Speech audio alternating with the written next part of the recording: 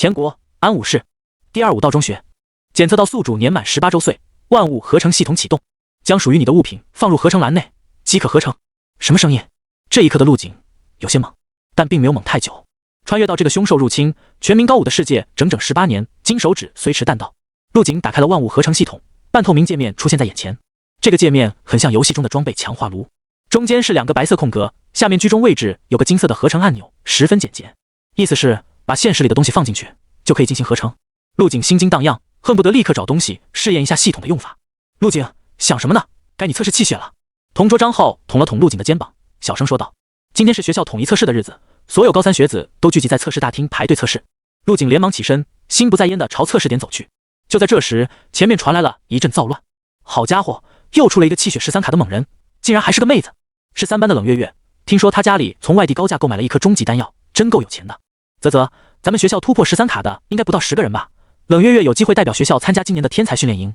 天才训练营，川省每年都会从中学挑选一些气血超过13卡的优秀学生，在5考前进行特别训练，也可以理解为开小灶。从训练营出来的学生实力都会突飞猛进。陆景闻言也是心头火热，谁不想一飞冲天，在武道上一骑绝尘？挤开人群，陆景用取样针刺破手指，将血滴在仪器上，淡蓝色的光线落在嫣红的鲜血上，不断扫描着。滴，气血值 8.87 卡。一旁负责测试的武道老师皱了皱眉，没有多说什么，示意换下一人继续测试。哎，辛苦训练了1个月，气血只涨了 0.1 卡。陆景叹了口气，以他现在的气血，连专科武大的分数线都摸不到，更别提参加天才训练营了。回到座位上，同桌张浩见陆景有些精神恍惚，笑着说道：“怎么，受打击了？”张浩拍了拍陆景的肩膀，要不晚上一起去网吧包个宿，我请客。不了。陆景摇头道：“以后网吧我就不去了，我打算备战5考。备战5考？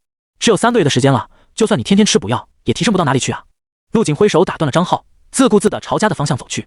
张浩还想追上去，却被一旁的男生拉住，人家痴心妄想要考武大，就让他去呗，咱们再找个人舞排就是了。行吧。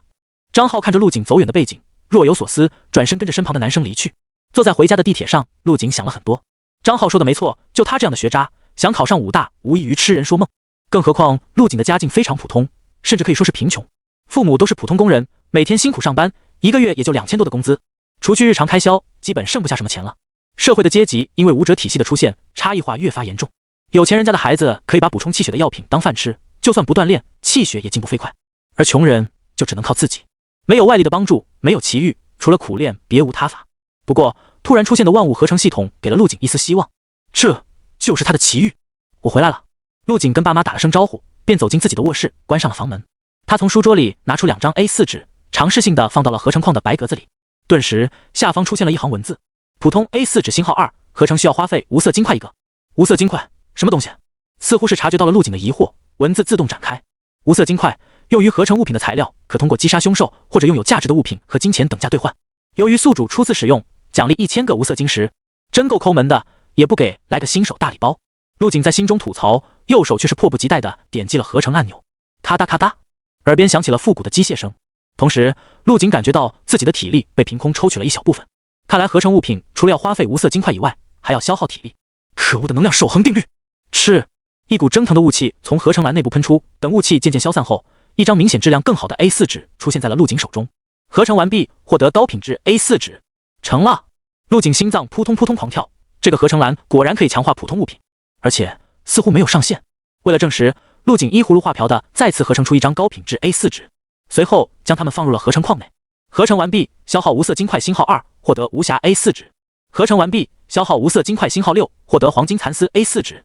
经过3次合成后，陆景手中出现了一张金灿灿的纸张。黄金蚕丝纸以稀有的黄金蚕吐出的天然蚕丝混合金丝编织而成，纤维程度长，透气性和透湿性极佳，市场售价在5000元左右。合成框除了合成功能以外，还能鉴定物品的属性。他尝试着将房间里的一些东西放进去，都出现了很详细的说明。发达了，这下赚大发了。陆景闭上眼睛深呼吸，平稳了下激动的情绪。刚刚用了8张 A4 纸和14个无色金块，就合出了黄金蚕丝，光是做生意就能赚不少钱。就是不知道无色金块和钱的兑换比是多少，而且白纸这东西的可塑性太低，如果换成其他东西呢？陆景心中微动，将丹药、功法放入合成框中，会合出什么东西？他看向了书桌上学校发放的炼体教材，基础炼体学，心里有了个大胆的想法，这东西应该算功法类的，不知道能不能合成。陆景思索了片刻，最后下定决心，反正试错的成本很低，刚刚消耗的体力已经恢复，基础炼体学这本书并不厚，只有几十页，上面记载了一些淬炼气血的动作。陆景将书撕成一页一页的，直接用家里的打印机复印了一份，随后拿着2本基础炼体学放入了合成矿之中。基础炼体学星号2，合成需要花费无色金块20个。合成，赤，合成矿冒起了浓烟，体力再次被抽去了一小股。没一会，一本完全不一样的书籍出现在陆景手中。合成完毕，获得5组断体术。书籍只从封面上来看，就比之前高级了不少，整体由牛皮制成，布满了岁月的痕迹。好奇心的驱使下，陆景打开了这本5组断体术。哗啦，入眼是密密麻麻的炼体详解，还贴心的画上了动作图示。这么高级，陆景顿时来了兴趣，认真翻看起来。5组断体术是武道元年人族开道祖师所着的一本断体法门，上面记载了完整的动作和修炼心得。现在全国统一的基础炼体学正是从中简化得来的，修炼起来简单了不少，但效果也不如前者，只是浅显易懂罢了。合成一次就得到了开道祖师的心得，如果再合成呢？陆景心中微动，继续复印基础炼体学。好在家里的 A4 纸完全够用。吃，没一会儿，陆景又合出了3本一模一样的5组断体术，花费了60个无色金块，体力也被抽取了一小半。继续，陆景将2本5组断体术放入合成矿。5组断体术星号2，合成需要花费无色金块80个。合成，吃，体内的力气再次被抽去小半。雾气闪过，一本崭新且充满未来感的书籍出现。合成完毕，获得新武技断体术。新武技，陆景迫不及待地将新武技断体术拿在手上，仔细端详着。与其说是书籍，其实更像是微型电脑，表面不断荡漾着淡蓝色的涟漪，科技感十足。滴，陆景点击了上面的按钮。新武技新编断体术，欢迎您的使用。下一刻，新武技断体术自动翻开，一张张幻灯片一样的纸张呈现在陆景眼前，让他瞪大了眼睛。新武技，这竟然是500年后的书！陆景身子猛地颤抖，合成矿竟然合出了未来世界的东西。随着翻看，陆景的震惊更甚。相比起他在学校学习的炼体术，新武技断体术反而更加简单了。但并不是做了删减，而是精炼了每一个动作，让断体的效率提升了不止10倍。也就是说，修炼这本新武技断体术的人，气血增长将会是普通人的10倍。还要继续吗？陆景咽了下口水，看着地上还有几本没来得及合成的5组断体术。既然有更好的断体功法，那为什么不继续？来吧，合成蓝，让我看看你的极限在哪里。想到这，陆景再次拿起了地上的5组断体术，放入了合成蓝之中。默一会儿，又一本新武技断体术新鲜出炉。新武技断体术星号2，合成需要花费无色金块200个。而此刻，陆景坐在凳子上，深呼吸调整状态。他在等消耗的体力恢复，以确保万无一失。半个小时后，体力恢复到80%。陆景没有丝毫犹豫，再次选择了合成。眼前猛地一黑，这次抽取的体力是之前的数倍。陆景整个人差点瘫倒在地上，隐约听到脑海中悦耳的提示音：恭喜，合成暴击，将进行跳级合成，10%几率。就在将要合成完毕的时候，合成栏传来了新的提示。砰！这次的合成矿没有再喷出烟雾，而是绽放出了金光。金色传说，合成完毕，获得恒星际断体术入门篇。恒星际断体术入门篇由恒星际武盟所有强者合力所创，为人族传承最强入门断体术。人族传承最强？陆景死死盯着手中 U 盘大小的装置，神情已经有些癫狂。随着他的按动，U 盘装置大放光芒，在前方空地形成了一道3维投影。继续在投影上点击，浏览着目录和介绍。上面说，人类在5到万年后进入了恒星纪，科技大爆炸，新创的断体术相较于初代效率提升了数百倍。这意味着我练一遍相当于别人练了1年。现如今增加气血只能依靠2种方式，一是依靠外物滋养，二是练习基础炼体学里的动作。基础炼体学人人一本，除此之外没有其他的炼体功法，所以天赋变得尤为重要，从根本上决定了一个人的气血涨幅。有的人天赋异禀，修炼1天基础炼体学就能感受到气血的增长，而有些人天赋差，修炼1个月才能增长些许。这就是天赋壁垒，无人可以跨越。但现在陆景有了恒星际断体术，练1天相当于别人练几年，怎么能让他不激动？陆景的天赋说实话就是普通的路人水平，中等偏下，泯然众人。而武者无不是百里挑一，一个班级最多出几个能考上武大的。又过了好一会，陆景的体力渐渐恢复，直接启动了恒星际断体术的跟练模式。下一刻，3维投影照射到陆景身上，似乎在扫描数据。扫描完毕，跟练模式启动，投影再次变形，形成了一道人影。仔细看，投影出的竟然是陆景本人，正一招一式的演练着。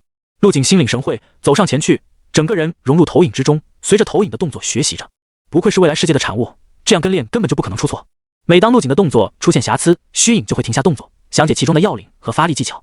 像这种虚拟投影技术，他在科幻电影里都没见过，实在是太先进了。恒星际断体术入门篇共有12式，比学校里教的动作少了上百种，但却能锻炼到全身各处。陆景随着跟练，越发察觉出其中的不凡。当他完成了第1式动作的时候，身体竟然产生了一股触电般的酥麻感。随后气血升腾，就好像有热流在胸膛中窜动，让他舒服的差点呻吟出来。此时如果有旁人在场，会发现陆景在房间里做着一个又一个诡异的动作，身子不断扭转间，有种莫名的和谐美感，似乎浑然天成，如比歌莫舞。在学习的过程中，陆景的体温不断升高，能量快速消耗转化成气血，汗水啪嗒啪嗒的落在地板上。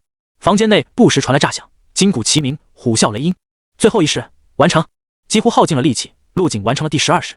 他整个人像是散架了一样，直接躺在了地板上，但身子却是无比的舒爽，完全没有脱力的酸痛感。体内的每一个细胞都在欢呼雀跃，一股强烈的饥饿感袭来，这是身体在提醒他能量消耗太多，需要及时补充。这种突如其来的饥饿，只有气血大幅提升时才会有，我才做了一遍而已。陆景惊喜不已，恒星际断体术不愧是万年后人族智慧的结晶，效果出乎了他的意料。有了合成蓝，武道之路我不仅要走下去，还要到那巅峰去看一看。天赋壁垒对他来说已经形同虚设，通过合成以后兴许能找到直接提升天赋的法子。不过这次合成好像触发了暴击机制，导致直接跳级了，这个几率是10%，也就是说每100次合成差不多能有10次跳级。不知道恒星际断体术还能不能继续合成，放进去试试看，反正不点合成就不会开始。陆景没有傻到直接合成恒星际断体术几乎抽了他大半的体力，如果再继续，合成蓝可能会把他抽成干尸。他只是想看看下一阶段需要花费多少无色金块。舔了舔嘴唇，陆景尝试将恒星际断体术放入合成蓝内，然而这次合成蓝却没了反应。合成蓝目前处于初级阶段，最高只能将同类物品合成3次，若想提高合成次数，请升级合成蓝。3次就是极限吗？不过既然能升级，陆景微微一怔，怎么才能升级？成为正式武者便可开启终极合成蓝。正式武者气血达到15卡，且战斗力在150点以上，便可以参加武门考试，通过后将正式成为一境武者。成为正式武者后，不仅武者身份得到认证，还能每月领取一笔不菲的练武津贴。一境武者的津贴每月有3000元，相当于爸妈1个月的工资，并且一些名牌武大的招生条件极为苛刻，一般只招收正式武者。既然决定要考武大，那在武考前成为武者是必要条件。名牌武大不仅有最顶级的师资力量，练武资源也不是普通武大能比的，这些都能让他快速成长起来。而且从名牌武大毕业后，相当于镀了一层金，不管是入伍参军还是进入官场，都有极大的助力。有了恒星际断体术，3个月的时间突破到武者，应该能做到吧？陆景捏了捏拳头，心中前所未有的自信。陆景，出来吃晚饭了。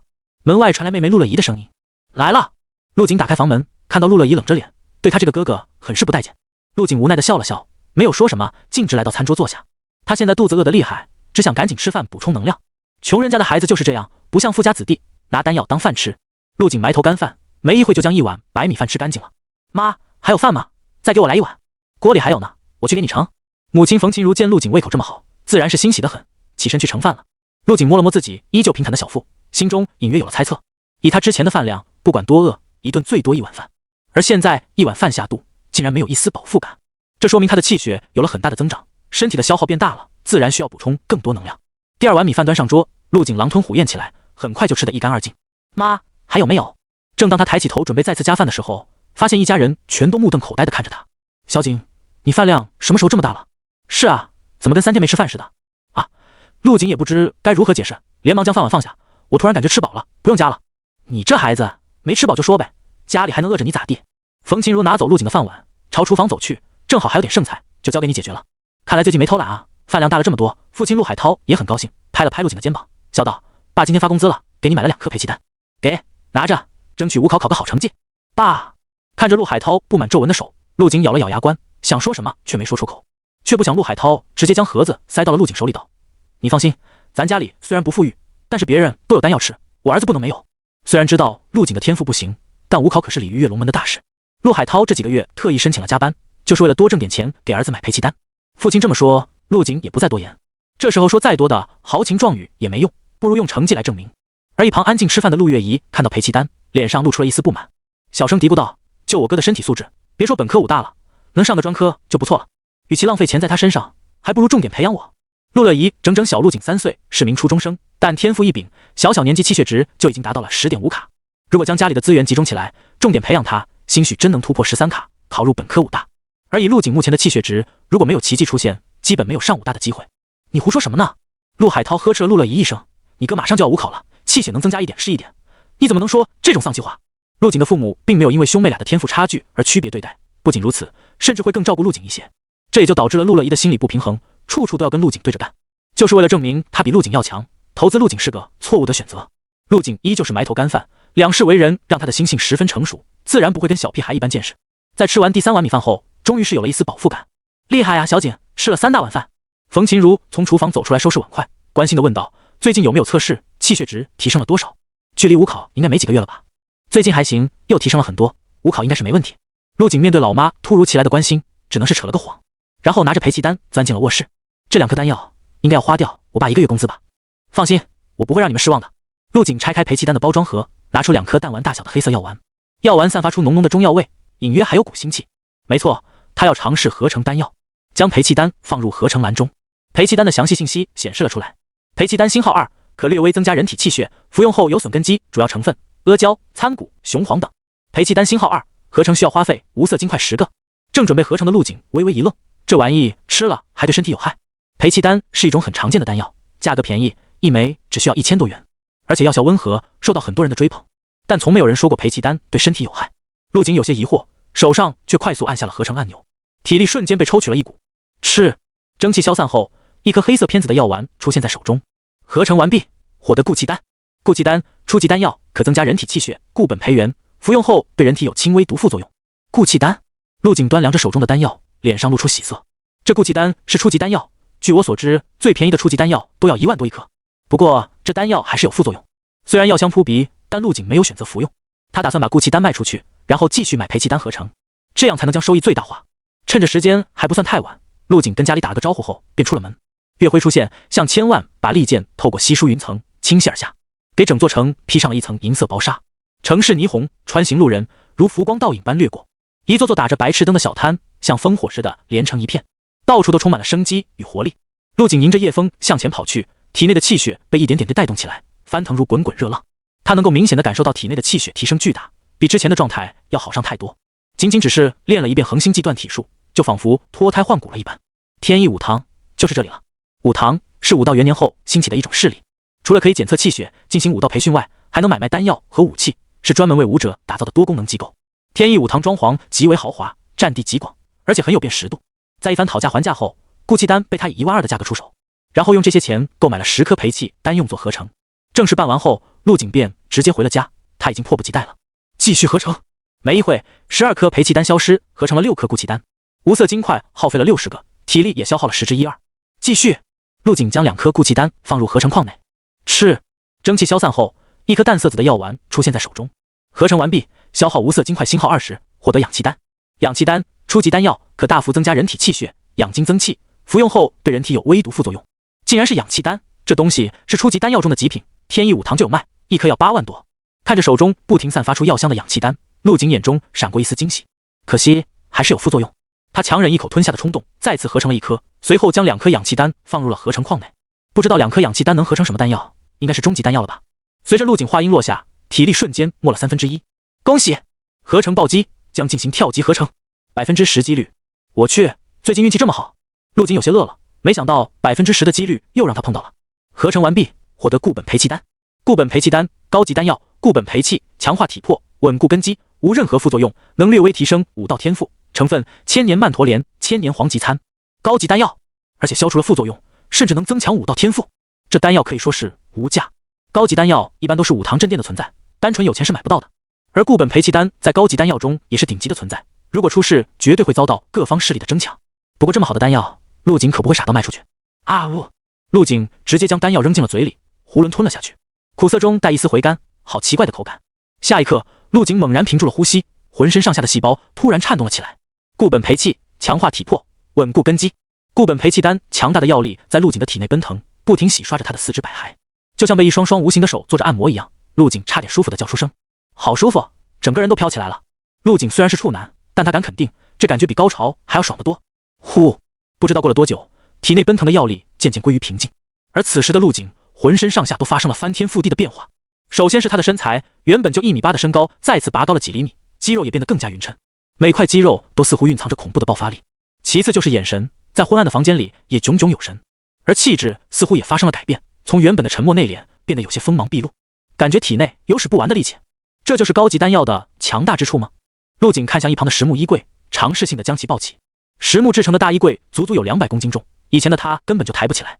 然而下一刻，衣柜被他单手轻而易举地抬离地面，丝毫没有吃力的感觉。不知道我现在的气血是多少卡，得找个时间去测试一下。此时的陆景精力旺盛，朝着空气狠狠地打出一拳。砰！拳头打在空气上，竟然发出了一声炸响。这一拳，1天前的我怕是要被直接打死。陆景有些被自己吓到了。就在他感受身体变化的时候，一丝丝黑色污垢从毛孔里钻出，还伴随着一股难闻的臭味。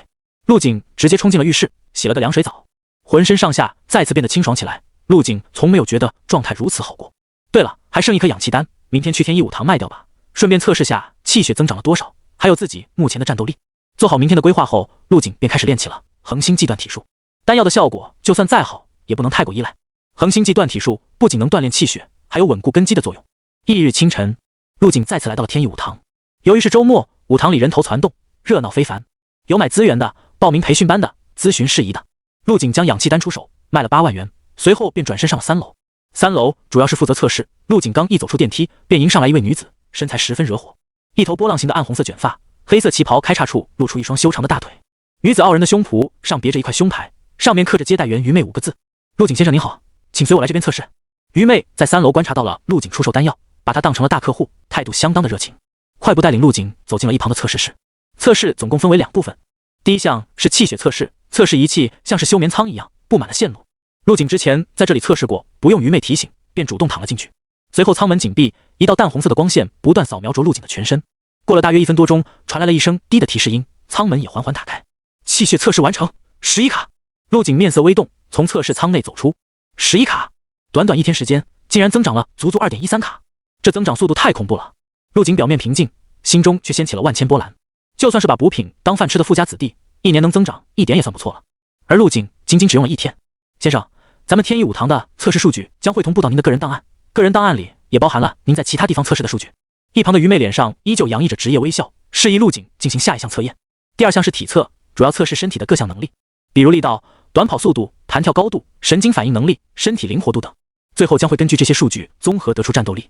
一般战斗力和气血值是成正比的，通常普通人10卡的气血，战斗力应该在100点左右。如果经历过训练或者实战，战斗力将会有显着地提升。这部分的测试比较繁琐，花费了10分钟的时间才测试完成。于妹将陆景的各项数据输入进设备，开始评估综合战斗力。第一，设备传来声音，战斗力评估完成105，战斗力105，没有达到当前气血应有的战斗力标准值。陆景有些失望，不过转念一想，便清楚了其中的问题所在。自己的气血提升得太快，还没有适应目前的实力，数值低很正常。只要回去勤加练习，战斗力很快便能追上来。想通之后，陆景不再纠结，他现在前所未有的自信。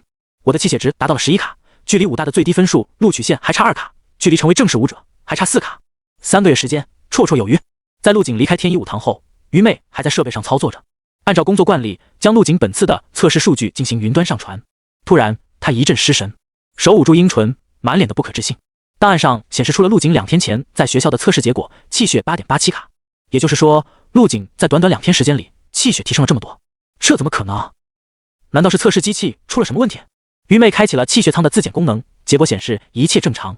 百思不得其解之下，她一路小跑把陆景的测试数据送到了天一武堂馆长张清扬的手里。馆长，刚刚我测试了一个人，他的数据有些奇怪。于妹将手中的档案递了过去。有什么奇怪的？这个陆景气血提升的有些奇怪。馆长接过档案，随意扫了一眼，便放在了桌子上，漫不经心地说道：“怕不是气血舱坏了吧？这机器运行这么久了，还没有调试过，去自检一下吧。”于妹神情复杂地摇了摇头：“机器没有问题，我刚刚给自己测试了一下，没有误差。”馆长闻言一愣，也就是说，这小子的气血值2天时间增加了2点多。于妹点了点头，这个人肯定有问题，说不定是个刚觉醒的天赋者，要不要重点关注一下？天赋者？馆长瞬间来了兴趣，拿起刚刚放下的档案，在看完陆景的体测成绩后，有些失望，摇摇头唏嘘道：“战斗力这么拉胯，气血这么强，大概率是用了透支潜力的药物。有这种药？有的，黑市里这种药多的是，能让人的气血在短时间内暴涨，但是副作用也很大，基本吃了这辈子就废了。”提到这药，馆长脸上露出了几分鄙夷，而且这药会提前透支生命，这小子的气血很快便会下滑。算了，人各有志，这不是我们该操心的。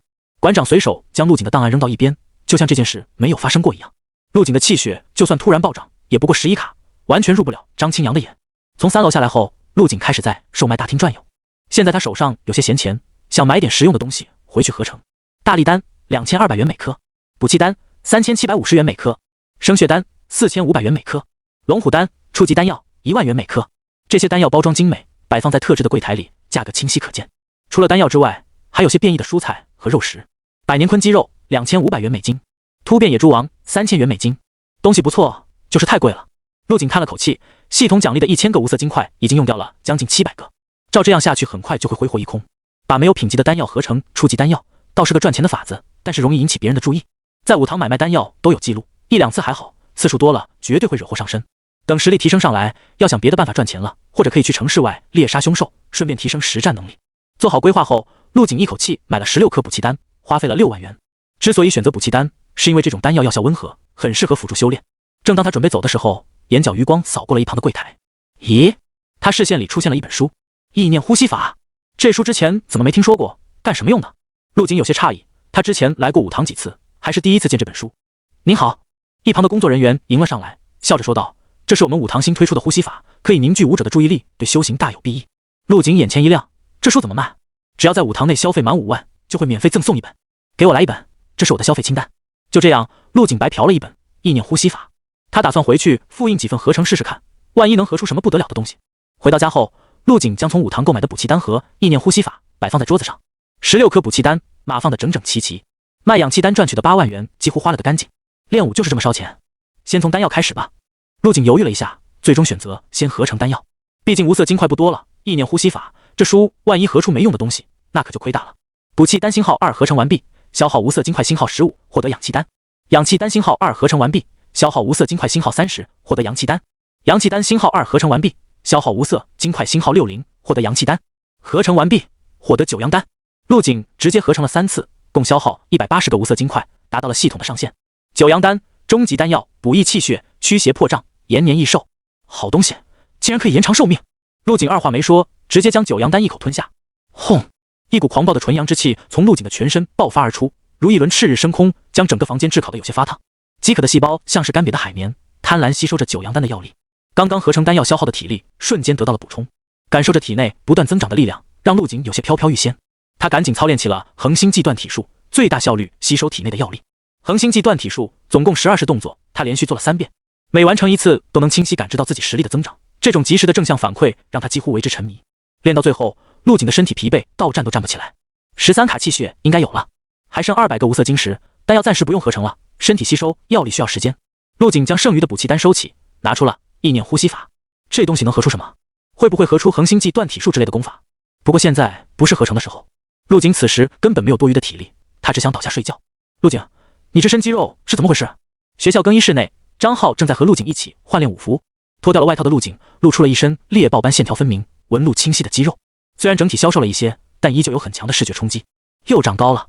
陆景看向镜子中自己那张棱角分明的脸，深如黑檀的眸子里闪动着星芒，冷彻而又深沉。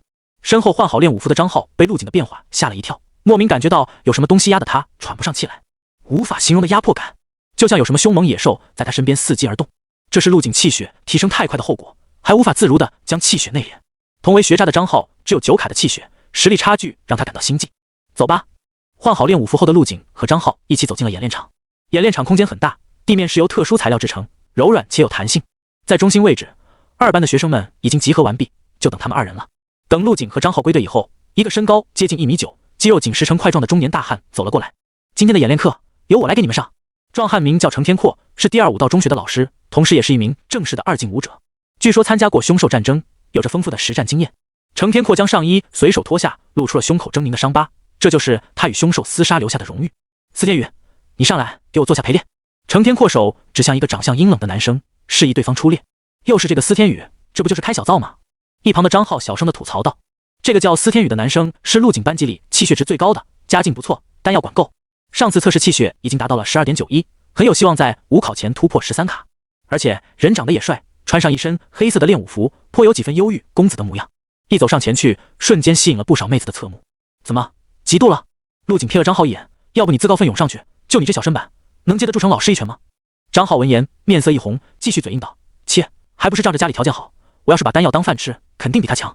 陆景没再搭理他，仔细看着前方2人演练拳法。好了，演示到此为止，接下来我叫一名同学上来跟司天宇对练一下。程天阔拍了拍司天宇的肩膀，对这名学生很是满意。而一旁的司天宇面色如常，他早已经习惯了被特殊对待。程天阔朗声问道：有没有哪位同学愿意主动上来？这不是纯粹挨打吗？谁愿意上去啊？就是。学生们纷纷退缩，小声嘀咕着。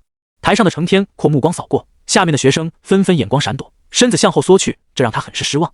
就在他准备随便挑个人上来的时候，突然对上了一道凛冽的目光。程天阔眼前一亮，看向了站得笔直的陆景。这个学生有点意思。此时的陆景和其他学生形成了鲜明的对比。身旁的张浩因为害怕被选中，偷偷向后挪了半个身位，正好将陆景暴露了出来。而且所有人都在躲避程天阔的目光，只有陆景坦然回视。就是你了，那位同学。程天阔指了指陆景，你上来陪司天宇练一下我刚刚演示的拳法。陆景这倒霉蛋，哈哈，有好戏看了。旁边的同学见挑中了陆景，全都松了口气，随后用幸灾乐祸的表情看向了陆景。陆景的实力大家心里都有数，班级里垫底的存在，和司天宇根本不是一个层次。好兄弟，你多保重，不行就认输，不丢人。张浩叹了口气，给了陆景一个自求多福的眼神。他心里也有些纳闷，他和陆景二人在班里一点都不起眼，这程天阔抽了什么风，竟然挑中了陆景。陆景对此并不排斥，正好缺乏实战经验，这也是个机会。想到这，他拨开身前的人群，走上前去。程天阔在台上看着陆景一步步走来，恍惚间有种饿狼在羊群中行走的错觉。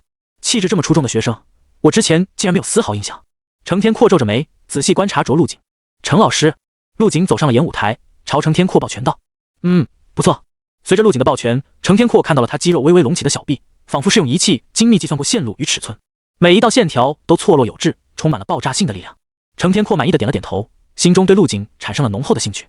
你叫什么名字？之前学校组织的气血测试，你是多少卡？程老师，我叫陆景。陆景语气不卑不亢，如实回答道：上次学校组织的测试，我的气血是 8.87 卡。8.87卡。程天阔眉头微皱，莫非自己想多了？陆景见对方面露疑惑，便准备说出自己在武堂测试的结果。气血的增进是瞒不住的，至于气血暴涨的原因，陆景打算装糊涂。程老师，我昨天又测试了一下，罢了，你去和司天宇对练一下吧。程天阔打断了陆景的话，这才隔了2天，气血能有多大的变化？看来自己真是看走了眼。这叫陆景的学生平时应该是经常锻炼，这才将身材练得这么完美，气血这么低，应该是天赋不行吧？好的。被打断的陆景微微一怔，没再说什么，转身朝演舞台中间走去。演舞台，司天宇负手而立，五福的绳带在风中猎猎扬起，说不出的轻易。出尘。见陆景走来，依旧是面无表情，风轻云淡。陆景同学，不得不说你很有勇气。司天宇嘴角噙着淡淡笑意，我今早修炼基础，练体学时又有突破，气血已经达到了13卡。不过你放心，我会收着点力，但拳脚无眼。如果对练的过程中不小心伤了你，你叫出来就好，我会及时停手的。陆景点了点头，随意附和了一句。台下的学生们听到了二人的对话，开始小声讨论起来。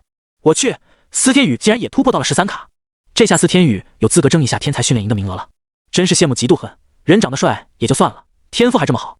不少女生的眼睛变成了桃心状，疯狂朝司天宇抛着媚眼。台上的司天宇也注意到了众人的表情变化，嘴角微微翘起，聆听着台下的吹捧，很是受用。准备好了吗？司天宇见气氛烘托的差不多了，准备一击将陆景打倒，再耍一波帅。陆景点了点头道：好了，开始吧。话音刚落，司天宇右手肌肉隆起，一记直拳朝陆景狠狠砸来，拳风破空，带起了强烈的呼啸之声。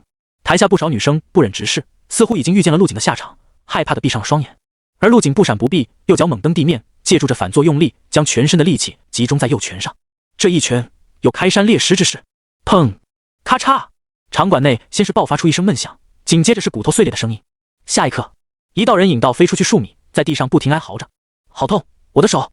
台下的众人还没反应过来，听到喊声后纷纷朝演舞台靠近。张浩第一个冲过来，紧张地喊道：陆景，你怎么了？哪里受伤了？然而随着他的靠近，才发现了事情的不对劲。陆景哪里有什么事？他还好好的在台上站着呢。也就是说，刚刚飞出去的是司天宇。围观的学生们全都怔住了，不敢置信地看向地上不断打滚的司天宇。我没事。陆景耸了耸肩，看向一脸紧张的张浩。他以为司天宇很强，所以那一拳用了全力，没想到直接把对方打飞了出去。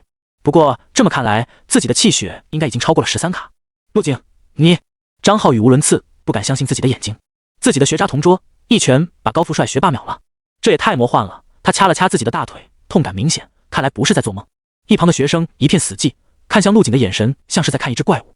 不仅是学生们呆住了，就连程天阔也张大了嘴巴。不过他很快便反应了过来，这个陆景深藏不露，隐藏了实力。快叫医务室的人来，司天宇右手骨折了。程天阔上前查看了一番司天宇的伤势，对一旁的学生吩咐道。随后他看向了一旁的陆景，眼神有些不善：你小子藏得挺深啊。程老师，我真不是有意的，没想到他这么不经打。陆景实话实说，他根本就没有故意伤害对方的意思。程天阔见司天宇被担架抬走，没好气地对陆景说道：你小子跟我来办公室。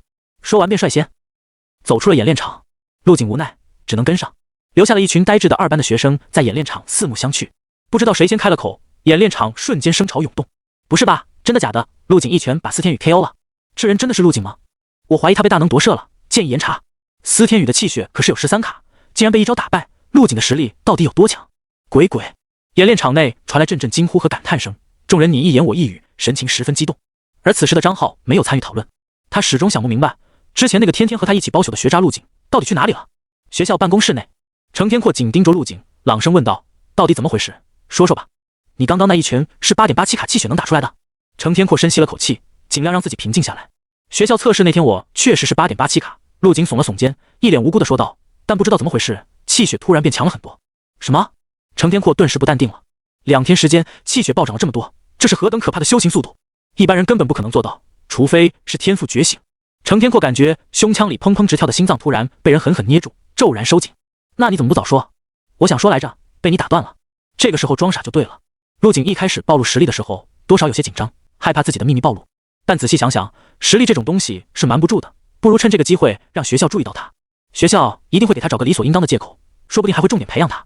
看着一脸无辜的陆景，程天阔有些无语。正好这里有台气血测试机，我亲自给你测试一下。默一会，测试结果出来了，气血14.32卡。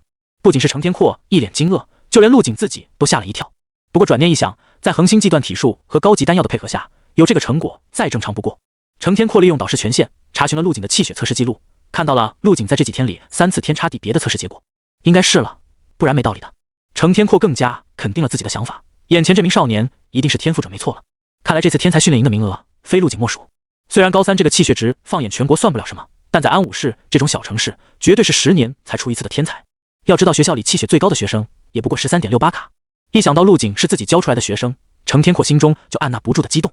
而一旁的陆景看着眼神不断闪烁的程天阔，忍不住咳嗽了一声。陆景啊，你这个情况我还是第一次见。程天阔双眼冒光，拍了拍陆景的肩膀。1个月后，咱们东川省有一个天才训练营，我准备推荐你去，有没有兴趣？天才训练营？程天阔点了点头，共有100个名额，正好咱们学校有一个，成功入选后还有20万的奖励助学金。我去。陆景点了点头，他等的就是程天阔这句话。好，我会把你的事情上报给校长，应该没太大问题。除此以外，你还有什么要求吗？我可以一并请示校长。程天阔询问道。我想先请个假，学校里的课程对我来说没什么用，不如利用这些时间修炼。陆景提出了自己心里的想法，有了恒星际断体术，学校里教的这些东西索然无味，如果可以将上课时间利用起来，实力提升一定会更快。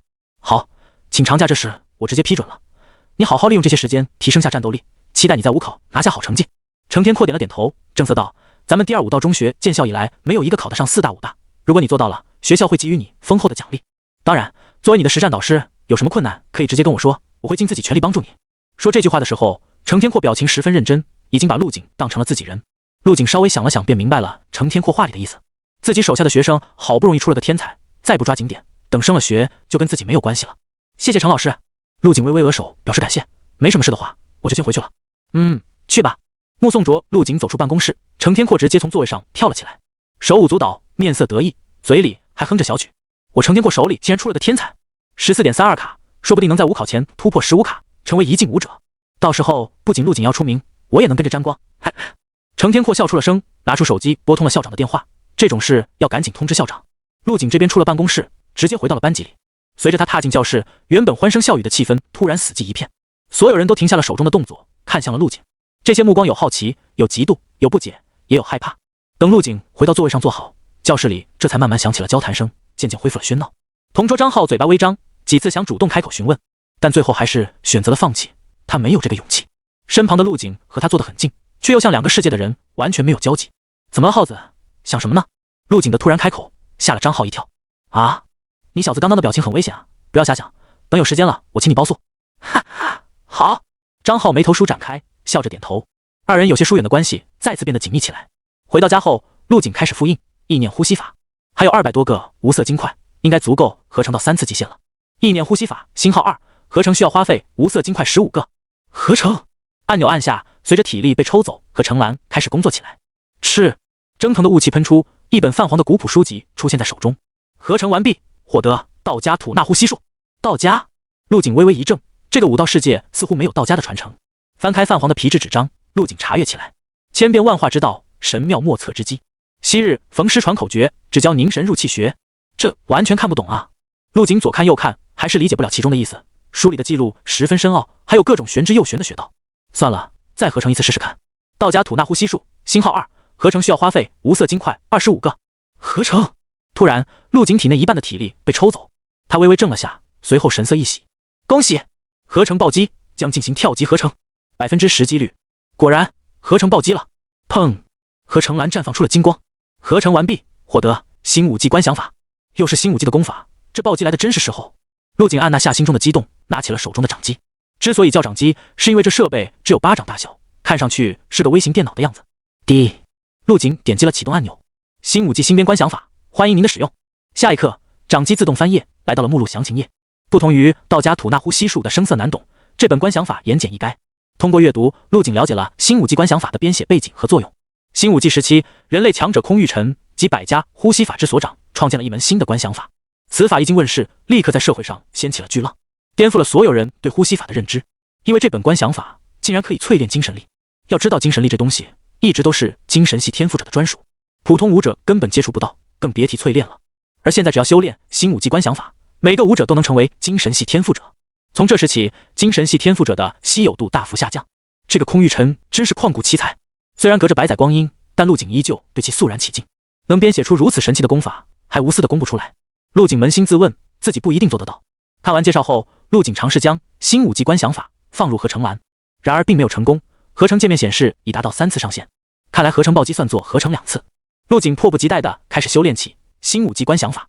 这门观想法除了淬炼精神力之外，还能增强意志力，让武者可以随时进入天人合一的状态。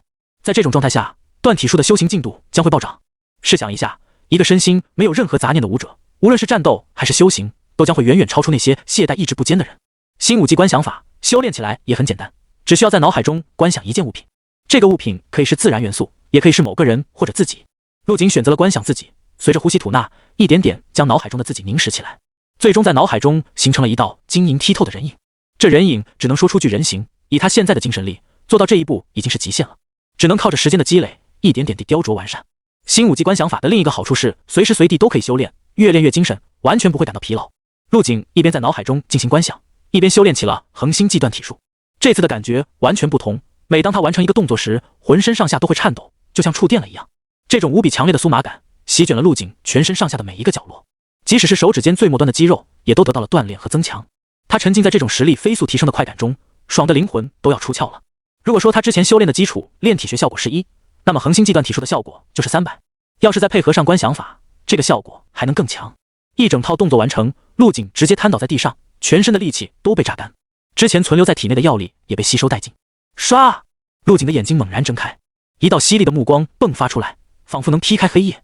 他感觉自己的五感都得到了强化，之前一些忘记的事情也都回想了起来。这观想法果然不凡。躺在地上，陆景开始思索着自己的赚钱大计。手上还有一批丹药没有合成，但无色金块已经不多了，只剩下100多个，估计只够合成一枚中级丹药。如果运气好，说不定可以暴击成高级丹药。系统说击杀凶兽也会获得金块，不如去荒神丛林试炼一下。不行不行，陆景很快便否决了这个想法。城市的高墙外面被密集的丛林包裹，里面凶兽横行，十分危险。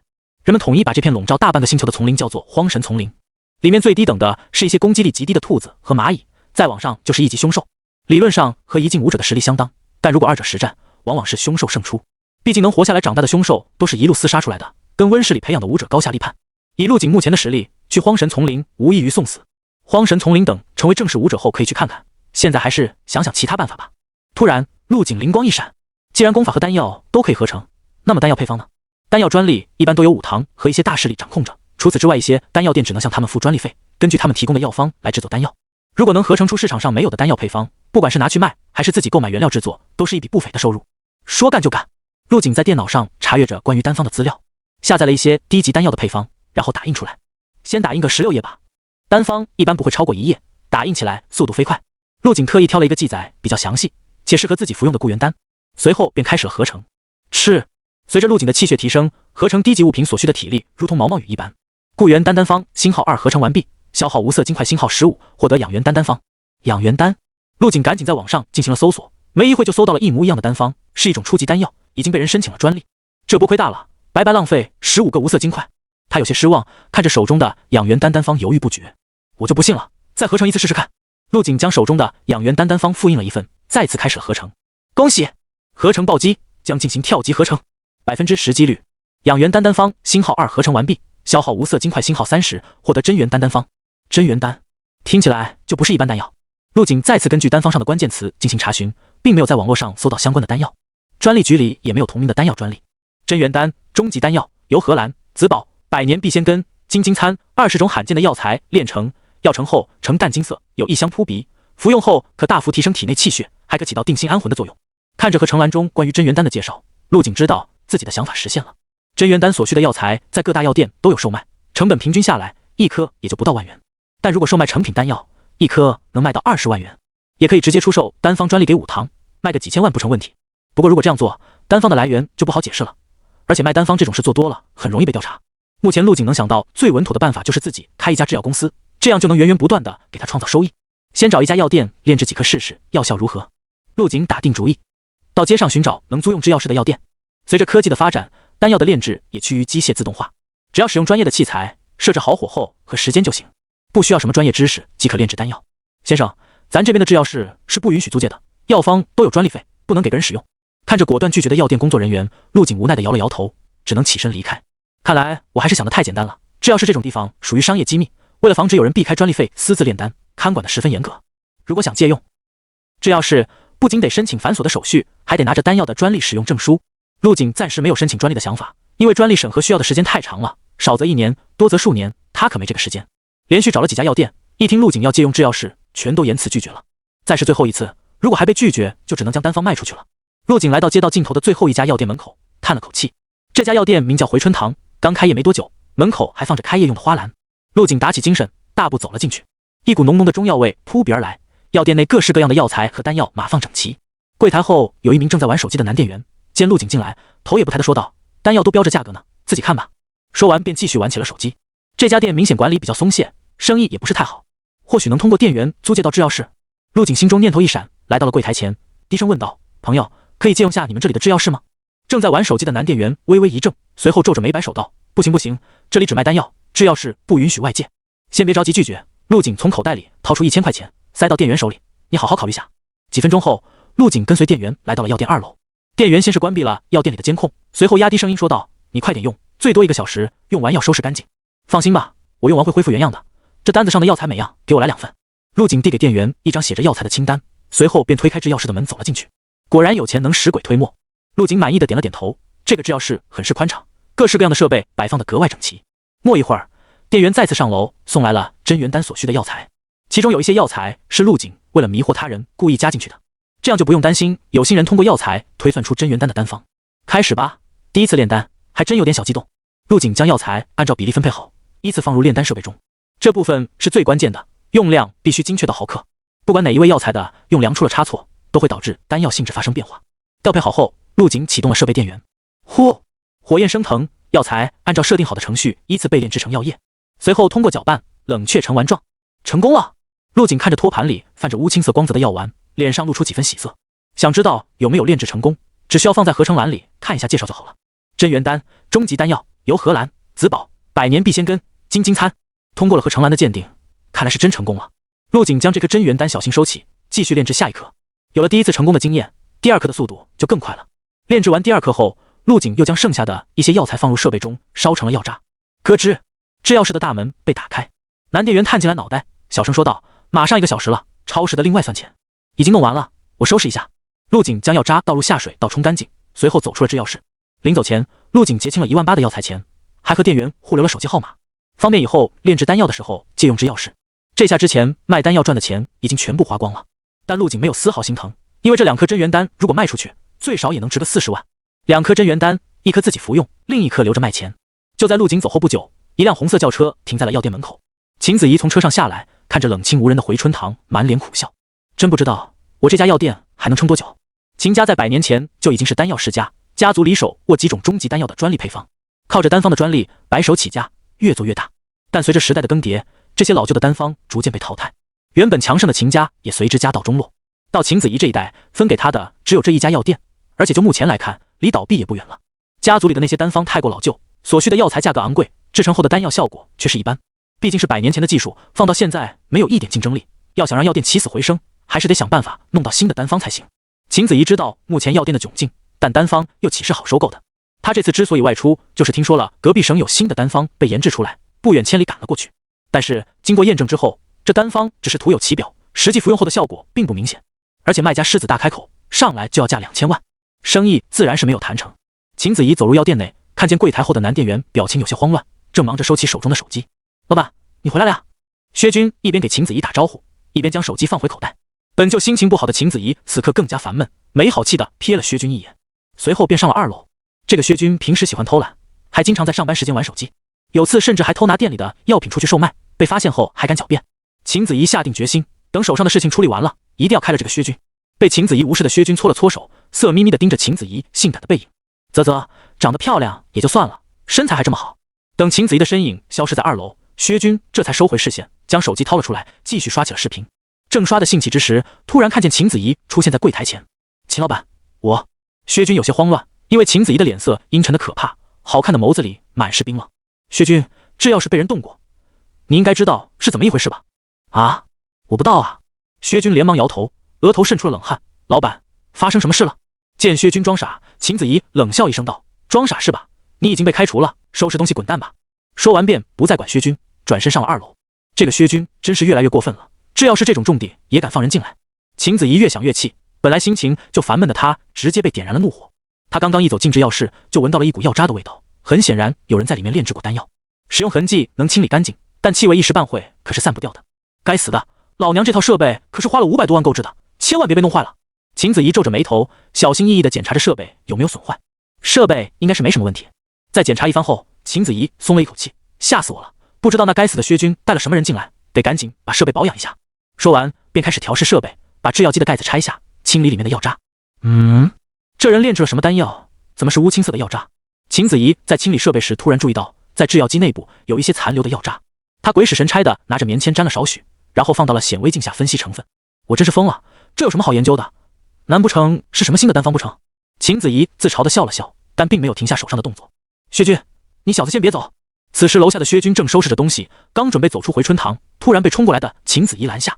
老板，真不能怪我呀，我是看咱药店的生意太差了，这才把制药室租给别人的。而且那人说他炼制的丹药是他自研的，不违法，我才同意的。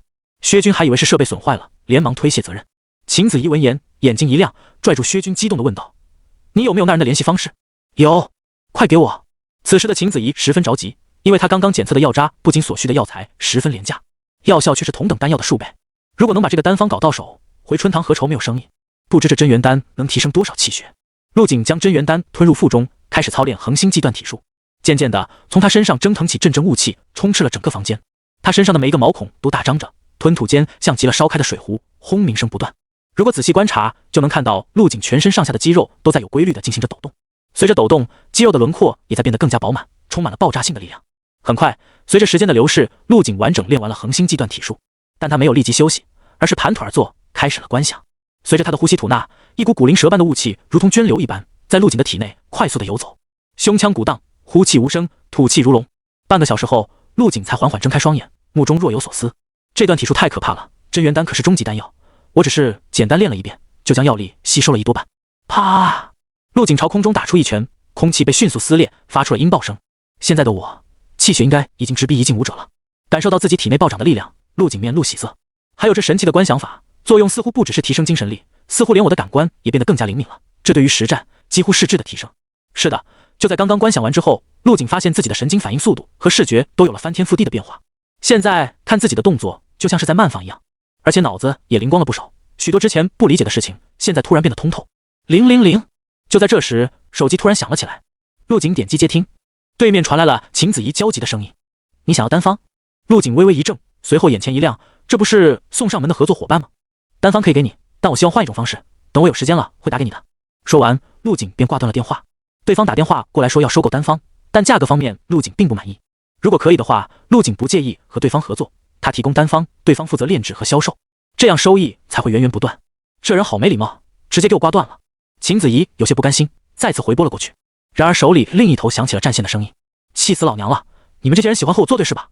秦子怡气得胸脯上下起伏，见一旁的薛军色眯眯地看着自己，顿时气不打一处来，直接把对方推出了门外。赶紧滚，以后回春堂不欢迎你。学校暂时不需要去，陆景埋头在家提升实力。距离他练习恒星际断体术和新武技观想法已经过去1个星期了。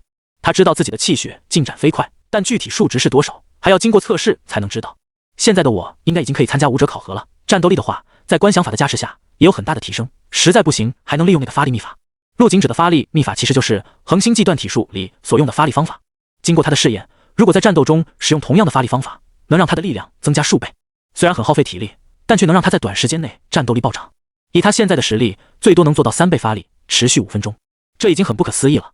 试想一下，一个1境武者在战斗中突然爆发出2境武者的实力，很可能直接将对手秒杀，这简直是越级战斗的神技。在恒星际，这种发力方法人尽皆知，但放在现在，绝对能轰动整个世界。陆景将这种发力方法命名为燃力。有段时间没测试气血和战斗力了，今天去武堂测试一下，如果时间充裕，顺便参加一下武者考核。翌日清晨，陆景再次来到了天意武堂，他轻车熟路上了3楼，走向了柜台方向。你好，我来测试，谢谢。碰巧的是，这次接待陆景的还是于妹。见到陆景后，于妹神情微动，眉目中满是好奇。这少年看起来似乎变得更强了。但馆长不是说这少年气血之所以暴涨，是服用了透支天赋的药物吗？想到这，于妹笑着问道：“先生，您距离上次测试才过了1个多星期，实力是又有进步了吗？”陆景闻言微微一怔，很快便反应过来，看来自己气血测试的有些频繁了，而且武堂这边也有权限调取自己的测试记录，应该是自己气血的提升速度引起了某些人的注意。不过陆景并不在意，自己的实力来路明确，不怕调查。是有进步，不是快武考了吗？想再测一下自己的气血值。陆景笑着对于妹说道。走进测试室，陆景躺进测试舱内。测试步骤还是老样子，先测气血，后测战斗力。测试舱内仪器开始扫描，没一会，舱门自动打开。滴，气血测试完成，25.35卡。什么？陆景和于妹同时被吓了一跳。本来以为气血能超过15卡，达到1境武者的水准就不错了，没想到直接突破了25卡。2境武者的门槛也不过才25卡。不过仔细想想，陆景这段时间吃了很多的丹药，再配合上恒星际断体术和观想法，能提升这么多是非常正常的事。他练了7天，相当于普通人练了7年，进度能不快吗？一旁的于妹小手捂着阴唇，惊讶到无以复加。18岁的2境武者，这是安武士从未有过的。更可怕的是，这少年前不久气血只有8.87卡，才过去多久便提升到了2境武者的水准，这是多么恐怖的增长速度！是不是该测战斗力了？陆景开口打断了于妹的思绪。啊，对，你跟我来。于妹脸上露出歉意，带领他来到战力测试室。陆景摩拳擦掌，跃跃欲试。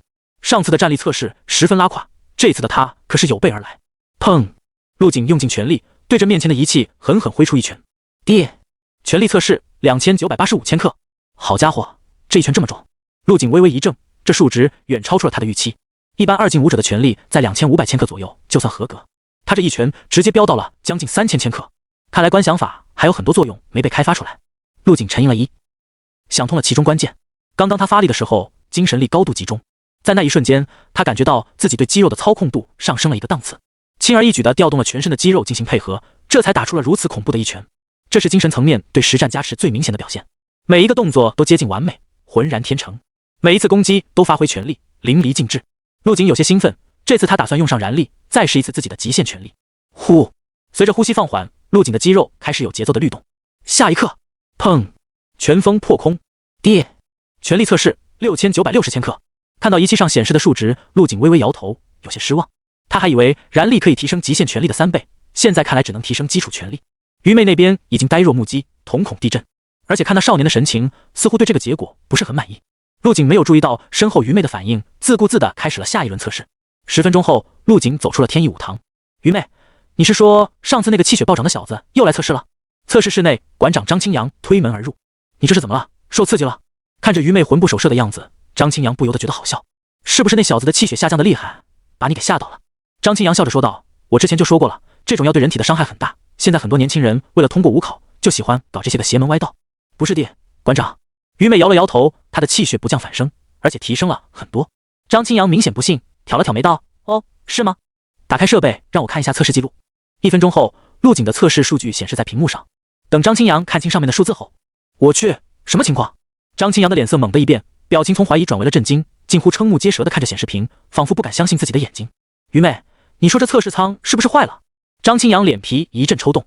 于妹此时已经缓了过来，带着张清扬来到战力测试室，数据应该是没问题，他的战斗力这次涨得更加夸张。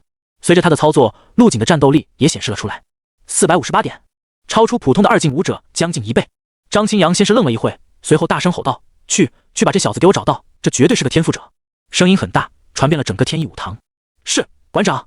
而另一边，陆景出来后便坐车直奔武者协会。如果速度快点，兴许还能赶上今天的武者考核。不得不说，出租车司机是真的很健谈，一路上找着各种话题和陆景聊天。小伙子，我看你年龄不大，去武者协会干嘛去啊？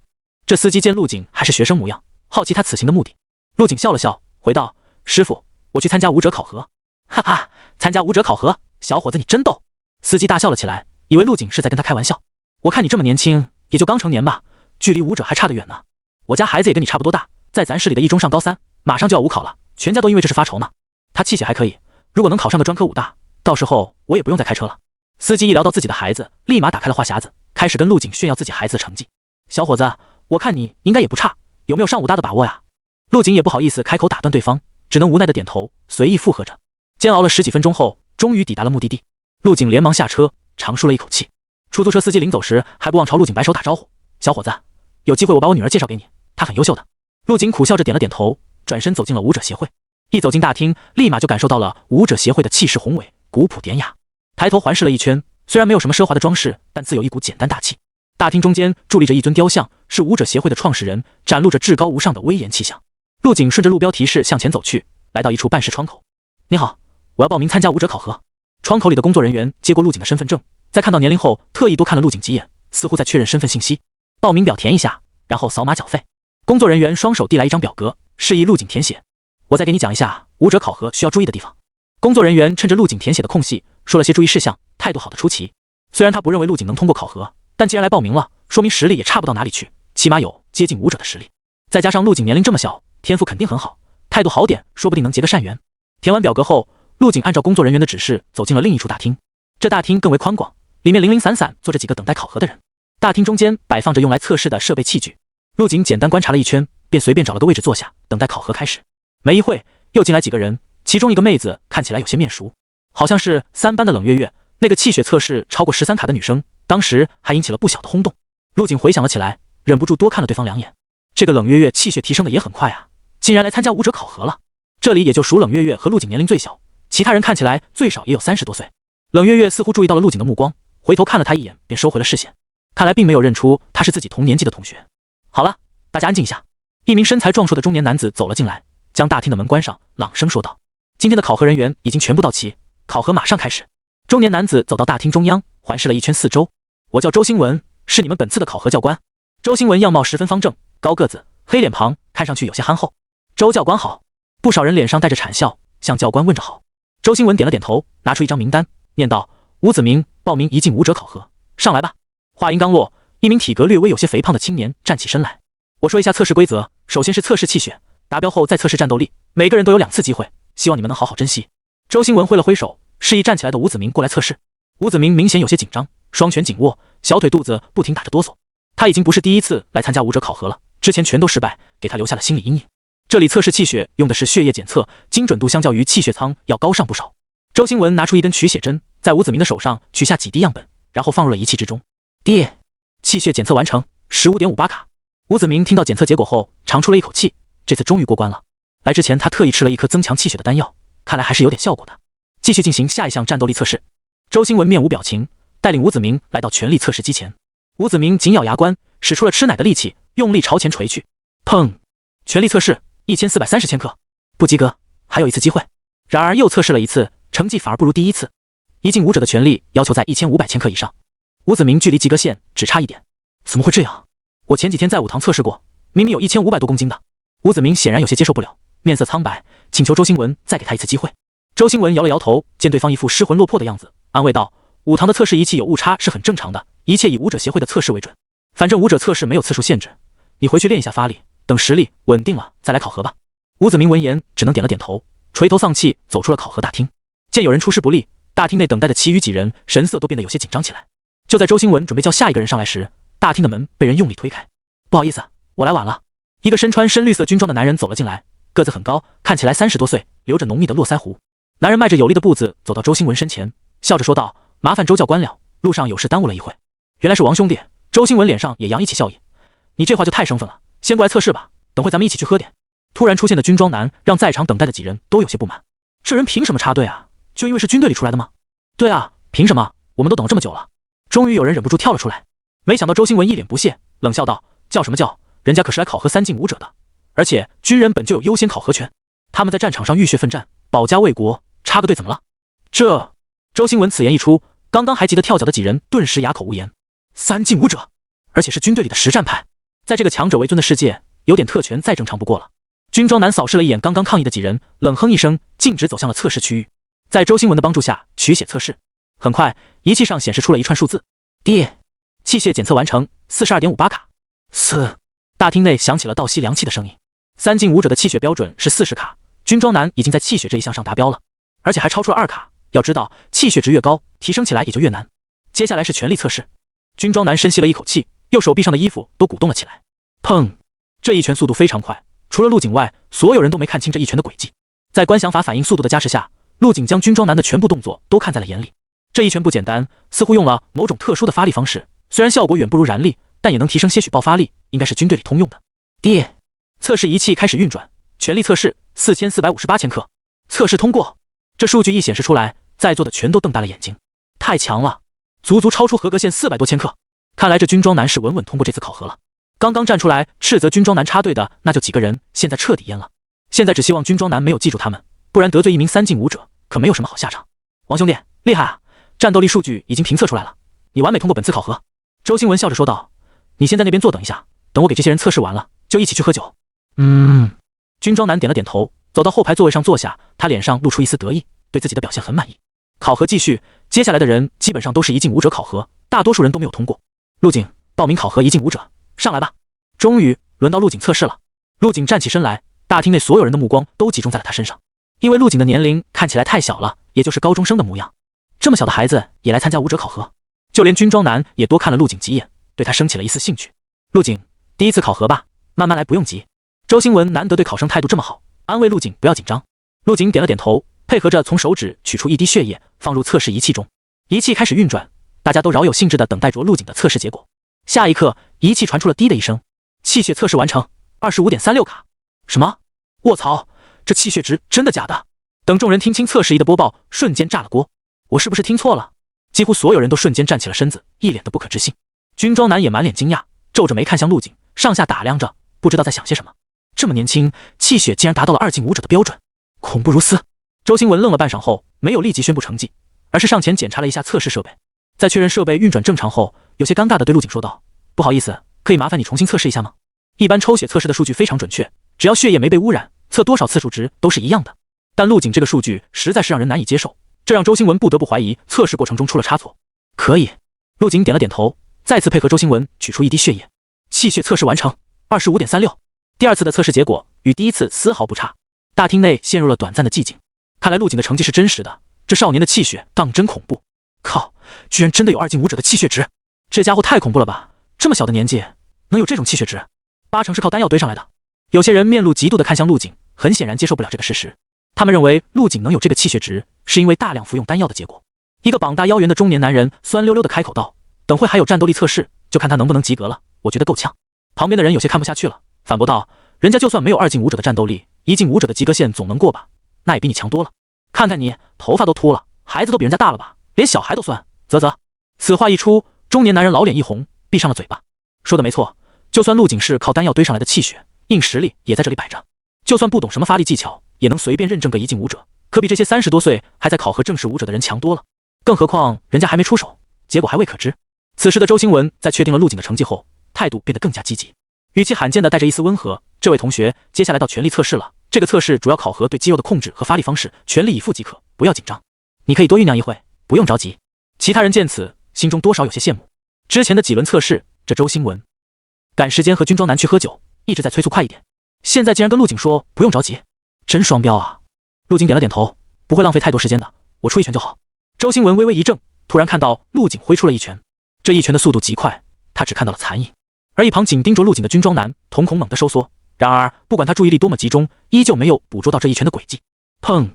拳头击打在测试仪上，发出震耳欲聋的炸响，所有人的心脏都随着这声炸响猛地跳动了一下。随后，他们的注意力都放在了显示器上。下一刻，所有人的呼吸猛地一滞，眼睛瞪得老大，嘴巴微张，像是看到了什么极为恐怖的东西。爹！全力测试7060千克，7000多。周新文说话磕磕巴巴，脑海轰鸣滔天，无法相信自己的眼睛。很快，他便反应了过来，平稳情绪，再次念了出来：7060千克，测试通过。一拳打出了7000多公斤，比刚刚3进武者军装男打出的力道还要重，而且重出了3000多公斤，远远超出了2进武者所要求的及格线。大厅内再次陷入死寂，只有倒吸凉气的声音。军装男咽了口唾沫，太阳穴不停跳动，这一拳给他的震撼太大了，一时间有些接受不了。冷月月眼睛瞪得老大，看着年龄与自己相仿的陆景，感觉像是在做梦一样。时间仿佛被按下了暂停键，所有人的震惊、惊愕、不敢置信全被压抑着，发酵着，直到再也压制不住。卧槽，这还是人吗？刚刚谁说他战斗力不行的？这一拳3进武者都接不住吧？大厅内喧闹一片，只有陆景神色如常，他对这个结果丝毫没有感到意外。之前在武堂测试的时候，差不多也是这个结果，只不过这次发挥的好了一点。燃力的爆发加上观想法对肌肉的完美操控，现在的我每一拳都可以打出这样的效果，只是消耗的体力也成倍增加了。陆景在心中感叹了一番，自己还有很大的提升空间。足足过了半晌，周新文终于回过神来，继续带领陆景测试速度和闪避。接下来的测试也没让人失望，陆景似乎不存在短板，每一项测试都远远超出2进武者的及格线。恭喜你，陆景同学，你以非常完美的成绩通过了本次考核。周新文笑着点了点头，宣布陆景的成绩。现在起，你就是正式的1进，不对，你报名的是1进武者考核，但你的实力已经超过了2进，这种情况还是第一次遇见。周新文皱起了眉头，按照流程只能颁发给陆景1进武者的徽章，难不成还要对方再考核一次2进武者？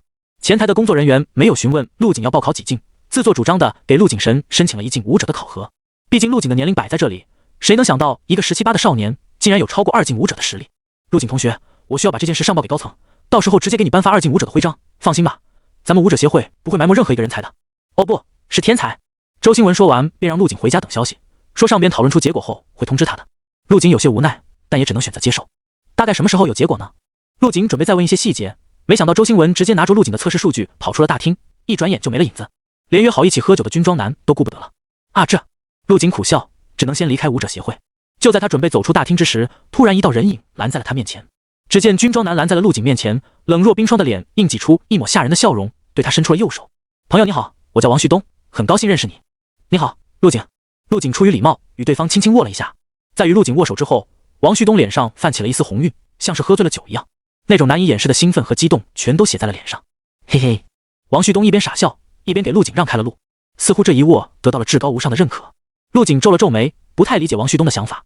不过细细一想，这个世界强者为尊，能结识一名少年天才，应该也算一种荣誉吧。陆景同学，我叫冷月月。我叫武大聪。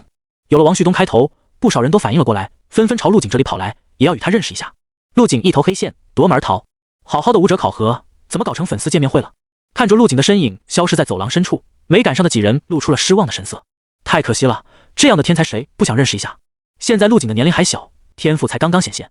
假以时日，别说小小的安武士，就算整个华夏国，陆景的名号都会如雷贯耳。现在是他们唯一可以跟陆景接触的机会，没想到就这么错过了，真是可惜。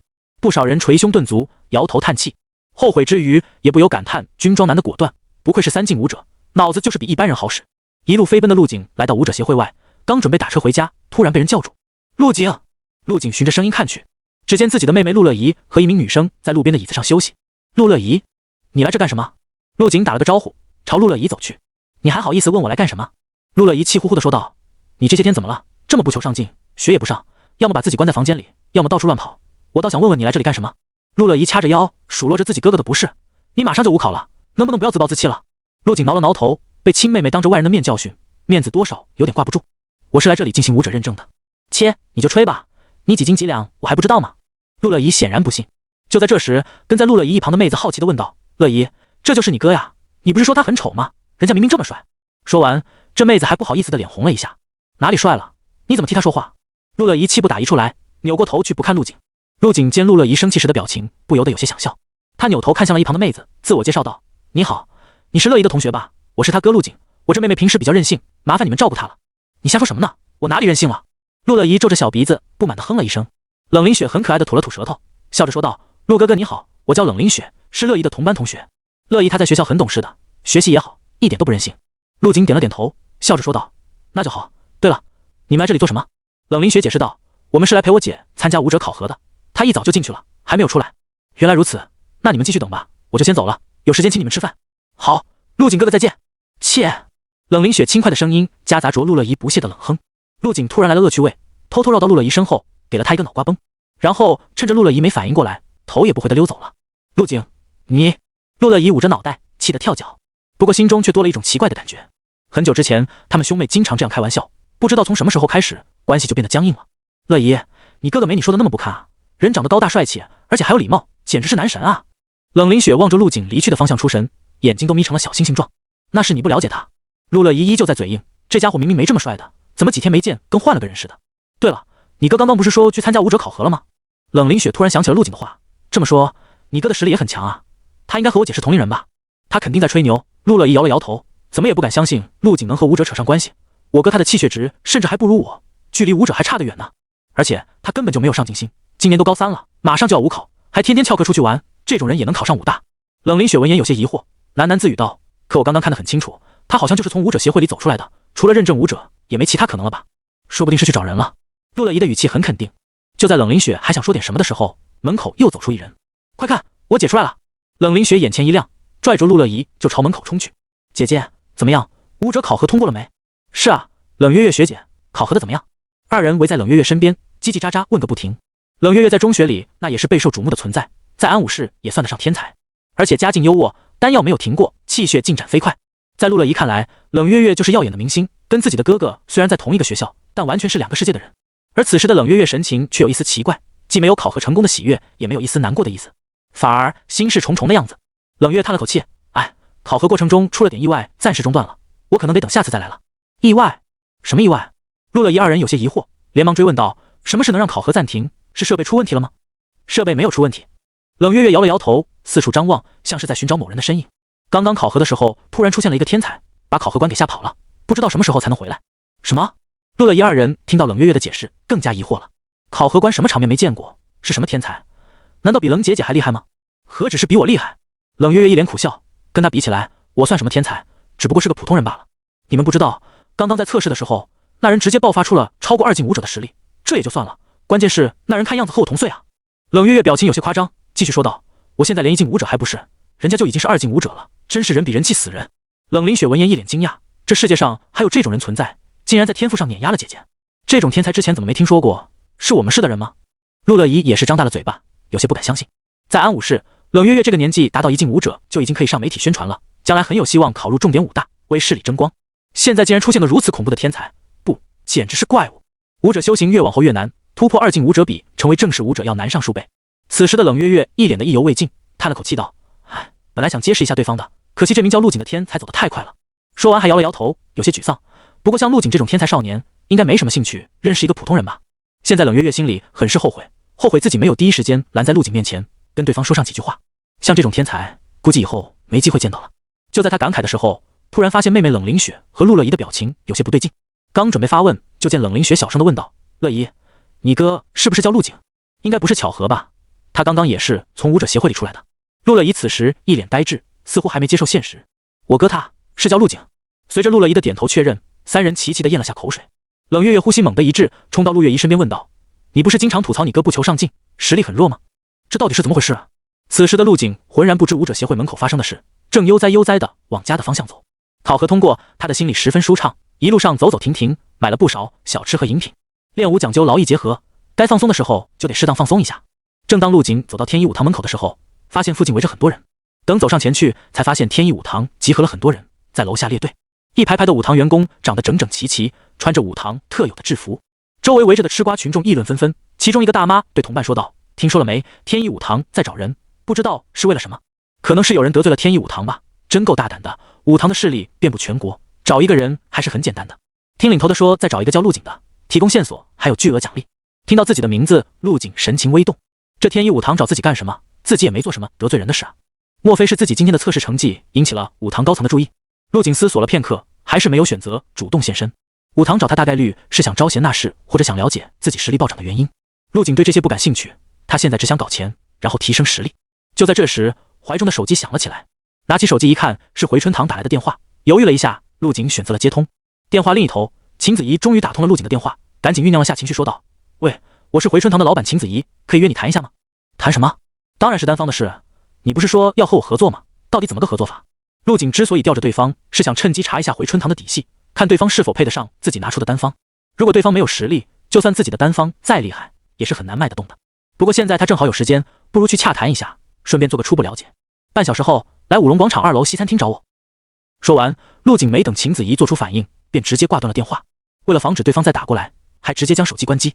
随后，陆景伸手拦了一辆车，师傅，去五龙广场。秦子怡只用了10分钟，便赶到了这家西餐厅。今天她穿着一身蓝白色的碎花洋裙，波浪卷发披散在肩上，甚有风情。大胸细腰高跟鞋，惹得西餐厅内不少客人回头观望。等待了10分钟后，秦子怡焦急地点亮了手机，给陆景回拨了过去。然而怎么也打不通，提示已经关机。秦子怡气恼地举起粉拳捶了一下桌子，又引起了周围不少人侧目。她很是着急，虽然还没到约定的时间，但秦子怡感觉时间已经过去了很久一样。她的药店现在正是生死存亡之际，陆景的单方就是她最后的希望。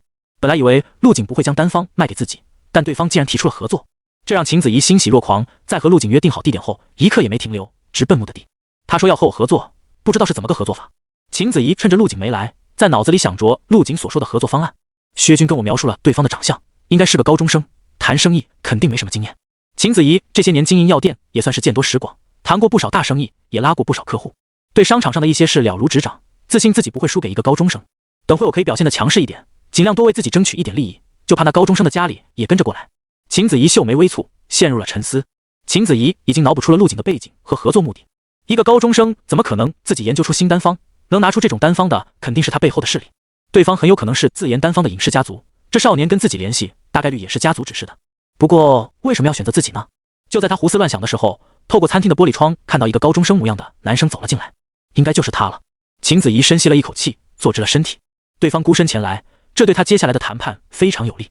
男生走进餐厅，扫视了一圈后，径直走向秦子怡，仿佛早就知道他是谁一样。实力提升后的陆景身材匀称，挺拔修长，再配上俊美的容颜和慵懒的神色，活脱脱走进现实的明星。秦子怡不由看得有些出神，心脏跳动都快了几分。嗨嗨，似乎是察觉到了自己的失态，秦子怡面色微红，干咳了一声，低头假装整理衣服来缓解尴尬。陆景走到秦子怡对面，很随意地坐下。秦小姐是吧？莫等秦子怡回话，陆景顺手拿起一旁的菜单，自顾自地说道：“这家西餐厅很有名的，之前一直想来尝一尝，可奈何没有时间。你要吃些什么？随便。”秦子怡眉头微皱，这个少年给自己的感觉很怪，让他心中隐隐有些不安。他正想着怎么开口说单方的事，却看到陆景挥手叫来了服务员：“你们这里的招牌是什么？”“先生您好，这边推荐肥力牛排。”“OK， 先来10份吧，7分熟。”“好的，先生。”服务员有些惊讶，好奇打量了陆景二人一眼。一旁喝着咖啡的秦子怡差点被噎到，疑惑地问道：“还有其他人来吗？你怎么点这么多？”陆景耸了耸肩：“很多吗？勉强填饱肚子吧。”秦子怡刚刚趁着陆景没到的时候看了眼菜单，一份肥力牛排就要2000元，10份就是2万。就算是练武的，气血消耗大，饭量大，但也没这么能吃吧？他在心里算着账，不免有些肉痛。但转念一想，这顿饭又不一定是自己请，他点这么多东西，肯定不好意思不结账吧？想到这，秦子怡放心下来。“你还有什么要点的吗？”陆景看向桌子对面心不在焉的秦子怡问道。秦子怡摇了摇头，现在的他没什么胃口，而且在给陆景打电话之前已经吃了午饭。那行，再来瓶红酒，来最高档的那种。陆景挥了挥手，示意服务生去准备。见陆景点好了单，秦子怡酝酿了一下，开口问道：“你的单方是从哪里来的？”秦子怡21岁，出生于临海省大兴市，家里从200年前开始从事丹药生意，期间经历过兴盛，最终没落。秦家的药店开遍全国，现如今大多被收购，尤其是到了你这里，传给你的只有一间回春堂，而且因为缺少具有竞争力的单方，导致生意惨淡，面临关店。陆景没有回答秦子怡的话，而是洋洋洒洒说出了秦子怡的背景。秦子怡先是有些惊讶，但很快便冷静了下来，语气略带嘲弄地说道：“小弟弟，你说的这些是事实没错，但跟我们谈生意有什么关系呢？”他紧紧盯着陆景的双眼，脸色有些难看。这少年完全不跟着自己的节奏来，一开口就占据了主动。陆景依旧没有说话，很快点的肥力牛排和红酒就端上了桌。他拿起刀叉，专心致志地开始分解眼前的牛排。这牛排的味道很好，而且富含气血，是很好的食补。这也是他特意挑选这家餐厅的原因，这里的食材非常适合武者食用。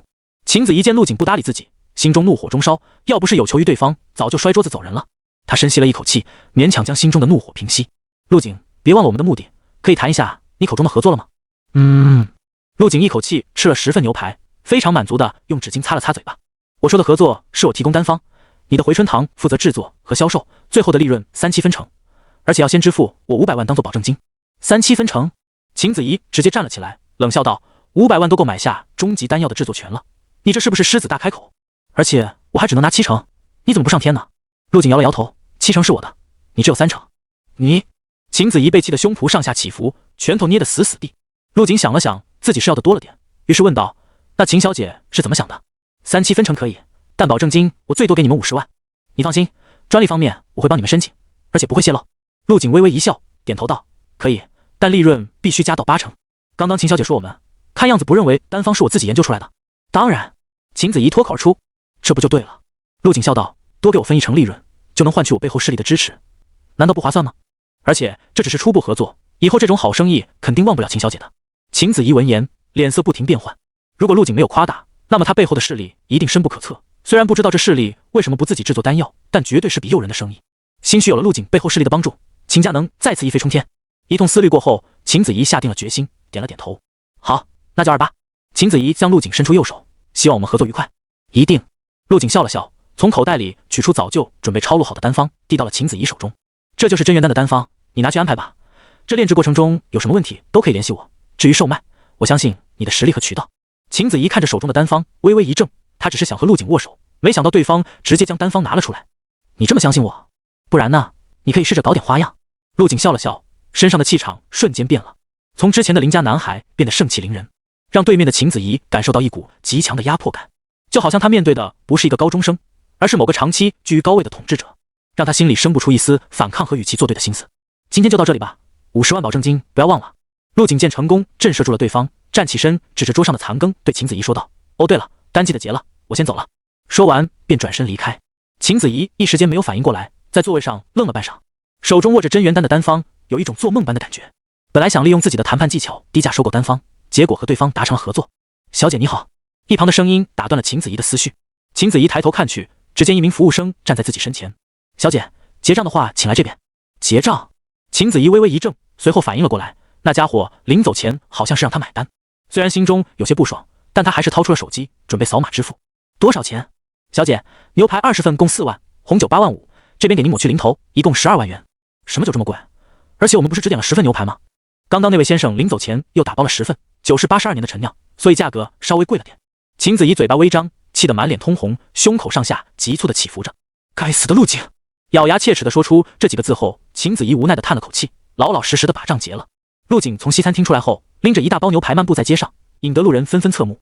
对于今天和秦子怡的谈判结果，他还是很满意的。一开始报价3/7分成，是他故意报高了的，方便讨价还价。没想到最后拿到了高达8成的利润，完全超出了预期。更别说还蹭了一顿大餐，估计等秦子怡醒悟过来，肠子都要悔青了。虽然秦子怡的业务能力不太行，但为人还算正直老实，不需要太会赚钱，只要足够稳定就行了。陆景有在网上了解过秦子怡的背景，对她的人品很看重。他接下来要去提升实力，注定不能把太多精力放在这上面，这也是他选择秦子怡的原因。距离武考和天才训练营还有段时间，陆景决定去往城市外围历练，顺便测试一下自己的实战能力。安武市武者协会总部会长办公室内，年近古稀的许新武神采奕奕，一头茂密的黑发一丝不苟，只是胡子已经花白。作为安武市的武协会长，拥有7境宗师实力，是市里公认的最强者。武者每3境为一个大境界，1境至3境为武者，4境至6境为武士，7境至9境为武师。这个境界的强者也被称为宗师。此时的许新武正处理着手中的文件，不停在上面做着批注。许会长，突然门被撞开，一个人影飞一般的冲了进来。许新武被吓了一跳，掌中劲力控制不住的涌出，将手里拿着的纸张震得粉碎。许新武叹了口气，转头看向了一旁的来人，开口问道：什么事这么慌张？不是跟你说过进来先敲门吗？来人是许新武的助理，身段窈窕，穿着紧身皮革外套，看起来十分干练。不好意思，许会长，分部的周新文今天上报了一件大事。什么事？助理深吸了口气，开始述说陆景是如何通过考核的。许新武一开始还面无表情，但听到陆景一拳打出远超3境武者的力道时，再也坐不住了。他唰地一下站起来，俯身瞪大眼睛盯着助理，鼻子都快顶到助理脸上。有这种事？把他的考核资料拿来。一旁的助理连忙将手中的文件递了过去。文件上记录了陆景测试的各项数据，甚至还有他的家庭悲调，十分详细。许新武将文件拿在手里，认真的翻看起来。很快，他的瞳孔逐渐收缩，身体颤抖了一下。翻看完最后一页，许新武再也按捺不住心中的激动，双手狠狠地砸在桌子上。好，好，好，太好了！我安武市竟然出了这么个天才！许新武微张嘴巴，深吸了口气，终于让自己冷静了下来。有没有这孩子考核录像？投屏给我看一下。有的。助理点了点头，从口袋里拿出一块 U 盘，插入了投影仪中。很快，考核大厅内的场景就开始播放了起来。助理拖动进度条，定格在陆景站起身准备测试的那一刻。投影虽然有些模糊，但依旧难掩陆景身上的风姿神意。尤其是他那双眼睛，许新武能看得出来，那双眸子光滑流转，分明是精神力极其充沛的表现。许新武眼前一亮，忍不住称赞道：“好一个清月卓然、人杰如玉的少年！”一旁的助理也附和道：“这少年确实不凡，有大将之风。”随着进度条的挪动，陆景的测试也正式开始了。虽然已经从资料上得知了陆景的测试结果，但当许新武真正看到那恐怖的数值时，还是被震撼到了。视觉的冲击力是文字无法比拟的。许新武突然开口感叹：“这孩子今年才刚18吧？”助理点头道：“是的，会长，他目前高3在读，太年轻了，这个年龄就有25.36卡气血，咱们市里高中生的平均气血也就10卡左右吧。”许新武一阵唏嘘，陆景的气血值比平均值高出2倍还多，就算是市里最出色的天才，也没有这陆景这个年龄超过20卡的。许会长，我调取了这个少年的所有测试记录，他气血值上涨的速度太夸张了点，你说会不会是用了外物来激发体内潜力？助理在一旁皱着眉说道：“应该不是。”许新武摇了摇头，就现在的技术还制造不出这种药，而且看这少年气血充盈的样子，如大河般汹涌澎湃，没有一点激发潜力的后遗症。许新武心里已经有了判断，身为宗师境强者，他一眼就看得出来，这少年绝对不是通过嗑药变强的，很有可能是刚刚觉醒天赋的表现。短时间气血暴涨，也只有天赋者可以解释了。砰！投影画面一阵抖动，陆景用燃力打出了一拳，巨大的力道让墙壁上的摄像机都震颤了一下。一旁盯着投影的助理咂舌道：“7060千克，简直是个怪物！如果不是亲眼看到，我都以为数据造假了。”而许新武没有说话，猛然瞪大了眼睛，操控投影进行了倒放，随后慢速播放起了陆景出拳的动作。不过这一拳的速度实在太快，就连高速摄像机都没有捕捉完整，中间几帧像是被抽掉一样。只见拳影闪现间，这一拳带起了一道残影，瞬息便砸在了测试仪器上。反复观看了10几遍，许新武终于是看清了陆景的出拳动作。他猛地倒吸一口凉气，感觉头皮有些发麻。这一拳的发力方式在拳法上已经登峰造极。发力方式？助理有些疑惑，他完全理解不了。对，你不是武者，看不懂很正常。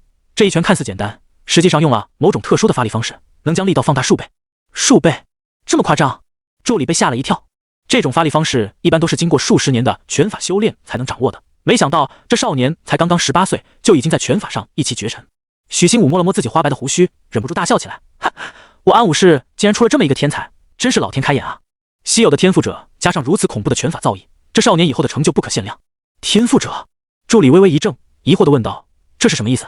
许新武此刻心情很好，不厌其烦地解释道：“众所周知，武道一途就是不断挖掘自身潜力、锤炼肉体的过程。而有些人天赋异禀，这修炼过程中会觉醒某种天赋，从而拥有超越常人的能力。比如说精神操控或者冰火之类的属性能力，这些人被统称为天赋者。天赋者有一个特征，那就是在觉醒天赋初期，气血值会猛地暴涨，这和陆景身上发生的变化分符合。”助理听得似懂非懂，这还是他第一次了解到天赋者这个未知的领域。那这么说，陆景之所以能打出这么重的一拳，很有可能跟他觉醒的天赋有关。应该是。许新武点了点头，此刻他的思维无比清晰，已经认定了陆景是一名天赋者。突然出现的陆景，像是上天赐予他的宝物。已经年近古稀的许新武之所以迟迟没有退休，就是想着用最后的时间再搏一搏，争取在晚年得到晋升，这样就能得到省里武协的资源倾斜，利用这些资源冲一冲8进武师。武者晋级不仅能提升实力，还能延年益寿，这对许新武来说是巨大的诱惑。然而这几年市武协在他的带领下中规中矩，一直没有什么值得称赞的功绩。就在他准备放弃回老家颐养天年的时候，陆景出现了。这可是天赋者，10个普通人里也许会出一个武者，但1000个武者也不一定能出一个天赋者，这足以说明天赋者的稀有和珍贵。陆景是在我的辖区长大的，如果我奈和他处好关系，给予他修炼上的支持，对于上面来说绝对是大功一件。想到这，许新武已经按捺不住内心的激动，抄起一旁的外套，对助理说道：“快备车，准备一下厚礼，随我一起去见一见这个少年天才。对了，他家4口人，陆景还有个妹妹，再备一些小女孩喜欢的东西。”是，许会长。等陆景从西餐厅慢悠悠地回到家，暮色已经渐渐吞没了晚霞流光，一轮明月挂在靛蓝色的天边。爸妈早早下班回家，正在准备今晚的饭菜。小姐，你带了什么东西回来？好香啊！陆景刚一进门，冯琴如就闻到了一股牛肉的香气从他手中的袋子里传来。陆景把袋子放到桌子上，从里面拿出打包好的一盒盒牛排。妈，今晚不用做饭了，咱们吃牛排。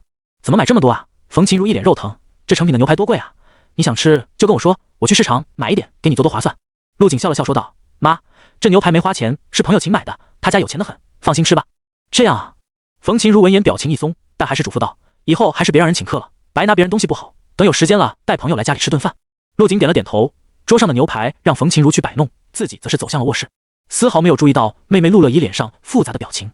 陆乐怡并没有把武协门口发生的事告诉父母，因为她觉得这里面肯定是有什么误会。自己的哥哥是怎么样一个人，他再清楚不过了，绝对不可能短时间内拥有2进武者的实力。兴许真就那么巧呢，有个和陆景重名的天才。卧室里的陆景将散落在地的丹方收拾好，这次他合成丹方绝对是一本万利的好生意。他打算等段时间再合成几份高级丹药的丹方，只要秦子怡那边不出问题，就能源源不断的给自己生钱。不过手里的无色金块已经不多了，还剩下最后30个，只能合成一些初级的东西了。丹药的售卖还需要一段时间，还是先稳固一下自己的实力吧。陆景将房间收拾好后，便开始修炼起了恒星计断体术。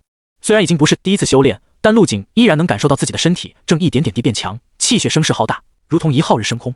刚练了一遍，莫等陆景收力，卧室门突然被猛烈的敲响。陆景，快出来，家里来客人了，说要找你。妹妹陆乐怡在门外喊道，听语气似乎有些着急。找我？陆景微微一怔，随后说道，知道了，我马上出去。奇怪了，怎么会有人找我？难不成是天意武堂的人？陆景思索了一会，大概猜到了来人的身份。随后他稍微收拾了一下房间，换了身干净的衣服，走了出去。陆景家面积并不大，从卧室出来后便能直接看到客厅。只见陆乐怡、陆海涛和冯琴如都在沙发一侧坐着，看起来有些拘谨。而沙发另一侧则坐着一名老者，老者身旁还站着个身穿秘书服的女人。见陆景从房间里出来，所有人的目光都看了过来。小景，快点过来！陆海涛朝陆景打着招呼，示意他动作快点。陆景点了点头，面色平静地走了过去。等来到客厅，这才看到客厅角落堆满了礼品盒。粗略扫了2眼，这些礼品看起来非常高档。最顶上的2个金边盒子是半透明的，里面是红绸里子，上面用金线缠着几条小臂粗的人参。收回视线，陆景走到沙发旁，陆月怡很有眼力见的给他让了个位置坐下。爸妈，客人找我。陆景扭头看向了一旁面带笑意的老者。小景啊，这2位是从市里来的，说自己是武者协会的。陆海涛赶紧解释道。一旁的老者打断了陆海涛的话，笑道，陆景同学，我是安武市武协会长许新武。陆景轻轻点了点头，报以微笑道，原来是许会长，久仰久仰。许新武满意的看着陆景，手抚长须，身上的气势不怒自威。这少年果然不凡，即使知道了他武协会长的身份，依旧不卑不亢。如果换成其他人，就算强装镇定，表情和态度多少都会发生变化。武协那可是所有武者心中的殿堂，武协会长更是随便跺一脚都能让安武市抖3抖的存在。许新武在会长这个位置做了这么多年，见过很多所谓的天才，但没有一个能在心性上比得过陆景的。从容不迫又暗含热血激情，看破世间名路，只为胸中气吞山河的抱负。此子简直就是为了武道而生。不知道许会长来找我所为何事？见陆景切入正题，许新武笑着开口道，陆小友，我之所以前来，是因为你今天上午考核武者一事，因为一些特殊原因，没有确定给你颁发几进武者的徽章，最后经过商议，决定直接将你列入2进。武者徽章统一由总部制作，大概1周时间就会邮寄到你家。陆景表情微动，莫想到自己考核一事竟然惊动了武协会长。而一旁沙发上的陆海涛和冯琴如顿时不淡定了。刚刚没听错吧？给小景颁发武者徽章，而且还是2进武者。夫妻2人感觉有些不真实，像是在做梦一样。一开始许新武找上门的时候，他们2人还以为对方是骗子，毕竟自己家这小地方可没有什么值得武协会长亲自登门的。如果不是许新武身上上位者的气势和身后成堆的礼品，怕是早就被他们当成骗子赶出去了。将许新武请进屋之后，陆海涛也问到对方来访的目的，但许新武只是说找陆景，并没有告知考核一事，这让他们夫妻2人以为自己孩子惹了什么麻烦，所以才一直这么紧张。结果呢，人家会长是亲自上门贺喜的。陆海涛想再确定一下，压低声音问道，许会长，我家陆景今年才刚18岁，不会搞错了吧？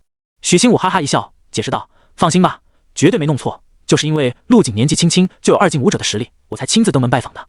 说完，许新武看向了一旁喝茶的陆景，笑道，陆小友，再次恭喜你通过2进武者考核，以后武协每个月都会给你发放武者津贴，记得去领哦。除此之外，因为你打破了安武市最小2进武者的记录，所以我个人决定给予你100万奖金，希望你能利用这些钱多购买一些修炼资源，争取在武道一途更上一层楼。100万奖金！此话一出，在场的所有人都被吓了一跳。一旁的助理眼前一亮，稍微思索便理解了许新武自掏腰包的用意，这是在用金钱紧密2人之间的关系啊。而陆海涛和冯琴如差点喊出了声，他们这辈子都没见过这么多钱，如果不是有外人在场，估计2人都能笑出声。我家孩子竟然是2进武者，不仅有每个月几千的固定津贴，还得了100万奖金。小景他出息了呀，这孩子什么时候成武者的，也不跟咱俩说一声。陆乐怡此时也是一脸震惊，但是因为提前预料到了，所以反应并不大。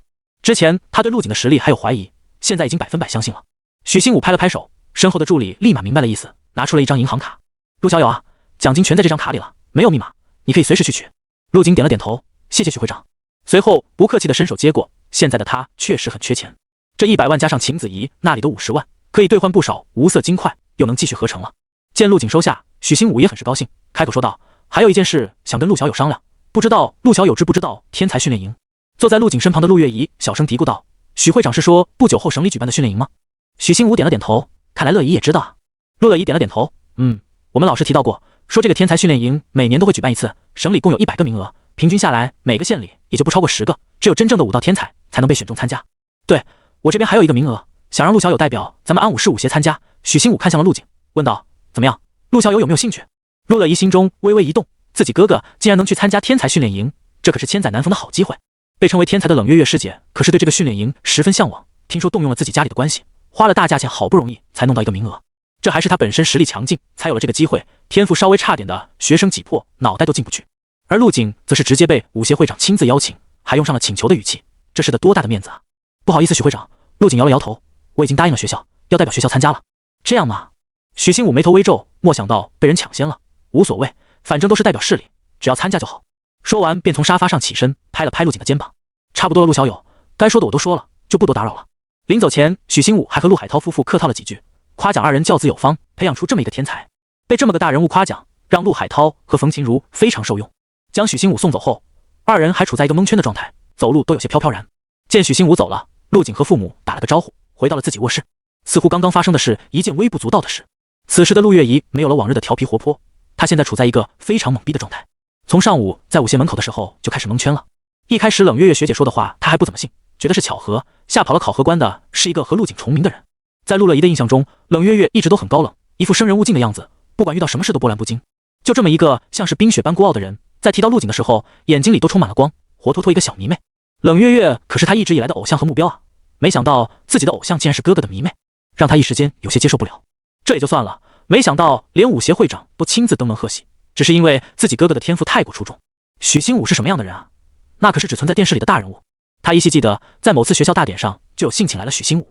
许新武一到就被学校领导团团围住，各种阿谀奉承，就连校长也是对其毕恭毕敬，似乎能请到许新武是一件非常光荣的事。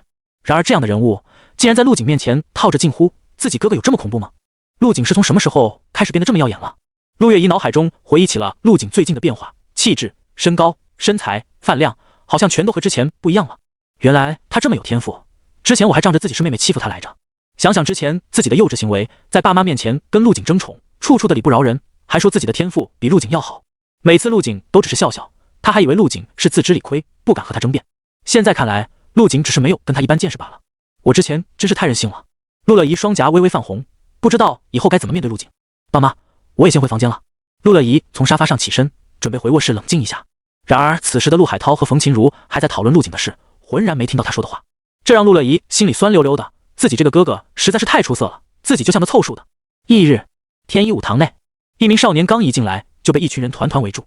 你就是陆景，看着和视频里挺像的，快去报告给馆长。陆景来武堂的目的是想购买一些武器来合成。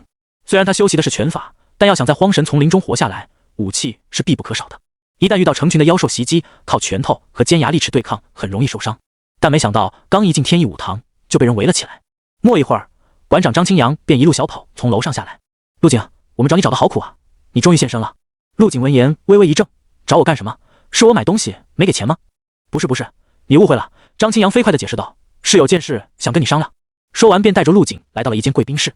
是这样的，陆景同学，我们想邀请你成为武堂的名誉弟子，不知你有没有意向？武堂弟子？陆景微微皱眉，这对我来说有什么好处？张清扬笑着说道，首先名誉弟子不需要做任何事，只要挂名就可以了，以后我们武堂售卖的所有东西都对你打8折，而且每个月会有5000元的补贴。这是武堂的常用手段，利用自己分堂多的优势，在各地收集天才弟子。只要对这些弟子提供一些微不足道的支持，未来就有可能收获意想不到的惊喜。能被武堂盯上的人都是顶级天才，这些人一旦成长起来，就是一方巨擘。虽然表面上说不需要为武堂做任何事，但拿人手短，等武堂真遇到什么棘手的事，这些人多半还是会选择出手的。武堂之所以有今天这个规模，跟他们这一操作息息相关。现如今已经积蓄了数不清的名誉弟子，其中有不少经验的天才已经成长了起来，这对于武堂来说也是无形中的广告宣传。而之所以张清扬如此费心费力，也是为了自己的前途。每成功推荐一个人才，都会被记大功一件。我不同意，还有什么事吗？没想到陆景想都没想就拒绝了。这要不再考虑下，补贴方面可以再谈。张清扬有些急了，陆景在他心中已经坐实了天赋者的身份，把这种人才吸纳进来，说不定自己就可以晋升了。见张清扬如此让步，陆景话锋一转，接着说道，也不是不行，但折扣我要7折，补贴必须加到1万，而且等我想退出了，必须随时可以退出。关于武堂的名誉弟子，陆景还是有些了解的，加入岛也没什么影响。张清扬支支吾吾地说道：“这个有点太多了，我需要向上面申请下。好吧，如果你们能接受我的条件，再来找我谈吧。”陆景说完便离开了房间，前往了武器售卖区。至于选择什么武器，他已经提前想好了。一般常用的武器有刀、枪、剑。剑虽然帅气，但更多的是与人对拼中使用，对陆景来说用处不大。刀最为霸道，杀伤力大，招式简单易学，而且很适合与妖兽作战。至于枪，虽然贵为百兵之王，是陷阵杀敌的好兵器，但陆景并不考虑，因为携带太不方便了。武堂一楼的西北区域，一件件闪着寒光的武器被挂在架子上，四周散布着很多武者看守，比银行的安保还要森严，好像都是些合金武器。陆景到处看着，这里的武器五花八门，一时间找不到刀具的摆放位置。他大略扫了一眼，武器的价格高得离谱，就比如一双合金拳套，竟然售价15万一副，穿戴类的护具更是高达30万。刀制作比较简单，应该会便宜一点吧。陆景心里抱有侥幸心理，虽然最近赚了一些钱，但如果想合成武器，这些钱似乎不太够。他走到另一处货架旁，发现了摆列整齐的战刀，合金战刀竟然要40万一把。陆景咽了下口水，现在他身上所有家当只够买3把的，要不去市场买几把菜刀合成试试？陆景眼前一亮，想到了最省钱的办法，反正都是要合成的，没必要买这种成品的刀剑啊。就比如买2把生锈的铁剑，一样可以合成锋利的铁剑。陆景在心中合计了一下，合成最看重的是物品的材料，至于工艺和成色基本没什么影响。丹药这种东西，只要制作失败就不能算是丹药，但武器不同啊，质量再差的刀也是能伤人的。于是陆景扭头看向了一旁的工作人员，开口问道：“你好，请问有没有半成品的长刀？”半成品？武堂工作人员微微一怔，仓库里倒是有些残次品，但是一般是不对外售卖的。陆景眉头微皱，正打算另想办法，一旁传来了馆长张清扬的声音：“陆景同学，你刚刚提的条件上面答应了，至于仓库里那些残次品，你想要就拿去吧。”“好，那我可以加入武堂。”陆景点头，这意味着天一武堂可以用自己的名号来做宣传打广告，代价就是每月固定的1万元补贴和全场7折的优惠。陆景觉得这笔生意稳赚不赔，反正只是挂个名，想退可以随时退出。武堂这么大的势力，信誉方面还是没问题的。好，同意就好。张清扬顿时喜笑颜开。就在刚刚，他收到上面传来的陆景在武协的考核结果，领导让他不管付出什么代价，都务必要将陆景留下。错过这次机会，等陆景的名号在整个安武市传开之后，可就不是这个价格了。张清扬挥手示意一旁的工作人员带路，走吧，陆景同学，我带你去后面的仓库看看。从武堂后门进入，沿着鹅卵石道一路向前，路上时不时见到一些身穿劲装的年轻人打拳练功。很快，陆景便跟着张清扬来到一座戒备森严的建筑前。张清扬手中拿着一枚令牌，在守卫面前展示。过了一会，1楼的大门缓缓打开。走，跟上我。张清扬回头对陆景说道，然后迈步走了进去。陆景好奇宝宝似的快步跟上。进入大门后，眼前一片茫然，身后的大门也消失不见。等再次回过神来，陆景已经出现在一个巨大的仓库之中。这神奇的一幕并没有吸引陆景的注意力，此时的他已经被眼前琳琅满目的材料吸引了。仓库1楼面积极广，一眼望不到头，摆放着各种货架，上面陈列着奇花异草和矿物珍宝。这些东西陆景大多都不认识，从来没有见过，但通过这些珍宝散发出的庞大能量，陆景就知道这些东西不是凡品。我们仓库1楼主要是堆放一些材料和药草，你要的长刀也在这边，虽然这些刀不是断了就是碎了，但刀身所用合金还是可以2次循环使用的。张清扬话里有话，嘴上说送给陆景，但还是点出了这些东西的贵重。陆景自然是听了出来，点头笑道：“这次多谢张馆长了。”“哪里哪里，举手之劳罢了。”张清扬摆了摆手：“陆景同学，跟我来这边，你要的东西都在这里了。”又跟着张清扬走了一圈后，二人在一片废铜烂铁处停下。“你自己挑吧，这些长刀大多是使用过程中出现了裂缝，还有些是被淘汰的二手货，但用料都很扎实，而且用的是上等的合金。”陆景点了点头，开始挑选起来。既然对方没说送自己多少，那自己多拿点也没什么问题吧。过了半个多小时，陆景身旁的空地上多出了8把东拼西凑起来的长刀。“张馆长，我挑好了，就这些吧。”“这么多？”张清扬微微一怔，虽然心中疑惑，但没有问陆景要这些破刀的目的。这家伙大概是有什么收藏癖吧。他大手一挥，十分大方地说道：“好，等下我让堂里的人给你送到家。陆景同学还有什么要求没？”“没了，多谢馆长了，时间不早了，我也该回去了。”陆景和张清扬告别，转身离开了武堂。没过多久，陆景前脚刚到家，后脚武堂的配送人员也到了。陆景将一大包长刀碎片拖到自己屋里，然后关上了卧室门。呼，解开袋子，看着里面七零八落的碎片，陆景不由一阵头大。合成之前还得将这些长刀拼装完整，就用胶带吧。说干就干，陆景用胶带将8把长刀缠了个结实。先合成试试吧，30个无色金块不知道够不够用。陆景打开了合成栏，将2把长刀放了进去。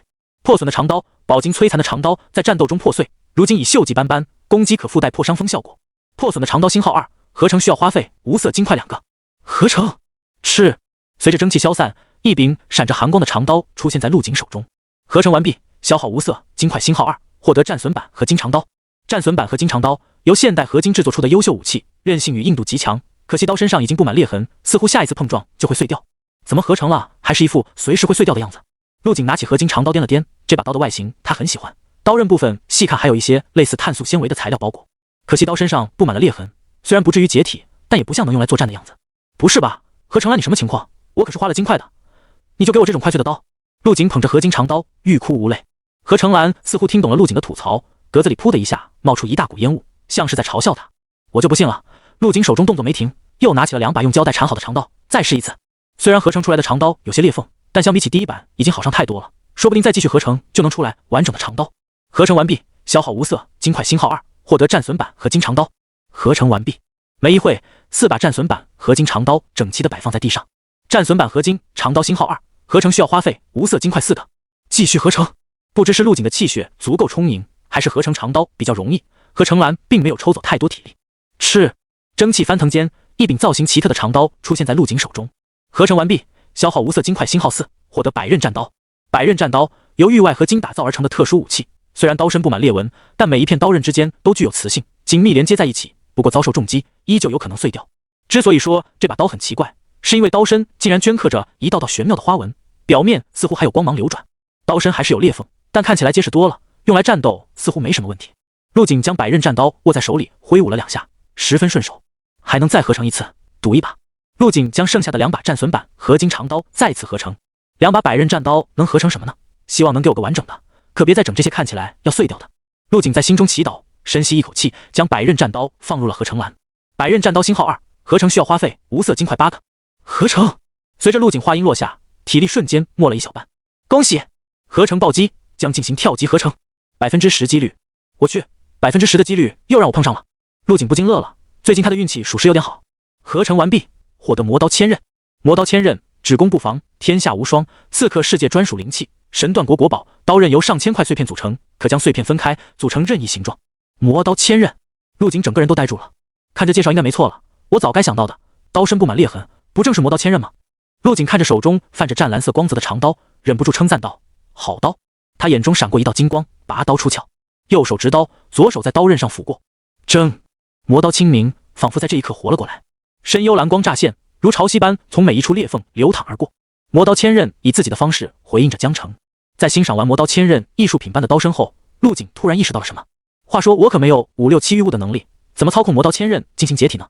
思索了一会后，陆景想起了自己正在修炼的新武机观想法。新武机观想法有过介绍，只要武者修炼此法门，就能成为精神系天赋者，到时便可以完美操控魔刀千刃了。这段时间陆景忙于其他的，没有在观想法上下太多功夫。不过他的修炼速度依旧很快，脑海中的人形经过雕琢，已经初具人形。只要再努力一段时间，应该就可以入门了。武器有了，实力也有了，该去荒神丛林闯一下了。陆景将魔刀千刃入鞘，心中打定了主意。3天后清晨，小景你怎么想的？去那么远的地方干嘛？马上就要参加天才训练营了，记得早点回来。冯琴如一边给陆景收拾行囊，一边絮絮叨叨的嘱咐着注意安全。沙发上的陆海涛抽了口烟，笑着说道：“孩子都长大了，想干啥就去干啥呗，你管这么宽干什么？平时修炼累了，就当出去散散心了。”冯琴如点了点头，道：“也是，最近小景太火了，还是先出去避避风头吧。”自从武协会长许新武拜访过后，陆景的名字就在整个安武市传开了，甚至有不少电视台登门采访，但都被陆景拒绝了。记者还好说，但可拦不住亲戚和小区邻居的热情啊。现在陆景一家已经是小区里的明星家庭了，每天来串门的络绎不绝。刚送走一个客人，下一秒门又被敲响了。这些人大多是来向陆景父母请教教子秘方，或者想认识一下陆景。现在他们一家人就连走在小区里都会被大爷大妈拉住手不放，各种花式夸赞，恨不得认陆景做亲孙子。一开始冯琴如和陆海涛还蛮享受的，毕竟也算是荣誉，但慢慢的就应付不过来了。二人现在连工作都辞了，躲在家里不敢出去。陆乐怡那边的情况也差不了多少，作为陆景的妹妹，也是众人瞩目的焦点。哥哥这么厉害，妹妹肯定也差不到哪里去吧。陆乐怡现在一进班级里就被同学们团团围住，有让她帮忙要陆景签名的，还有想认陆景做大哥的。不得不说，自从这事之后，陆月怡就在学校享受到了众星捧月的待遇，老师的态度变得温柔了许多，就连初中校长都亲自嘘寒问暖，对她照顾有加。还有冷月月学姐在知道了陆景是她哥之后，疯狂联系他，想让他帮忙追求陆景。唉，彻底乱套了。陆乐怡无奈地叹了口气，痛并快乐着。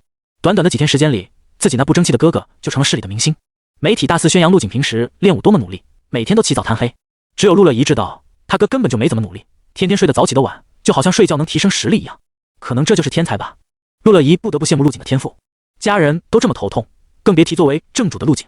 自从那天合成魔刀千刃以后，他就没敢出过门，正好想去荒神丛林历练一下，不如趁早动身。打定主意后，陆景跟家里提前打了声招呼，说自己要出去旅游散散心，没告诉实情，是怕父母担心自己。爸妈，我走了，不用送我。好，你早点回来，训练营不是快开始了吗？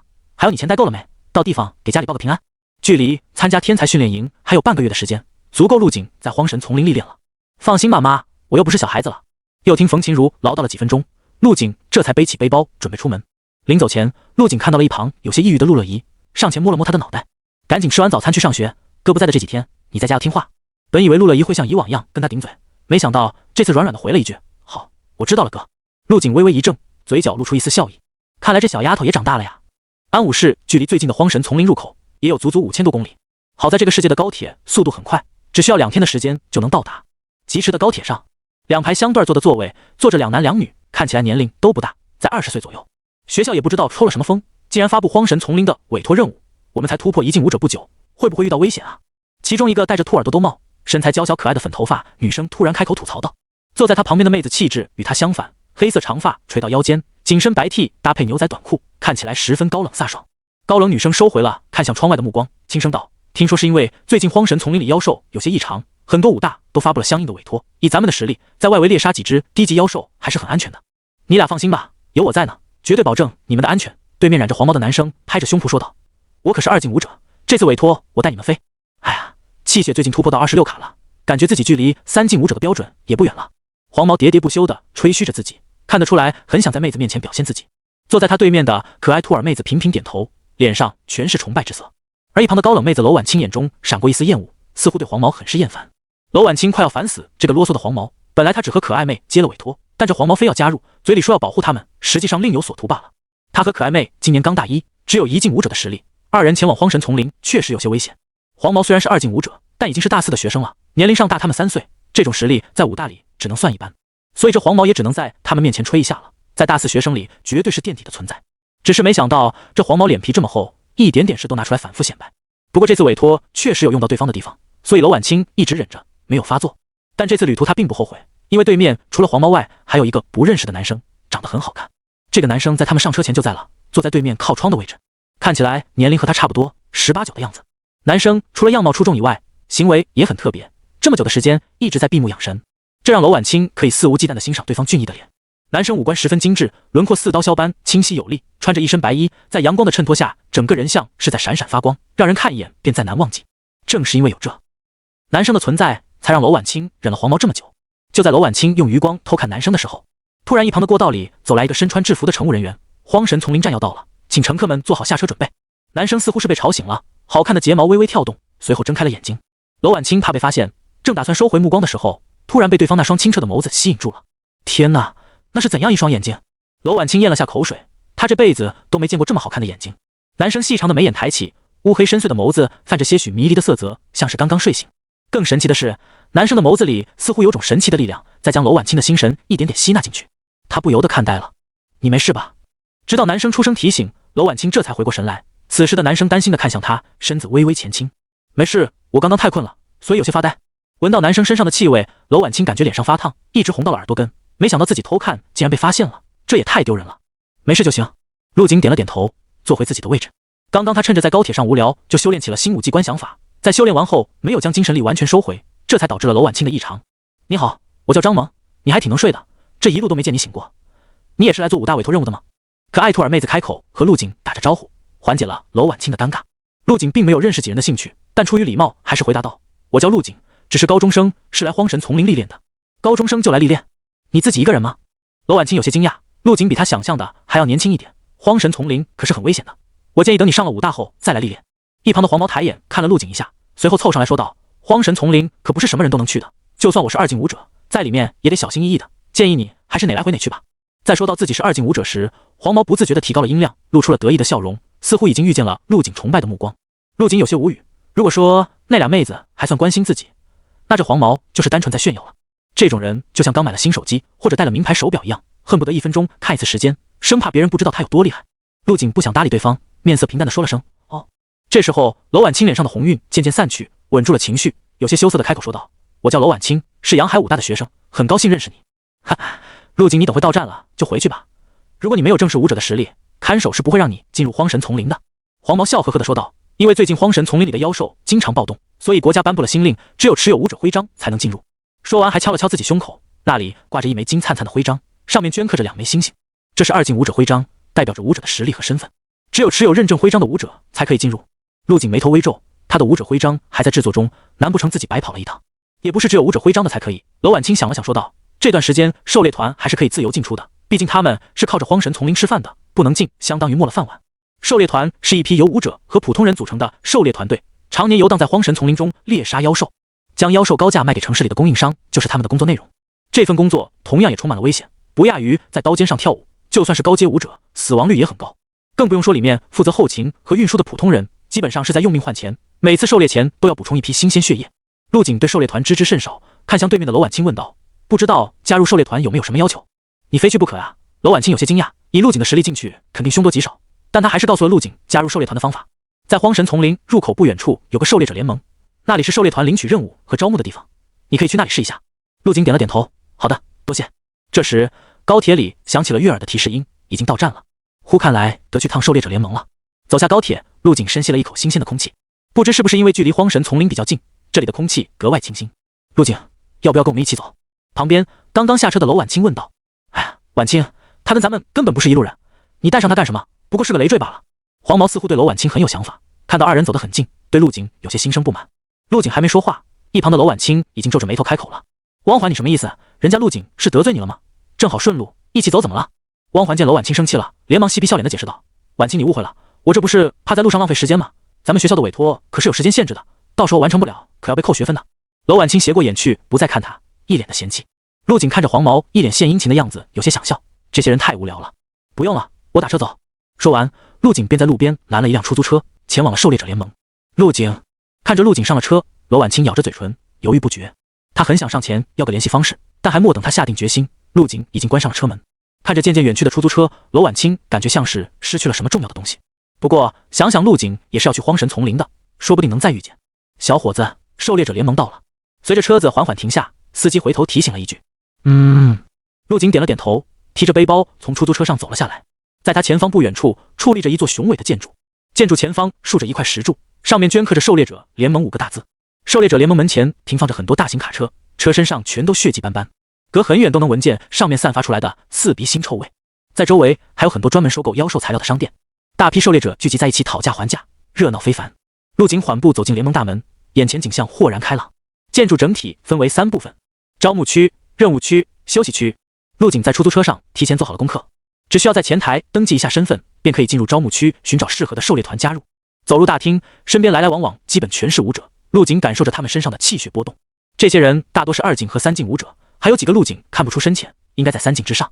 再高的死亡率也架不住给的钱多啊！陆景在心中感慨道。大厅前面排着长长的队伍，都是来登记身份的，只有在这登记了，才能以狩猎团的身份进入荒神丛林。哎，小伙子，是第一次来这吧？陆景身后一个中年妇女开口问道。是的，你怎么知道？看你比较年轻嘛，一般年轻人都是第一次来。这大姐似乎是无聊，与陆景闲聊起来。为什么这么说？陆景有些好奇。妇女解释道，很多年轻人都以为狩猎者是个能赚大钱的工作，有点实力后都会来碰碰运气。只是他们不知道狩猎者这份工作有多么危险，妖兽都是嗜血的，攻击都是以命搏命，大多年轻人都会死在里面，还有些侥幸存活下来的，自然也不敢再进去了。陆景点了点头，这大姐说的确实有些道理。到你登记了，小兄弟。闲聊间，陆景已经排到柜台前。正当陆景把身份证递给柜台业务人员的时候，旁边突然传来一声尖锐的声音：最近怎么这么多不怕死的学生？真以为妖兽是吃草长大的？搞得老子每次过来都要排这么长的队，浪费时间。话音刚落，一道壮硕的身影挡在了陆景身前，是个满脸横肉的中年男人。他招呼也不打一声，直接越过陆景，把身份证递给工作人员。我有急事，先给我登记。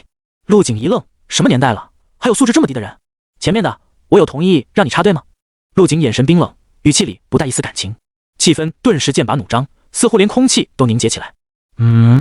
插队的英质男子感知很敏锐，察觉到了身后的危险，猛地转过头来。小崽子，你是活腻歪了吧？男子嘴上放着狠话，目光却在四处打量，在看到一旁的巡逻队后，眼角一阵抽动。陆景右手肌肉隆起，如果可以直接动手，他并不想废话。小兄弟，忍耐一下，千万别在这动手。就在这时，身后传来中年妇女的声音。联盟内禁止打斗，一旦有人动手，会被直接扭送监禁。这个石修在故意激怒你，就等你先动手呢。前面的英质男子神情有些不悦道：“侯玉，你少在这多管闲事，这事我管定了。你等会要随团出任务是吧？不怕死的话就继续。”侯玉脸色不悦，凌厉的气势在双眸中迸发。石修被驳了面子，很是恼怒，但奈何对方是4进武士，他也只能干瞪眼瞅着陆景。侯玉，不要以为你能一直这么嚣张，等下次碰面，我可不会再怕你了。石修从前台手里拿过自己的证件，灰溜溜的走到后排，开始重新排队。这个狂妄自大的白痴，早晚会害死自己。侯玉见石修走远了之后说道：“没被吓到吧？”很多狩猎者脾气都很暴躁，因为神经长期紧绷，让他们情绪不受控制，经常到处宣泄。陆景摇了摇头，他怎么可能被吓到？刚刚准备动手时，甚至还有些兴奋。他现在急需一场实战，来检验自己近期的修炼成果。如果不是侯玉及时过来劝架，估计这会石修已经躺在地上了。侯玉见陆景摇头，笑道：“你刚刚是不是想出手？”陆景点点头，没有否认。在这里不能乱来，不代表荒神丛林不可以。等进了那里，有仇的报仇，有怨的抱怨，没有任何秩序可言。侯玉解释道：“赶紧去登记吧，我去忙别的了。你要注意一点，千万不要在荒神丛林里落单。”“好的，谢谢大姐。”“客气了。”侯玉笑了笑，转身去忙别的了。登记完身份后，陆景走入一侧的招募区，这里更像是一间酒吧。一眼望去，摆满了高脚桌，桌子上放着各个狩猎团的号牌，旁边围坐着许多团员在喝酒。看中哪个团，直接去谈就可以了，跟面试一样，是个双向选择的过程。陆景准备找一个实力稍弱，不会太限制人身自由的狩猎团。就在他们挨个查看狩猎团信息的时候，一旁传来喊话声：“玄武狩猎团缺一个看车的后勤人员，没有实力要求，人齐立刻出发，急招，急招！最后一个名额，只需要在外围看货车就可以了。”陆景眼前一亮，循着声音看去，只见一个中年男子手举着牌子，正在叫喊着。在一番沟通过后，陆景顺利加入了玄武狩猎团。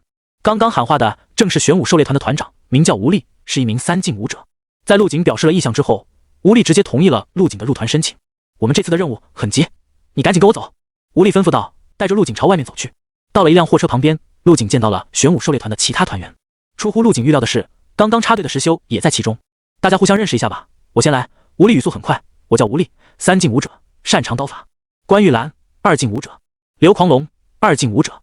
另外2个人也做了自我介绍，只剩下一旁的石修虎视眈眈地看着陆景。“嘿嘿，挺有缘分的呀，小崽子，落我手上了。”石修冷笑道。吴力眉头微皱，察觉到了石修和陆景2人之间的火药味，但他并没有选择制止。招陆景进团的主要目的就是凑人数，顺便看下货车罢了。就在刚刚，他接了个丹药制作公司的紧急委托。虽然任务简单，但雇主为了任务顺利完成，硬性要求必须5人满编小队。吴力在招募大厅听到陆景说自己没有武者徽章，当时就同意了下来。像这种没经验的新手，存活的概率极低，到时候陆景死了，任务报酬自己4个人分就可以了。就算他侥幸存活下来，随便扔点好处就是了。反正进了荒神丛林，是生是死还不是任自己摆布。吴力偷偷朝石修使了个眼色，暗示对方先进了荒神丛林再说。石修心领神会，开始了自我介绍。石修3进武者，没什么特长，就是拳头够硬。说完还捏了捏自己带着金属拳套的拳头。陆景2进武者。陆景一脸平静，也做了自我介绍。他现在的目的是借助玄武狩猎团进入荒神丛林，至于私人恩怨，后面慢慢解决也不迟。你2进武者。石修眉头一挑，咧嘴笑了起来。哈，这小子真逗，不会是让我吓傻了吧？不仅是石修不信，其他的几名队友也是带着怀疑的眼光打量着陆景。毕竟陆景的年龄实在是太小了，这些人完全不相信一个高中生能和他们这些中年人在同一个境界。团长吴力笑道：“小子，没必要打肿脸充胖子，你能有个正式武者的实力就不错了。反正这次你的任务只需要看车。”说完便迫不及待地拿出丹药公司的委托单。咱们这次接的是一个丹药公司的材料收集委托，难度不大，但是时间紧迫。吴力扫视了一眼众人，继续说道：“我们需要在5天时间内收集10只暗影狼的筋骨，10只巨火蟒的毒牙，还有10对月影兔的眼珠。这些妖兽基本上都在外围，不需要太深入寻找，尤其是月影兔没什么攻击性，只要是练过武的人都能对付。等会咱们开车进去后，除了陆景外，全都跟我去寻找妖兽。至于陆景嘛，你就看车就好了。如果对自己的实力有信心，也可以帮忙杀几只月野兔，这对你来说应该不难。”说完，吴力看向了陆景：“怎么样，小子，能做到吧？”陆景点了点头。见陆景同意，吴力松了口气。他本以为还要再费些口舌。走，上车，准备出发。货车头部只有4个座位，陆景毫无疑问地被安排在了车厢里。马上就要进入荒神丛林了，他心里还有点小激动。货车突然加速，车轮扬起泥沙，所经之处卷起大片的枯叶，在山路上留下一串车轮印记。唰，货车穿过城墙大门，正式进入了荒神丛林。行了，就把车停到这吧，前面的路德不行了，货车开进去容易抛锚。吴力带着团员从车上下来，盯着一旁的陆景说道：“一定要看好车，车在你在，车不在你也没必要在了，能懂吧？”说完后，吴力还有些不放心，又嘱咐道：“这货车上撒了特制粉末，一般情况下不会吸引妖兽过来，就怕有人来开走。如果有人靠近，你就报我们狩猎团的名字。对于狩猎团来说，货车就是他们最重要的工具。没有货车，狩猎到的所有东西都无法运出去。吴力很明显不怎么信任陆景，担心陆景拖队伍的后腿。他很怕自己这边辛苦地完成了任务，结果货车没了，到时候超出委托时限，不仅拿不到报酬，还要额外支付高昂的违约金。既然你不放心我，不如让别人来看车，带我一起去狩猎。记得到时候给我平分任务报酬就行了。陆景嘲讽一句，这吴力是真墨迹，他巴不得这些人赶紧走。不是不放心你，只是看你没经验，所以提醒一下，自己有多少实力就拿多少报酬，这是弱肉强食的世界，明白吗？吴力说得很直接，冷笑道，所以报酬的事情分多分少就要看我心情了。说完便带着人朝荒神丛林深处走去。陆景依旧一脸平静，这吴力说的挺对的，这世界就是强者为尊，所以提升自己的实力才是最重要的。这5天时间足够他把实战能力练出来了，到时候这些人任务完成回来，陆景会给他们一个大惊喜。任务报酬什么的全归强者也很正常吧。开始吧，击杀妖兽同样可以获得无色金块，只是不知道能给多少。陆景藏身在一处灌木丛里，隐约能听到前方窸窸窣窣的吞咽声音。扒开灌木丛一看，一只浑身长满红毛的巨熊正在进食，口中的猎物血肉模糊，已被啃噬大半，分不清是什么物种。之所以叫巨熊，是因为这熊的体型足足有轿车大小。此时他正吃得正起劲，完全没发现身后的陆景，这应该就是黑火熊了。现在的学生除了要练武以外，还要学习各类妖兽信息，这种常见的妖兽陆景一眼就能认出来。黑火熊是2级妖兽，实力强于2进武者，擅长使用爪牙和猛扑攻击，还能远距离吐出火焰。陆景在脑海里回想着关于黑火熊的信息，先不使用魔刀千刃，试试自己纯粹的肉体力量，今日便拿你问拳。说着，陆景浑身气血全部释放，如同笔直的红色狼烟般冲天起。下一刻，一个箭步从灌木丛冲了出去，陆景毫不掩饰的气血淹注，瞬间引起了黑火熊的警觉。2道猩红的目光死死地盯着陆景，面门被食物的鲜血染红，看起来极其凶悍。被打扰了进食的黑火熊脚下猛蹬地面，朝着陆景弹射而去。嗷呜！看着张开血盆大口扑来的巨熊，陆景面色不变，分开双腿，微微屈膝，一手作掌竖立在身前，另一只手握拳贴于腹侧，一股纯粹的拳意从陆景的身上升腾而起。体型虽然略显单薄，但给人一种不可撼动的错觉，一如旭日东升，一如神人刚鼎。砰！熊掌与拳头相撞，明明看起来体型被碾压的陆景，竟然在黑火熊的巨掌之下纹丝不动，唯有一人一熊带起的劲风在疯狂卷动着周围的落叶。当烟尘散去，陆景那线条分明、匀称而健美的身躯暴露在晨光之中，熠熠生辉。你这人熊的力量还算可以，在我不用燃力的情况下，勉强和我持平。不过，陆景感受了一下刚刚黑火熊的力道，出言评价道。只不过陆景不知道的是，黑火熊虽然是2级妖兽，但单凭力量足以与3级妖兽抗衡。熊本来就是天生的大力士，再加上体型优势，一般3进武者遇上都要避其锋芒。好，不知这黑火熊是不是听懂了陆景的话，朝着他怒吼了一声，血气夹杂着腥臭味扑面而来。下一刻，黑火熊熊掌抬起，再次朝陆景拍去。这次的力道更加恐怖，直接在空气中激起了音爆，震得四周树叶飒飒作响。来得好！陆景依旧是一只手相迎，硬生生将熊掌挡在了头顶1尺之外，分寸难进。随后他握紧了另一只拳头，燃力加持下，这一拳裹挟着万钧巨力，仿佛撕扯着一片大地，打穿了一方空间。轰！这一拳直直砸向黑火熊腿部。不是他不想打要害，而是以他1.85米的身高，只能够到对方的大腿。黑火熊狂吼一声，感受到了这一拳的威力，刚想要阻挡，却被这一拳浩瀚无边的力道直接打得倒飞出去。砰！黑火熊庞大的身躯直挺挺地撞在身后的大树上，几人合抱粗的大树被拦腰撞断，瞬间化为齑粉。遮天蔽日的灰尘再次扬起，而此时陆景的身影已经看不到了。自己的力量已经测试过了，没必要再玩下去，趁他病要他命。陆景化作一道流光，踏上了黑火熊的躯体。下一刻，一双铁拳交替挥出，如同神人擂鼓，雨点般的拳头打在黑火熊身上，黑火熊竟然还能动弹，这让陆景有些吃惊。这还是他第一次和妖兽作战，没想到这么抗揍。结束了，陆景轻声说道，如同朋友之间的低语。随后，在黑火熊惊恐的目光中，腰间的魔刀千刃出鞘，铮！魔刀轻盈，刀身闪烁着幽紫色的光泽，右手肌肉隆起，牵扯着黑火熊的神经，带着令人恐惧的嗡鸣声。噗呲！魔刀千刃好似慢悠悠的递出，但实际上似慢时快。黑火熊眼中充满了人性化的惊恐神色，血盆大口突然猛地吸气，一股炽热的火焰气息渐渐充斥。他这是要发动天赋火焰技能，可惜还是太迟了。刀芒闪过，将笼罩在四周的烟尘吹散，露出了保持挥刀动作的陆景和他身下失去了头颅的黑火熊尸体。黑红色的血柱从断口处喷涌而出，黑火熊那双赤红色的眼珠渐渐失去了神采。在这四周，地上再无一片落叶，战斗产生的余威恐怖至死。陆景身上冒出了一些细小的汗珠，但在他充盈的气血之下，被瞬间蒸发成淡淡的水汽。就在陆景回味刚刚的战斗时，耳边传来了悦耳的提示音：恭喜宿主击杀2级妖兽黑火熊，获得无色金块星号2。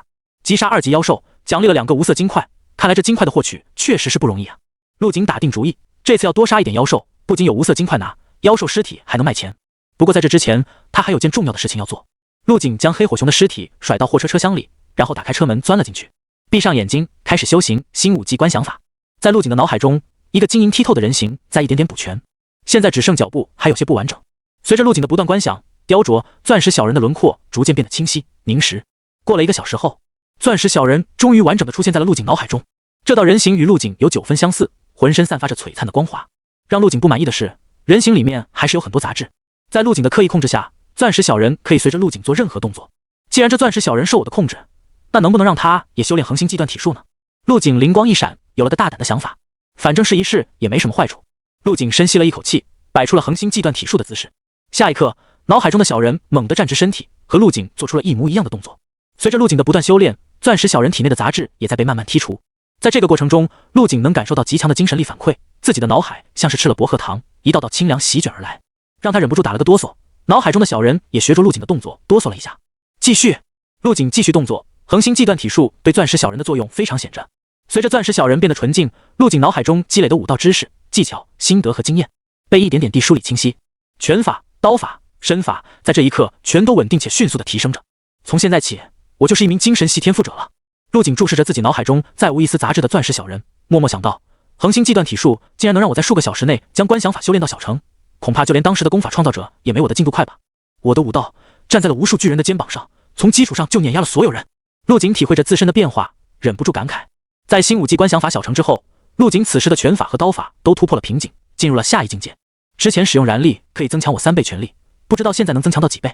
观想法对陆景的提升实在是太大了，除了成为精神系天赋者以外，他现在可以将魔刀千刃发挥到极致。魔刀千刃出鞘，陆景调动脑海中的精神力，附着在刀身之上。那千块散发着冷冽蓝光的碎片，此刻全部漂浮排列在空中，尽显绮丽与绚烂，如同一条璀璨的星河。轻轻转动刀柄，空中漂浮的碎片顿时受到了牵引，如虹追日，焰头鳞般向刀柄飞来。咻咻咻，刀身瞬间重组，回归到原始状态。收刀入鞘，陆景脸上露出满意的笑容。魔刀千刃，千变万化，这招可以出其不意给予敌人致命一击。试想一下，在生死搏杀之际，陆景手中的长刀突然解体，化作刀刃穿透敌人的身体，将是多么恐怖的一件事。将附着在刀身上的精神力收回，陆景缓缓将精神力外放了出去。货车西北方向30米位置有3只暗影狼正在埋伏。说完，陆景猛地睁开双眼，眼中竟然迸发出一道奇异的电芒。这也是陆景新开发出的精神力用法。我现在的精神力可以外放到方圆50米，任何东西都阻挡不了我精神力的穿透，就连地下树木内部也看得一清二楚。这种精神力外放的感觉非常奇妙，陆景就像元神出窍一样，50米之内一览无余。这种能力可应用的场景太多了，找寻东西、透视墙体，简直跟开了挂一样。最重要的是在战斗中可以看清敌人的身体构造，对方的肌肉、弱点全都看得一清二楚，能够料敌先机。陆景越想越兴奋。就他了解，天赋者本就稀少，精神系天赋者就更少了，凤毛麟角般的存在。我有新武技观想法，只要强化钻石小人，就能增强自己的精神力，进步速度简直就跟坐了火箭一样。而普通精神系天赋者的修炼速度极其缓慢，因为现在为止还没有任何一门功法可以修炼精神力，他们只能用最笨拙原始的办法，将精神力不断收放，来起到强化精神的效果。和普通武者一样，天赋者也被分为几个境界，同境界的天赋者可以碾压普通武者，甚至以一敌多。陆景想起了之前看过的一篇新闻，一名3境精神系天赋者在一瞬间秒掉了8名3境武者，这些普通武者连还手的能力都没有，就被精神系天赋者摧毁了识海。天赋者真的可怕，还好我也是。陆景不禁感叹道。同时他也很好奇自己现在的精神力到了哪种境界，如果按天赋者的等级来算，自己在第几境？我现在的精神力可以外放50米，应该等级不低吧。陆景在脑海中回想着精神系天赋者的等级划分，估算自己应该在2境以上。天赋者协会有专门测试精神力的设备，有机会可以去测试一下。在这之前还是得多猎杀一些妖兽，无色金块消耗起来太快了。将货车门关好，陆景飞快地朝刚刚探测到暗影狼的位置冲去。他的脚步迈得飞快，犹如出膛的炮弹一般，每一步迈出都能跨过7、8米的距离，50米转瞬即至。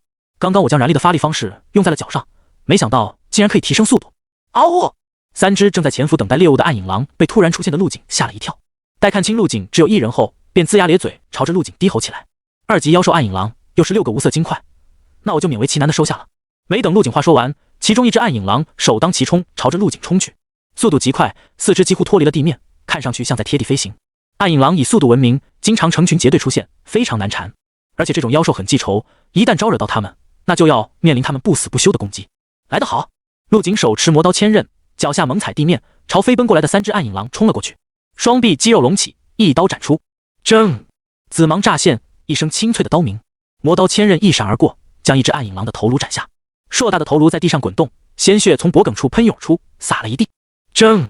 铮！陆景一刀又一刀接连斩出，每一次斩击都用了全力。剩下的2只暗影狼根本顶不住陆景猛烈的攻击，赤红色的血液四溅。其中一只暗影狼在死前突然仰天长啸起来，凄厉的声音传出很远。下一刻，他的身体被一分为二，场面十分血腥，已经达到了需要打马赛克的地步。恭喜宿主击杀2阶妖兽暗影狼，获得无色金块星号2。恭喜宿主击杀2阶妖兽暗影狼，获得无色金块星号2。连续击杀3只暗影狼，让陆景收获了6个无色金块。继续，陆景手持魔刀千仞，穿梭在荒神丛林中，利用精神力寻找着隐藏在暗处的妖兽。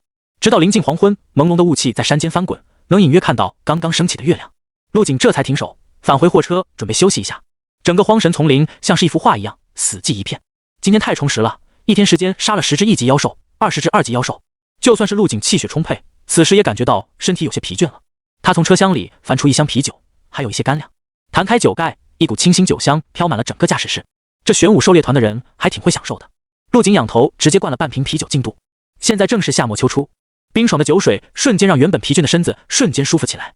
陆景在车上喝得开心，完全没有注意到在货车前方100米之处，密密麻麻的红色幽光已经将他包围了。嗷呜嗷呜！货车外传来一声声此起彼伏的狼嚎声。深林傍晚，双月高悬，凄厉的狼嚎颤抖悠长，在静谧的森林中显得格外刺耳。陆景瞬间清醒，将精神力外放出去，数十双眼睛冒着幽光的暗影狼从四面八方包围过来。不愧是最记仇的妖兽，应该是来给刚刚那3只暗影狼报仇的。陆景眉头微皱，没想到会有妖兽主动找上门来。喜欢记仇，那就把你们全灭了吧。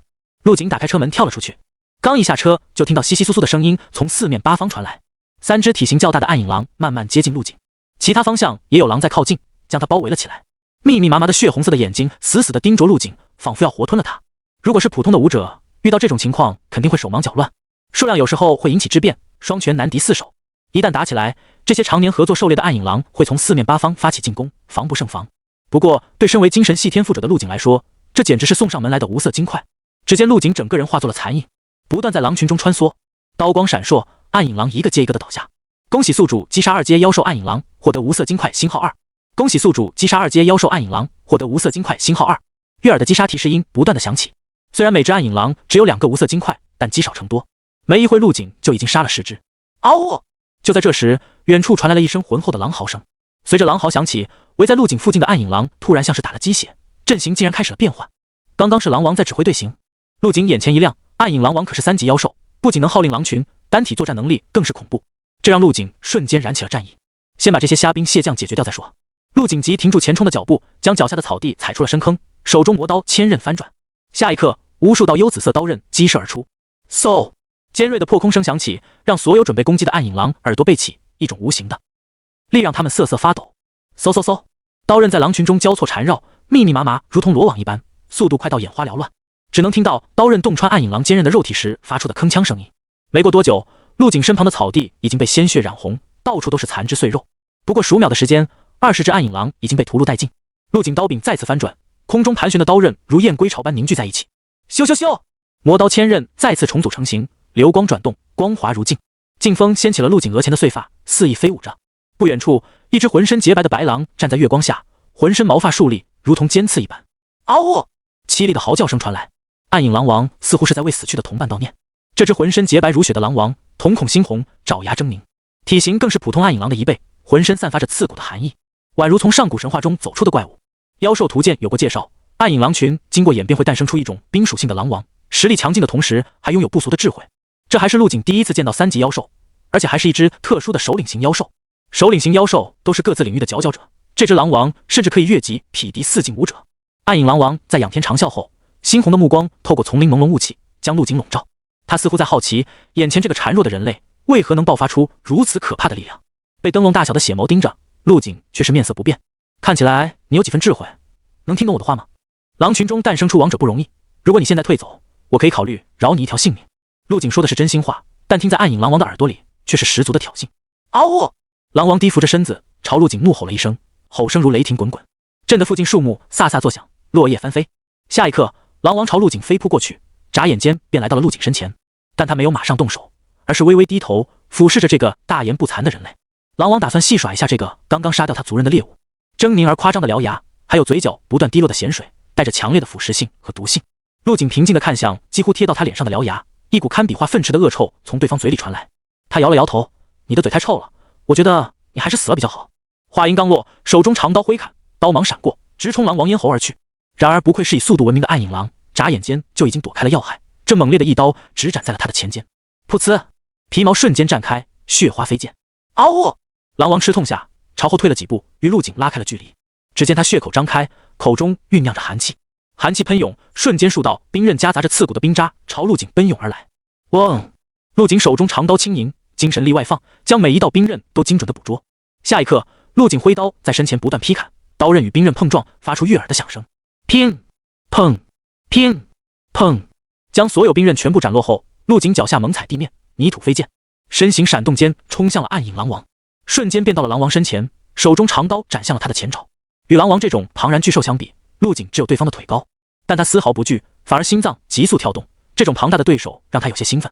噗嗤，血花飞溅。这次狼王躲闪不及，前爪被砍出一道口子。陆景抽刀顺势再斩，但反应过来的狼王张开血盆大口，一口咬住了磨刀千刃。长刀被钳住，陆景尝试抽刀，却纹丝不动。这是你自找的。陆景冷笑一声，磨刀千刃瞬间解体，刀刃在空中组成了一截刀尖，刺向了狼王的左眼。噗呲，这一下直接废掉了狼王的一只眼睛。吼！一声愤怒的狼嚎传来，狼王的眼眶内黑红色的血液喷出，吃痛之下，咬住磨刀千刃的嘴终于松开了。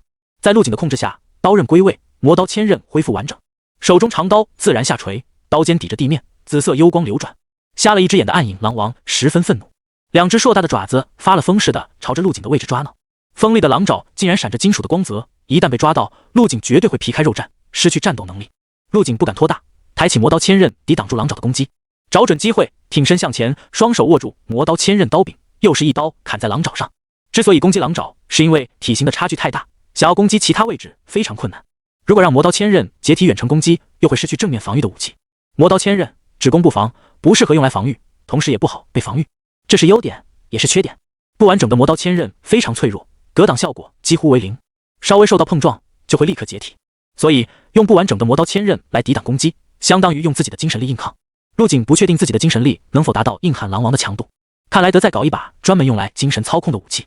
陆景在心中暗暗想到，这几回合下来，狼王身上多处受伤，已经开始大量失血，再这样下去，用不了多久就会失去战斗能力。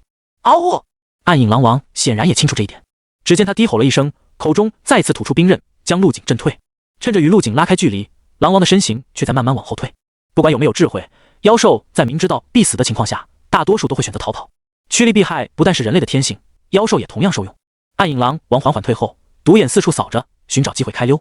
但陆景怎么会放任他跑掉？在斩废了冰刃的同时，欺身上前。我给过你机会的，但你没有珍惜。陆景手中磨刀斩出，又在暗影狼王的身上砍出了几道可怖的伤口。呜！狼王彻底放弃了抵抗，口中竟然发出委屈的呜咽声。陆景冷笑道：“怎么，现在又想投降了？”然而下一刻，暗影狼王突然夹着尾巴转身就跑。陆景早猜到了会有这么一出，将燃力用在腿部，眨眼间便追了上去。唰！刀芒闪过，暗影狼王的后腿应声而断。磨刀千刃斩断骨头的手感很特别，紧握刀柄的陆景能清楚地感觉到刀柄处传来的阻力感。这三级妖兽的骨头确实够硬。嗷呜！暗影狼王发出一声哀嚎，摔倒在地，断腿处迸出的鲜血喷出了一条长线，染红了陆景的外套。后腿被斩断，他已经失去了逃跑的机会。自知跑不掉的狼王在地上匍匐着，爬到了陆景的脚边，用沾了血的鼻头拱了拱他的鞋子。陆景看着沉浮在脚下的暗影狼王，他笑了，笑得格外温和。秋风吹拂，不知哪里飘来的血珠飞溅在陆景清秀的侧脸上，眉眼深邃而阴霾，让他在这一刻显得杀气腾腾。身上的外套被鲜血浸湿，滑腻温热的触感让陆景很不舒服。他低垂着脸，看向脚下摇着尾巴的狼王。这只狼群中的王者一直都以猎人的身份在荒神丛林中生活着，但此时身份转换，他只能对着眼前杀了他族人的人类摇尾乞怜，因为眼前这个面带微笑的男人随时可以取走他的性命。换作是在开打前，这只狼王能臣服自己，陆景或许会将他留下当个坐骑什么的，但现在一人一狼之间的仇恨不可能再化解了。如果这次放过他，这只狼王肯定会想方设法要自己的命。陆景下定主意后，杀意止不住地爆发出来。嗷呜！暗影狼王察觉到了这股杀意，发出了一声夹带着恐惧和怒意的怒吼。死吧！陆景一声暴喝，手中磨刀千刃绽放出幽紫色刀芒，一刀斩出，额前碎发被凛冽的刀气扫起，露出杀意涌现的眸子。伴随着狼王不甘的吼叫声，头颅已被陆景斩下。恭喜宿主击杀3阶妖兽暗影狼王，获得无色金块星号6。恭喜宿主击杀首领型妖兽，获得红色金块星号2。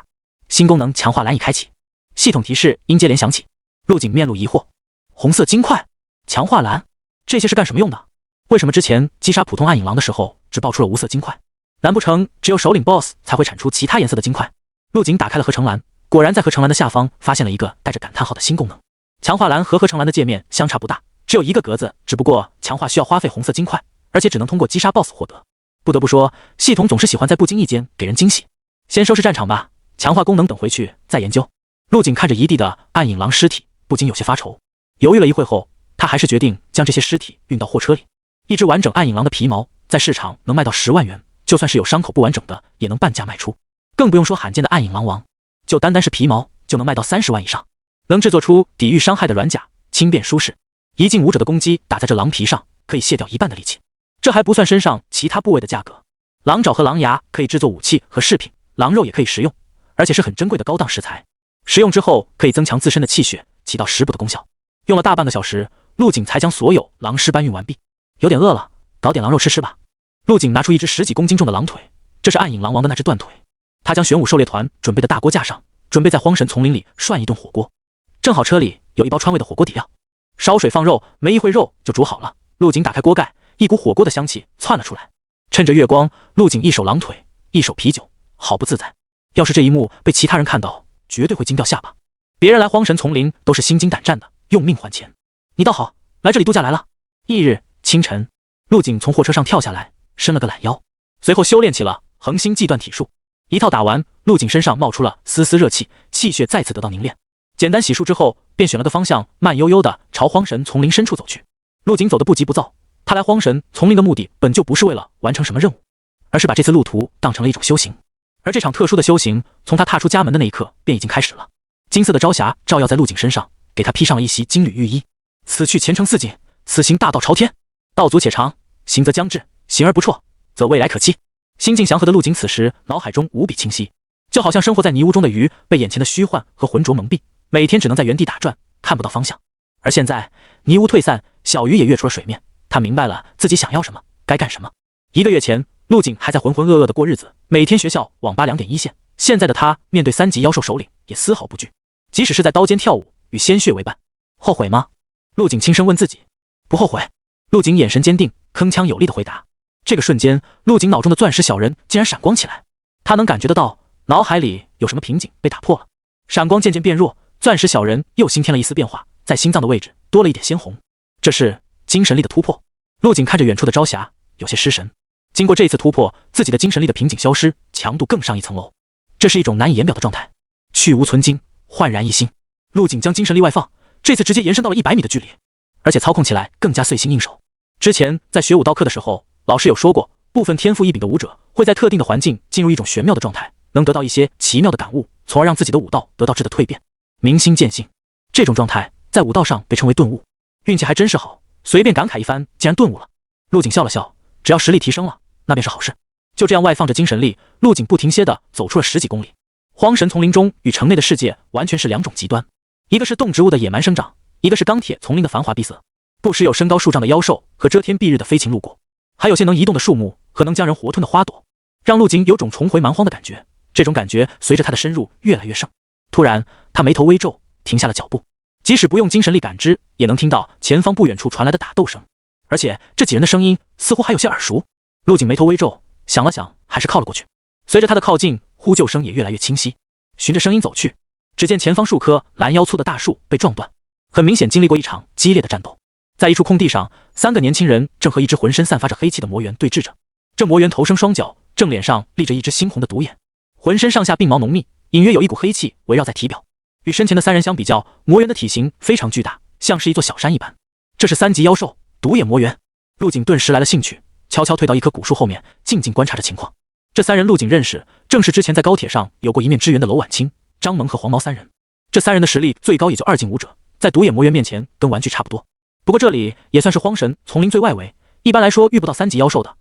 难不成是因为妖兽动乱导致的？楼婉清3人也是有苦说不出，他们本来打算在外围狩猎几只1级妖兽，只要完成学校任务就可以了，但没想到突然冒出来一只浑身冒着黑气的魔猿。他们几人一看到3级妖兽，腿都吓软了，打又打不过，跑也跑不掉。还好魔猿这种妖兽玩性比较大，跟他们玩起了猫捉老鼠的游戏，不然早就一口把他们吃了。此时场面上只剩黄毛在苦苦抵挡，一旁的楼婉清已经受伤倒地，不停朝四周呼救。该死的，这怪物怎么会出现在这里？都怪你们，接荒神丛林的任务干嘛？不是存心给自己过不去吗？黄毛勉强躲过独眼魔猿迎面拍来的巴掌，朝二女的方向怒骂道：“你这个白痴，不是你自己屁颠跟过来的，跟我没有什么关系。”楼婉清终于不用再忍耐了，直接将心里话说了出来：“你，哎呀！”黄毛被气得浑身发抖，一个注意力不集中，被独眼魔猿抓到了手中。此时的张萌被靠着一棵大树缩成一团，瑟瑟发抖，嘴里不断重复着：“救命！谁来救救我们！”陆景躲在暗处观察着，并没有出手救下黄毛的打算。他对黄毛的印象很不好，再说救了他又没什么好处。不过他还是有点佩服这黄毛的勇气，以2境武者的实力，就敢在荒神丛林里当护花使者。玄武狩猎团可是有2个3境武者坐镇，也只能乖乖在外围打转，尽量避开大型妖兽的活动范围。成功活捉黄毛的独眼魔猿，手中微微用力，就将对方弄得吐血不止。这魔猿也是很有名的一种妖兽，不仅速度快，力量方面更是顶尖的存在，而且由于是猿类，可以用手攻击，非常灵活。等黄毛被吃了，我再出去收尾。这魔猿的独眼可是值钱的很，陆景在心中暗道。然而就在这时，独眼魔猿停下了将黄毛送到嘴里的动作，他似乎察觉到了什么，头部旋转，死死盯着陆景所藏的方向，眼神里满是戒备。这是发现我了？陆景有些惊讶，他刚刚只是冒出了一丝杀气，竟然被对方敏锐地捕捉到了。好强的感知力！砰！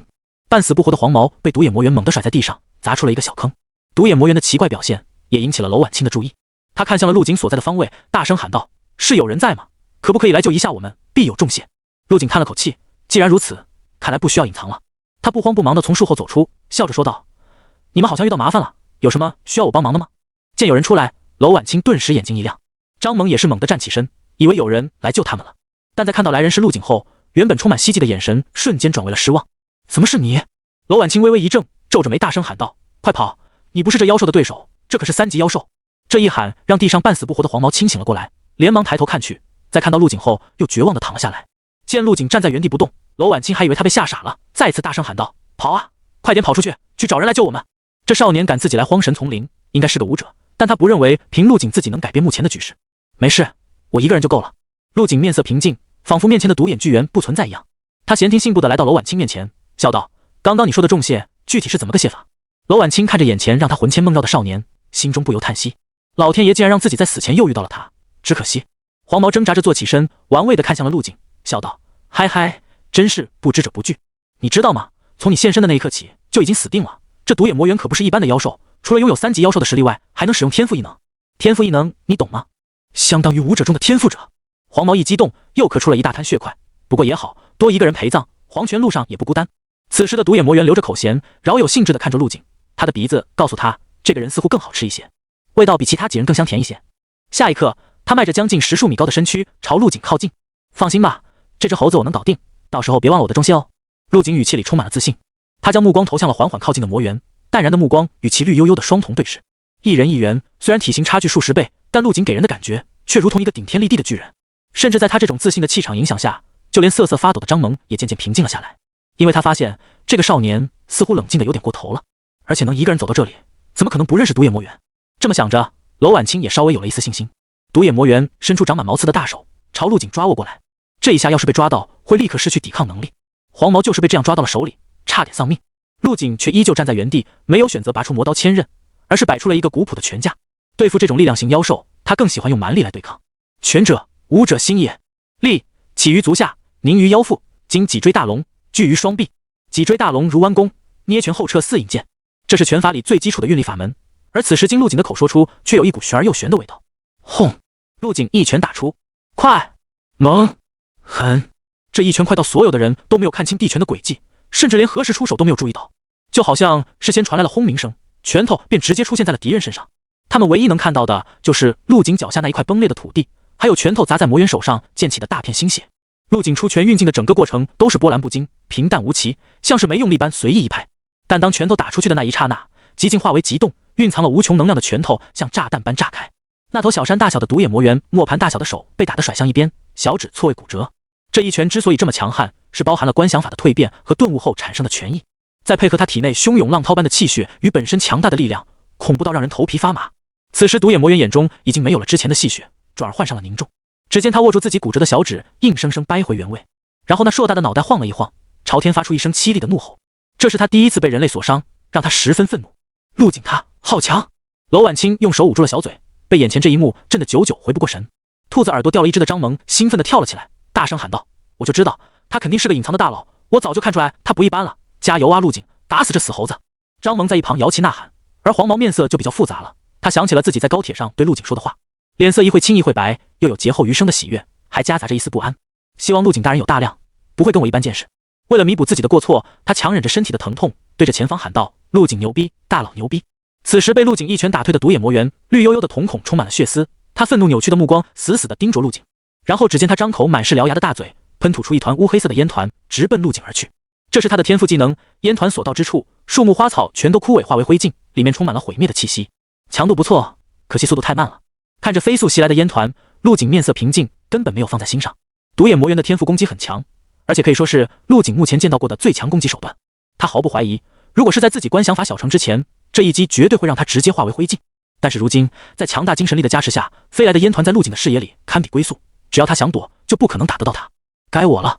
陆景脚下猛踩地面，右手捏拳，五指合拢时发出了清晰的音爆声。这一击将速度和力量完美的结合在一起。咻！陆景身形闪现，出现在了半空中，躲过乌黑烟团，朝独眼魔猿冲去。这一次，他用了燃力。陆景的拳头仿佛瞬间放大，一股无形的拳意从手臂前端溢出，撞在了独眼魔猿的下巴处。轰！这头体型巨大的独眼魔猿，房屋大小的头颅被打得猛然甩向一边，脚下虚浮，止不住的往后滑退，两条滑出粗的腿在地上划出了两道深深的沟壑。即使如此，依旧没有化解陆景这一拳的力道。独眼魔猿后仰倒在地上，以求接触地面来制造更多摩擦力，以减缓自己后退的速度。10数棵大树在撞击下顷刻间化为齑粉，山坡土堆也被撞得崩塌碎裂。娄婉清几人感觉有些耳鸣，耳朵里全是独眼魔猿的惨叫，夹杂着土崩树裂的爆鸣声。茂密的丛林中一下出现了一道狰狞的伤疤，独眼魔猿滑出数十米后才堪堪止住身形。他像是被推土机一路推着过来的，可谓是狼藉一片，一拳便退敌数十米外。这就是现在陆景的全力一击，燃力的加持恐怖如斯，恐怕从原来的3倍力量已经涨到了5至6倍。那只上一秒还意气风发的独眼巨猿，此时趴在地上喘息着，肺部像个破旧的大风箱，出气多进气少，头颅低垂，下巴处一片血肉模糊，露出了森森白骨。好！独眼魔猿感受到陆景的杀气已经将他死死锁定，让他感受到了真正的死亡气息，就像一只掉进陷阱里的兔子，等待着猎人的归来。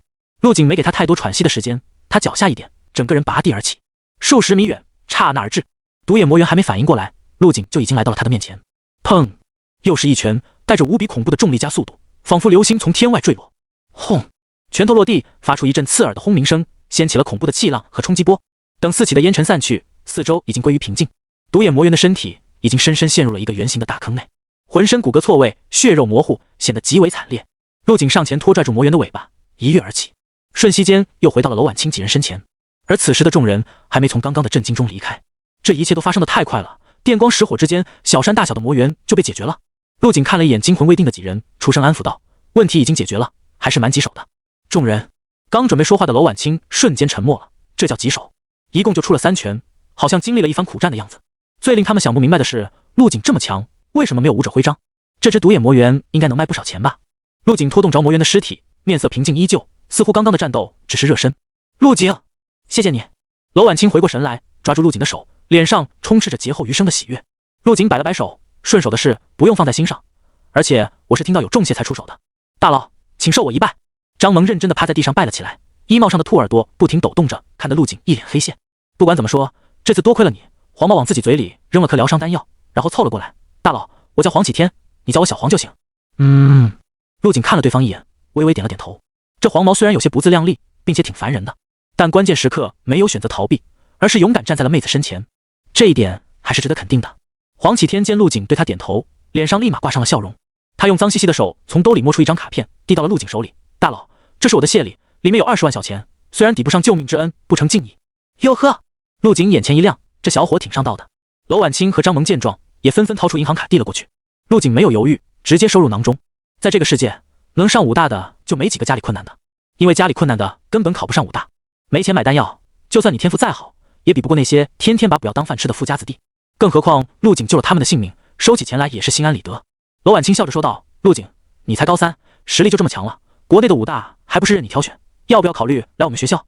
咱学校就是个垃圾武大，人家陆景才不会来呢。张萌在一边小声嘟囔着。阳海大学在全国属于不入流的武大，以陆景的天赋和实力，完全可以争取更好的。报考哪所武大，到时候再说吧。你们还是赶紧出去，这里妖兽有些不对劲。陆景摇了摇头，转身便准备离开。突然，张萌拦住了他。陆景，我们可以雇佣你一段时间吗？陆景摇了摇头，说道：我时间很宝贵，而且我不喜欢当保姆，接下来我会继续深入，你们跟在我身边会很危险。陆景果断拒绝，自己一个人深入，遇到危险随时都能逃跑，要是带上他们，不仅浪费时间，遇到危险还要分心保护。我们会支付你报酬的，按时长假，不考虑下吗？张萌依旧不死心，继续试图打动陆景，语气中带着一丝请求。陆景耸了耸肩，实话实说，不是钱的问题，荒神丛林里太过危险，以我目前的实力，还做不到保护你们的安全。对于陆景的拒绝，张萌很是沮丧。这时，罗婉清站了出来，换了个说法说道：陆景，我们的学校任务还没完成，能拜托你帮下忙吗？说完又补充道：任务的奖励金我们可以转给你。什么任务？用我这把剑杀2只1级妖兽就可以，妖兽材料我们也不需要。你的意思是让我帮你们完成学校任务？对，这把剑是任务专用武器，上面击杀的妖兽会被记录，只需要拿剑回去交差就可以了。这次的任务对我们很重要，拜托了。陆景稍微思索了一会，这任务似乎不是很麻烦，路上杀2只1级妖兽还不是顺手的事。可以，但我的出场费可是有点高的，你们要做好准备。20万够不够？再加上任务完成后的10万，等我们出去了就打给你。张萌指着一旁的楼婉清说道：别看他衣着朴素，其实他是楼氏丹药公司的千金，家里有钱的很，绝对少不了你钱的。丹药公司的千金竟然来这鬼地方做任务，至于吗？陆景在心中吐槽道。楼婉清似乎看出了陆景的疑惑，连忙解释道：你可能对武大还不太了解，武大里竞争非常激烈，而且任务要求苛刻，就算身份再高贵，也得亲自完成任务。毕竟武大的资源都是国家发放的，可不会养一些没有价值的人，所以任务这事还请你帮我们保密哦。陆景点了点头，看来武大生活要比他想象中的残酷许多。对了，击杀方法和妖兽有没有要求？没有，只要是用这把剑杀死的就可以。楼婉清说完，将手中的长剑递了过去。陆景伸手接过，这是一把造型古朴的长剑，剑长3尺有余，在剑柄的位置镶嵌着一枚芯片，上面显示着数字0。这应该是阳海武大专用的任务配件，竟然能记录所斩杀的妖兽数量。我走了。陆景将长剑背在身后，你们可以往东南方向走，我的货车就停在那边的出口附近，那里还算安全。说完后，便朝荒神丛林深处走去。好，我们在那里等你，注意安全。楼婉清朝陆景喊道。说完，他突然想到自己又忘了跟对方要联系方式，不由有些懊悔。哎呀，别单相思了，过不了多久还会见面的，总要把任务剑拿回来不是？张萌看出了楼婉清的心思，笑着调侃道：你这丫头瞎说什么呢？听着身后传来的嬉笑声，让陆景心情也好了很多。这些学生倒是有趣，不禁让他对以后的武大生活多了一份期待。与此同时，在荒神丛林另一侧，玄武狩猎团的4人正在与一只体型硕大的蜥蜴激战，场面极其惨烈，2个2进武者已经失去战斗力，只剩吴力和石修还站着。妈的，这地图是不是该更新了？这地方怎么会有火炮龙蜥这种4级妖兽？团长吴力大口喘着粗气，肺部就像一个烂风箱，每次喘息都十分粗重。长时间的战斗让他身上气血已经接近枯竭，一刀勉强挡下火炮龙蜥的利爪。吴力朝一旁大声喊道：石修，你他娘的是在划水吗？什么时候了，还在那混？快点攻击！你想把我们全害死吗？在吴力不远处，石修带着合金拳套游走在火炮龙蜥四周，身形闪闪腾挪，看似在寻找机会，却迟迟没有发动攻击。眼看全力输出的吴力吸引了火炮龙蜥的全部仇恨，被他疯狂追击着。好在火炮龙蜥是4级妖兽中稍弱的存在，不然玄武狩猎团早就团灭了。火炮龙蜥后爪蹬地，前肢腾空跃起，不停朝吴力抓挠着，爪子攻击速度极快，产生了一道道残影。很快，吴力身上就布满了血痕，整个人像是浴血一般，衣服碎裂，全身上下没有一块完整的皮肤。石修将一切看在眼里，不慌不忙地说道：团长，你这话说的就过分了，我又不是没有出力，没看到我一直在找机会打他要害吗？而且我力气快用完了，多少给我点时间恢复吧。我去你的，你不就是想找机会逃走？吴力被气得浑身发抖，一个猝不及防，手中长刀差点脱手。他目眦欲裂，朝石修怒吼道：有你这样找机会的？你要是再划水，我就算死也要拉你垫背。吴力现在非常生气，要是能抽开身，他一定先把石修砍了。本来他和石修2个3进武者，再加上关玉兰、刘狂龙2个2进武者，在这外围狩猎基本没有危险，一路上还算顺利，除了暗影狼没有找到，其他任务材料都已经收集完毕。但这石修不知道脑子抽了什么风，竟然在路上捡了2个人头大小的蜥蜴蛋。吴力一开始还阻止他，在荒神丛林里不认识的蛋千万不要捡，因为能留蛋在巢穴里的妖兽肯定是这片区域的霸主，有个舒适安全的环境是蝉子的重要前提，这对人类同样适用。但石修铁了心要吃水煮蛋，还拿出地图说这里是2级妖兽的聚集地，不可能有2级以上的妖兽出现。说完便当场把蛋给煮着吃了。由于蛋太大了，最后还分了点给吴力。最碰巧的是，吴力刚要吃蛋，就被捕食回来的火炮龙蜥给逮个正着。这下火炮龙蜥直接怒了，当场发飙，疯了似的攻击着吴力。关玉兰、刘狂龙想上来帮忙，被一击打成了重伤。而且火炮龙息的速度很快，现在他们是跑也跑不掉，只能拼死抵抗。他要释放天赋技能了。吴力不停倒退，手中长刀舞得密不透风。下一刻，他朝一旁翻滚，试图躲过攻击。火炮龙息口中红芒闪烁，一道火球喷吐而出。轰！火球被吴力勉强躲过，但他身后躺着的刘狂龙就没这么幸运了。眼看着火球越来越近，却无能为力。啊！火球吞噬了刘狂龙，瞬间将他烧成了黑炭。狂龙！关玉兰看着被烧得不成人形的刘狂龙，眼睛里满是恐惧。兄弟们，趁着火炮龙息在技能空档期，赶紧分头跑吧，我们在材料临时存放点碰面。石修眼见机会来了，一边跑一边喊道：“这该死的石修！”吴力怒骂一声，将长刀一收，朝关玉兰跑去，伸手扶起对方。玉兰，我们也走。现在分头逃跑，确实是个千载难逢的好机会。吴哥，你自己跑吧，我就是个累赘。关玉兰哭得梨花带雨，不想再拖累吴力了。吴力没有说话，将他牢牢地扛在肩上。身为3境武者，带个人跑就和没负重一样，对速度影响很小。而他之所以带上关玉兰，不是因为他是个好人，也不是因为团长的责任感，而是打算等火炮龙息追上来的时候，可以把关玉兰丢下拖延时间。可笑这关玉兰被感动得稀里哗啦，吴力一路上狂飙，体能发挥到了极限，没有一丝停顿，冲到了他们之前存放妖兽材料的地方。呼呼！吴力猛地停住脚步，吐出一口鲜血，随后大口喘息着，贪婪地呼吸着空气。吴哥，那妖兽好像没跟过来。关玉兰小声地说道。吴力回头看了一眼，确实没看到妖兽的影子，他一下子瘫坐在地，怒骂道：“这荒神丛林真邪了门！外围竟然出现了4级妖兽，我在这里狩猎了10几年，还是第一次遇见这种情况。妖兽一般有很强的领地意识，高级妖兽不会到外围来，低级妖兽也不敢进里面去，可以说是妖兽间的生存法则。但最近不知道怎么了，荒神丛林深处似乎发生了什么怪事，一些高级妖兽走出自己的领域，导致妖兽领域分布重新洗牌。而那只火炮龙息之所以没追过来，很有可能是遇到了更恐怖的妖兽。不过这些都不重要了，重要的是他们活了下来。”吴力和关玉兰二人歇了没多久，就看到不远处走了一个人影，正是带头跑路的石修。吴力怒骂道：“这该死的混蛋，还有脸回来！”关玉兰连忙按住准备动手的吴力，在他耳边小声说道：“团长，你状态不好，现在不是算账的时候，等出去再说吧。”吴力闻言点了点头，又重新坐下。团长，玉兰，太好了，你们活下来了！石修跑了过来，脸上洋溢着喜悦，心里却是有些失望。这吴力身上可是有不少好东西，如果对方死了，绝对是个不小的收获。吴力平稳住上下起伏的喘息，冷笑道：“呵呵，托你的福，侥幸活了下来。”石修眼睛到处扫视着，待看到地上吴力吐出的那滩血迹后，心中不由一动，这家伙伤得很重，要不要动手？再三考虑下，他还是选择放弃。万一吴力留有后手，跟自己鱼死网破，岂不是让关玉兰占了便宜？团长，来，我扶你走，咱们得快点离开这，那蜥蜴万一追过来就坏了。石修殷勤的上前准备搀扶吴力，脸上带着笑意，而吴力甩开了石修的手，拒绝了他的好意：“不用了，我自己能走，你还是留着力气把妖兽材料带上吧。”哎，可惜了，这次的任务就差暗影狼的材料就完成了。听到吴力的话，石修眼神变得有些冰冷。是啊，丹药公司的委托任务还没完成呢，目前还差10只暗影狼材料。狩猎暗影狼可不是一件简单的事，暗影狼一般都是成群结队出现，必须得利用人数优势破坏狼群的队形，然后逐个击破。现在吴力重伤，关玉兰实力不够，只靠石修自己根本不可能完成。任务如果没有完成，不仅没有奖励，相反还要支付数倍的违约金。违约金这是由狩猎者联盟公证的，没有哪个人敢赖着不给。这可怎么办？白跑了一趟，钱没赚到，反而惹了一身骚。石修发着脾气，一拳打在了石头上，碎石翻飞，看得吴力眼皮直跳。吴力知道这是石修在威胁自己。石修，算了吧，任务失败就失败了，我们耐活着就行了。关玉兰劝说道。再说了，要不是你非要吃那颗蛋，怎么你没吃？石修打断了关玉兰的话，冷笑道：“你当时吃的时候怎么不说？现在又怪我了是吧？那行，我这就把火炮龙吸引过来，大家都别活了。”石修说完便张开嘴，作势要喊：“停停！”吴力连忙叫停石修，叹了口气说道：“目前咱们玄武狩猎团损失惨重，刘狂龙牺牲掉了，剩下的人也都负了伤，再去狩猎暗影狼也不现实，这次违约金应该交定了。我刚刚算了一下，违约金要支付100万，咱们团里算上陆警还有4个人，也就是一人25万。至于石修你那份，我无力替你出了。”吴力也是没有办法，他现在是强撑着没有倒下，实际上已经没有了战斗能力。为了不和石修撕破脸，只能满足他的要求。石修闻言，本来阴沉的脸色瞬间转青，哈哈，不愧是我的好团长，这份担当令人敬佩。一旁的关玉兰皱着眉，咬了下嘴唇，小声说道：“那个陆警他不是临时过来凑数的吗？让他支付违约金是不是不太合理？”“这有什么不合理？”吴力喘着粗气说道：“既然他加入了我们玄武狩猎团，那就是团里的一份子，任务是一起接的，违约金肯定也要一起付。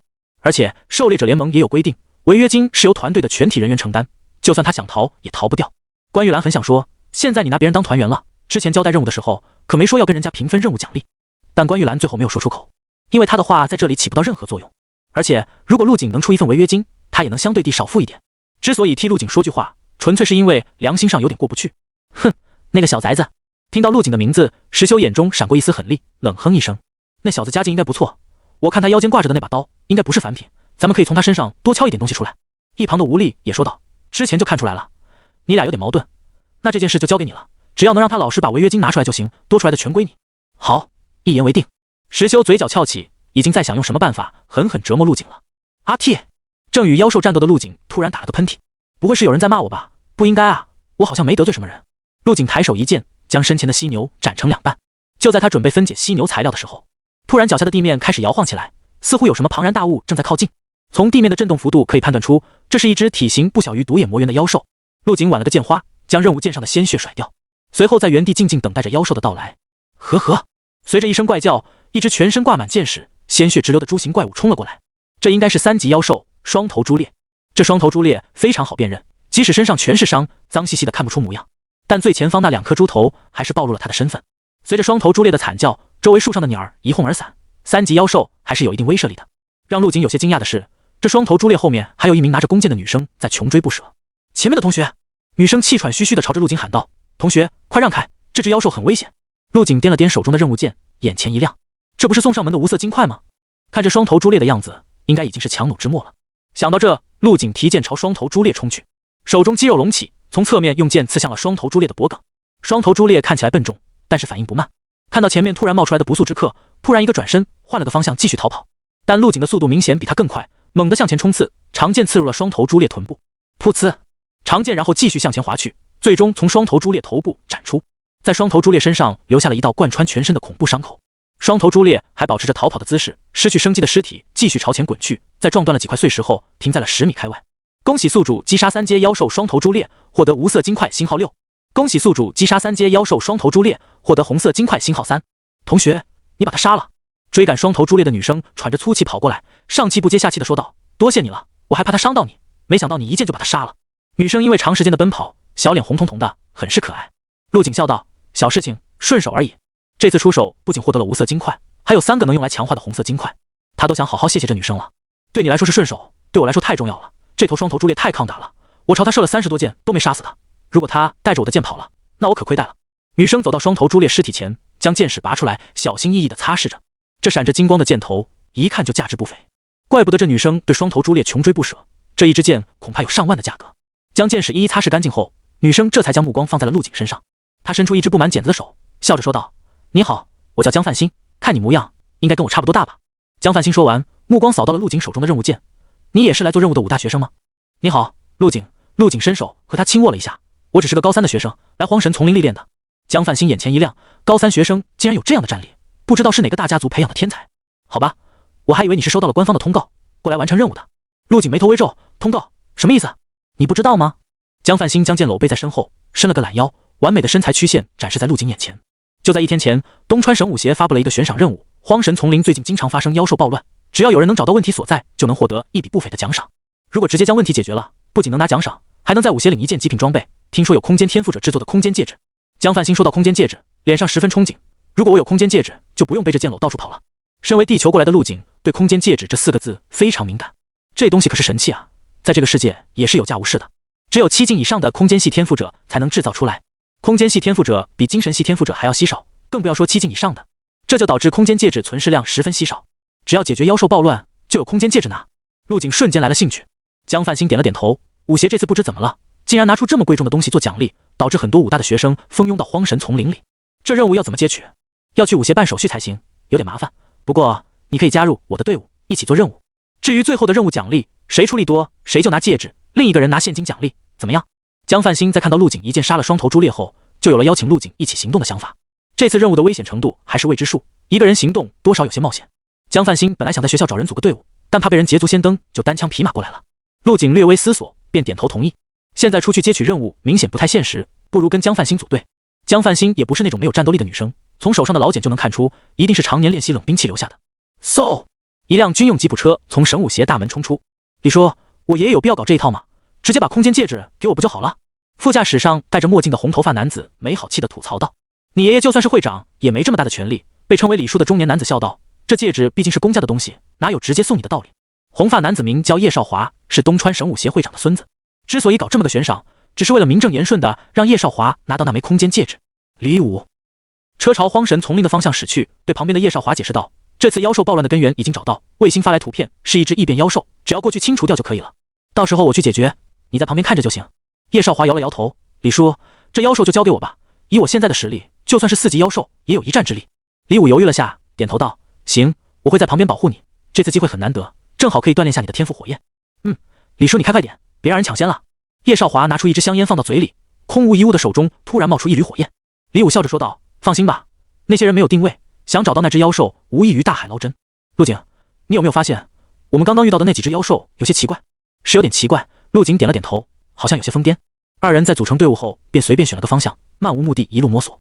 但随着他们的深入，发现了很多状若疯癫的妖兽，就连周围的气氛也变得奇怪起来，经常传来妖兽诡异的吼叫声，一个个仿佛受到了什么惊吓，到处乱窜。江范兴用手摩挲着下巴，轻声说道：“我们一定是走对了方向，深处一定发生了什么，才让这些妖兽发了疯。走吧，继续深入就知道了。”二人认准一个方向，飞奔而去。有目标的寻找总比无头苍蝇乱撞的好。一路上，陆景向江范兴请教了很多问题。“江范兴，你说到底是什么让这些妖兽集体暴乱？”江范兴想了想后说道：“我觉得很有可能是人为操控的，或者是被高级妖兽影响到了。”“人还能操控妖兽？”“当然可以。”江范兴点了点头，耐心地讲解道：“有些武者拥有和妖兽沟通的能力，这种人被称为兽域天赋者，但我觉得是高级妖兽的可能性更大。”“为什么？”“妖兽里也有智慧生物存在，尤其是一些高级妖兽，智慧甚至超越了人类，他们可以命令普通妖兽，是天生的妖兽统领。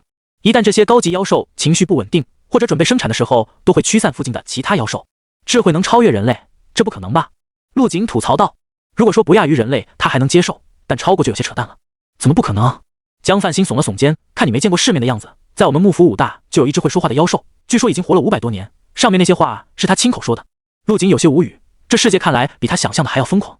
怎么样，有没有兴趣来我们武大？幕府武大可是能在国内前10的高校。怎么，江学姐，你是学校招生办的吗？陆景有些无语地吐槽道：“怎么每个见到自己的武大学生都想让自己报考他们学校？”江范兴拍了拍陆景的肩膀，笑着说道：“武大之间的竞争可是很激烈的，我想给自己学校拉一点新生力量，不是很正常的事吗？”“武大之间也有竞争？”“肯定的啊，不仅学生之间是竞争关系，武大之间也是。国家分发的资源是有限的，这些都是要通过自己去争取的，优胜劣汰，弱者只能分到别人吃剩的。”江范兴继续解释道：“就比如说每个武大都有老生榜和新生榜，学校的资源就是根据榜单排名发放的。像我们排名靠前的武大，内部有一个叫做造极塔的建筑，造极塔内部设计了很多关卡，登塔之人会获得丰厚的奖励，但登塔名额有限，很多人在本校排不上号，就去别的学校攻塔。攻塔成功后，攻塔方就拥有了这座造极塔1个月的使用权。这就导致学生们虽然内部竞争激烈，但关键时刻还是一致向外的。”陆景听得津津有味，没想到武大的生活这么丰富多彩。他有必须考上名牌武大的理由：一是能光宗耀祖，完成父母的夙愿；二是在武大能接触到更高级的物品，不仅可以开阔视野，还能用来合成更好的东西。二人闲聊了一会，不知不觉间来到了一处泛着红芒的密林外。前面的密林被深红色的血雾笼罩，看起来极其诡异。这是什么鬼地方？我还是第一次看见这样的红雾。江范兴吸了口凉气，小心翼翼地在红雾外试探着。如果没猜错，这里应该就是妖兽暴乱的根源了。陆景随手扯了根树枝，扔到了红雾里。过了半晌，树枝并没有什么异常。“你这样行吗？看我的！”江范兴从剑篓中捏出一支箭，然后弯弓射去。嗖！不远处，一只看热闹的麻雀被钉在了树上。丁国！江范兴跑上前去，将箭矢捡了回来。这一箭并没有伤到麻雀的性命，而是精准地从翅膀缝隙内穿过。江范兴取出箭矢，将麻雀放飞在红雾之中。等会吧，看着麻雀受不受红雾的影响。死里逃生的麻雀明显有些懵逼，在地上扑腾了几下翅膀，就飞向了天空，眨眼间便消失不见。江范兴眼前一亮，转头对陆景说道：“看来短时间接触红雾应该没什么问题，咱们进去看看吧。”“好。”陆景和江范兴二人小心翼翼地融入了红雾之中，仅仅几步的距离，身影便消失不见。嗨嗨，好臭的味道！血腥的风放肆地往二人的鼻孔里钻，江范兴忍不住干咳了几声。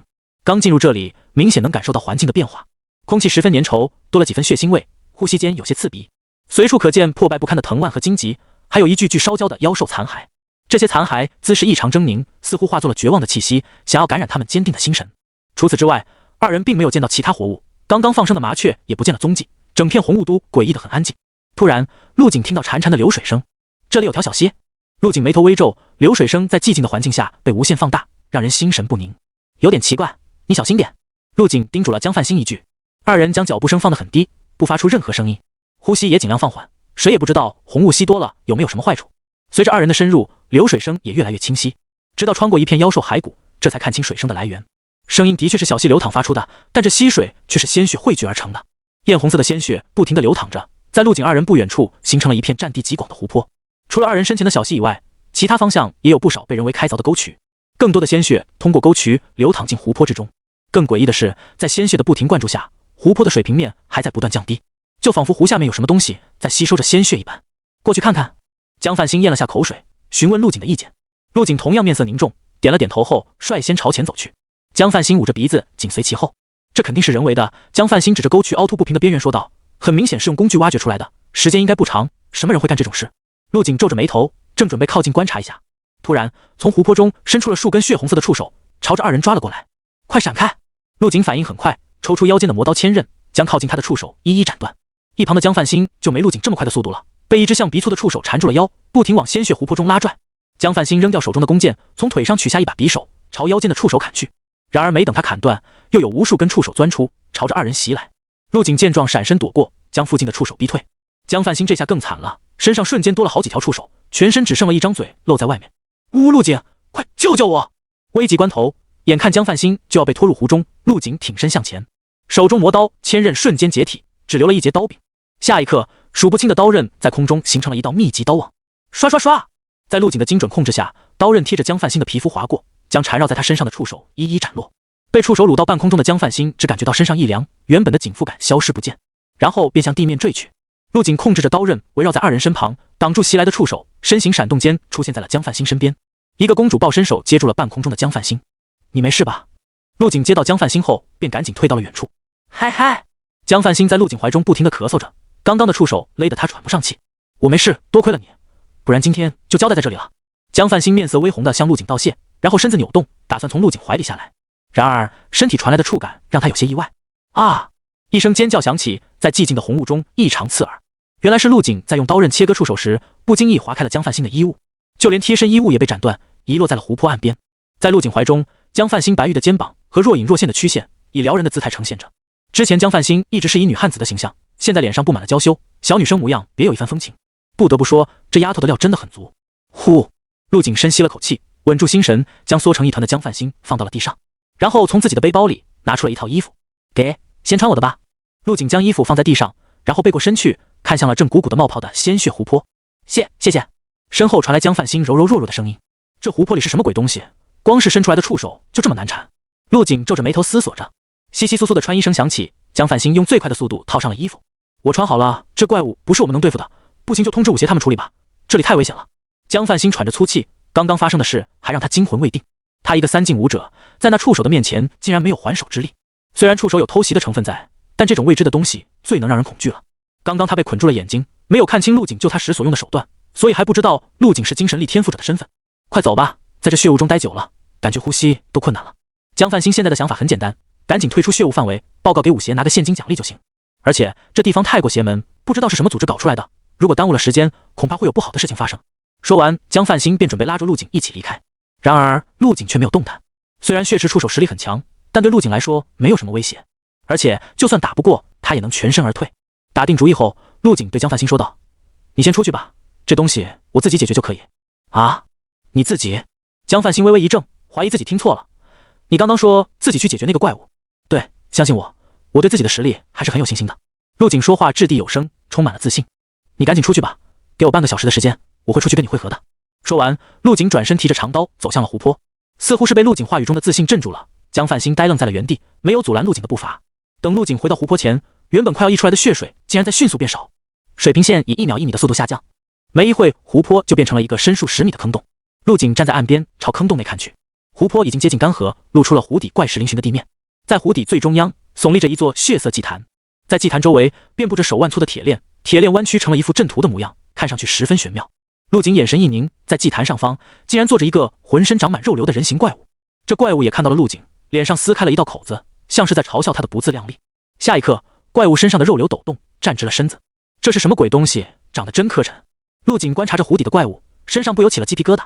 这怪物应该是有一定的智慧，舒展身体打了个哈欠，身上的肉瘤随着呼吸一收一放，湖泊底部剩余的血液被他全部吸收到了体内。结节！怪物发出一声诡异的叫声，从身体里伸出了数只触手，朝岸上的陆景袭去。又来这招！陆景不慌不忙，挥动着魔刀千刃，将触手全部砍断。嗖嗖！就在这时，一阵箭雨从空中降落，插入了湖泊怪物的体内。但这些箭矢并没有对湖泊怪物造成伤害，只见他身上肉瘤抖动，箭矢便掉落在地上，身上的伤口也恢复如初。你怎么回来了？陆景回头一看，只见江范兴站在自己身后。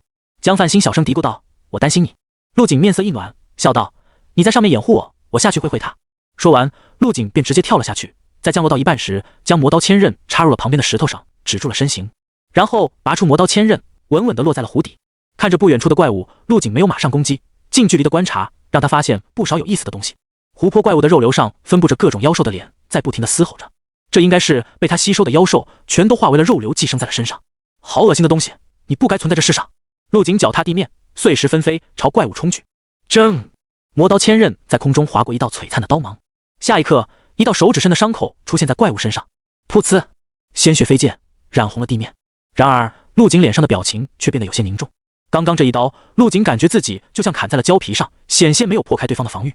是魔刀千刃不够锋利了，还是自己的力量太弱？应该都不是。陆景摇了摇头，是这怪物的防御太强了，肉身防御甚至超越了普通的4级妖兽。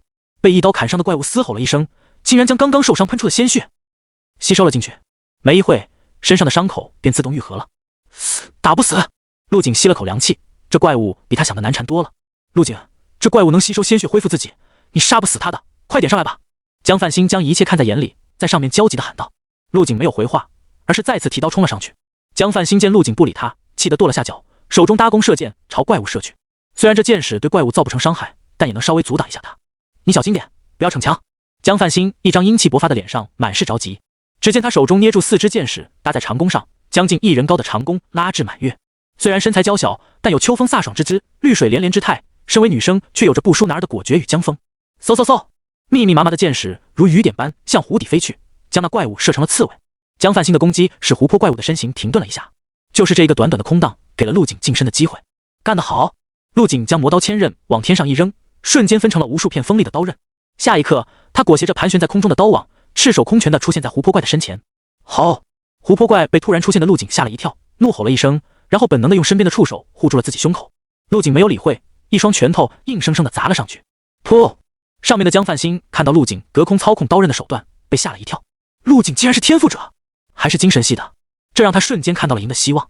本以为陆景这重重的一拳会给湖泊怪造成致命的伤害，然而下一刻，江范兴就皱紧了眉头，因为陆景这看起来能打破一切的拳头，竟然像打在棉花上一样。同时盘旋在陆景身边的刀刃，不停地切割着湖泊怪的身体。滋滋滋！同时操控这么多刀刃，虽然看上去有些唬人，但攻击力并不算强，只在湖泊怪身上留下一道道细微的血痕。只是片刻功夫，湖泊怪便恢复了原样。好硬的皮，我倒是要看看你能抗住多少拳。陆景一拳无果后，并没有放弃，而是直接跳到了怪物的头顶，双脚紧紧地插在怪物的肩部，将自己固定在上面。下一刻，双拳像不要命似的朝下面砸去，快到出现的残影。每一拳陆景都没有留丝毫力气，利用燃力的加成，一拳又一拳地打在了湖泊怪的头顶。砰砰砰，沉闷的打击声连绵不绝，震得上面江范兴耳朵都出现了嗡鸣声。10拳、100拳、300拳，陆景现在燃力全开，最多能支持他战斗5分钟。为了在这段时间给湖泊怪最大的打击，他的体力像不要钱一样倾泻而出，而且一拳比一拳重，一拳比一拳打得实。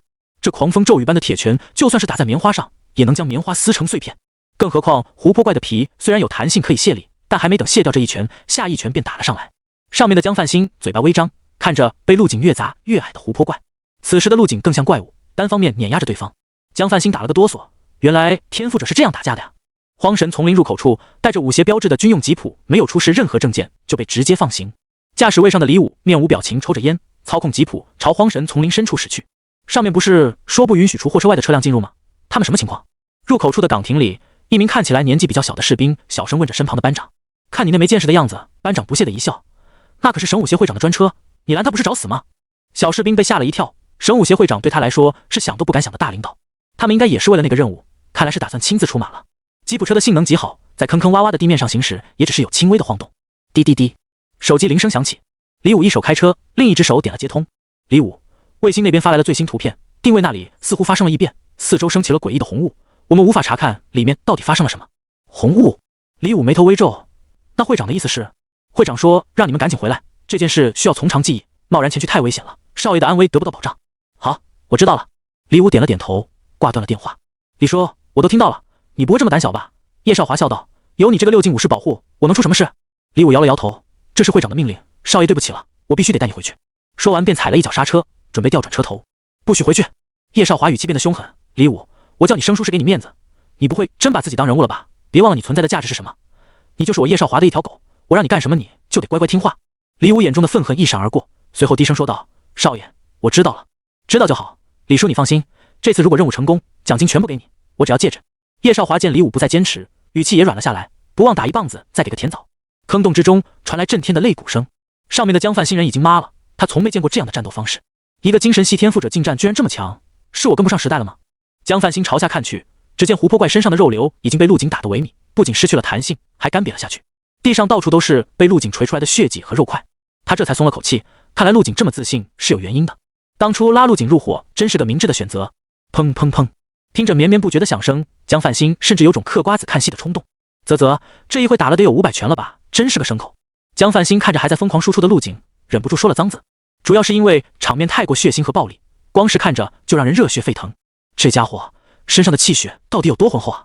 如果换成是普通的3进武者，如果用上全力去攻击，耗尽体力最多也就能攻击100下，而陆景这一会已经打了足足500多拳，而且一拳比一拳重，完全没有一点力竭的样子。这家伙的体力极限到底在哪儿？都说天赋者很强，也不是这么个强法吧？轰！终于伴随着一声巨响，湖泊怪的身子再也支撑不住，重重地倒在了地上。陆景及时地将双脚拔了出来，这满地的血水他可不想沾上，这就倒下了，我燃力还没到时间呢。陆景耸了耸肩，之所以收手，不是体力不够，而是湖泊怪的身体极限到了。就算他拥有恐怖的防御，还能吸收血水来治愈自己，但终究是有极限的，根本抵挡不住陆景不要命的攻击。这波给我打爽了，真是个合格的靶子。陆景伸手一招，洒落在地上的魔刀千刃碎片立刻闪起了幽紫色荧光，下一刻无数刀刃飞来，在陆景手中恢复了完整。此时的湖泊怪瘫倒在地上一动不动，不知道是不是死了。上面的江范新喊道：陆景，你把他打死了吗？应该没有。陆景摇了摇头，我感觉这并不是他的本体，真正的本体应该藏在这皮囊之中。陆景刚刚打拳的时候，将精神力深入到了湖泊怪体内，发现在内部还有个人形怪物，肉瘤不过是他穿着的衣服，那怎么办？怎么彻底杀死这东西？江范新尝试着搭弓射箭，将最后几支箭射入了湖泊怪体内，但是湖泊怪没有动弹，干瘪的肉瘤竟然开始了溶解，他要现出原形了。随着肉瘤的溶解，一股股鲜血喷出，血水汹涌，不多时就已经没过了陆景的膝盖。陆景眉头微皱，没想到这怪物还有第二形态。湖泊怪的身体渐渐被血液淹没，只见一个肉团从里面窜出，在血泊中快速游动。陆景，小心水下！江范新只能在上面干着急，他的弓箭已经用完了。没事，我来解决。陆景提着魔刀千刃迎上前去，脚下血水四溅。就在即将冲到湖泊怪身前时，那肉团竟然主动冲出了血水，在空中变形成了一张大网，扑向了陆景。这怪物竟然想将他按到血水里。陆景急停脚步，手中长刀朝前斩去，身形顺势后跃，噗呲，长刀将肉网斩破，露出了里面纠缠着的肉丝。防御力下降了，这一刀得手，陆景眼前一亮，之前破不了防的攻击，现在竟然能直接造成伤害了，这无疑是个好消息。扑通，肉网扑了个空，溅起了大片血水。只见他抖动间化为了人形，脸部只有一张血盆大口，里面长满了锯齿般的尖牙。只见湖泊怪做出了呕吐状，从口中喷出了一大坨脓血，脓血冒着绿色的浓烟，看起来毒性不小。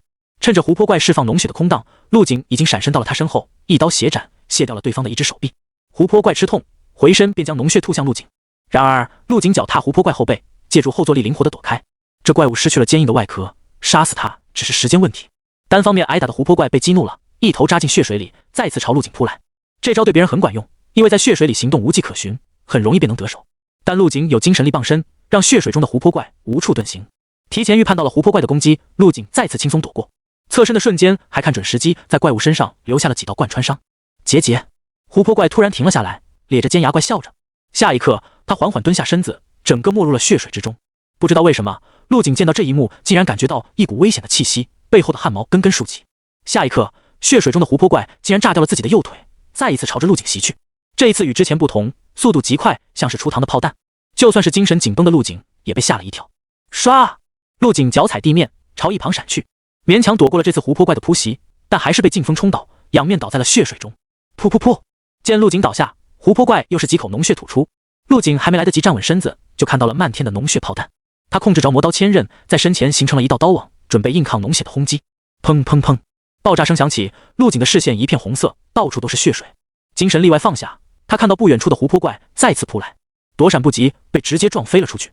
身上一阵剧痛，陆景在空中翻滚着，撞到远处的山壁上。等他恢复清醒，感觉到浑身上下如同散架一样，酸痛无比。躺在血水中的陆景将头探出水面，他可不想血水灌进口鼻中，必须得想办法反击。这东西蜕了壳，变化竟然这么大，从防御转变成了进攻，硬碰硬，我还没怕过谁？陆景思索着，刚准备站起身，就看到了冲来的湖泊怪。他一拳打向地面，大片血水飞溅，借助着这一拳的冲击力，陆景跃起了2米的高度。身下湖泊怪的攻击擦边而过，险之又险。打空的湖泊怪一头撞到了洞壁上，不停摇晃着脑袋。借此机会，陆景站直身子，手中魔刀千刃再次成型。这次他主动冲向了湖泊怪，要想杀死对方，必须得取得进攻的主动权。正，长刀清明，一道刀芒斩向了湖泊怪的脖颈。没了外壳的湖泊怪不敢硬抗，伸出仅剩的一只手抵挡。然而陆景依旧保持前冲的步伐，只是松开了手中的魔刀千刃，精神力操控着魔刀千刃水平打转，绕过了湖泊怪的手。下一刻，魔刀千刃转到了湖泊怪脖颈处，飞快地旋转起来，而陆景则是与对方擦肩而过，来到了湖泊怪身侧，反手抓住魔刀千刃的刀柄，猛地斩过。噗呲，一人一怪擦肩而过的同时，全都静止不动，只有湖泊怪的头颅飞天而去。湖泊怪的嘴大张着，似乎不理解自己为什么飞在空中。陆景突发奇想的一招，直接斩下了他的头颅。这一招一气呵成，速度很快，只不过一瞬间的功夫，湖泊怪根本没有反应过来。紧接着，陆景停住脚步，手中长刀连续挥砍，将湖泊怪的无头尸体斩成了碎片。这次我看你还怎么活！湖泊怪被陆景全力编织的刀网斩成碎泥，看着不停抖动的碎肉，陆景依旧没有放松警惕。这东西太邪门了，被砍成这样子还没有失去活性。等待了半晌，湖泊怪没有再复原，而是渐渐化作了血水，消失得无影无踪。随着湖泊怪的死亡，陆景脚下的血水也在飞快地退去，凝固在一起的血雾中突然多了一股微风，犹如贴耳风，又似梦魇影，慢慢地将四周弥漫的雾气推开。等陆景抬起头时，天色放亮，血雾已经全部散开。呼，陆景长出了一口气，这场恶战终于结束了，他的体力也消耗得差不多了。陆景伸手摸向后背，那里有几道血痕，火辣辣的伤口不停刺痛着他的神经，这是被撞飞时湖泊怪在他身上留下的。接着，熟悉的提示音出现：恭喜宿主击杀祭坛魔物，获得无色金块星号20。恭喜宿主击杀祭坛魔物，获得红色金块星号8。没显示这怪物的等级吗？还是说这东西根本不是妖兽？不过给的金块还算多，陆景满意的点了点头。应该杀死他了吧？上面一脸后怕的江范兴说道。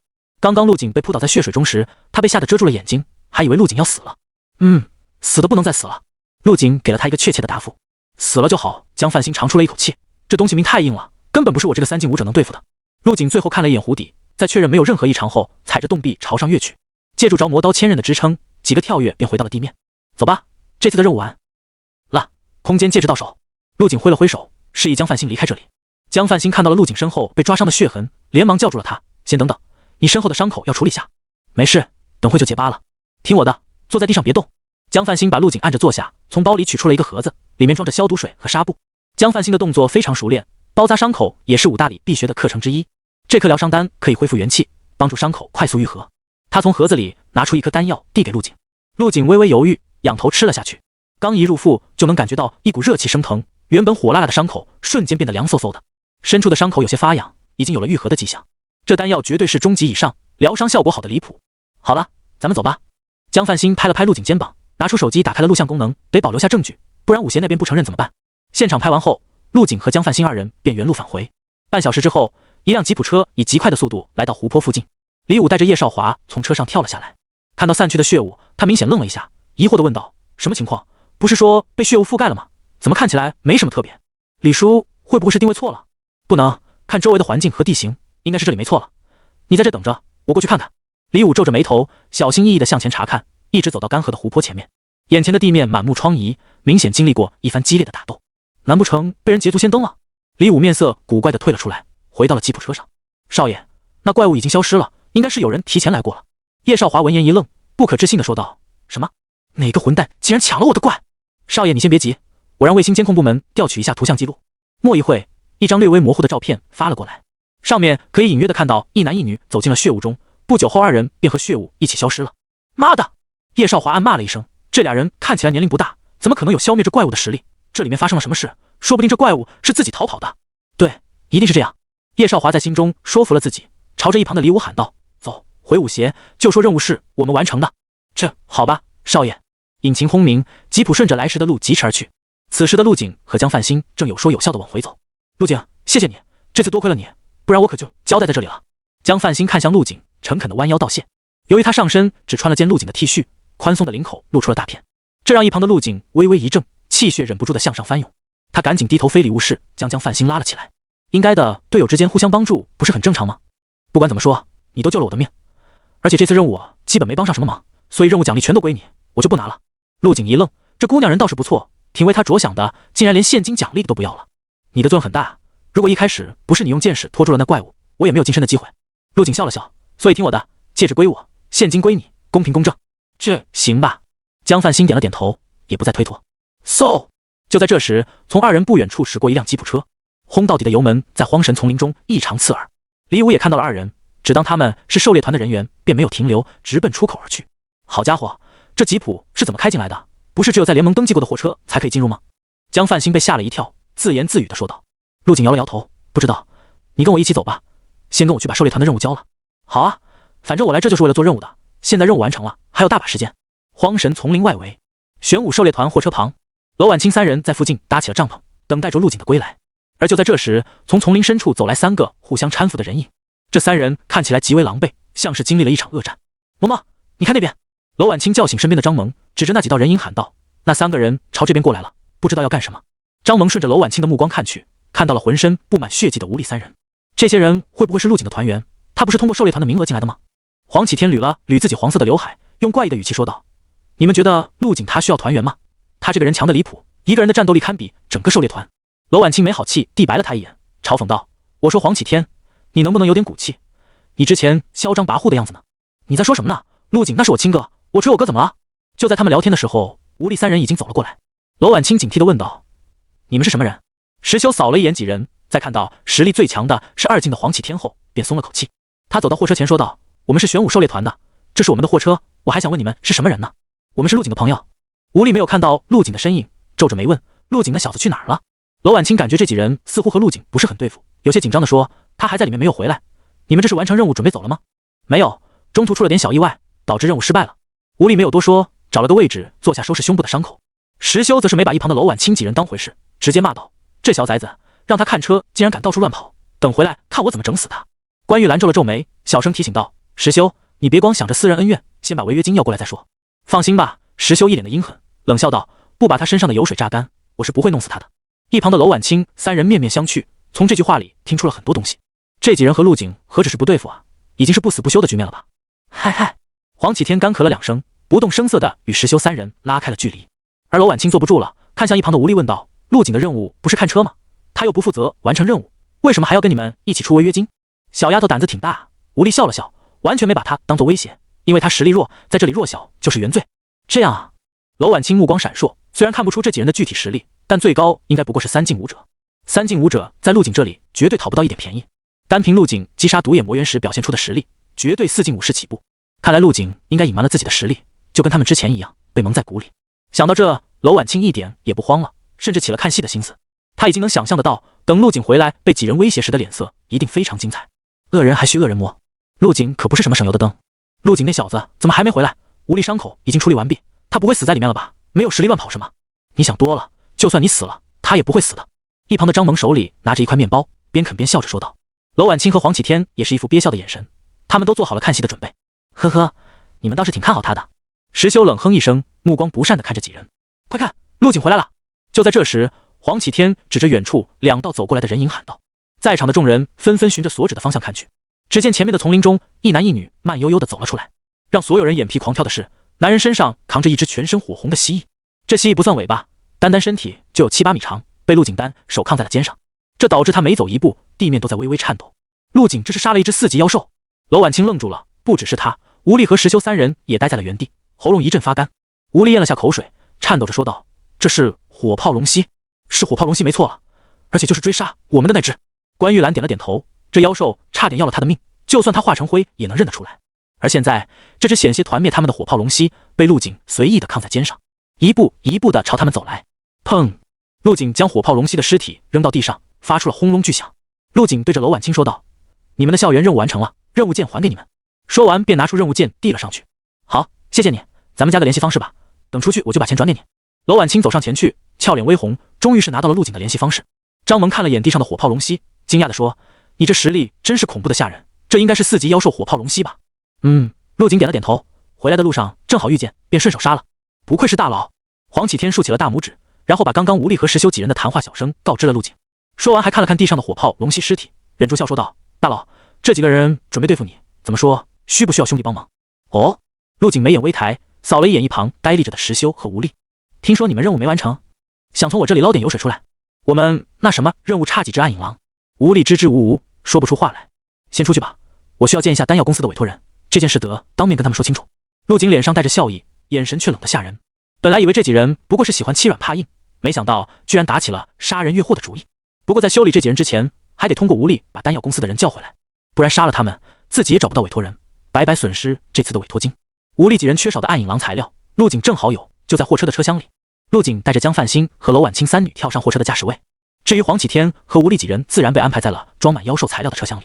吴力和石修没有多说什么，他们已经被陆景扛回来的火炮龙息吓破了胆，只得老老实实的爬上了车厢。黄启天虽然有些怨言，但也没多说什么。等几人刚一进入车厢，就看到了最外侧叠满了成堆的暗影狼尸体，足足有20多只。团长，这是暗影狼？那小子是什么时候猎杀的？关玉兰有些惊讶，他不敢相信有人可以凭一己之力狩猎狼群。吴力没有说话，而是打电话联系了丹药公司的代表，约好了在荒神丛林入口处交接。他现在才明白陆景为什么要和丹药公司的人亲自谈，原来他有剩余的材料，如此一来违约金自然也就不用缴纳了。不过任务奖励能不能拿到就不好说了。在吴力的提前联络下，丹药公司的人已经提前在入口处等待了。货车刚一开出去，就看到了外面停放着一辆标有丹药公司标志的卡车。看到陆景几人下车后，从卡车里跳出一个穿着黑色西装的中年男人。你就是吴力团长吧？西装男走到陆景面前，打了声招呼，还请交接下任务材料，我们这边有些着急。陆景看了一眼在后面垂头丧气的吴力，笑着说道：“我不是吴力，那边那位才是。”西装男微微一怔，有些不解。他之前是在联盟平台发布的任务，只知道是一个叫玄武狩猎团的接取了任务，并没有见到吴力本人，所以是不认识吴力的。再看到陆景站在最前面，还以为陆景是玄武狩猎团的团长。西装男脸色奇怪地问道：“你们狩猎团的配置好奇怪，用得着这么多人吗？而且团长怎么是个看起来才17、18的少年？”而此时在后面发呆的吴力和石修突然醒悟了过来，对啊，他们好像有些高估陆景了。陆景不过是个过来历练的学生，怎么可能有杀死火炮龙息的实力？谁说那头被他扛在肩上的火炮龙息就是他杀的？一直处在队伍末尾的关玉兰拽了下吴力的衣袖，低声说道：“团长，你说如果陆景有这么强的实力，为什么要加入我们玄武狩猎团？”吴力和石修眼神闪烁，你的意思是，因为他的实力根本就不行，这只火炮龙息的孩子被吃了，为此跟咱们缠斗了大半天，已经是不死不休的局面，但在咱们逃跑时，他并没有追上来，你们说是什么原因？石修眼睛一亮，接过话茬，继续说道：“你是说火炮龙息很有可能早就受了伤，或者在追击我们的路上碰到了更强的妖兽，然后死在了路上？”吴力点了点头，这个解释很合理，事实应该就是这样。陆景这小子运气好，在回来的路上捡到了火炮龙息的尸体，这本来应该是我们的战利品。还有暗影狼，应该也是这几个人合力之下才猎杀的。陆景的个人实力不足为奇。他看了眼在前面和西装男聊天的陆景，胆子立马大了起来，走上前去拦在了陆景和西装男中间。你好，我就是吴力，玄武狩猎团的团长，有什么事跟我说就行。说完还用挑衅的目光看了看陆景。小子，我不管你是怎么杀死的暗影狼，但既然任务完成了，违约金的事就不用再提了。至于任务奖励金嘛，一共有300万，算上火炮龙息和一些其他妖兽材料钱，差不多能凑个500万。吴力开始算账，就连那只火炮龙息都给算在了里面，而且还把流狂龙的那一份揽了过来。你小子也算是立功了，所以这次我也大方一点，同意你和我们一起平分任务奖励，怎么样？说完忍不住咧嘴笑了，这次的收获真大啊！下来赚了500万，可是之前从没有过的。一旁的关玉兰也喜出望外，没想到不仅不用缴纳违约金，还有一笔丰厚的奖励拿。唯独石修的表情有些难堪，他很后悔在荒神丛林里没有动手，现在想动手已经晚了。在外面有执法队，最多把对方打个半死，杀人可是触犯法律的。嗨嗨！另一边站着看戏的黄启天几人强忍着笑意，直接干咳了出来。本来还以为吴力几人怂了，错过了一场好戏，没想到出来后胆子反而变大了。张萌脸憋得通红，竖起大拇指对着吴力说道：“不愧是玄武狩猎团，壳子就是硬啊，就是不知道抗不抗打。”全程没怎么说话的江泛星也是面色古怪，这几个人好像在威胁陆景。他想起了被陆景暴锤的湖泊怪，不由得用同情的眼神看向了吴力几人。江泛星走到陆景身旁，拍了拍他的肩膀说道：“我说陆景，你等会下手轻点，这外面小打小闹不会管，但如果闹出人命，还是有些麻烦的，你悠着点。”陆景依旧面色平淡，只不过心中有些懊悔，懊悔自己没有在一开始就将实力全部展现出来，这才导致了这种事情发生。但他也没有刻意低调，在加入玄武狩猎团时就明确告知了对方自己是2进武者，只不过没人信啊。就算扛着火炮龙息回来，还是只能镇住这些人一时半会，难不成上来就得用拳头立威吗？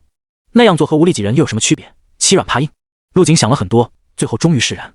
人本就有7情6欲，有喜怒哀乐，有善恶之分，恶人就得恶人磨，又何须在意太多？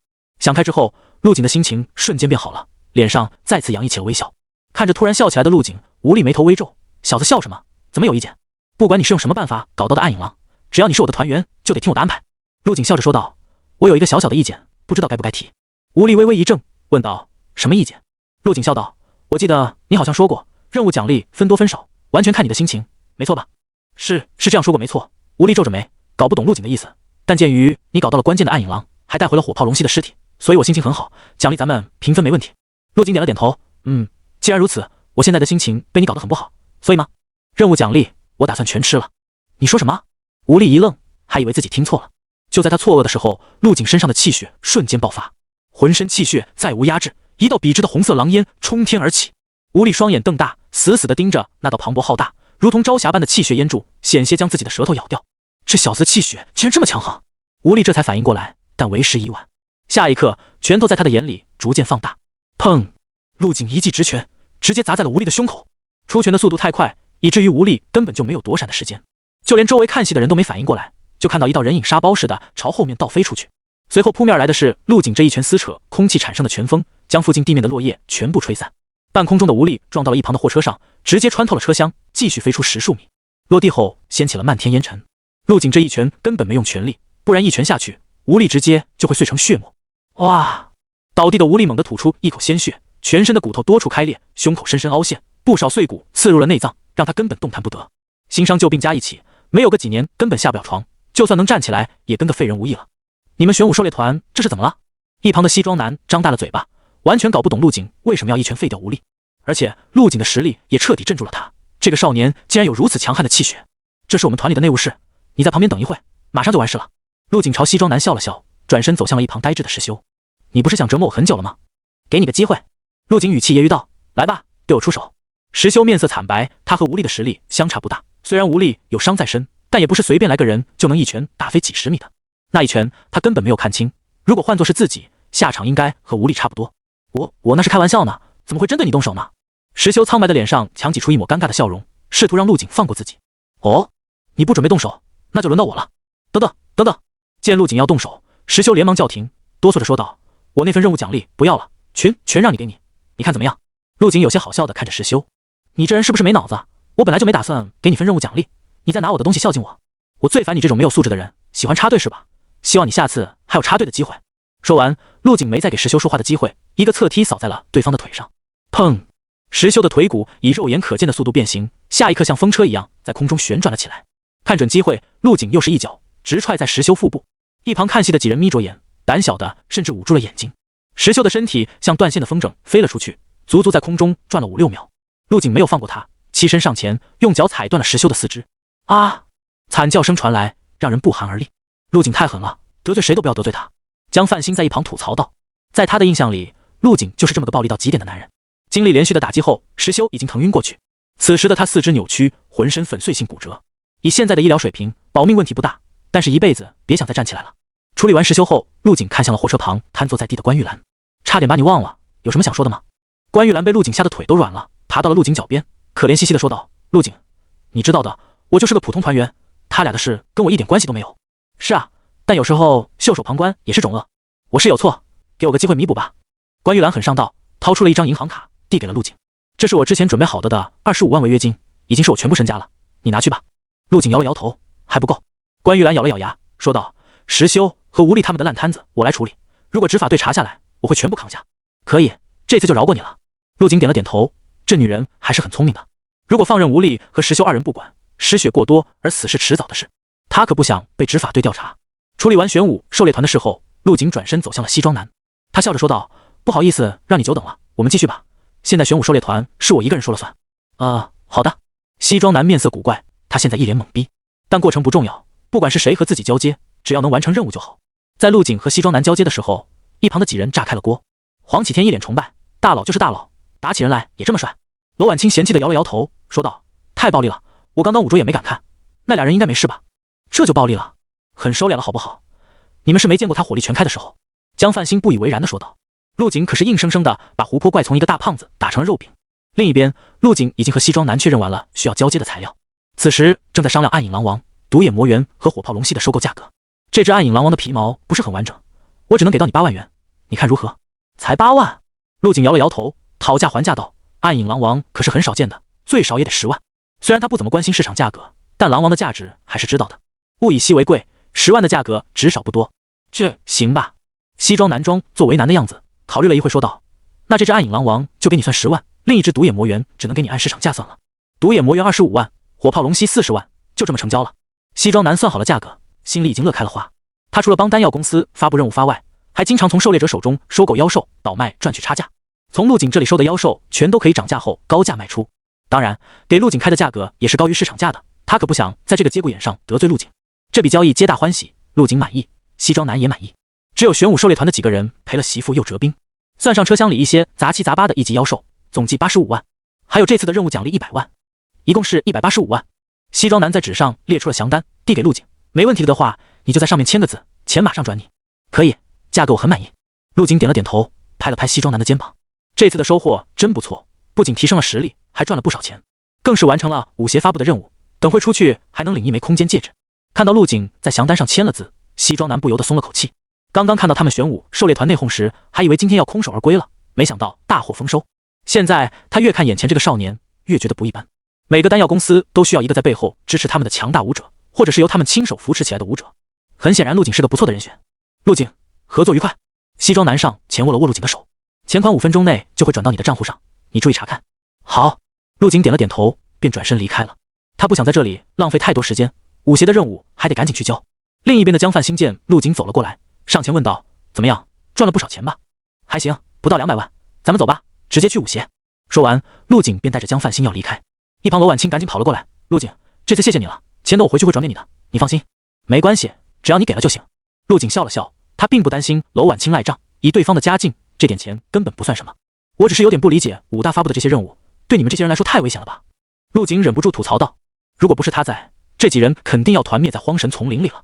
而据他们所说，这只是武大众多任务里再普通不过的一个。”娄婉清无奈地摇了摇头：“等你上了武大就知道了，越是排名靠前的武大，任务就越是苛刻。”江范兴也凑了过来，附和道：“是啊，我们学校每年死在任务上的学生，没有100也有80了。很多人的梦想是考上武大，殊不知武大的日子也并不好过。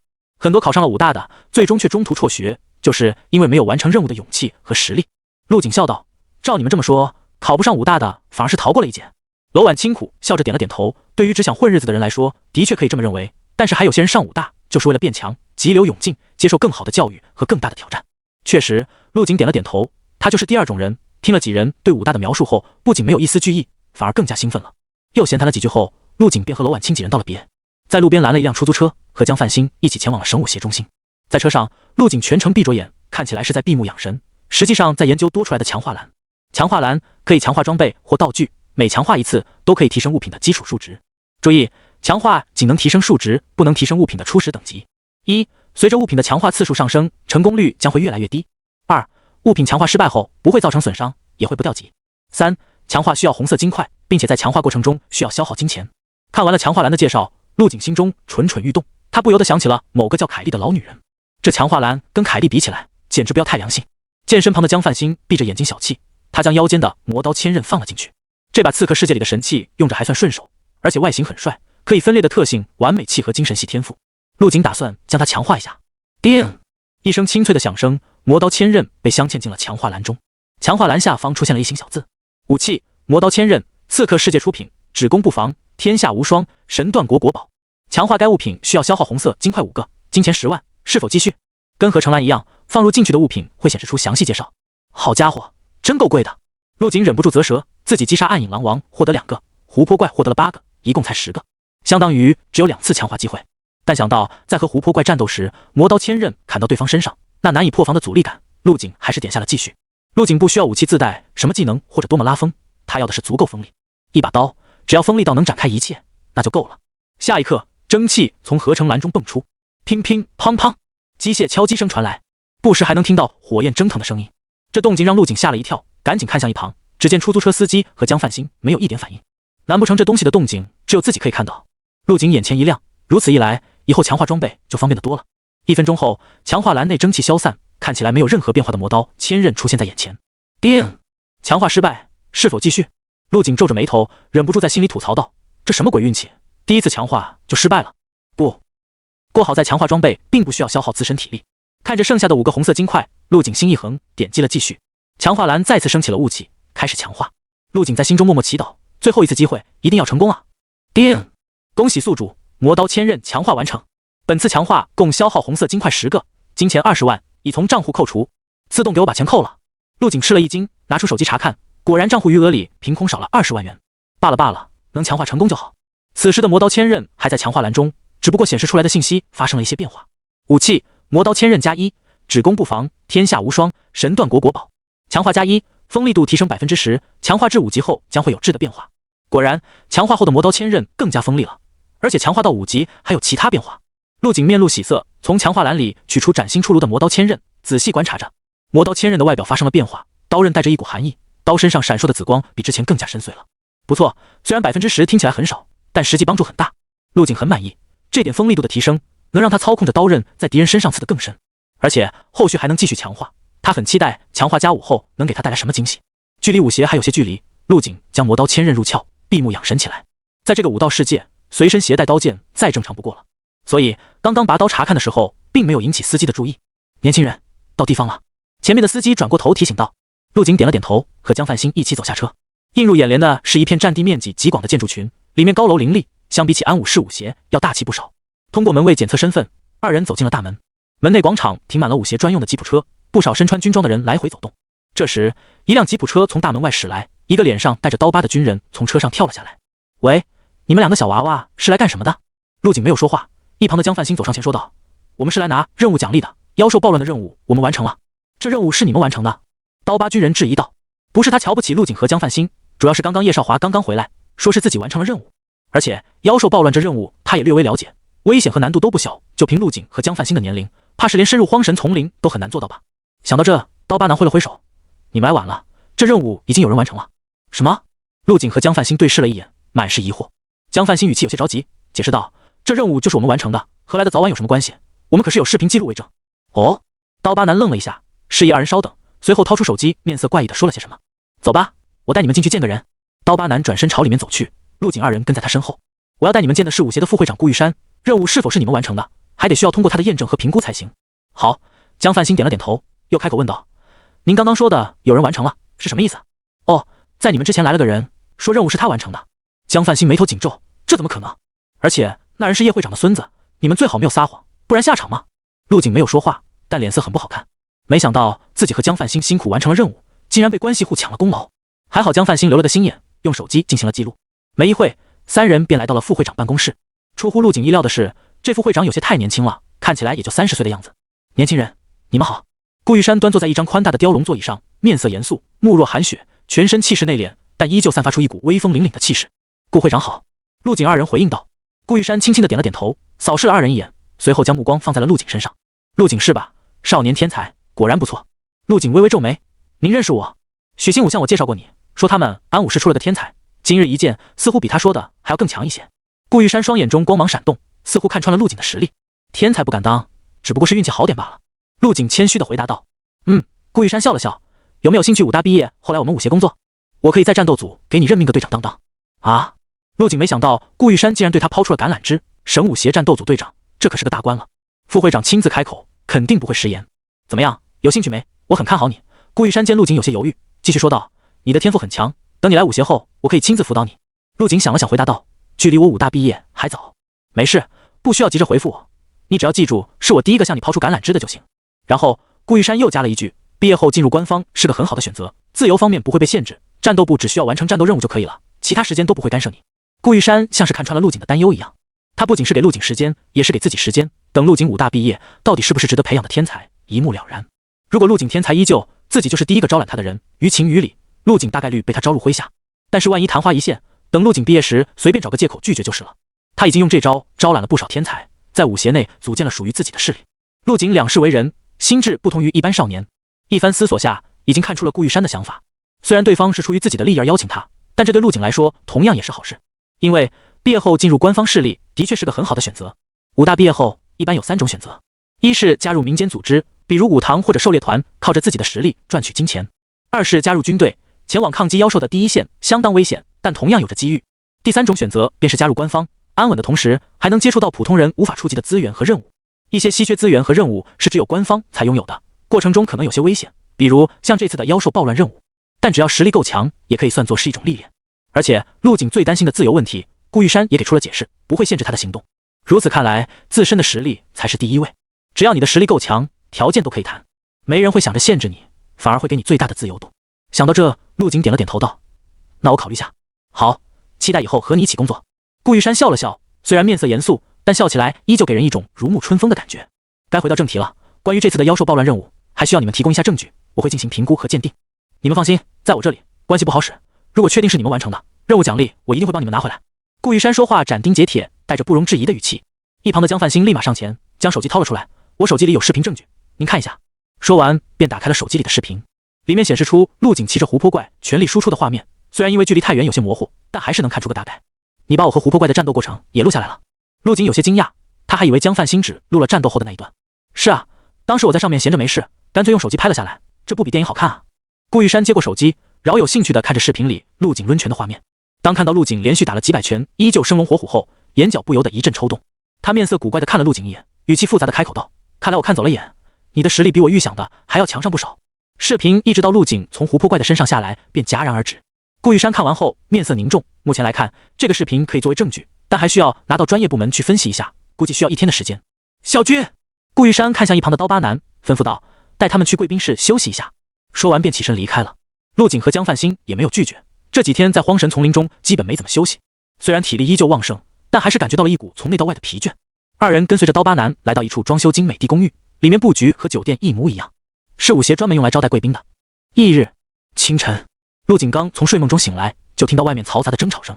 不是说好的有空间戒指吗？凭什么现在没有了？就因为任务是我们完成的。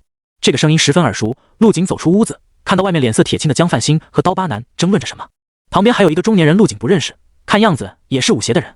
我们会长说了，任务发布时并没有明确说明奖励里包含空间戒指，这消息只不过是谣传罢了。李武皱着眉，蛮不讲理地说道：“还有，你们提供的视频连正脸都看不到，谁知道那怪物到底是不是你们击杀的？就你们两个的实力，我是不信的。”江范兴顿时被气笑了，视频鉴定结果都出来了，没有问题。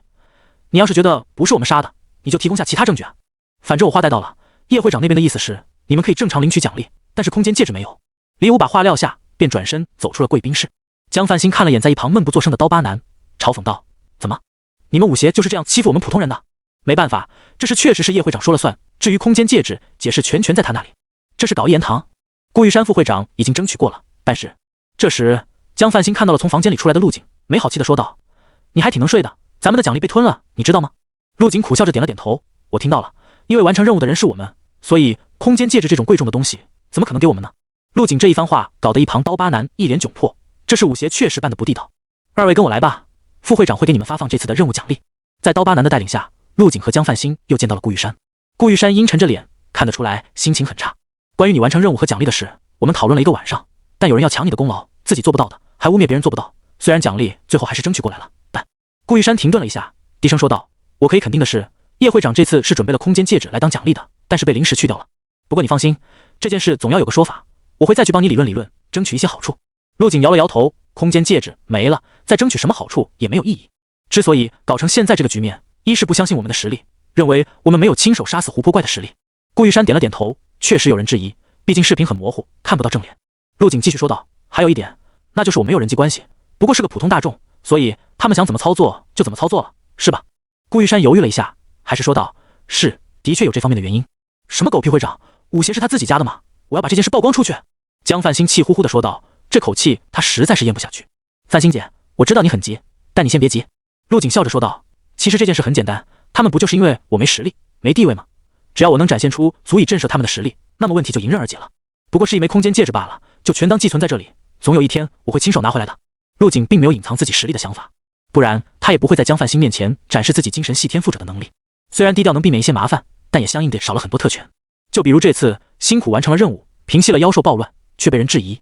陆景深知，只有自己实力够强，别人才能给你尊重，才能在这个强者为尊的时代里获得崇高的地位。你小子倒是想得开。顾玉山见陆景如此自信，放下心来，他很担心这件事会改变陆景对整个武协的看法。这件事跟武协的关系不大，主要是因为有个别害虫徇私舞弊。江范兴点了点头，陆景，你说的确实有道理。如果咱们是宗师，他们绝对会毕恭毕敬地把戒指双手奉上。还有那些靠着长辈作威作福的人，真令人作呕。江范兴虽然没指名道姓，但大家都知道他说的是谁。你们最好不要去主动招惹他。顾玉山提醒道，他虽然是个纨绔，但实力还是有的，而且还是自然系天赋者。我向来不会主动招惹别人。陆景面色平淡，眼神闪过一丝冷意，人不犯我，我不犯人。顾玉山听到陆景这番话，心中松了一口气。他还是了解陆景性格的，为人刚正，同时做事也有些不计后果。不过陆景的下一句话又让气氛紧张起来，但如果他敢主动惹我，那就别怪我不客气了。陆景冷笑道，我一定会让他付出代价，不论会有什么后果。顾玉山哑然，这小子还是个睚眦必报的人。走吧，跟我去领奖励，除了现金外，还能在武协仓库一层随便挑选一样东西。好，麻烦顾会长了。陆景和江范兴跟随顾玉山穿过一条小路，顺着石板道一直向前。路上不时有一些身穿军装的人敬礼问好。省武协的面积很大，是安武市武协的10倍面积，里面楼宇林立，各有用途。走了大概10分钟，三人来到了一座戒备森严的地下通道前。通道入口仅能容纳1人通过，相比起附近其他建筑非常不显眼，甚至会给人一种莫名的感觉，好像这入口不存在一样。陆景看向了一旁的江范兴，只见对方完全没看到眼前的入口，依旧在东张西望。陆景了然，这入口肯定是用了某种精神屏蔽手段，能够抹除存在感。他精神力够强，才能勉强注意到。走吧，就是这里了，跟紧我。顾玉山快步走在前面，对二人嘱咐道。这里有几名精神系天赋者一同搭建了一个精神屏蔽阵法，普通人如果误入，很容易迷路在里面。陆景二人快步跟上，穿过一道半透明的光幕，便出现在一处空地上。空地四周摆满了数米高的货架，上面是琳琅满目的宝物。这就是仓库1楼了，你们可以任选一样东西。顾玉山没有多说什么，也没有给出任何提示，转身找了个凳子坐下。好，陆景点了点头，随便选了个方向，带着江范兴朝前走去。这仓库的面积极大，一眼竟然望不到头。陆景，你打算挑一件什么东西？江范兴被身边眼花缭乱的宝物弄得发晕。陆景想了想，说道，武器吧，我还缺个远程攻击的武器。经过荒神丛林的历练，他已经发现了自己目前的短板，那便是攻守不能兼备。如果拥有一件可以用精神力远程攻击的武器，再配合上近战令人无法防御的魔刀千刃，绝对可以让他的战斗力提升一个档次。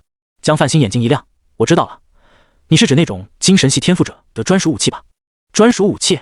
对，有一种叫秘银的材料，不仅底和筋坚硬，重量还轻上不少，所以很多精神系天赋者都在使用这种材料制成的武器。江范兴咬着嘴唇，慢慢回忆道，听说秘银对精神力还有略微的加持，但是它也有缺点，那便是太稀少了，价格非常昂贵。有多贵？就这么跟你说吧，如果用秘银打造一把和你腰间长刀一样大小的武器，可能需要2个亿的价格。陆景闻言微微一愣，这也太贵了，他现在的全部身家都没有1000万。就决定是他了，我们去武器区找一下，看有没有秘银制成的武器。陆景根据货架上的标签找到了专门存放武器的地方，很多武器奇形怪状，用的材料也是五花八门，但没有一个是秘银制成的。无奈之下，陆景只能前往材料区，想找一下有没有秘银矿。还好顾玉山没有限制时间，陆景可以慢慢寻找。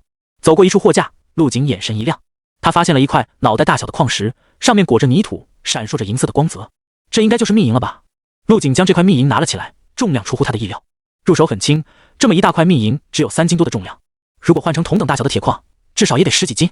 将表面的泥土拍落，露出了秘银本身的样子，表面坑坑洼洼，像是被硫酸泡过的白银，只不过色泽更白更亮一些，在灯光下折射出淡淡的彩色光芒。陆景试着用手在上面按压了一下，留下了一道清晰的拇指印。这东西的硬度确实比合金要高很多，他将精神力灌注进去，这块比钢铁还要坚硬数倍的金属瞬间磨平了棱角，变成了一个规则的球形。是秘银没错了。陆景满意的点了点头，这东西对精神力的确有加成，精神力可以很轻易的穿透进去。陆景，你找到秘银了？江范兴凑了过来，看着陆景手中的秘银矿，被吓了一跳。我去，这一大坨估计得1个多亿了吧？应该没那么夸张。陆景摇了摇头，这应该只是含有杂质的原石，要是想把它打造成精神系天赋者的专属武器，还得先通过冶炼提纯才行，最后能剩下一半就算不错了。他刚刚将精神力融入了进去，发现这矿石的纯度并不高，里面有不少杂质，但不管怎么说，这都能给陆景省下大笔的资金。他已经想好了，把这块秘银拿去武堂，让他们帮忙打造几把小型飞剑。精神系天赋者的武器不需要太大，只要足够锋利坚硬就可以了。当然，除了飞剑外，还能打造成很多样式，比如说飞刀、刃轮、尖针、苦无。但陆景感觉这些不够炫酷，更像是女性使用的，远远比不上飞剑带来的视觉效果。试想一下，精神力全开，一声剑来，举世皆惊，万千飞剑嗡鸣，剑光引入云间，是何等的威风，震慑人心。陆景，你想什么呢？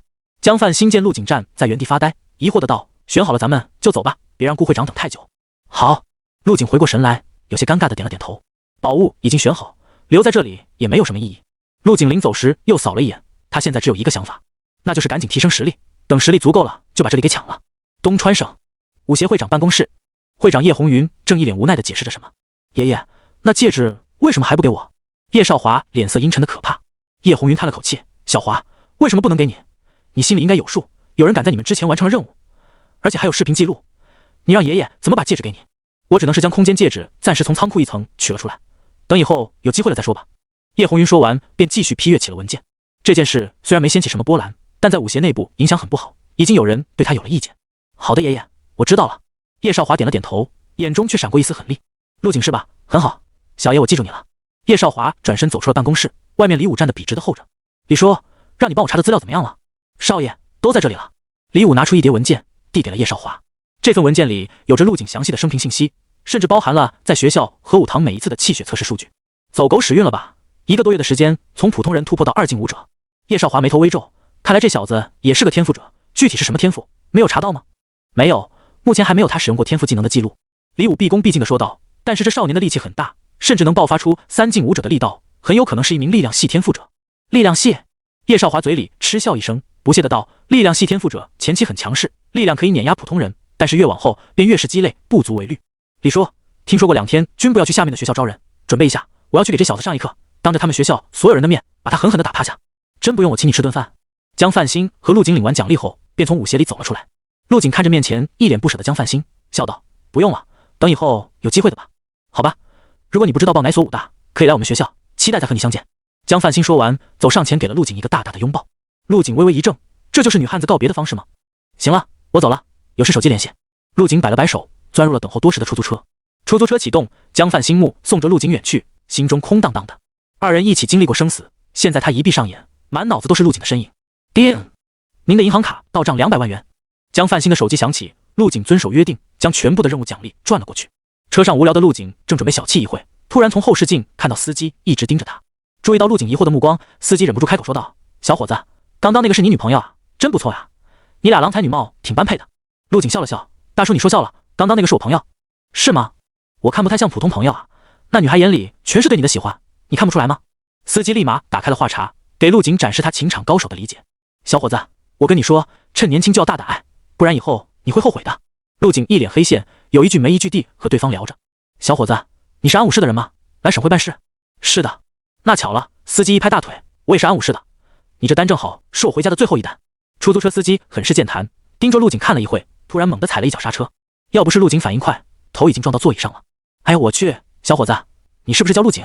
司机转过头来，仔细观察了一下，脸上带着惊疑。你就是那个咱们安武市的天才吧？年纪轻轻就已经是2进武者了。听说你今年才高3是吧？还没上武大呢，太厉害了吧？出租车司机直接把车熄了火，专心跟陆景聊起天来。哎呦我去，你可是咱们市里的大明星啊，咱们市里的学生都以你为榜样呢。我闺女还收藏了你的一张照片，我说咱越看你越脸熟呢。对了，你可以跟我合个影不？我可以拿回去跟我闺女炫耀。哈哈，可以的话这次的车钱不用给了，就当我顺路捎你回家了。陆景听着出租车司机喋喋不休的絮叨，脸上满是无奈，这让他想起了那个要给他介绍对象的司机。难道全国的出租车司机都这么健谈？陆景最终还是答应了对方合影的要求，前提是一路上不能再说一句话。一路上出租车司机想说又不能说，憋得满脸通红。1个多小时后便抵达了安武市。陆景百无聊赖地朝窗外看去，突然他看到熟悉的天意武堂外围满了人，店门口一片狼藉，似乎是发生了打斗。师傅，就在这停吧。出租车司机打了个机灵，赶忙踩下了刹车。陆景走下车和司机合了张照，便大步朝武堂走去。拨开人群，陆景这才看到天意武堂的招牌被砸落在地，门口还站着2排黑衣大汉，武堂之间还互相打架，这也太恶劣了。就是啊，听说天意武堂的工作人员被打伤了好几个，现在还在里面躺着呢。他们也就回窝里斗了，有着能耐怎么不去战场杀敌或者去杀妖兽？就知道赚我们老百姓的钱。是啊，以后进武堂买东西都得提心吊胆的。围观的群众你一言我一语的讨论着，听得陆景云里雾里。大姐，这是发生什么事了？正在看戏的女人抬头一看，看到一个身材高大气质非凡的少年正盯着她问话。少年白皙的脸俊美无比，明眸皓齿，看得女人一阵神往。随后下意识的回答道，好像是因为天意武堂最近借着一个天才少年的名号办了个辅导班，生意好得不得了，然后另一家距离比较近的武堂被抢了生意，就派人来闹事了。陆景皱了皱眉头，天意武堂的馆长不在吗？怎么任由这些人胡来？在啊，但是被另一家武堂的馆长给打伤了，听说是个4进武士，实力强得很呢。旁边的一个大叔凑过来说道，小伙子，你是来报名辅导班的吗？我建议你别报名了，天一武堂很有可能被取代，武堂总部是允许分店之间武力竞争的。陆景笑了笑，我是想让他们帮忙打造武器。大叔恍然大悟，哦，那你得等一会了，这2伙人不知道要打到什么时候。哎，小伙子，你干嘛去？大叔还在自顾自地说话，就见陆景大步走了进去。哎，这小伙子真是往火坑里跳啊！里面的人想逃还逃不出来呢。啊！就在这时，刚刚被陆景问话的中年女人突然尖叫了一声。那个人好像就是那个电视上报道的少年天才，天一武堂就是打着他的名号才招收到这么多学员的。我去，原来正主在这啊！这两拨人打起来可都是为了他。人群里再次爆发出激烈的讨论，只不过他们议论的主角换成了陆景。陆景在门口两排黑衣大汉的注视下，大步走了进去。武堂内的场景比陆景想象的要好一些，柜台被推到了墙角，给大厅留下了一处100平方的空地。在空地上，两队人马正对峙着，地上到处洒着红色的血液，不知道是谁留下的。陆景先是站在门口观察了一会，这些人的注意力全在对方身上，没有注意到陆景的到来。陆景从一旁走向了其中一队人，来到了一个穿着旗袍、凹凸有致的女人身后。哈喽，陆景打了声招呼，吓了女人一跳。于妹正一脸紧张的东张西望，突然被人从后面喊了一嗓子，她打了个哆嗦，尿意瞬间涌来，赶紧夹紧了双腿。怎么是你？转身看到陆景，于妹松了口气，她还以为有人要打她。太好了，我这就通知馆长。然而还莫等她喊出声，就被一只有力的手掌从后面捂住了嘴。先别出声。陆景做了个噤声的手势，示意于妹不要声张。于妹点了点头，感受到陆景身上男性特有的气息，身子不由得软了下来，顺势靠在了陆景怀里。陆景没有注意于妹的小动作，他目光放在了对面，那里站着几名肌肉虬结的大汉。这些人统一穿着黑衣，是5公里外地沙舞堂的人。今天我们本来是想讲理的，但是你们欺人太甚。黑衣人最前面坐着一名壮汉，敞着怀，露出了一条从锁骨到肚脐的刀疤，甚是恐怖。这个就是地沙舞堂的馆长吴志国，实力很强。于妹把嘴凑到陆景耳朵边，小声说道，吐出的香气吹得陆景心里直痒痒。吴志国这个名字陆景略有耳闻，在安武市这个小城市，除了武协会长以外，就属这些武堂的馆长实力最强。而吴志国就是在这些馆长里相对有名的一个。此人已经步入4境多年，气血浑厚绵长，实力远超普通的4境强者。在吴志国对面，天意武堂馆长张清扬被人搀扶着，一脸的愤恨。除了张清扬负伤外，还有不少安保人员鼻青脸肿的四仰八叉躺在地上。张清扬，你这是办得太不地道了。吴志国冷笑道，陆景虽然是你拉拢进来的，但他属于武堂总部，而不是你专属的代言人，你凭什么打着他的名号到处和我争抢生意？张清扬脸色阴沉，咬牙切齿地说，是我理亏，但是总部都没说什么，你凭什么质问我？凭什么？就凭我拳头比你硬。吴志国沉声开口，从椅子上坐起身，将近2米的身高搭配上虬结的肌肉，看上去很有震慑力。尤其是胸口长长的刀疤，像是一只恶魔之眼，随着呼吸上下起伏。他听到张清扬的话，咧嘴一笑，露出了一口洁白的牙齿。今天我来这，只为了办3件事，公平，公平，还是他娘的公平！吴志国伸出食指，指着张清扬，凭什么总部培养的人才，让你一人独占？吴志国，你说的这么正大光明，不也是个小人？趁着我受伤、气血受损的时候来踢馆，算什么英雄？张清扬捂着胸口，体内气血不断翻涌。他前段时间去处理了一件私人恩怨，导致受了重伤，实力没有之前的一半，这才败在了吴志国手下。哈，狗屁英雄，老子要当枭雄！吴志国哈哈大笑道：“今天过后，天意武堂就可以关门了，我会向总部申请重新调一名馆长过来。”不可能，绝对不可能！张清扬情绪激动，脸色一会青一会红。本就受了重伤，再加上被吴志国的话气得气血翻涌，他忍不住咳嗽起来。嗨嗨，你别想啊！低头吐出了一口黑血。馆长，张馆长，你怎么了？天意武堂的众人全都紧张起来，脸上满是担忧。张清扬就是天意武堂的台柱子，他一倒下，天意武堂就失去了主心骨，被吞并只是时间问题。对面的吴志国见此情景，忍不住大笑起来。哈哈，姓张的，就凭你还想独占安武市的天才，给你当摇钱树？就因为你的这番操作，我店里的交易额直接腰斩。今天我就让你把吃进去的全都吐出来。张清扬吃下一枚治疗内伤的丹药，稍微稳住体内的伤势，语气虚弱地说道：“这次我认栽，从今天起，我不会再用陆景的名号打任何广告。”之前还硬气的张清扬叹了口气，身形瞬间矮了几分，整个人颓废下来，只希望吴馆长看在同门的情面上，给我一个面子。吴志国摇了摇头：“张清扬，你也太天真了吧！最近你借着安武市天才的名头抢了我多少钱啊？你一句以后不抢生意就算了，我地沙武堂这段时间的损失，今天必须得找回来。”张青山气得浑身哆嗦，但拿吴志国没有一点办法。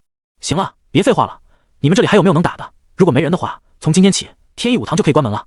吴志国上前一步，意气风发地说道：“欺人太甚！今天我这条老命豁出去了，也要拉你垫背。”张清扬甩开搀扶着他的一男一女，勉强站稳脚步，摆出了一个拳架。爹，让我来，我替你打。张清扬身旁的女青年走了出来，看上去不到30岁，穿着一身练武服，十分干练。雅芝，你这是在胡闹，快回去！张清扬回头喝道：“就你这实力，怎么可能是他的对手？回去待着。”张雅芝目光坚定地摇了摇头：“爹，你身子已经这样了，再打下去会没命的，就让我上吧。我已经是3境武者了，应该能和他过上2招。”吴志国目无表情地看着张清扬父女情深，心中没有一丝波动，甚至还有点想笑。哈哈，张清扬，你真够不要脸的，不会要让自己女儿出来送死吧？实在不行，你们父女一起上，我一并解决。师傅，让我和师妹一起对付他吧。就在这时，之前一直搀扶着张清扬的男人走了出来。师傅，既然他说可以一起上，那就让我和雅芝师妹一起对付他吧。我们两个3进5者，打他个4进5式，未必没有胜算。是啊，爹，我们一直在练合击之术，还是有机会战胜他的。哎，你们太天真了。张清扬摇头叹气，低声说道：“这吴志国可是成名已久，在4进卡了将近10年，实力早已达到4进巅峰，而且还在战场厮杀过，手上沾染了不少鲜血。你们两个怎么可能是他的对手？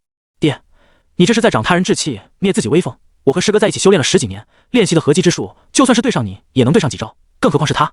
是啊，师傅，你就放心让我们去吧。最坏的结果不过是我们被打伤，你肯定不敢杀人的。”男人信心满满，将身上浑厚的气血彻底激发。师傅，最近我又有突破，单论气血，已经一只脚迈入了4级。张清扬伸手感受了一下青年澎湃的气血，暗灰色的脸上浮现出一抹喜色，真的又突破了，这下是真的很有机会。哈哈，好，那就让你们代替我天一武堂去会一会这吴志国。对了，务必要小心他的拳头，尽量避免正面碰撞。就在几人低声商量的时候，对面等待的吴志国不耐烦了。喂，我说你们怎么这么磨叽？难不成在拖延时间等援军？告诉你们，如果1分钟后没人站出来，那我就要直接动手了。狂妄！张雅芝冷喝一声，站在了吴志国身前。吴老狗，就凭你还不配让我爹亲自出手？今天就让我们这些小辈教训教训你，让你夹着尾巴逃跑！哈哈，小丫头好大的口气！吴志国脸上带着微笑，眼神却闪过一丝冷意。张雅芝这番话已经彻底激怒了他，那就让我看看你的拳头有没有你的嘴硬。下一刻，吴志国的身形瞬间消失，在出现时已经握拳朝张雅芝的胸部打去。张雅芝还是缺乏经验，被打了个措手不及，一时间只能踉跄后退。雅芝师妹，你小心！一旁的男人怒喝一声，提着拳头迎了上去。见男人和自己硬碰硬，吴志国嘴角掀起了弧度，眼中冷意更甚。电光石火之间，两道人影便是撞到了一起。砰！伴随着一声巨响，一道身影断线风筝似的倒飞了出去。啊！我的手！男人砸到了人群之中，捂着手不停叫喊着。陆景抬眼一看，只见男人的右手弯曲的不成样子，软塌塌的垂下，这一拳直接被打成了粉碎性骨折。师哥！张雅芝呼喊一声，准备跑过去查看男人的伤势。然而吴志国一击得手后，并不打算放过对方，化拳为爪，朝张雅芝抓去。雅芝，快闪开！眼看着张雅芝就要被抓住，张清扬急忙出言提醒道：“哎，都是我的错，不该让他们上去的。”张雅芝脸色大变，朝一旁翻滚，勉强躲了过去。哟呵，小丫头还挺滑溜的。吴志国怪叫一声，趁着张雅芝没有站稳身形，再次发起了攻击。又是一拳，速度极快，一只砂锅大的拳头打出了恐怖的破空声，将远处众人的衣角都吹动了起来。住手！张清扬目眦欲裂，冲上前去想要阻止，但奈何动作太大，牵扯了伤口，直接瘫倒在地。而张雅芝只能眼睁睁地看着自己的视野被拳头填满。砰！张雅芝也倒飞了出去，跌落在青年不远处，肩膀脱臼，伤口处渗出鲜血，痛得他冷汗直冒，险些晕了过去。仅仅是3个回合，吴志国就轻松地解决了天意武堂现存的最强战力。吴志国甩了甩拳头，伸了个懒腰，脖子扭动间发出了一阵筋骨爆鸣。他扫视了一眼众人，见所有人都不敢动弹，满意的笑了笑。很好，还有谁？吴志国畅快地吼了一声，对面天意武堂的人噤若寒蝉，甚至不敢与他对视。别打了，你赢了。张清扬在众人的搀扶下缓缓地站起身，双目无神地说道：“我天意武堂认输，从今天起无期限闭馆，听从地煞武堂的全部安排。”爹，师傅！天意武堂众人纷纷哭喊出声，所有人都垂下了脑袋。好，既然张馆长都这么说了，那我就放心了。吴志国大笑道：“今天可算是没白来，收获颇丰啊！去吧，兄弟们，把天意武堂的所有人都赶出去，从今天起，这里就是我们地煞武堂的分店了。”吴志国挥了挥手，示意手下行动。慢着！就在这时，一旁响起了一道冷漠的声音，所有人都微微一怔，然后循着声音看去，只见在天意武堂众人身后走出了一个俊朗的少年，个头足有1米8几，身材匀称，正一脸笑意地看着张清扬。张馆长，我还说让你们帮忙打造武器呢，怎么还不营业了？少年走到张清扬身边，拍了拍对方的肩膀。张清扬有些惊讶，没想到陆景竟然出现在了这里。而一旁捂着肩膀的张雅芝一眼便看出了陆景的真实身份，惊呼道：“你是陆景，怎么在这儿？”陆景反问道：“武堂不就是开门做生意的吗？我为什么不能在这？”而在场的众人听到陆景的名字，纷纷回过神来。你就是陆景，这不就是咱们安武市的天才吗？原来他一直在啊，天意武堂就是靠着他，生意才这么火爆。两边的人全都议论起来，目光不停地在陆景身上扫视，似乎想看看他这个天才到底有哪里和普通人不一样。这个人可是天意武堂那边的，要不要给他点颜色看看？天才也得成长起来才行，他现在不就是2进5者吗？掀不起什么风了。地煞武堂内，几人窃窃私语，看向陆景的眼神有些不善。你们几个给我闭嘴！吴志国怒骂一声，随后换上了一副和煦的微笑，走向了陆景。陆景小兄弟，久仰你的天才大名了，今日一见，果然不同于凡人，风神俊逸，英姿焕发，就是来形容你的。听张清扬说，你和他关系不错，而且经常在这里购买东西。不过以后天意武堂就是我们的了，同样给你优惠价格，你看如何？而且听说小兄弟你也是练拳的。吴志国不动声色地看了一眼陆景白皙的手掌，眼中闪过一丝不屑。不瞒你说，老哥我就是靠拳打出的天下，我这里有一套自己研究出来的发力技巧，可以免费传授给你。哦，发力技巧？陆景提高了音量，似乎对此很感兴趣。对，我这套发力技巧可不是军队里那种烂大街的货色，不是我吹牛，只要你学会这套技巧，能增强你的拳力将近1半。吴志国一脸自信地吹嘘着。你看到刚才我出的那2拳没？那2个人根本不是我的一合之敌。张雅芝和青年脸色有些难看，但却没办法反驳。对方的拳头是很厉害，如果不是最后收了力，很有可能被吴志国一拳打死。能将拳力提升1半，好恐怖。陆景深吸了一口气，用夸张的语气说道：这么厉害的发力技巧，你就这么免费教给我？吴志国见陆景的好奇心被自己调动了起来，脸上的笑容更加灿烂。为什么不能免费教你？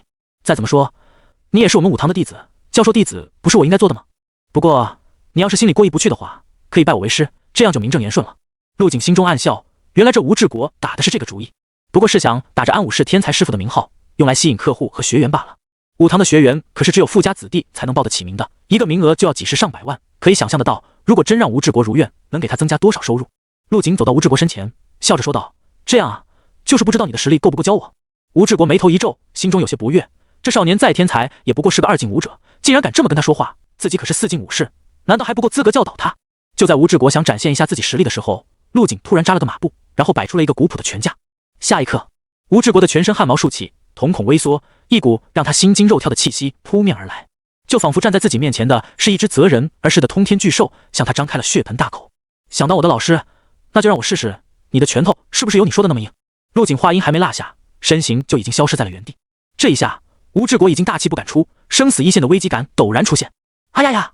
吴志国怒吼一声，稳住站立的身子，强行调动有些僵硬的气血，双拳并在胸前，做出了一个防御的姿势。但很快，他就看到一只白皙的拳头落在了他的防御上，看起来坚不可摧的防御被这只举重若轻的拳头轻易攻破，轻轻地打在了他的胸口。咔嚓，砰！先是传来骨头碎裂的声音，下一刻，吴志国的身子便飞了出去。陆景这看似轻轻的一拳，却蕴含了无穷的拳意，直接穿透了吴志国铁块般坚硬的身躯，让他在空中翻滚了几十米，最后撞到了墙壁上，留下一处深深的凹陷。肆意的拳风将周围堆砌的柜台和桌椅吹得七零八落。如果有个懂行的人在场，就会发现陆景这拳并没有用出全力，而是将拳意发挥到了极致。拳力可以锻炼气血来增加，但拳意却只能靠天赋。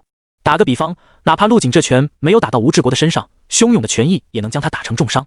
就这，陆景轻笑道：凭你也配让我拜师？你算个什么东西？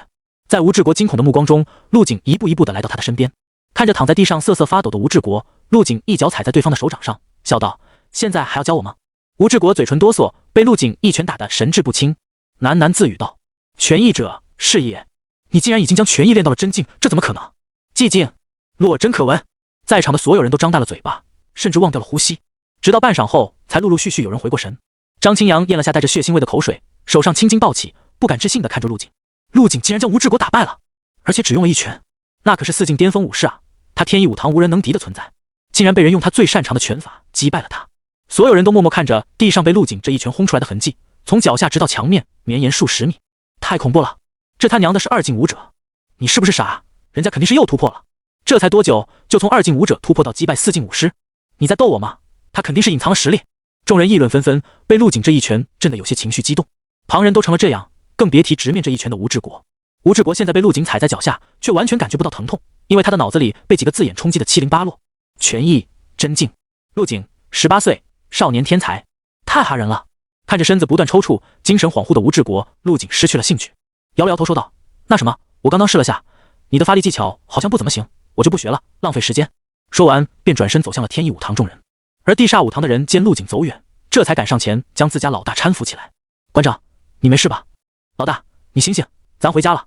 在一众黑衣小弟的搀扶下，吴志国蹒跚地离开了天意武堂。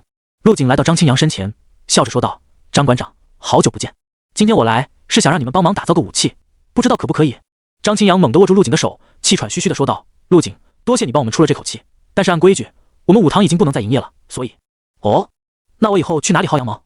陆景笑道，拍了拍张清扬的手背，自信地说道：天意武堂要继续开下去，我陆景说的，谁要是找你麻烦，记得报我的名字。这……张清扬大喜过望，脸上瞬间充血，面色变得红润起来。谢谢小兄弟，谢谢你啊！说完便双膝一软，准备跪下去。陆景赶紧伸手拦住：张班长，这就没必要了，你要是想感谢我，不如听一下我的要求。好。张清扬点了点头，不知道老弟想打造什么武器？我们天意武堂有不少能工巧匠，绝对可以满足你的要求。随后，陆景在众人震惊的目光中，从背包里拿出了那颗头颅大小的秘银。张老哥，我需要打造一把。从天一武堂出来后，陆景心情非常愉悦。他其实跟天一武堂和张清扬没什么交情，虽然对方的确给过自己不少好处，魔刀千刃便是拜对方所赐，但这都不足以让陆景出手帮忙。然而，经过荒神丛林这次历练，他深知做人要高调，既然有这个实力，就必须展示出来。他是这么想的，也是这么做的。在将吴志国击败后，心里的不畅便一扫而空。这次出手也并非没有其他好处。张清扬不仅答应免费帮自己打造飞剑，还把自己在天一武堂的折扣增加到了5折。但陆景的出手值得这个价格，如果以后天一武堂再被人找上门来，陆景便不会再管了。他这次是恰巧路过，顺便出手，以后就得靠天一武堂自己了。毕竟这件事的起因还是因为天一武堂太贪了，竟然借着自己的名号办起了武道班。没一会，陆景便来到了小区门口。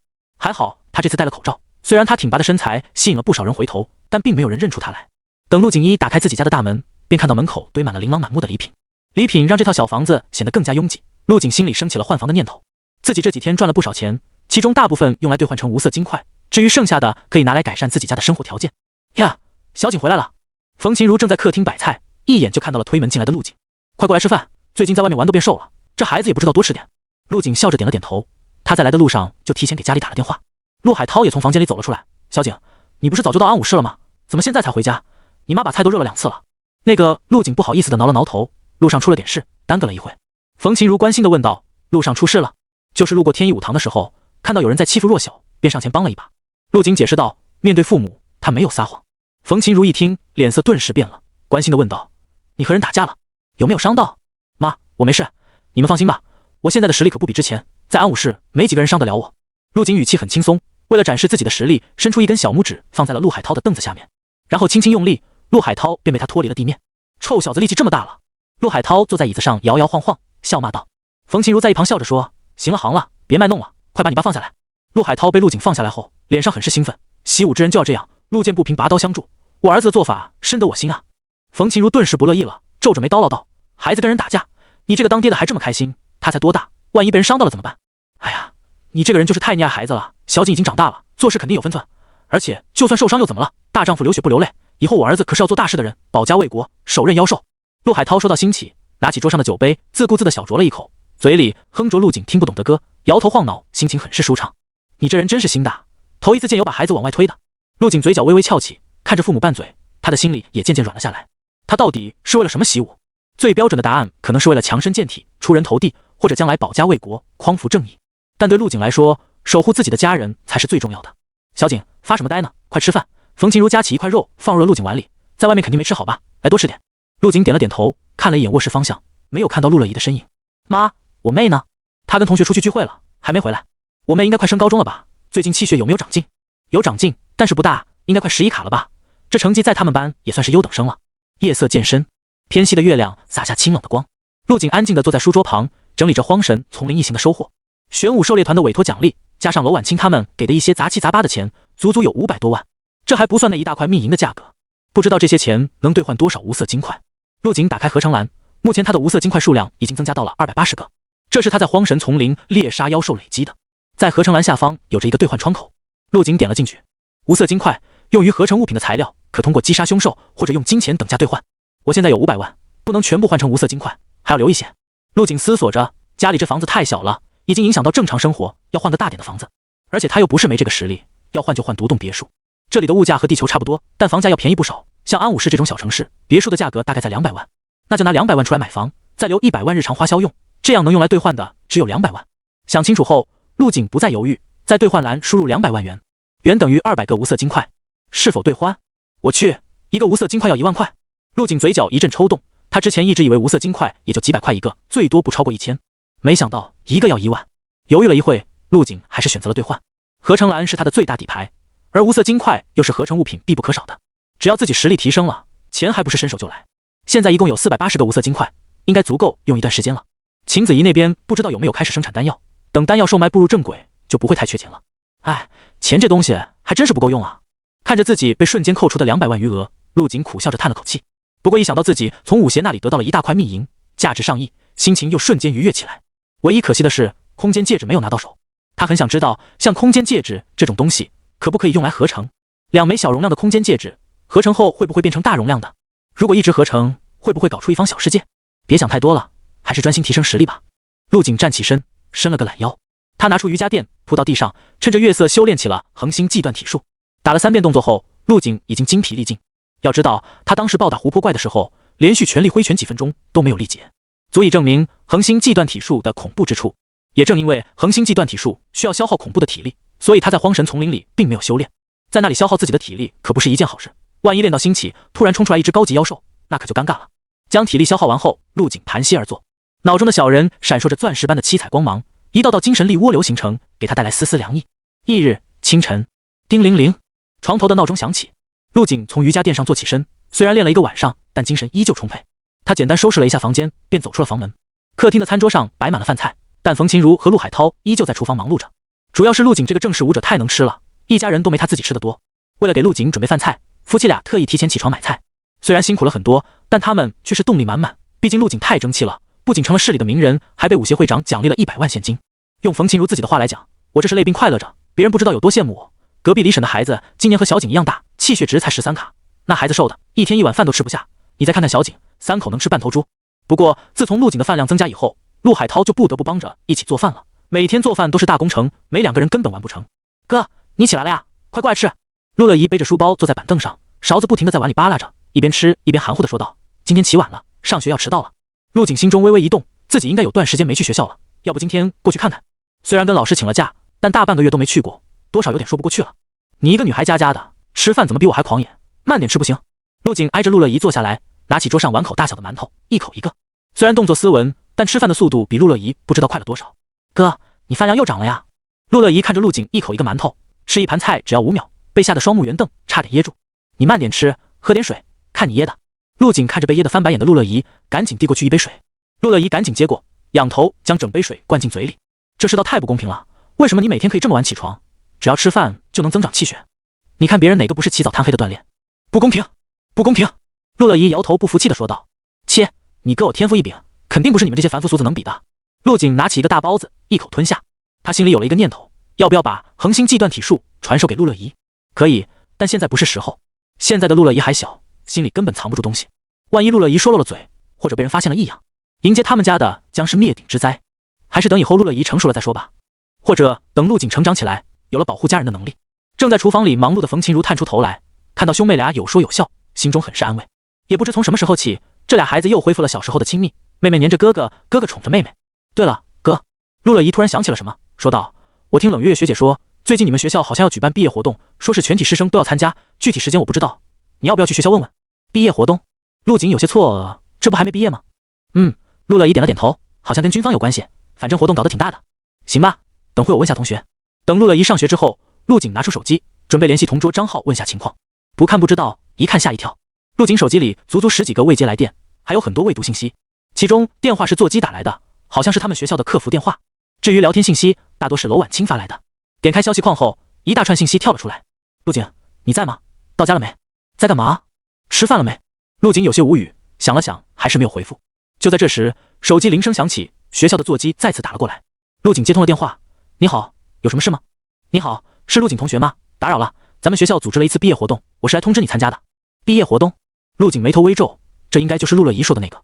但他很讨厌参加这种群体活动，而且陆景在学校里也没几个朋友，聊得来的也就张浩一个人。对，就是今天全体师生都要到场的，这次活动是军方联合学校举办的，会在学校招收新兵，对你们来说是个不错的机会。电话那头继续说道：“我知道你天赋很好，但你也可以来了解一下，毕竟毕业后还是有可能参军的。这次军方活动对于天赋稍差的学生来说，确实是个机会，给了那些考不上武大的学生一个继续习武的机会。虽然从军后的生活没有武大学生安逸，但好歹是个铁饭碗，每月都有不错的收入。当然，危险也是存在的，每年军队里的死亡人数是武大死亡人数的数倍。”陆景想了想回复道：“好，谢谢老师，我会去的。反正今天也没事，去一趟不会浪费太多时间。师傅，去第25道中学。”简单收拾了一下，陆景便打了辆出租车前往2中。就算这次学校不举办活动，陆景也是要去的，因为马上就要5考，学校会停课。他如果再不去学校，很有能就再也见不到同学和老师了。出租车在学校大门口停下，陆景付钱后下了车。这会已经是上午10点多，早就过了上学的时间，校门口十分冷清，只有保安坐在门岗里放哨。陆景走到大门口的保安室旁，敲了敲窗户。保安大爷从里面探出头来，看了一眼陆景，说道：“你是哪个班的？怎么这个点才来？不知道学校今天有活动吗？”“大爷，我是请假了的。”“请假了？那也不能到这么晚啊！你是几班的？让你导员过来接你。”看得出来，学校对这次军方活动十分重视，校园里打扫得很干净，就连保安大爷都换了身新的制服。我是2班的陆警，导员叫李嘉诚。2班的陆警，哎，这名字听着耳熟啊。保安大爷皱着眉头，努力回忆着。突然，他突然站起身，打开了保安室的大门，仔细打量着陆警。你就是那个安武室的天才，陆警？应该是我。陆警挠了挠头，自己真是够出名的，走到哪里都有人认识。见陆警承认，保安大爷瞬间激动起来。哎呦我去，大明星啊，怪不得最近没见过你小子，原来是请假了。你等下啊，我给你开门。保安大爷赶紧钻进保安室，按下了校园大门的开关。陆警赶紧跑了进去，朝班级的方向走去。一路上他看到了不少军队的卡车停在校园停车位上，还发现了一辆印着东川省武协标志的吉普车，这让陆警心中有些隐隐不安。他和省武协之间关系很不好，甚至可以说是有仇。应该是我想多了。高3 2班，导员李嘉诚在台上讲得唾沫横飞，下面的学生则是交头接耳，各干各的。同学们，安静一下！李嘉诚拍了拍讲台，这应该是我们最后一次聚在这里谈话了。毕业后将各奔东西，但毕业绝不是青春的终结，而是人生的新篇章。不管你们天赋如何，是在武者这条路走下去，还是经商从政，都希望你们能前程似锦，一帆风顺。说完套话之后，李嘉诚步入主题。今天把大家都聚在一起，主要是因为军方的一个招兵活动。因为前线吃紧，军方人手不足，所以破例从高中挑选一些年轻血液。这可是个千载难逢的好机会。要知道，之前入伍的最低要求是正式武者，但现在只要你战斗力够强，就算气血不及格，也有机会入伍。大家应该都清楚，入伍后的待遇有多丰厚，除了是铁饭碗外，还拥有普通人没有的特权。如果你天赋够好，或者足够努力，在军队里绝对可以得到重用，将来衣锦还乡。当然，我并不是建议所有学生都去应招入伍，像一些气血比较高的，还是可以继续报考武大，毕竟武大的资源要好一些。李嘉诚在夸夸其谈，下面的学生大多都被说动，跃跃欲试，想要报名。当然也有例外。讲台下，一个戴着眼镜的小胖子戳了戳身旁的男生：“张浩，等会去上网啊，我晋级赛。”张浩转过头，摇了摇头：“我就不去了。这次的军方活动，我想参加一下，万一进去了呢？”“什么？你真要报名参加？”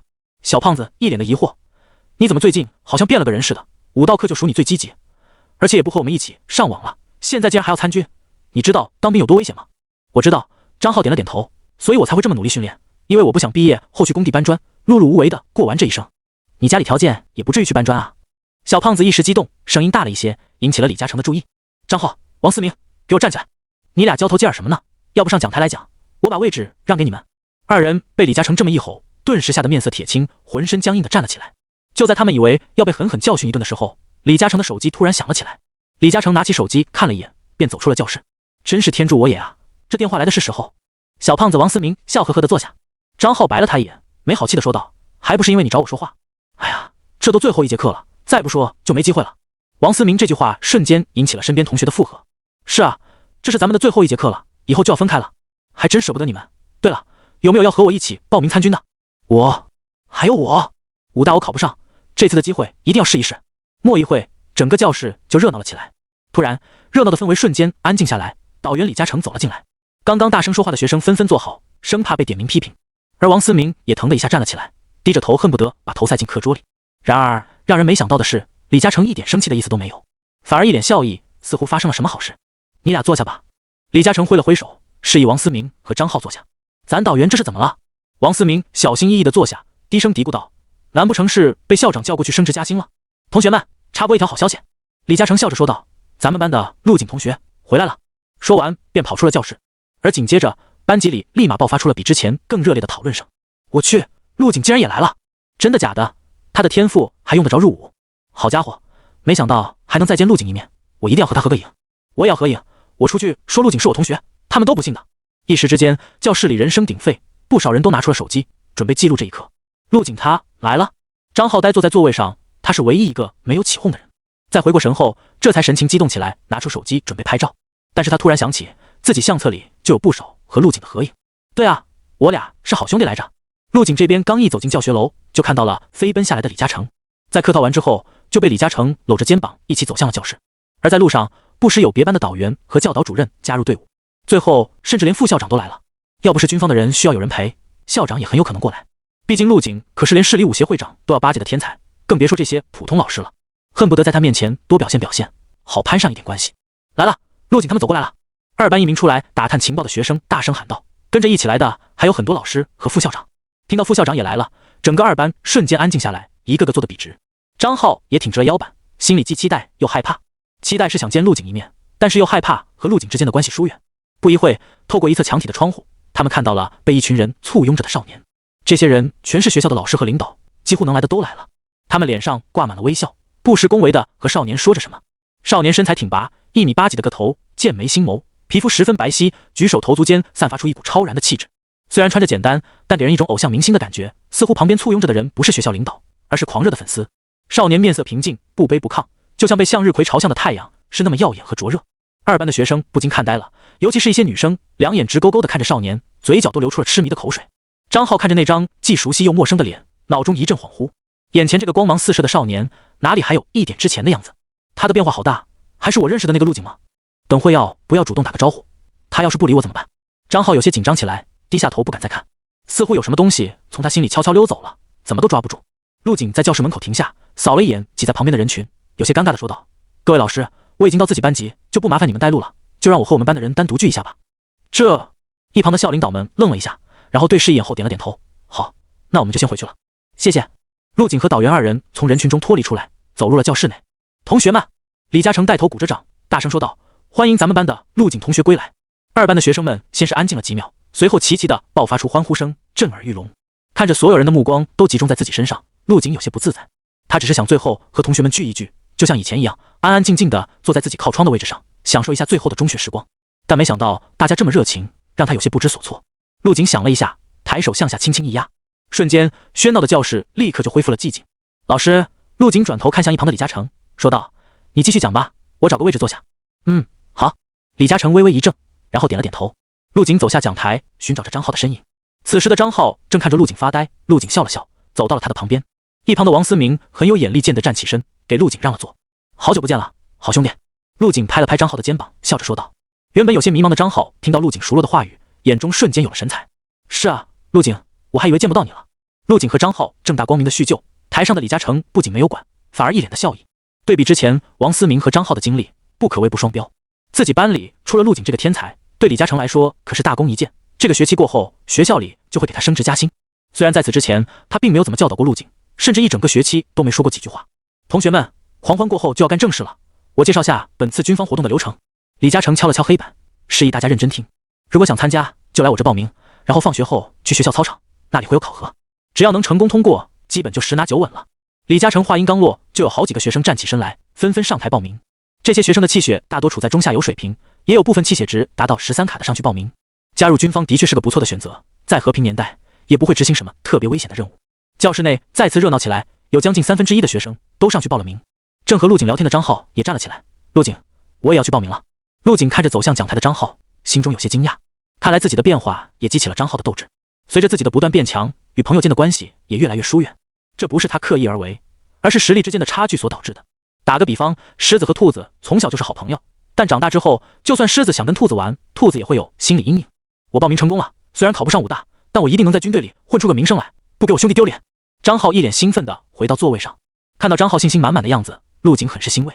陆景同学，你要不要也去试试？你去的话绝对稳过，而且军队肯定会重用你，不比上武大要差。李嘉诚走了过来，小声问道。他这么问也是出于关心，在他心里，军队就是最权威的部门，在里面谋个一官半职，可比武大毕业香多了。要知道，每年都有将近一半的武大毕业生进入军队，而且还要从基层做起。这次军队招新不仅是普通人的机会，对陆景这种天才来说，也是一个不错的选择。李嘉诚是见过世面的，虽然陆景在武考前就已经是2进武者，在安武市绝对是百年不出的天才，但安武市不过是个小的不能再小的4、5线城市。放眼各大武大，将近90%的大一学生都能在入学半年内成为正式武者，天赋好点的甚至可以在大一结束前突破到2进，更不要说那些名牌武大，陆景到了那里也不过是普通人罢了。所以他也不想让陆景这个自己班里出来的天才泯然众人。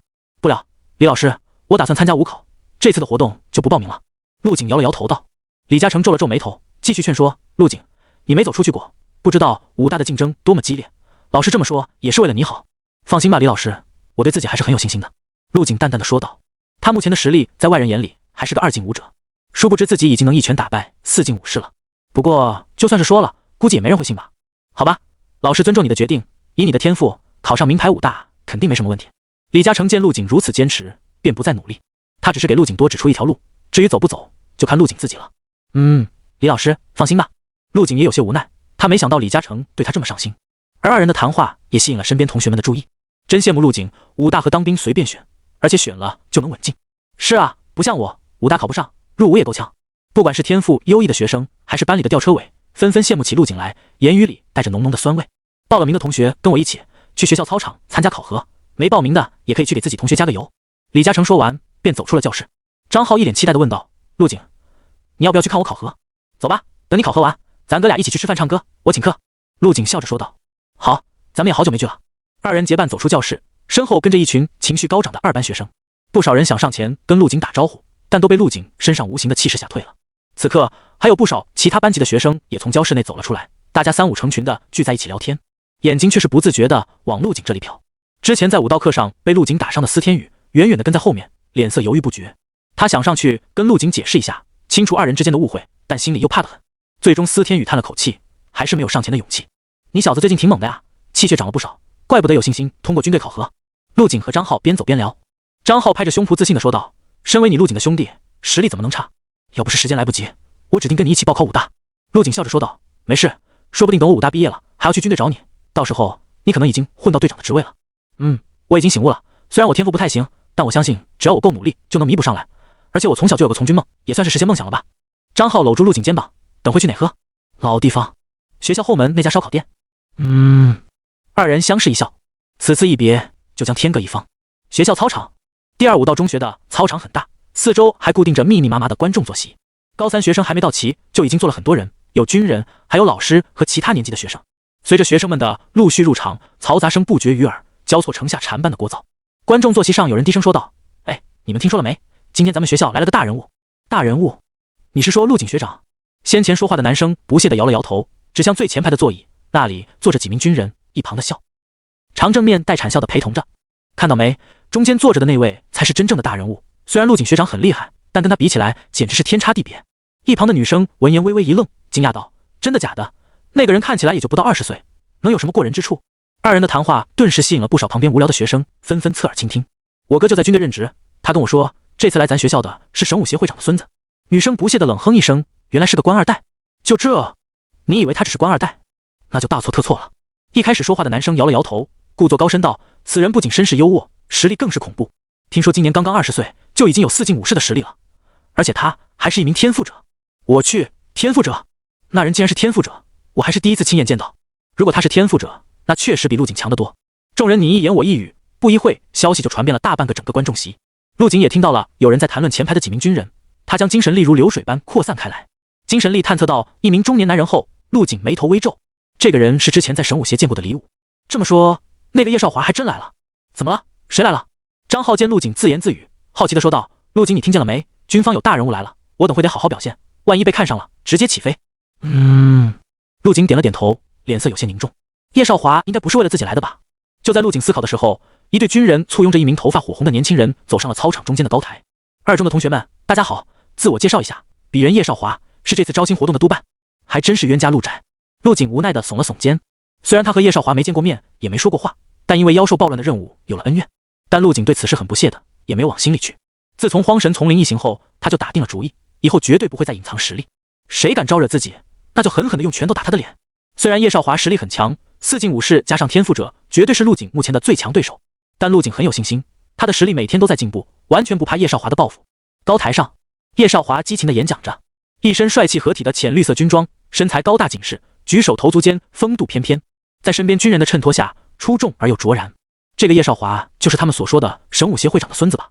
应该是的，我在电视上见过关于他的报道，好像因为天赋者的身份，从小头发就是红的，4进5士的同时还是2进火系天赋者，太夸张了，实际战力应该能比肩5进了吧？真羡慕啊，我要是也这么强就好了。一旁的张浩凑到陆景身边小声说道：陆景，那家伙看起来好强啊，你能不能赢他？当然可以，对上我，他没有胜算。陆景语气平淡，没有说出自己和叶少华之间的恩怨，因为没有必要让张浩知道。如果张浩知道自己要加入的军部有自己的死对头，肯定会影响他的心态。张浩笑着说道：陆景，就知道你比他强，我能感觉得到。而陆景这番话听到旁人耳里却变了意思。哎，你听到没？陆景说他能碾压叶少华，他真这么说的？真是刷新了我对他的认知，太自大了吧？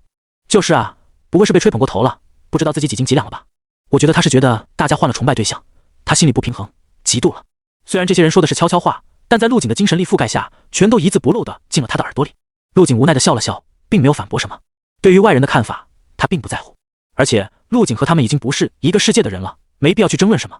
过了今天，陆景便不会再来学校，到时候会直接在天才训练营和全国武考中证明自己的实力。嘘，你们小点声，别让陆景听到了。反正俩人咱们都惹不起。没一会，台上的叶少华演讲完毕，观众席上瞬间爆发出震耳欲聋的掌声和欢呼声，将这些闲言碎语全部盖掉。叶少华在下台时，不知道是有意还是无意，用挑衅的眼神看了陆景一眼。他嘴唇微动，对一旁的李武说道：“李叔，他来了。”李武也朝陆景的位置看了一眼，眉头皱在一起。以他的天赋，应该没必要报名参军吧？不是说顾玉山许诺了那小子好处，只要武大毕业后跟着他干，就能平步青云？谁知道呢？叶少华冷笑一声，估计是跟着过来看热闹的，这不正随了我们的意？如果他真是来考核的，那就更好了，我会让他顺利通过，然后好好的折磨他。二人回到座位，李武叫来负责报名的学校老师，问了下情况。少爷，陆景并没有报名，但是他的好兄弟报名了。李武眼中寒芒闪动，我想到一个出气的好办法，要不要试一试？哦，你有什么好办法？叶少华眼神一亮，瞬间来了兴趣。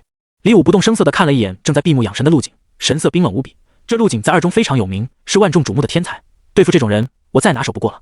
只要当着全校师生的面将他狠狠地蹂躏一番，不仅解气，还能让他颜面扫地，甚至打崩他的武道之心，断了他的前程。李武越说越兴奋，眼中闪烁着阴狠。而且只要少爷你能正面击败他，证明他的实力低微，或许能拿回妖兽暴乱任务的完成权。如此一来，空间戒指也就到手了。他不过是个二进武者，怎么可能完成那个任务？等会少爷你报答他的时候，我会安排人录像，到时候录像在安武市一播出，这陆景积累下来的人气和威望将荡然无存。妙啊！叶少华闻言激动地拍了下大腿，这主意真不错。可是怎么才能让他上台光明正大的跟我打一场呢？他又没有报名考核，我主动对他出手的话也说不过去啊。毕竟我的身份摆在这里，代表的是整个军方。李武眼睛一阵转动，心中已经有了办法。少爷，放心交给我吧，我自有办法。说完，将军帽往下拉了拉，整张脸都藏在了帽檐的阴影里。陆景同学，正在闭目养神打发时间的陆景突然听到身后有人叫他，转头一看，竟然是3班的冷月月。陆景，终于找到你了。冷月月一路小跑来到陆景身边，不知道是因为害羞还是运动所致，双颊微红，看起来很是可爱。陆景疑惑地问道：“怎么了，同学？”陆景，那个可以和我合张影吗？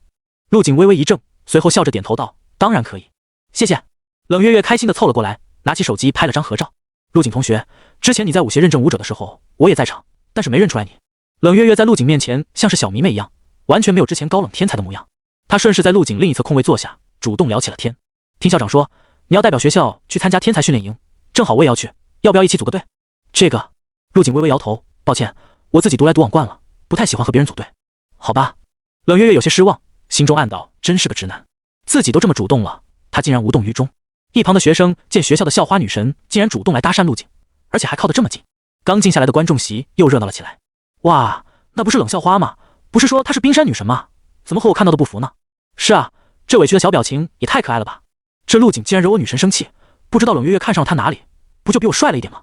你们几个差不多得了，人家陆景是什么身份？女子慕强是很正常的事。你要是实力够强，校花一样倒贴你。冷月月也听到了一旁的议论，脸上的红晕更浓了，直接连到了耳朵根。为了打破尴尬，她岔开话题问道：“陆景，你是陪朋友过来考核的吗？”对。冷月月看着台上的叶少华，皱着好看的眉头说道：“我感觉那个人一直在往我们这里看，而且好像不是很友善的样子。”不能吧？张浩做着热身运动，笑着说道：“我们跟他无冤无仇的，你应该是看错了。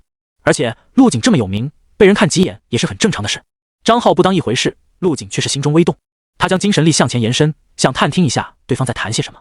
李叔，事情办得怎么样了？放心吧，少爷，已经安排妥了，您就等着看戏就行了。陆景顿时感觉不妙，正想多听一些信息，叶少华二人竟然直接离开了座位，走向了后台。看来这两个人没安什么好心，八成是设了什么陷阱，等着他往里面跳。陆景耸了耸肩，兵来将挡，水来土掩，他倒要看看这叶少华到底想干什么。军部考核正式开始，叶少华再次走上了高台，介绍起了规则。同学们，咱们的规则很简单，采用擂台赛来筛选出战力优秀的人，只要你能成功攻擂，并且能守擂10分钟，就算通过考核。此次考核没有气血限制，也没有打法限制，用出你们的全部本领吧。叶少华说完，挥了挥手，示意考核开始。台下顿时响起了雷鸣般的掌声。擂台赛这种东西，大家最爱看了。怎么样，张浩，有没有信心？陆景看着一旁跃跃欲试的张浩，有些担心地说道：“放心吧，兄弟，我最近可是突飞猛进，气血已经12.8卡了，对付这些人绰绰有余。”张浩十分自信，自从他下定决心努力之后，他家里就非常支持他，给他购买了很多丹药。他也没有让父母失望，每天起早贪黑的锻炼身体，气血蹭蹭的往上涨。如果再给张浩1年半载的，考上武大也不是不可能。可惜他醒悟的太晚了，距离武考只有不到1个月的时间了。陆景见张浩跃跃欲试，也不再多说，只是嘱咐道：“好，等会你小心点，不要逞能。”他心中还是有些担心，叶少华拿自己没办法，很有可能会对张浩下手。陆景，我去了，看我发挥。张浩打了个招呼，领了一把木剑后，便跳上了擂台，准备攻擂。他的对手是一名女生，摆出了一个拳架，面色凝重地看着张浩。陆景看着女生，感觉有些面熟。这时一旁的冷月月突然说道：“那女生是我们班的，气血虽然比不上张浩，但体术很强。她家里是开武馆的，从小便跟着父母练习拳脚功夫，但是天赋不太好，气血上涨得很慢。”陆景闻言点了点头，看来张浩想赢不是那么容易。张浩跳上擂台后，将木剑在手中舞了个剑花，因为是无规则擂台赛，所以可以使用木质武器。张浩十分自信地笑了笑：“妹子，你不用武器的吗？我这个人可不会对女生手软，等会受伤了可不要哭鼻子哦。”对面的女生皮肤黝黑，面无表情，拳架变化间便朝张浩冲了过来。这么凶！张浩吓了一跳，一边退后一边用木剑逼退对方。女生连出了几拳后，全都被张浩的木剑给挡下了，完全近不了身。你朋友还不错呀，知道拉开距离。如果让我同学近身，输的肯定是他。冷月月不由得对张浩赞赏道。连续的攻击被张浩挡下，女生有些着急了。比拼体力，她绝对不是张浩的对手，要想取胜，只能近身迅速结束战斗。打定主意后，女生虚晃打出一拳，在张浩出剑抵挡的时候，另一只手一把抓住了剑身。下一刻，她欺身向前，手肘砸向张浩的手臂。张浩眼中闪过一丝惊讶，准备抽剑后撤，木剑却纹丝不动。无奈之下，只能舍弃木剑，后退了一步，让过了砸下来的手肘。女生将木剑甩出擂台，不给张浩丝毫喘息的机会，一拳打向了他的太阳穴。这狠辣的一拳吓了张浩一跳，要是被打中，很有可能直接昏迷过去。张浩赶紧低头避过，随后闪身拉开距离。既然你出手这么狠辣，那就别怪我无情了。女生没有搭理张浩，脚下猛蹬地面，再次冲了过去。张浩眯着眼睛，竟然不退反进，身子一斜，顺势朝女生的怀里撞去。紧接着他脚下使绊，二人双双倒地。张浩的反应很快，趁着女生重心不稳，坐在了她的腰部，双手死死地压住女生的双手。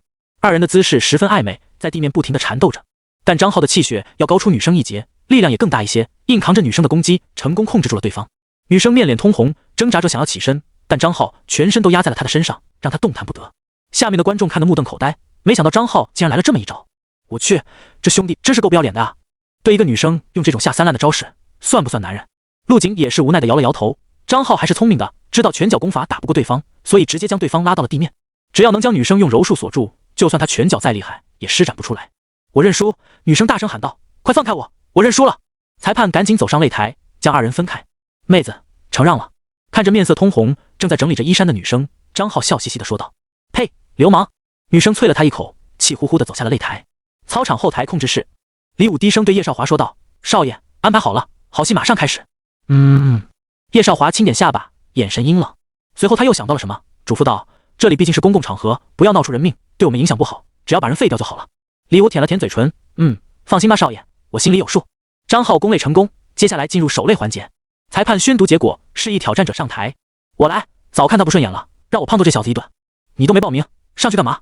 鉴于刚刚张浩的表现，不少人都站起身，准备上去给他个教训。就在这时，一名黑衣青年走出，直接跳上了擂台。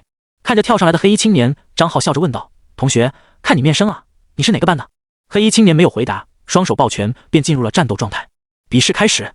张浩手中拿着木剑，在青年身旁转圈，因为不知道对手的攻击手段，不敢贸然进攻。台下的冷月月一脸古怪：“咦，这不是武飞吗？他怎么上去了？”陆景闻言有些疑惑：“这个人有什么问题吗？”“有啊，这个武飞也是我们班的学生，上次检测气血值在13卡以上，在学校里排得进前20，没必要参加招兵考核啊。或许是他改变了主意呢。”冷月月摇了摇头：“不可能，当时报名的时候我也在场，他根本就没报名。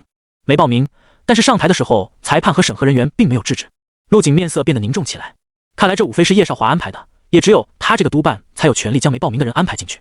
你到底想干什么？陆景看向后台，眼睛微眯。擂台上张浩和武飞已经站到了一起，二人一刀一剑，一时间打得难舍难分。但随着时间的流逝，张浩渐渐招架不住对方的木刀，被砍中了好几刀。呼真难缠啊你！张浩将木剑插入地面，气喘吁吁地吐槽道。他的体力已经只剩下不到20%，身上中刀的地方火辣辣的疼，让他每一次挥剑都艰难无比。武飞没有给张浩恢复体力的机会，欺身上前，长刀横斩。张浩动作慢了不少，躲闪不及，被砍中了腹部。噗呲！这一刀竟然斩破了张浩腹部的衣服，还在皮肤上留下了一道血痕。木刀有这种杀伤力？陆景眉头微皱，将精神力覆盖在擂台上。很快他就发现了异样，武飞手中的木刀有些不对劲，刀尖部分似乎是某种合金，被染成了木头的模样，而且上面还被涂抹了某种化学药剂，通过张浩的伤口渗透了进去。这些细节只有陆景注意到了，他赶紧站起身，拨开人群，朝擂台的方向走去。武飞见一刀见血，一直面无表情的脸上闪过一丝冷笑，随后再次前冲。张浩急忙后退，手中木剑举起，试图挡住武飞的攻击。然而下一刻，他整个人停下了动作，不管怎么努力，身体就像不是他的一样，纹丝不动。我这是怎么了？张浩想开口说话，但舌头和嘴唇也麻木起来，发不出任何声音。喂，快躲开啊！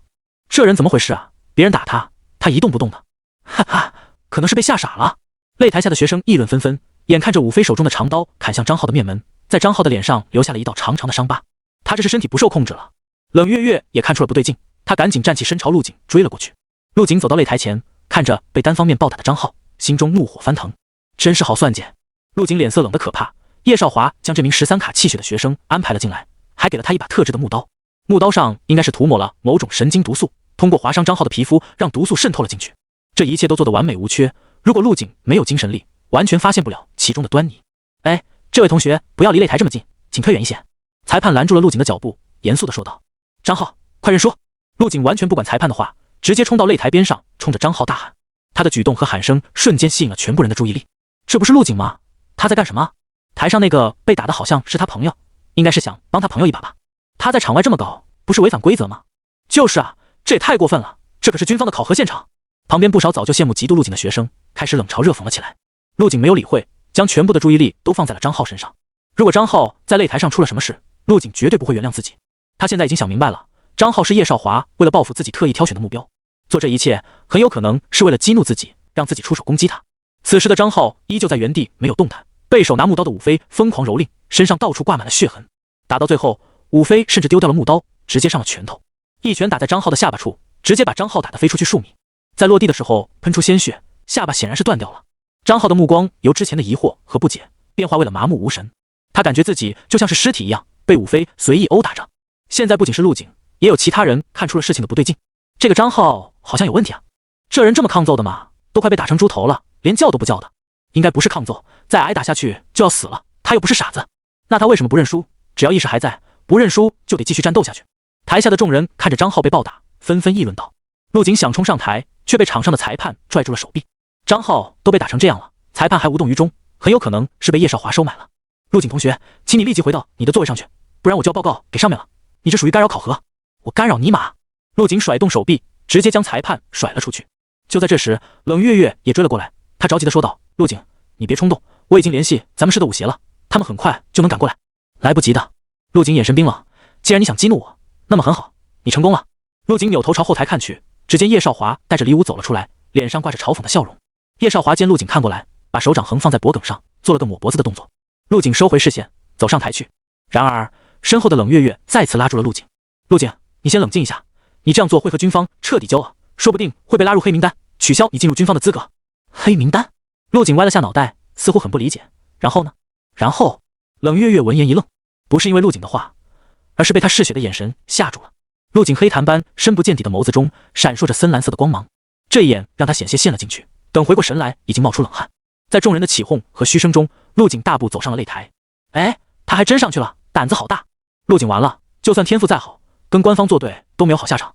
其中也有不少冷静的声音：“你们不觉得张浩的行为很不正常吗？这都快闹出人命了，陆景上去阻止是应该的呀。”是不正常，但是裁判都没喊停，他还冲上去干什么？还把裁判给打伤了。就是，人家裁判可是专业的，他凭什么质疑裁判？看着陆景甩开裁判走上擂台，叶少华笑得更开心了，直接鼓起了掌。李叔干得不错，回去有赏。谢少爷，李武微弓着身子冷笑着说道：“好戏才刚开始，他今天在劫难逃了。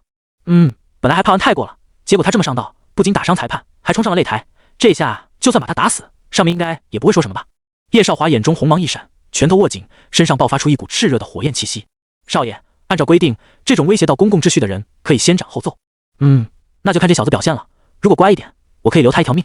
真是的，活到这么大，第一次遇见敢跟我作对的。叶少华嘴角翘起，大步走向了座位。他并没有去阻止陆景，而是在贵宾席静静的看戏。台上那个黑衣学生是你找来的？是的，少爷，只是花了点钱就买通了他，我特意吩咐了，不用留手，打得越狠，价格越高。哈哈，干得不错。叶少华指尖敲了敲扶手，眼睛微眯，俊秀的脸庞下仿佛藏着一只恶魔。突然他想起了什么，手一挥吩咐道：“对了，别让他这么轻易的上台救人，安排几个人去拦一下。”这一瞬间，他感觉所有人都是任他摆布的棋子，是供他消遣的玩具罢了。我倒要看看这场戏你打算怎么演。被陆景甩开的裁判收到了命令，咬着牙招呼着另外几个学校裁判一起冲了上去。陆景，刚刚只是警告你，没想到你这么胆大包天，再往前一步就别怪我们不客气了。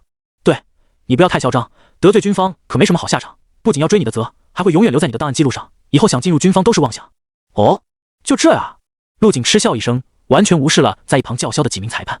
个人档案，随便你们怎么记录，只要我实力够强，不过是一张废纸罢了。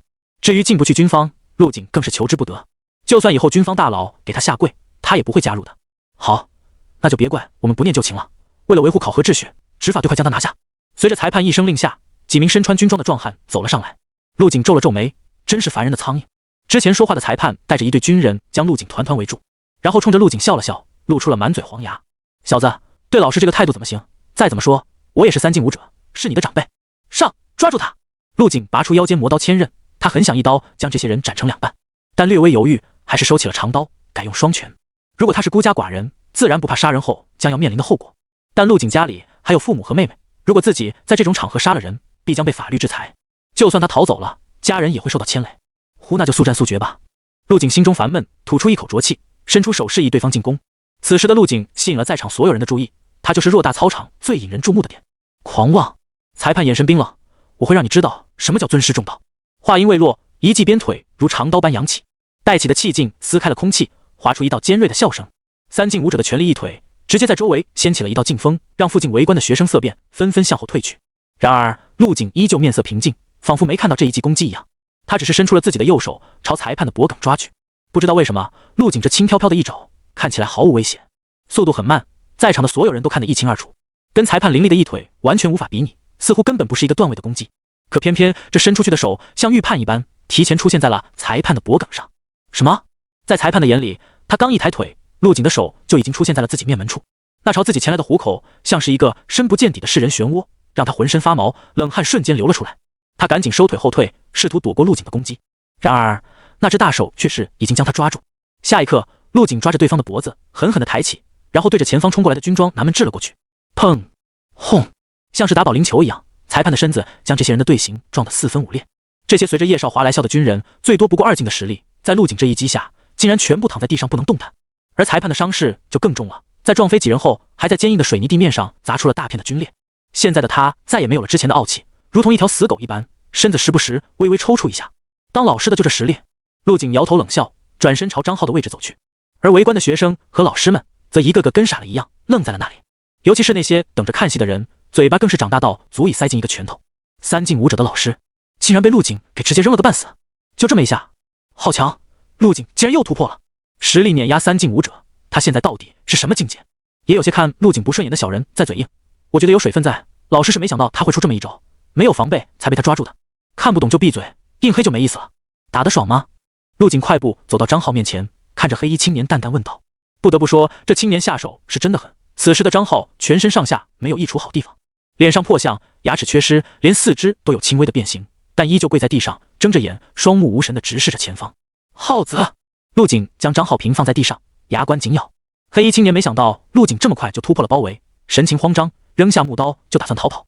他的任务已经完成的差不多了，足足用木刀砍了张浩近100下，再打就要出人命了。按李武说的，打得越狠，拿钱越多，他应该能拿到300万左右。至于这么做有什么后果，黑衣青年根本不在乎。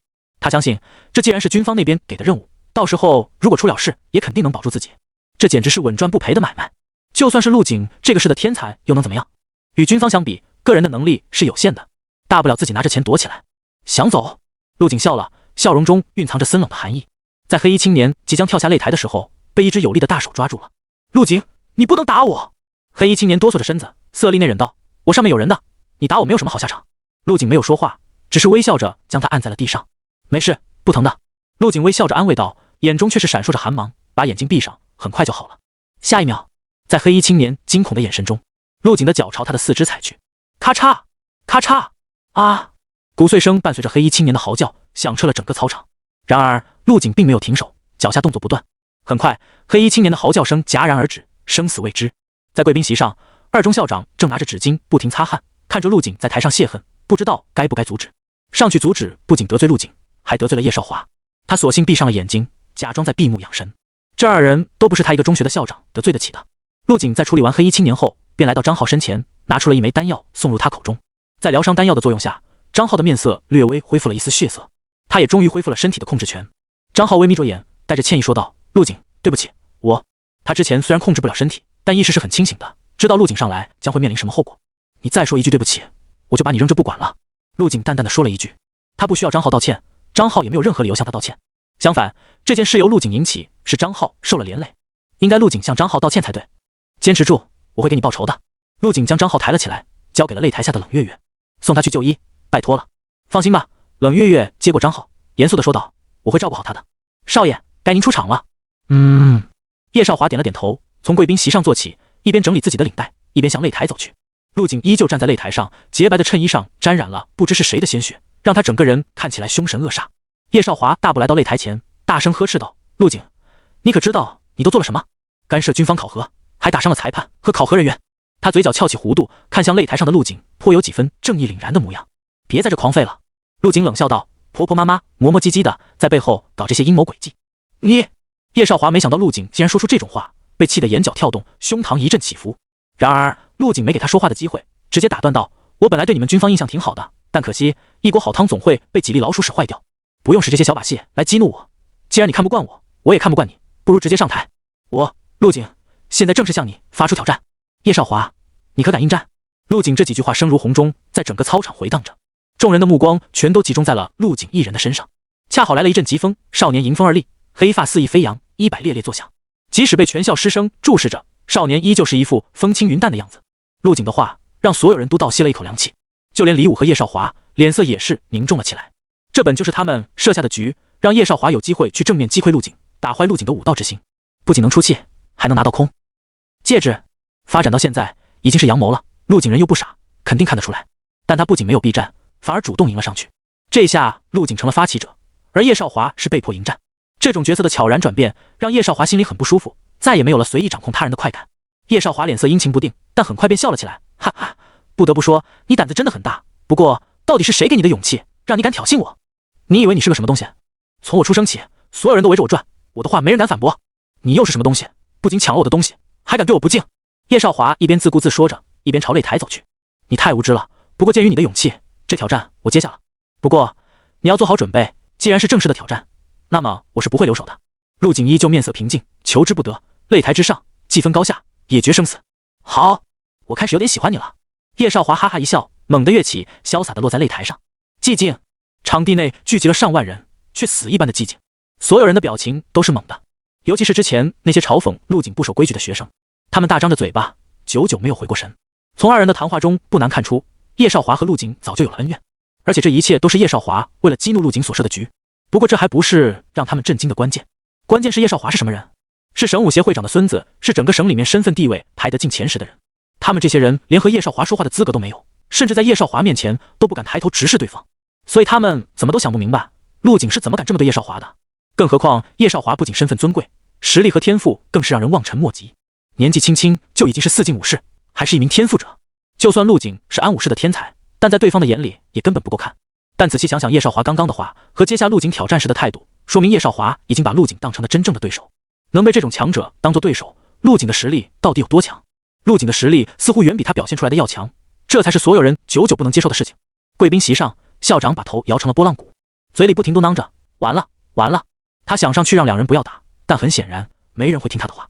这场战斗不管是谁输谁赢，对二中来说都不是一件好事。在校长旁边，一名身材壮硕的学校老师则是激动得满脸通红，他便是陆景的武道课的老师程天阔。他既高兴又紧张，高兴的是陆景的实力竟然提升得这么快，一招便把3进的裁判打到昏厥，这绝对不是3进武者能做到的。但同时陆景正面临着叶少华这样的对手，就算陆景是4进武士的实力，也没有多少胜算。更何况二人像是有仇的样子。看着在擂台上对峙的陆景和叶少华二人，程天阔很想大喊一声为陆景加油，但又担心自己被军方的人针对，只得深吸了口气，稳住激动的情绪。而相比起程天阔的兴奋，不远处的李嘉诚则是脸上一阵发烫。他回想起了在教室里陆景对他说的话，老师你放心吧，我对自己有信心。当时他还以为陆景年龄小，被吹捧后飘飘然了，现在看来陆景根本没有得意忘形，反而在尽可能的谦虚。刚刚被陆景一下甩飞的裁判，虽然天赋不高，但在学校也是资历比较老的一批老师了，反正实力要比李嘉诚自己强上不少，但却被陆景轻描淡写的攻击直接秒杀。没有个4进的实力能打出这种攻击。此时的李嘉诚心中五味杂陈，从陆景出名时起，自己就沾了光被人吹捧，不少人夸他教导有方，严师出高徒，这才有了教室里劝导陆景试着入伍的一幕。他尽可能的想表现自己，让自己看起来有在帮助和教导陆景，但现在亲眼看着张浩被打到半死，看着陆景被军方的人嘲讽威胁，而自己却只能缩在座位上，什么也干不了。这让李嘉诚的脸上如火烧一般，他伸手摸了下自己滚烫的脸颊，终于再也按捺不住了。他奋力地从座位上起身，将手成喇叭状放在嘴边，大声吼道：“陆景，加油！老师相信你能赢！”一句话像是用了他全部力气。吼完后，便一屁股坐在了座位上。看着身旁人不解的目光，李嘉诚此时却是无比的轻松。陆景加油！陆景，我挺你！有老师带头，2班的全体学生，包括一些其他班的人，也跟着喊了起来。如果说他们之前是出于陆景的天赋才对他如此尊敬，那么现在就是被陆景的挺身而出彻底折服。陆景是为了救张浩才和军方作对的，这种品格弥足珍贵。冷月月在将张浩送到校医院后也赶了过来，他双手握拳，眼神坚定，站在台前跟着2班学生一起给陆景加油打气。擂台上，陆景在台上听到众人的欢呼呐喊，转头朝2班的方向看去，随后微微点了点头。看来你在学校挺受欢迎的呀。叶少华听到台下学生们的欢呼，笑着调侃道。随后他挥了挥手，台下的工作人员便动了起来，朝发出声音的学生走去，安静点，再喊就把你们按扰乱秩序抓起来。陆景依旧面色平静，与叶少华在擂台两侧对峙着，他们谁都没有先出手，只是观察着彼此，气氛凝重。陆景，你知道天赋者吗？叶少华扭了扭脖子，发出一阵筋骨爆鸣声。世上有一种人，万中无一，天赋异禀，而我就是其中一位。叶少华话音刚落，身上瞬间升腾起一股火焰，将他包裹在内。神奇的是，这熊熊燃烧的火焰竟然伤不到他分毫，就仿佛是自己身体的一部分。这便是我的能力，能控天下万火，散可以泛天，聚可以逐海，凡人触之即死，能被他烧成灰烬，你应该感到幸运。话音刚落，叶少华眼中红芒闪烁，伸出右手，捻出一朵篮球大小的火花，朝陆景扔了过去。呼！火球在空中呼啸，带起滚滚热浪，将周围3尺的空气都灼烧得扭曲变形。快散开！距离擂台比较近的学生被吓了一跳，突然出现的火球炙烤着他们的脸颊，让他们慌乱地向后退去。有一些反应比较慢的，衣服上甚至燃起了火星，足以证明这火焰的厉害之处。这就是天赋者吗？我的天，这还是人吗？凭空搓出这么大一个火球来，怪不得都说天赋者强的可怕。这一下我彻底信了，普通人怎么打得过这种怪物？陆景难了，本来我还对他抱有期望，现在看来叶少华是赢定了。叶少华这一记火球让不少人都开了眼界，亲身体会到了天赋者的恐怖。而陆景在面对这恐怖的火球时，却是神色淡定，巍然不动。就在所有人以为陆景被吓傻了的时候，他动了。只见陆景摆出了一个拳架，狠狠地轰向了呼啸而来的火球。砰！燃力、观想法、权益，在所有加成下，陆景这一拳代表了他此刻的极限战力。他不知道自己现在的气血到了何种境界，但他只知道这火球伤不到自己。哗！一拳将火球轰得4分5裂，像一团爆炸的烟花，被陆景一触即发。然而这四射的火星却怎么也溅射不到陆景身上，就仿佛在他的拳头上有一层透明的防护罩，将飞来的火花全部挡下。果然，就算是天赋者释放出来的元素，也能一拳破之。陆景心中明朗，只要自身气血浑厚如江河，一拳打出，山崩地裂，川流绕行。更何况这小小的火球。陆景吐出一口浊气，收回拳架。他巍然挺拔的身影，配合着半空中绚丽烟花，勾勒出了一幅夺目的浮世绘。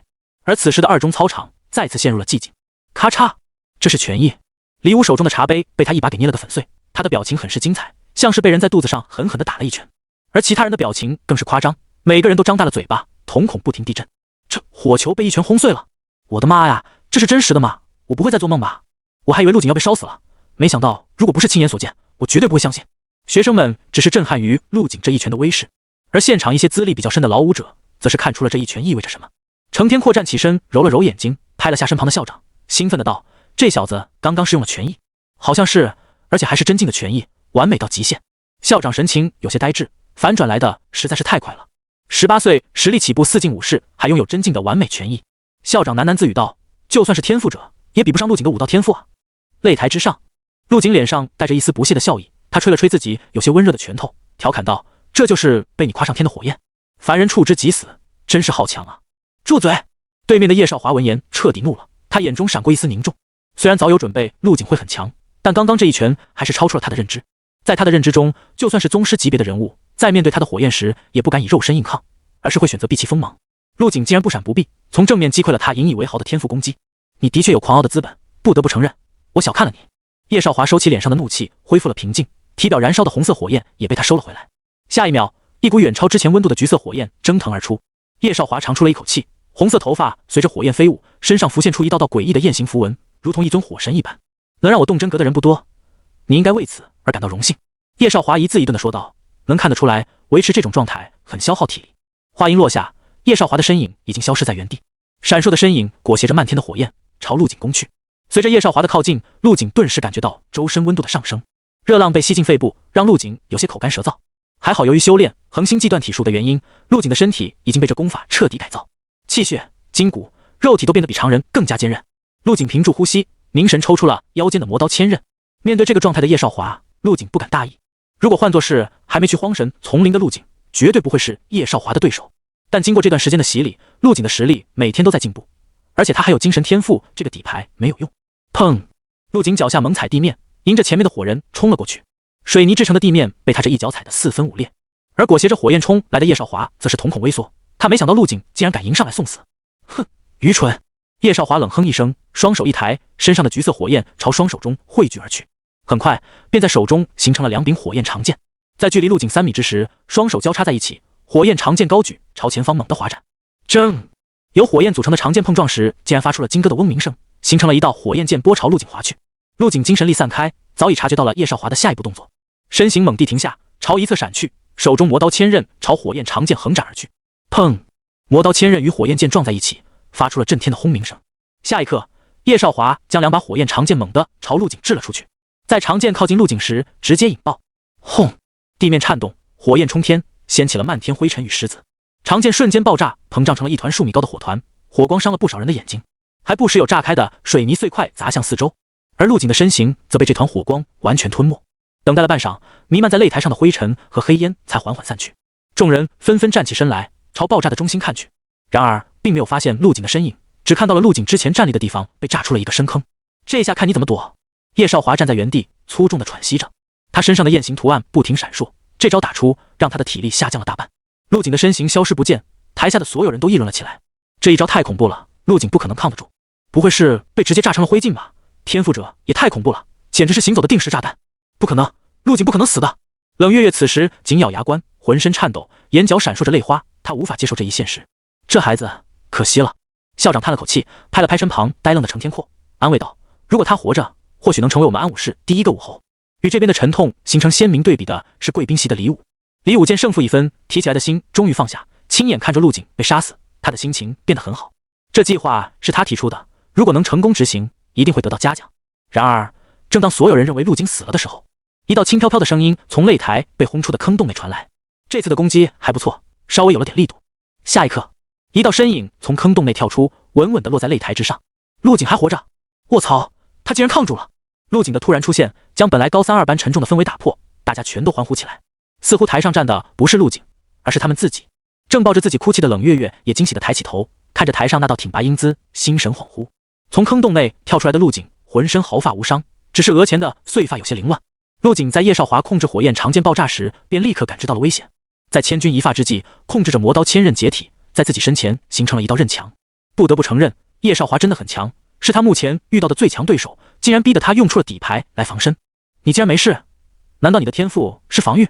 叶少华眉头紧皱，似乎是不敢相信自己的眼睛，脸上写满了震惊。对，一定是这样，不然你凭什么挡得下？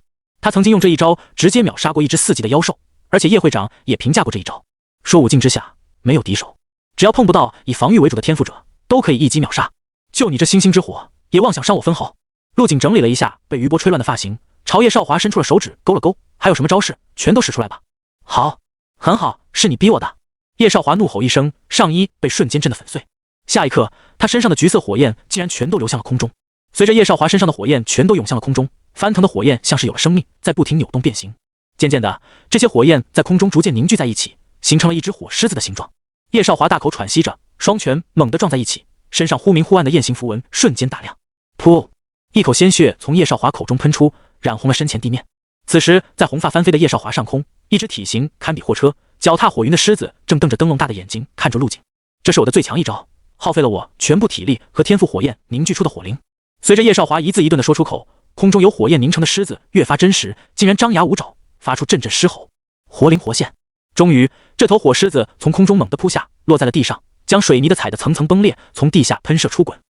烫的岩浆，这极具震慑力的场面让所有人都倒吸了一口凉气。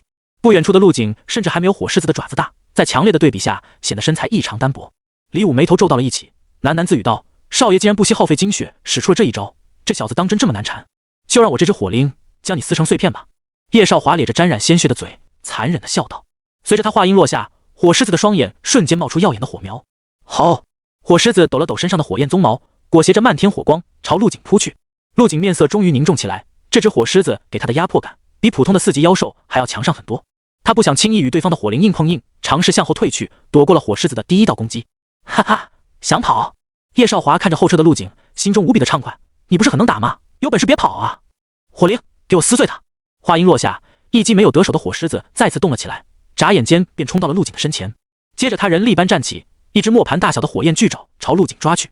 这一爪裹挟着滚滚热浪，将附近的空气都变得灼热起来。呼！遮天蔽日的巨爪落下，速度极快。陆景不再后退，站稳脚步，半扎着马步。当爪子拍到他头上之时，双手举起了手中长刀。轰！巨爪与魔刀千刃相撞，传出一声响彻天地的轰鸣声。一层一层的热浪如波纹般向四周扩散，将围观看戏的不少学生都掀翻在地。继续往后退，你们的位置太危险了！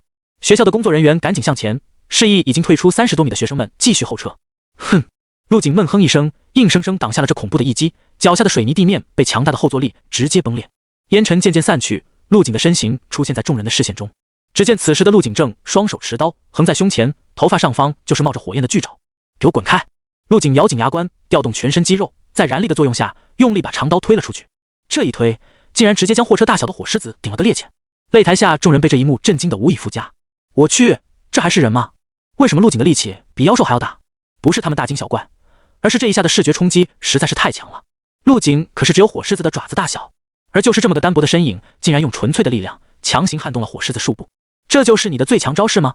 陆景轻甩手中发烫的长刀，傲然而立。他依然是一副飘逸不羁的模样，淡淡笑道：那接下来就到我表演了。下一秒，陆景的身形便瞬间消失在原地，只在脚下留下了一道深坑。这火灵还是有些难缠的，但大可不必与他死磕，只要解决掉叶少华，这火灵自然就会消失。不可能，你这个怪物！叶少华见火灵竟然对付不了陆景，神色顿时慌张起来。我还没输，给我死，给我去死！他眼见陆景绕过了火灵，急忙又捻出了一团火球朝陆景砸去。然而陆景只是一个闪身，便直接避开。正随后一道璀璨的刀光划破了天际，一刀斩出，叶少华直接飞了出去，台上洒落大片鲜血，而他那聚集起来的火灵也随着主人的重伤而消散在天际。陆景这是打赢了！我的天，这世界疯了，拳头可以硬抗天赋技能了！你们快看，陆景提刀过去了，不会是要杀了叶少华吧？台下众人议论纷纷，随着战斗临近尾声，他们也朝擂台聚集过去。而贵宾席的李武则是面色难看，慌忙起身朝擂台冲去。擂台上，叶少华在空中翻滚了几圈后落在地上，他吐出一口鲜血，艰难地撑起身子站了起来。在他胸口处竟然浮现出一件护心软甲，软甲上出现了一道血痕。陆景那致命一刀被这软甲卸去了大半的力道，不然此时的叶少华早就成了两截。啧啧，身上宝贝挺多呀，不愧是有身份有地位的人。陆景面色揶揄，冷声笑道，随后便提起魔刀千刃，身形再次出现在叶少华身前。正又是凌厉的一刀斩出，叶少华赶紧侧过身子，长刀从他的左肩划过，啪！一只手臂出现在了擂台上。就这样把你杀了，还真是便宜你。陆景冷笑一声，抬起一脚狠狠地踹在了叶少华的胸口。砰！叶少华闷哼一声，像一块破布一样在地上拖行了10几米。见叶少华已经失去了抵抗能力，陆景收起魔刀千刃，大步走到叶少华身边，用手钳住他的脖颈，将他像拎小鸡一样提了起来。你不是很嚣张吗？怎么现在跟一条死狗一样？啪！陆景一巴掌扇在了叶少华脸上，将陷入昏迷的叶少华唤醒。你敢打我的脸？不然……啪啪啪！陆景抡圆了右手，对着叶少华的脸狂扇。没一会，叶少华的脸便肿成了猪头，眼睛都被挤压成了眯眯眼。从小处尊养幼的叶少华何时受过这种屈辱？心中悲愤万千，又被气晕了过去。啪啪啪！几颗牙齿崩碎飞出，随着陆景手中用力，叶少华再次被巴掌拍醒。这下叶少华不敢说话了，眼神已经有些呆滞和麻木。看着叶少华这番模样，陆景心中的怒气略微发泄了一些。害我兄弟被打了个半死，让你也尝尝这滋味。这一幕看得所有人都是微微侧目，打得实在是太狠了。小子，给我住手！突然，一道人影跃上擂台，站在了陆景身旁。陆景看着跳上来的李武，笑着说道：哟，这不是李狗吗？你上来做什么？你……李武被陆景的一句李狗气得半死。他虽然是叶少华的保镖兼下人，但有着6进武士的实力，在这小小的安武士，无人能出其右。现在却被一个小辈言语侮辱，他哪里忍得住，嘴里一阵骂骂咧咧，伸出手朝陆景抓去。少爷，我来救你！近距离看到叶少华的惨状，李武脸色更加难看。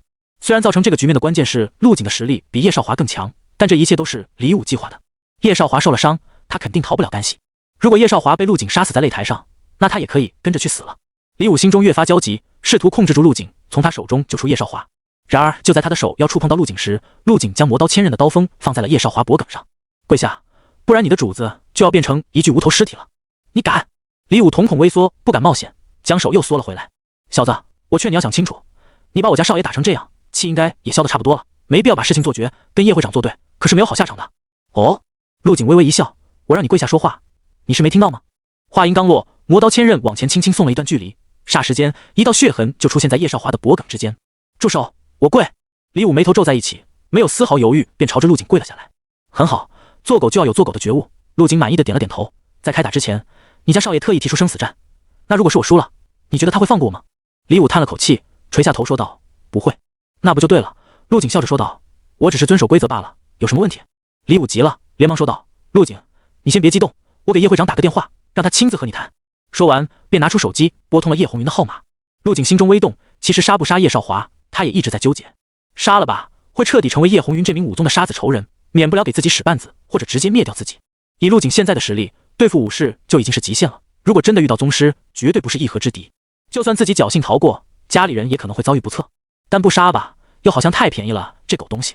所以陆景打算跟叶红云交涉一下，看能不能用叶少华的命换点东西回来。手机给你，叶会长要亲自和你谈。李武将手机扔了过来，被陆景一把抓住。喂，是陆景小友吗？手机另一头传来一道年迈但充满威严的声音。是我，叶会长，久仰了。陆景面色平静，语气淡淡的说道：令郎与我约定生死战，现在败在了我手里，这件事你知道了吧？李武已经告诉了我事情的原委，这一切都是我那逆子嚣张跋扈，惹是生非所致，我在这里给你道歉了。叶红云的声音中气十足，完全没有一丝陆景意料中的慌乱。叶会长是什么身份？您的道歉我一介草民怎么受得起啊？小友说笑了，前段时间你来我这里，因为工作繁忙，没有尽地主之谊，我这边特意准备了一份礼品，不知道小友喜不喜欢？陆景闻言眼前一亮，这老狐狸终于开始说重点了。我这个人不太看重身外之物，劳烦叶会长费心了。手机另一头传来叶红云爽朗的笑声，不费心，不过是把本就属于小友的东西物归原主罢了，我会让人直接送到你家里。如果是外人在场，八成会以为这二人是关系极好的忘年交。物归原主，陆景心中明了，这老东西说的应该是空间戒指了。表面上语气平静，一副不在意自己儿子的样子，实际上竟然下了这么大的血本。看来叶少华在他心中的地位很高啊。不过叶红云最后的那句送到家里，让陆景感到了一丝危机感。还没等他说话，手机另一头再次传来声音：小友，你放心，我以后定会好好管教他，绝对不会再让他胡作非为，这件事就此结果，如何？这句话相当于变相的告诉陆景，他会看好叶少华，也不会插手二人的事，让陆景放心。就在陆景准备答应下来的时候，一旁死狗一般的叶少华突然动弹了起来。此时的叶少华牙齿掉了大半，嘴里还不停往外溢出鲜血。爸，你不要把那戒指给他，这口气我咽不下去，你要帮我啊！他口中说话漏风，有些含糊不清，让他杀了我，我不信他敢动手。陆景嘴角露出一丝玩味的笑，又是两巴掌打了上去，把叶少华仅有的几颗牙齿也全部打掉。这下刚刚醒来的叶少华又晕了过去。叶会长，我刚刚拍死了2只苍蝇，咱们继续。这番操作不仅是让旁边跪着的李武傻了眼，就连手机另一头的叶红云都愣了半晌。而观众席上的二中校长和一众老师见陆景从李武手中接过电话，还停了手，心中便有了几分猜测。校长猛地松了一口气，看来今天不用死人了，不然他真不知道怎么跟叶红云交代。叶红云这人他还是了解一点的，是个枭雄，一代宗师，老来得子，所以对独子非常溺爱。如果叶少华死在这里，不知道要有多少人跟着陪葬。随着陆景啪啪2巴掌，场上又寂静了下来。半晌后，手机另一头传来叶红云爽朗的笑声，打破了尴尬的场面。陆小友，那这件事咱们就说定了，礼物很快就能送到你们学校，而且鉴于你之前完成妖兽暴乱的任务，军方会随时对你敞开大门，欢迎你的加入。陆景点头轻嗯了一声，然后把手机直接扔给了李武。行了，带着你家少爷快滚吧。说完便一脚将叶少华踹飞了出去，死狗般的身子在地上擦出了一条长长的血痕。见叶少华脱险，而陆景手中也再没了倚仗，李武眼睛微眯，拳头不自然的捏紧。现在绝对是个击杀陆景的好机会，杀了他，为叶少华报仇，顺便戴罪立功。然而当他看向陆景时，却发现对方正以一种玩味的笑容看着自己，笑得李武心中发怵。难道他还有什么底牌没使出来？李武一时间犹豫不决，总感觉少年身上有数不清的秘密，似乎自己这个6进武士在他面前也讨不到便宜。思量了半晌，李武终究是放下了杀心，决定先带叶少华回去疗伤，再从长计议。少爷，你没事吧？少爷。李武赶紧跑了过去，将叶少华抱在怀里。在他的摇晃下，叶少华缓缓睁开了眼睛。李武大喜过望，拿出准备好的丹药放入了叶少华口中。此时的叶少华七窍流血，艰难地将丹药吞入腹中，面色顿时红润了起来。陆景在一旁看得直摇头，随便拿出手的就是一枚高级丹药，普通人倾家荡产都买不起啊！嗨嗨！叶少华又咳出了2坨黑血，无神的眼睛瞟了陆景一眼，然后又畏惧地缩了回来。随后他盯着李武，低声怒斥道：“你这个狗奴才，看你出的好主意，害我断了一条手臂。被当着这么多人的面连番羞辱，李武面色窘迫，但还是将叶少华抱了起来，顺便捡起地上的断肢。最后，李武神色复杂的回头看了陆景一眼，便带着叶少华离开了。台下顿时炸开了锅，今天真是开了眼了，我现在还有重在做梦的错觉。这就是我们安武市的天才吗？我觉得就算放到省里，也是数一数二的存在吧。天赋者这么强，没想到还是奈何不了陆景，不愧是我的偶像。陆景，陆景！台下再次响起欢呼声。陆景看着欢呼雀跃的二班同学，心中却是沉重起来。不知道张浩的伤势怎么样了？他可没有叶少华刚刚吃的高级丹药。在万众瞩目之下，陆景从擂台上跳下，看到守在一旁的冷月月，陆景连忙问道：“张浩怎么样了？我不是让你照顾他吗？”冷月月微微一怔，有些委屈的说道：“我把他送去校医院了，那里的医疗技术在咱们市里是排得上号的，你不用担心。而且护士也不让我在那里，说是要做些缝合手术，所以我就过来看你比武了。不好意思，刚刚是我太不冷静了。”陆景略带歉意的说道：“麻烦你了，我要去看一下他，要不要一起？”“好，我带你去。”二人挤开人群，离开了操场，向校医院的方向走去。在当事人全都离开后，只剩观众席和准备攻擂的学生面面相觑。这时，校长站了出来，大声说道：“同学们，今天的考核暂且终止，至于什么时候开始，另行通知，大家都回去吧。”一听校长发话了，所有人都渐渐散去。一些已经通过考核的学生很是失望，但一想到目睹了陆景和叶少华的战斗，心中的郁闷便一扫而空。只能说，二人的战斗太精彩了，也让他们见识到了天赋者的恐怖之处。虽然叶少华败给了陆景，但不是他太弱，而是陆景太强了。陆景跟随着冷月月来到了校医院的急诊处，只见张浩躺在病床上，身上被缠满了绷带，几个五颜六色的吊瓶悬挂在病床上方。是陆景来了吗？张浩眼睛被纱布蒙住，看不清东西，听到有人进来，下意识地问道。陆景见张浩伤得这么重，心中一阵发酸，他赶紧走上前，握住了张浩的手。是我，浩子，你安心养伤，你的仇我已经给你报了。安慰了一番张浩后，陆景去找了护士了解情况。护士告知陆景，张浩的伤势很重，身体多处骨折，内脏也有出血，就算治好，大概率会影响到以后的武道生涯，气血也会降低不少，而且会在脸上留下伤疤，影响形象。陆景听完后，心里很不是滋味，他略微思索，便想到了主意。没记错的话，有一种初级丹药叫附体丹，服用后可以止血、化瘀、安神、养身，还有加速伤口愈合和淡化疤痕的作用。如果用这种丹药进行合成，应该能合出在这方面效果逆天的高级丹药。说干就干，陆景叫来冷月月，交易给了他10万元，帮我买8颗附体丹。这丹药对张浩的伤势很有帮助。冷月月并不知道陆景要用来合成，有些吃惊购买的数量，但想到这种疗伤丹药多备一点很正常，便同意了下来。没一会，冷月月便交给了陆景一个瓷瓶，里面放着8颗附体丹。陆景谢过后，找到一个无人的病房，开始了丹药合成。附体丹可活络体内气血，止血镇痛，服用后有略微淡化疤痕的效果。主要成分：青龙参、知雪草、凝血草、活气果、玉鸡花等。附体丹星号2，合成需要花费无色金块10个，还真贵啊！但是为了兄弟，这点金块不算什么。陆景直接选择了合成，一小股体力瞬间被抽取，随后合成栏便开始了工作。莫一会，合成栏内雾气散去，出现了一颗崭新的丹药。合成完毕，获得复古丹。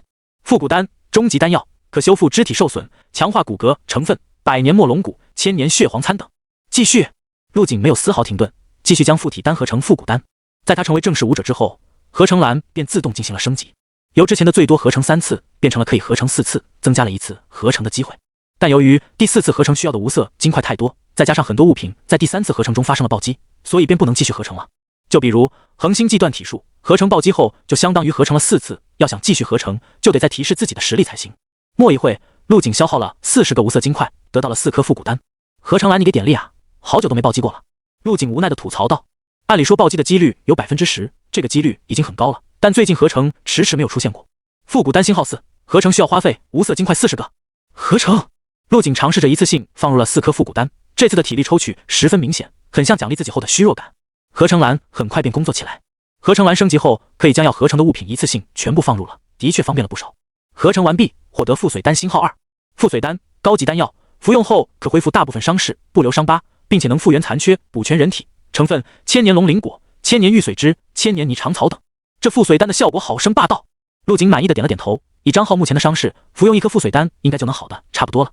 陆景正准备停手，但想了想，又将附髓丹让入了合成栏。张浩只是恢复伤势，并不能弥补陆景对他的亏欠。陆景决定再合成一次试试，看能不能合成出能增强实力的丹药，这样军部考核失败的张浩或许能考上武大。附髓丹星号2，合成需要花费无色金块30个。合成，随着陆景话音落下，一道金光从合成栏内部迸发而出。还好只有陆景可以看得到合成栏里的场景，不然很有可能就暴露了。恭喜，合成暴击将进行跳级合成，10%几率。合成完毕，获得天海丹。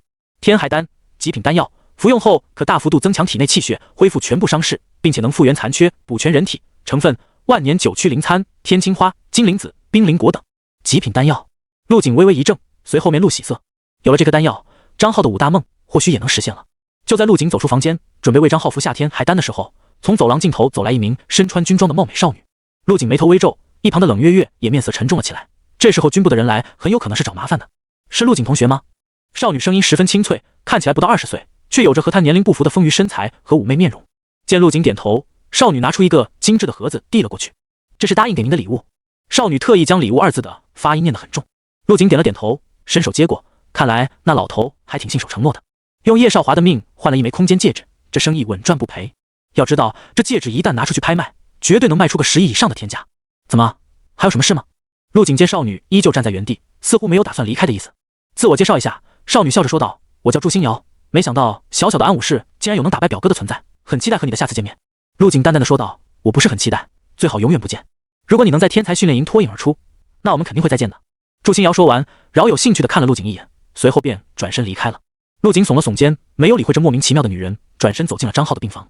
浩子，有人送来了一枚丹药，说是给你治疗伤势用的，你吃下试试看。陆景拿出天海丹，放到了张浩嘴边。张浩不疑有他，伸出脖子，咕噜一声便将丹药一口吞下。哎呦，卧槽！下一刻，张浩竟然发出了一声舒服的呻吟。只见插在他手上的针头全部崩飞了出去，手背上的针眼在瞬间愈合，而张浩则是在病床上翻来覆去，抓绕着身上的伤口。我好痒啊，痒死我了！张浩的叫喊声引来了一名护士，护士见张浩打滚的样子，以为出了什么事，急忙大喊让医生过来。陆景，这丹药太神了，我身上的伤口一点都不疼了。张浩惊喜地说道：“咦，我身上的伤口呢？我的伤口没了，而且感觉身上有使不完的力气，而且我的牙齿也回来了，这是什么神药啊？”在天海丹的帮助下，张浩在短时间内几乎痊愈，体表的伤势全部消失，就连疤痕都没留下。陆景，走，咱们去喝酒。张浩说着就要坐起身，却被赶来的医生直接按住。你伤得这么重，不要起身。医生表情凝重，语气十分严肃。不是，我伤都好了呀。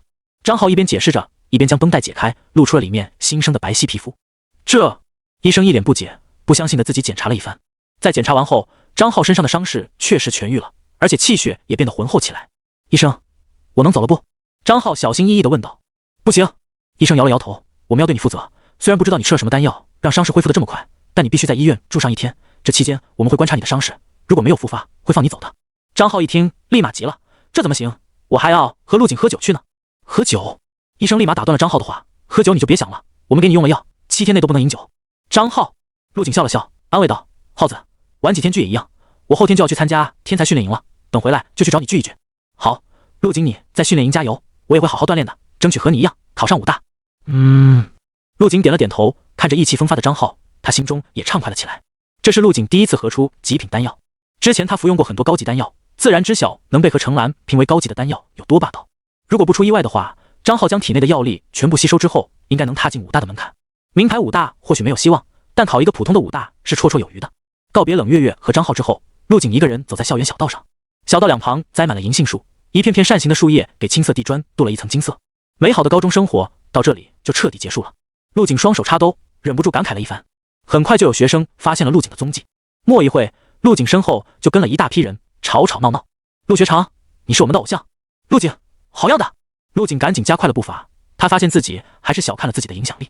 像他这种18岁就通过武协的2级武者认证，并且拥有击败4进武士实力的学生，在安武士乃至整个川东省都是传说一般的存在。这些血气方刚的少年学生，已经在心里把陆景当成了励志的对象和奋斗的目标。就算陆景离开2中，升入武大，2中也会一直流传陆景的传说。2中校长甚至打算在学校建一堵墙，专门用来挂陆景的照片和生涯事迹。有了陆景这个活生生的例子，2中的招生率在安武士会一直保持第1的位置。在众人的簇拥下，陆景耽误了不少时间，走出校门时已经临近黄昏。突然，从校园里跑出一个壮汉，叫住了陆景。陆景，先等等！陆景回头一看，是之前给予他天才训练营名额的程天阔老师。程老师，有什么事吗？天才训练营还有3天就要开始了，你准备好了吗？陆景点了点头，放心吧，程老师，我不会让你失望的。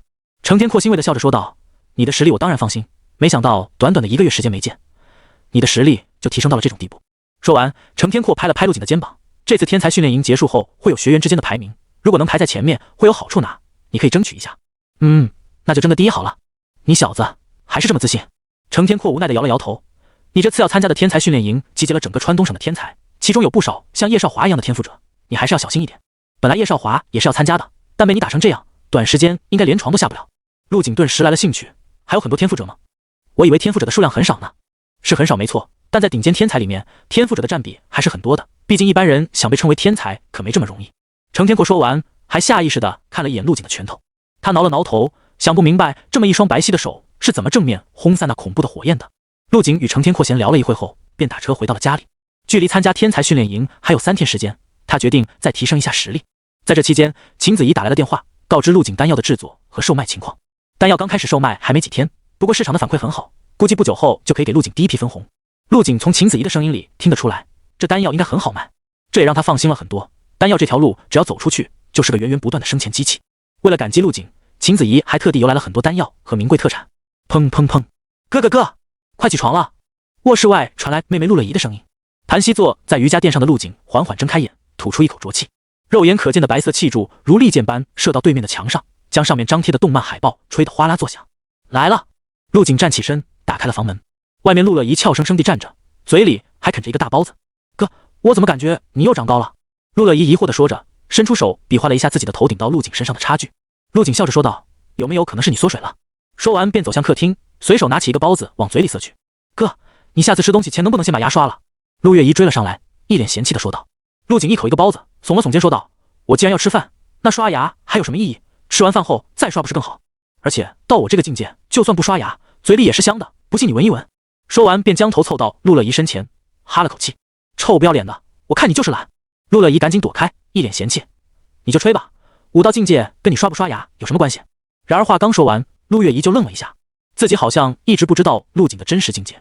陆景击败叶少华的事，他已经听冷月月学姐说了。身为陆景的身边人，陆月怡只能感觉到陆景在不断的变强，就好像睡了一觉，气息就又浑厚了一丝。现在陆景给他的感觉，比他初中那些3进4进的武道老师还要恐怖得多。就在陆月怡打算问下陆景的境界时，大门被打开了，陆海涛和冯琴如走了进来，手上还提着满满一麻袋食材。别看这些东西多，也就是陆景1天的饭量罢了。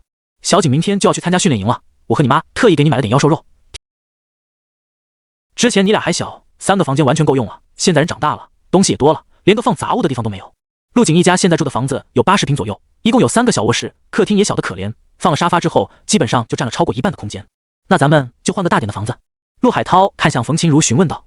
冯琴如点了点头，之前舞协会长奖励的100万，再加上咱们这些年积攒的工资，付个首付应该没什么问题，主要是以后每个月的还款有些吃紧。陆海涛不以为意地说道，还款我来想办法，多加点班就是了，吃了我儿子的丹药，我感觉自己年轻了10几岁，就算1天干12个小时也感觉不到累，也只能这样了。我们领导最近要给我加工资，还款问题应该不大。冯琴如点了点头。陆景看着爸妈讨论，心中很是感动。他拿出一张银行卡递给了陆海涛，笑着说道，爸妈，这里面还有100万，应该够这2年的还款了，等这2年过去，我会赚回来更多的钱。小景，你这又是从哪弄的100万？陆海涛看着手中的银行卡，吓了一跳，就连一旁默默吃饭的陆乐怡都差点被噎住。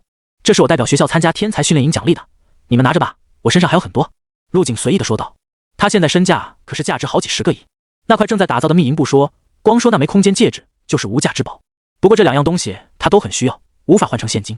小景，你实力进步的很快，爸妈知道，但你一定不要做坏事，知道吗？陆海涛语重心长地说道。哎呀，你们就放心吧。陆景无奈地点了点头，我不偷不抢，都是凭实力得来的，放心用，等以后有更多的钱给你们。将爸妈2人安慰好以后，陆景便准备去洗漱一下，走到卫生间时回头说道，对了，要看那种独栋别墅哦，不用担心钱，房子越大越好。翌日清晨，陆景将换洗的衣物和一些必需品放入空间戒指中。昨晚他研究了很久，只要将注意力放在戒指上，就能进入一片虚无的空间。空间很小，只有1立方米，只能放一些小东西，连磨刀千刃都放不进去。不过也给了陆景很多方便，就比如现在不需要背包拿行李，直接带着戒指便上路了。走出小区门，一辆车身上写着天才训练营专车的 SUV 映入了陆景的眼帘。不少人驻足观看，还有人拿出手机拍照。大家都知道这辆车意味着什么，能上这辆车的都是各个地方最顶级的武道天才，而这辆车等待的人自然就是陆景了。陆景走到车旁，一名戴着白手套的司机下了车，亲手给陆景开门，服务非常周到。车里就陆景一人，一路无话。随着车子的缓缓停下，司机下车拉开车门，恭敬地说道，你好，到地方了。陆景点了点头，起身走下车。此地在东川省的某处军事基地，方圆数十里没有人烟，后来军队的人撤离，便改成了天才训练营的场地。陆景顺着路标的指示来到一处高墙前，8米高的墙上面挂满了带电的铁丝网，每隔一段距离都有身穿军装的士兵站岗，戒备十分森严。如果不是提前得知，陆景还以为这里是一座监狱。顺着高墙走了数十米，终于看到了一道厚重的装甲铁门。铁门旁有不少正在排队等待安检的训练营新学员，看起来和陆景差不多大，而这些人的胸口处大多佩戴着一枚徽章。好家伙，这些人全都是武者！陆景看着数不清的武者徽章，心中不由得感叹了一番。把在这里排队的学员随便一个放在安武士2中，都是数十年难得一遇的天才。见陆景一个人走了过来，这些少年少女叽叽喳喳地讨论了起来。这个人你们认识吗？不认识，不知道是哪个市的，连武者徽章都没有，应该是个靠关系进来的吧。也是，听说这次来了很多3境武者，其中还有些人是天赋者，太恐怖了。在陆景的精神力覆盖下，这些人的谈话全都一字不差地落入耳中。陆景低头看了下自己的胸口，那里空无一物。自己的2境武者徽章在他从荒神丛林回来时就到了，但是被他放在了家里忘了带。他不是那种喜欢炫耀的人，武者徽章对他来说没什么意义。陆景没有理会少年少女的讨论，面色慵懒地走到队伍末尾，默默地排起队来。就他目前看到的这些人，虽然也称得上是天才，但在陆景这里还不够看。如果都是这种对手，似乎这段时间会很无趣。与此同时，在东川省封家练武场内，家主封建业看着前方不停闪烁的身影，脸上露出了一丝满意的微笑。差不多了，该去报道了。随着封建业开口，那道闪烁的身影陡然停下，赫然是一名蓝发少年。少年摘下墨镜，露出一双湛蓝的瞳孔，在他的身上不时有微风拂过，绕着他久久不肯离去。他正是东川省封家少主风兴兰。爸，我的风行部已经小成了。风兴兰喘着粗气，指了指练武场一旁立着的检测仪器，上面显示着每小时100公里。不错，我像你这么大的时候，风行部才刚刚入门。封建业笑着点了点头，拿出一枚取血针，在风兴兰的手指上取了一滴鲜血，放入手中仪器。爹，气血值49.98卡。我的好儿子，没枉费我花了那么多钱给你买的极品丹药。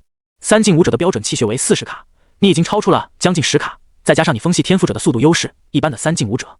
封建业摇了摇头，继续说道：不对，就算是一般的4境武士，也不是你的对手。风兴兰也是一脸兴奋，朝着空气中连续挥出几拳，顿时打出了一阵气爆声，如晴空落雷。爸，以我现在的实力，去参加天才训练营是不是太大材小用啊？封建业皱了皱眉头，没好气地说道：不要太自大，像你这种实力的天才多的是。你要是觉得简单，就去夺个魁回来，给你老爹我尝尝脸。而在某处武馆内，一名身穿汗衫的壮硕少女正扎着马步，身旁几个手拿铁棍的壮汉不停地往她身上砸去。然而少女不仅没有喊痛，反而一脸享受的样子。用点力，你们是没吃饭吗？少女皱着眉不满地说道。一旁的壮汉们闻言，手上顿时更加用力了，碗口粗细的铁棍打在少女身上，竟然发出了金戈撞击般的嗡鸣声。这少女身上的血肉仿佛是钢铁做成的一样，震得壮汉虎口发麻。好了，今天就到这里吧，我要出门了。少女站了起来，吐出了一口浊气，随后朝前猛地冲去，手肘撞向了一颗水泥铸成的人形桩子。砰！水桶粗细的水泥桩子被少女这一击打得4分5裂，散出去的碎石如同子弹一般。好！这时从门外走来一个发须皆白的老者，一边鼓掌一边叫好：师傅，您老人家怎么来了？少女赶紧站好，行了个标准的抱拳礼。老者抚了抚花白的长胡子，笑着说道：可心，你的蛮牛诀又有增进啊，已经修炼到刀枪不入的境界了，只是灵活度还差一些。多谢师傅夸奖，我会继续努力的。姚可心一双大眼睛弯成了月牙，笑呵呵地说道：师傅，省里的天才训练营开始了，我正准备出发呢。老者点了下头，去吧，正好和与你同龄的天才沟通切磋一下，顺便磨练一下你的速度，这是你的缺点，如果可以，去拿个第一回来。是，弟子一定不负师傅期望。姚可心信心满满，拍了拍自己汹涌的胸脯，让一旁的壮汉们看得两眼发直。随之老者听到姚可心的保证，不但没有高兴，反而皱起了眉头。可心，不要大意，这次去了不少小怪物，其中就有封家的那个天赋者，听说军部的那个精神系天赋者也去了，他俩很克制你的横练功夫，切记不可逞强。还没等老者说完，姚可心便撒娇般的打断了他的话：师傅，你这不是长他人志气，灭自己威风吗？我就算速度跟不上，只要力气没用完，他们就不可能伤得到我。老者叹了口气，不再说什么，摸了摸少女的头便离开了。东川省武协内，一名少年站在原地，身边盘旋着2把闪着寒光的利刃，而在他身前不远处蛰伏着一只杀气腾腾的虎妖。找准时机后，虎妖张开腥臭的大口朝少年咬去，而少年依旧在原地不动分毫，只是闭着的双眼猛然睁开。下一刻，在空中盘旋的刀刃如疾风骤雨般瞬间穿透了虎妖的身体。莫一会，虎妖的身体百孔千疮，摔倒在地上，失去了生息。少年右手一摊，2柄利刃便旋转着飞回了手中。这时，少年身后传来了滑行的声音，他手中一甩，利刃再次飞了出去。然而，一道惊慌的声音响起：表弟，是我。少年转过身，只见一个浑身缠着绷带的红发男子坐在轮椅上，被人推了进来。郝鹏杰表弟，是我，叶少华。叶少华被天上盘旋的利刃吓了一跳，现在的他可没什么战斗能力，这东西随时能要了他的命。你来干什么？郝鹏杰皱着眉，眼中闪过一丝厌烦。叶少华假装没有听出郝鹏杰略语气中的不耐，笑着说道：表弟，我这有个天才训练营的名额空出来了，你要不要去？天才训练营？郝鹏杰闻言眼前一亮，军部只有1个名额，本来是给叶少华的，但是叶少华被陆景打成了重伤，名额便空了出来。对，如果你有兴趣的话，我就把名额让给你。条件？叶少华闻言微微一怔，没想到郝鹏杰说话如此直白，随后摇头笑道：“咱们兄弟俩谈什么条件？不过你要是有心的话，可以帮表哥教训一个人。”可以。郝鹏杰点了点头，就是打伤你的那个人。对，他叫陆景，也在这次的训练营名额里面。叶少华提到陆景的名字，恨得咬牙切齿。自从那天被陆景打残之后，父亲叶红云不仅没有帮他，反而还教训了他一顿，这让叶少华很不解，心中十分憋屈。不过还好治疗及时，手臂算是保了下来，在数不清的高级丹药治疗下，伤势已经恢复了大半。但接上的手臂就算恢复的再好，也不可能有之前的灵活度。每当手臂传来隐隐阵痛，叶少华都气得发抖。他收起恨意，看着郝鹏杰手中的利刃，笑着说道：“抓紧时间换个衣服就出发吧，已经开始报道了。”郝鹏杰的实力和他不相伯仲，但对方的天赋能力更加稀有，攻击防不胜防。即使陆景可以轰碎自己的火焰，也绝对追不上刀刃的速度。好，郝鹏杰面色平静地点了点头，转身走出了妖兽训练场。训练营前，陆景百无聊赖地闭目养神。他已经排队10几分钟，这段时间陆续又有学员抵达，算上之前进去的，已经将近500多人，远远超出了陆景预想的人数。不过，其中有10几人的气息竟然跟之前遇到的叶少华不相上下，甚至有几个的气息强度比叶少华还要强上不少，有点意思。陆景顿时来了兴趣，没想到这里有这么多跟他年龄相仿、实力差不多的天才少年，这才叫天才训练营吗？如果没有天才，那也太无趣了。终于1小时后，所有人都成功通过了身份验证，进入了基地之中。所有人列好队，等待下一步的指示。这时，从一旁的房间内走出一名英姿飒爽的女军官，身上披着黑色的皮质风衣，头上戴着墨绿军帽，再配合上她那凹凸有致的身材，有一种正式和妩媚的反差美感。人都到齐了吧？女军官开口，声音十分清脆，所有人的目光都集中了过去。只见她摘下了军帽，露出了一头淡蓝色秀发。她身材本就高挑，站在那里既有男人的英气，也有着男人没有的柔美。自我介绍我就先不做了，因为你们这里有一半以上的人都没有必要认识我是谁。女军官说完，场上顿时爆发出讨论声，不明白她是什么意思。这次天才训练营的名额给的有点多，所以我临时决定安排一次为期2天的考核，淘汰掉一半的人数。说完，女军官看着有些慌乱的学员们，嘴角微微翘起，似乎很是享受。在陆景身旁，2名少年低声讨论道：“这女人我认识，名叫东明雪，前几年从武大毕业后就成了军方的教官，别看她长得漂亮，下手可重了。”东明雪清了清嗓子，继续说道：“接下来我会介绍一下考核内容，你们可要听仔细了。首先，这次考核不是强制性的，你们如果有谁怕了，可以直接退出，该回家回家，该干嘛干嘛。这次的考核是在荒神丛林之中，里面潜藏着很多妖兽，你们其中应该有很多人都没亲眼见过妖兽长什么样子吧？这次我给你们一个锻炼自己的机会。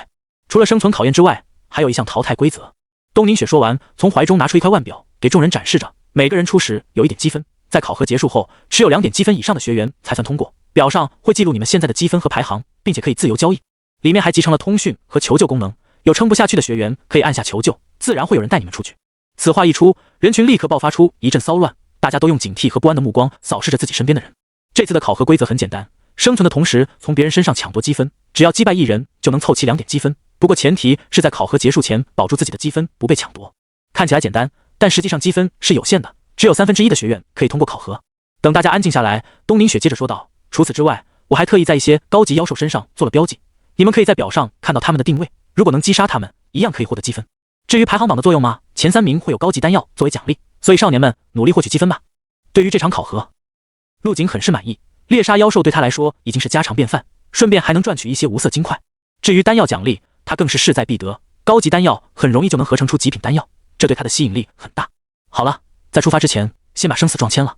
东宁雪手轻轻一挥，走出几个身穿军装的工作人员，手中拿着一摞摞纸张分发下去。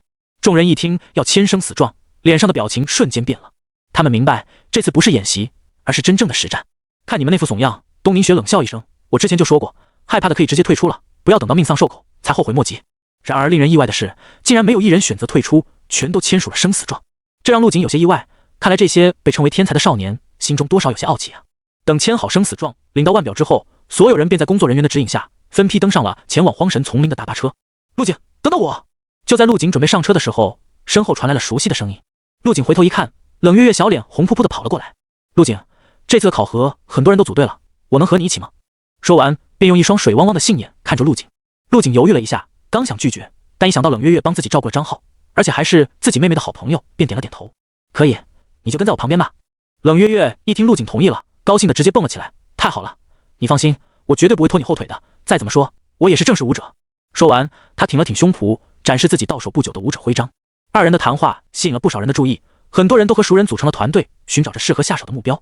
而陆景和冷月月二人的组合看起来毫无威胁，一个是刚拿到武者徽章的菜鸟，另一个则是连武者徽章都没有。看着周围不善的目光，陆景只觉得有些好笑。这些人自以为找到了软柿子，殊不知陆景也已经盯上了他们。不过等进了荒神丛林，最重要的还是击杀带有积分奖励的妖兽。至于抢夺其他学员的积分，效率太低，陆景并没有多大兴趣，不如让他们自己找上门来就好了。一辆辆大巴车在高速上飞速行驶，不到半小时的时间就已经到了最近的荒神丛林入口。等学员们全部进入荒神丛林，已经是到了晌午。陆景，你都不怕的吗？冷月月看着前方遮天蔽日的密林，神情有些发怵。我还是第一次来荒神丛林，听别人说就算是宗师也有可能死在妖兽嘴里，没有这么夸张。陆景耸了耸肩，他发现不只是冷月月，大部分学员都在左顾右盼，一副担惊受怕的样子。看来不是人人都跟他一样，高中没毕业就在荒神丛林杀了一圈出来。陆景安慰道，放心吧，只要不太深入，是不会有什么危险的。他把玩着手上的腕表，等待冬晴雪发布积分妖兽的坐标。就在这时，突然身后传来一阵喊叫声，妈的，哪个设的陷阱，太缺德了，我的腿被砸断了，你这家伙来真的呀！陆景回头看去，只见在前方不远处有一处深坑，一名背着长剑的少年正不断地往下扔着石头。冷月月被吓了一跳，这家伙应该是第一批进来的，竟然在必经之路挖了陷阱，太狠毒了。陆景没有说话，带着冷月月朝陷阱的位置走去。但不得不说，背剑少年这一招非常管用，短时间已经靠陷阱积攒了5点积分。对于这些第一次进入荒神丛林的学生，根本想不到地上会有铺设好的陷阱。哈哈，快点把你的积分交易给我，不然我下次砸的可就不是你的腿了。背剑少年单手叉腰，另一只手把玩着一块石头，三角眼笑起来显得极其阴险。而等陷阱里的人将积分转过去之后，他不仅没有停手，反而继续将手中的石头砸了下去。哎呦，你这个人出尔反尔，你给我等着，我已经求救了，你还敢求救？看我不砸死你！少年嘴上骂骂咧咧的，不停在地上找着石头。我去，那个人不是我们宁怀市的巫医吗？还真是，这人在学校里就出了名的狠辣，关键是实力还强，到处欺负弱小，真晦气。咱们绕着点走吧，他是2进武者，咱们几个惹不起。显然，巫医这个人在本地还是很出名的，不少刚进来的学员看到他都选择了绕路。而正当巫医低头找石头的时候，突然看到自己前方走来2个人。哟呵，又来2个送死的！巫医冷笑一声，拔出了背上长剑，直接朝冷月月冲了过去。真是个疯子！陆景眼神一寒，嘴角勾起一抹残忍的笑意。本来没拿陆景当回事的巫医，突然感觉自己后背一凉，陆景身上迸发出的气息竟然让他打了个战栗。巫医猛地停下前冲的脚步，眼神戒备地看向了一旁的陆景。该死，这家伙是什么来头？身上的气息怎么这么恐怖？我记得这次训练营没这1号人啊！巫医喃喃自语，咽了下口水。陆景本来想直接废掉巫医，见对方停下了攻击，便伸出手淡淡的说道：“把你的积分转过来吧，我可以让你被淘汰的体面点。”你！巫医被陆景平淡的态度气得跺脚，他的眼神很快再次变得狠辣起来。你算什么东西？刚刚竟然被你唬住了！你以为你是风星兰那个怪物？说着，巫医再次提起长剑，咬着牙朝陆景冲去。铮！刺耳的剑鸣声响起，巫医来到陆景身边，举剑便刺，角度异常刁钻，泛着幽光的剑尖直奔陆景面门。而陆景却站在原地，迟迟没有动作。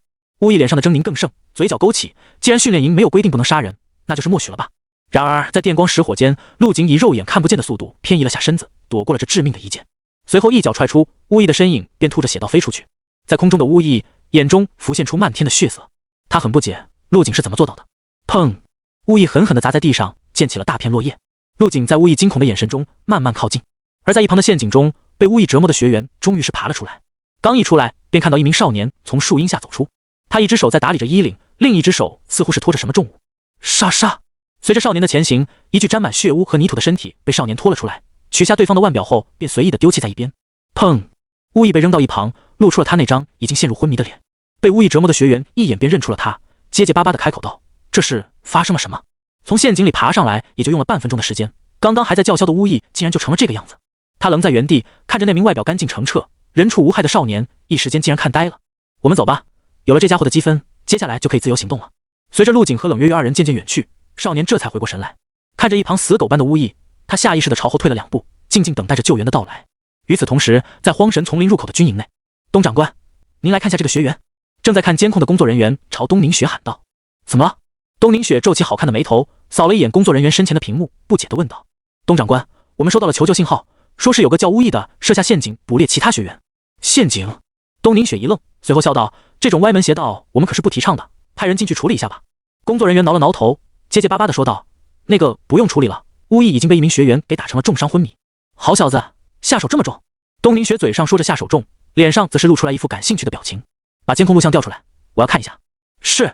工作人员很快便将陆景一招制服巫医，并且按在地上暴打的画面截取了出来。真是个下手狠辣的家伙！这名学员什么来头？东长官，这名学员叫陆景，是代表安52中参加的。陆景，东凝雪用手摩挲着下巴，这名字听起来很耳熟。很快他就想了起来，前几天有传言武协会长的孙子叶少华在安52中吃了瘪，被一名叫陆景的学生斩断了一只手臂，应该就是他了。希望他真的有传言中的实力，那么将会是本次训练营种子选手们的绝佳磨刀石。东凝雪转身离开了军营，对他来说，一个突然冒出来的陆景还不值得特别关注。本次天才训练营真正要培养的只有那么几个：风家的风兴兰、姚氏武馆的姚荣和军部的郝鹏杰等人。荒神丛林中，陆景点开了腕表中的积分排行榜，第一名郝鹏杰30积分，第二名鲁桑23积分，第三名姚荣19积分。排行榜上只显示前10名的信息，不过有趣的是，除了积分详情以外，前10名的实时定位也被显示了出来。看来训练营是有意让这些种子选手被其他人挑战，以此来提高他们的实战能力。陆景身上有4点积分，冷月月身上有2点，二人并不在排行榜上。接下来咱们分头行动吧。陆景突然停下脚步，看向了一旁的冷月月，我要去猎杀妖兽，对你来说太危险了。冷月月本来想坚持一下，但一想到自己的实力只能拖陆景的后腿，无奈点了点头。好吧，反正我的积分也够通过考核了，你自己小心点。陆景点了点头，嘱咐冷月月在外围隐藏起来后，便朝腕表上标记的妖兽位置跑去。他要趁着这机会多积攒一些无色金块，顺便拿到排名奖励。砰！随着一声拳头撞击产生的炸响，一只体长超过8米的2级妖兽轰然倒地，震起了地上的碎石，带起一阵地动山摇的剧烈晃动。这只妖兽的心脏部位有一道贯穿身体的空洞，而透过空洞，一名少年正缓慢地收回拳架。谁能想到，这次天才训练营的最大飞马没有去找别人的麻烦，而是在这里猎杀妖兽。已经是第4只了，有了这腕表的定位，倒是省得我到处寻找合适的妖兽了。这种荒野蛮牛据说口感不错，陆景本来只挑3级以上的妖兽猎杀，但奈何这只荒野蛮牛给他的诱惑太大了。荒野蛮牛的实力虽然不强，但肉价却是高的离谱，在各大武堂都是抢手货。主要原因就是这种妖兽的肉质鲜美，自带一股香味，不管是什么做法，最终成品都能让人垂涎3尺。陆景用磨刀千刃在妖兽的大腿部位割了一块肉，准备烤了当做晚餐。这次考核为期2天，训练营在入口处准备了大量的食物和饮用水作为补给，但陆景并不打算回去取，因为来回太浪费时间了。反正他戒指里有一整箱的饮用水和孜然等调料，足够在这里独自生存下去。然而陆景刚用树枝做了个简易的烤架，就听到身后传来一阵脚步声。兄弟好雅兴啊，别人在这里艰苦求生，你却在享受生活。一道略微有些刺耳的声音响起，陆景精神力向后蔓延，只见一行3人正朝自己走来，为首的风衣青年笑着说道：兄弟，这只荒野蛮牛是你杀的？有事？陆景看了对方一眼，便回过身去，继续摆弄着火上的烤肉，不时拿出香料撒在上面。咕噜，3人中左边那名看起来比较瘦小的少年看着陆景手中的烤肉，肚子不受控制的叫了起来。本来他们3人是准备回去取物资的，但天色已晚，他们不想趁着夜色赶路。黑夜中的荒神丛林危险程度是白天的数倍，不少高级妖兽都会在晚上走出自己的领地，外出狩猎其他低级妖兽。如果运气不好，很有可能和这些高级妖兽撞在一起。自我介绍一下，我叫鲁桑。风衣青年脸上洋溢着极具亲和力的笑容。兄弟是一个人吗？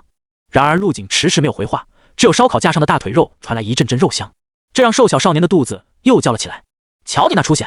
鲁桑被陆景无视，脸上的笑容消失了一瞬，拿身边的瘦小少年撒着气。兄弟，你不要误会，我们没有恶意，只是偶然看到有火光，便过来查看。鲁桑继续说道，我们3个是一起的，你要不要加入我们？毕竟人多可以互相照顾嘛。我拒绝。陆景拿起长刀，在牛腿上割出了几道纹路，让调料的味道更好地融入进去。什么？你知道你拒绝了谁的邀请吗？那名肚子一直在叫的瘦小少年忍不住开口道。你没有看积分排行榜吗？我哥可是排在第2，就是多少人排着队想进我们队，你竟然直接拒绝了。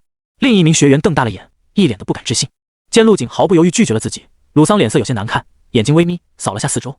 只见不远处又有人循着火光过来了，敢在大晚上行动的人实力都不容小觑。鲁桑皱着眉思量了一下后松开握住长刀的手，笑着说道，兄弟，你既然不加入，我也不强求，这么大头牛你自己也吃不完，不如一起分享如何？说完，没等陆景回话，便径直走到荒野蛮牛的尸体旁，准备取肉。放下，我让你动了吗？陆景从牛腿上切下一块肉放入嘴里，看着鲁桑冷声说道。你！一旁早就饿了一天的瘦小少年忍不住了，上前怒斥道，大家都是一个训练营的，割你一块肉怎么了？不要逼我们直接抢你。那你大可以试试。陆景面色平静，似乎根本不把几人放在眼里。瘦猴，你怎么说话呢？鲁桑皱着眉拍了下瘦小少年的脑袋，给对方使了个眼色，示意有人过来了。随后笑着对陆景说道，兄弟，既然这荒野蛮牛是你杀的，可不可以分我们一些？可以。陆景点了点头，一斤5万块，买多少拿多少。一斤5万。鲁桑眼角一阵抽动，这蛮牛的肉虽然贵，但零售价也就几千元左右，陆景直接翻了10倍。就在他考虑要不买点的时候，远处循着火光找来的少年已经走到了几人身前。我买5斤。少年身材修长，一袭天蓝色运动装，胸前还挂着一副墨镜。风星兰，你怎么在这？鲁桑看清来人的模样，被吓了一跳。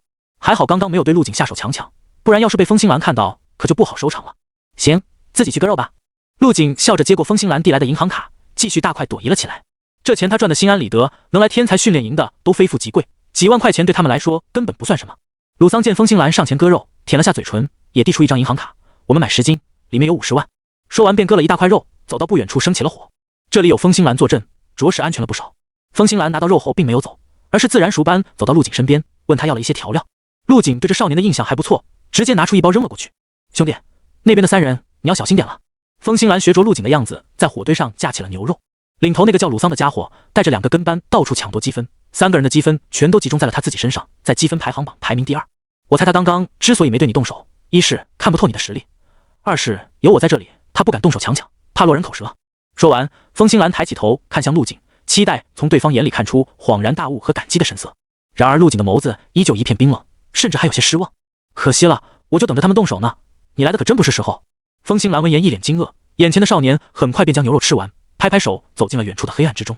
荒神丛林外，临时搭建的军营内，东宁雪坐在一张宽大的椅子上，翻阅着本次参加训练营的学员资料。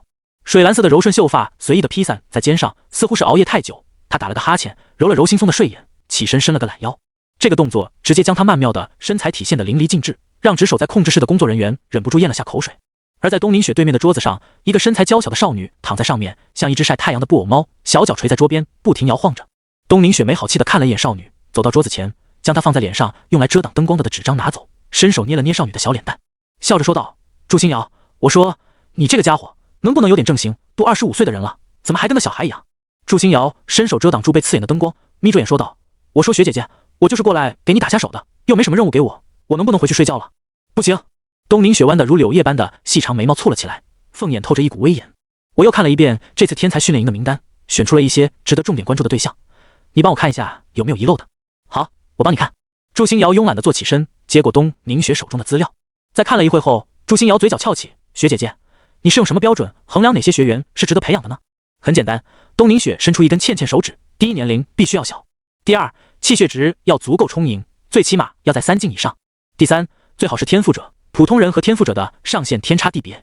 说着，东宁雪从一旁的桌上拿起几份挑选出来的资料，就比如风家的风星兰，世家子弟，知根知底，超出3进的气血值，同时还是一名风系天赋者。对了，这次叶少华没来，换成了另一名精神系天赋者，好像是叫郝鹏杰，你俩应该认识吧？还有姚氏武馆的那个小丫头，天赋能力和你差不多，都是增加肉体防御，同级别几乎没有人能破开她的防御。祝星瑶突然怪叫了一声，哇哦，竟然还有跟我一样的天赋者，很期待和他的见面，他一定很喜欢被调教吧？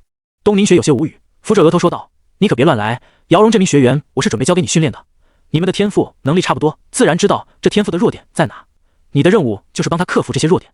而至于风星兰和那郝鹏杰就由我亲自来带，我对元素系天赋的运用还是有些心得的。东宁雪说完便躺回了椅子上，白皙的食指按摩着太阳穴。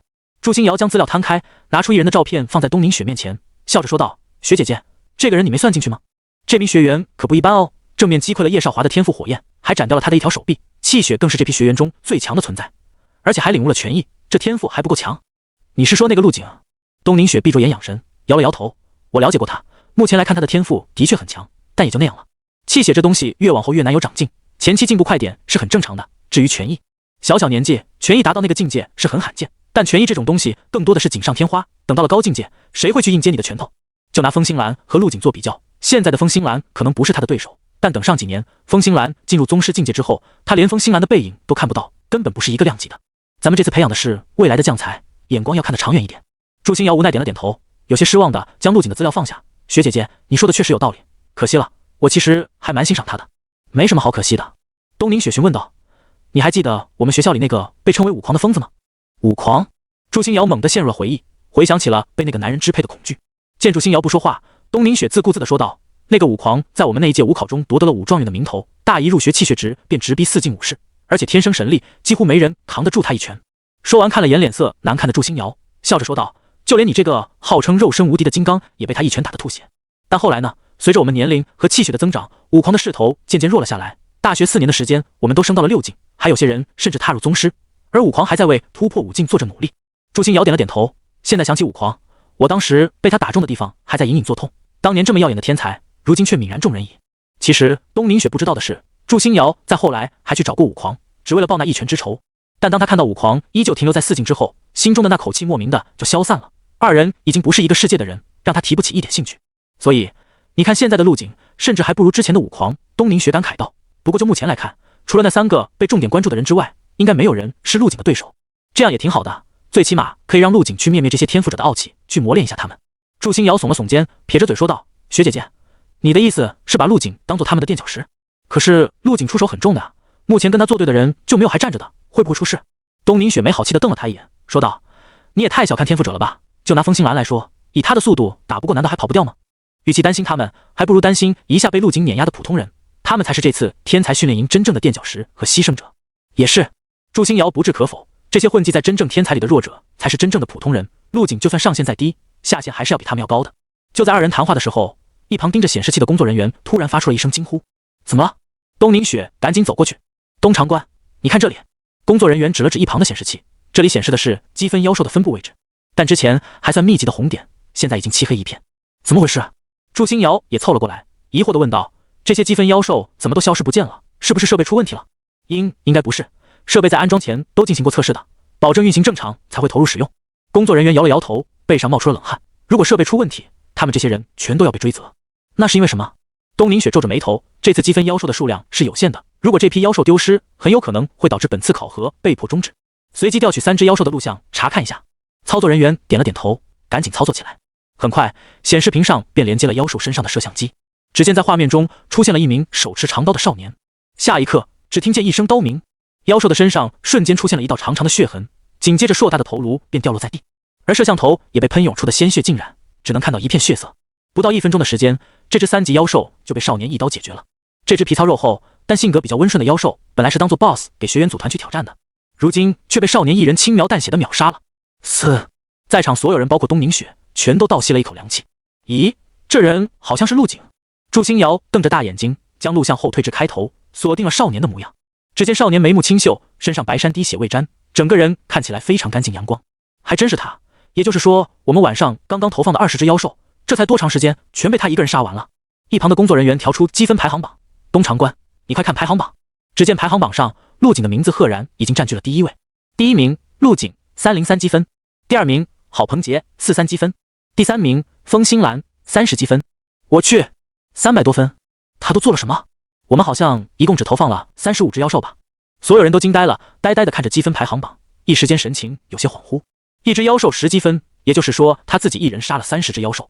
要知道这些妖兽有很多都是3级的，东宁雪的原意本来是想让这些天才抱团，考验下他们的号召力和团队能力，但陆景把这一切都打破了，一人单挑了几乎所有妖兽，太恐怖了！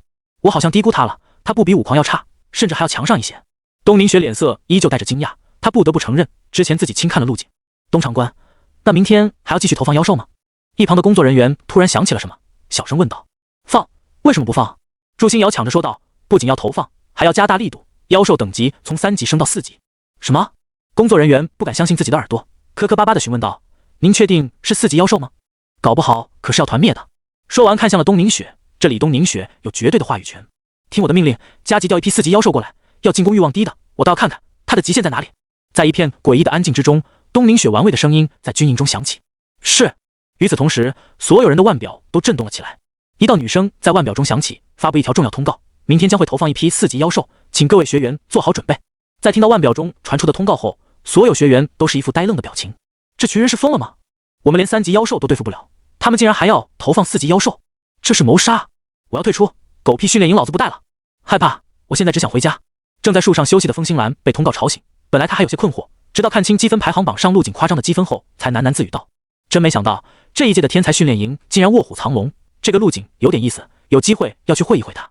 而在不远处，吃饱喝足的鲁桑3人也在树上歇息。鲁桑舔了舔嘴唇，咱们这么努力搞积分了，结果还是被甩出了前3，这些人都是什么怪物？尤其是那个叫陆景的，之前没听说过有这1号人啊。大哥，依我看，这个陆景肯定是利用了某种漏洞，不然不可能一夜之间增加了这么多积分。瘦猴在一旁附和道，我觉得也是，不过他本人肯定还是有些实力的，我怀疑刚刚的通告就是因为那个陆景临时做出的调整。鲁桑点了点头，眼睛微眯，闪过一丝狠辣。就目前的积分排行榜来看，除了这个突然冒出来的陆景以外，其他人我们都不是对手，如果还想拿到排名奖励，就必须干一票大的。大哥，你的意思是？天马上就亮了，咱们就循着陆景的定位去找他，看看他是利用什么办法获取这么多积分的。如果有机会，就把他的积分抢过来。瘦猴脸上表情明显有些担心，但还是壮着胆子附和道：“好，听大哥的，如果真把他抢了，咱们3个可以同时包揽前3名的全部奖励。”夜已将近，天边已现一道晨光，黑暗只留了最后一瞬。一名温文尔雅的翩翩美少年独自一人行走在淡淡的雾气密林之中，脚步轻快，身边悬浮翻飞着2柄造型奇特的银色飞刀。黑色暗影中不时有不长眼的毒蛇猛兽伺机而动，全都在瞬间被银色飞刀化成了碎肉。直到腕表中通告响起，他这才停下脚步，眼神闪过一丝莫名的神采。你终于出现了，虽然我很不喜欢那个人，但既然答应了，就得说到做到。随后他调转了身形，朝着陆景的定位方向不紧不慢地走去。而另一边的陆景还不知道自己的行为已经影响到了所有人，就这点积分妖兽，训练营也太敷衍了吧。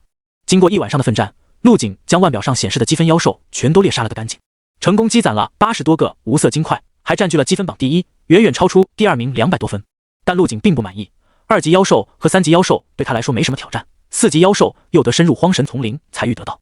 考核时间只有2天，如果现在深入根本就不可能在规定时间内回来。就在这时，腕表一阵震动，通告响起。陆景顿时眼睛一亮，细微的晨光正好照在他的脸上，一双亮晶晶的眸子充满了期待。训练营主动投放的这些妖兽，战斗力都是在同级别里垫底的存在，并且主动进攻的欲望很低，不去招惹他们，基本上不会主动攻击人类。这也是东明雪特别要求的。考核虽然残酷，为的是筛选出真正值得培养的天才，但是其他的陪跑学员也是以后的中流砥柱，每个人成长过程中都耗费了大量的武道资源，如果死在这里，而不是死在战场上，是对资源的浪费和自我内耗。而这些安排正好随了陆景的愿，这些没什么战斗欲望的妖兽，对他来说就跟白送的经验宝宝一样，猎杀起来简直不要太简单。在帮张浩合成天环丹之后，陆景的无色金块只剩了370个，经过一晚上的猎杀，涨到了453个，一个无色金块就是1万元，这样换算下来，陆景每猎杀一只3级妖兽就能获得3万元。只可惜这些妖兽的材料带不出去，不然还能再多赚一笔材料钱。现在的无色金块看起来很多，但实际上随着他的境界变强，根本就不够用。陆景计算过，要想再升级一次恒星计断体术，最少要消耗500个无色金块。恒星计断体术的初始材料可以用复制出来的样本代替，不需要耗费无色金块。但在网上就不是现在技术可以复制出来的了，一个是可以播放幻灯片的 U 盘装置，一个是自带虚拟投影的微端。不过好在当时合成恒星计断体术的时候触发了10%的暴击，用完了4次合成机会，现在暂时还不需要合成。马上就有4级妖兽可以猎杀了，等把这些4级妖兽杀完，应该能凑齐合成新武技观想法的无色金块。新武技观想法目前只合成了第3次，合成完升级后还能再合成一次。合成前的观想法已经很恐怖了，如果再合成一次，将会发生哪些质变？陆景很好奇，也很期待。将魔刀千刃插入地面，陆景盘膝而坐，开始运起新武技观想法，观想脑海中的钻石小人恢复一夜没睡的疲惫感。在距离陆景1公里的位置，鲁桑一行3人在密林中穿梭，时不时遇见一只被陆景击杀后留下的妖兽尸体。大哥，咱们要是打不过他怎么办？瘦猴一脸的忧心忡忡，一想到要面对击杀了这么多3级妖兽的陆景，心中就一阵发怵。你傻呀！鲁桑没好气的骂道，打不过不会不打吗？咱们只是路过，懂不懂？又是让你去拼命。说完舔了舔嘴唇，嘱咐身边的小弟，这定位不是很准，误差很大，咱们慢慢摸过去，先观察一下情况，不行就直接退走，明白了吗？知道了，大哥。2名小弟支支吾吾的回道。鲁桑气不打一处来，直接给了2人一个暴扣。瞧你俩没出息的样子，说不定他已经受了重伤。你看他的定位，最近一段时间都没有变化，说不定藏在哪里养伤呢。2个小弟听完后，顿时眼前一亮。大哥，你说的有道理，他的定位从1个小时前开始就没再动过了。不然呢？你以为我为什么是大哥？鲁桑自信的拍了拍胸脯，得意的说道：我早就料到了，一晚上没睡，还和这么多妖兽厮杀，就算他再强，现在也是强弩之末了，正是我们动手的好时机。不愧是大哥，大哥威武！2个小弟赶紧拍着马屁。鲁桑很享受小弟的吹捧，脚步都变得虚浮起来。咱们得快点了，我估计还有其他人也在赶来的途中，必须要抢在他们前面。为了在这次训练营中拿到好成绩，鲁桑特意利用家里的势力，花重金买来了2个名额，将自己的小弟安排了进来。大哥，你看那边！瘦猴眼尖，离很远就看到树下盘膝坐着一道人影，赶紧压低声音喊道：那人看起来有点眼熟啊！鲁桑低伏着身子，一点点地向前靠近。瘦猴眯着眼，在距离身影100米时，终于看清了对方的模样。大哥，他是昨晚上敲诈我们的人，没想到动作比我们还快。的确是那小子。鲁桑脸上露出一丝笑意，我估计他也是和我们一样的目的，来这埋伏陆景的，真是螳螂捕蝉，黄雀在后。大哥，接下来怎么办？还能怎么办？鲁桑习惯性的舔了舔嘴唇，冷笑道：这小子昨晚狮子大开口的时候，我就想抢他一笔了，要不是风星兰在，他还能蹦跶到现在。说完便带头朝陆景走去。察觉到有人踏入了自己的精神力覆盖范围，陆景猛地睁开眼睛，看向朝他走来的鲁桑一行3人。哈哈，你小子跑得挺快啊！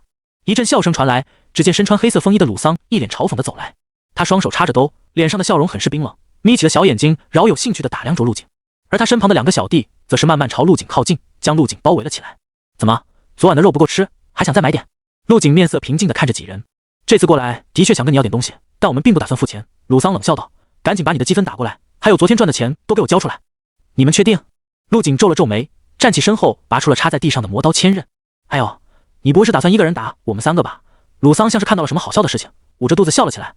你以为自己是谁啊？排行榜第1的陆景吗？我们2个3进5者，一个2进5者，你哪里来的勇气？鲁桑哈哈笑完，挥了挥手，示意瘦猴先上。陆景眼睛微微眯起，看着慢慢靠近的几人，你们就是这样抢夺他人积分的？不然呢？我劝你认清现实，挨打要站好，知道吗？鲁桑恶狠狠地说道。一起上，拿下他！瘦猴首当其冲，持着一把短剑朝陆景刺来。看着这软弱无力的一剑，陆景没有侧身躲开，而是挥动着手中的魔刀千刃砍了上去。瘦猴手中的短剑就是武堂里随便就能买到的合金武器，在强化后的魔刀千刃面前如同朽木一般。铮！刀剑碰撞的瞬间，短剑就断成了半截，剑尖飞起。陆景手中长刀顺势横斩，将飞到半空中的剑尖打飞了出去。剑尖被这一刀改变了方向，朝另一名小弟飞去。那名小弟瞪大了眼睛，手中的武器还没有抽出来，就看见了剑尖朝他飞来。噗呲！剑尖的速度极快，直接刺穿过了小弟的腹部，随后速度不减地钉入了远处的树桩上。整个过程看起来漫长，实际上只是一眨眼的瞬间。呼子！鲁桑见自己的小弟一个照面就被秒杀，心中愤怒的同时又有些慌乱，但事态已经闹到了这种地步，再也无法收场。他心中一横，手持一柄双手巨剑朝陆景砍去。陆景举刀横在自己肩上，叮一声脆响，火星四溅，双手巨剑被魔刀千刃格挡在空中，无法再进分毫。随后，陆景趁着鲁桑准备收剑的时候，欺身向前贴近了对方，抬起右腿，一脚踹在了鲁桑的小腹。砰！一声炸响，鲁桑的身影朝后倒飞出去，口中吐出鲜血。这一脚直接让鲁桑失去了战斗能力，痛得在地上不停打滚。烟尘四起，战斗才刚刚开始就已经结束了。场上只剩瘦猴一个人在原地呆站着，手中还拿着那把只剩半截的短剑。你还要继续吗？陆景依旧一脸平静地看着瘦猴。啊？什么？瘦猴脸色惨白，猛地朝后退了几步，结结巴巴地开口道：“大哥，放过我，我的积分全给你，全给你。”而在他身后不远处，鲁桑和中间的小弟全都捂着小腹，眼神像是看见鬼一样，满是惊恐。陆景转了个刀花，将魔刀千刃入鞘，随后分别走到几人身边，将对方的积分全都转了过来。对了，昨天的肉味道还可以吧？鲁桑几人不知道陆景什么意思，连忙点头附和道：“味道可以，很好吃，很好吃，好吃就行。”陆景点了点头。那么大一只蛮牛，我只吃了牛腿，剩下的肉钱给我结一下吧。什么？几人呆愣了半晌，这才回过神来。大佬，这里有150万，就当是我们买那头蛮牛的钱，身上就这么多了，您别嫌少。不错，就喜欢你们这种上道的人。陆景嘴角勾起，钱这东西还是做生意来得快啊。将钱收好后，陆景便转身扬长而去，留下鲁桑他们在原地按下了求救信号。3人的训练营生活到此便结束了。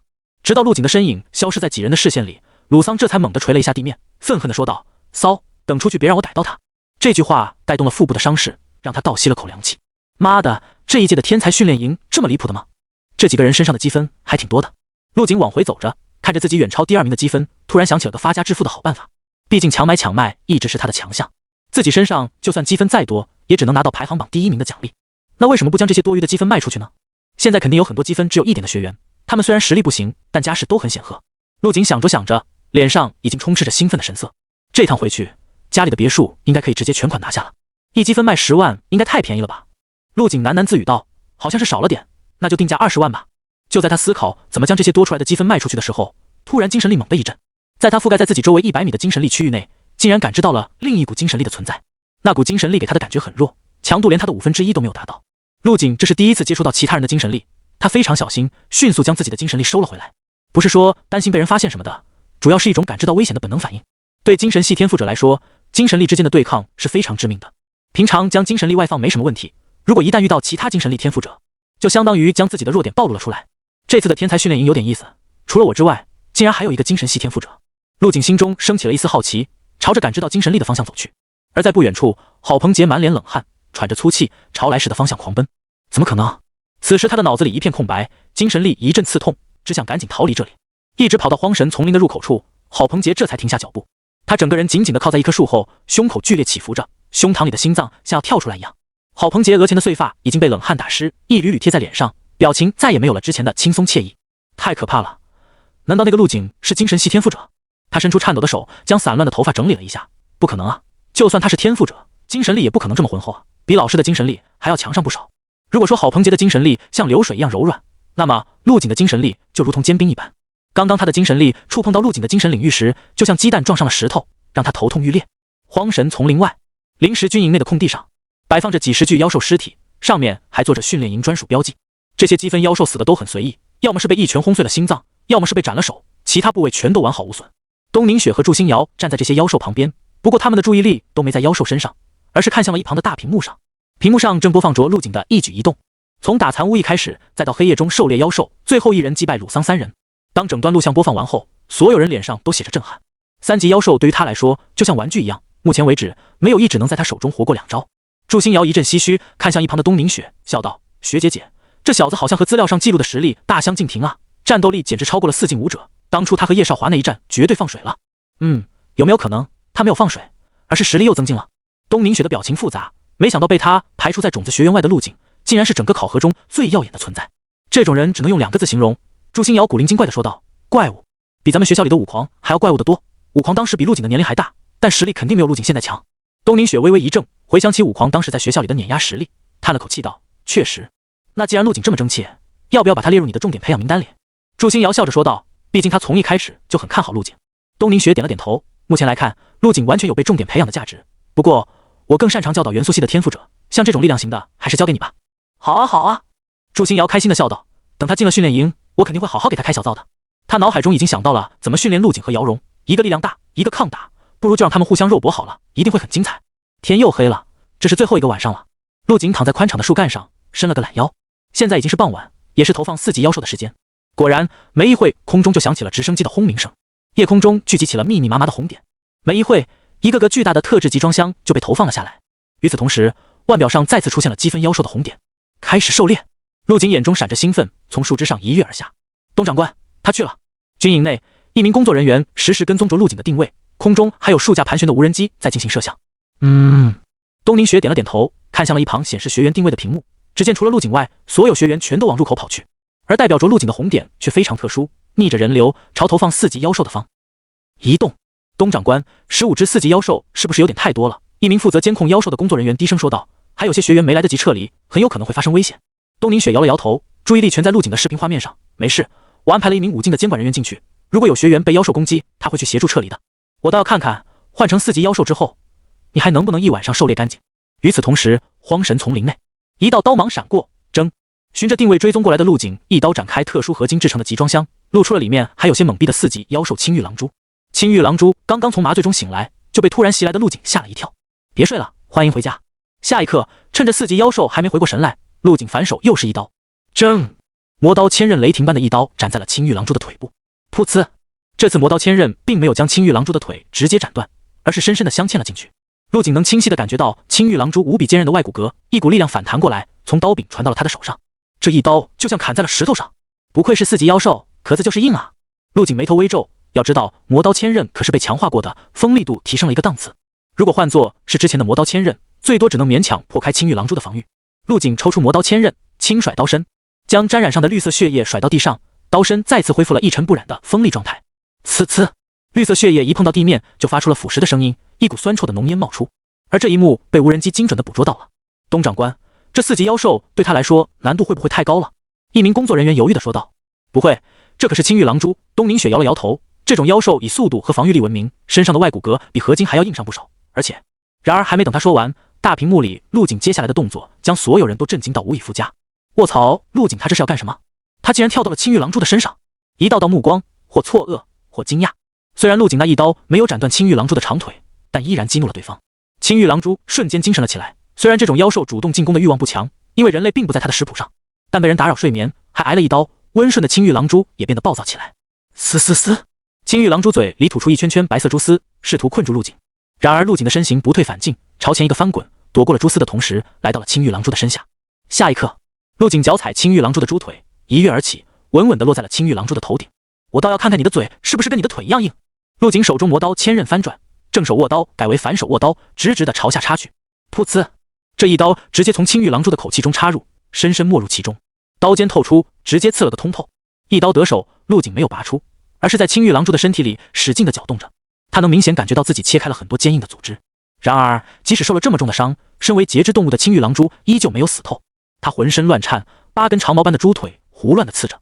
此时的陆景像一尊杀神一般，残暴无比。又继续搅动了一会后，青玉狼蛛的身体猛地一软，瘫倒在地，不再动弹。恭喜宿主击杀青玉狼蛛，获得无色金块星号4。恭喜宿主击杀青玉狼蛛，获得红色金块星号1。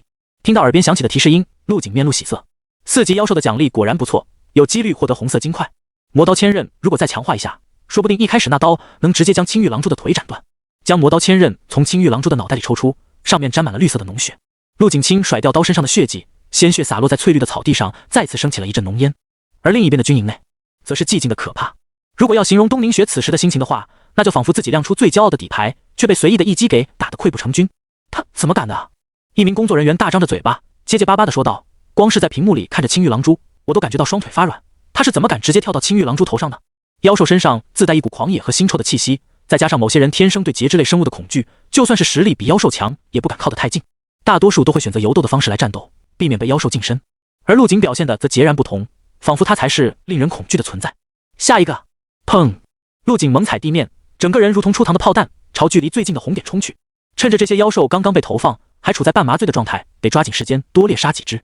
半小时后，密林中突然响起了一声龙鸣声，在空旷的环境不停地回荡。紧接着传来声音的地方升起了一团火焰，照亮了半个天际。学姐姐，你竟然把那只亚龙给弄完了！祝星瑶坐在板凳上，手里拿着一袋薯片，不停往嘴里塞着。总部那边4级妖兽的存量不多了，这只亚龙算是这里面最强的存在了。东宁雪在祝星瑶鄙视的目光中夺过他手中的薯片袋子，自顾自吃了起来。另一边，陆景甩了甩自己烧红如烙铁一般的拳头，饶有兴趣地看着前方。在他身前不远处，一只怪异的妖兽正挥动着肉翅。这妖兽身若巨蜥，全身被火红色的鳞甲覆盖，有着粗壮的四肢和长长的尖尾，头顶长着一只狰狞的独角，猩红的双目下森森的獠牙外露，一对肉翼张开后足足有数十米长。如果我没记错的话，这东西好像是某种亚龙妖兽，名叫赤火云龙。赤火云龙张开巨口，喘息中喷出滚滚黑烟。刚刚他对着眼前的人类喷吐了火焰，但好像没有效果。下一刻，他扇动肉翅，腾空而起。月光被遮住，云层被搅动，赤火云龙在空中盘旋。陆景在地上仰头看着，这个距离已经超过了他的精神力覆盖范围。陆景对这只妖兽有心无力。然而当陆景准备去找寻下一个目标的时候，这只赤火云龙也跟着他开始了移动，如影随形。陆景心中了然，这妖兽应该是记仇，惦记上他了。想清楚后，他故意不抬头去看，将自己的后背暴露了出来。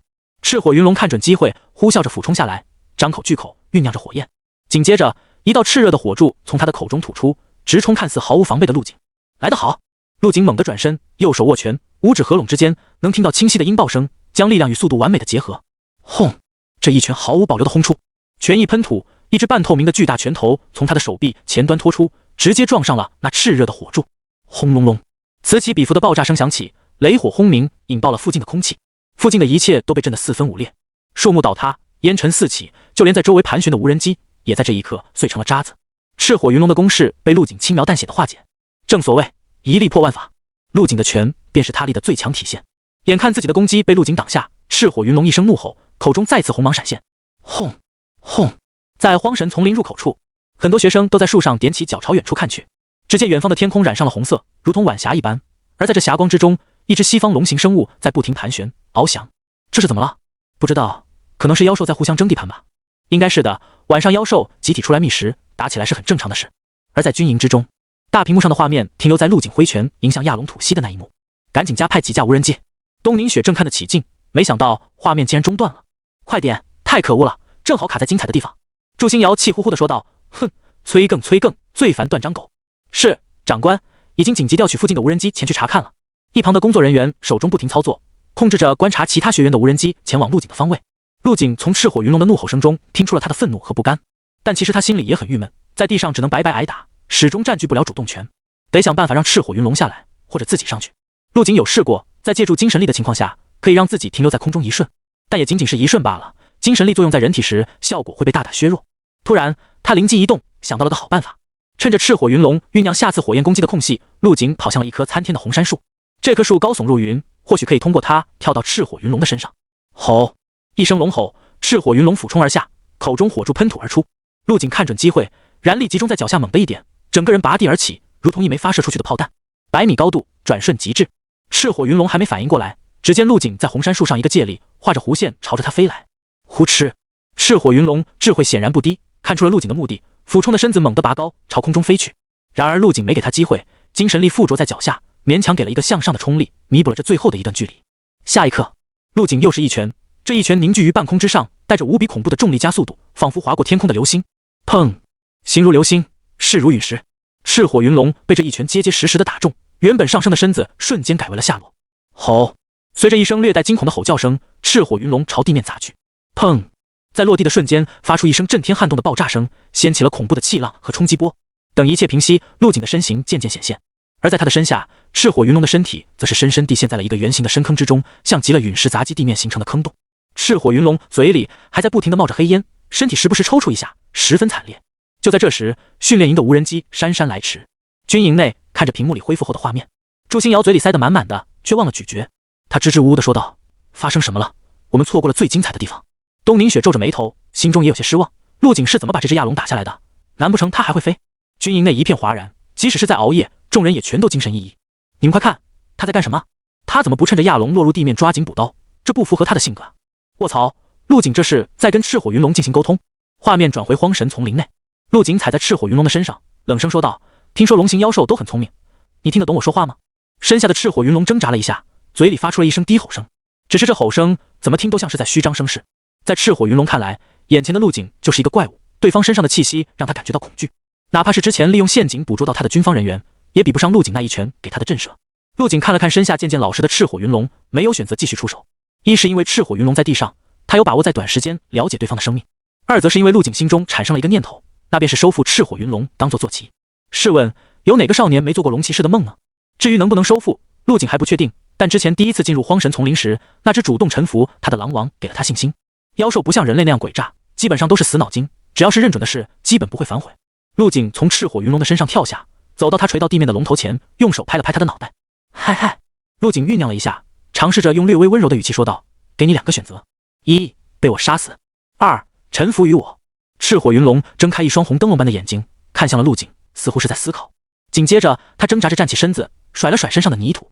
军营内，看着大屏幕的众人瞬间炸了锅。这陆景真够天真的，以为妖兽是这么好收服的。东宁雪也摇了摇头，这只亚龙我有印象，性子很烈，他这样做就是在浪费时间。一名工作人员嗤笑道：“妖兽这种生物，骨子里就没有臣服2个字，宁可饿死也不肯吃一口人类的嗟来之食。”然而话刚说出口，这名工作人员就愣在了当场，直接甩给了自己一个耳光。只见在屏幕中站起身来的赤火云龙并没有飞走，而是朝着陆景垂下了头，眼神中也没了之前那股嗜血的光芒，取而代之的是温顺和臣服。陆景走上前摸了摸赤火云龙的脑袋，从空间戒指中取出几枚疗伤丹药。赤火云龙也不客气，直接张开口，用舌头卷起丹药，一口吞了下去。不错，以后就叫你小伙吧。陆景笑着说道。他踩着赤火云龙伸出的肉翅，跃上了他的后背。吼！赤火云龙又是一声清脆的吼叫，只不过其中没了怒意，更像是某种认可。下一刻，赤火云龙展开双翼，只是轻轻一扇，就直接冲向了空中。荒神丛林的夜空明净而清澈，赤火云龙肆意地翱翔着。呜呼！陆景站在龙背之上，脚底如同生根一般牢牢在吸附着，他忍不住仰天长啸了一声。吼！像是为了回应，赤火云龙也同样仰天吼叫了一声。小伙，朝东南方向飞，我要去那里杀一只妖兽。陆景伸手一指，赤火云龙扇动巨大的翅膀，立即变换方向，裹挟着云层俯冲而去。而此时的军营内再次陷入了一片寂静。祝星瑶眼中亮晶晶的，看着画面越来越远，直到无人机再也追不上一人一龙的身影。这也行？军营内瞬间炸开了锅。今天算是开了眼了。谁说不是呢？不知道的还以为他是授予天赋者，天生和妖兽有着超高的亲和度。就他还亲和度，他杀的妖兽还少吗？荒神丛林内，有了赤火云龙这个飞行坐骑，给陆景节省了不少时间。就算同等级的妖兽也有强弱之分，而赤火云龙就是4级中最强的存在。很多积分妖兽在赤火云龙的气息之下，被吓得瑟瑟发抖，完全提不起一丝战斗的欲望。就比如眼前这头雷影角蜥，在看到空中盘旋的赤火云龙后，先是愣了2秒，随后飞似的朝远方逃去。看着雷影角蜥落荒而逃，将后背露了出来，陆景自然不会放过这样的好机会。脚下轻踩，赤火云龙便是明白了陆景的意思，加速俯冲下去。吼！伴随着一声龙吼，赤火云龙口中红芒闪烁，天赋火焰喷吐而出。轰！火柱所到之处，树木一棵接一棵的倒下，很快就在路径上形成了一道火海。而闷头逃跑的雷影角蜥终究是没有躲过一劫，被火柱轰在了后背上。即使雷影角蜥防御力拉满，在这炽热的火柱下也没能多撑几秒，皮肉焦黑，寸寸裂开。呜！随着雷影角蜥的悲鸣声响起，足足有10几吨重的身躯倒在地上，在惯性的作用下，让它继续朝前滑行，在撞断了几棵大树后，停在了数10米外。小伙，下次收着点力，你一口把它喷死了，我怎么办？陆景没好气地拍了拍赤火云龙的独角，示意他飞低一些。随着距离降低，陆景拔出魔刀千刃，跳了下去。来到雷影角溪身边，陆景看着他不停起伏的胸口，松了口气，就让我来补这最后一刀吧。铮，长刀精准地贯穿了雷影角溪的心脏。紧接着，合成栏的提示音响起：恭喜宿主击杀雷影角溪，获得无色金块星号4。恭喜宿主击杀雷影角溪，获得红色金块星号2。陆景满意的点了点头，不错，再积攒一些红色金块，就可以继续强化魔刀千刃了。一道晨曦由东方冷白的武器中踊跃而出，将天边的云层渲染得通红如血。云层下的密林被摧残了大半，袅袅青烟兀自的升起，似乎在述说着昨夜经历的那场劫难。经过一夜的奋战，陆景将训练营投放的4级妖兽猎杀了个干净。当然，小火自然不在其中。昨晚陆景基本没怎么出手，这些4级妖兽被小火追着一顿烧，直接就没了半条命。辛苦了。陆景摸了摸赤火云龙的脖颈，示意他降落到地面。吼！小火有些疲惫的吼叫了一声，一晚上没有停歇，他的体力已经消耗了大半。你的任务完成了，可以休息了。陆景笑着安慰道。有赤火云龙在，附近的妖兽不敢过来，他也可以好好的睡一觉了。荒神丛林外，军营中，东长官，考核时间还有1个小时就要结束了，需要发布通告吗？一名工作人员询问道。东宁雪点了点头，看着大屏幕里一人一龙依偎在一起睡觉的画面，哭笑不得。如果不发通告，这人应该会直接睡到晚上吧。距离本次入营考核还有最后1个小时，所有人的腕表都响了起来。所有学员注意，请立即前往入口处集合。这突如其来的声音让整个荒神丛林外围乱成了一锅粥。只剩下最后1个小时，身上积分不够的或者积分被抢走的学员全都慌了，其中有很多人都垂头丧气，有气无力地朝入口走去。当然，还有些学员咬牙拿起了手中的武器，谨慎又狰狞地看向了其他学员。至于猎杀妖兽来获取积分，他们就算消息再闭塞，也知道有一个叫陆景的人回收了所有的妖兽积分，所以现在想获得积分的唯一途径便是自相残杀。紧接着，让人大跌眼镜的一幕出现了，在荒神丛林外围，这些因为害怕遇到妖兽而缩在一起的学员，现在竟然打到了一起。虽然在这里他们的表现看起来非常不堪，但只是因为有人太耀眼了，和他们形成了鲜明的对比。要知道，他们在自己的城市和学校都是数1数2的天才，是被寄予厚望的明日之星。不过下一刻，这混乱的场面突然莫名其妙的静止了，不少人都仰头看着空中，还不时地感叹着什么。原来，在不远处的空中，一只浑身铺满火红色鳞片、有翼有尾的亚龙出现，在阳光的照耀下，被镀上了一层金色，熠熠生辉。这只亚龙抖动着雄伟的双翼，时而低空盘旋，时而如同利剑般直冲苍穹，刺破了云层。我的妈呀，这是什么等级的妖兽？看上去好恐怖！一名学员扭动着因为仰头太久而僵硬的脖颈，声音颤抖地喊道。他的位置距离入口还有些距离，突然出现的亚龙让他非常不安。这最低也是个4级妖兽，还是最强的那种。这体型跟小型客机有的一拼了，希望他只是路过。赶紧跑吧，逃命要紧！头顶上盘旋着这么一只恐怖的妖兽，所有人都被吓破了胆，飞似的朝入口跑去。然而天不遂人愿，空中盘旋的亚龙突然身形一摆，巨大的肉翼挥动间便转换了方向，同样朝入口的位置飞去，速度之快与在地上奔跑的学员天差地别。入口处，东宁雪带着祝星瑶和一众工作人员姗姗来迟，看着空中俯冲下来的赤火云龙，一名身穿军服的工作人员立马紧张了起来。长官，要不要将这头赤火云龙击落？东宁雪眉头微皱，看着距离入口还有些位置的学员们，眼中闪过一丝担心。他刚准备下令击落，身旁的祝星瑶却摇了摇头。别急，先观察一下。祝星瑶嘴里塞着一根棒棒糖，笑着说道，陆景很有可能在上面，现在把赤火云龙击落，岂不是连他一起消灭了？陆景的体型对比赤火云龙实在太渺小了，众人在下面根本看不清龙背上有没有人。再说了，昨晚在监控上你们也看到了，这赤火云龙已经被他熏得服服帖帖的，不会有什么大问题的。那名询问是否击落的工作人员明显有些不理解，他瞪着眼睛看向祝星瑶，严肃地说道，这位长官，如果这些学员因为你的决定出了意外，这个后果你能承担吗？咯嘣！祝星瑶眼神阴翳冰冷，嘴里的棒棒糖应声而碎。你是在质疑我？下一刻，一股蛮荒气息从他的身上喷涌而出，体内磅礴气血竟然让人感受到炙热高温，将这一片空间的水汽都灼烧的扭曲了。宗师！那名工作人员双腿一软，控制不住的瘫在地上，结结巴巴的说道。他不敢相信，这个看起来不到20岁的小萝莉，竟然是一名武宗境强者。本以为祝星瑶是关系户，来训练营丰富履历的，没想到他竟然踢到了铁板上。虽然祝星瑶特意控制了气息的四散，避免误伤其他人，但溢出的一丝气息还是让其他工作人员浑身颤抖。可以了，星瑶。东宁雪挥了挥手，示意对方停手。哼，下次跟我说话客气点。祝星瑶冷哼一声，将武宗境宛如实质的气息收了回来。众人纷纷松了口气，仿佛压在心中的那块巨石被挪开了。这段小插曲过后，所有人看向祝星瑶的表情都变了，目光中充满了恐惧和敬畏。而在入口不远处，却传来了嘈杂的声音。卧槽，那龙背上站着个人，还真是，这头亚龙难不成是他的坐骑？众人纷纷抬头望去，只见那头亚龙在空中盘旋，高度越来越低，似乎在找位置降落。而在亚龙的背部，一名少年迎风而立，衣袂飞扬，一头黑色碎发肆意飞舞，说不出的孤傲、轻逸、出尘。乍一看，宛若画中之人一般。我怎么看那人有点眼熟啊？有些在大巴上见过陆景模样的学员结结巴巴地说道：“他不会是和我们一届的学员吧？”就在众人议论之时，亚龙一个俯冲来到了地面，肉翼山洞间飞沙走石，一些实力稍弱的学员直接被吹得东倒西歪。就在学员们被从天而降的亚龙那身上恐怖的气息压制时，一道声音突兀地在空中响起：“小伙，别玩了！”下一刻，一道身影落地，直接将地面砸出了一个大坑，带起了一阵地动山摇。他难不成就是陆景？空地上寂静了好一会，终于有学员支支吾吾地猜到了陆景的身份。除了那个排行榜第一那个神秘人之外，还能是谁？此时的亚龙舒展双翼，站在陆景身后，将他衬托得宛若神魔。被劲风吹乱的头发随意地披散着，越发显得狂放不羁。他的站位很微妙，正好处在学员和入口之间，让那些打算集合的学员不敢再前进一步。有这么一只恐怖的亚龙妖兽在，谁敢当着他的面走过去？你就是陆景？众学员们迟疑了一会，开口问道，语气极为客气。我是。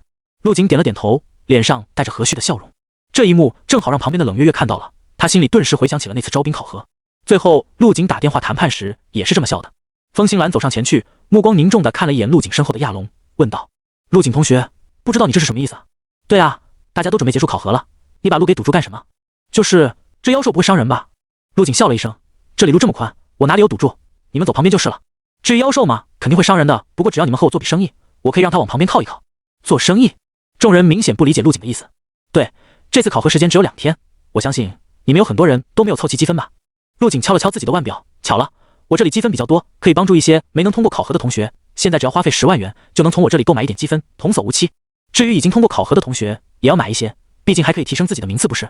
这一番话把一众学员说得一愣一愣的，但很快他们便反应了过来。陆景，你这不就是强卖吗？对啊，一点积分就要10万，也太黑了。说这话的全都是已经凑齐积分的，他们现在只想赶紧到入口集合。而一些没有凑齐积分的学员，此时心中已经蠢蠢欲动。10万放在普通家庭可能是全部的积蓄，而对于天才训练营的学员来说，不过是一颗丹药的价格。用一颗丹药的钱就能换取在训练营继续待下去的机会，没人可以拒绝。我买一点积分，我也要买，我买2点。很快，人群就主动分成了2队，一队是来找陆景购买积分的，另一队则是站在原地，表情阴晴不定。别急，大家排好队，一个一个来。陆景脸上笑开了花，示意大家按顺序来。没一会就卖出去了30点积分，收获了300万元。好了，已经购买了积分的同学可以先出去了。陆景挥了挥手，趴在地上的亚龙顿时理解了他的意思，很人性化的朝旁边挪了挪身子。眼看着购买了积分的学员已经出去了，那些不需要积分的学员着急了起来。这些人聚集在一起，以风星兰为首，商议起了对策。怎么办？这人看起来不好惹，听说训练营投放的妖兽全都被他一个人给猎杀了，不知道是真的假的。一名男子摇了摇头，不太清楚，反正我没亲眼见过他猎杀妖兽。他的同伴没好气地说道：“你当然没见过了，人家都是晚上行动，那时候你还在树上吓得发抖呢。那你说怎么办？难不成我们还得掏钱买他的积分不成？反正我打不过他，我认了。但风星兰他们应该不会受着这气吧？”一旁皱着眉不说话的风星兰愣了一下，他知道这些人在等他说话。作为这里公认的最强者，他的态度很重要。入口处，训练营的工作人员看着陆景在那里忙得热火朝天，脸上冒出一道道黑线。2位长官，一名身穿军装的中年女人站出来，小声说道：“他这样应该违反规定了吧？如果再放任他这样搞下去，咱们这次的考核可就失去意义了。”东宁雪饶有兴趣地拉了张椅子坐下看戏，再观察一下，如果这些人连反抗都不敢，那即使天赋再高，未来的成就也会很有限。陆景的做法虽然破坏了考核的平衡，但也不失为一次意志层面的考核。军装女点了点头，退回了队伍中。祝星瑶从卫衣口袋里掏出2袋零食，随手扔给东宁雪一袋，笑着说道：“这一届的学员都这么怂了吗？如果换作是我，早就冲上去把那个陆景狠狠揍一顿了。那些学员跟你能一样吗？”陆景绝对是这一届的战斗力天花板。东宁雪摇了摇头道：“而且身后还站着一只客机大小的亚龙，谁敢招惹他？再给这些学员10分钟时间，如果还没人敢出手，就派人去。”话还没说话，东宁雪眼睛一亮，因为有人站出来了。陆景！正在收钱的陆景突然听到身后有人叫他，回过头，只见一头蓝发的风星兰走了出来，脸上的表情很是复杂。陆景笑了笑：“怎么想通了？你要买多少积分？”风星兰表情一滞，他看着陆景身后那只伸长脖子如同灯塔般的亚龙，咽了下口水。不得不承认，这么近距离的站在亚龙脚下，那种莫名的压迫感让他感觉呼吸困难。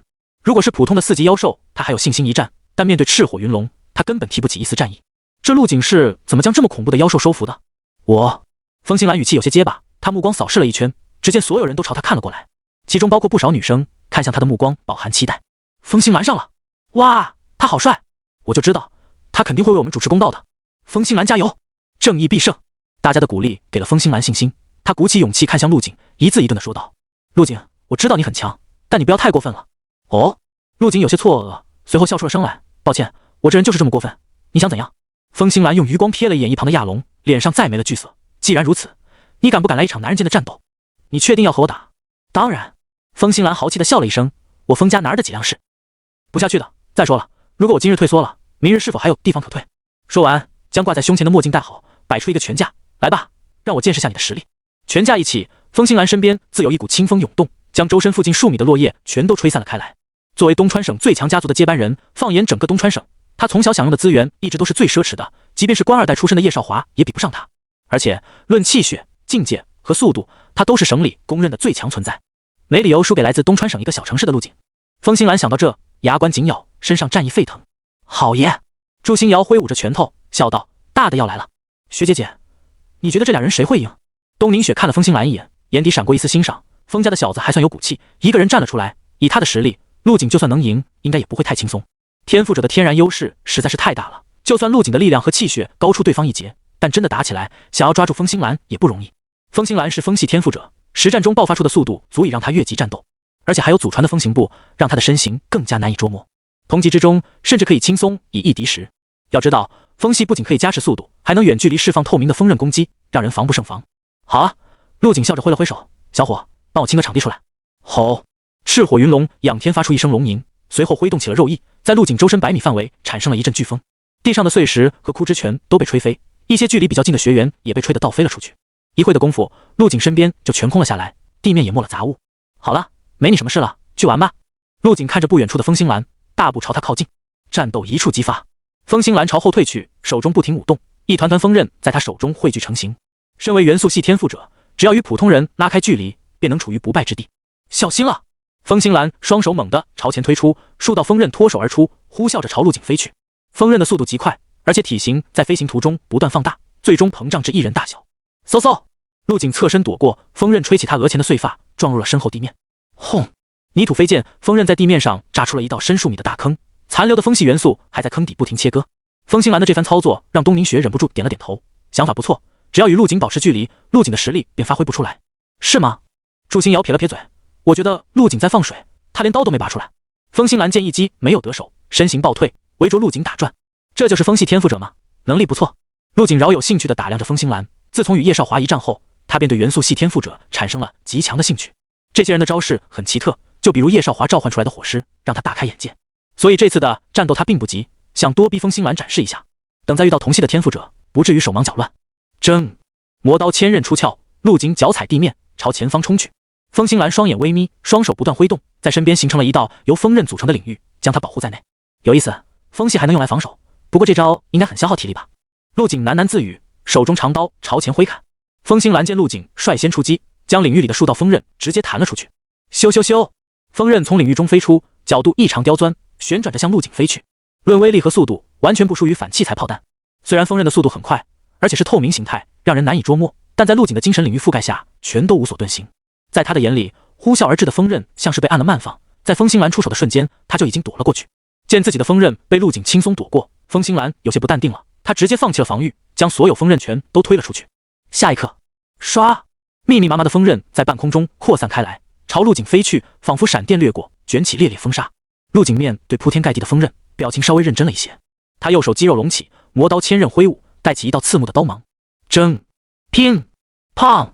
魔刀千刃与倾泻而下的锋刃相撞，竟然发出了金戈交鸣之声，火星四起。碰撞产生的余波，甚至比刚刚亚龙清场时扰乱的气流还要夸张。卧槽，这俩人太强了吧，和我们根本不是一个档次的。天赋者的能力果然厉害，但陆景竟然全接下来了。在普通学员的眼里，陆景手中的长刀已经舞到看不见残影。陆景手中长刀猛地斩出，将笼罩在身前的锋刃全部斩碎，但身后又有几道锋刃袭来，确实有些难缠。陆景踏步向前，身形瞬间消失在原地，紧接着出现在了风心兰身旁。呜！手中长刀撕裂空气，带起令人头皮发麻的呜咽声。风心兰紧咬牙关，集中全部注意力，脚下踩着玄妙的步伐，身子也有节奏的扭动着。就是这略显滑稽的动作，竟然扭掉了陆景这恐怖的一刀。紧接着，风心兰的速度暴涨，化作一缕清风，与陆景再次拉开了距离。本来以为风心兰已经败了的众人，再次看到了希望。风心兰好快的速度！早就听闻风家有一本祖传的法门，可以大幅度提升速度。刚刚风心兰就是用了这法门才跑掉的吧？我知道，是风行步。陆景耳朵微动，他也听到了学员们的议论声。风行步，有意思。陆景饶有兴趣地用精神力将风心兰包裹住，仔细观察他的步伐变化。另一边的风心兰见陆景没有追上来，便停下了步伐，一脸正色的道：“陆景，我承认实力不如你，但如果我不主动和你打，你永远都碰不到我。不如这场比试算作平局如何？”陆景刚要分析风行步的原理，风兴兰就不动了，他顿时着急了，提着剑就冲了上去。你！风兴兰没想到陆景一言不发追着他就砍，急忙迈着风行步围着场地绕起圈来。他的速度很快，就算是最顶级的高速摄像机也只能捕捉到残影。而在陆景的精神力透视下，风兴兰的每一块肌肉、每一根肌腱都看得一清二楚。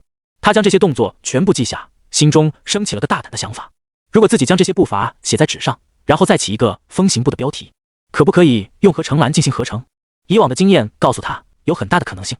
快跑，继续跑，别光转圈啊，你跳一下。陆景提着刀，紧紧地跟在风兴兰身后。东宁雪皱着眉头，不解地问道：“星瑶，你看那个陆景在干什么？”他自然看得出来，陆景的速度肯定要比风兴兰要快，但却迟迟不结束战斗，就像在戏弄对方一样。谁知道他想干啥？祝星瑶摇了摇头，难不成在学习风兴兰的风行步不成？这话一说出去，祝星瑶自己都笑了出来。一些大家族祖传的法门可没那么简单，不是照猫画虎就能学会的，其中还有气血的运用和一些动作细节。失之毫厘，差之千里，练习错误的动作，到最后不仅没有效果，反而会伤到自己。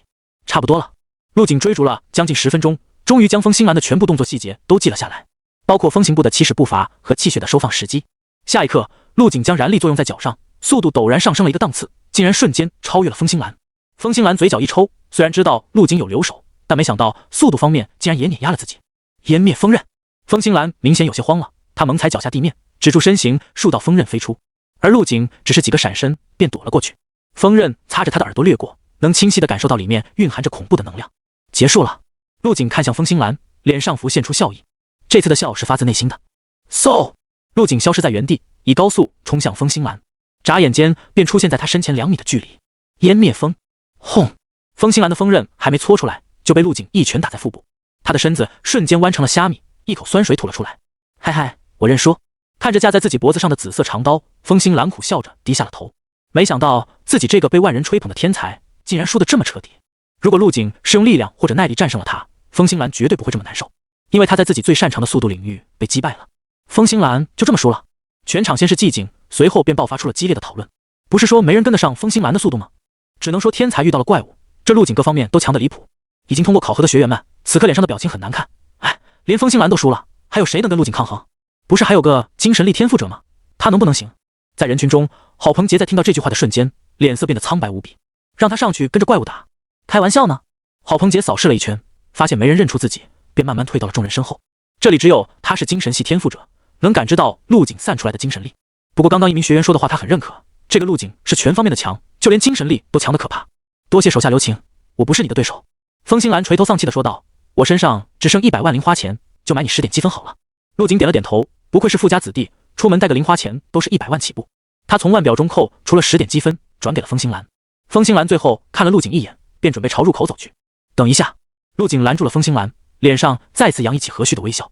风兴兰猛地打了个哆嗦，怎么了？我想问一下，这次的学员还有没有跟你一样的家族弟子，掌握着某种法门的？什么？风兴兰有些不解。陆景指了指那群不愿意花钱购买积分的学员，就是类似你的风行部，那边的人里面有没有会的？风兴兰不知道陆景问这个干什么，略微思索后便指向了一名身材壮硕的女生。之所以是身材壮硕，是因为这女生的身高足足有2米有余，长臂过膝，而且肌肉虬结，站在那里像一尊铁塔一样。风兴兰解释道，那名女生叫姚可欣，不对，她最近改名叫姚蓉了，是姚氏武馆的亲传弟子。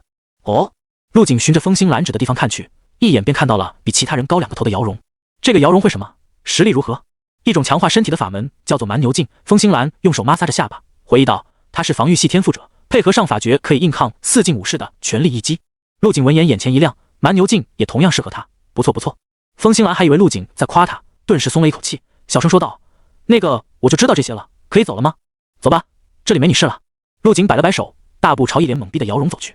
此时的姚蓉还不知道发生了什么，只看到陆景和风兴兰2人对自己指指点点，好像在谈论什么。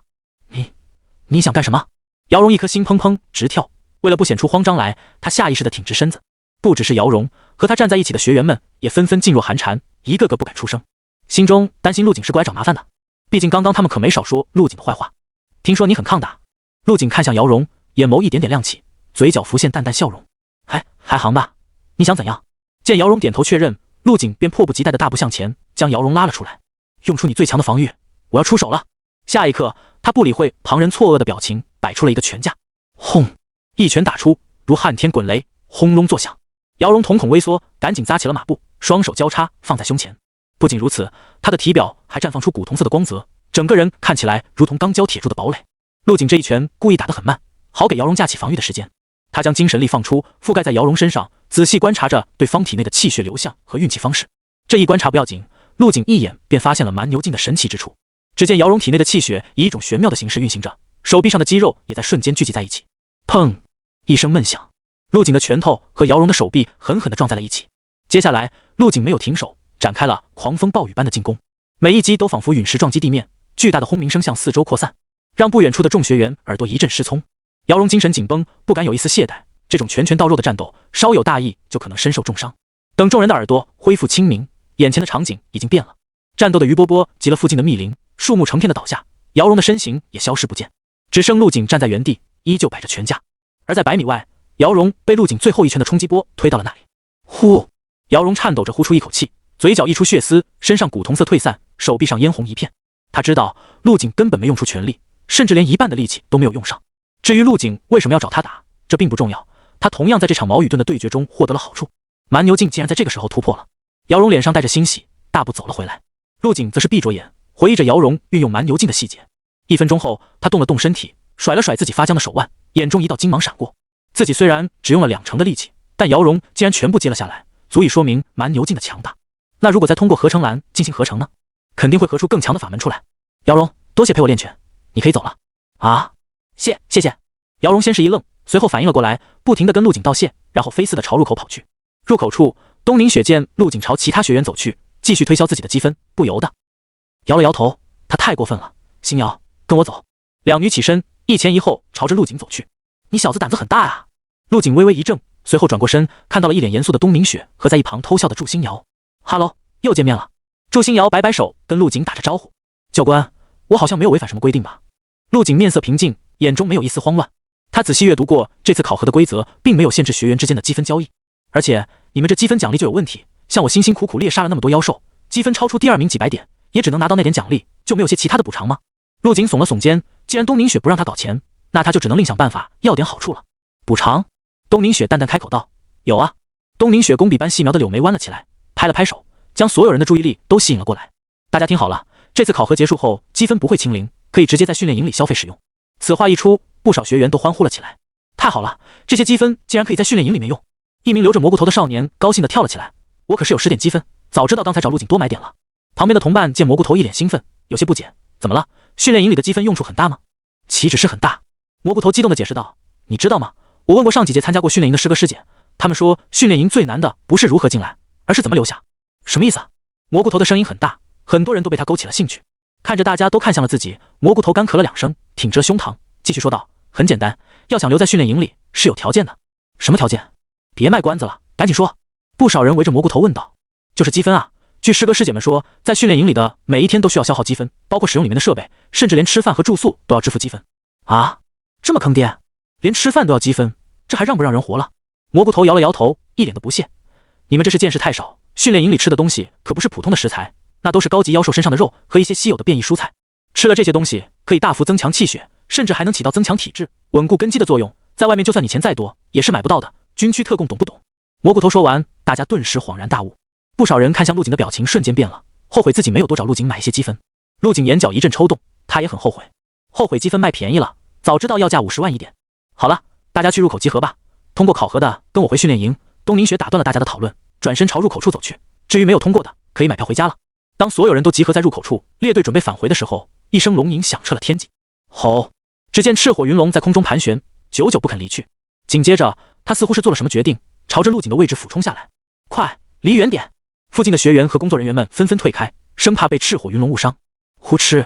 陆景看着落在他面前的赤火云龙，眼底闪过一丝暖色。小伙，你自由了，高墙里的城市世界不适合你，你的归宿应该是辽阔的天空和巍峨的山峰。陆景摸了摸赤火云龙递过来的独角，他从小伙的眼神里看出了不舍。下一刻，他抽出了腰间的魔刀千刃，在所有人不解的目光中，在小伙的脖颈处划开了一条伤口。紧接着，陆景伸手在里面猛地一拽，拉出了一个闪着红光的定位装置。这是军方特意安装在积分妖兽身上的，用来捕捉他们的位置。做完这些后，陆景从戒指中拿出一枚疗伤丹药，碾碎后涂抹在了小伙的伤口处。去吧，这下没人找得到你了。他双手按在小伙身侧，猛地一推，赤火云龙低头看了陆景最后一眼，随后扇动肉翼飞向了空中。东长官，他把那头亚龙的定位装置取掉了，这妖兽可是公有财产。东明雪眉头微蹙，随他去吧，或者你去把那头亚龙追回来。大巴车启动，返程时的车厢非常安静，座位甚至空出来不少。训练营的学员人数从原来的500多人减少到不到200人，其中还有不少人都是从陆景那里购买了积分后才留下的。陆景坐在后排，身旁的冷月月神情激动，期盼着训练营的生活，而陆景则是面色平静，心中已经在琢磨怎么把风行部和蛮牛镜合成出来。本来他对这次的天才训练营抱着随意的心态，纯粹是为了见世面，但现在不仅开阔了眼界，还找到了新的合成方向。看来我走的这条路是正确的，上武大之后应该能遇到更多机会。陆景在心中想着，如果他只是窝在家里闷头合成，那他永远不可能了解天赋者，了解除了基础炼体学外的其他法诀。从大巴车上下来之后，陆景便被一名身穿军装的工作人员领着前往自己的住宿区。这名工作人员看陆景的眼神很奇怪，像是在看什么稀有动物。而在不久之前，就是他被祝星瑶外放的气息吓得屎尿齐流。将陆景带到宿舍区后，这名工作人员拿出了一个盒子递了过去，这是你的排名奖励。陆景打开一看，里面放着2颗价值不菲的高级丹药。又跟陆景交代了2句后，工作人员便离开了。陆景走进宿舍，这里的住宿条件比他想象中要好上不少，一人一间，面积很大，甚至比陆景家的房子还要大得多。而且里面家具家电一应俱全，还有独立的卫生间，甚至还有一个单独的练武室，里面摆放着一台测试气血的仪器，这是为了让学员们及时检测自己的气血波动。最让陆景欣喜的是，这里有台连接着电脑的打印机，也就是说，他可以在房间里随意打印蛮牛镜和风行部，不需要担心被其他人怀疑。上次测试气血还是在武者考核的时候，陆景走到气血测试仪前，从上面取出一枚一次性的取血针，他要测试一下气血，看看自己现在到底处在哪一阶段。气血检测完成 61.18 卡。陆景被自己吓了一跳，上次检测还是25卡左右，现在直接跳到了61卡，足足上涨了36卡。我现在的气血值应该已经是4进武士了吧？陆景握了握拳，感受着自己体内澎湃的力量。恒星纪断体术入门篇，再加上合出的高级丹药，陆景能有现在的成绩也是很正常的。不错，照这个速度下去，武士境界也不会太远了。陆景满意的点了点头，这种一步步变强，超越自己的感觉让他很是着迷。陆景将宿舍检查了一下，没有发现摄像头和监听设备。他没有跟其他学员一样好奇的在基地内乱逛，而是倒在柔软的床上呼呼大睡。虽然考核的这2天他也有睡觉，但都是半睡半醒，睡在坚硬的树干上也很不舒服。陆景这个人没什么特别爱好，唯独喜欢睡觉。一直到第2天中午，陆景才睁开眼睛。他看了下时间，现在正是午饭时间，他的肚子也确实饿了。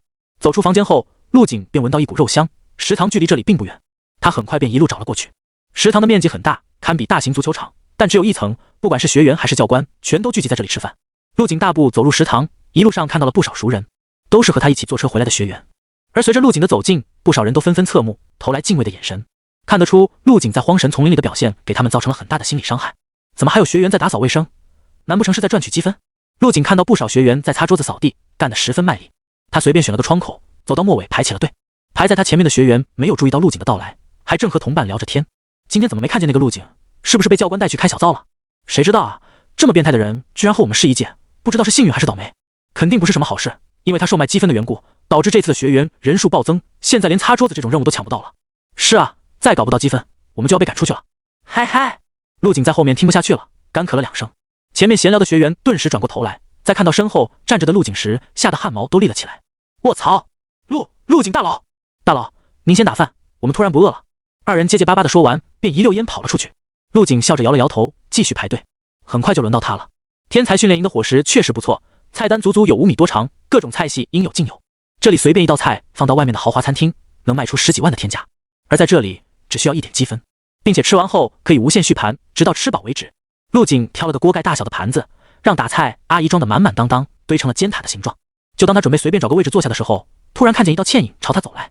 陆景，去我那边吃。冷月月跑了过来，将陆景拉到自己的位置旁。陆景，没想到你就算到了天才训练营，也是最强的那个。冷月月说这话的时候有点脸红，她在学校里可是被称为冰山女神，现在却各种找机会和陆景搭话。不过夸陆景强确实是真心话。他在进入训练营之前，还在因为自己通过了武者考核而沾沾自喜，觉得自己是百年难遇的天才。在学校里，也就陆景的天赋比他强，而直到进了这里，才发现自己只不过是垫底的那个，在真正的天才面前根本不值一提。如果不是陆景的帮助，他很有可能在第1天就被抢掉积分淘汰了。想到这，他又忍不住偷偷看了一眼眼前的少年，心脏砰砰直跳。还好吧？陆景谦虚的笑了笑，夹起一块外酥里内的妖兽肉放入嘴里。这肉不知道是什么妖兽的，入口能感觉到一股热气涌入了全身，整个人暖洋洋的，这让陆景眼前一亮，怪不得这些学员就算擦桌子扫地也要留在这里。冷月月的心思却不在吃上，他继续和陆景搭话：“你有没有什么打算？以你的排名，应该不用担心积分问题吧？”“够用到考核结束了。”陆景头也不抬地说道，随后继续大快朵颐。冷月月一阵沉默，冷月月盯着陆景看了好一会，期待他能主动跟自己说句话，但陆景还是让他失望了，他的注意力全在食物上。没办法，冷月月只能自说自话：“我的积分只够用2天的，等会就要去接任务了，不知道能不能抢得到简单的任务。”冷月月叹了口气：“不过我们这一届算好的了，听他们说之前学员入营积分都是从0开始的。”“那你加油。”陆景点了点头，默默吃饭，没一会就将盘子里的食物一扫而空。陆景擦了擦嘴，起身准备离开：“我还有点事，就先走了。”随后便在冷月月猛圈的目光中走出了食堂。陆景回到宿舍，感受着体内充斥着暖流，为了避免浪费妖兽肉带来的能量，当即操练了起来。半小时后，他长呼了一口气，鼓起的小腹已经恢复了平整，午饭吃的妖兽肉全部消化掉了。这顿饭吃的真不错，赶得上一颗终极丹药了。陆景舒展着筋骨，看向了一旁放着的丹药盒子，接下来就开始合成吧。他先是将其中一颗丹药放入合成篮，查看丹药的信息。龟髓丹，高级丹药，服用后可大幅度增加人体气血，并能略微增加体力和耐力。主要成分：百年龙骨、千年龟髓、灵石髓等，能增加体力和耐力。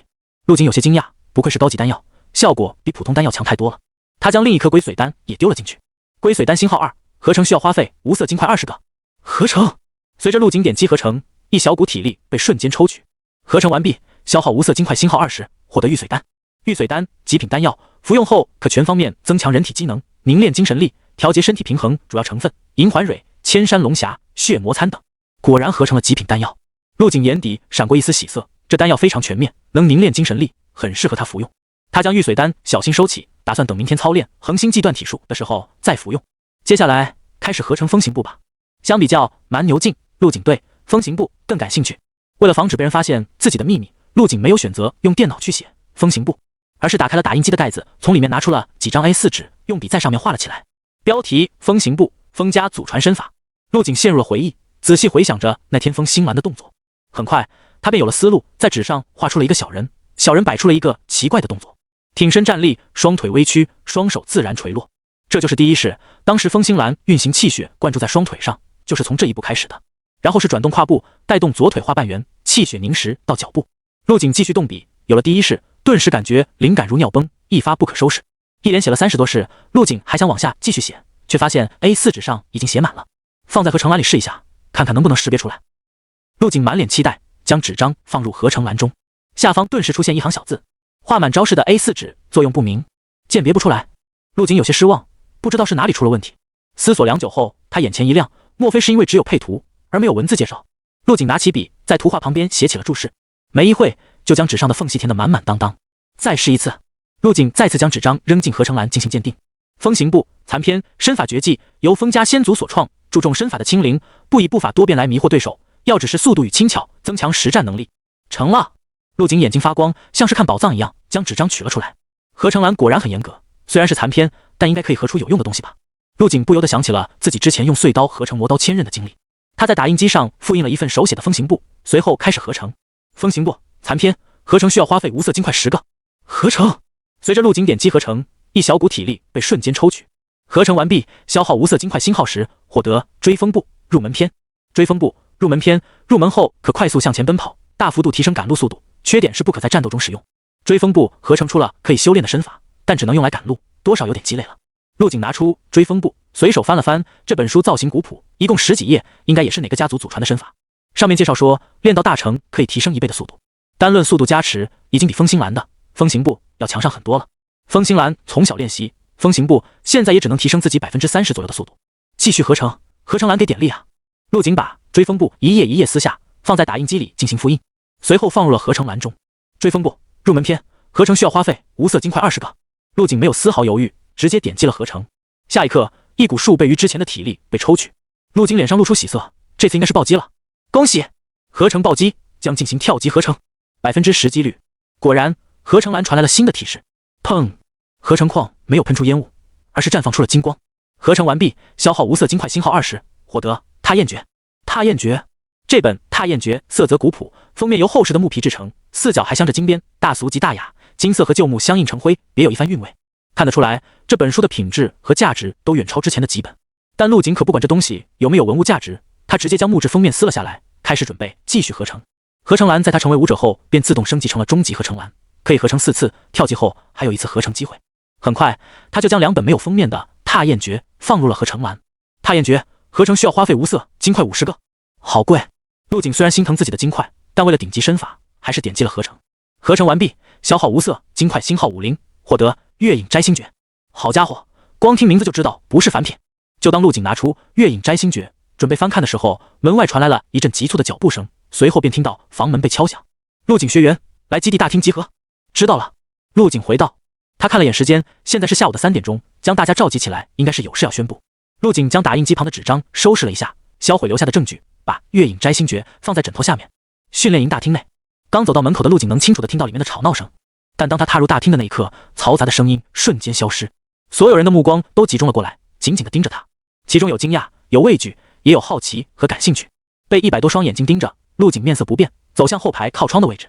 如果说之前还有学员对陆景不太了解，只知道他打败了风星兰，不清楚他在荒神丛林中做了什么，但在训练营的这2天时间里，关于陆景的传说已经开始流传了。来自安武市的学员陆景，本次的入营考核第1名，积分超出第2名数百分，凭一己之力狩猎了全部的积分妖兽，不仅收复了一只亚龙当做坐骑，还力压东川省公认的第1天才风星兰，将其击败。就算把这些事迹单独拎出来，也是能震惊所有人的存在，更何况这些全都是陆景一人所为。如果用2个字形容陆景，几乎所有学员都会说出怪物2字。现在的陆景在他们眼中已经不是学员，而是洪水猛兽，是和教官一个级别的人物。随着陆景往大厅后方走去，不少距离他比较近的学员纷纷往两边退去，一些已经坐下的也从座位上灰溜溜的离开，甚至不敢直视陆景一眼。哎，你们看那个人胆子好大，竟然敢坐在陆景旁边的。只见陆景缓缓坐下，在他前面2排的位置上正坐着一个脸色有些发白的少年。是啊，这人胆子真的大，佩服。听说陆景看人不爽直接动手的，他不怕被打吗？陆景坐在位置上，听着众人的议论，无奈的摇了摇头。哪个人造的谣？他什么时候随便打过人？不过前面坐着的少年同样引起了他的注意，因为从这个少年的身上，他感受到了一丝熟悉的气息。陆景尝试着将精神力向前延伸，覆盖在少年身上。突然，少年像是被针扎了一样，原本佝偻的身子瞬间坐得笔直。原来是他。陆景心中了然，这个人应该就是那天偶然遇见的精神系天赋者。随着少年的身体坐直，脸也抬了起来，这下不少人都认出了他。我认识他，他好像也是天赋者，叫郝鹏杰。对，就是他，怪不得他不怕陆景，以他的精神系天赋，对付陆景应该不难吧？我觉得陆景就算再强，也不一定能扛得住精神系天赋者的进攻。郝鹏杰坐在自己的位置上，听着一旁学员们议论纷纷，他忍不住咽了下口水，将自己的精神力死锁在体内。他哪里是不怕陆景，之所以没有离开，是因为在看到陆景的第一眼，整个人就僵住了。那天精神力碰撞后带来的刺痛，让他铭记于心，至今没有缓过来。等他回过神来，陆景已经坐在他身后了，想走也来不及了。一阵微风吹过，郝鹏杰感觉背后凉飕飕的，不知何时，他的后背已经被冷汗浸湿。陆景，上次输给你，我回去想了很多。只见风星兰从门口进来，一眼便锁定了陆景的位置。他走到陆景身旁，大声说道：“我不是输不起的人，但如果再给我一点时间，我一定会超越你，打败你。”风星兰布满黑眼圈的眼中燃烧着战意，看得出来，输给陆景后，他压力很大，连睡眠都受了影响。你想多了，被我打败的人根本不可能超越我。陆景淡淡的说道：“因为我会比你成长得更快。”你？风星兰没想到陆景这么不给面子，一时语塞起来，脸上的表情非常精彩。一旁的学员们看着2人充满火药味的谈话，顿时又开始八卦起来。你们觉得未来这2人谁的成就高？之前在荒神丛林入口处解释积分的蘑菇头低声说道：“那还用问吗？肯定是风星兰啊！”为什么这么说？你们仔细想想，这2人有什么区别？蘑菇头故意卖了个关子，一个是天赋者，一个是普通武者，一个世家子弟，一个普通人。我不是说陆景的天赋和实力不行，只是说他的上限不如风星兰。天赋者后期成长起来有多强，你们应该都知道吧？蘑菇头用很夸张的语气说道：“当今战力排行榜前10，有9个都是天赋者，这足以说明一些问题了。别看陆景现在的战斗力高于风星兰，陆景的成长只是加法，但风星兰的成长是乘法，时间越久，2人差距越大。”蘑菇头的话说完，引来不少吃瓜群众的附和。说的有道理。是啊，说不定过不了多久，他俩的实力就被拉开了，到时候咱们等着看戏就行。陆景精神力处于放开状态，将整个大厅都尽收眼底。这些人的谈话他也注意到了，但只是在心中不屑地笑了笑。这些人没有一个能让他提得起兴趣的，根本就是2个世界的人。他现在只想赶紧开完会，回去继续合成蛮牛镜和新武技观想法。从那次玄武狩猎团的事之后，我整个人好像变得更暴躁和高调了。如果是之前的他，绝对不会那样回复风星兰，而是会谦逊地说一句：“我等你。”陆景稍微想了一下，便找到自己心境变化的缘由，那便是他的实力变强了，已经强到不需要注意这些旁枝末节，这些繁琐的礼仪和小事只会影响他的武道之心。做人做事都高调一点，会省去不少麻烦。就比如对待一个对自己有敌意的人，弱者可能会仔细回想自己有没有得罪过对方，想办法化解恩怨，但强者的处理方式就很简单，有人来犯，直接一拳打开就好。有位伟人曾说过，打得一拳开，免得百拳来。陆景想通之后，心中顿时畅快了不少。就在这时，东宁雪和祝星瑶走了进来，身后还跟着一批身穿军装的士兵。陆景对这二人并不陌生，其中的祝星瑶更是在学校的医院里就见过一面。从这二人的身上，他感受到了一股危险的气息。同学们，恭喜你们正式进入训练营。东宁雪走上讲台，冷着脸说道：“现在你们有资格认识我了，我叫东宁雪，是训练营的总教官。我是你们的副教官。”祝星瑶冲着台下挥了挥手，嘻嘻笑道：“教官好。”台下的众人纷纷鼓掌。相比起冷冰冰的东宁雪，大家更喜欢外表可爱活泼的祝星瑶。东宁雪抬手向下压了压，示意安静。昨天没有召集大家集合，是想让你们紧绷的神经放松一天。接下来我会简单介绍一下训练营的日常和规则。首先，你们可以全天都可以自由活动，只要不出训练营就行。我们不会干涉你们的作息或者吃饭时间。食堂全天都有饭菜供应，并且可以配送到宿舍，但是需要额外的积分。东宁雪的第一条规则说完，停顿了一下，给学员们讨论的时间。这么轻松，我还以为每天要早起跑操呢。这是不是意味着我可以天天睡懒觉了？你想什么呢？你积分够用吗？现在能睡懒觉的只有陆景一个人吧？陆景不由得摸了摸自己的鼻子，这规定他喜欢。这下可以缩在宿舍里安心合成了。东宁雪继续说道：“至于积分，大家应该也看到了，在你们的腕表上可以接取任务来赚取积分。你们在这里的每一天、每一顿饭都是要耗费积分的，想要留在这里，就必须想办法完成任务。”话音刚落，台下就掀起了一阵讨论声。这积分也太难赚了，今天我就赖了一会床，起来连扫地的活都被抢了。就是啊，任务根本就不够分的，不会是想用这种方法把我们踢出训练营吧？东宁雪在台上冷冷地看着，拍了拍桌子说道：“如果你们有意见，可以直接退出，回家的车票我可以给你们报销。”众人纷纷闭上了嘴巴，不敢再大声说话。积分的获取途径有很多，不只是一些日常任务。东宁雪看了眼众人，继续说道：“我们会不定期的举行考核，通过的学员都可以获得积分。同时，训练营里还修建了最先进的测试室，只需要5点积分就可以进行测试，测试成绩超出当前气血标准值的，同样会获得大量积分。所以，强者根本就不需要担心积分不够用。至于日常任务，便是专门给弱者准备的。现在还有人要抱怨吗？”东宁雪的话说完，众人心中都升起了一丝好奇，不少人都跃跃欲试，恨不得现在就去测试室赚取积分。看着台下学员迫不及待的表情，东宁雪无奈的摇了摇头。测试室可不是那么好通过的，这些人高兴的太早了。怎么获取积分说完了，接下来我会在你们的腕表上发放一份清单，上面列出了积分的用途和价格，你们可以回去慢慢看。陆景腕表一阵震动，他直接点了进去。清单很长，陆景简单扫了一眼。单人间住宿1天需要扣除2点积分，每顿饭1点积分，如需配送上门则需要2点积分。训练营内还有一家超市，可以用积分换购各种生活用品，这些都是必需品，如果全部购买齐全，大概需要50点积分。除此之外，还有刚刚东宁雪提到的测试室。陆景对这个很感兴趣，等他练成了月影摘星诀，一定要去测试一下自己的速度。他将清单拉到最下面，发现积分还可以在军方兑换官职和武大的录取名额，这就有些夸张了。只不过所需的积分同样夸张，最少需要1000点。不过仔细想一想，能在训练营这2个星期里凑齐1000积分的学员，在军队里混个官职还不是轻轻松松？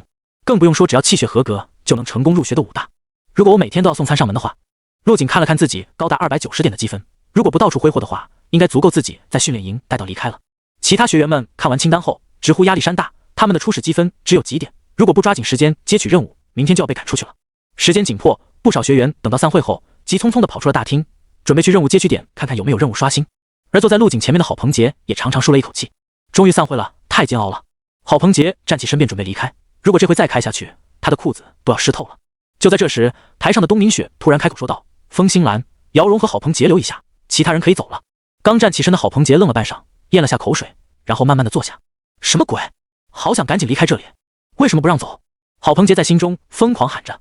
而准备起身离开的风心兰和姚荣也是一脸的疑惑，不知道东宁雪将他们留下干什么。不少学员则是露出了极度羡慕的神色。东宁雪教的这几人全都是天赋者，肯定是准备给几人单独开小灶了。不过令众人好奇的是，陆景这个入营考核第1名竟然没被特殊关照。哎，好羡慕啊，天赋者果然在哪里都是有特权的。是啊，毕竟这训练营就是专门给他们几个开的。不过陆景怎么没被留下？陆景又不是天赋者，风心兰他们的成长性和上限是普通武者的好几倍，肯定比陆景值得培养。我如果是陆景的话，心里肯定不服气，自己得不到重视，反而那些手下败将成了重点培养的对象。不少人都看向了陆景，想从他的脸上看出一些情绪变化。然而陆景面色依旧平静，心中没有一丝波动。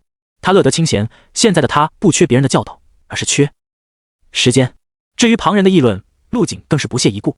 东宁雪站在台上，看着陆景走出大厅，有些疑惑地问道：“星瑶，你怎么没把陆景留下？不是说由你来教导他吗？”“哎，之前我是有这个想法的，想着就算他战斗力再强，肯定有短板，但这次考核看下来，陆景是全方面的强。”祝星瑶撇了撇嘴，无奈地说道：“这样的怪物，我可没什么好教他的。”“也是啊，陆景的实力太强了，和这些学员根本不在一个层次上。”东宁雪点了点头，他也很头痛，不知道怎么安排陆景。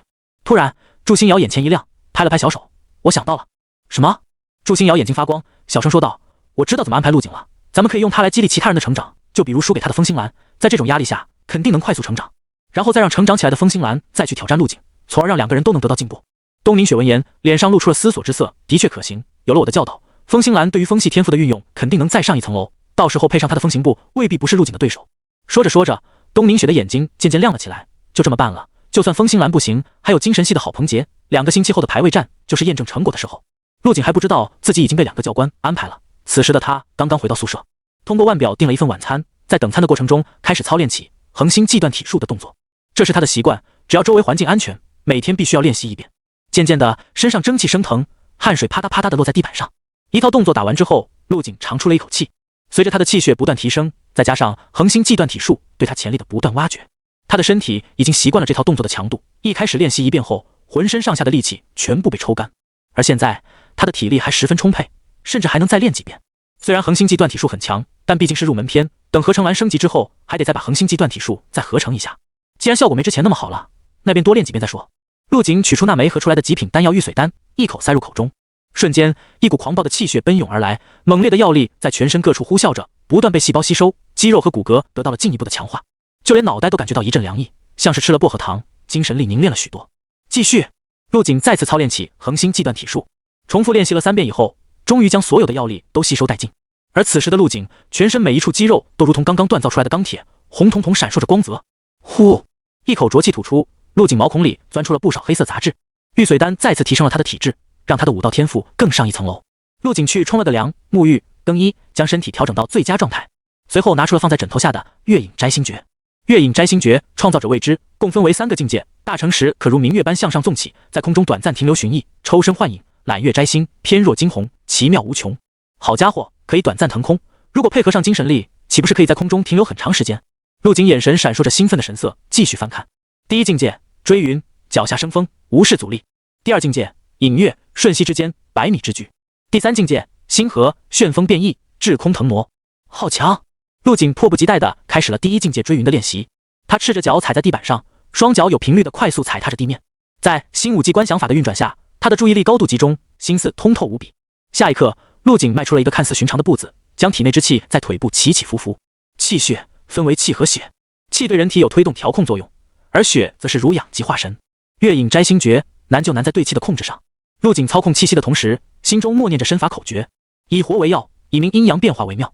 心静，以心行气，以气运身，沉于腰间，变换于腿，气由尾骨向外向前合。随着他的一静一动，一呼一吸之间，身周凭空出现了一缕清风。此时的陆景紧闭双眼，身边微风四起，如同被巨浪包裹的扁舟。他再次进入了玄之又玄的状态，这是他的第2次顿悟。3个小时后，等陆景再次睁开双眼，他能明显的感觉到自己的步伐变轻了不少。随着他的走动，似乎身前的风都在主动避让着他。第1境界追云已经小成了。陆景眼底闪过一丝喜色，在观想法的帮助下，不管是功法还是身法，他都能以最快的速度理解。这次更是进入了顿悟状态，3个小时的顿悟相当于他普通状态下3个月的进展。陆景尝试着在房间里奔跑了起来，自身速度的陡然提升，让他一时半会适应不了，竟然直接撞到了墙上。好痛！陆景揉了揉脑袋，喃喃道：追云小成之后，竟然能将我的速度提升1倍，简直是不可思议。比起风星兰祖传的风行步，这月影摘星诀简直是强的离谱。合成兰出品，必是精品。休息完月影摘星诀后，陆景并没有感觉到疲惫，只是肚子又饿了起来。他打开门，取来早就送达的晚餐，大快朵颐了起来。接下来的时间，陆景没有再继续修炼，练武讲究松弛有度，不能急于一时。他躺在床上呼呼大睡，而在训练营内，大多数学员们还在任务街区点蹲守任务，有的甚至打算熬夜抢任务，因为如果再没有积分进账，明天一早就要卷铺盖离开了。冷月月也在任务街区点等待着，他身边还围着几个同样来自安武市的学员。一开始刚进来的时候，大家互不认识，慢慢熟络了之后，便开始分成了一个个的小团体。没想到咱们市的陆景竟然这么厉害，真是给我们争光了。一个青年很不屑地说道：争光有什么用？你看人家市里的强者都带着实力差的学员一起做任务赚积分，互帮互助，而他就只知道在宿舍里缩着。说完，看向了一旁等任务的冷月月，笑着说道：“冷月月，听说你和那个陆景是一个学校的，他那么多积分，怎么不分你一点？”冷月月皱着眉头，看向青年的眼神很不善。是又怎么了？关你什么事？我们的关系很好，不用你在这里挑拨离间。而且人家的积分凭什么分给我？我是没手还是没脚？积分不能自己赚。冷月月很生气，朝旁边走了几步，不想跟青年靠得太近。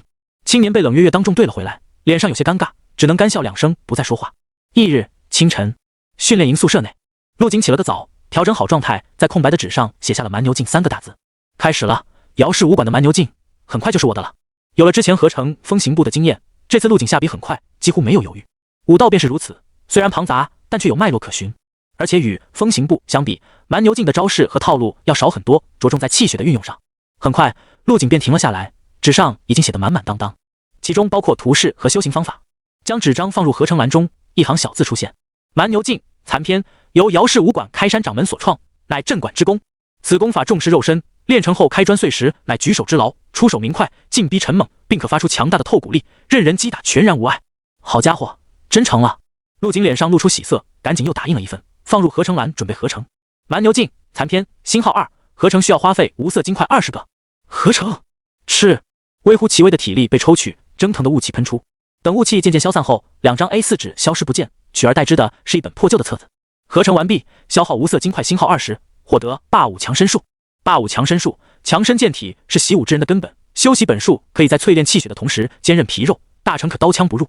好像不怎么行啊！3进武士将气血凝聚，就可以抵抗普通人手中的刀枪。陆景摇了摇头，不过他也没指望第一次就能合出极品炼体法诀出来。继续吧。霸武强身术，星号2，合成需要花费无色金块30个。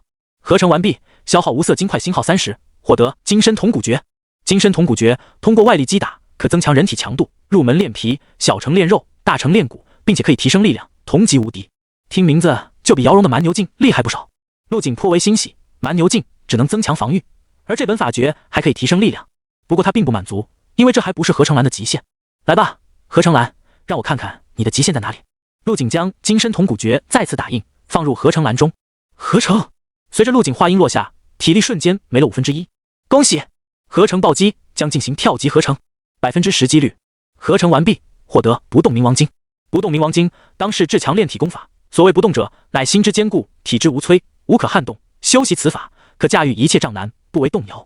陆景伸出微微颤抖的手，将不动冥王经从合成栏中取出，随后翻开了这本闪着玄妙金光的炼体功法。只是翻开看了一眼，就让他的呼吸变得急促起来。不动冥王经第一层皮肉篇，送我真名不动冥王，吸收世间至纯之气，淬炼皮肉，铸成不朽冥王金身。好生霸道！陆景心生澎湃。当武者迈入武士境界后，为了让躯体匹配强盛的气血，继续淬炼气血，就会强化自身皮肉，这也是武士区别于普通武者的地方。而皮肉强化到一定境界，就会从中滋生出内劲。之所以气血越往后越难提升，就是因为要分出资源来酝养内劲。等生出内劲，也就迈入了武师境界，成为一界宗师。而内劲的强弱，全看武士阶段对皮肉的淬炼。皮肉淬炼的越凝实，内劲也就越浑厚。而这本不动冥王经，竟然就是从淬炼皮肉开始的。从上面的介绍来看，皮肉淬炼成功后，能让我的身体强度达到一个恐怖的境界，而且力量也会随之增长。陆景按捺住心中的激动，继续翻看不动冥王经的修习方法。10分钟后，陆景将第一篇全部理解透。这是一本进攻，就是需要盘腿修炼的那种，修习起来很难，要精准的操控体内的气血到1分1毫，在特定的经络中冲击淬炼，从而激发自身潜力，自动吸收天地间的阳气，达到强化肉身的效果。对别人来说很难，但我有精神力存在，可以内视自身经络。这本不动冥王经对我来说相当于没有门槛。陆景自信满满，他没有再耽误下去，直接就盘腿修炼起来。他要做的事情很多，每一分每一秒都很重要。接下来的几天里，陆景没有继续合成，而是全心全意地投入到了修炼之中。每天醒来第一件事就是先修炼恒星际断体术，将力气耗费完后，便盘腿开始观想钻石小人，凝实精神力。等力气恢复的差不多了，就修习月影摘星诀和不动冥王经。就这样持续了将近1个星期的时间，期间陆景一门不出，大门不迈，除了配送饭菜的学员，他没有见过任何人。而成果也是显而易见的，陆景不动冥王经皮肉篇已经成功入门了。此时的陆景正盘腿坐在地板上，体表皮肉在有节奏的抖动着，一股股神秘的能量如潮水般涌入身体，凝练着体表和周身脉络。他整个人被金色的神秘能量包裹着，像镀上了一层璀璨的金色纱衣。呼！随着陆景的呼吸，身体起伏间，肌肉线条越发明显。下一刻，他突然睁开了双眼，眼底迸发出一道金芒。随着陆景的起身，萦绕在身边的金色光辉渐渐淡去，他一拳挥出，气劲如龙。拳风四溢，如臂十指，山岳倾倒。仅凭着一股拳风，竟然直接将练功室的铁门打飞了出去。这铁门都是由特殊材料炼制的，坚固无比，一般的武士全力一击，甚至不能在上面留下痕迹。而陆景只是随意挥出一拳，就将这铁门打得四分五裂。陆景宿舍门外，冷月月拎着一个巨大的饭盒站在宿舍门前，突然传来一声巨响，把他吓了一跳。这是地震了。冷月月愣了半晌，这才听出声音是从陆景的房间里传出来的。他看了看手中打包好的饭菜，敲响了房门。陆景，你订的饭到了，放门外就好，谢谢。陆景的声音传来。冷月月叹了口气，擦了下额头上的汗水，将饭盒放在了门口的桌子上。他没敢停留太长时间，手上还有几个外卖单需要配送。进入训练营1个多星期的时间，他每天起早贪黑的接取任务，打扫卫生，送外卖，只为了在训练营里多待几天。毕竟在这里干什么都要积分，一旦停下接取任务，很可能就会被赶出去。不过有辛苦也有收获，训练营时不时开讲的武道课让他受益匪浅，而且在每天3顿妖兽肉的帮助下，气血也飞一样向上涨着。我要加油，不能让陆景看不起我。冷月月在心中暗道。在安武12中被称为天才，冷月月不仅是天赋出众，还付出了100%的努力。很多人都对天才有着误解，以为他们只是靠老天爷赏饭吃。然而很多时候，天赋比你优秀的人还比你努力。和冷月月一样处在中下游的学员还有很多，他们大多没有坚持下去，只待了几天的时间就自己离去了。一是因为心中的傲气，背负天才之名的他们不屑于去做这些脏活累活；二是每天除了高强度的锻炼外，还要接取任务，很少有人撑得下去。冷月月送完最后几单，回到任务接取中心交接任务。可能是受到了冷月月的影响，安武室的学员全都在坚持着。看到冷月月回来，之前那名对陆景不满的青年主动搭话道：“冷月月，咱们要不要再去闯一闯测试室？闯过去奖励的积分足够我们休息1天了。”冷月月摇了摇头：“我自己的实力我心里有数，根本就闯不过去。”不是怎么知道？青年有些兴奋的道：“风清兰今天去挑战身法测试室了，直接通过了3倍速度测试，破了训练营开办以来的通关记录。3倍！”冷月月吓了一跳，之前我也花5点积分去试了一下，结果连1倍速度测试都没通过。青年继续说道：“那是因为在训练营里的这几天，咱们的实力都提升了啊，尤其是风清兰他们几个天赋者，在教官的亲自教导下，进步飞快。”说完，他还有些不过瘾，继续喋喋不休。那个防御拉满的姚荣，他也在压力测试时破了记录，简直是个怪物。还有那个郝鹏杰，虽然没去测试室，但我听别人说他约战过风清兰和姚荣，大获全胜。青年的这番话让冷月月也是一阵神往，想着再做几个任务，积攒够积分再去试一下。哎，对了，你和陆景不是关系很好吗？他最近在干嘛呢？好久都没见过他了。冷月月闻言，脸上的表情一致，随后叹了口气道：“我最近忙着做任务，没有见过他。”青年语气里充满了柠檬的味道，酸溜溜的道：“真羡慕他啊，不用像我们一样起早贪黑的赚取积分。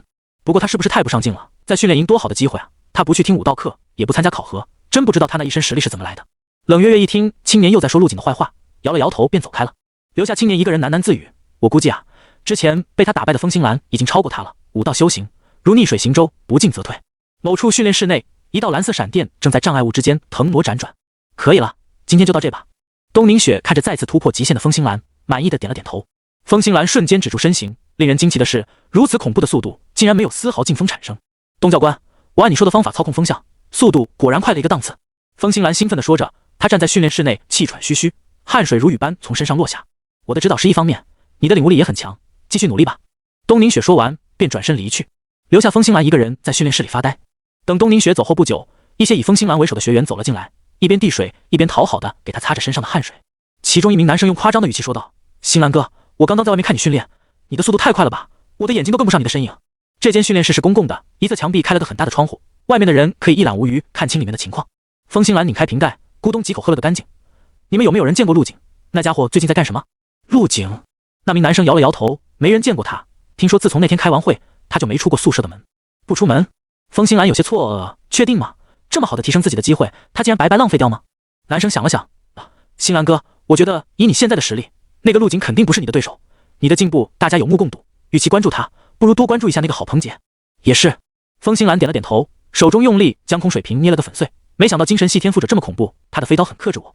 不过这2天又有突破，完全有把握穿过他的刀网，正面击溃他。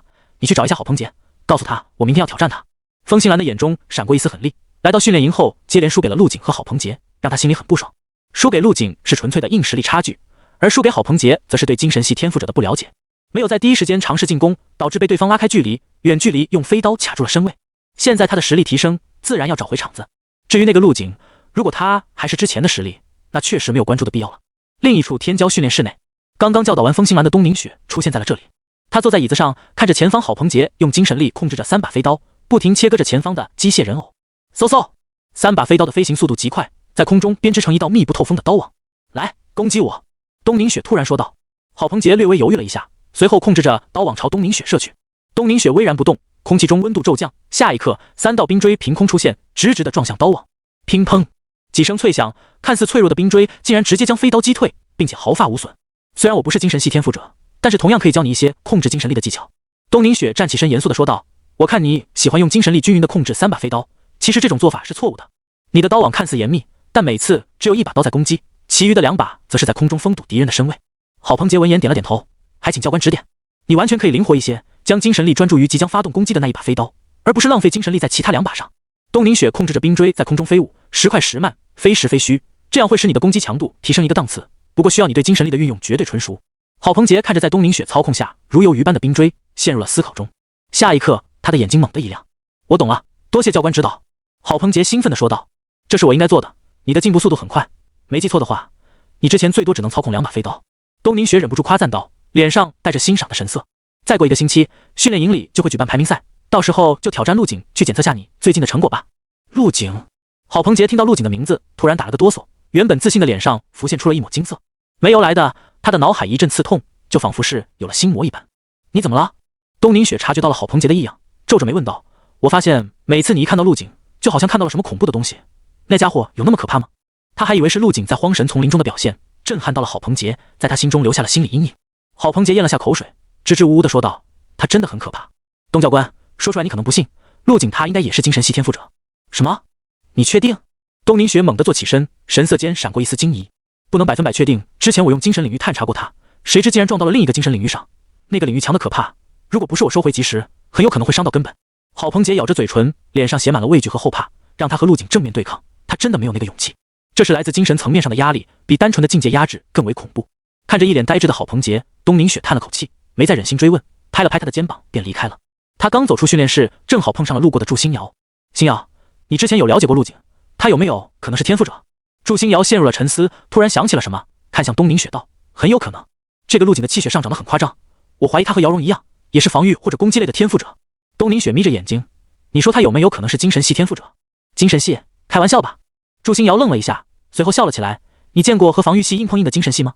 也是。东宁雪点了点头。郝鹏杰并没有100%确定，说不定是把别人的精神力领域错认成了陆景的。荒神丛林又不是封闭的，有其他精神系天赋者出现也很正常。祝星瑶忽然有些恨铁不成钢地说道：“这个陆景，前几天我亲自去通知他考核气血，他竟然不理我的，也不知道他天天缩在宿舍里干什么，打飞机吗？”他有些后悔那天开完会后没有把陆景留下，就算教不了他什么，最起码可以让他不宅在宿舍里。你这丫头说话是不是不经过大脑？东宁雪没好气的道：“之前是我亲口说的，训练营里绝对自由，这是他自己选择的，后果也要自己承担。那怎么办？咱们就不管他了吗？再怎么说也是个天才，就这么荒废了也太可惜了。”没事，不用担心。东宁雪想了想说道：“这一届的训练营排名战要开始了，每个人都必须参加。等他被之前的手下败将成功复仇后，应该会改掉懒惰的习惯。他不想再多聊陆景的事，免得心烦。”于是问道：“姚荣最近如何了？你有没有好好指导？”宿舍内，陆景换了身干净的武道服，伸了个懒腰，是时候出去测试下自己的实力了。这是他1星期以来第一次走出宿舍楼。呼吸了一口新鲜的空气，陆景抬头看向天空，南归的大雁从空中掠过，它们组成了闪电般的形态，在晴朗的空中呈现出黑色的线条。现在已经是晚秋，天气逐渐转冷，街道两旁的落叶堆积了厚厚的一层。陆景看着宿舍外忙碌的人群，很久才收回目光。时间过得真快啊！陆景低头，双手握拳。现在的他和闭关之前有了很大的不同，在不动冥王经的作用下，身高再次拔高了一些，肌肉轮廓也更加清晰了。不过气质反而是更加内敛了。如果说刚来训练营时，他是一把出鞘的利剑，锋芒毕露，那么现在就是一块已经打磨好的璞玉，神韵内藏。今天任务都被抢完了，咱们不如去测试室那边去观摩一下。安武师小圈子再次聚到一起，一名女孩叹了口气道：“现在的任务越来越难抢了，其他地方的学员都有大哥罩着，咱们这些没大哥的只能捡他们不要的任务。而且你们发现没有，因为陆景之前表现得太耀眼，得罪了太多人，那些家伙还专门针对我们安武师的人，真是太憋屈了。”本就对陆景颇有微词的青年顿时来了气，咬着牙说道：“对啊，他装完就跑，把烂摊子扔给我们，自己去当缩头乌龟没？我们不需要他怎么付出，最起码撑个腰也行啊。”冷月月在一旁默默听着，没有说话，他的注意力全都放在了压力测试室内。压力测试是四四方方，通体由一种特殊的透明材料打造，可以从外面清晰地看到里面的情况。这也是为了保护测试学员的安全，可以在发生意外的第一时间发现异常。此时的压力测试室内，一个身材强壮的女生正咬着牙站在那里。她看上去不到20岁，样貌粗犷，如果不是一头长发，很难分辨出她的性别。女生紧握双拳，胸膛有节奏的起伏着，身上泛着古铜色的光芒，正顽强对抗着四面八方袭来的压力。呼！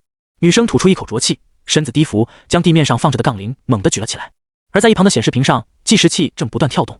这妹子太强了，以后恐怕找不到男人啊！测试室外围着不少学员，有的在排队，有的单纯是看热闹。人家可是姚氏武馆的接班人，娶了她就相当于拥有了整个姚氏武馆，这条件还缺男人？是啊，姚荣的防御似乎又变强了。之前他只能在3倍压力下勉强抬起杠铃，现在竟然能直接举起来了，又破了记录。天赋者这么恐怖的吗？冷月月也在一旁看得出神，突然有道风吹乱了他的刘海，他伸手撩了下头发，突然看到不远处站着一道熟悉的身影，陆景。冷月月惊喜地跑了过去，果然是陆景。而刚刚还在议论陆景的几个安武士学员，此时表情多少有些不自然，不约而同地朝后退了几步。陆景，你怎么来了？陆景目光扫过脸上布满了惊喜的冷月月，笑道：闭关这几天实力有突破，想过来测试一下。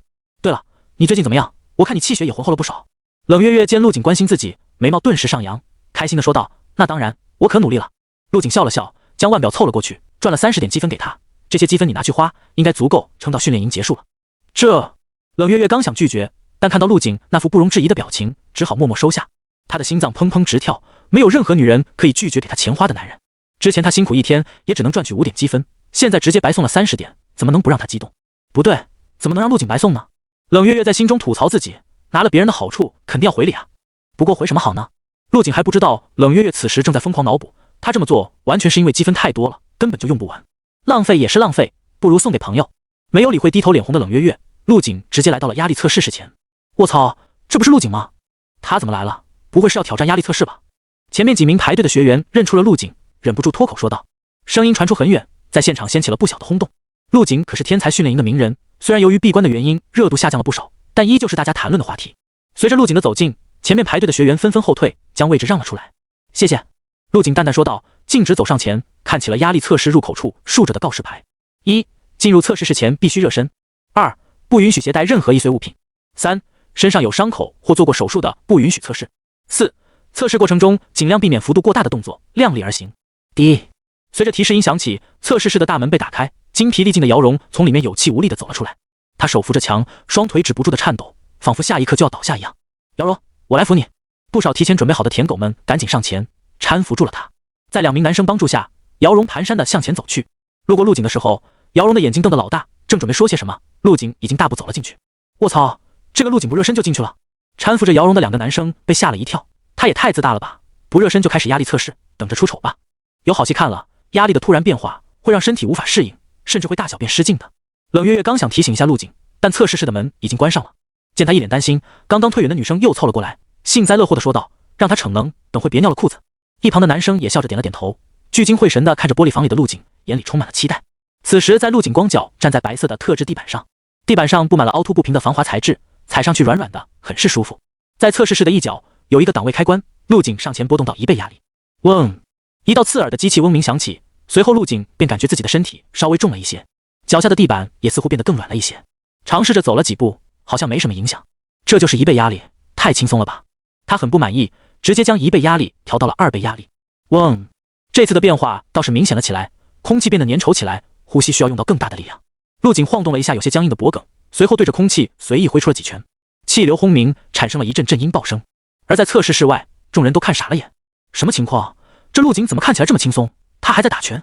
他不会开的是1倍压力吧？我在1倍压力下也可以自由行动的。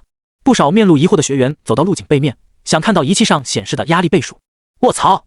有人看清了仪器上的数字，直接国粹脱口而出：他开的不是1倍，是2倍。什么？所有人都被这一嗓子镇住了。2倍压力？怎么可能？2倍压力一点反应都没有。姚荣也是一脸不敢置信，甩开搀扶着的手，走上去亲眼看了个真切。当看到2倍压力4个大字后，他的瞳孔猛地缩小，太恐怖了！他在2倍压力下每走一步都像在慢放，而且会产生严重的眩晕感。反观陆景这边，不仅在打拳，脚下还在不停地跳动，甚至还能听到因为拳速太快产生的音爆声。他越想越觉得离谱，脸都快贴到玻璃上了。不过还好，自己可是在3倍压力下举起了杠铃，陆景目前还没有打破这个记录。就在这时，陆景停下了打拳的动作，再次拨动了开关。下一刻，仪表上一阵跳动，显示出了4个大字：4倍压力，4倍压力。姚荣再也无法淡定了，眼底闪过一丝骇然。他不是天赋者，又没有炼体功法，凭什么敢挑战4倍压力？姚荣彻底傻眼了，嘴巴大张着，脑海一片空白。4倍压力他是试过的，在打开前能随意走动，打开后，整个人被瞬间压在了地上，手指都动弹不得。要不是测试室外的工作人员及时关闭了压力装置，他很有可能会被压到窒息。不是说他天天宅在宿舍里面吗？怎么出来后强了这么多？姚荣无奈地摇摇头，天才之间亦有差距。即使他已经很努力了，但依旧被陆景迅速拉开了距离。测试室内，陆景在4倍压力下依旧泰然自若，时不时打出2拳，脸色没有一点痛苦的神色，甚至带着若有若无的笑意。如果在这压力室里练上一遍恒星计段体术，收获应该会很大吧。当然，陆景只是想想。他走到房间角落放置的杠铃旁，一只手握住，直接提了起来。所有人都被陆景的动作牵动着目光，当他单手举起重达数百公斤的杠铃时，瞬间炸开了锅。卧槽，这还是人吗？4倍压力下，一般的4进武士就连动一下也很难吧？你看那个陆景还跟没事人一样，我已经害怕了，这是个怪物。咚，杠铃落地，在地上砸出了一声闷响。这杠铃似乎砸在了姚荣的心上，让他引以为傲的力气和肉身强度变得不值一提。滴，测试室传来响声，提示陆景成功通过考核，并且破了记录。姚荣的记录又被破了，什么时候破记录这么简单了？原本以为姚荣创下的记录已经是无法逾越的鸿沟了，没想到被陆景轻松跨过去了。就在所有人都以为陆景要出来时，他竟然再次走向了压力档位旁。他要干什么？难道想在测试室里多修炼一会？陆景他不会是想继续挑战吧？而陆景此时已经调整了测试室的压力，显示屏再次跳动，5倍压力。卧槽，疯了，一定是这个世界疯了。外面聚集的学员们忍不住说了脏话，因为实在想不出用什么词汇形容陆景的行为。乌泱泱的人群产生了巨大的喧哗声，充斥着惊叹、倒吸冷气、不敢置信。而有一个少年在看到陆景后，竟然转身逆着人流走出人群，很快便消失不见。一间训练室内，刚刚歇息完的风清兰再次站起身，准备继续修炼。有东教官的指点，我对风系元素的控制又上了一个台阶，再加上我家祖传的风行步，现在的我前所未有的强大。做完热身运动后，风清兰戴上了墨镜，感受了一下身边环绕的风元素，嘴角微微翘起。这次的排名战，我一定要争到第一，夺回东川省第一天才的名号。话音落下，风清兰拿出一颗高级丹药塞入口中，趁着药力开始练习风行步。就在这时，训练室的大门被推开，刚刚从压力测试室离开的少年气喘吁吁地跑了进来。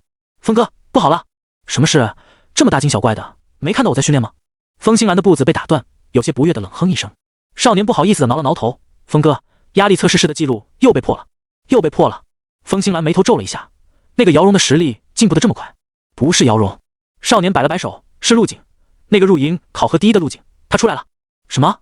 风清兰眼睛瞬间睁大，一种不好的预感涌上心头。跟我去看看。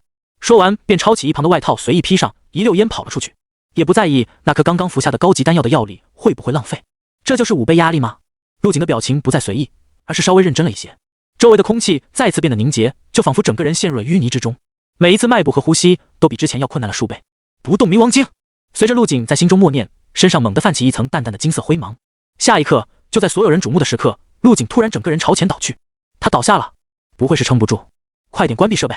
然而有些人的话还没说话，就瞬间傻了眼。只见陆景朝前倒去，双掌前伸撑住身体，然后很自然地做起了俯卧撑。这是个妖怪吧？陆景表情再次变得轻松，在不动冥王经的加持下，身上的压力瞬间消失了大半。他双手用力，直接将自己的身体从地面弹起，整个人又站立了起来，接着走向杠铃，想尝试着举起。而在人群后方，风清兰带着小弟以最快的速度赶了过来。然而围观的人实在太多了，他们什么也看不见，只能听到人群中时不时爆发出惊呼。太他妈强了！5倍压力下竟然能行走自如，我进去连1倍压力都差点站不起来。不愧是入营考核第一，就这天赋谁比得上？可不是，连姚荣这个天赋者都撑不到5倍压力。风清兰在一旁听得真切，她身子猛地一震，忍不住咽了下口水。有这么夸张？她再也忍不住了，双手用力使劲扒拉着身前的人群。你他妈谁啊？挤什么挤？一声声埋怨和咒骂声传来，但在回头看到风清兰的样子后，无一例外选择了认怂。风清兰竟然也来了，怪不得她这么着急，她可是陆景的手下败将。嘘，别乱说话，你看他脸都黑了，小心拿你出气。风清兰没有理会闲言碎语，一双眼睛死死盯着前方透明的测试室，在看到显示器上的5倍压力后，脸色更加难看了。真的是5倍压力？怎么可能？测试室内，陆景这次没有拖大，直接双手握住杠铃，气沉丹田，陆景体表的金色光芒更盛。杠铃先是被他提到膝盖位置，随后猛地高举到头顶，紧接着计时器开始计时。滴，测试室响起提示音，陆景已经通过了5倍压力测试。风清兰怎么也想不通，这个陆景是怎么做到的？本来以为陆景自暴自弃，不求上进，自己很快就能追上他。为了复仇，为了心中的这股信念，风清兰每天起早贪黑，身上的汗水都能蓄满一桶。但结果呢？每天窝在宿舍里的陆景竟然比他的进步还大，他完全接受不了。风哥，接受现实吧。一旁的小弟看着风清兰呆滞的表情，忍不住叹了口气，安慰道：风哥，他本来就力气大，在压力测试拿到好成绩也是正常的。你最擅长的是速度，这方面他绝对比不上你，咱们不能用自己的短处去碰人家的长处不是？小弟说完捶了捶胸口，做了个我相信你的动作。5倍压力对我来说强度正好，在网上可能就无法正常运动了。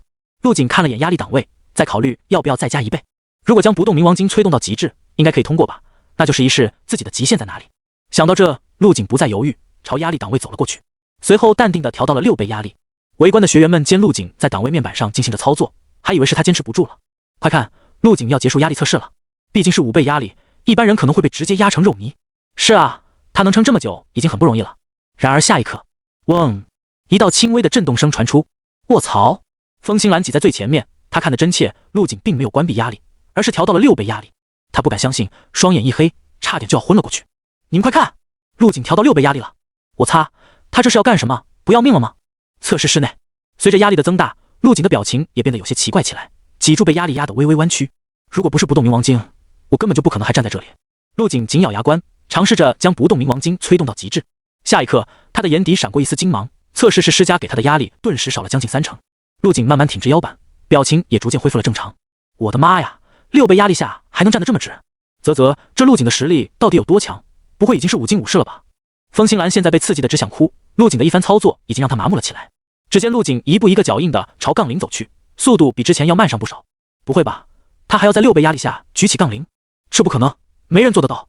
卧槽，真举起来了！风清兰双眼一黑，直接瘫在了地上。与此同时，训练营教官办公室内，学姐姐，经过1个星期的筛选，又淘汰掉了100名学员，现在训练营里只剩不到100人了。祝新瑶手中拿着一份报表，一边翻看一边说着：“接下来还得增加一些难度，把任务积分调低一点。”东宁雪蹙着眉，这些人在这里也是浪费资源，不如趁早离开。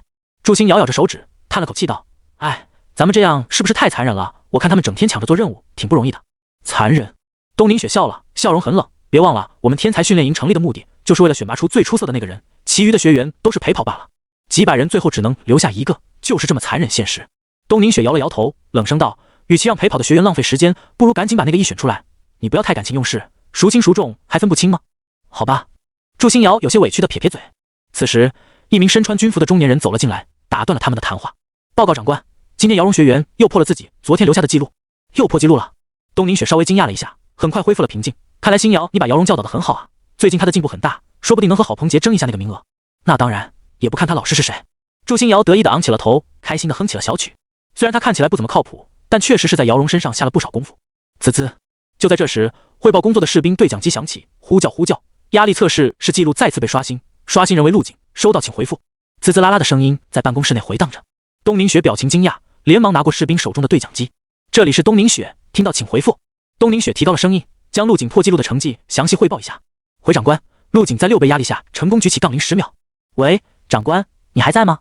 不只是东宁雪，就连一旁的祝新瑶和士兵全都陷入了沉默，每个人脑子里都嗡嗡直响。啪！东宁雪挂断了对讲机，扔给了士兵。6倍压力。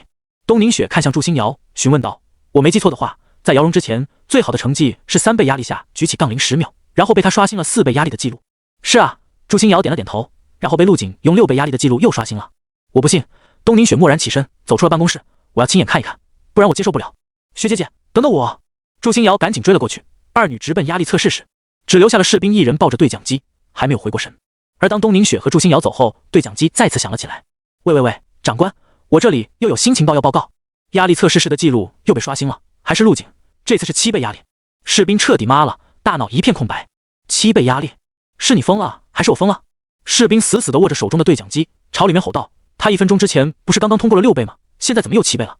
对讲机那头显然也是麻了，声音有气无力。陆景通过6倍压力后没有休息，直接挑战了7倍，并且顺利通过。与此同时，压力测试室内，砰一声闷响，随着陆景的松手，杠铃以肉眼看不见的速度镶嵌进地面，四面八方磅礴如海的压力如海浪般不停冲击着他的身体。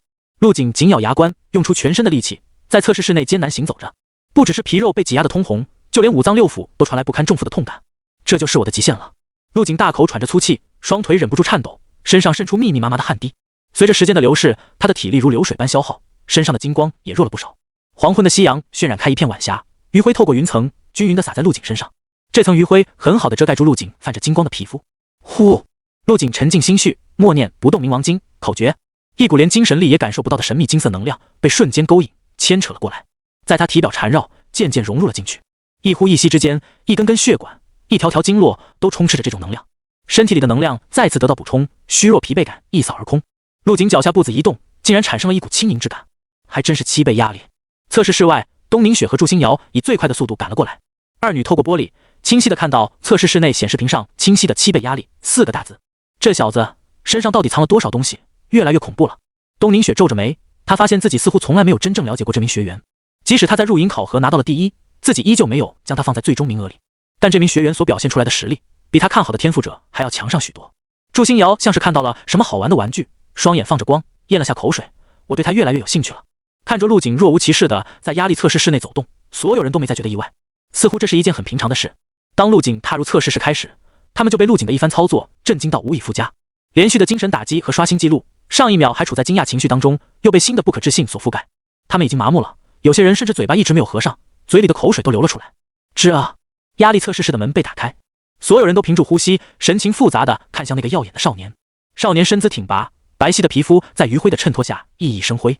如果不是身上的衣服汗水打湿，根本看不出来他刚刚挑战了7倍压力。陆景打开门后，发现外面被围得水泄不通，眼中闪过一丝疑惑。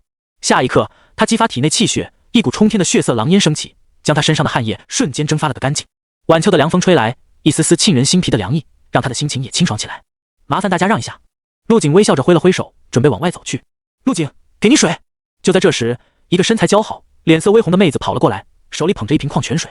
陆景微微一怔，接过后点了点头，谢谢你。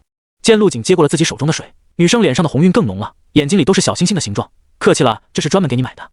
一旁被人群挤出来的冷月月也看到了这一幕，整个人气得牙痒痒。这个递水的女生她认识，就是和她一起接任务的那个，前不久还在吐槽陆景不给他们撑腰，现在又上去献殷勤，气死我了！小狐狸精，小绿茶！冷月月恨不得现在就冲上去，把那女生从陆景身边拽开。而在更远处，东明雪和祝星瑶在树下站着。祝星瑶舔着棒棒糖，问道：“雪姐姐，我觉得名额已经可以确定了，就目前陆景的实力，应该没有意外了。”东明雪闻言沉默了一会，然后轻声嗯了一下。她心里也知道，通过7倍压力测试代表着什么，陆景的肉身强度已经到了一个恐怖的地步。如果说之前陆景表现出来的只是逆天的权益和强大无匹的战斗力，但依旧有着短板，那就是身体防御。所以他才对风星兰和郝鹏杰这么看重。这二人一旦成长起来，击败陆景就会非常轻松。一个利用速度，另一个则是防不胜防的精神攻击。然而现在陆景突然强到了一个让他觉得不真实的地步，就好像偌大的羊圈里突然出现了一匹饿狼。就在这时，思考问题的东明雪突然看到风星兰一脸生无可恋的准备离开。风星兰，过来下。东明雪将他叫住，问道：“你小子怎么说？有没有信心在排名战打败他？”我打败谁？风星兰翻着白眼，指了指自己，又指了指陆景的方向。我是挺自信的，但是我不傻呀。陆景他简直不是人，是个怪物。我现在对他没有一丝战意，因为差距太大了。压力测试结束后，陆景便准备离开。突然，他想到了通过测试后好像是有积分奖励的，于是找到工作人员，递上了自己的腕表。弟，奖励已到账，当前积分238点。陆景有些惊讶，没想到这次直接奖励了100多点积分，这下积分是彻底用不完了。积分到账的声音传出很远，又给众人带来了一次震撼。你们听到了没？238点积分，恐怖！这么多积分，我想都不敢想。陆景握拳感受了一下自己的状态，身上的力量还很充沛，于是绕开人群朝旁边的身法测试室走去。随着他的迈步，围观的众人纷纷让开了一条路。看着陆景的前进方向，不少人心中都升起了一丝好奇。陆景他好像是朝身法测试室那边走了，他不会是想继续挑战身法测试吧？快跟上！就这样，陆景在前面慢慢走着，后面跟了一大群吃瓜群众，就连准备离开的风星兰也被吸引，跟在了后面。毕竟身法和速度是他的最强底牌，他也很想看看陆景现在速度如何。万一陆景的速度比不上自己呢？东明雪和祝星瑶对视了一眼，二人不约而同的也跟了上去。身法测试室和压力测试室有很大的不同。陆景仔细观察着眼前这条长约数百米的环形长廊，长廊的材质也是一种透明的特殊玻璃，在地板和天花板上安置着不少激光装置，在学员进行测试的时候会射出激光，让学员在奔跑的过程中不断躲避。只要在规定时间内被激光射中，测试便会立即停止，宣告失败。相比起压力测试，身法测试更讲究技巧和熟练度，难度也更大。目前的记录是由风星兰留下的，在第3关间迟了1分钟的时间。第1关开启，请测试人员准备入场。陆景走进玻璃长廊，朝前跑去。第1关很简单，只要在1分钟内跑完3圈，并且躲过激光，就算成功。大部分的3进5者都能顺利通过，激光的数量也少得可怜，只激发了不到10个。陆景很轻松的便跑完了3圈，继续开始第2关的测试。第2关开启，随着提示音响起，长廊内的激光数量陡然增加了数倍，通关要求也从3圈增加到了4圈。难度增加了数倍，超过90%的学员都止步于此。这么简单？陆景感受着身边流动的清风，面色平静地朝前跑去，一道道激光擦着他的身子划过。还莫等测试室外看热闹的众人反应过来，陆景便已经跑完了4圈，通过第2关的考核。这对我来说太简单了，直接跳到第4关吧。陆景抬起头，对着头顶的摄像头说道。下一刻，密密麻麻的激光射出，就像光污染一样，起码有着数万道。第4关开启，请测试人员准备。刷刷刷，无数道赤红色的激光射来，陆景如猎豹般朝前冲去。月影摘星诀运转，他迈着诡异的步伐，在几乎布满激光的长廊再次提速。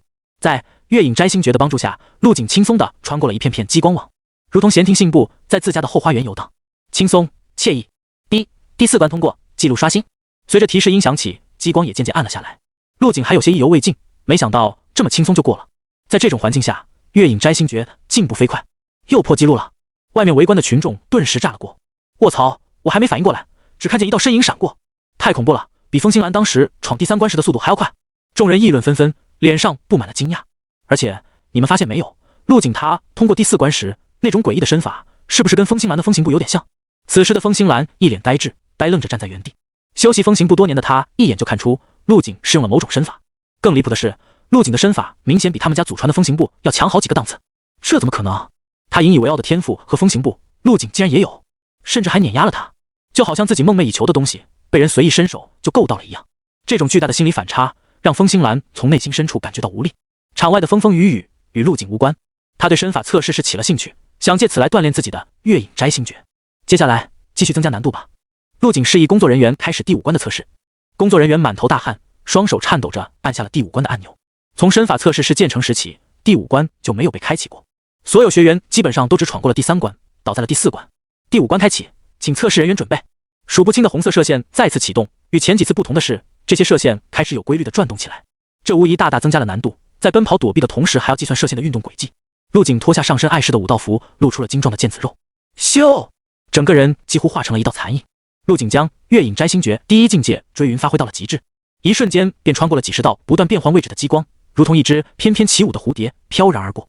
身法测试室不远处，东宁雪和祝星瑶紧紧盯着陆景的身影。东宁雪一脸认真的道：“星瑶，你看他的动作，应该是某种身法。”祝星瑶眯着眼睛，他是在第4关的时候用的身法，对他的速度加持很大，甚至比他通过第2关时还要轻松得多。东宁雪点了点头，这小子不是普通家庭出身吗？怎么会这种玄妙的身法？看起来比风星兰的身法要强上不少。说完，他还看了一眼风星兰，只见风星兰已经闭上了眼睛，脸上挂着2行热泪，心里不知道在想什么。谁知道呢？应该是有什么奇遇吧。祝星瑶耸了耸肩，不得不说，他再次给了我们惊喜。东宁雪叹了口气，哎，现在看来，陆景已经预定唯一的名额了。此时的陆景已经围着长廊跑了2圈，很多次都和激光贴身而过，看得众人都为他捏了一把汗。但每次险象环生的时候，陆景都能安然通过。第4关应该是他的极限了。东宁雪忽然说道，他的实力够强，相比起其他人能看到更多细节。第5关的激光数量要比第6关多上1倍，以陆景目前的状态根本无法通过。不过第4关的成绩已经很不错了，应该没有人能突破这个记录了。祝星瑶点了点头，认同他的看法。陆景保持着专注，眼睛紧盯着前方数百道来回晃动的激光，近乎将前面的道路全部堵死。如果只是依靠月影摘星诀，很有可能会被激光射中。不是，月影摘星诀不强，是因为陆景紧处在第1境界追云，而且激光射线不停转动，干扰着他的判断，在没有使用精神力的情况下，只能靠着直觉和反应来快速闪避。之前机关之所以没有使用精神力，也是想在这种环境下练习下月影摘星诀，还是先过了再说吧。下一刻，陆景将精神力外放，世界仿佛在一瞬间被按下了慢放。在方圆100米之内，不仅是激光的轨迹，就连任何风吹草动都被他清晰感知。嗖，几乎是一瞬间，陆景便猛然冲出，如一枚出膛的炮弹。这次他没有左右闪躲，而是用精神力抓住了激光网的一瞬间漏洞，直接冲了过去。心脏急速跳动，气血在沸腾涌动，耳边呼啸的劲风不断划过他的脸颊，就连长裤都在猎猎作响。轰！陆景眨眼间便跑完了2圈，在身后留下一片真空区域，顷刻间被挤进来的空气填满。卧槽！我的眼睛已经看不见陆景在哪里了。身法测试室外，围在一起的吃瓜群众已经有些麻木，而刚刚说陆景最多只能通过第4关的东宁雪也已经说不出话来。一旁的祝星瑶看着他那呆滞的表情，不禁有些想笑。早就说了陆景是个怪物，你还不信？之前拿武狂和他比较，简直是个错误。东宁雪瞪了祝星瑶一眼，道：陆景今年好像是18岁吧，而武狂那时候已经20岁了。不管是从年龄上还是整体实力，武狂都被彻底碾压了。而在他们不远处，安武室的学员们此时也个个激动得无以复加。之前对陆景不满的青年指着前方喊道：“哈，看到没？他是我们安武市的人。”虽然陆景和他们并不熟，甚至可以说是不认识，但同为安武市的学员，青年依旧感觉脸上有光，腰杆不由得挺得笔直，浑然忘了自己之前是怎么揶揄陆景的。此时身法测试室内，陆景第5关的测试已经接近了尾声，红色激光交织成密密麻麻的网格，只在瞬息间留下一个足够陆景通过的空隙，而陆景就像预判到了激光的走向一样，提前就等在了那里。这一番操作让所有人都傻了眼，不知道陆景是怎么做到的。陆景的反应这么快吗？神经反应速度是可以练出来的。只有刚刚收到消息赶来的郝鹏杰丝毫没有意外，他知道陆景是用了精神力来感知激光的走向，能快到这种速度，只能说明陆景的精神力深不可测，很有可能在3境以上。太恐怖了，比我老师还要强。在遇到陆景之前，郝鹏杰经常外放精神力，他喜欢用自己的精神力领域探查别人的秘密，除了秘密还能看到一些有趣的事情。而在遇到陆景之后，他就彻底改掉了这个坏习惯，生怕一不小心撞到陆景的领域，损伤精神力，变成痴呆。呼，陆景站稳身子，看着身后停下来的激光射线，长出了一口气，还真有点难度。他捡起地上的武道符，随意的披在身上，推开了测试室的大门。陆景牛皮，大佬，你又破了记录！测试室外欢声震天，冷月月看准了时机，直接挤了进去，抢在别人前面给陆景递了一瓶矿泉水。在陆景仰头喝水的时候，还拿出湿巾擦拭了一下他额头的汗水。陆景眉头皱了一下，并没有阻止。之前给陆景送水的迷妹见状，气愤的跺了跺脚，也跟着凑了过去。陆景，你好厉害，给咱们安武市争光了！现在所有人都知道安武市出了个叫陆景的超级天才。陆景看着挤过来的小迷妹，礼貌的点了点头。他不由得有些怀念蓝星那些矜持的妹子。在这个灵气复苏的高武世界，女人基本都是慕强的，谁强他们便崇拜谁。就算是陆景现在要跟着妹子生孩子，他也不会拒绝的，反而会以此为荣。陆景将空瓶子递给冷月月，推开人群朝外走去。陆景，你接下来还要继续测试吗？冷月月在身后喊道。陆景微微一怔，他回头看了一眼，只见这群吃瓜群众依然跟在自己身后。陆景摆了摆手，别跟着了，很困，我要回去睡觉。随后在众人呆愣的目光中大步离开。陆景大佬还真是喜欢睡觉啊，我们实力进步太慢，是不是因为睡眠时间太少了？你跟怪物学，首先你得是个怪物才行。从测试室出来后，陆景直接回了宿舍。他这次之所以出来，就是为了测试下自己暴涨的实力，既然目的已经达成，那就没必要待在那里被人围观了。接下来的几天，他依旧是宅在宿舍里，继续修炼月影摘星诀和不动明王经，一天天倒也过得充实。中途冷月月来了一次，通知他记得参加排名战。1星期后清晨，东宁雪将所有人都聚集在了广场上。少年们，恭喜你们坚持到了最后。他看着站得整整齐齐的50个人，满意的点了点头。在难度加大之后，训练营的人数便开始飞速下降。现在留下的这50个学员，全部都是各式天才中的精英。接下来便开始本届天才训练营排名战，决出东川省的最强天才。东宁雪冷冰冰的声音响彻了整个广场。排名战的规则很简单，先测试气血，然后测试全力，天赋者则是需要再测试一下天赋境界。测试完后将综合评估你们每个人的战斗力，根据战斗力进行分组，最后进行擂台战，战到最后的那个便是本次排名战的魁首。听明白了吗？学员们齐声喊道。明白。但这声音对于肺活量超人的武者来说，多少有些有气无力。什么排名战？还用排名吗？第一肯定是陆景大佬的了。没错，咱就是来凑数的。身为平和市的第一天才，我竟然难以望其项背，等回去一定好好修炼。祝星瑶听到了台下众人的窃窃私语，小手一抬，一旁的士兵端了3个木盒子出来。咯噔，祝星瑶接将盒子打开，露出了里面的极品丹药。一股浓郁的丹香瞬间扑面而来，将所有人的目光都吸引了过来。卧槽，这是什么丹药？我光是闻了一下，气血就有凝练的感觉。如果没看错的话，这应该是极品丹药补元丹。极品丹药，这东西有价无市，买都买不到吧？人群中一阵骚动，所有人的情绪都被调动了起来。然而下一秒，祝星瑶直接将盒子盖上，诱人的丹香瞬间被切断。东宁雪语气严肃的道：“这里是3颗极品丹药，用来奖励本次排名战的前3名，所以少年们想要的话就去努力争取吧。”在极品丹药的诱惑下，刚刚还懒散的学员们纷纷挺直了身子，充满了昂扬斗志。为了极品丹药，拼了！豁出去了，反正有3颗，只要不遇到陆景大佬，我还是有机会的。就算是遇到陆景，我也要试一试。万一算了，要是真遇到，我还是躺地上装死吧。大家安静，接下来开始测试，喊到名字的学员请上台。祝星瑶作为东宁雪的副官，这种叫号喊人的事自然是由他来做。关天月，话音落下，一名女生便是从队伍中走出，来到了提前布置在广场上的气血测试一旁，拿针取血，一气呵成。趁着气血测试需要时间，关天月一拳打在了全力测试机上。气血测试完成，45.23卡。全力5398千克。女生在听到自己的数据后，脸上洋溢着自信笑容，大步走下了台。51.23卡已经是达到了3境后期的水准，而自己打出的全力更是远远超出了3境武者的标准。台下一些认识女生的人开始议论起来，这个关天月我认识，刚来训练营的时候才45卡的气血，进步这么大的吗？人家积分多，天天吃高级妖兽肉，进步能不大？这也是他们拼了命也要进入天才训练营的原因。不管是哪一届，只要能顺利从训练营毕业，实力都能得到质的飞跃。祝星瑶继续喊道：“下一个，姚荣！”砰！话音落下，身材壮硕的姚荣一跃而起，落在了台上，将地面震得一阵颤动。爹，气血测试完成，65.72卡。爹，全力8178千克。嘶！偌大的广场传来一阵阵倒吸凉气的声音。不是吧？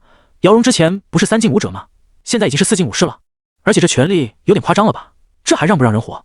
不愧是天赋者，除了陆景外，应该没人比他的力气更大了吧？听着台下众人的议论，姚荣嘴角翘起，在台上做了个展示肱二头肌的动作，瞬间引来了一阵嘘声。在训练营的这段时间里，他的高级丹药基本没有断过，再加上每天都泡在压力测试室里，气血和力量那是蹭蹭蹭的往上涨。姚荣的目光不自觉地落在了角落里的陆景身上，自己之所以这么玩了命的修炼，跟那个人脱不了干系，是陆景强大的实力刺激到了他。在荒神丛林里，那最后将他轰飞的一拳，成了这段时间梦到最多的场景。作为防御系天赋者，已经很多年没有被这么打过了，现在想想还真是舒服呢。想到这，姚荣情不自禁地嘤咛了一声，脸瞬间红了起来，看起来竟然有些可爱，跟他那壮硕的体型显得非常违和。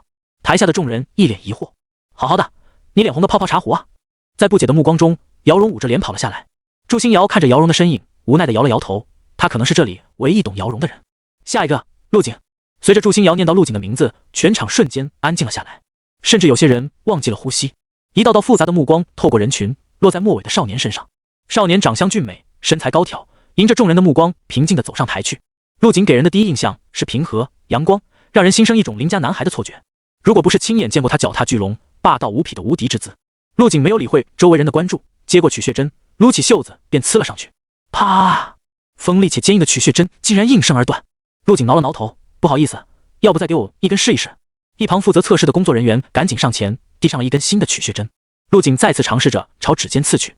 啪！这次取血针断得更加干脆，甚至没在他的手指肚上留下一丝痕迹。那个，陆景举起手，笑着说道：“我申请换一种取血针，这种材质的根本刺不破我的皮肤。”此话一出，不仅是台下的学员们愣住了，就连东宁雪和祝星瑶也是一副不敢置信的样子。可以麻烦快点吗？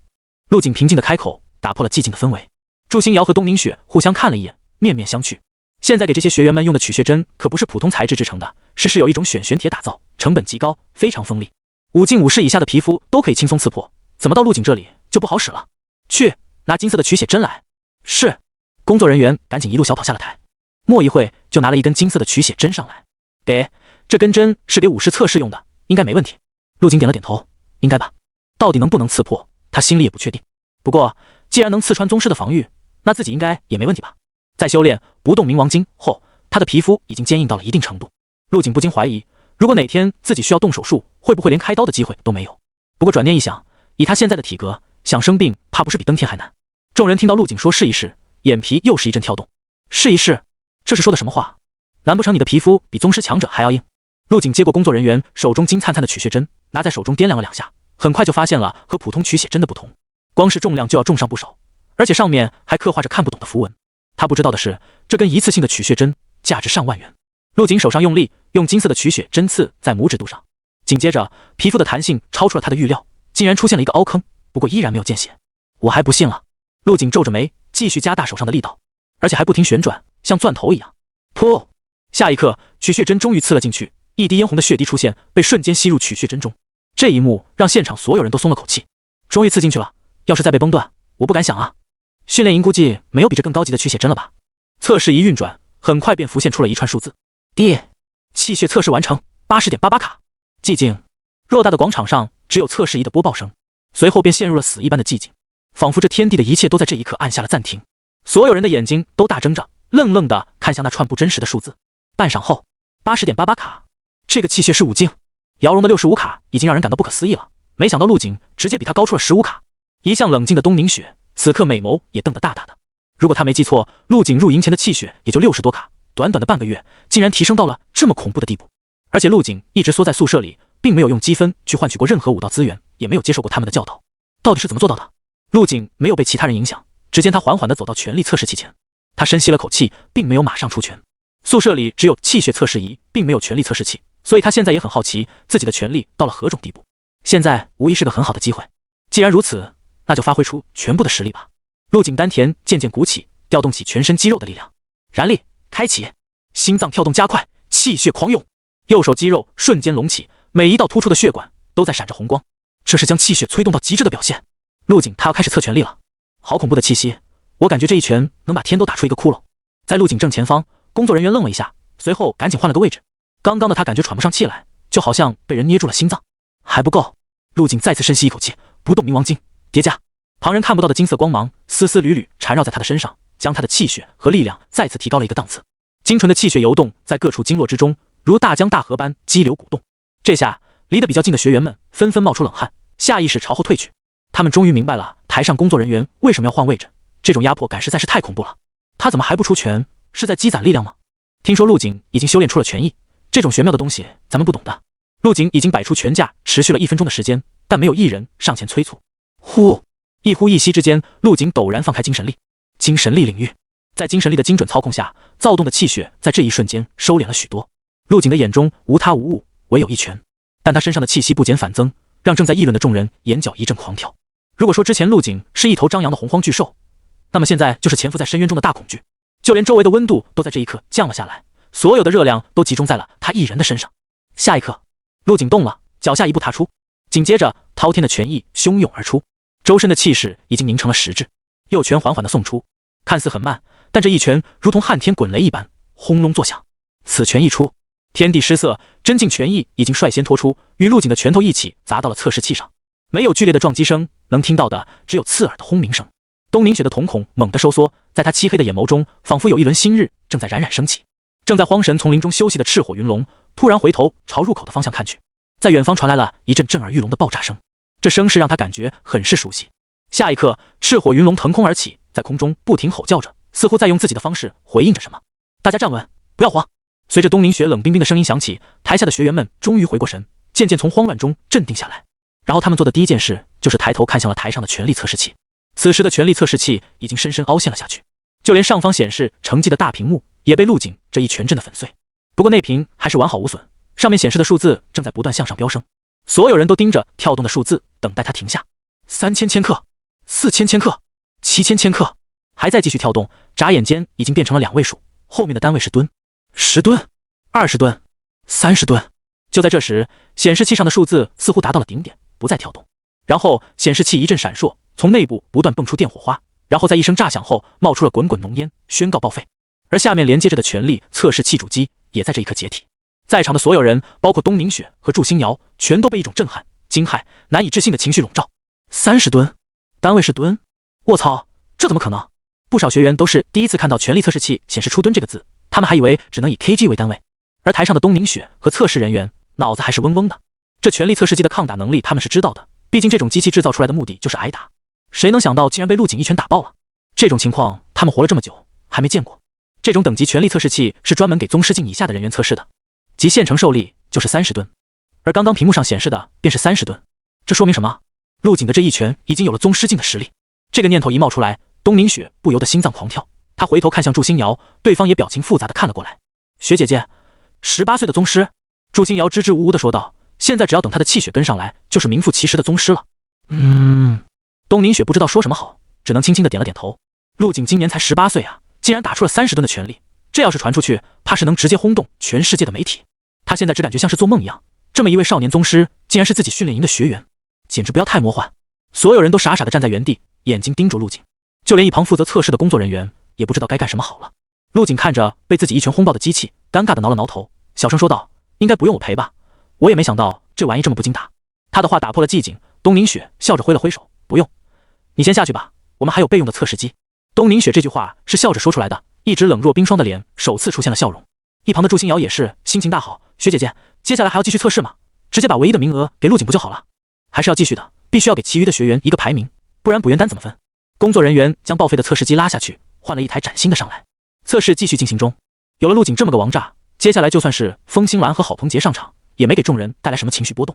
不得不说，跟陆景同一届并非没有好处，最起码精神承受能力上升了不止一个档次。基础测试结束，天赋者跟我来测试天赋，其余人原地解散，下午进行排名战。东宁雪严厉的声音响起，众人纷纷作鸟兽散。东宁雪起身走到台下，看着风星兰几人，叹了口气。本以为这些天赋者才是值得培养的对象，没想到是陆景留到了最后。突然，东宁雪的眼皮一跳，陆景竟然没走，而是和风星兰、郝鹏杰三人站到了一起。这一刹，东宁雪有些疑惑了，但瞬间心中便有了个大胆的猜测：难不成陆景也是天赋者？风星兰和姚荣也是看着陆景一脸不解，不知道他留在这里干什么。只有郝鹏杰一脸的生无可恋，眼观鼻，鼻观心，不敢正眼看他。陆景，你这是？东宁雪走上前询问道：“我也想顺便测试一下天赋等级，可以吗？”什么？陆景的话瞬间让风星兰和姚荣叫了出来。你也是天赋者？精神系天赋者。陆景淡淡开口道。嘶嘶，轻微的倒吸凉气的声音发出，风星兰捂着脸，悲愤地喊道：“你这么优秀，还让不让别人活啊？”东宁雪在得到陆景的确认后，眼神中同样闪过一丝震惊，不过很快就恢复了冷静。郝鹏杰和陆景跟我走，我带你们去测试精神力。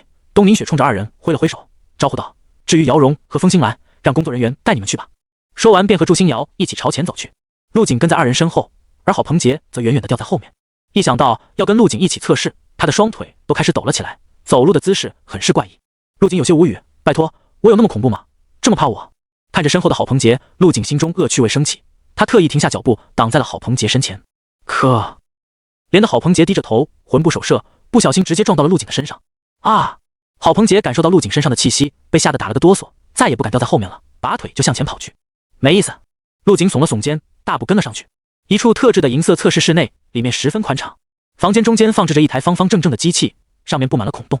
祝星瑶走上前，按动了机器的开关。这是用来检测精神力的，你们之前有测试过吗？陆景开口道。没有。郝鹏杰则是点了点头。东宁雪拍了拍郝鹏杰的肩膀，示意他不要紧张，给二人解释道：“这机器是由密银特制的，价格不菲。至于检测方法也很简单，只要将精神力伸进去就可以了。”说完指着郝鹏杰说道：“你先来，给陆景做个示范。”郝鹏杰抬眼小心地看了一眼陆景，慢慢地挪到机器旁。他的眼睛闪过一丝银色的光芒，紧接着测试机器就亮了起来，散发着柔和的冷色白光。大概持续了1分钟的时间，白光消失不见，机器滴滴滴地响了起来。精神力测试结束，精神力一进高等强度，纯度8%。郝鹏杰测试完便退了回来。东宁雪点了点头，一进高等已经很不错了，像你这个年龄的精神系，大多都处在一进低等。虽然东宁雪是元素系的天赋者，但是对精神力的等级还是很了解的。陆景莫等东宁雪叫他，主动走上前，尝试着将精神力融入进去。下一刻，测试机器散发出刺目的荧光，比刚刚的亮度强上数倍。郝鹏杰下意识咽了下口水，拿手放在眼睛上遮挡着。东宁雪也从测试机器的反应判断出了陆景的精神力境界应该要比郝鹏杰强上许多，不然测试机器不会有这么大的反应。如果不是亲眼看到陆景成功激活了测试机器，他心里多少还是有点怀疑。毕竟陆景其他方面已经这么强了，如果还是精神系天赋者，那未来的成就简直不敢想。少年宗师加精神系天赋者，东宁雪认识不少天才，但没有一人能与陆景比肩。雪姐姐，他的精神力不会也强得可怕吧？祝星瑶凑了过来，小声说道。嘘。东宁雪瞪了祝星瑶一眼，别说话。精神力测试需要在安静的环境下进行，因为测试过程中必须集中精神，对天赋者的负荷很大。说完看了一眼郝鹏杰，即使测试已经结束，对方的脸上还是渗出了汗滴。可是祝星瑶想说什么，但是没有说出口，因为他看得很清楚，陆景哪里有吃力，明明一副很随意的样子。此时的陆景正在将自己的精神力源源不断的输送进去，随着他的注入，测试机器也越发耀眼起来。很快，大概过了1分多钟的时间，测试机器似乎已经饱和，白光瞬间消失不见，机器滴滴滴的响了起来。东宁雪三人赶紧走上前去查看陆景的测试结果。精神力测试结束，精神力2进中等强度，纯度24%。然而结果出来后，东宁雪和郝鹏杰全都是一副目瞪口呆的表情，只有祝星瑶不懂这结果意味着什么，依旧在那里吃着棒棒糖。雪姐姐，你们怎么了？有必要这么大惊小怪的吗？2进中等挺正常的啊。东宁雪差点被祝星瑶的话给呛到，她没好气的说道：“精神力本来就很难修炼，像陆景这个年纪能有2进中等，已经是前无古人了。”郝鹏杰点了点头，他被陆景的测试结果震惊到忘记害怕，接着解释道：“境界我还能接受，最恐怖的是他的精神力纯度。”哦，精神纯度怎么了吗？祝星瑶被二人的反应吓了一跳，支支吾吾问道。东宁雪美眸从测试机器上移开，看着一旁面色平静的陆景，他眼中闪烁着一抹奇异的光。一般精神系天赋者刚觉醒天赋纯度会在5%左右，像郝鹏杰的8%就已经是天赋异禀了。祝星瑶有些不解，会不会是跟陆景的境界有关系？他的境界比郝鹏杰高，纯度自然也就上去了呗。不，精神力纯度和境界没有任何关系，精神境界是指精神力的强度，而不是纯度。看着祝星瑶和陆景一脸的求知欲，东宁雪继续解释道：“精神力人人都有，但只有精神系天赋者可以将其运用起来，并且随着使用逐渐增加强度。但纯度这东西，不管你再怎么努力，基本一生都不会有什么太大的变化。”郝鹏杰叹了口气，生无可恋的摇了摇头。陆景到底是什么怪物啊？精神力纯度竟然是他的3倍，这是什么概念？就算郝鹏杰的天赋境界比陆景要高一境，也会被陆景更精纯的精神力直接碾压。他老师身为东川省最强的精神系天赋者，初始的精神力纯度也只有 7% 而已。现在年近古稀，将近一辈子的修行，也只将纯度提升到了 10%。可想而知，为什么郝鹏杰和东明雪在看到陆景的测试结果后会这么惊讶了？这是纯粹的天赋差距啊，是不管你怎么努力都改变不了的事实。这么厉害！祝新瑶眼前一亮，他现在终于明白了这个成绩代表着什么。突然，他像是想到了什么，皱着眉用夸张的语气说道：“陆景各方面都这么逆天，怪物这个词都已经不足以形容他了。你们说他会不会不是人？”说完，用手中舔到一半的棒棒糖指了指陆景：“陆景该不会是妖兽变的吧？想偷偷混入人族，这么一来也就说得通了。”陆景不禁被他这番话逗乐了。他的天赋其实真的很一般，精神力纯度之所以这么高，是因为新武技观想法的缘故。别人没有修炼精神力的方法，所以认为精神力纯度是很难提升的。但在陆景这里，只要在脑海中观想自己的钻石小人就可以了。24%的纯度不是他的上限，而是他的起点。不过头痛的事情出现了，如果他继续修炼新武技观想法，等下次测试时被人发现纯度再次提高了怎么办？看来得想办法编造一个理由。东明雪听到祝星瑶无厘头的一番话，心中头一次有了一丝认同。他也怀疑陆景不是个正常人，很想把他的脑子打开研究一下，看看到底是个什么物种。陆景，你是什么时候觉醒的精神天赋？有人教导过你吗？东明雪一双清澈的美眸紧盯着陆景，想从他脸上看出些什么。陆景稍微思考了一下，很快便想到了一个理由。很早之前就觉醒了。陆景做出了回忆的样子。那时候我还小，有一位老先生找到我，说我天赋异禀，精神纯度异于常人，便收我为徒。既然自己的实力隐藏不了，那就索性抛给天赋。难道我天赋异禀也有错？从那以后，我就跟着师傅开始修行精神力。后来他老人家发现我的精神力纯度竟然可以随着年龄的增长变高，只是一直没有测试过。还有这种事啊？东明雪听到陆景的回答，皱着眉，观察了好一会儿，也没从他的脸上看出任何有用的信息。这时，郝鹏杰突然拍了下大腿，神情兴奋地说道：“我想起来了，我师傅曾经说过，很久以前好像有个人，他的精神纯度增加得很快，应该和陆景一样，只是没他那么夸张。这样吗？”东明雪点了点头，表情明显放松了一些。陆景也在心中松了一口气。郝鹏杰这波真是神助攻啊！要是真暴露了自己有增加精神力纯度的办法，很有可能会惊动那些实力深不可测的老怪物，到时候自己面临的将是无穷无尽的追杀。如果自己孑然一身往深山老林里一扎也就算了，可是陆景有家人，有父母和妹妹，身上的责任让他懂得了什么叫担当。这也是迟迟没有将合成出来的功法传给妹妹陆乐怡的原因。他能确保自己守口如瓶，临危不乱。但陆乐怡年龄还小，心智不够成熟，实力的突然飞涨很可能会引起某些人的注意。一旦有人深挖，多半会猜到陆家藏着什么秘密。两个资质平庸的孩子都突然像换了个人似的，肯定不正常。到时候陆乐怡无疑就成了突破口，会第一个陷入危险。当然，陆景并不是不打算将这些功法传承下去，等他强大到一定境界，拥有了在这乱世中自保和保护家人的实力，到时候自然会将功法传给他们，甚至开宗立派，带领人族走向繁荣昌盛也并非不可。而这一天指日可待。老天爷太不公平了，怎么独宠你一个啊？东明雪已经接受了陆景天赋超然的事实，没有再多想，他只是单纯的有些无法接受。本以为自己26岁突破到宗师境界已经很强了，但陆景的出现彻底摧垮了他的骄傲。再次看向陆景时，眼神中已经带上了一丝羡慕。一旁的郝鹏杰在陆景的刺激下，紧张到极致后反而轻松了不少，竟然主动跟他搭起话来。陆景，你应该还没有去天赋者协会认证吧？陆景闻言摇了摇头，天赋者协会还是第一次听说。因为天赋者稀少，所以你没听说过也很正常，每个省都只设立了一处，我老师就是东川省天赋者协会的教员。郝鹏杰一脸殷勤地解释道，地址就在武协后面，你可以抽空去认证一下天赋者等级，认证之后会有很多福利，比普通武者的福利好多了。陆景点了点头，好，有时间我会去的。半晌后，东明雪平复下心情，看了眼陆景和郝鹏杰，开口道，都测试完了，就别在这里待着了，你俩回去吧，记得准时参加下午的排名战。陆景歪了歪头，认真地说道，教官，我觉得我没有参加排名战的必要了，可以回去睡觉吗？东明雪，你小子这么喜欢睡觉？东明雪有些无语，天才训练营自从创办时起就没有内定过魁首，每一届的魁首都是自己在排名战中杀出来的，因为他们的实力差距不大，很有可能某些学员会在最后时刻突破，实力发生质的变化。但这一届天才一点也不比之前的几届少，只是陆景实在太强了，其他学员再怎么突破也不会是他的对手。想清楚后，东明雪和祝星瑶对视了一眼，二人同时点了点头，行，这次破例推举你为魁首，但是如果有人不服你，想对你发出挑战，你还是需要出来证明一下的。一旁迟迟没走的郝鹏杰突然插嘴道，不可能，没人会喜欢挨揍，给自己找不自在啊。你怎么知道没有人喜欢挨揍？有的人享受得很呢。祝星瑶笑了笑，脑中浮现出了一道壮硕的身影。陆景，别开玩笑了。东明雪瞪了祝星瑶一眼，正色对陆景道，陆景，魁首不仅是一个称号，还要代表我们东川省参加一场全国性的竞争，争取全国唯一一个龙玉星星的称号。龙玉星星，陆景神色一凝，这个称号他还是第一次听到。龙玉应该是代表华国，毕竟华国的图腾就是龙，而星星也很好理解，就是诞生不久的星星，二者合在一起，难不成是全国最耀眼的星星？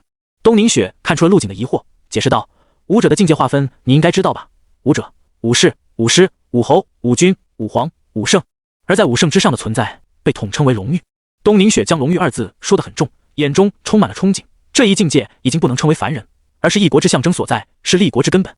原来如此，陆景恍然大悟，原来宗师后面还有这么多境界。他瞬间有种世界观被颠覆的感觉。现在我华国只存世一名龙玉，年龄已经高达400岁有余。东宁雪叹了口气，眼中闪过一丝伤感。而且听说他老人家最近身子不太好，他们那个境界一旦开始生病，就说明大限之期已经。他没有将话说完，但陆景已经猜到了，一旦失去龙玉，华国的整体实力将会下降一个档次，在社会上的地位也将变得低微，很有可能会有其他国趁机发起战争，而龙玉星星就是我华国未来的希望。陆景下意识地深吸了一口气，感觉身上多了一份沉甸甸的担子。东宁雪平复下失落的情绪，继续说道：这也是为什么每个省每年都要举办天才训练营的原因，就是为了一步步选拔出最适合的那个人。当然，即使被选中成为龙玉星星，也不意味着会向你无限提供资源，必须要经过一段时间的观察和背调，确定你有资格后才会进行重点培养。陆景点了点头，他当然清楚背调的重要性，万一有别国的天才混进来，还无条件培养他，那损失也太大了。而且在成为龙玉星星之后，将会无条件的去往前线厮杀，献身于危险之中。往年不少龙玉星星都死在了战场上，为国捐躯。东宁雪之所以给陆景说这么多，是因为从他身上看到了希望，看到了真正能成长为龙玉的希望。所以不要觉得成为龙玉星星后可以高枕无忧，这个称号伴随着你想不到的危险性和特殊性。如果你怕了，大可以选择放弃，我会另选人参加。东宁雪的目光在陆景脸上扫过，让他做出选择。陆景的表情依旧平淡，没有丝毫犹豫的点了点头，我参加。武道一图本就充满了磨难和危险，如果连这点崎岖都踏不过去，还修个屁的武道，还怎么保护自己的家人和国家？陆景之所以这么毫不犹豫，除了身上的责任以外，还有一个重要的原因。刚刚他从东宁雪的口中得知，华国唯一的龙玉活了400多岁，这说明什么？武者提升境界可以延长寿命，长生二字对他有着非常大的诱惑。不过偌大的华国只有一位龙玉，足以证明龙玉的强大和稀有。想成为龙玉，难如登天。陆景很快便有了新的目标，那就是为成为龙玉而努力。龙玉便是武者的巅峰，是每个武者追求的目标。东宁雪见陆景回答得如此果断，眼中流露出一抹赞赏的神色，对他的表现非常满意。行，那你先回去吧，等排名战结束后，我会派人去找你的。从天赋测试室出来后，陆景径直回到了宿舍。下午的排名战要进行到很晚，他可以利用这些时间做些其他的事情。身上还有200多个无色金块，足够把观想法再升级一下了。陆景打开合成栏，看着剩余不多的无色金块，思索着接下来的合成路线。对了，还有强化栏。他在荒神丛林里猎杀了不少4级妖兽，积攒了30个红色金块，又可以强化魔刀千刃的锋利度了。在参加龙玉星星选拔之前，要全方面增强下自己的实力。不是陆景谨慎，而是眼光长远。整个华国人口众多，数以10亿计，其中出几个妖孽般的天才再正常不过了。单单一个小小的东川省，同一届里就能出风星兰和郝鹏杰这样的天赋者，而放眼整个华国，像东川省这样的省份足有50多个。先强化魔刀千刃吧。正，陆景将腰间的魔刀千刃拔出，一道幽紫色光链在房间内荡漾。魔刀千刃表面虽然布满了裂纹，但依旧光滑如镜，每一块碎刃都严实合缝。将魔刀千刃放入强化栏中，一串小字便在下方显示出来。武器：魔刀千刃+1，刺客世界出品，只攻不防，天下无双，神断国国宝。强化+1，锋利度提升10%，强化至5级后将会有质的变化。强化该物品需要消耗红色金块10个，金钱20万，是否继续？我去，真贵啊！相比第一次强化费用直接翻倍了。陆景叹了口气，自己在荒神丛林里杀了这么多任务妖兽，也就获得了30个红色金块，竟然只够强化3次的。心里吐槽，但手上还是迅速按了强化按钮。跟强化后的效果比，这点付出不过是洒水而已。这次多亏有了他，陆景才能在很短的时间内击杀了那么多只4级妖兽。下一刻，蒸汽从合成栏中蹦出，乒乒乓乓，机械敲击声传来，似乎有一把无形的铁锤正在锻打魔刀千刃。1分钟后，强化栏内蒸汽消散，魔刀千刃出现在眼前。叮！恭喜宿主，魔刀千刃强化完成。本次强化共消耗红色金块10个，金钱20万已从账户扣除。竟然第一次强化就成功了！陆景拿起魔刀千刃，一抹紫色的浩芒从刀身的刃口处闪过。武器：魔刀千刃+2，只攻不防，天下无双，神断国国宝。强化+2，锋利度提升20%，强化至5级后将会有质的变化。锋利度又增加了10%，好想赶紧强化到5级，看看会有什么事情发生。陆景面露期待，说不定会给魔刀千刃加个炫酷的主动技能。手里还有20个红色金块，应该还能再强化一次。将魔刀千刃再次放入强化栏，强化该物品需要消耗红色金块20个，金钱40万，是否继续？陆景嘴角一咧，犹豫了一会后，还是按下了强化。今天我就要做一次赌狗！轰隆隆，强化栏再次运作起来，声势惊人。赤，灼热的蒸汽喷出，提示出现。叮！恭喜宿主，魔刀千刃强化完成。本次强化共消耗红色金块20个，金钱40万，已从账户扣除。真的成功了！陆景深吸了口气，将魔刀千刃握在手中。魔刀千刃刀口上划过一道幽光，他虚斩一刀，尖利的破空声传来，在空气中留下一道淡紫色的刀痕。锋利度整体提升30%，现在这把刀的破防能力对付宗师以下的敌人已经足够了。陆景将刀锋靠近手指，顿时感受到一股强烈的寒意。他确信自己这连取血针都破不开的防御，绝对能被魔刀千刃轻松切开一道伤口。正将魔刀千刃归鞘，陆景从戒指中取出了2本早就准备好的道家吐纳呼吸术，准备将新武技观想法升级一下。新武技观想法是一种新时代的掌机，以目前的科技根本复制不出来，所以想要合成必须从上一级的道家吐纳呼吸术开始。没记错的话，当时合成的时候还触发了暴击，也就是说得合成2次才能得到新的新武技观想法。陆景又复印了2本道家吐纳呼吸术，将4本一起放入了合成栏中。道家吐纳呼吸术星号4，合成需要花费无色金块50个。合成，随着按钮点击，陆景的体力被抽走了一部分，蒸腾的雾气喷出，2本崭新的书籍出现在手中。合成完毕，获得吃气凝神功星号2。吃气凝神功，服练者修也，息者气也，神也精也。若心无动，神无思，气无欲，则大定。陆景简单翻看了一下，竟然比道家吐纳呼吸术还要生涩难懂，里面还有些他不认识的文字，像是鬼画符一样。这什么东西，完全看不懂啊！陆景皱着眉，直接将吃气凝神功放入合成栏。算了，不浪费时间研究了，还是直接合成吧。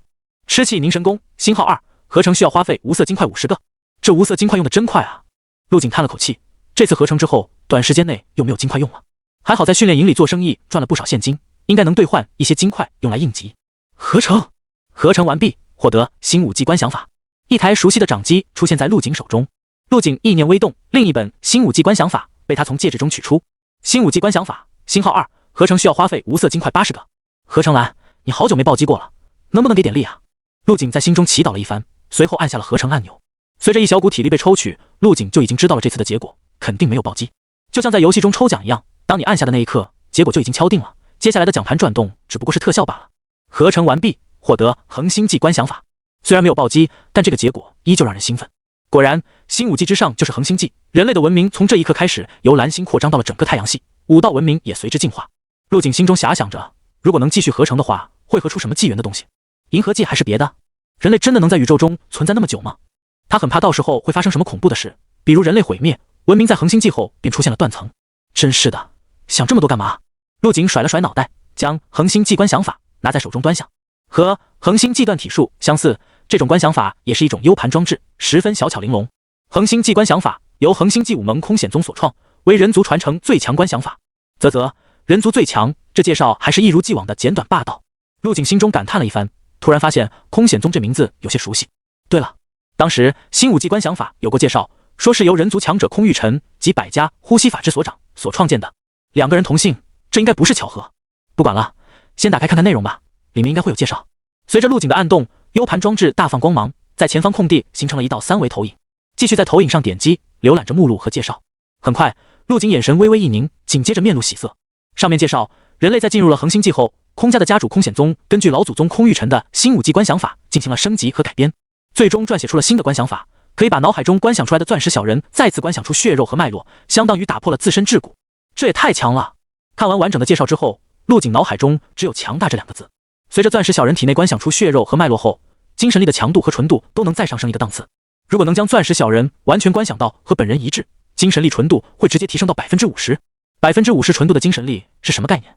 将宛若实质。这还只是开胃菜，更不可思议的是，当钻石小人升级为完全体后，就相当于武者的另一具身体，一个纯粹的精神力分身。这具精神分身不可以跳出本体，但是可以从脑海中出来与本体相结合，结合后将会从各方面增强本体，不仅是气血、攻击力、防御力、神经反应速度、动态视力，还是耐力和体力等，全都会得到增幅。而这个幅度跟精神力的强弱有关系，不过最起码能增强1/3。恐怖！陆景揉了揉眼睛，一度怀疑是不是自己看错了。他之前也接触过不少能短时间提升自己实力的功法和技巧，但效果都不是很好，而且有着不小的副作用，比如使用后会脱力或者虚弱，有些甚至伤及根本，导致实力倒退。而恒星际观想法则完全没有副作用，只不过根据自身的精神力强度有一定的时间限制，相当于超负荷的使用精神力，最多会产生眩晕罢了，休息一下就能完全恢复。而几乎没有惩罚的恒星际观想法带来的却是全方面恐怖的提升。陆景如今的全力已经堪比宗师境，如果再增加1/3的气血和力道，简直不敢想象。冷静下来后，陆景开始查看恒星际观想法的修炼方法。随着3维投影的坍塌和重建，一道盘膝而坐的人影出现在半空中。人影的脑海中，一个钻石小人正在不断凝视。随后，小人的体内出现了一丝丝嫣红血色，这些血色连成了一起，又聚成了一条条血管，密密麻麻。人体内的血管错综复杂，全部连接起来，将近多公里。虽然投影演示的时候很轻松，而且速度很快，但陆景知道，要想将这些血管全部观想出来，怕不是得耗费1年半载的时间。不仅繁琐，还很容易出错，其中的枯燥没有几个人能承受得住。不过陆景丝毫没有惧色，反而心情激动。只要这条路是对的，我就会一直走下去。他深吸了一口气，眼中闪烁着一抹亮晶晶的光芒。空玉晨和空显宗2位传奇人物，他们在从无到有这条布满荆棘的小路上试错了无数次，才撰写出如此逆天的观想法。如今我站在巨人的肩膀上，走的都是锦绣大道，又怎会轻言放弃？而且值得庆幸的是，我只要继续在钻石小人体内观想就可以了，完全不需要推倒重来。与此同时，半空中的钻石小人已经完成了血管部分的观想，最终在胸口位置聚成了一颗跳动的心脏。接下来便是血肉和毛发的构建。看完观想顺序之后，陆景直接盘膝坐下，关闭 U 盘装置，开始全心全意地观想起来。数个小时过去后，天色已经渐渐暗淡，几颗星子挂在天边，闪烁着微弱的光辉。陆景依旧紧闭双眼，面无表情，脑海中的钻石小人胸口位置已经出现了一丝嫣红。虽然距离血管成型还差很远，但也算是正式迈出了第一步。他又花了些时间来恢复精神力，这才缓缓睁眼起身。感受着变强的精神力，他兴奋地握了握拳头。仅仅只是迈出了第一步，精神力就有了明显的变化。呼，陆景长出了一口气，将心中的悸动按下。看看时间，已经傍晚，排名战应该要结束了。就在这时，门外传来了一阵敲门声。陆景学员，请速去东教官的办公室。砰砰砰，陆景学员。在一阵阵敲门声中，陆景打开房门，大步走出。走吧，带我去见他。门外身穿军装的中年男人微微一怔，随后带头朝前走去。陆景跟在后面，不时能看到其他学员从广场那边回来，脸上的神情都十分兴奋和激动。看来排名战已经结束了，不知道训练营什么时候必赢，我还想在这里多待几天呢。陆景喃喃自语道。他的话被一旁的军装男听到，脸上不由浮现出一抹奇怪的神色。这小子肯定是惦记上这里的伙食了，每天在宿舍里宅着，还有人送饭上门。他小日子过得也太舒服了，完全不像是来训练营学习的，而是来度假的。到了，东教官和朱教官都在里面，你进去吧。军装男将陆景带到一处办公区，随后扭头说道。陆景点点头，打开门走了进去。东宁雪的办公室要比他想象中要大不少，房间里只摆放了2张办公桌，祝星瑶正坐在桌子上百无聊赖地晃着脚。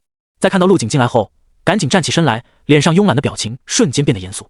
而东宁雪则是将椅子放平，正在闭目养神。东教官，朱教官，我来了。陆景冲着2人问好。随便坐吧。东宁雪睁开眼睛，招呼着陆景坐下，然后开口道。排名战已经结束了，风星兰第2，郝鹏杰第3，姚荣第4。至于你免战直接排到第1名，大家都没有意见。陆景点了点头，这个结果和他预想的一样。比拼实战能力，拥有极速天赋的风星兰的确占据优势，再加上祖传的风行步，就连郝鹏杰都不是他的对手。不过陆景不知道的是，郝鹏杰之所以输给风星兰，不是实力不行，而是一整天都被陆景震惊的精神恍惚，这导致他的精神力领域充满了破绽，就连控制飞刀的速度都慢了很多。东宁雪端起茶杯，小抿了一口后，继续说道。排名战之后就是学员们的自由活动时间，可以自己选择留下还是离开。如果选择留下，还能在训练营中待上1星期。我也可以留下吗？陆景一脸期待地问道。不行，东宁雪斩钉截铁的道。虽然距离荣誉星星的选拔还有3天时间，但你不能留在这。为什么？祝星瑶笑着插嘴道。因为你太能吃了，再吃下去就把训练营的余粮吃完了。陆景有些无语，我也没吃多少吧，不就是别人的3倍饭量吗？3倍饭量？祝星瑶没好气的说道。你小子积分多的用不完，点的菜全是最贵的。你在训练营的这几天已经吃下去将近1000万了。陆景，他是在开玩笑了，这不是主要原因。东宁雪瞪了祝星瑶一眼，正色的对陆景说道。主要是你的实力已经没必要继续待在这里了，我可不想让你天天把自己关在宿舍里，你完全可以利用这些时间去看看家人，然后多准备下荣誉星星的竞选。对了，至于你没花完的积分也不用担心，这个给你。东宁雪从桌子上拿起早就准备好的信封，递给了陆景。这里面有张银行卡，卡有300万，密码就在信封里，这个就当做是你多出积分的补偿了。那我就不客气了，谢谢2位教官。陆景眉头一挑，赶紧伸手接过。有了这300万，又能换不少无色金块了。祝星瑶看着陆景财迷的样子，脸上露出笑意。之前可没有这种先例哦，这是我和学姐姐自掏腰包给你的，也算是对于你优秀。现在奖励吧，希望你能代表我们东川省拿下荣誉星星的称号。陆景听出了祝星瑶话里的意思，他们2人后面是东川省军部，这是在主动对他示好。可能是之前自己和叶少华之间的矛盾，让他们担心自己对东川省军部的印象不好。陆景笑着说道：我会尽力的，两位教官请放心。如果以后有机会进入军部，我会回到咱们东川省的。东宁雪满意的点了点头，没什么事的话，你明天一早就可以走了。等时间到了，我会亲自带你去京都参加荣誉星星的竞选。好。二人看着陆景的身影渐渐消失在夜色中，不由得对视了一眼。祝星瑶踮起脚，一屁股坐到桌子上，眼中闪过一丝兴奋的神色。学姐姐，这一届的荣誉星星我看稳了，以陆景的实力，应该能给咱们东川省争光了。说完，他叹了口气，咱们东川省有好几年都没出过荣誉星星了吧？今年是最有希望的一年。祝星瑶本来就是过来给东宁学打下手的，如果能培养出一个荣誉星星，那么高层肯定会给予嘉奖。也别这么乐观。东宁雪皱了下眉，我最近调查了不少其他省的训练营情况，今年不知道是怎么了，不止我们这里出了个陆景，其他很多省也都出现了数年难得一见的天才。远在京都，天色已经全黑，半山腰上密林掩映的别墅内黑灯瞎火，天边的暗色云层压抑的可怕。在漆黑的房间里，一道少年的身影站立，他的脸色呈现出一股不正常的黑色，就好像有股黑气将他笼罩在其中。下一刻，少年猛地睁开眼睛，露出了一对漆黑如墨的双眸。诡异的是，少年竟然没有眼白，整个眼球全是黑色，在这昏暗的环境下显得十分瘆人。嗖！一股微风拂过的声音出现，少年脸上的黑气竟然在他身前分散开来，露出了白得有些病态的脸。黑气渐渐凝聚成型，最终形成了3道和他一模一样的影子分身。咔！就在这时，少年房间的门被推开，灯被点亮。小影，这么晚了你还在修炼吗？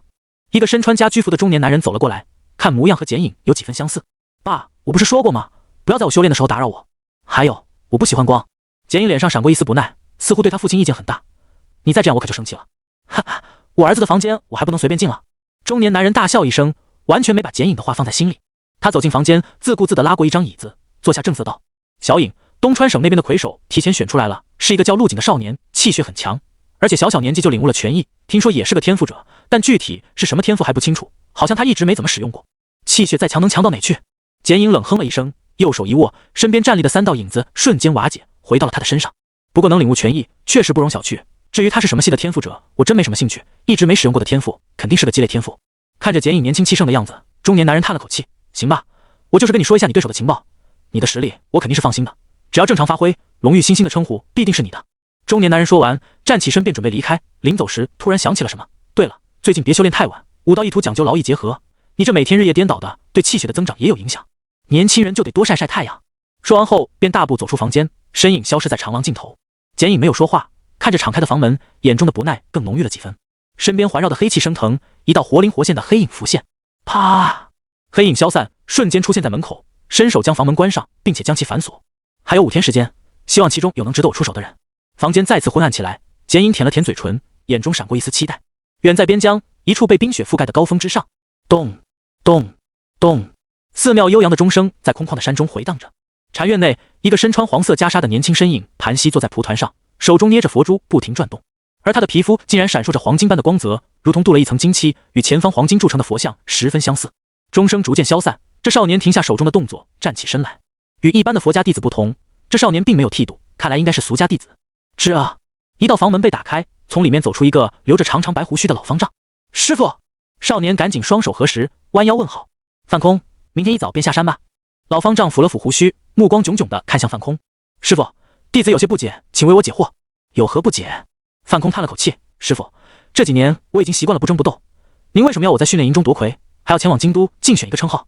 哈哈，范空，从你入门时起，我就知道必有这么一天。老方丈笑着说道，这一切都是因果，也是你的责任所在。如果你继续待在这里，反而是一种逃避，是一己私欲。当然，此次你前往京都，切记不要争狠斗勇，尽力即可，莫要强求。范空闻言，神色有些茫然。那师傅，如果我得了那称号，又当如何？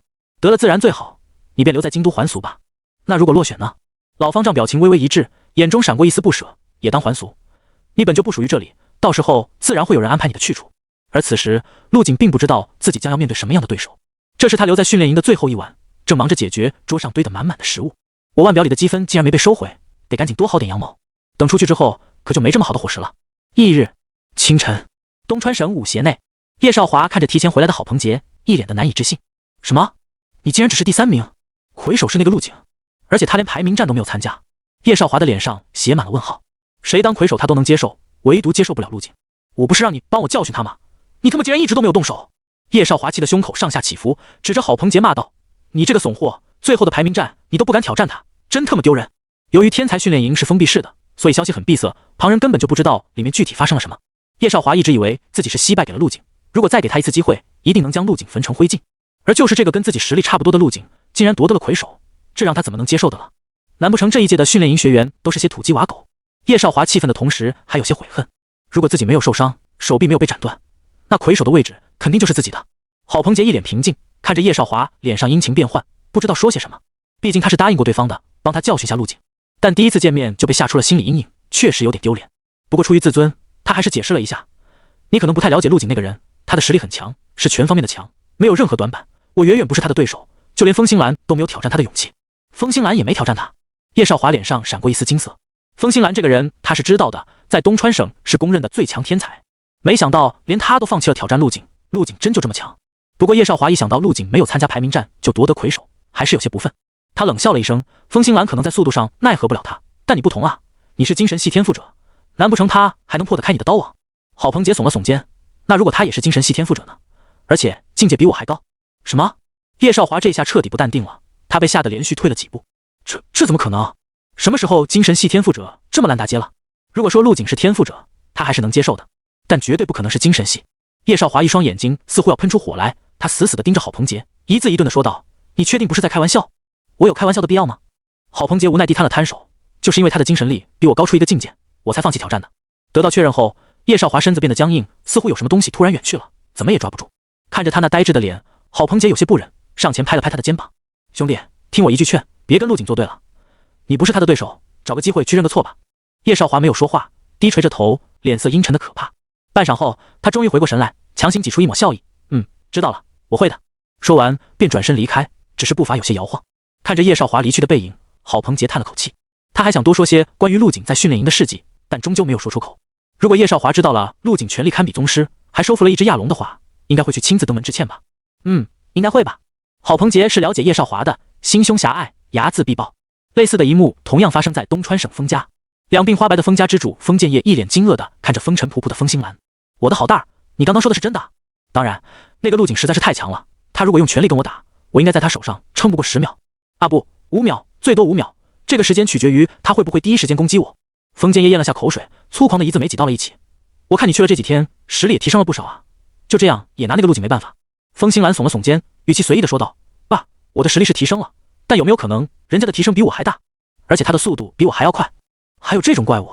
封建业又是一惊，能在速度上赢过我们封家人，确实是不一般。封建业表面上只是有些惊讶，实际上心里已经在狂骂了，只不过没在自己儿子面前表现出来。卧槽，跟老子开什么玩笑？你一个风系天赋者，4境的气血，再加上祖传的风行步，速度上还比不过一个不知道哪里冒出来的无名小子。风星兰见自己父亲的脸色有些精彩，继续补充道：他应该也习得了某种身法，而且品级比我们的风行步还要强。不仅如此，陆景还是精神系天赋者，我的速度在他眼里形同虚设，他总能精准捕捉到我的位置，所以根本没得打。这下封建业彻底沉默了。比风行步还强？他回忆了一下，放眼整个华国的身法传承，风行步确实只能排在中游。想到这，封建业的脸色逐渐恢复了正常，长出了一口气道：看来咱们东川省又出了一个了不起的人物啊。安武市武协大楼内，一处招待室内，会长许新武正满面红光地招呼着一名发须皆白的老者：老姚啊，今天是什么风把你给吹来了？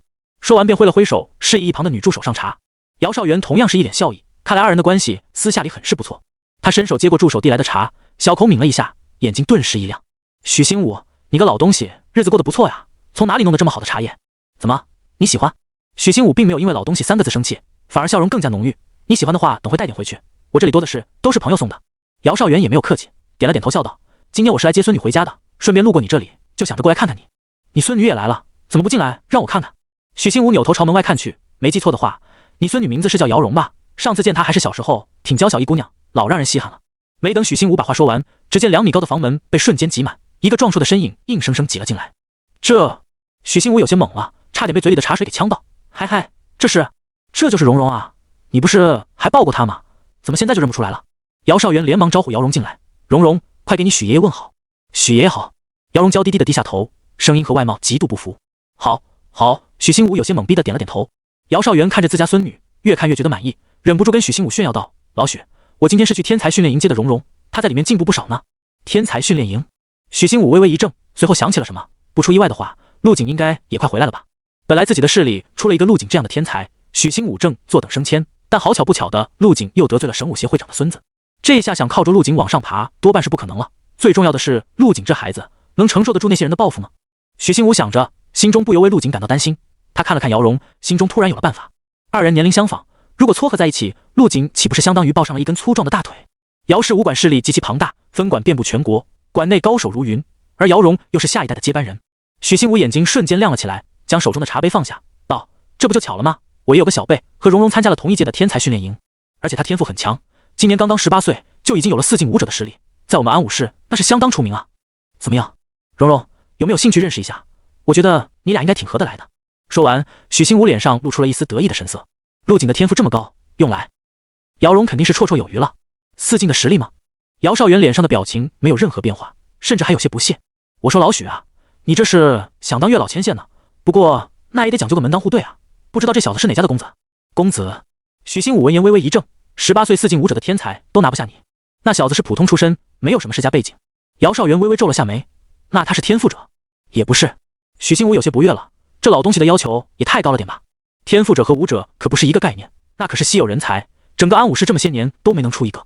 陆景要是天赋者，能看得上你家孙女，那就算了吧。姚少元长叹一口气，似乎没有看到许新武那张越来越黑的老脸。这还不够？许新武急了，整个人前倾，不服气地说道：“18岁的4境武者，你去给我找几个出来。”姚少元没有说话，对着茶水轻轻吹了一口气，然后很享受地喝了一大口。好茶，别喝了。许新武来了气，拍了拍茶几，没好气地说道：“你个老不死的看不起我是吧？等会茶叶你也别拿了。”姚少元乐了，话锋一转道：“老许，我知道你很急，但你先别急，听我说完。”行，你说。许新武身子往后一缩，靠在椅子后背上，一副洗耳恭听的样子。老许啊，你不太了解蓉蓉，她的天赋可不比你说的那小子要差，甚至还强上不少。这一届天才训练营的排名战，蓉蓉可是拿了第4名的。第4名？许新武一愣，成绩确实不错，但是跟我说的那小子也蛮般配的嘛，以他的天赋，说不定也能拿个前5。哦？姚少元用一种怪异的眼神看了他一眼，随后不屑地说道：“我家蓉蓉可是天赋者，防御系的天赋者，你还觉得他们俩门当户对吗？”什么？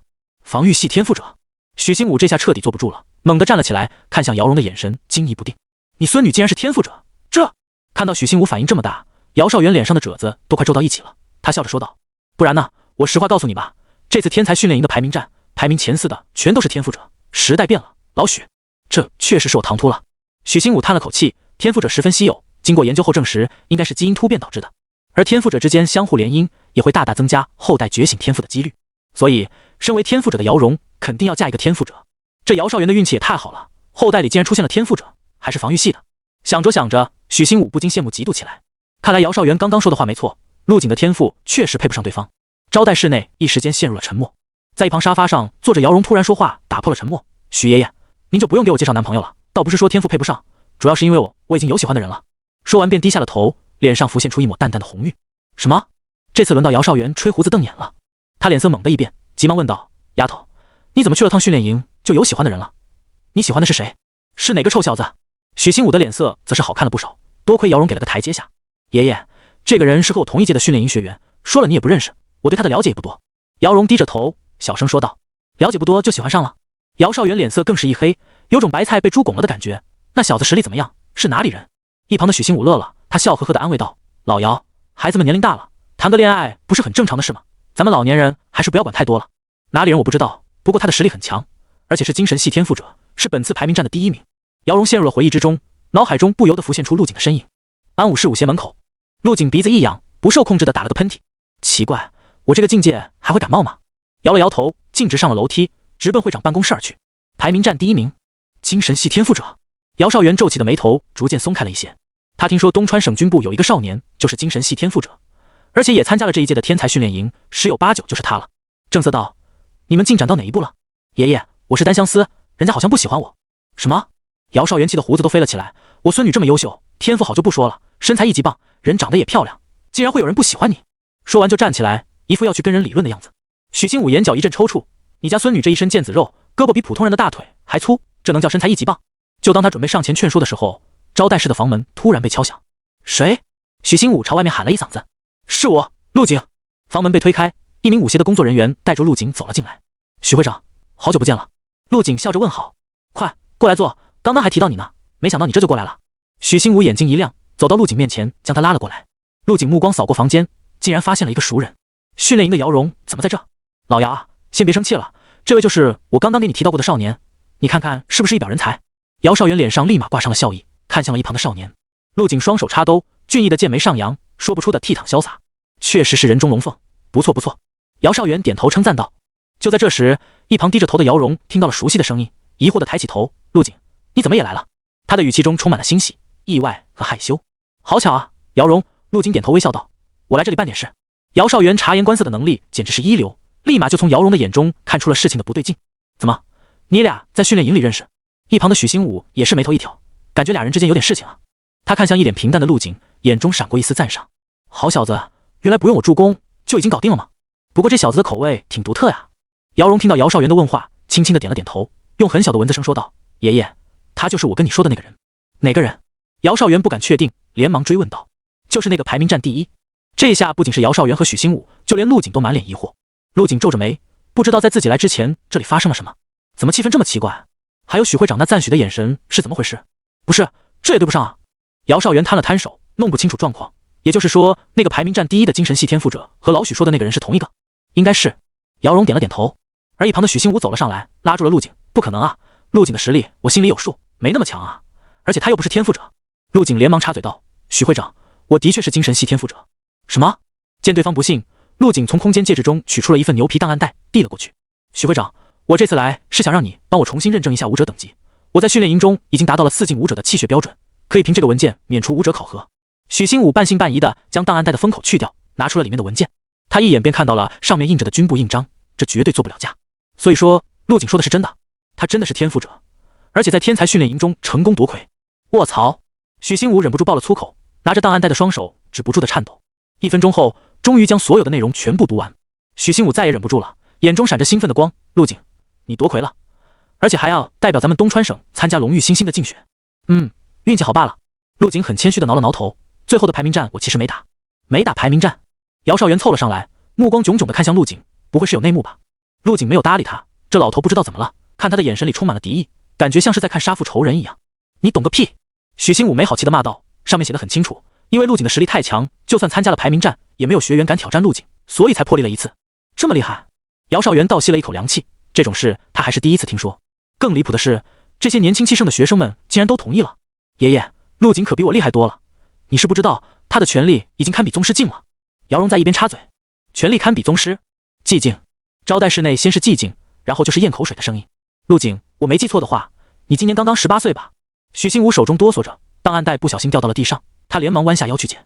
姚少元也是一脸的惊讶，我的天，18岁的少年宗师，怪不得没人敢挑战，换作是年轻时候的我，也没有这个勇气啊。许兴武平复了一下情绪，压制住心中的喜悦，笑着对陆景说道：“放心吧，4进武者徽章的事就交给我了，等徽章做好了，我会直接派人送到你家里。不过，你这孩子，天赋者的事怎么藏得这么深，连我都不告诉？”陆景不好意思的笑道：“许会长，我也没想瞒着呀，主要是你又没问过我。”这也是啊。许兴武微微一愣，心里知道陆景不想说明原因，随便找了个理由搪塞，便没在这件事上多做追究。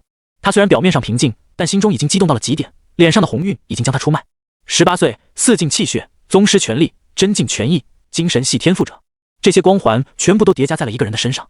最关键的是，陆景竟然获得了竞选龙域新星的资格。如果真的被他成功竞选成功，那么自己肯定也能跟着飞黄腾达，不用再窝在这个小城市里。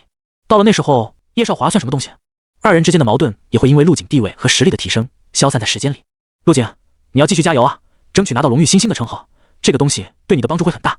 许兴武拍了拍陆景的肩膀，脸上说不出的神采飞扬。他感觉陆景就是他的福星。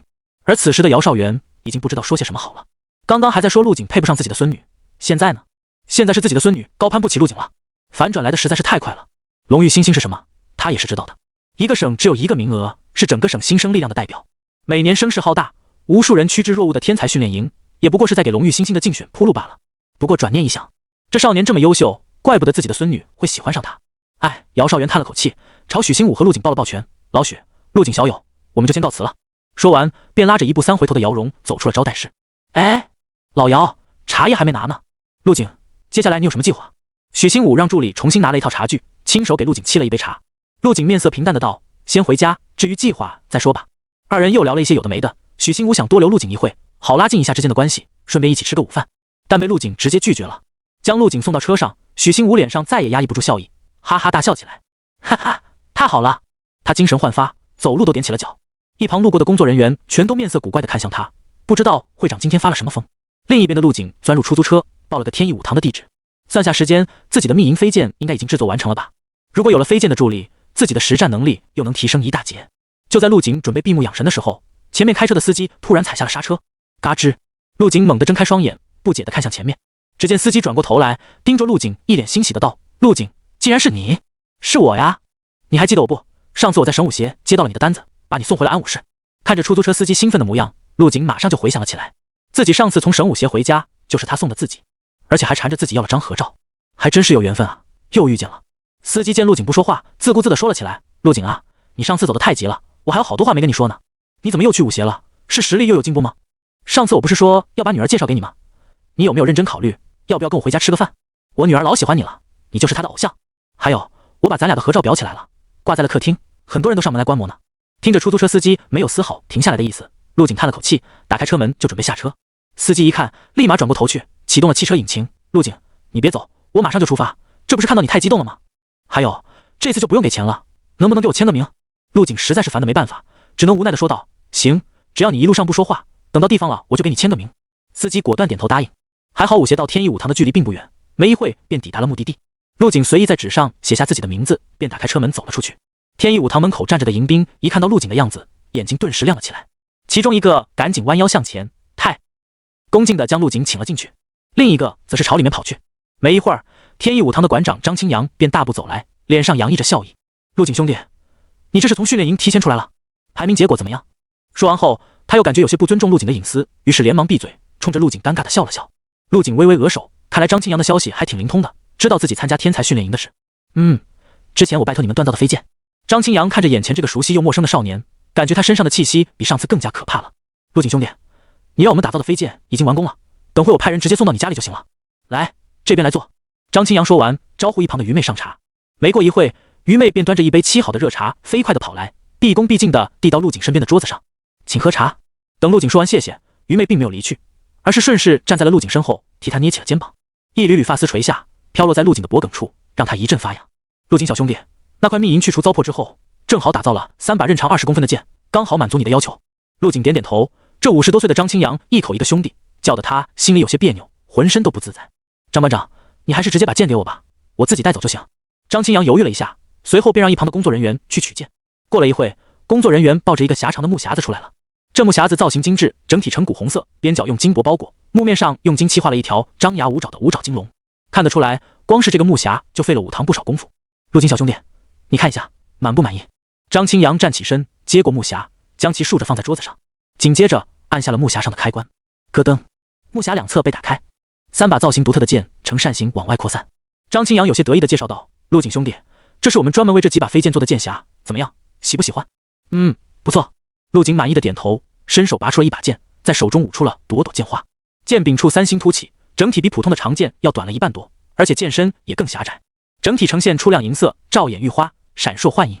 密银制成的武器十分锋利，虽然达不到磨刀千刃的锋利度，但对比起外面的反品，已经是强了不止一个档次。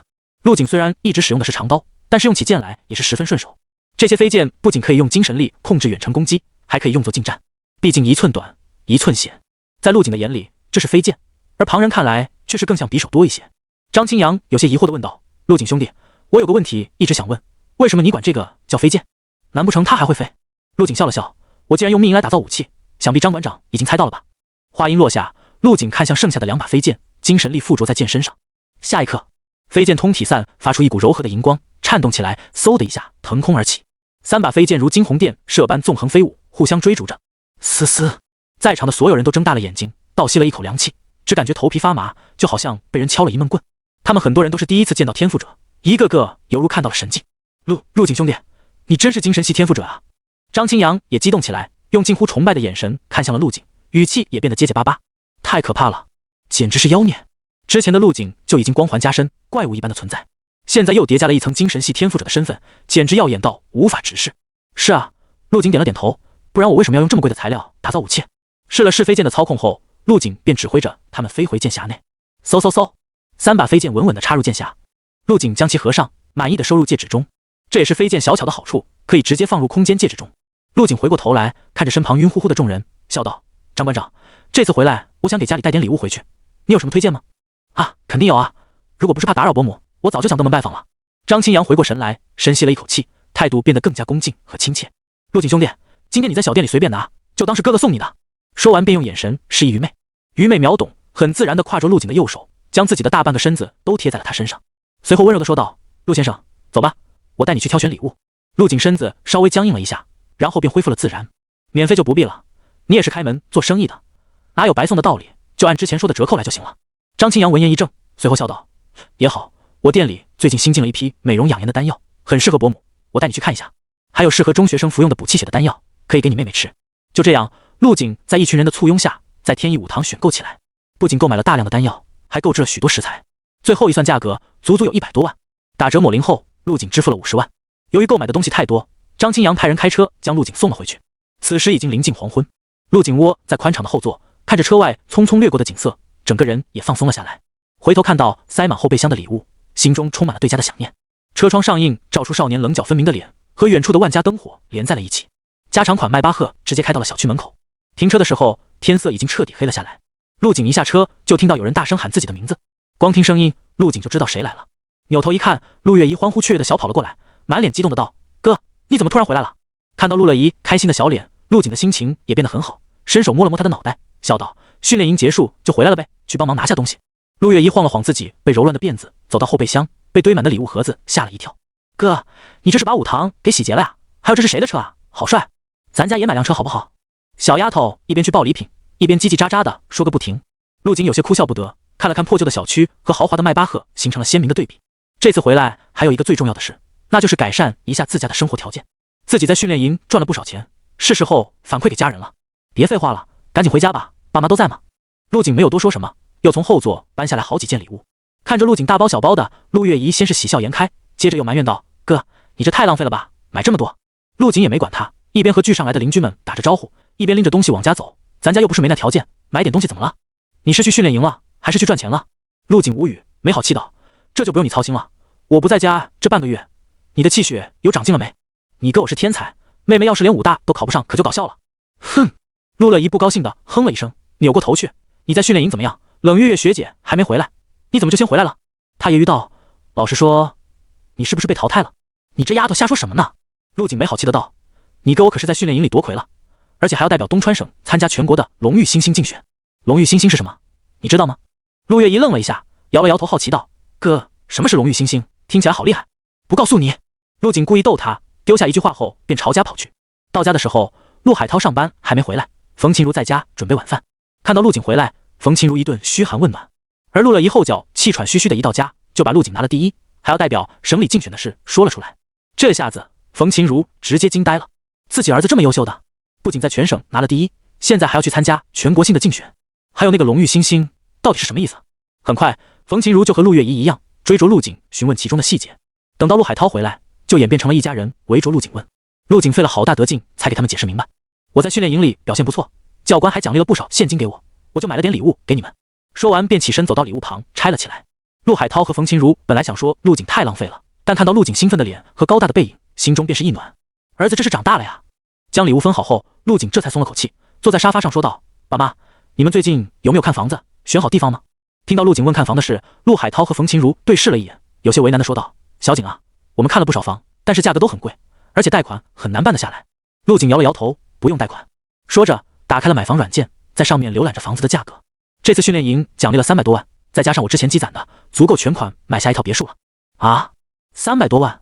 陆海涛刷地一下从椅子上站起来，声音不受控制的变大。什么奖励能有这么多？他很怀疑自己是听错了。一旁吃东西的陆月怡也被吓了一跳，不敢置信地看着陆锦。陆锦淡定解释道：对，咱们现在有钱了，就单单训练营这一趟，我就赚了将近800万，这还只是现金，还有一些其他的东西没算在里面。一家人顿时都被吓住了。本以为之前武协会长奖励给陆锦的100万已经很震撼了，没想到这次更夸张。别说800万了，就算让夫妻2人干上一辈子，都不一定能赚100万。足足过去了好几分钟，陆海涛才指着桌上的银行卡，一字一顿地确定道：小景，你真没开玩笑啊？当然啊，我还能骗你们不成？明天咱们就去买房。陆锦笑着说道：今天都早点睡，早起去售楼部，争取在我走之前把房子确定下来。好吧。陆海涛后知后觉地点了点头。陆锦在手机上一通操作，找到了一处距离市区不远的别墅，有个叫亚特兰半岛的别墅区，我看还不错。你们知道这地方不？我知道啊。陆乐怡有些羡慕地说道：我有个同学就住在那里，听说环境可好了，小区在一片湖旁边，而且距离我们学校很近。亚特兰半岛是安武市新建不久的别墅区，里面的房子全都是独门独院，而且还带精装修。陆景点头道：“那行，不用羡慕你同学了，咱们明天就去把房子买了。”哇，太棒了！陆乐怡直接蹦了起来，笑得嘴巴都合不上。陆海涛看着儿女有说有笑，欣慰地搂住了冯琴如，二人相视一笑，眼中满是慈爱。这一晚，陆海涛夫妇睡得很不安稳，两口子一直小声聊到深夜，不知道在讨论什么。陆乐怡则是睡得很踏实，睡觉的时候脸上都带着甜笑，也不知道做了什么美梦。至于陆景，在修炼了一遍恒星际断体术之后，又观想起了钻石小人，努力将那抹嫣红扩大。翌日，陆景带着一家人前往了亚特兰半岛，直接全款500万拿下了一套靠湖的独栋别墅。因为是装修好的，可以直接搬进来，所以陆景顺便叫了搬家公司来帮忙。在老小区门口停着一辆平板货车，很多穿着汗衫的工人正扛着家具往车上摆放。陆海涛在一旁不停指挥着，而冯琴如则是拎了一大箱瓶装水给工人们分发了下去。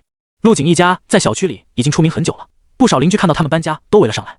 海涛，这是干什么呢？要搬家？陆海涛笑呵呵的道：“是啊，老房子太小了，孩子们折腾不开，换个环境好点的。这是准备搬到哪里啊？”亚特兰半岛。好家伙，那是别墅区吧？我在电视上看过他的广告，听说一套得500-600万。围观的邻居们神色惊讶，议论纷纷，这得每个月还多少房贷啊？你们两个年纪也大了，压力不大啊？还好吧，没什么压力。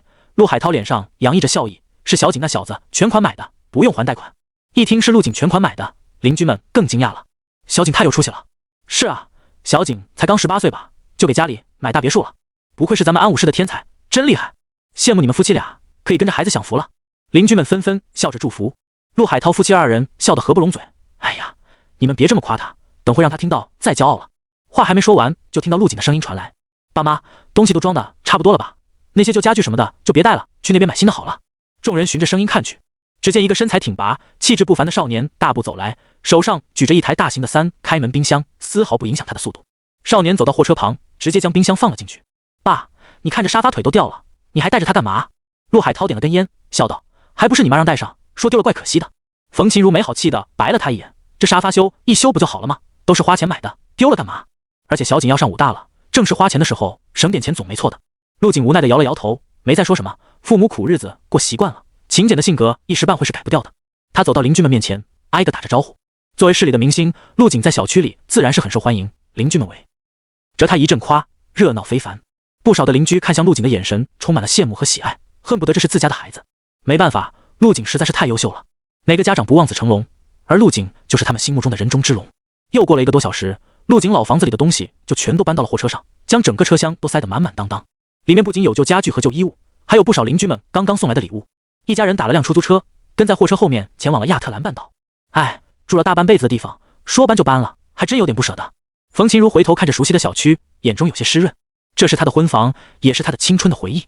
陆海涛也是一脸的不舍，准备抽根烟，但想到是在车里，又将火机放下。只有陆乐怡一副没心没肺的样子，一脸的憧憬，心脏扑通扑通狂跳。陆景开口安慰道：“爸妈，咱这是搬家，又不是卖房子，以后想回来就回来啊。再说了，这俩房子离得又不远。”夫妻二人点了点头，摸了摸陆景的头，脸上重新挂上了笑容。很快，2辆车一前一后的抵达了亚特兰半岛附近。这里的绿化非常好，如果不是一栋栋别墅隐于其中，还以为是到了公园。陆景家的别墅在最后一排，背靠着一处湖泊。停下，你们是干什么的？别墅区大门前，一个年轻保安从岗亭内走出，行了一个标准的军礼。我们是搬家过来，刚刚在这里买的房子。陆海涛从出租车下来，走到岗亭前，给保安递了一根烟。保安看了看货车上破旧的家具，又看了看陆海涛因为搬家弄得脏兮兮的外套，有些迟疑。随后打电话跟物业进行了确认，在确认无误后，这才打开了大门，对车辆进行了放行。欢迎业主回家。在保安的欢迎声中，2辆车继续朝前开去。陆景在后座松了口气，他还以为会上演一出保安狗眼看人低的戏码。保安跳出来对自己一家人冷嘲热讽，给他装逼打脸埋下伏笔。现在看来是他想多了，不过这让陆景心里有点莫名的失落。看来高档别墅区的人普遍素质很高，就连保安都这么爱岗敬业。听着保安中气十足的欢迎声，陆海涛在车里呵呵笑出了声，心里的虚荣得到了很大的满足。随着车辆的不断向前，终于到达了目的地。旁边这套崭新的别墅就是陆景的新家，黑色的铁艺大门将小院围住，院子里种满了花花草草，一看就知道经常有专人打理。到新家喽！陆乐怡欢快地从车里冲下去，将铁艺大门推开。就在一家人准备搬东西进去的时候，又一名保安跑了过来：“几位，这里是高档小区，请你们搬东西的时候轻拿轻放，不要打扰到其他人。放心，我们会小点声的。”陆海涛笑呵呵地上前，又递了一根烟出去。这保安明显是把他们当成搬运工了，接过烟后挥了挥手，示意他们继续。陆乐怡有些疑惑地问道：“爸，你怎么见到谁都递烟啊？这个保安的态度又没有之前那个好，咱们是业主，搬点东西怎么了？你这孩子一点都不懂礼貌。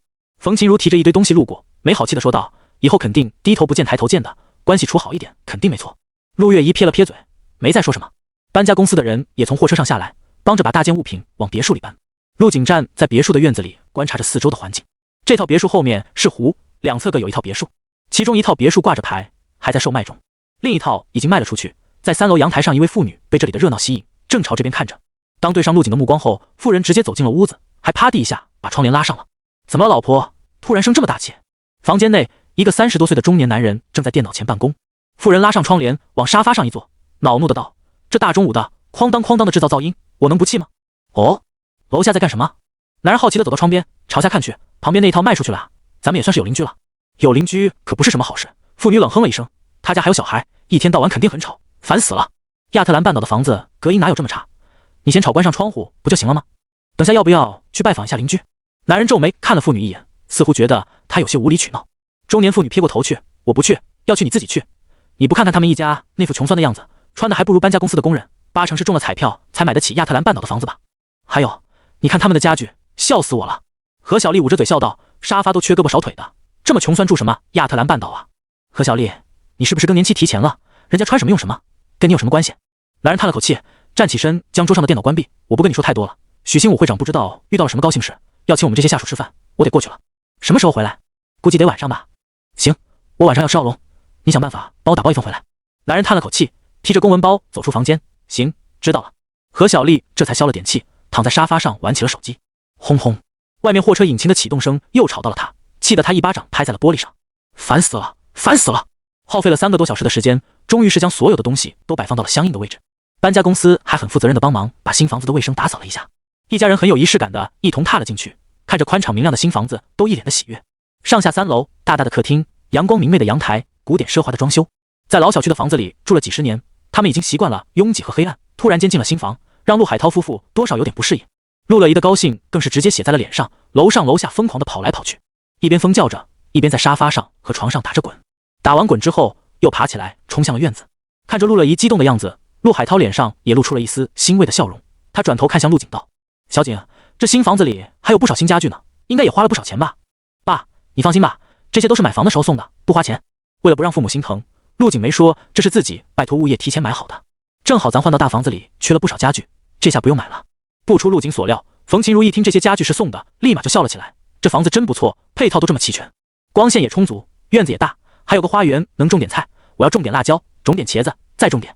陆景陪着父母在1楼好好欣赏了一下新房，就一起上了楼。2楼，陆月怡已经选好了自己的房间，见陆景上了楼，便开心的道：“哥，我要2楼这间，你睡3楼好不好？”这套别墅一共3楼，每一层都有3个房间，而且面积都很大。冯琴如闻言便走进陆乐怡的房间看了一眼，紧接着呵斥道：“你哥还没挑呢，你就先选上了？”陆月怡愣了一下，一脸的委屈。陆景笑了笑，摸了摸陆乐怡的脑袋：“妈，我正想要3楼的房间呢，3楼的3个房间都是我的，一个当卧室，一个当练武室，另一个改成书房。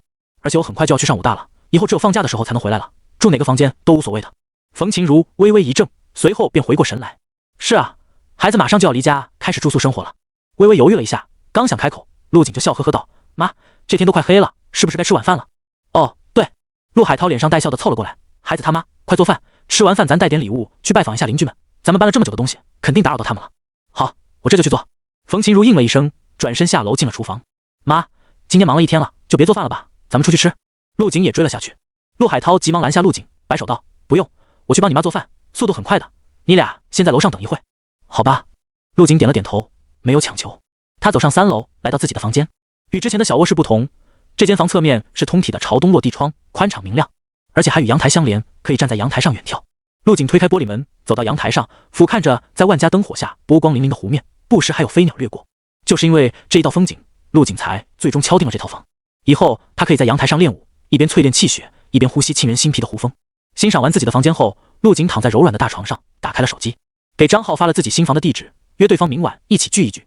就在这时，相亲相爱一家人群里有人艾特了他，这是家族群，今天怎么这么热闹？陆景疑惑地点开了群聊，只见大家都在祝福，还有的人在夸他有出息。翻到了聊天记录最上面，看到父亲陆海涛把新房子的视频发了出去。哎，我爸这爱炫耀的坏毛病看来是改不掉了。陆景心里想着，简单回复了几句便退出了，躺在床上仰头看着洁白的天花板。这别墅的装修虽然是自带的，但真的很精美，各处细节都处理得很好。他不禁闭上眼睛，回想着最近的收获。从训练营回来后，钱赚了不少，但是无色金块基本上花了个干净。如果后面再想合成，就得用钱去换了。自身实力这段时间进展得很快，现在已经渐渐慢了下来，进入了瓶颈。气血短时间内不会有太大的提升。至于精神力，观想血肉实在是太耗费时间了。而不动冥王经和月影摘星诀已经相继小成，后面的境界越往后越难。对了，还有刚刚到手的飞剑。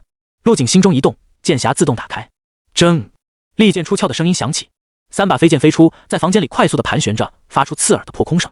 下一刻，滑行中的飞剑突然解体，3把剑瞬间分散成了密密麻麻的刀片，闪亮的刀片将天花板照得明晃晃的，随着陆景的精神力交织在一起，汇聚成了一片刀网。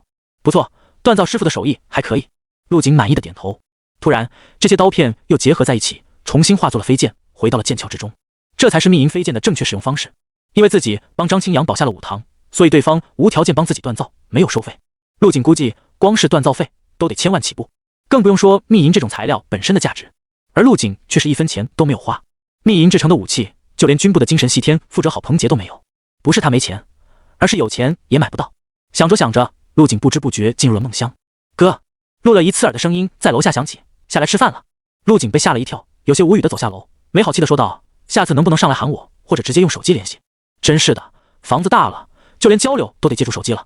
陆乐怡调皮的做了个鬼脸，下次不喊你了，让你饿肚子。陆景下到1楼，来到专门吃饭的客厅，桌子上3菜1汤，十分丰盛。短短的1个多小时，夫妻俩就做了这么大一桌子菜，其中有不少陆景从天一武堂买来的上好食材。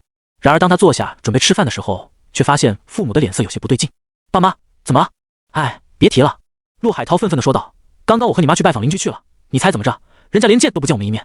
哎，别气了，以后咱们不和他们家来往就是了。冯琴如拍了拍陆海涛的后背，安慰道，哪边的邻居连面都不见？陆景疑惑道。经过陆海涛的述说，陆景终于弄清楚了事情的原委。原本夫妻2人做好饭之后，便开开心心地拎着礼物，敲响了旁边那套别墅的门。开门的是个住家阿姨，将礼物拿了进去，说让他们2个等一下。谁知2人等了将近10分钟，人没等到，反而是把自己送的礼给扔了出来。陆海涛冲上去想理论，结果人家直接把门给关上了。2个人也没什么办法，只能先回来了。太过分了，爸妈，我去找他们理论。陆景说完便站起身准备出去。冯琴如赶紧拉住了他，小景，算了，我俩又没怎么着，气消了就行了。是啊，儿子，别去了。陆海涛也站起身，将陆景按在椅子上，咱们认清这个邻居是什么人就行，以后不跟他来往了。陆景心里还是有点恼火，但被父母这样拦着，也只能先吃饭再说。他想起了之前看到的那个妇女，父母说的邻居应该就是那个人了吧？今天咱们乔迁，不能被这小事影响了心情。陆海涛脸上的气氛消失不见，乐呵呵的笑道，儿子，来，跟你爸小酌几杯。冯琴如微微皱眉，本来想阻止，但一想到陆景在家住2天就要走了，就任由父子俩喝起酒来。吃过饭之后，陆景将陆月怡拽到了2楼房间里，正色道，打一套你们学校的气血操，我看看你最近气血有没有增长。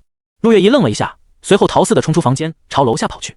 然而陆景速度更快，眨眼间便拦在了他身前。10几分钟后，陆乐怡已经打了3遍基础练体学的动作，全身的力气都被抽空。看着他气喘吁吁的样子，陆景嘴角勾起一抹笑意。他准备将恒星计断体术中的其中一个动作交给陆乐怡。哥，我实在是没力气了，你就饶了我吧。陆乐怡四仰八叉的躺在地板上，一脸的生无可恋。他也不知道陆景发了什么疯，大晚上逼他做着基础练体学的动作。然而陆景却是没有丝毫放过他的意思。陆景从戒指中取出一颗补充体力的丹药，递了过去，这才练了几遍就累成这样，你也不怕说出去丢人？陆乐怡伸手接过丹药，仰头吞下，没好气的说道，我说大哥，我只是个初中生而已，我能有什么办法？我这个气血已经很不错了好吗？这就不错了。陆景冷哼一声，你作为我陆景的妹妹，对自己就这点要求？陆乐怡被陆景这么一嘲讽，一时间有些不知所措，眼圈都红了起来。哥，我真的已经尽力了，但是天赋摆在这里，气血增长的就是很慢啊。这句话说完，他再也憋不住了，直接呜咽了起来。你是天才，我又不是，我也知道拖你的后腿了，但我也不想啊，我真的已经尽力了。唉。陆景看着陆乐怡坐在地上哭鼻子的模样，心也软了下来。乐怡，别哭了，接下来我说的每一句话，你都要认真听。说完，将他从地上拉了起来。什么？陆乐怡微微一愣，抬头看到了陆景那副认真严肃的表情。你哥将自己淬炼气血的心得整理了一下，接下来就传授给你一部分。你的心得？陆乐怡的哭脸瞬间消失，一脸的期待。对，可以帮助你提升实力。陆景淡淡说道，心中在考虑教哪一个动作。太好了哥，我学会后是不是也可以变成天才了？陆乐怡兴奋地跳了起来，已经在幻想着变成了陆景一样的天才，走到哪里都有一群小迷妹跟着。陆景看着他那副憧憬的样子，故意打击道，你以为我是靠什么走到这一步的？不仅是天赋，还有努力。陆乐怡撇了撇嘴，陆景这话他多少是有点不幸的。二人从小到大都住在一起，除了陆海涛和冯琴如以外，最了解陆景的就是他了。陆景之前的天赋根本就不行，或者可以说很差，但也就几天的时间，气血突然就往上窜了起来，渐渐就成了整个市里闻名的天才。而陆乐怡虽然也替自己哥哥高兴，但也一直很疑惑，陆景到底是遇到了什么奇遇才变成这样子的？是吃了仙丹，还是捡到了某个老爷爷？陆乐怡怎么也想不通，本来天赋比陆景好的他，现在反而成了拖后腿的那个。别人都说陆景是天赋异禀，是天才觉醒了，但陆乐怡总觉得陆景心里藏着什么事。正当他陷入回忆的时候，一旁陆景的声音响起：“我让你认真听，你在这里发呆。”下一秒，陆乐怡的头上就挨了一下，哎呦，疼疼疼！他捂着脑袋叫了起来。接下来的这个动作，你看好了，这是我将基础炼体学里的动作进行优化得到的，效率提升了很多。陆景见陆乐怡回过神来，便摆出了恒星际断体术的第一个动作。他的身子以一种怪异的姿势扭曲着，浑身上下的气血都在翻滚涌动。陆乐怡眼睛瞬间瞪得老大，眨也不眨地盯着陆景。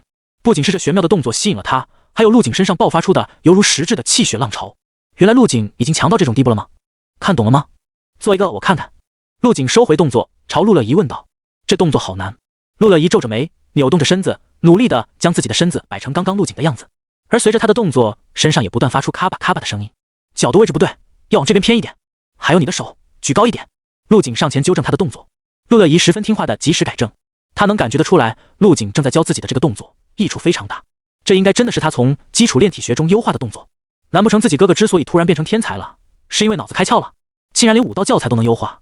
随着陆景不厌其烦的纠正，陆乐怡的动作逐渐趋于标准，而陆乐怡的表情也变得更加惊讶，因为他已经感觉到了体内气血的躁动。这个动作好强！最终，陆乐怡终于完美的将这个动作做了出来。陆景松开了扶着他的手，退到一边，看着一边兴奋的陆乐怡，心中思绪万千。他也不知道这样做是对还是错。虽然动作并不全，但效果也不是普通的基础炼体学能比的。这个动作做上一遍，完全可以比得上练一天的基础炼体学。从今天起，这个秘密就不止他一个人知道，还多了一个陆乐怡。又过了几分钟，陆乐怡的体力被全部榨干，她晃晃悠悠地倒了下去。然而，陆乐怡的神情没有一丝疲惫，而是一脸的兴奋。哥，我练成了！陆乐怡盘腿坐在地上，雀跃的道：“这个动作的效果也太好了吧！我才摆了一会，就感觉体内的气血瓶颈松动了。”那当然了，陆景淡淡的点头道：“这可是你哥我的心血结晶。哥，你太厉害了！”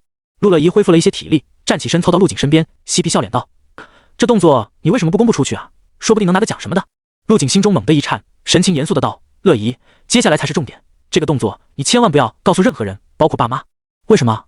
陆景叹了口气，语气十分沉重：“为什么你不需要知道？你只要知道，这套动作只要泄露出去，咱们一家人都要死。”什么？陆乐怡捂着嘴，一脸震惊：“哥，我知道了，这动作被别人知道了，肯定想灭我们的口，然后占为己有。”陆乐怡惊讶过后，很快便反应了过来：“哥，你放心吧，我一定保守秘密。”陆景欣慰的点了点头，看来陆乐怡还是知道其中的利害关系的。刚刚他问为什么不公布出去的时候，陆景着实被吓了一跳。这动作如果真的被那些老古董看到，一定会一眼看出其中的价值。到时候陆景就要被请去喝茶了。我教你的动作一定要每天勤加练习，知道吗？陆景正色道：“我马上就要离家了，可能要半年才回来一次。家里如果有什么事，就得靠你照顾爸妈了。你已经是大人了。”我知道的，哥。陆乐怡坐在地上点点头。半晌后，休息好了吗？陆景看向盘膝而坐的陆乐怡，休息好了就站起来继续练，争取将动作做到完美。休息好了。陆乐怡腾的一下站起来，脸上再没了之前的嬉皮笑脸，取而代之的是认真和严肃。陆景的话，他牢牢记在了心中，仿佛在一瞬间成长了起来。又指点了一下陆乐怡的动作漏洞后，陆景便回到了3楼自己的房间。他站在阳台上，眺望着远处的万家灯火，陷入了沉思，不知道自己这一步走的是对是错。想了很久后，陆景甩了甩头，现在想这些完全是自找烦恼，还不如抓紧时间提升实力。只要自己的实力够强，就算断体术的秘密被人发现了又如何？当下便不再犹豫，趁着湿润的晚风，在阳台上摆起了断体术的姿势，开始淬炼气血。阳台上虽然没有遮挡，但前方全是绿化和湖水，没人能看得到陆景。热气升腾，汗流浃背，气血不断被凝练，身体急速代谢。这一晚，陆海涛夫妇躺在床上很是兴奋，新环境让他们一起失眠了。陆乐怡不知道是因为累过头了，还是没心没肺，睡得很香。至于陆景，打了几套恒星际断体术之后，又观想起了脑海中的钻石小人，等到凌晨10分才上床睡觉，一夜无话。第二天一早，陆乐怡又像往常一样把他叫醒，因为要搬家，陆海涛和冯琴如请了几天假，没有去上班。饭桌上，陆乐怡的饭量明显变大了不少，变身成了干饭机器。之前只吃1碗饭的他，这次直接吃了3碗。这孩子怎么搬家之后就这么能吃了？冯琴如一边帮忙盛饭，一边笑着说道。陆乐怡没有说话，而是和陆景对视了一眼，在看到陆景严肃的眼神时，轻轻点了点头，说道：“妈，你做的饭实在是太好吃了，我吃多点很正常啊。”你这丫头油嘴滑舌的。冯琴如笑得合不拢嘴。陆景岔开话题道：“爸妈，你们的工作辞了吧，咱现在也不缺钱了，没必要再起早贪黑上班了。尤其是爸，你的工作都是体力活，太伤身体了。”陆景此话一出，夫妻二人都是齐齐摇头。不行，就算再有钱，也不能坐吃山空啊！而且等你去上武大之后，我们在家也没事干，闲不住的。陆海涛摆摆手说道：“小景，你就不用操心我们了，你爸身子骨还硬朗得很，放心吧。”陆景早就预料到了爸妈会这么说，于是话锋一转：“爸妈，乐怡马上要上高中了，正是需要人照顾的时候，再加上她的饭量也变大了，你们都工作的话，谁做饭啊？”也是啊，冯琴如皱着眉，在外面吃又不卫生。陆景轻咳了一声：“咱们市武协的许会长说他那里还缺个管物资的人，活很轻松，就是登记一下物资的使用情况。工作时间朝9晚5，还能双休，1个月6000多块钱。我爸之前不是干过库管吗？可以去试试。妈，至于你就安心在家照顾乐怡吧，有我的武者津贴和我爸的工资已经够多了。去武协上班？”陆海涛微微一愣，武协可是政府单位，是安武市最大的权力部门，就算是里面最苦最累的清洁工，都是抢手的职位。家里没关系的，连进都进不去。而陆景竟然给他找了个轻松不累的仓库工作。陆海涛现在比武协会长奖励陆景100万的时候还要惊讶。他就是一个工厂里搬东西的普通工人，每个月只休息1天，平时还要加班，累死累活的工资最多只有3000。现在往仓库里一坐，登记点信息就能拿到6000多。这些工资其实还好，最重要的是去了武协之后，就相当于是进了体制，身份地位立马就不一样了。陆海涛这一代人最稀罕的就是这种工作。不只是陆海涛惊讶，冯琴如也是不敢置信。他沉默了半晌，然后笑着点了点头：“也好，就让你爸去上班，我留在家里照顾你们。”陆景见父母都同意了，心中也是松了口气。往武协里安排个人，对他来说就是一句话的事。许新武正愁没地方巴结他呢。下午还是那个西餐厅，陆景约了回春堂的秦子怡在这里见面。真元丹售卖的怎么样了？陆景看着坐在对面的秦子怡，开口问道。秦子怡将额前的秀发别到耳后，汇报道：“我们给真元丹定价为15万，远远低于同等级的其他丹药，但是药效却是只增不减，所以在市场上很受欢迎。经过这1个月的售卖，已经把市场给打开了，目前已经有2家工厂在帮忙生产，客户的回购率也很高，基本上在30%以上。前段时间我有主动联系过你，想把答应你的分成给你，但是你的手机一直打不通。”秦子怡说完后，从包包里拿出一个信封递给了陆景：“这是第1个月的分成，扣去成本还有我的那部分外，一共300万，销售报表和银行卡都在里面了。我前段时间去参加天才训练营了，你联系不上我很正常，那里手机没有信号，不过既然我把单方给了你，就是相信你的办事能力。”陆景伸手接过信封，点头笑道：“300万这个金额很符合他的预期。丹药的售卖要分很多利润给经销商和制造商，需要用到钱的地方很多，第1个月有300万已经很不错了。天才训练营？”秦子怡微微一怔：“我听说过，只有每个是最优秀的少年才有机会参加，而且最后会选一个去参加全国性的比赛。”陆景将面前餐盘里的牛排一口吞下，口齿不清地说道：“我被东川省选上代表了。”啊！秦子怡表情有些惊讶，随后变得复杂。这个看似普通的高中生，不仅背后的势力恐怖无比，就连武学天赋也是顶级的存在。看来自己当时选择和他合作并没有错。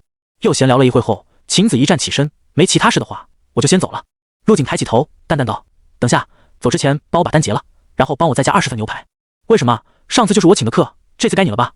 秦子怡没好气地说道。陆景抬起头，指了指自己，一脸无辜的道：“我只是个高中生而已，难道你要让我买单吗？你能吃得了这么多？吃不了我就打包。”“行。”秦子怡没有多说什么，结了账之后便走出了西餐厅。这个陆景每次和他吃饭的时候都要坑他一把。秦子怡下定决心，下次再见面一定要换个不花钱的地方。半小时后，陆景的吃得饱饱的走了出来，手中还拎着打包好的牛排。等回到家，陆乐怡正在楼上练着昨天新学的动作，陆景在一旁看着，时不时指点一下姿势不对的地方。等陆乐怡累得不行的时候，陆景又把他叫了过来：“今天我再教你一个发力技巧，可以增强你的拳力。”说完便将燃力简化了一下，然后演示给了陆乐怡看。经过简化的燃力能增强2倍的拳力，虽然跟完全体的3倍增幅没得比，但也超过了当今存世的所有发力技巧。而陆乐怡在一旁看着陆景随意的出拳，将身前的空气打得发出炸裂声，肉眼可见的产生了扭曲，这让他对自己的哥哥越发佩服起来。接下来的表现也更加乖巧，对陆景言听计从。等到5点多的时候，陆海涛从武协下班回来，一进门就和冯琴如拥抱一下，脸上春风得意。“哎呀，你干什么？孩子看着呢。”冯琴如赶紧挣开陆海涛的手，关心地问道：“怎么了？今天这么高兴？第1天工作还顺利吗？”“顺利啊，简直太顺利了！许会长亲自接的我，太给面子了。”陆海涛红光满面，看得出来很喜欢这份工作。“工作顺心就行，我去给孩子们做饭。”冯琴如撸起袖子，笑着朝厨房走去。从今天起，她就是全职太太了。“妈，晚上不用做饭了。”陆景将冰箱打开，露出里面堆得满满的牛排。“今晚咱们吃牛排。”“你又出去吃饭了？”冯琴如看着冰箱里的牛排，疑惑地问道：“这牛排和你上次带回来的很像啊。”“对啊，上次你不是让我请那位朋友吃饭吗？这就是吃剩的。”“好，那咱晚上就吃牛排了。”不用做饭，冯琴如很是高兴，乐呵呵地将牛排拿进厨房加热。回到家的第3天，陆景一大早就接到了张浩的电话：“你在哪啊？在家，不是要去聚一聚吗？要不我再叫上几个同学？张浩用询问的语气说道，都是之前玩得好的同学，还有几个妹子，你懂得。莫等陆景说话，张浩又补充道，就咱俩多没意思啊，人多也热闹。陆景在班级里不怎么活跃，但是张浩的人际关系还是处得很好的，有很多和他玩得开的朋友。陆景想到这也没拒绝，笑道，行，多叫点人吧，我中午准时过去。中午11点左右，陆景跟家里打了个招呼，便准时前往了2中。在校门口看到了张浩一行人，就连冷月月也在其中，还有之前在武道课被陆景一拳打飞的司天宇。这些人聚在一起闲聊着，但聊天话题基本上都围着陆景打转。张浩眼尖，离老远就看到了陆景，他举起手喊道，陆景，这边。陆景大步走了过去，众人纷纷朝他问好。陆景，你来了。景哥，好久不见。陆景一一点头回应，心中有些感慨。等陆景过来后，张浩大手一挥，人都到齐了，走，去老地方烧烤，吃完饭再去唱歌，咱们今天不醉不归。大家纷纷附和，伴着欢声笑语朝学校旁的烧烤店走去。这些没怎么喝过酒的高中生直接拿了2瓶白酒，还抱了几箱啤酒。趁着烧烤没烤好，其中一些人便开始有模有样的敬起酒来，而陆景自然是其中的焦点人物，不时有人站起身跟他喝上一杯，他也没拒绝，还好充盈的气血对酒精有一定的免疫作用，不然莫等烧烤上来就已经喝醉了。司天宇等大家都敬完了，慢慢站起身来，端起酒杯走到陆景面前，深深的鞠了一躬。景哥，之前咱有点误会，我这边敬你一杯。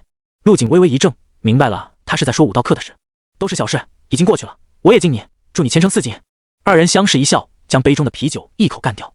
张浩也喝了不少，他的酒劲已经上来了，面红耳赤的搂住陆景，大声嚷嚷道，咱们3年的高中同学马上就要各奔东西了，有的要考武大，有的要去上班工作，过了今天不知道还能不能再见面，一起喝一个好不好？好，干杯。众人纷纷起身举起了酒杯，虽然脸上都带着笑意，但不少人心里都掀起了涟漪。大家虽然都是同学，但也有阶级之分。陆景和冷月月肯定能100%地考上名牌武大，以后前途无量，成为高高在上的存在。而他们呢，就连其中的佼佼者司天宇也只是刚刚达到了武大的录取气血线，气血再差一点的就只能搏一搏最后的机会，看能不能考上一所垃圾武大，再差一点的已经想好去搬砖还是进厂了。他们的人生从此刻开始就走上了2条不同的道路，等再过几年，阶级的差距会再次拉大。大家干杯之后，脸上的神情都十分复杂。一个男生仰头喝掉杯中的酒，铿锵有力地说道，虽然我考不上武大，但我相信当普通人也能有出息，能闯出一片天。这名男生之前一直和张浩去网吧开黑，张浩有陆景的极品丹药帮助，气血弯道超车，但他可没这么好的运气了，已经错过了最后的机会。他心里一直压抑得很，看着身边的朋友都有机会去上武大，自己心里很不是滋味。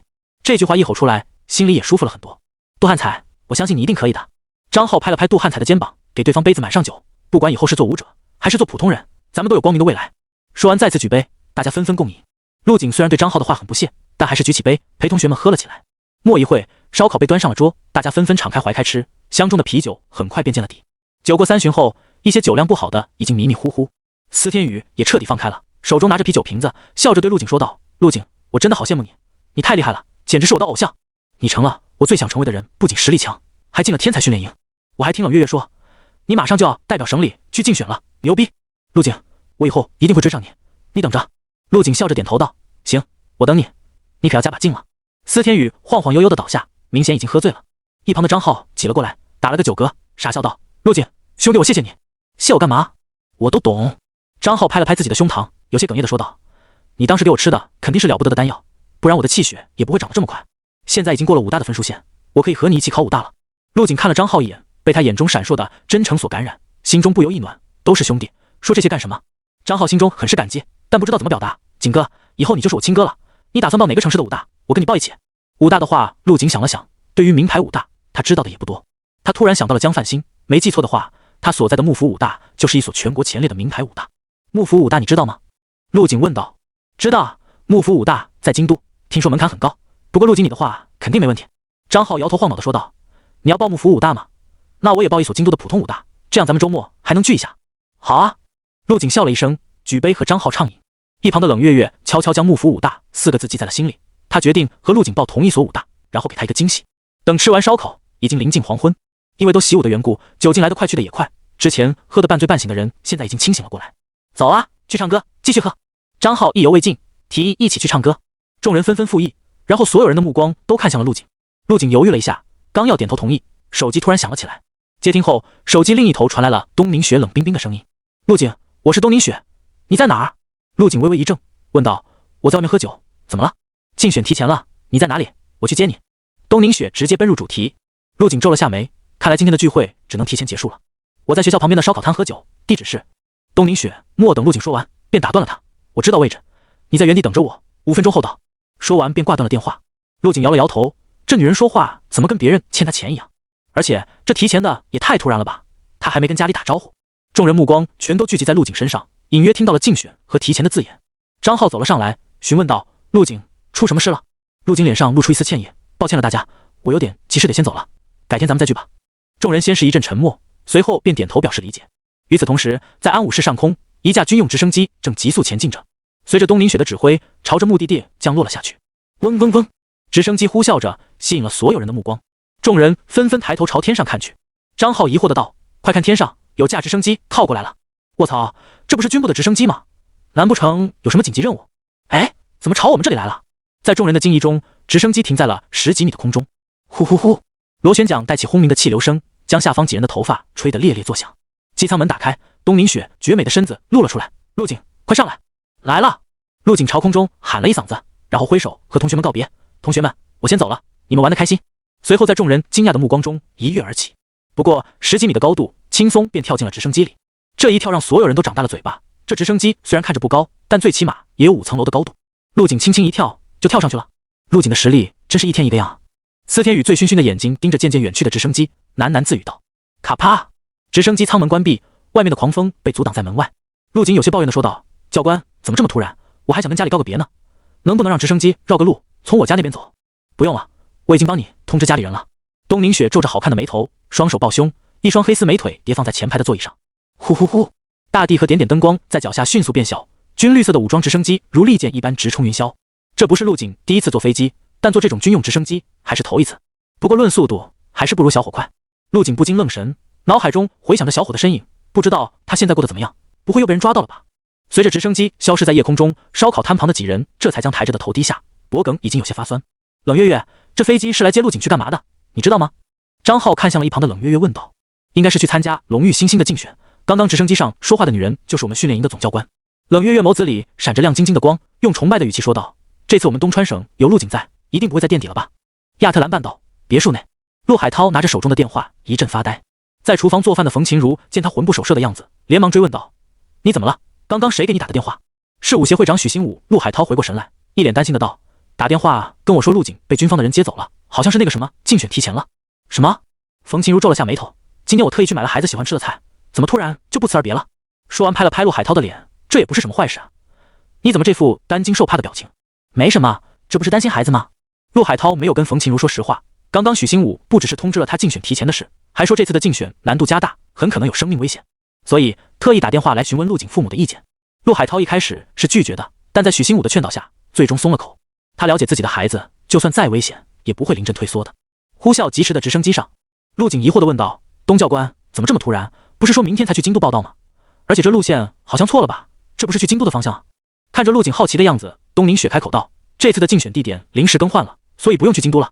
那去哪里？陆景皱眉问道。边境地库。什么？陆景瞬间坐直身子，地库是什么地方？怎么从来没有听说过？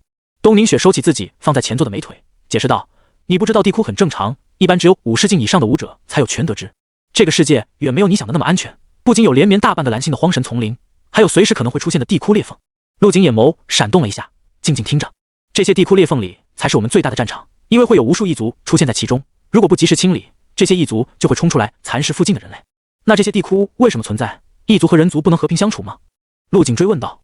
东宁雪被陆景的天真无语到了，他嗤笑了一声，继续说道：地窟出现的原因和异族入侵的真相一直是个谜，至今没有解开。人类的血肉对他们来说有着致命的吸引力，以人类的血肉为食，这么恐怖？陆景感到惊讶。那这些异族和妖兽有什么区别？区别很大，妖兽是蓝星的原生生物异变后形成的，而异族更像是另一个世界的产物，所以我们也称异族为异兽。东宁雪用手机调出一张照片，递到陆景面前，给他展示道：你看这张图片里的人形生物就是异兽，它们一般都是以人形存在。陆景凑上前去，图片很清晰，里面是一只人身兽头的怪物正在张牙舞爪，身上长满了脓包，还有脓液不停喷出。怪不得如此，肯定不是蓝星的生物，这小东西长得也太抽象了。这东西好眼熟。陆景眼睛微眯，这图片里的异兽怎么和之前杀死的血狐怪物那么像？怎么害怕了吗？东宁雪见陆景愣神，笑着说道：我没有询问你的意见，直接把你接走了，你该不会是想弃权吧？弃权当然不可能。陆景在直升机座椅上蠕动着，调整了一个舒服的坐姿，官方肯定不会让我们送死的，所以我为什么要怕？东宁雪笑着点头道：“你倒是挺聪明的。这次要的地窟是低等的 B 级地窟，对你来说不算特别危险。地窟还有等级之分，能详细跟我说一下吗？”陆景询问道。可以。东宁雪想了想，打了个比方道：“你们这次要去的 B 级地窟，武士进去会有死亡风险 ，A 级地窟则是武士进入有死亡风险，以此类推 ，S 级、SS 级、SSS 级。”陆景有些惊讶，还有 SSS 级的地窟，那岂不是只有龙域能对付得了？理论上来说是这样的。东宁雪点了点头。不过幸运的是，全世界只有6个 SS 级地窟，而且都不在我华国境内。华国最高只是 SS 级，而且并不是很活跃。原来如此，陆景心中明了。这些地窟就像是游戏副本一样，等级越高，难度也就越大。像他们这些4境左右的武士进入 B 级地窟，只要不太深入，就不会遇到什么危险。看着陆景陷入了沉思，东宁雪笑着说道：“放心，你们都是华国未来的中坚力量，怎么会舍得让你们去冒险？这次要去的 B 级地窟是经过肃清的，里面的异兽基本上已经被消灭殆尽。”陆景皱了下眉，既然里面已经被肃清了，还带我们去干嘛？打擂台战？肯定不是，这次的竞选可不是让你们互相对打，而是看看你们面对异兽时的表现和战斗力。东宁雪解释道：“毕竟地窟和异兽才是你们未来的真正战场，能成为龙域新星的人，不要求单打独斗有多厉害，最重要的是心性和品格。”东宁雪继续说道：“这次龙域新星的竞选之所以提前，是因为咱们华国的那几个平时不怎么活跃的 SS 级地窟，最近开始频繁出现异动，专家分析很有可能会进化为 SSS 级。如果真的如专家所说，那我华国的命运将不会再掌握在自己手中。”东宁雪的语气有些沉重，真到了那么一天，华国要想消灭异兽，就必须请其他国家的强者来帮忙，如此一来，将彻底暴露华国龙域后继无人的隐患，到时候内忧外患集中在一起爆发，绝对是场不小的灾难。所以上面慌了，想抓紧时间培养出一批新生力量。陆景心中了然，专家的话虽然大多时候不靠谱，但又不能不信。对，你有没有信心？东宁雪看向陆景俊秀的侧脸轮廓，一脸期盼地问道。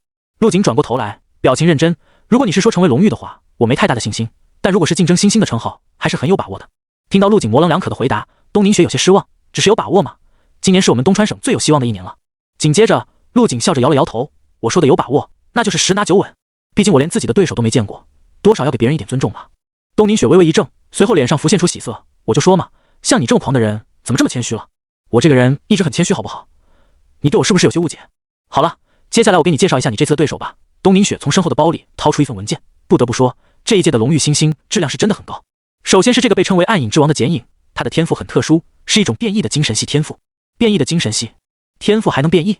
陆景有些吃惊。一般的精神力天赋者是利用精神力领域查看对方弱点，同时控物进行攻击，而这个剪影的精神力则没有领域的功能。他的精神力天生便是浓稠的黑影，虽然纯度不高，但可以像影分身一样进行实体攻击。精神力纯度不高，但可以化作实体。陆景右手摩挲着下巴，那确实挺厉害的，不过这就失去精神系的精髓了。不止如此，东宁雪补充道，他还可以将精神力凝聚成的影子融入自己身上，用来增强自己的气血和力量，据说可以增加1倍。陆景满脸问号，这用精神力增强气血的方法和最新合成出来的观想法好像啊，难不成恒星机观想法的作者空显宗就是从这种变异天赋上面找到的灵感？与此同时，在京都上空，一架军用直升机升空，机舱里面坐着一个面色惨白的少年，正百无聊赖地玩着手机游戏。什么破飞机，怎么还没网了？少年在屏幕上一阵乱按，脸上气得隐约有黑气浮现。在他身侧坐着一个白发女子，眉角隐约带着皱纹，看上去30多岁的年纪。白发女子开口道：“剪影，虽然目前没有什么值得关注的对手，但你不要太放松警惕，能在各省排名战拿第一的都不是一隅之辈。”放心吧，老师，我知道的。剪影嘴上说着知道了，可嘴角却勾起一抹傲然的弧度，眼底闪过一丝不屑。在边境蜿蜒的山路上，一辆军用吉普呼啸而过，卷起漫天落叶。身穿黄色僧袍的范空盘腿坐在后排座椅，不管吉普车再怎么摇晃，他的身影都巍峨不动。师父说的对，只是吃斋念佛并不能彻底洗去我的罪孽，与其避世，不如入世救人。范空嘴中喃喃自语，手中的佛串有规律地转动着。只是我到底要救多少人才能洗掉手上的血腥味？下一刻，他的眼睛睁开，眼底竟然闪过一丝嗜血的红芒。除了这个剪影以外，还有其他厉害的对手吗？陆景好奇地问道。这个剪影的能力让他产生了兴趣。有很多啊，我只是挑其中最特别的介绍给你，就比如这个范空。东宁雪看到范空的资料，脸上不由得浮现出一抹痛心的神色。范空这个人的实力并不比剪影要差，从某种程度上来说，或许更强一些。他的天赋是很罕见的兽化返祖类型，兽化后会拥有恐怖的肉体增幅。资料上说范空兽化后的具体数值不明，但最起码能增强的3倍。不过这个天赋有个致命的缺陷，那就是兽化后会失去理性，敌我不分，嗜杀成性。在范空3岁那年，还是个孩子的时候，第一次觉醒了天赋。那天晚上，他杀光了全村200多口人。但那个年代，村子里没有监控，大家都以为他是这场灾难中的幸存者。自那以后，范空就成了孤儿，最终被一家孤儿院收养，可想而知，又是几十条人命。这也太惨了。陆景一阵唏嘘，亲手杀了自己最亲的人，还杀了2次。那后来呢？后来军方查了孤儿院的监控，一切真相大白，范空被送进了特殊部门，关押数年后去了寺庙当和尚，每天吃斋念佛。有点扯远了，听说他现在可以勉强保持受化后的理智，所以又被军方重新启用，作为荣誉的备选种子。东宁雪摇了摇头，将档案放回背包，给你说这些是想让你知道这次的竞争有多么激烈，像风星兰那样的天才，在这些人面前也只是普通人罢了。我明白，东教官，我会全力以赴的。陆景认真的说道。东宁雪这才露出了满意之色，你可以先休息一会，最快也得明天早上才能到了。不知过了多久，前面负责驾驶的军人突然说道，我们到了，马上准备降落，请做好准备。从夜晚到黎明，在直升机的全速飞行下，终于在第一道曙光洒下的那一刻抵达了目的地。终于到了，这里是临时搭建的军营，地库就在这不远处。东宁雪给陆景介绍着，直起曼妙的身子，伸了一个大大的懒腰，柔和的夕光照在她精致的脸上，像一只惬意的猫咪。陆景微微侧头，透过舷窗的方向，看到了下方占地极广的一排排建筑。这些建筑围绕在一起，或高或矮，连绵不绝，活脱脱的一个小型城市。而在这些建筑之中，则是一道恐怖如大裂谷一般的裂缝。奇怪的是，这条裂缝表面竟然荡漾着水波一样的结界。从高空向下看去，整体像极了一只蜈蚣。蜈蚣的本体是长长的黑色裂缝，而千足则是围绕在其外的建筑。好家伙，这些建筑是临时搭建的。陆景有些无语，军部真是大手笔啊！军队有很多土系天赋者，像这种建筑，也就是1周的时间就能完工。东宁雪解释道。这样啊。陆景有些纳闷，既然建房子的成本这么低，那为什么房价还那么高？随着直升机的高度下降，陆景看到了在街道上穿行的军用车辆和一队队整齐的军人。他打开舷窗，感受着呼啸的凉风，狂风吹起陆景额前的碎发，显露出他明朗的脸颊和深邃的眸子。走，准备下机。东宁雪和陆景2人直接从直升机跳下，刚一下机就被一队身穿军装的士兵引到了一处休息区。参加竞选的先在这里休息，等开始的时候会通知你们的。简单交代了2句后，士兵便离开了。东宁雪也没在这里过多停留，说去找朋友，偷偷开溜了。我这是来早了。陆景看着只有寥寥几个人的休息区，叹了口气。这里除了凳子就没有其他的物件了。与此同时，在边境一处地下建筑内，昏暗的走廊，一盏盏昏黄的壁灯成了最主要的光源。一个个身穿黑红色长袍身影不停地穿梭着，明显精致不少的房间内，一道威严的女声响起：这次机会千载难逢，计划务必要成功。说话的是一个身穿红色长袍的女子，全身包括头部全都被宽松的红袍笼罩，只是腿部开叉处能若隐若现的看到一片白皙。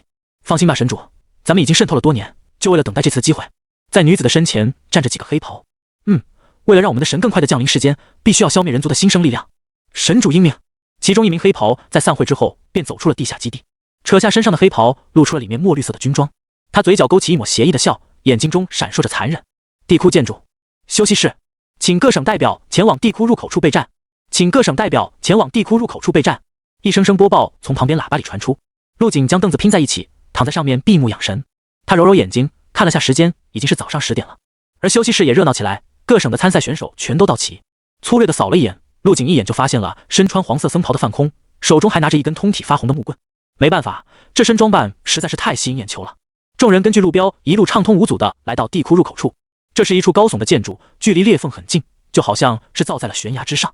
几个身穿军服的士兵抱着一箱手环，道：过来排队领取专属手环，可以在地库内和外界联络，还能监控你们的生命体征，如果遇到危险就按下上面的求救按钮。说完后，士兵指了指一旁高大的装甲门，从这里坐电梯下去就能直通地库了，那边会有人接应你们。这手环能好使吗？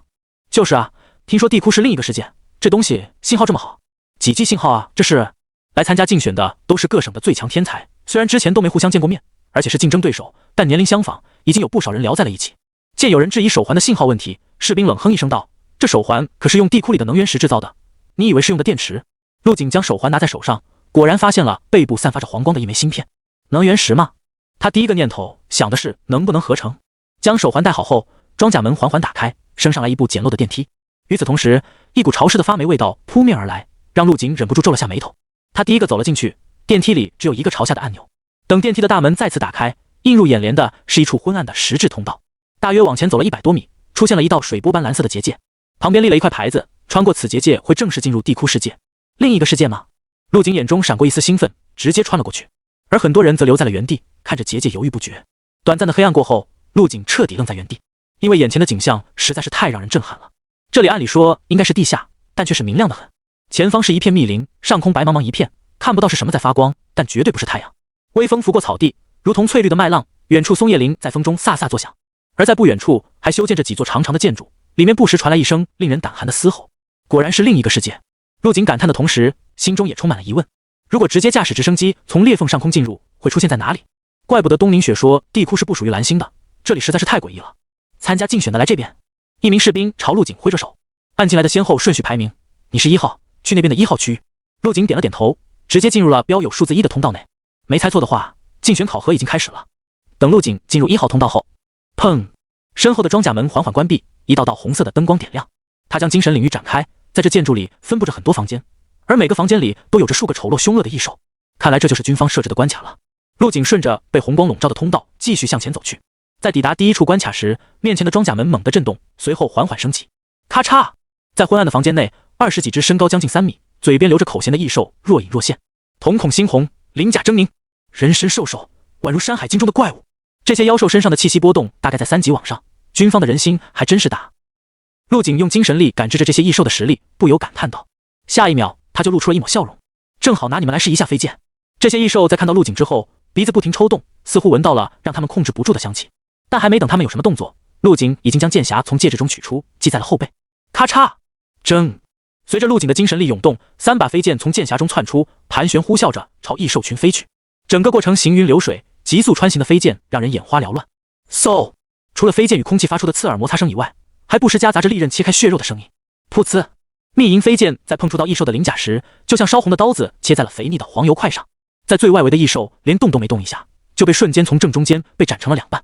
随后，密银飞剑没有丝毫停留，继续向四周横扫而去。我还以为异兽有什么特别之处，原来你们也会流血啊！陆景在布满异兽的房间内背负着双手，如闲庭信步般继续向前走去。所到之处，异兽像稻草一样被无情收割着。合成栏也不断地蹦出一道道提示音：恭喜宿主击杀3级异兽，获得无色金块星号3；恭喜宿主击杀3级异兽，获得红色金块星号1。这3级异兽不仅给无色金块，还有几率爆出红色金块。陆景眼前一亮，看向这种异兽的眼神瞬间变得感兴趣起来。很快，陆景就来到了房间最深处，这里矗立着通往第2道关卡的装甲门。这第一关确实没什么挑战性。陆景摇了摇头，意念微动，身后盘旋的飞剑便有序地回到剑匣之内。由于太过锋利，飞剑上连一丝鲜血都没有沾染。第一关很简单，陆景觉得这关更多的是测试他们第一次面对异兽时的心态。毕竟来参加竞选的都是些少年，最多也就是杀过几只妖兽。像这种外形恐怖、以人为食的异兽，还是第一次见到，难免会心生胆怯。不过在陆景看来，这些异兽出奇的可爱，单是第一关就爆出了10个红色金块。从这里出去后，魔刀千刃应该可以继续升级了。他已经迫不及待想知道强化5次后会有什么特别的变化。隆隆，第2关的装甲门缓缓升起。陆景没等装甲门完全升起，便抽出了腰间的魔刀千刃，猛踩脚下地面，朝前冲去。在竞选开始的同时，地库外的一间会议室内，一面宽敞的墙壁上挂满了显示屏，上面用标签标注了1到60的编号，每一个显示屏里都有一道正在奋战的身影闪动。而令人感到奇怪的是，在旁边一面墙壁上孤零零挂着一块屏幕，上面没有做任何标记。在这块屏幕里充斥着浓郁的血色，镜头深处，一只狼首人身的怪物正盘腿而坐，身边插着一柄足有5米多长的偃月刀。在这些屏幕的对面，华国军部高层和各省的教员在会议桌围坐，东宁学也在其中，正一脸紧张地看着1号屏幕。会议室内非常安静，大家全都正襟危坐。之所以气氛这么严肃，是因为坐在首位的是一位军方的大人物，名叫司徒军。最重要的是，这个司徒军的实力也很恐怖，是货真价实的5军境强者。5分钟过去了，汇报下各省天才的通关情况。看起来最多30岁的司徒军坐在首位，喝了口杯里的茶水，声音带着不容置疑的威严：“是，军座。”旁边副官模样的男人急忙起身，对着司徒军行了个礼，随后神色严肃地说道：“截止到目前为止，有25个省的天才闯到了第3关，27个省的天才还停在第2关，还有8个省的天才在第1关选择了放弃。”哦，司徒军挑了下眉毛，盯着面前不断闪动的画面，第1关设置的很难吗？竟然有8个人放弃了。中年副官继续报告道：“第1关我们共放置了25只3级异兽，这些异兽每一只的实力都足以媲美一般的4进武士，这个难度对于普通武者很难，但对于这些天才来说还是很简单的。”哼，也就是说，放弃的人多半是被吓退了，而不是实力问题。司徒军冷哼一声，会议室内的温度顿时降到了冰点。看来临时更换竞选地点的确是个不错的主意。这么羸弱的心态，怎么配得上我华国的荣誉星星？话音落下，司徒军话锋一转，不过这次的天才质量还算可以，5分钟就有20多人闯到了第3关。随着司徒军开口，打破了会议室的沉默，下面各省的教官们也开始交头接耳起来。一个白发女人往东宁雪身边凑了凑，用挑衅的语气说道：“小雪，你们东川省这次不会还要垫底吧？不行就别参加了，每次都是走个过场。”东宁雪一双冷眸瞥了他一眼，没好气地说道：“平之磊，我们东川省如何就不用你操心了？你还是担心下自己吧。我们京都的天才有什么好担心的？”平之磊揶揄地说道，脸上洋溢着得意的笑。“我们京都的剪影应该是这次荣誉星星最强竞争者了。对了，你们东川省的天才不会已经害怕到弃权了吧？东宁雪没有回他，因为平之磊说的是事实，在陆景这一届以前，东川省基本都在倒数徘徊。但这一届不同了，有了陆景的加入，说不定真的可以争个第一。东宁雪眸子闪着亮晶晶的光，看向了1号屏幕。1号屏幕在最左上角的位置，十分不起眼，基本上所有人都是扫过一眼后便不再关注。东川省这几年的成绩一直掉车尾，实在是让人提不起兴趣。而且别的屏幕里时不时各系天赋涌动，声势浩大，只有陆景所属的1号屏幕昏沉沉的，似乎没有什么动静。然而就在这时，中间的一块屏幕突然金光闪闪，几乎照亮了整个屏幕。这突如其来的金色闪光将所有人的视线都吸引了过来。第3关中，范空手持一根看似平常的木棍，僧袍已经不见，露出了闪着金芒的上身。他整个人如同耀阳一般，光彩夺目，流光绚丽，一身的霸气与高贵让人不敢直视。而在范空的不远处，一只3米多高、手持古刀的异兽正在角落里瑟瑟发抖。我不入地狱，谁入地狱？今日我自愿背负恶果，送你去往极乐。范空双手合十，将木棍放于双肘之上，念念有词道：阿弥陀佛。下一刻，他猛地抬手，浑身萦绕的金色竟是融入了手中的木棍之中。紧接着，木棍陡然发生了变化，头部幻化出禅杖的模样，上面还挂着金色的圆环。这金色禅杖被他握在手中，仿佛握住了世间的真理一般。呼！随着禅杖的舞动，四周的空气都仿佛被拉扯撕碎，带着无尽的威压朝那异兽砸去。等到金光散去，众人纷纷朝屏幕看去，只见画面中的异兽化作了一滩焦炭，冒着浓烟，而范空的身影已然消失在第3关。司徒君瞬间来了兴趣，指着那块屏幕说道：这30号屏幕里是哪个省的天才？报告君座，此人便是藏省的范空。一旁的副官赶紧汇报，从会议桌上拿过一叠文件递了过去，这是他的详细资料。司徒君接过资料，饶有兴趣地看了起来。在看到范空悲惨的童年遭遇后，忍不住皱了下眉。藏省的教官何在？他的天赋现在是否能完全控制了？会议室后排，一个满头大汗的老者站起来，低着头道：君座，范空目前还不能完全控制兽化后的自己，但已经能分得轻敌我。还是不能控制自己的天赋吗？司徒君的眼中闪过一丝失望，随后便不再关注范空，而是转向了另一块屏幕。这块10号屏幕里的少年正是剪影，比范空更早一步来到了第4关。第4关的首关异兽浑身长满毛发，身上还布满了豹纹，在昏暗的灯光下如绸缎般顺滑。吼！异兽朝剪影嘶吼了一声，随即朝他冲去，速度极快，眨眼间便已经来到了剪影的身前。这是只4级异兽，对上普通的4境武士已经能做到轻松秒杀。而剪影则不慌不忙，没见他有任何动作，一团黑气便骤然出现在身前，化作了一道人影。砰！人影将异兽死死地抱住，任他怎么挣扎都无济于事。紧接着又一道黑影出现，手中幻化出一柄长刀，缓缓朝异兽走去。噗呲！异兽的头颅落地，被剪影随意踢开。太简单了，下一个吧。这是京都的剪影吧，小伙子真不错。司徒君看得津津有味，忍不住赞叹道：平之磊你培养的好啊，上一届的荣誉新星也是你教导出来的吧？平之磊站起身，脸上露出了一丝抑制不住的喜色。是的，君座，上一届的荣誉新星也是属下带出来的。而这次的剪影，个人实力比上一届的那名学员还要强上不少。19岁气血已经直逼5境，就连天赋也是极罕见的变异精神系。平之磊这番话说完，在座的各省教官都一脸羡慕地看着他。像这种天才学员，为什么总能让平之磊遇到？我很看好这小子。司徒君笑着点了点头，挥了挥手，示意平之磊坐下。平之磊得到了5军境强者的肯定，还被其他教官用羡慕的眼神看着，让他心中有些飘飘然起来。他挑衅地看向一旁的东宁雪，宣告着自己的胜利。东宁雪依旧是没有理会他，盯着1号屏幕发呆。陆景不知道是怎么了，在第3关停留了这么长的时间。然而这个念头刚刚产生，就看到陆景连闯2关，来到了第5关。1号屏幕的异样吸引了司徒君的注意力，他敲着会议桌问道：1号屏幕是哪个省的？刚刚一下子闯过了第3关和第4关，有点意思，竟然追上了第1梯队的剪影几人。东宁雪闻言赶紧站起了身，正色道：报告，这是我们东川省的天才陆景。哦，东川省今年真是有备而来啊，有没有这个学员的资料？拿来我看一下。司徒君饶有兴趣地说道。身旁的副官赶紧在文件袋中一阵翻找，将陆景的资料递了过去。陆景18岁，出入天才训练营时 61.38 卡气血，真境全异。随着翻看，司徒君面露疑惑，这资料怎么看都和实力不对等啊。也就真境的全异算是个亮点，其他的不管是气血还是年龄，都只能说是中规中矩。东宁雪看着皱着眉头的司徒君，心里咯噔一声，他突然想起来陆景的资料没有及时更新，以至于他天赋者的身份和宗师权力的信息没有加上去。东宁雪刚要说话，陆景所在的1号屏幕信号灯又是一阵闪动，下方的数字由5变成了6。死，那个陆景不是刚冲到第5关吗？怎么又跑到第6关去了？能不能回放一下？不会是系统 bug 了吧？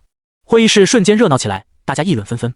就连剪影都还在第5关战斗，陆景凭什么能冲得这么快？司徒君将手中的资料放下，看到1号显示器下方的数字6，脸上表情虽然平静，但心中已经掀起了波澜。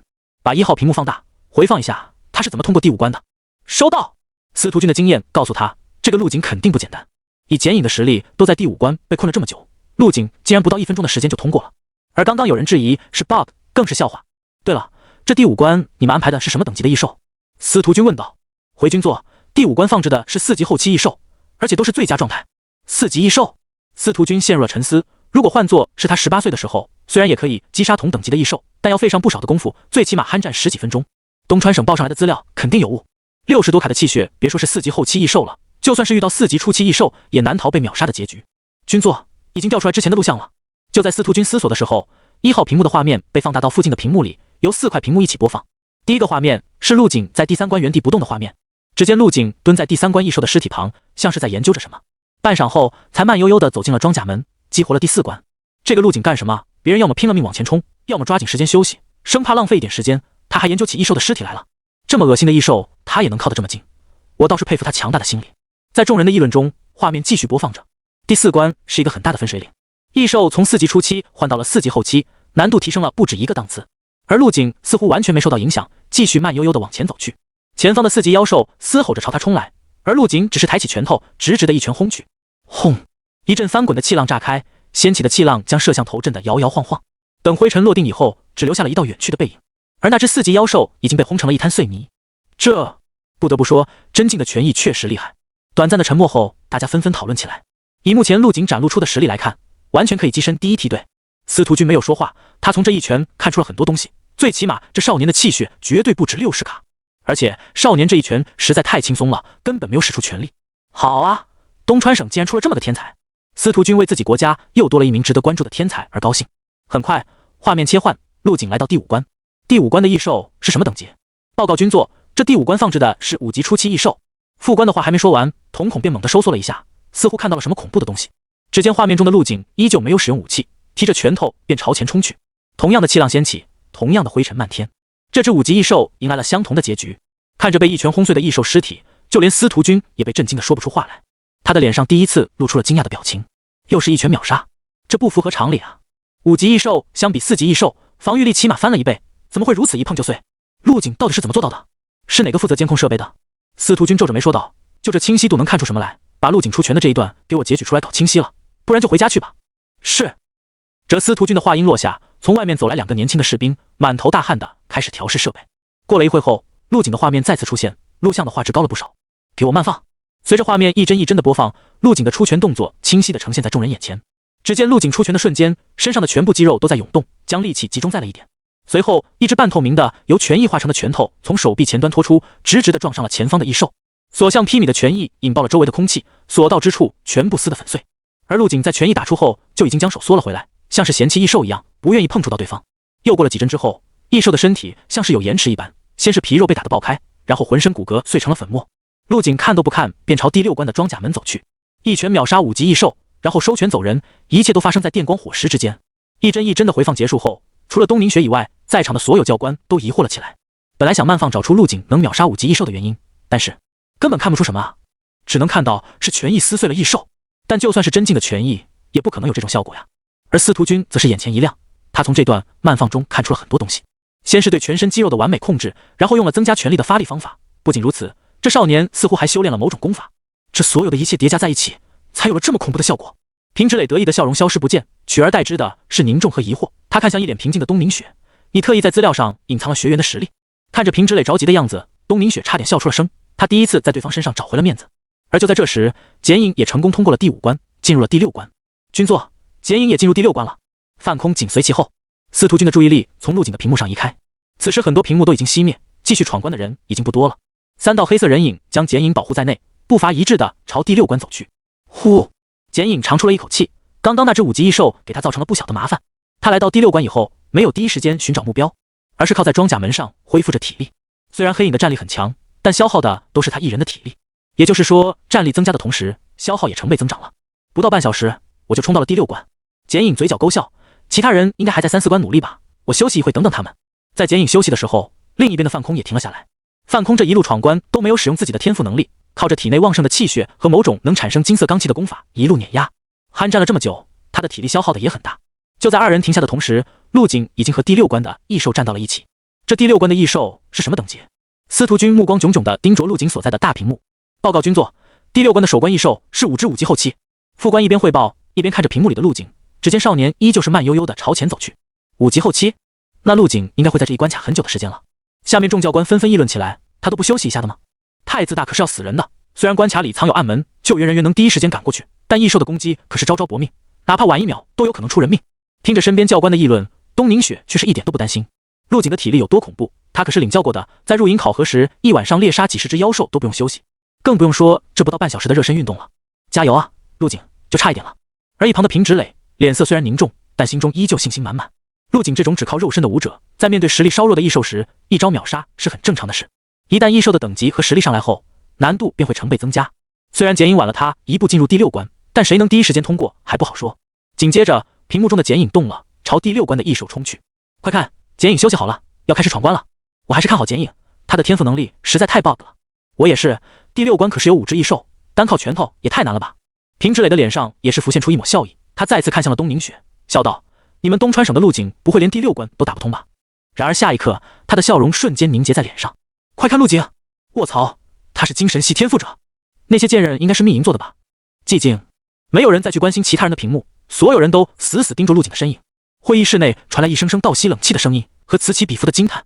地窟内，在陆景进去第6关后，精神力领域便覆盖在了整个关卡内，就连躲在暗门后面的救援人员都看得一清二楚。看着前方隐于黑暗中的一双双密密麻麻的血红眼睛，陆景手指微动，咔嚓，嗖嗖，3把飞剑从剑匣内鱼贯飞出，在空中化作一团璀璨的剑刃，如同银色云霭一般在陆景上空翻腾。拳头适合对付单体异兽，像这种成群的，还是直接用飞剑搅碎比较好。陆景看着身前不远处的5只异兽，心中默默想着，这次的闯关他只在第1关的时候动用了飞剑，其他关卡都是靠着拳头一路轰出来的。用拳头的目的是想测试下自己肉体的战斗力和异兽的抗击打能力，等以后进入地窟战场也不至于两眼一抹黑。事实证明，异兽的表皮很坚硬，个个都堪比防御型的妖兽，一般的武器很难穿破它们狰狞的鳞甲。如果武器不够好，还是用钝器更靠谱一些。总共只有8关，有些饿了，就让我们速战速决吧。陆景手指勾动，剑刃如同雨点一般朝着异兽喷涌咆哮而去。这资料上可没说陆景是精神系天赋者啊。司徒君看着手中的资料，询问道。东宁雪赶紧站起身，行了个礼后正色道：报告君座，我们绝非刻意隐瞒，是因为陆景的精神天赋直到排名战结束后才显露出来，所以资料更新出现了延迟。这样吗？司徒君看着屏幕中被剑刃洞穿的异兽尸体，点了点头。这小子不错，天赋和心性都是上品。司徒君见多识广，从陆景这一手乱箭穿心就能看出来，他的天赋境界至少在2境以上，而且这少年的气血也强得可怕，绝对不是资料上显示的60卡。这怎么可能？他怎么是精神系天赋者？平直磊猛地从座位上站起身来，一脸的不可置信。下一秒，他察觉到了自己的失态，尴尬的重新坐下。不过没人去指责和关注他，因为大家和他一样，同样处在震惊之中。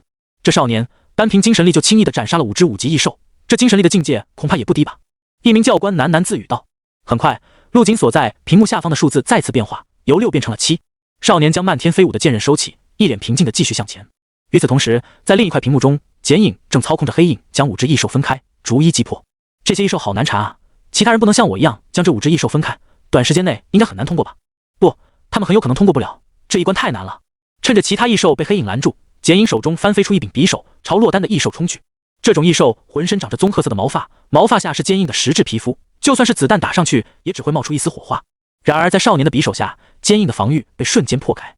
噗呲，伴随着一连串皮肉被剥开的声音，这只异兽被开膛破肚，腥臭的内脏流了一地。解决掉一只后，剩下的就更简单了。剪影嘴角勾起，露出了一丝自信的笑容。他抬头看向了头顶斜上方的摄像头，做了一个胜利的手势，随后用口语说道：第一肯定是我的了，也只能是我的。说完，少年迈动脚步朝下一只异兽冲去。而会议室内只有平直磊看到了剪影自信的手势和口语，其他人全都将注意力集中在了陆景的屏幕里。本就脑袋嗡嗡不知道怎么办好的平直磊，这下更是烦躁，耳朵都出现了耳鸣声。他这次来可是和京都军方签了对赌协议的，如果剪影能竞选到荣誉星星的称呼，那么将会得到京都军方无限制的资源倾斜，但一旦输了，这1年的资源全部会被扣掉。在签对赌协议之前，他特意仔细查看了每一个省份天才的名单，除了那个范空以外，没有一个能威胁得到他。而且范空的天赋能力不受控制，根本不足为虑。谁曾想，基本年年垫底的东川省竟然脱颖而出，一骑绝尘。不，还没结束，第7关才是真正决定荣誉星星归属的重要关卡。平直磊深吸了一口气，平稳下情绪。这次的荣誉星星之所以选在地窟里，就是为了全方面衡量这些天才的综合能力。通关速度虽然很重要，但并不是决定性因素。这是不是有点太简单了？陆景将第6关的所有异兽斩杀后，忍不住吐槽道：恭喜宿主击杀5级异兽，获得无色金块星号5。恭喜宿主击杀5级异兽，获得红色金块星号2。不过这些异兽的爆率还真是高啊，等出去后应该能将魔刀千刃强化加5了。陆景走向第7关的装甲门，心中有些期待。第6关是5级异兽，那第7关岂不是6级异兽？不知道击杀了这只6级异兽后，会奖励多少红色金块。随着他的靠近，通往第7关的装甲门缓缓打开。光是从厚度翻倍的装甲门就能看出这只异兽的实力有多强。咔嚓，装甲门彻底打开，露出了里面异兽的真容。这是牛和马在一起了。陆景皱着眉，用精神力打量着这只牛头马身的怪物。这只异兽头生直直的双脚，下身是马的身子和蹄子。最奇怪的是，除了4个蹄子以外，还长着一双猿猴般布满毛发的手，而这双手分别持着一根弯曲的长矛形武器。用武器的异兽还真是第一次见到。陆景刚想再研究一下，这只异兽就已经从口鼻中喷出热气，四蹄踏地，像骑士冲锋一样冲了过来。那我也用刀和你玩玩，正好练一下刀法。争！拔出腰间的魔刀千刃，陆景一刀横斩。砰！感受到陆景刀中蕴含的恐怖力道，这异兽竟然将双矛交错在一起，挡下了这一刀。火星四溅，掀起了层层气浪。有点意思，竟然挡下来了。不愧是6级异兽，力量不是之前遇到的那些异兽能比的。陆景瞬间来了兴趣，欺身向前，又是一刀斩出。这一刀的角度异常刁钻，直冲着异兽手中长矛的脆弱点去。在陆景的精神力领域中，一切都逃不过他的感知。刚刚异兽利用手中的长矛挡下了魔刀千刃，但也让其中一根长矛出现了一丝裂缝。争！长刀横斩，异兽左手紧握的长矛应声而断。失去长矛的异兽重心改变，向前打了个趔趄。陆景趁机抬起右脚，一脚直踹，将异兽踢飞了出去。趁着异兽在地上打着滚，陆景双手持刀追上前去。争！又是一刀直奔面门。异兽急忙举起右手，用那只仅剩的长矛试图抵挡住这凌冽的一刀。魔刀千刃的攻击，凭你也挡得住？陆景冷哼一声，长刀继续朝下砍去。在即将碰触到长矛的时候，刀身突然变长，中间解体空出了一道缝隙，直接从长矛上穿了过去。噗呲！吼！鲜血飞溅，异兽嘶吼了一声。这一刀直直的镶嵌进他的左肩，如果不是最后时刻歪了下脑袋，这一刀会直接砍在他的脖颈上。看着异兽眼中十分人性化的震惊和惶恐，陆景脸上露出了一丝嘲讽的笑意。魔刀千刃，只攻不防，无法被防御的斩击才是这把刀真正的封神之处。与此同时，会议室内，看着屏幕中陆景单方面压着6级异兽打，一个个脸上都挂满了震惊和不可思议，这表情竟然和刚刚异兽的表情如出一辙。在陆景利用魔刀千刃解体的特性砍伤异兽之后，脸上也露出了一丝动容之色。画面中少年俊秀的脸上露出了一丝残忍的笑，所有人都能看清他那勾起的嘴角。魔刀千刃没入了异兽的肩膀，轻松穿透肌肉，卡在骨头上。陆景微微皱眉，这6级异兽的骨头还真是硬啊！如果是没强化前的魔刀千刃，估计最多只能破开皮毛。下一刻，就在所有人都以为陆景要收刀的时候，陆景左手成肘，朝着刀柄狠狠砸下。呲啦！异兽毛茸茸的手臂落地，在这一击之下，魔刀千刃硬生生地斩穿了他的骨骼。好！又是一声嘶吼，异兽翻滚着身子离开陆景的攻击范围，随后猛地站起身，用仅剩的一只手举着长矛朝陆景刺来。怎么，生气了？陆景看着胡乱攻击的异兽，对他说了句话。让他感到意外的是，这异兽似乎是听懂了他话里的嘲讽，眼中的怒意更盛。你这丑东西，智商不低啊！噗呲！陆景躲过这只异兽的负隅顽抗，又趁机在他身上留下了几道深可见骨的伤口。6级的异兽就已经有这种智慧了，那再高级一点的异兽，怕不是智商不低于人类？陆景这下终于明白为什么地窟异兽是人族最大的敌人了。一边想着，陆景一边甩了个刀花，提刀主动发起了进攻。叮！魔刀与长矛碰撞，发出金戈交鸣之声，火星四起，一股无形的气浪扩散开了，吹动了陆景额前的碎发。白痴，你以为自己挡住了？刚刚还夸你聪明来着。陆景淡淡笑道。下一刻，他手中的魔刀千刃再次变化，轻而易举地绕过了长矛，刀柄翻转，陆景将其反握在手中，直直地刺向异兽的面门。噗呲！血花飞溅，其中还夹杂着白色的浓稠脑浆。恭喜宿主击杀6级异兽，获得无色金块型号6。恭喜宿主击杀6级异兽，获得红色金块型号6。报告军座，陆景已经斩杀了第7关的异兽。我已经看到了。司徒君点了点头，视线从陆景的屏幕上移开，看向了那孤零零挂在另一面墙壁上的充斥着血色的屏幕。那面屏幕里到处充斥着浓郁的血色，一只狼首人身的怪物面无表情地看向摄像头的方向。与此同时，剪影还在第6关酣战着，利用黑影形成的人数优势，他成功地将5只异兽全部斩杀。而他的状态也不太好，脸色苍白，嘴角已经渗出了血丝，身上也多处挂彩。这些该死的畜生！剪影暗骂了一声。刚刚在斩杀第3只异兽的时候，被他以命换命的攻击伤到了。这第6关就这么难了，第7关会是什么等级的异兽？还是先恢复下体力吧。我是这一批天才中最强的存在，官方肯定是以我的实力为模板打造的关卡，应该没什么大问题。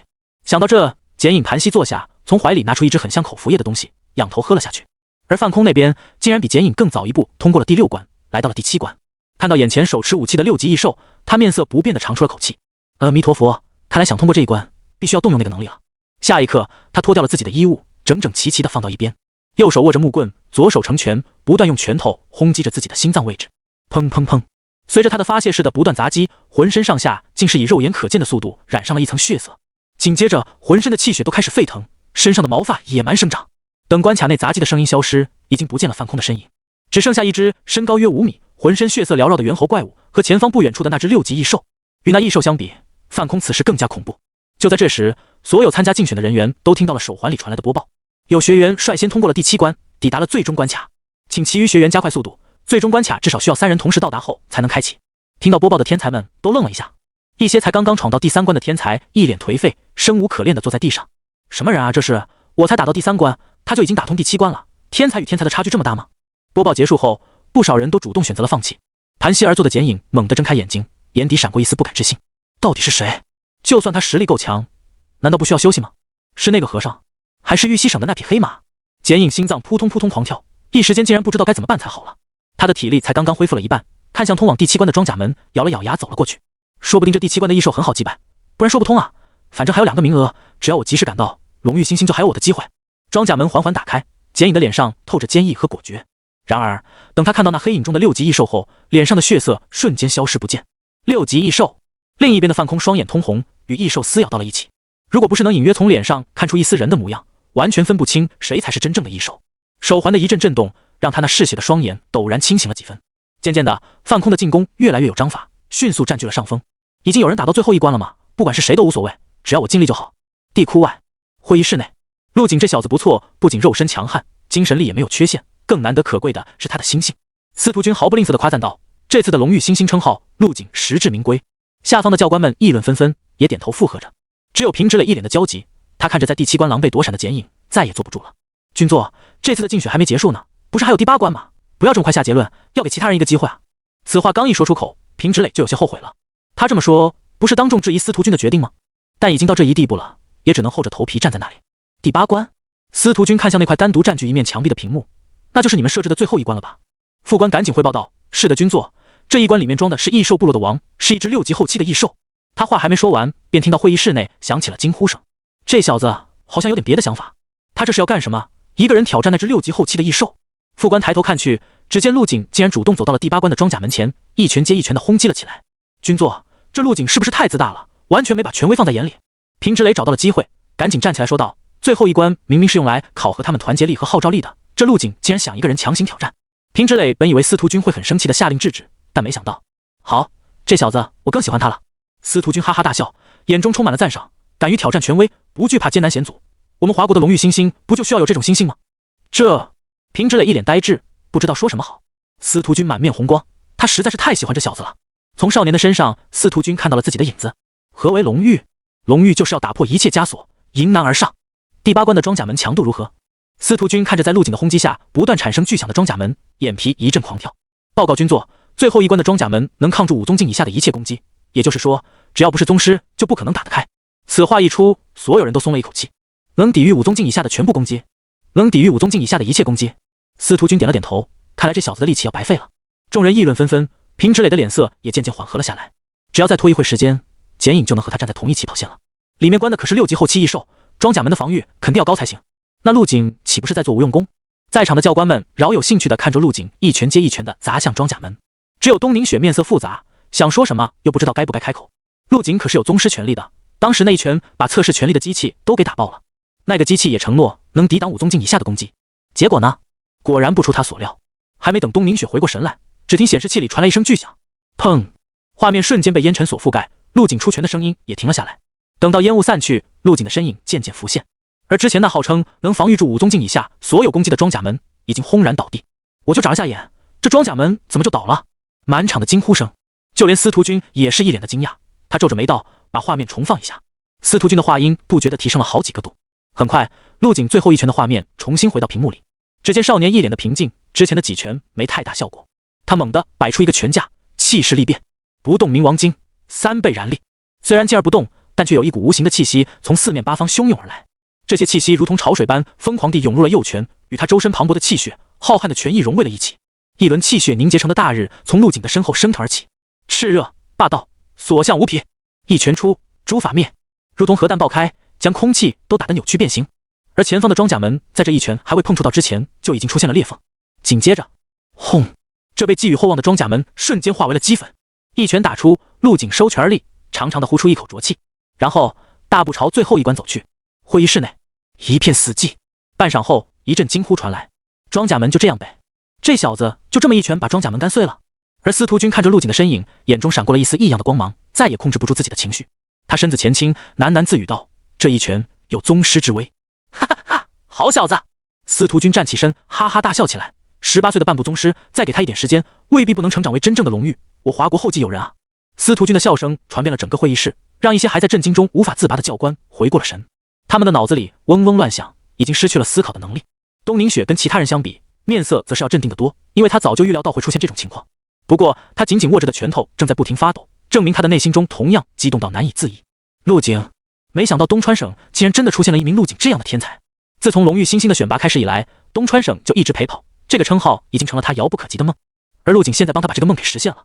陆景，加油啊！就差最后一关了。怪不得他要一个人去挑战6级后期异兽。一名教官忍不住开口道：“有这种权利，自然不需要其他人的帮助。”是啊，没想到之前他还是留守了，这少年太恐怖了。与此同时，陆景终于是看到了最后一关的6级异兽，他瞳孔猛地一缩，眼底闪过一丝凝重。这最后一关的异兽好奇怪，只见在这密封的特制房间里盘坐着一个狼首人身的怪物，这怪物给陆景的感觉更像是人，而不是异兽。吼！异兽睁开血红的双眼，朝陆景嘶吼了一声，眼中竟然带着人性化的仇恨和狠毒。下一刻，这狼首异兽猛地将身旁的偃月刀拔出，冲上前去。腥风袭鼻，恶臭扑面。陆景眼神微凝，拔出了腰间的魔刀千刃。叮！魔刀千刃与偃月刀相抵，产生了一股不断往外扩散的气浪，将房间内弥漫的血气震得一阵翻滚。咔嚓！剑匣打开，3把飞剑鱼贯飞出。陆景没有拖大，一上来就动用了精神力，控制着飞剑朝狼首异兽攻去。噗呲，噗呲，一道道剑芒从狼首异兽身上划过。异兽吃痛下，手上的力道减弱，让陆景占据了上风。陆景趁机抬脚直踹，将狼首异兽硬生生踹退了好几步。这异兽好强的力量和防御，陆景这一脚可是用了全力，虽然没有拳头的力道重，但也足够分筋断石了。可挨了一脚的异兽竟然像没事人一样。好！异兽明显是被陆景激怒了，他挥舞着手中的偃月刀，将空中的密银飞剑一一打飞出去，随后双手握刀朝陆景冲了过来。喜欢硬碰硬是吧？陆景没有选择闪躲，同样提着刀冲了上去。轰！两刀相抵，一人一兽脚下的地面瞬间开裂，这特制的地面已经承受不住二人的攻击。此刻的陆景黑色碎发肆意飞扬，身上金色光辉涌动，像极了一尊神武将军。他收刀再斩，魔刀破空，带着刺耳的呜咽声直奔异兽的脖颈。不过这狼首异兽明显是身经百战，在魔刀千刃即将到来的那一刻，用手中长刀精准的格挡。叮！清脆的金戈交鸣声。陆景目光盯着嗜血的狼首异兽，眼底闪过一丝嘲弄。下一刻，魔刀解体，越过偃月刀，再次朝异兽的脖颈砍去。与此同时，漫天的剑刃也扑面而来。狼首异兽瞳孔微缩，头颅以一种极其诡异的角度朝一旁歪去。噗呲！这百试百灵的一招竟然被他躲了过去。魔刀千刃只砍到了他的肩膀。狼首异兽在躲避的同时俯身翻滚，又避开了射来的剑刃。噗呲！魔刀千刃在斩入狼首异兽肩膀的时候，陆景感觉自己就像砍在石头上一样，一股强烈的反作用力从刀尖传到刀柄，又从手腕传到他的身上。借助着这股反作用力，陆景后挑拉开距离。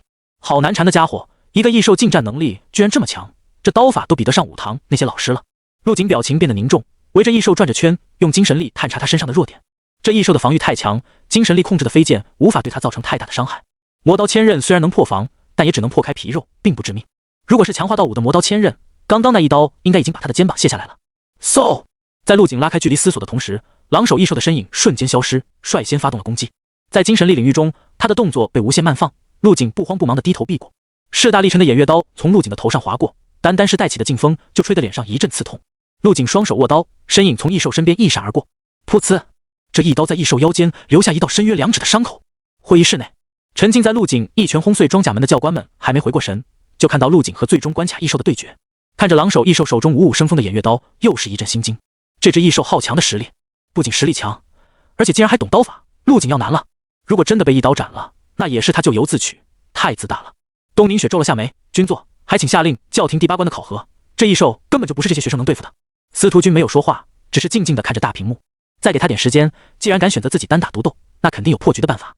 下一秒，画面中陆景控制着漫天刀刃席卷而去，却只在那异兽的身上留下了浅浅的伤痕，就连密银做成的武器都破不了防，这还怎么打？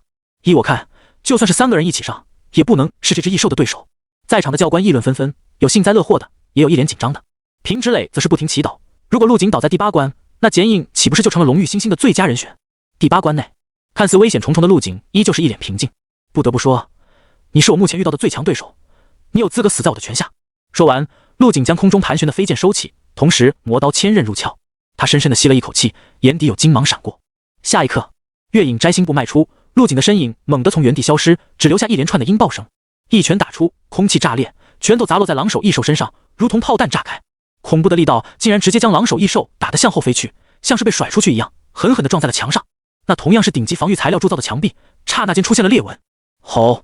狼手异兽手中的偃月刀脱手而出，他挣扎着站起身，身子拔地而起，双手叠加在一起，一记崩拳砸来。你太慢了！陆景不屑的声音转来，迎着狼手异兽的崩拳跃起。紧接着就看到狼手异兽那壮硕的身躯从半空中跌落，身子上鲜血淋漓，身上的鳞甲片片脱落。还没等他的身子落地，陆景利用精神力在空中一个借力，如同复古之居，再次贴近了异兽的身边。拳速如子弹般倾泻，每一拳都重如陨星，拳拳到肉的手感彻底的激起了陆景的血性，让他的拳速越来越快。果然，对付这种防御强的近战敌人，还是拳头好用。管你皮糙肉厚，我自一拳打得你内脏破裂。狼手异兽这时也是失去了理智，迎着陆景的拳就要以命搏命，锋利的指甲划向他的脖颈。然而，这脆弱的攻击很快便被陆景的拳头化解。一力降十会，陆景怒吼一声，好似疯魔。此时的他已经不讲拳法，不讲招式，全凭着心中一股暴力之气疯狂宣泄着。出拳，出拳，还是出拳！会议室，众人看着陆景发了疯似的一拳又一拳，将狼手异兽的身躯打得支离破碎，鲜血飞溅。这异兽怎么突然这么弱了？看着被压着打的异兽，一名教官问道。刚刚明明是拿着武器的陆景被压着打，现在没了武器的陆景反而占据了上风，硬生生用一双拳头将6级后期的异兽像打小孩一样按在地上狂殴，这让他产生了极强的自我怀疑。不是这异兽变弱了，而是陆景的拳太强了。司徒君目光灼灼地盯着大屏幕，他打出的每一拳都有宗师之威，这一拳造成的伤害可比用刀划上一下强太多了。对付数量多、防御低的敌人，用刀和飞剑效果更好，但对上这种皮糙肉厚的，还是拳头好使。陆景的每一拳都打得画面一阵抖动，最后一拳轰出，狼手异兽的整个身躯已经血肉模糊，狰狞的狼手被打得折断错节。呼！陆景收拳，吐出一口浊气，直接一屁股坐在了异兽的尸体上。好嘞，恭喜宿主击杀6级异兽，首领级，获得无色金块星号12。恭喜宿主击杀6级异兽，首领级，获得红色金块星号12。奖励还算不错。脸上沾染了异兽鲜血的陆景笑了，笑容格外温和。杀了这狼怪，竞选应该就结束了吧？陆景喃喃道。刚准备放松一下，身后传来了密集的脚步声，3道黑色人影从门内走出，后面跟着一个有些狼狈的少年。就是你抢先一步到了第8关。剪影浑身冒着黑气，目光不善地看向陆景。这个人他有点印象，好像是某个经常垫底的省份派出来的代表。原来是一匹黑马。剪影的目光扫过，看到了躺在陆景身下的异兽尸体，瞳孔猛地收缩。最后的守关异兽被你杀了。剪影的眼角一阵抽动，他本以为陆景只是提前通过了第7关，理应停留在第8关门口等待才对。毕竟第8关是要求一起合作对抗的关卡，人没齐怎么开始？但现在看来，这第8关的异兽很有可能被他一个人打死了。呼！剪影一时间有些无法接受，气血上冲，脸色变得通红。怎么会这样？荣誉星星就这么和我失之交臂了？他双手握拳，死死盯着坐在异兽尸体上休息的陆景，顿时恶向胆边生，眼底闪过一丝狠戾。虽然不太清楚陆景的真实实力，但能独自一人通过第8关，肯定不是什么一鱼之辈。但就算他实力再强，在这么短的时间内连通8关，一定没有在中途休息。也就是说，眼前这个少年此时正是强弩之末，不然他为什么会坐在异兽尸体上？陆景饶有兴趣地看着面色阴沉的暗影之王，心中已经猜出了对方在想什么。怎么，对我有想法？陆景挑了下眉，语气平淡的道：想到了就去做，不要让自己后悔。剪影听出了陆景话中的嘲讽，眼神骤冷，挥手间3道黑影便朝陆景走去。既然你这么强，那就让我来打倒你吧，决出谁才是最终的荣誉星星。话音刚刚落下，3道黑色人影便成品字形朝陆景挥拳打去，而陆景只是缓缓起身，似乎被吓傻了，完全没有要还手的动作。得手了！剪影嘴角勾起一抹残忍的弧度，被我的影子围住，看你怎么逃脱。每一个黑影都拥有他的等同力量，一击下去，这陆景不死也残。会议室内，众人看着剪影主动朝陆景发起了进攻，全都是一脸的面面相觑。这俩人怎么打起来了？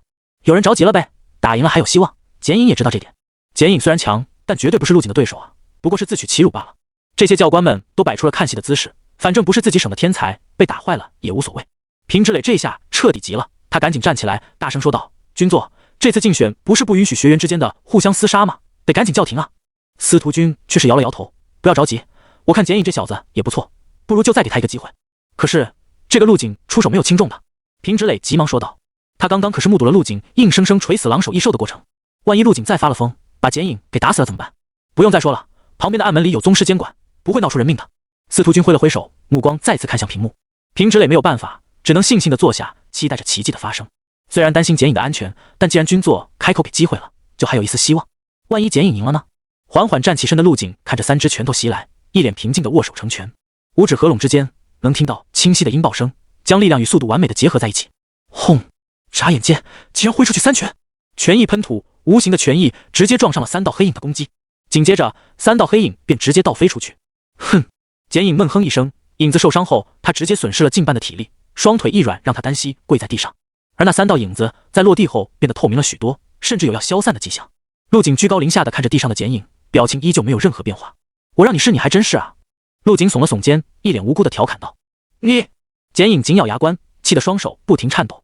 他怎么也想不到，自己这无懈可击的一击，竟然被陆景轻描淡写的给化解了。简影深吸了一口气，站起身来，从口袋里摸出一枚丹药，送入了腹中。刹那间，一股浓郁的气血波动在简影身上炸开，整个人的身高瞬间拔高了些许，肌肉也虬结隆起。随后双手合十，3道黑影便融入了他的体内。顿时，一股庞大的气势四溢出来，身上的气血成倍增长。会议室内，有些见多识广的教官已经惊呼出声：“这是吃了聚力丹！聚力丹是那个以燃烧气血为代价，强行增加自己力量的丹药。这个简影为了赢真是豁出去了。”司徒君摇了摇头，在心中将简影这个名字默默划掉。趁别人休息时进攻，品行不行。为了争一时之气，服用损毁根基的丹药，心性也是下品。这种人怎么可能配得上龙玉星星的称号？这下我看你还怎么嚣张？简影满脸的自信，咧嘴笑道：“有本事再接我一拳试试。”话音刚落，只见他猛蹬地面，身影瞬间消失不见。之所以如此自信，不仅是体内气血给他的力量，还有他的天赋特性。黑影融合进身体之后，不仅能将气血翻倍，还能在攻击时附带精神伤害，这才是他的最强底牌。这种特性，就连他的教官平之磊都不知道，确实有点意思。陆景看着状若疯魔的简影，满意的点了点头。他摆出一个古朴的拳架，身上有道道金光闪过，眼神一厉，一步跨出，对着身前就是一拳递出。此拳一出，如日中天。简影面露喜色，这陆景竟然敢和自己硬碰硬，真是不知者无畏。轰！二人的拳头撞在一起，仿佛有万吨炸药在此刻一起爆炸，将这世间所有的声音都压制了下去。拳风狂笑，带着无匹的余威，在二人身边肆虐。等余波散去，简影不可置信的身子止不住的颤抖着，身形向后退去，双脚在特制的地板上刻出了2道深深的痕迹。而陆景则是纹丝不动，脸上甚至还带着一丝笑意。啧，可以啊，竟然挡下了我随意的一拳，不愧是暗影之王。陆景拍了拍手，看着面前震惊的简影，开口称赞道。简影止住身形，捂着失去知觉的手臂，惊呼道：“你怎么可能挡得住这一拳的精神攻击？你也是精神系天赋者。”简影话音刚落，七窍开始渗出鲜血，就连瞳孔都被染得血红。噗！一口鲜血吐出，简影的眼中闪过一丝惊疑。怎么会这样？刚刚他用拳头攻击陆景的时候，利用自己的天赋特性，想从精神层面伤到陆景，但结局完全出乎了他的预料。这一拳不仅在物理层面上被硬生生打退，精神力更是像撞到了石头一样，让他脑海中一阵眩晕，鲜血不断从毛孔中溢出。这招在拳头里裹挟精神攻击的手段，可是百试百灵，防不胜防。但陆景不仅防住了，还让他自己的精神攻击反噬到了本体。能做到这种地步的，只有一个可能，那就是陆景也是精神系天赋者，而且精神力的纯度要远远高于他。一想通其中关键，简影顿时慌了起来。你竟然隐藏天赋？这届竞选除了我以外，明明没有精神系天赋者的。简影歇斯底里的吼道。不惜服下了聚力丹，燃烧自身气血，竟然还是拿陆景没有办法，这让他怎么接受得了？陆景没有回话，只是一步一步的朝他靠近，眼睛里充斥着彻骨的寒意。你想干什么？简影被吓得连连后退，嘴中支支吾吾。你别过来，这里不允许学员之间自相残杀的。陆景耸了耸肩，没有要停下的意思，双手握拳在胸前撞击，发出砰砰的钢铁撞击之声。陆景这是要干什么？应该不会糊涂到要杀了简影吧？会议室内，众人看着终于不再抖动的画面，忍不住惊呼出声。平之磊从座位上站起来，努力保持语气的冷静，大声朝司徒君喊道：“君座，简影他有危险，快让监管人员下场吧！”偌大的会议室瞬间安静下来，众人全都看向司徒君，在等待他下达指令。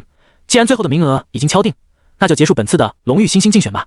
司徒君点了点头，继续说道：“让暗门里的监管人员带学员们回来。”是。陆景一脸狞笑的朝简影靠近，而简影只能不断后退，一路退到了墙角。就在这时，陆景的眼神微动，精神领域感知到了暗门后走来一道人影，应该是军方安排在这里保护学员安全的监管人员。来吧，让你尝尝我的拳头是什么滋味。陆景活动着身体，脖子和关节处发出咔吧的响声，紧接着他猛地朝简影冲去，右手贴在腹侧，做出了蓄力的姿势。天马流星拳，口中喊出一个中二的招式，拳头向前递出。救我！简影紧闭着双眼，身子拼命挣扎着，想躲过这听招式名字就很强的一拳。他是真的怕了，刚刚陆景的那一拳已经让他失去了战斗能力，如果再挨上一拳，不死也得脱层皮。陆景看着在地上蜷缩成一团的暗影之王，露出一丝恶趣味的笑。在这虚张声势的一拳即将打到简影的时候，他将拳头向旁边偏去。轰！特制的墙壁被硬生生轰出一个大坑。陆景收回拳头，吹掉手上的碎石，看向了身后。咔嚓！在陆景的目光聚集处，光滑的墙壁竟然向外打开，从里面走出一个身穿军装的中年男人。男人扫视了一眼二人的情况，道：“竞选已经结束了，跟我从暗门出去吧。”陆景点了点头，跟在军装男身后回到了空地上。与此同时，还在闯关的其他天才也收到了竞选结束的通知，看着身旁打开的暗门，垂头丧气的从暗门中走了出来。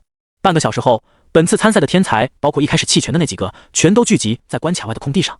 这些天才的状态大多不太好，很多人身上脏兮兮的，还有些负了伤。怎么样，跟异兽厮杀的感觉如何？军装男看着狼狈的众人，笑着说道：“我叫祝文成，是本次竞选的监管。鉴于你们在关卡内的表现，荣誉星星的称号被军座授予了陆景。”说完指了指站在后排的陆景。众天才顿时纷纷回头，一双双眼睛紧盯着陆景。就是他这么快打通了所有关卡，这是哪个省的？完全没有印象啊！快看简影身上的伤，怎么感觉像是被人揍的？各省的天才七嘴八舌地议论着。不少人走到陆景身边，友好的打着招呼，想跟他认识一下。行了，原地休整半小时，到点了准时回去。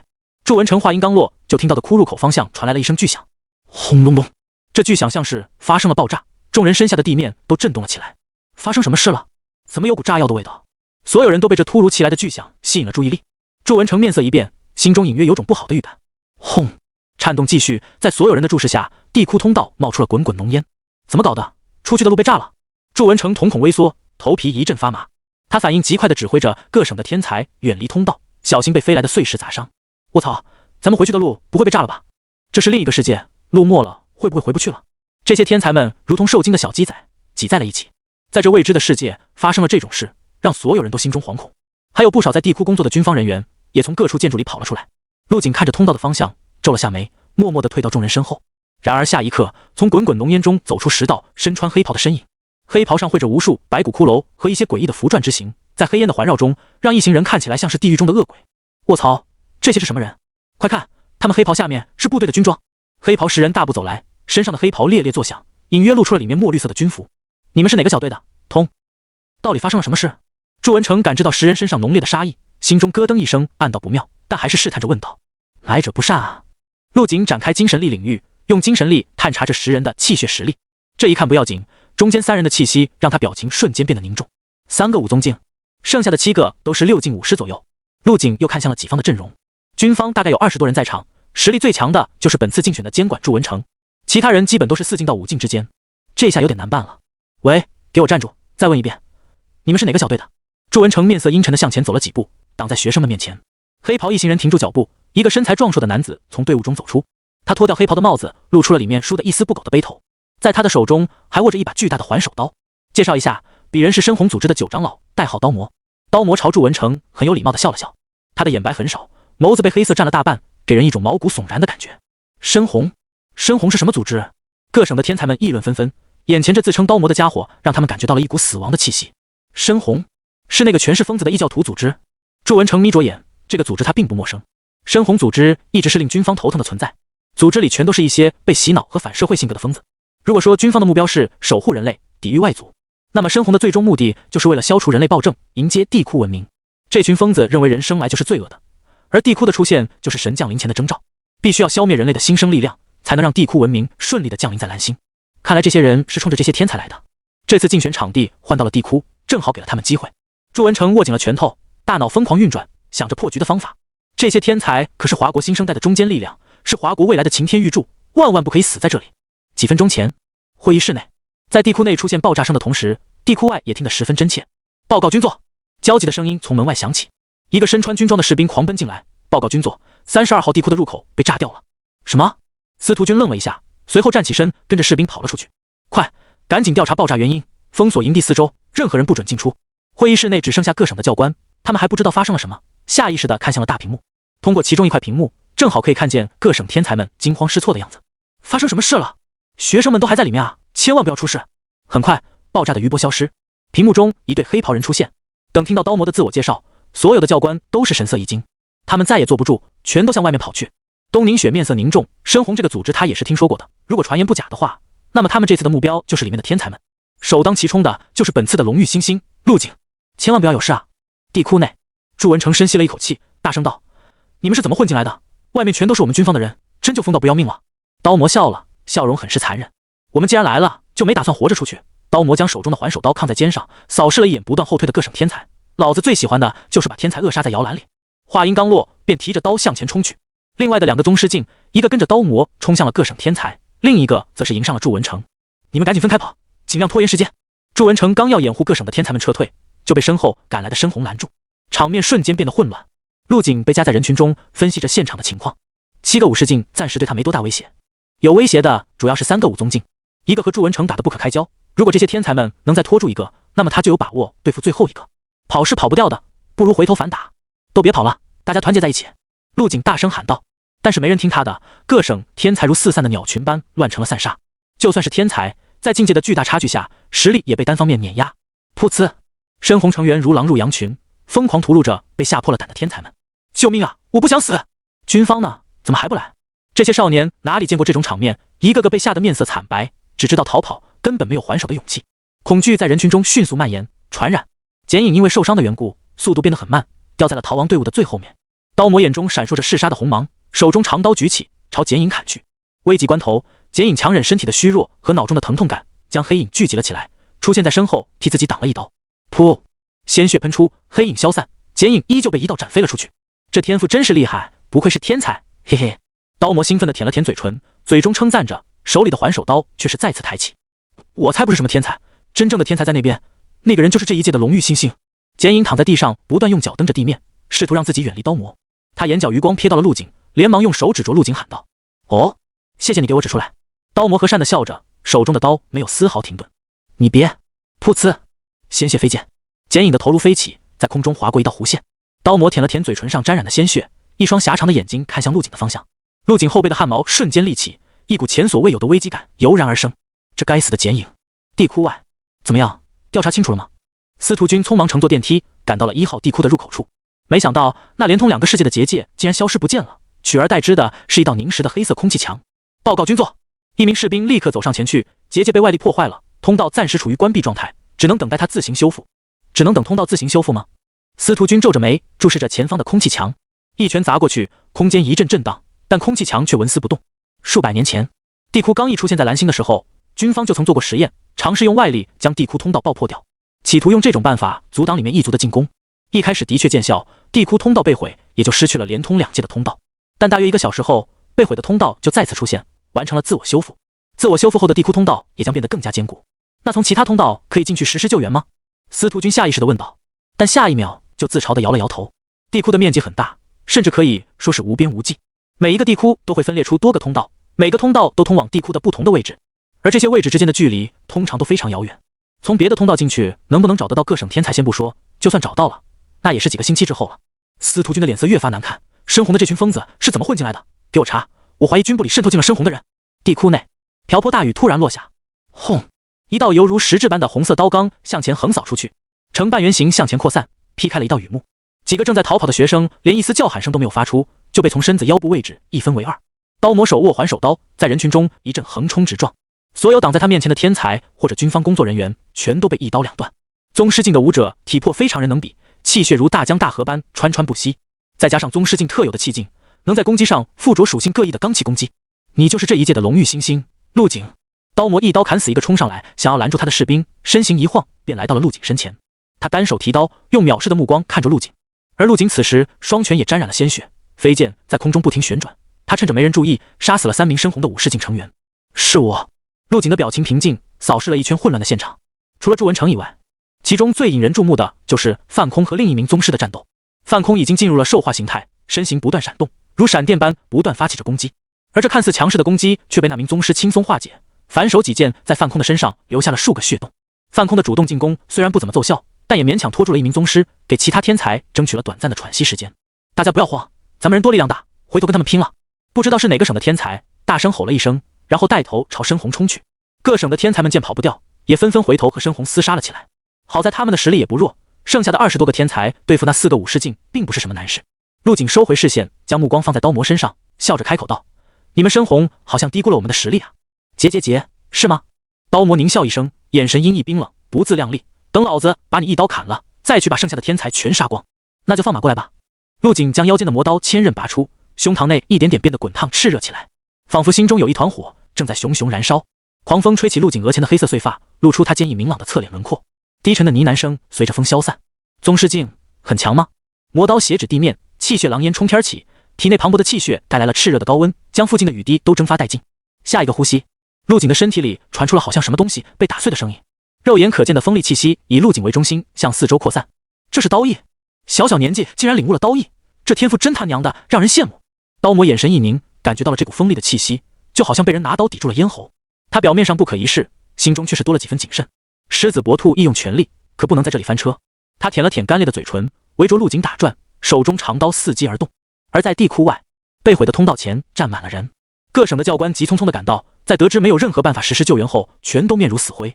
这里面的人可都是他们各省的天才，这怎么办啊？这竞选场地选的就不行？哪个人提议将场地换到地窟里的？我建议严查。教官们你一言我一语，神色充满了焦急。妈的，我们省天才的生命体征归零了。虽然地窟通道关闭，但能源石依旧在发挥着作用，将参赛学生的生命体征实时传输了出来。我们省的也是，再这样下去，这些天才全都要死在里面。悲观的情绪迅速蔓延，大家全都紧张地盯着记录生命体征的仪器。平之磊也一脸焦急，因为剪影在之前就受了伤，是被那个该死的陆景给打伤的。他回头看向东宁雪，看到对方脸上同样的表情后，心中却舒服了很多。军座，监控已经调整好了，可以看到现场的情况。一名士兵从旁边的监控室里走出，向司徒军大声汇报：“走，去看看。”一行人跟在司徒军身后走入了监控室。这里是专门用来查看地窟监控的房间，里面同样挂满了屏幕。众人刚一进去，就看到剪影被刀魔一路追赶，倒在了地上，并且指着陆景示意刀魔换个目标。这个剪影真是个十足的小人，陆景刚刚就应该一拳把他打死。监控室内看着出卖同伴的剪影，众人像是找到了情绪的宣泄口，抒发着心中的不满。平之磊一颗心提了起来，倒不是因为剪影的话，而是因为刀魔举起了手中的环手刀。噗呲，随着剪影的人头落地，平之磊也双腿一软，差点瘫倒在地。东宁雪的脸上也变得难看，如果不出意外，陆景就是刀魔的下一个目标了。果然，刀魔在一刀杀了剪影之后，便一路朝陆景的方向冲去，砍出了一条血路。就在这时，刚刚逃跑的天才们也凝聚在了一起，开始与深红正面厮杀。看着场上的局势短暂的平衡，众人心中松了一口气，还好这次的天才质量很高。是啊，深红怎么也想不到，这次的天才竟然有2个能有拖住宗师的实力。只要再坚持几10分钟，通道就能恢复如初，一定要加油啊！东宁雪双手纠缠放在胸前，看着与刀魔对峙的陆景，眼里流露出不安的神色。陆景，你一定要活下来啊！突然，陆景长刀透出的刀意引起了所有人的注意。陆景这是领悟了刀意，天赋好高，希望他能挺住。多半是难了，剪影在刀魔手中连一招都接不下。教官们纷纷摇头，陆景就算再强，也不可能是宗师的对手。全力堪比宗师还不够，宗师境衍生出的内劲将会让武者的战斗力产生质变。司徒军也叹了口气，可惜这么优秀的天才了，竟然在战斗中领悟了刀意。刀意再加上真境的权益，这天赋闻所未闻。乌云缓缓遮住空中的未知发光体，原本就昏沉的天空逐渐黑暗，在一道闪电划过的瞬间，陆景与刀魔同时消失在原地。铮，2道刀光闪过，前者霸道无匹，携带着血红色的刀刚，后者则是极致的锋利，甚至有一截刀意从刀尖中透出。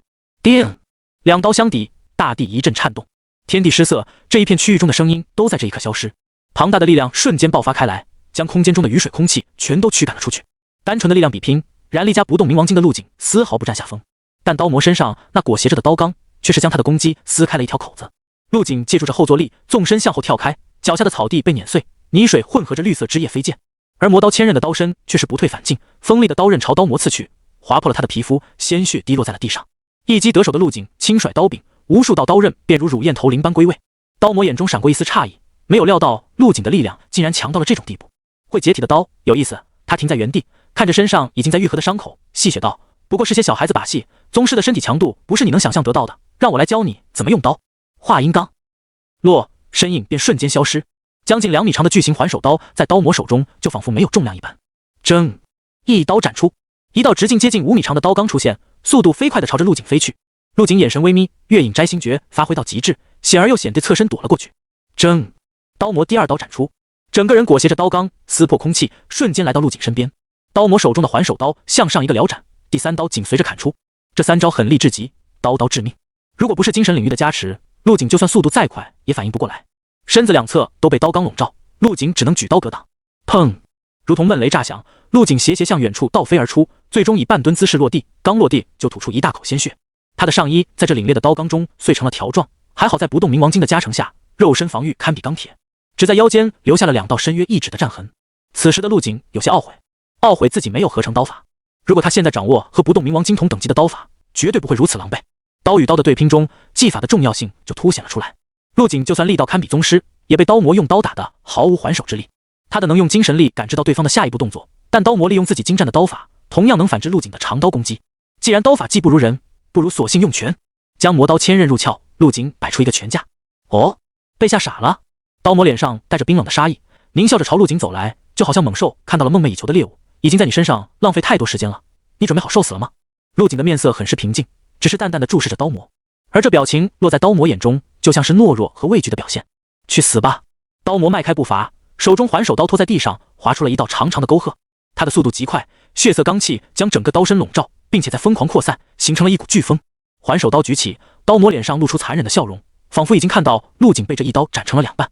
而此时陆景依旧是摆着拳架，只不过身上的气势越来越强，真净的半透明拳翼竟然出现了一丝金色。地窟外，不少看监控的人都转过头去，就连司徒君也将目光瞥向一边，不忍亲眼目睹接下来的惨状。东宁雪更是捂住了眼睛，身子微微颤抖，泪珠从手缝中滑落。终于，砰！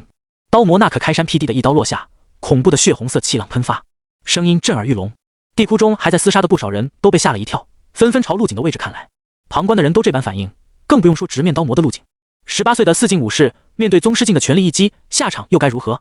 很快，四起的烟尘慢慢散去，2道人影慢慢呈现在所有人眼前。等众人看清画面中的场景时，全都在一瞬间呆滞住了，脑中嗡嗡直响，就好像被一柄大锤狠狠砸到了脑袋，直冒金星。什么？怎么可能？平之雷猛地从座位上站起，眼睛睁得老大，满脸的惊骇之色。不仅是他如此表情，其余还在看着画面的教官也都差不多的震惊。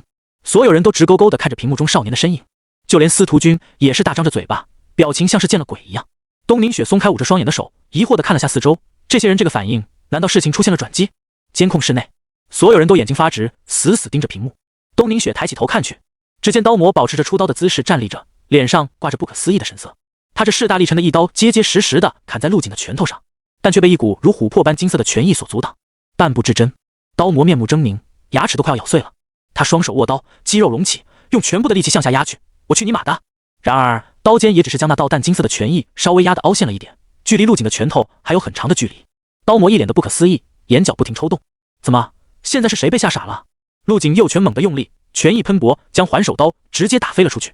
刀魔一脸茫然，环手刀脱手，旋转着没入地面。那么现在轮到你受死了。陆景轻声说道，身上发出好似破茧的声音，一股可怕的拳意从他的体内一点点倾泻出去。陆景一步步朝刀魔走去，每走近一步，身上的拳意便更加高涨了几分，犹如实质不断向更高处攀登，仿佛没有极限一般。这是变机式，遇到劲敌，当携大势而克之。此时厚厚的云层渐渐散去，天色恢复大亮。突然下起的大雨在这一刻彻底停止，云开雾散，空中神似太阳的发光体将温暖的光铺陈开来。陆景背对着那轮地窟中的太阳，金芒将他笼罩，刺眼的看不清相貌。此时的他宛如神人一般，太阳在他肩上随着走动，就好像扛着大日行走。我有一拳，如日中天。陆景低喝一声，气势积攒到极致，一道拳意脱手而出，顿时空间嗡鸣，仿佛拉扯出了天塌地陷的威势。一出拳便是让天地色变。刀魔浑身汗毛立起，从陆景这一拳上，他感知到了死亡的威胁。顾不上一旁的环手刀，他飞快的避让，终于在最后一刻堪堪躲过。宗师境在内劲的加持下，速度也有了成倍的增长。轰！这让天地变色的一拳擦着刀魔的头飞过，打出了一阵爆鸣声，飞向了空中，竟然直接将云层打出了一个大洞。今天就算我死，也得将你扼杀在此。刀魔耳朵一阵嗡鸣，他甩了甩头，身子低伏，脚下猛蹬地面。陆景的天赋着实震惊了他，如果今天让陆景活了，华国未来怕不是要再添一名荣誉。思索间，整个人如同炮弹一般冲了出去，同时极为扎实的一拳打出，完全看不出这是一个用刀的刀客。陆景也动了，但没有后退，也没有躲避，而是径直朝刀魔的位置突进。二人化为残影，速度力量上刀魔要略占优势，但陆景的拳意竟然能压制他内劲所化成的拳罡，这让他们的战斗一时间成白热化。眨眼间，附近的区域便像是受到炮弹的洗礼一般，到处都是深坑和皲裂，泥浆混合着血水，让这一块几乎化为了沼泽。监控室内，东宁雪揉了揉湿润的眼睛，长长的松了一口气。陆景他这是又突破了。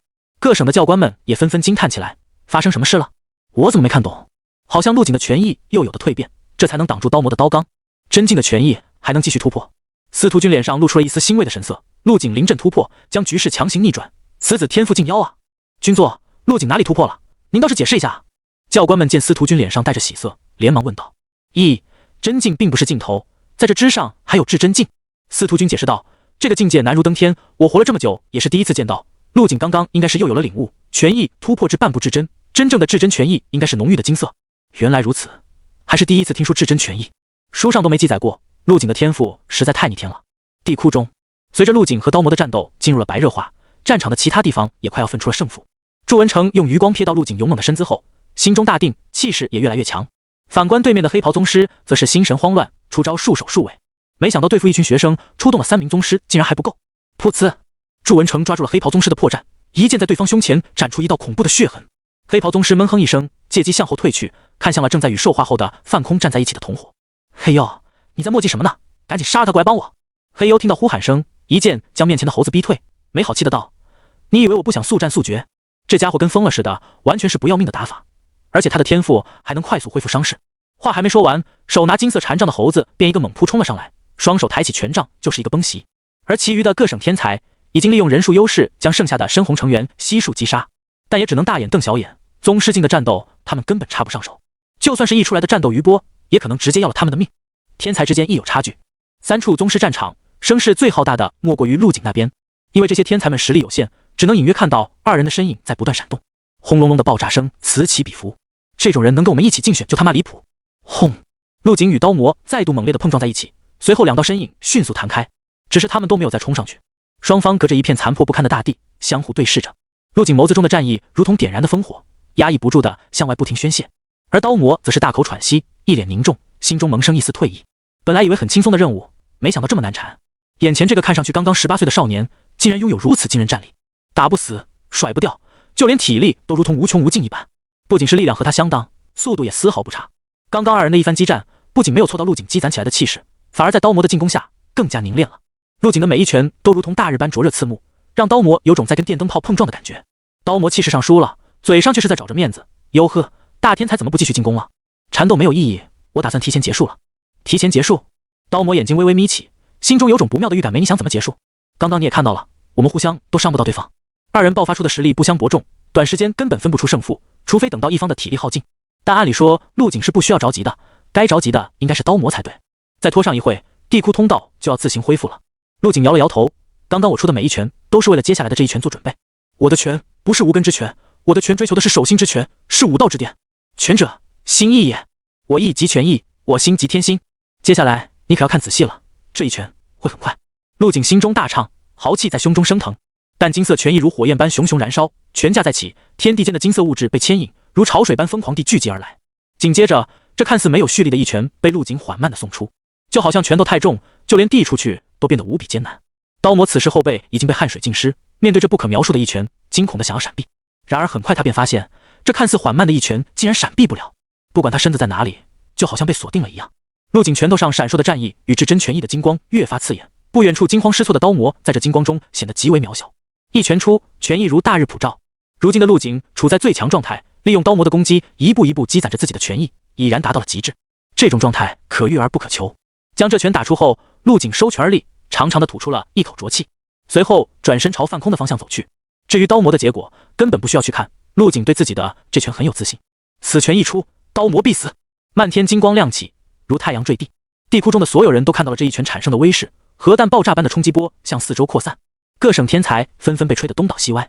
陆景背对着这太阳缓缓前行，身上积攒的拳意一点点衰落，最终回归了本初。而他身后持续了将近半分钟的太阳渐渐消散，露出了其中的场景。一处深不见底的大坑出现，而刀魔的身影已经消失不见，不知是被气化还是碎成了齑粉。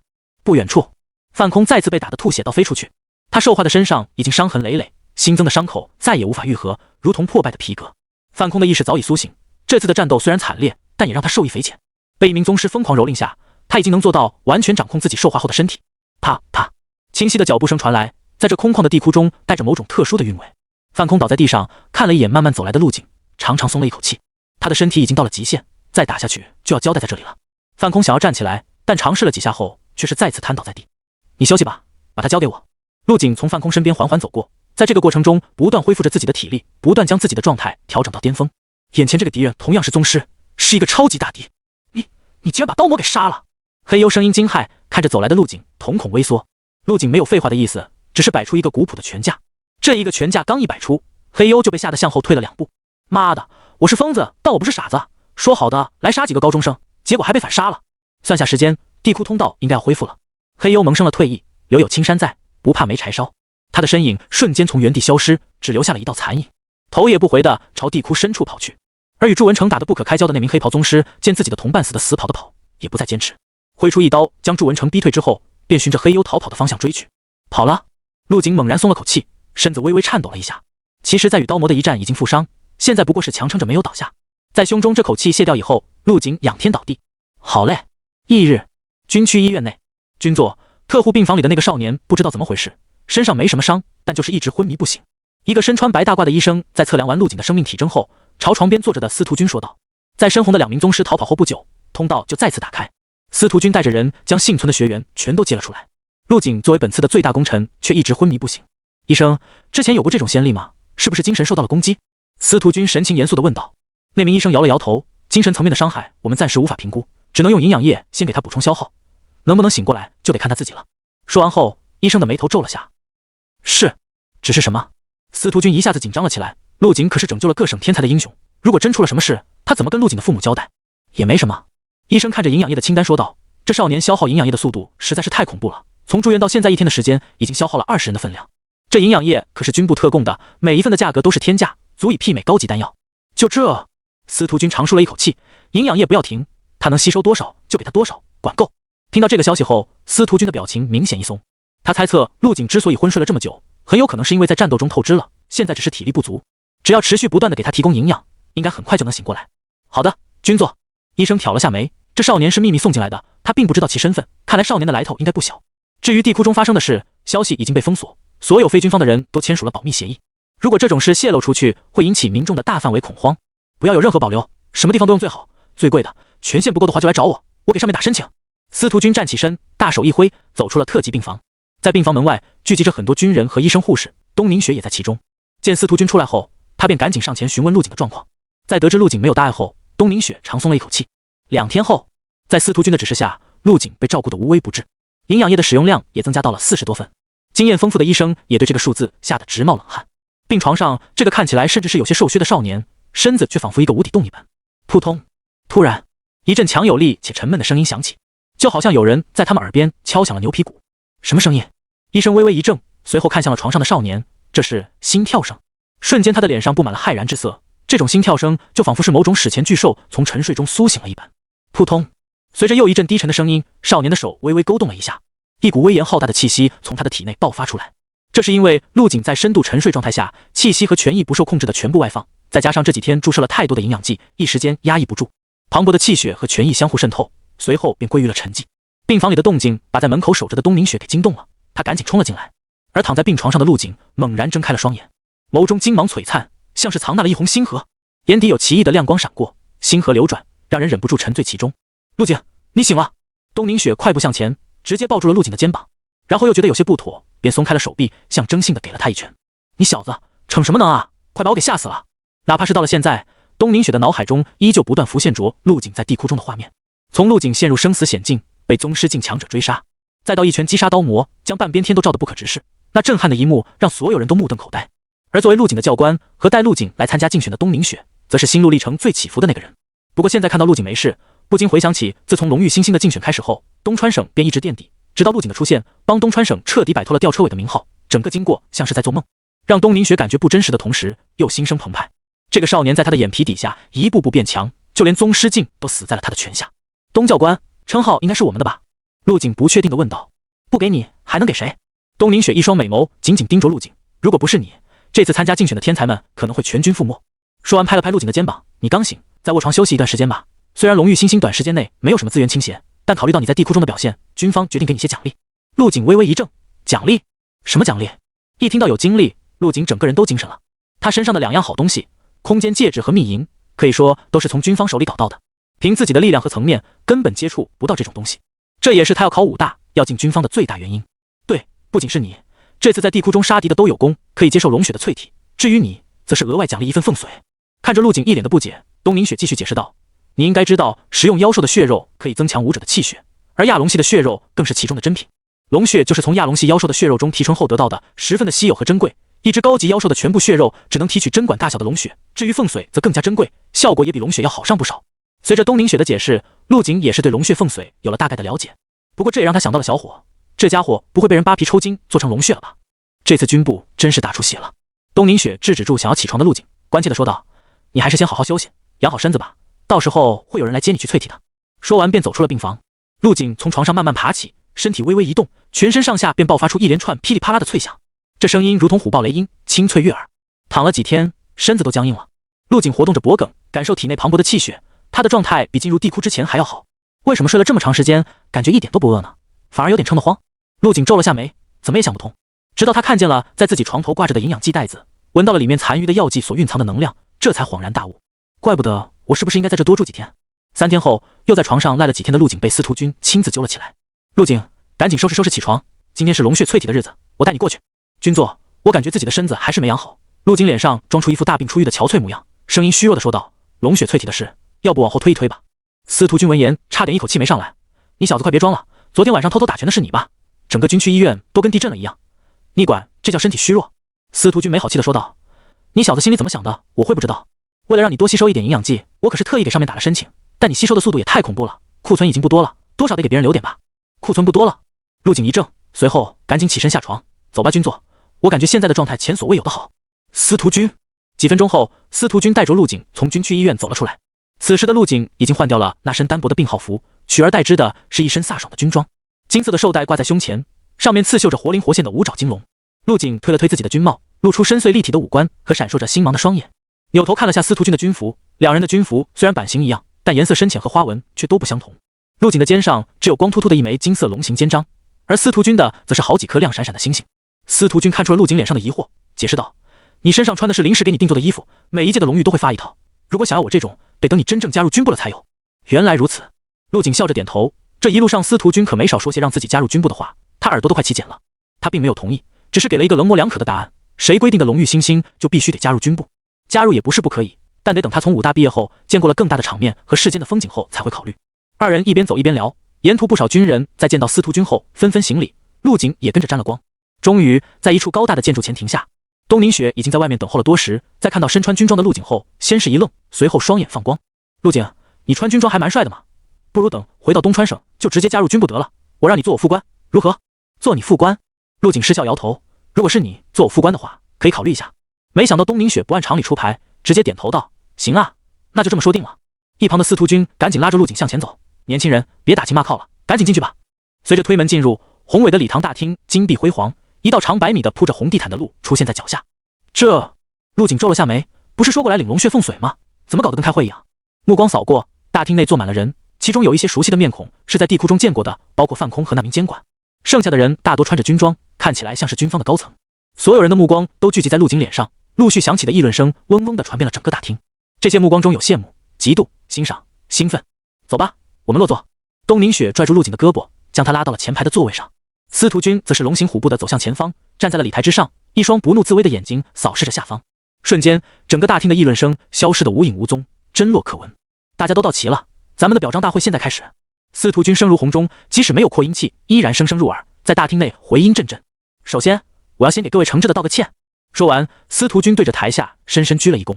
因为一些原因，导致这次的荣誉竞选死伤严重，我难逃其咎，接受大家的批评和指责，同时会对这件事负责到底。台下瞬间哗然，不少人都纷纷起身向司徒君回礼。司徒君那是什么身份？什么境界？那可是武军境的强者，而且这次的事故主要是深红的自杀式袭击，防不胜防。司徒君双手微微下压，示意大家坐下。好，接下来咱们这一届的荣誉星星颁奖正式开始。陆景，上来一下。陆景起身走上礼台，在司徒君的授意下，一名礼仪小姐上前给他的胸口又加上了一枚星星胸章，上面刻着精美的浮雕，还有着荣誉2字。胸章佩戴完成后，台下响起了雷鸣般的掌声。除了表彰陆景在地窟中的表现以外，还点名了范空和几位和深红厮杀的天才。大会一直开到中午，这才结束散场。等人走的差不多了，场上只留下了陆景和范空，还有零星的几个天才。你们几个跟我走吧，接下来才是今天的重头戏。司徒君挥了挥手，带着几人走向了一旁的电梯。陆景，加油啊！东宁雪没有跟过去，留在原地给陆景加油打气。他知道陆景是要去吸收龙血凤髓了。随着电梯的不断下降，陆景一行人来到了地下10层。一路上，这些天才的目光全都聚集在陆景的脸上，神情激动。范空也盯着陆景，他走上前去，朝陆景伸出了右手：“我叫范空，在地库多谢你了。如果不是你，我已经被那人给杀死了。”陆景伸出了手，与对方握在了一起：“不用谢我，没有你我可能也会死。”他对于范空的印象很不错，在其他天才都在乱跑的时候，范空是第一时间回头反打的，而且战斗力惊人，一个人便拖住了一名宗师。与其说是陆景救了范空，不如说二人是相互配合，才能在深红的袭击下存活下来。如果没有范空拼死拖住，陆景根本不可能有杀死刀魔的机会。咔！电梯门打开，一行人在狭长的走廊里一阵穿梭。走廊两边则是紧闭的房间，里面摆满了各种仪器和设备，看起来像是实验室一样。终于在5分钟后，来到了一处宽敞的房间内。几个身穿厚实防护服的工作人员走上前，朝司徒君行礼：“君座，您来了。让你们准备的东西都准备好了吗？”“报告君座，已经准备就绪。”说完便向众人展示了一下后方几台硕大的舱型设备，里面灌满了红色的液体。这里面装的应该就是龙血了吧？这些舱型装置里灌满了鲜红的血液，不时从下方冒出几个沸腾的气泡。其中一个装置比较特别，里面的液体不是红色，而是一种淡金色的浓稠状物质。司徒君带着几人走上前去，指着这些舱型设备道：“这就是给你们的奖励，一人一个，进去后能吸收多少就看你们的体质了。对了，陆景，那个淡金色的是你的。”陆景眼前一亮，自己的看起来就比其他人的高级不少，应该就是添加了凤髓的缘故。范空几人也被那灌淡金色的浓稠液体吸引了目光，纷纷凑了过去。即使隔着玻璃罩，依旧能感觉到里面澎湃的能量。龙血和凤髓虽然都是用来强化体质和气血的，但价值和效果差距可是大了去了。普通的龙血一滴要好几万，一罐子就要10个亿，那么凤髓的价值可能要以数百亿来计算。陆景心中计算了一番，不禁为军方的大手笔啧舌，竟然舍得拿出几百亿砸自己身上。他迫不及待地脱掉外套，在所有人的注视下打开舱门跳了进去。陆景的身材可谓是非常完美，流畅如雕塑般的肌肉展现出来，让一旁的女工作人员直咽口水。其他人也有模有样的学着陆景钻进了血舱内。陆景刚一进入血舱，首先感觉到的是极高的温度。这一大罐的龙血凤髓没有进行任何加热，却兀自沸腾着。下一刻便是汹涌澎湃的能量通过他的皮肤疯狂地往身体里钻去。建议你们把头也埋下去，全身都浸泡到龙血，效果会更好，吸收的速度也会快一些。舱外传来司徒君的声音。众人闻言纷纷憋了口气，沉了下去。陆景也没有排斥，因为这龙血凤髓虽然是从妖兽体内提炼出来的，但味道并不腥臭，反而有种让人感到饥饿的异香。要不尝一口？陆景说干就干，刚一张开嘴，龙血凤髓就在水压的作用下涌入了口中。感觉到无穷的能量涌入自己的四肢百骸，陆景忍不住兴奋起来，疯狂地吸收着这股纯净的能量。不知道自己从这里出去后，实力会强到哪种地步。闲着也是闲着，不如趁着体内能量充盈，观想脑海中的钻石小人。陆景闭上双眼，集中精神在脑海，继续观想之前未完成的血管脉络。然而下一刻，观想的速度让陆景惊喜不已。在龙血凤髓中，他的观想速度竟然快了100倍不止。难道凤髓还有提升精神力的效用？半小时后，司徒君再次返回，看几人还在吸收着，便询问工作人员：“怎么样？这些少年吸收的速度如何？”“吸收的速度很快，他们的天赋都很好。”一名工作人员说道，“尤其是这个叫陆景的，吸收的速度有点太快了，我都担心他把自己撑爆。”陆景，司徒君微微挑眉，早在医院给陆景用营养剂时，就发现了这小子的身体十分特殊，像是无底洞一样。这小子吸收的快很正常，要是吸收的慢那才是不正常的。司徒君笑着对工作人员说着，好奇地走到陆景的舱门前面，想看下他的吸收情况。然而等看到已经接近见底的水平面后，忍不住瞪大了双眼。这叫吸收的有点快，疯了吧？别人才刚把头冒出来，你就吸收的见底了。司徒君心中微惊，如果只是单纯的龙血还好说，陆景的这一罐里面可是掺杂了凤髓的，其中蕴含的能量比其他人的要浓郁10倍不止。这小子状态怎么样？生命体征还正常吗？司徒君有些担心地问道。报告君座，一切正常。那行，司徒君深吸了口气，做了个决定，给他的舱里面加满，提高凤髓的占比。这君座工作人员微微一怔，上面不是说一人只能吸收1罐吗？司徒君有些不悦，挥了挥手催促道：“不用你提醒我，多出来的算在我头上，就当是我私人资助他的。”是。工作人员头上冒出了冷汗，他刚刚竟然忽略了眼前这个人的身份，这可是5军境强者啊，用得着自己插嘴？看着陆景的舱内水平线不断上升，司徒君松了口气，加油，多吸收一点吧。凤髓这东西可以改善人的体质，还有巩固根基的作用，在武士境界打好基础，后面的路才会更好走。司徒君看向陆景，恍惚间看到了年轻时候的自己。之所以对陆景这么好，觉得陆景和自己很像，这是第一点。第二点则是陆景在地库中的力挽狂澜，让军部的损失降到了最低。如果那天申红真的把天才全部团灭，他会内疚自责一辈子，甚至可能会动摇武道之心。作为报答，区区一罐龙血凤髓还算不了什么。司徒君看着紧闭双眼的陆景，满意的点了点头，转身走了出去。半小时后，当司徒君返回的时候，又看到陆景的舱内已经见底，再给他加满。是。这次工作人员很听话，直接将龙血凤髓灌入进去，再次没过了陆景的脑袋。紧接着，这一罐龙血凤髓继续以肉眼可见的速度向下减少着。没一会，陆景的头再次露了出来。君座，等下还要加吗？一旁的工作人员支支吾吾地问道。司徒君咽了下口水，眼皮一阵抽动。他本以为这小子最多吸收个2罐，没想到第3罐都下去一半了，还没一点到极限的感觉。就算司徒君是5军境强者，积攒的财富已经到了恐怖的数值，但也耐不住这么折腾啊！一罐几百个亿，就算是军部能给他打个折，那也是天文数字。司徒君迟迟没有开口，脸上依旧平静，但心中已经在滴血。君座，一旁的工作人员提醒道，陆景的舱内已经空了。司徒君算了下自己卡内的余额，咬了咬牙道，再加，我不信他还能再吸收1罐。是。工作人员接到命令后当即按下了按钮，龙血凤髓通过管道再次输入到陆景的舱内。司徒君没有离开，而是在一旁观察着陆景的吸收速度。终于，这一罐的吸收速度要比之前慢了许多，这让司徒君心中猛地松了一口气。君座，陆景的吸收速度变慢了，应该是快到极限了。司徒君点了点头，在心中默默吐槽道，这小子要是再不到极限，我就要到极限了。咔！就在这时，旁边响起了舱门打开的声音，一道身影跳了出来，是那名在地窟中让大家团结起来的天才。一旁的工作人员递了一条浴巾过来，谢谢。荣天宇点了点头，伸手接过，回头看到自己舱里面还剩一半的龙血，而其他人还在吸收着，忍不住叹了口气。这里就属他的资质最差，只吸收了一半，身体就撑得要爆了一样。不过在感受到自己体内澎湃的力量后，荣天宇的郁闷一扫而空，当场打起了拳，浑身上下不断发出一声声筋骨爆鸣声。随着荣天宇吸收完毕，其他人也陆续跳了出来，最后只剩了范空和陆景还在舱内没有出来。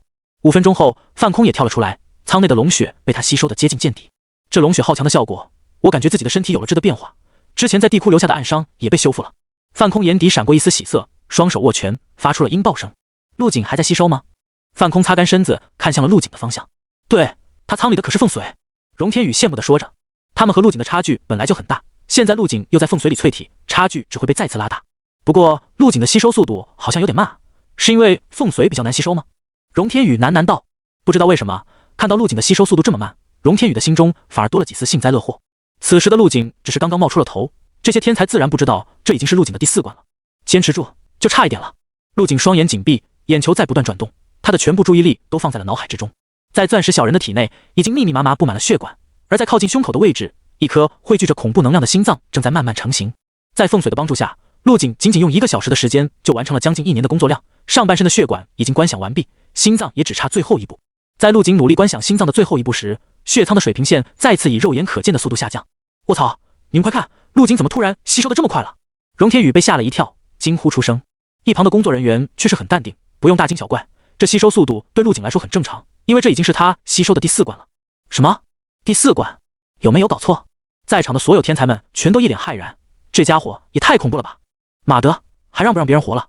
就在众人还沉浸在震惊中的时候，突然传来一道奇怪的声音，扑通，像是心脏的跳动声，扑通，声音一次比一次浩大，如同雷霆炸裂。紧接着，一股令人心悸的气息从陆景的体内传来，在场的所有人除了司徒君以外，全都向后退了几步，这股气息他们承受不住。什么情况？陆景这是要突破了吗？司徒君皱着眉，不清楚陆景的身体发生了什么。他虽然是5军境强者，但对精神层面的认知少之又少。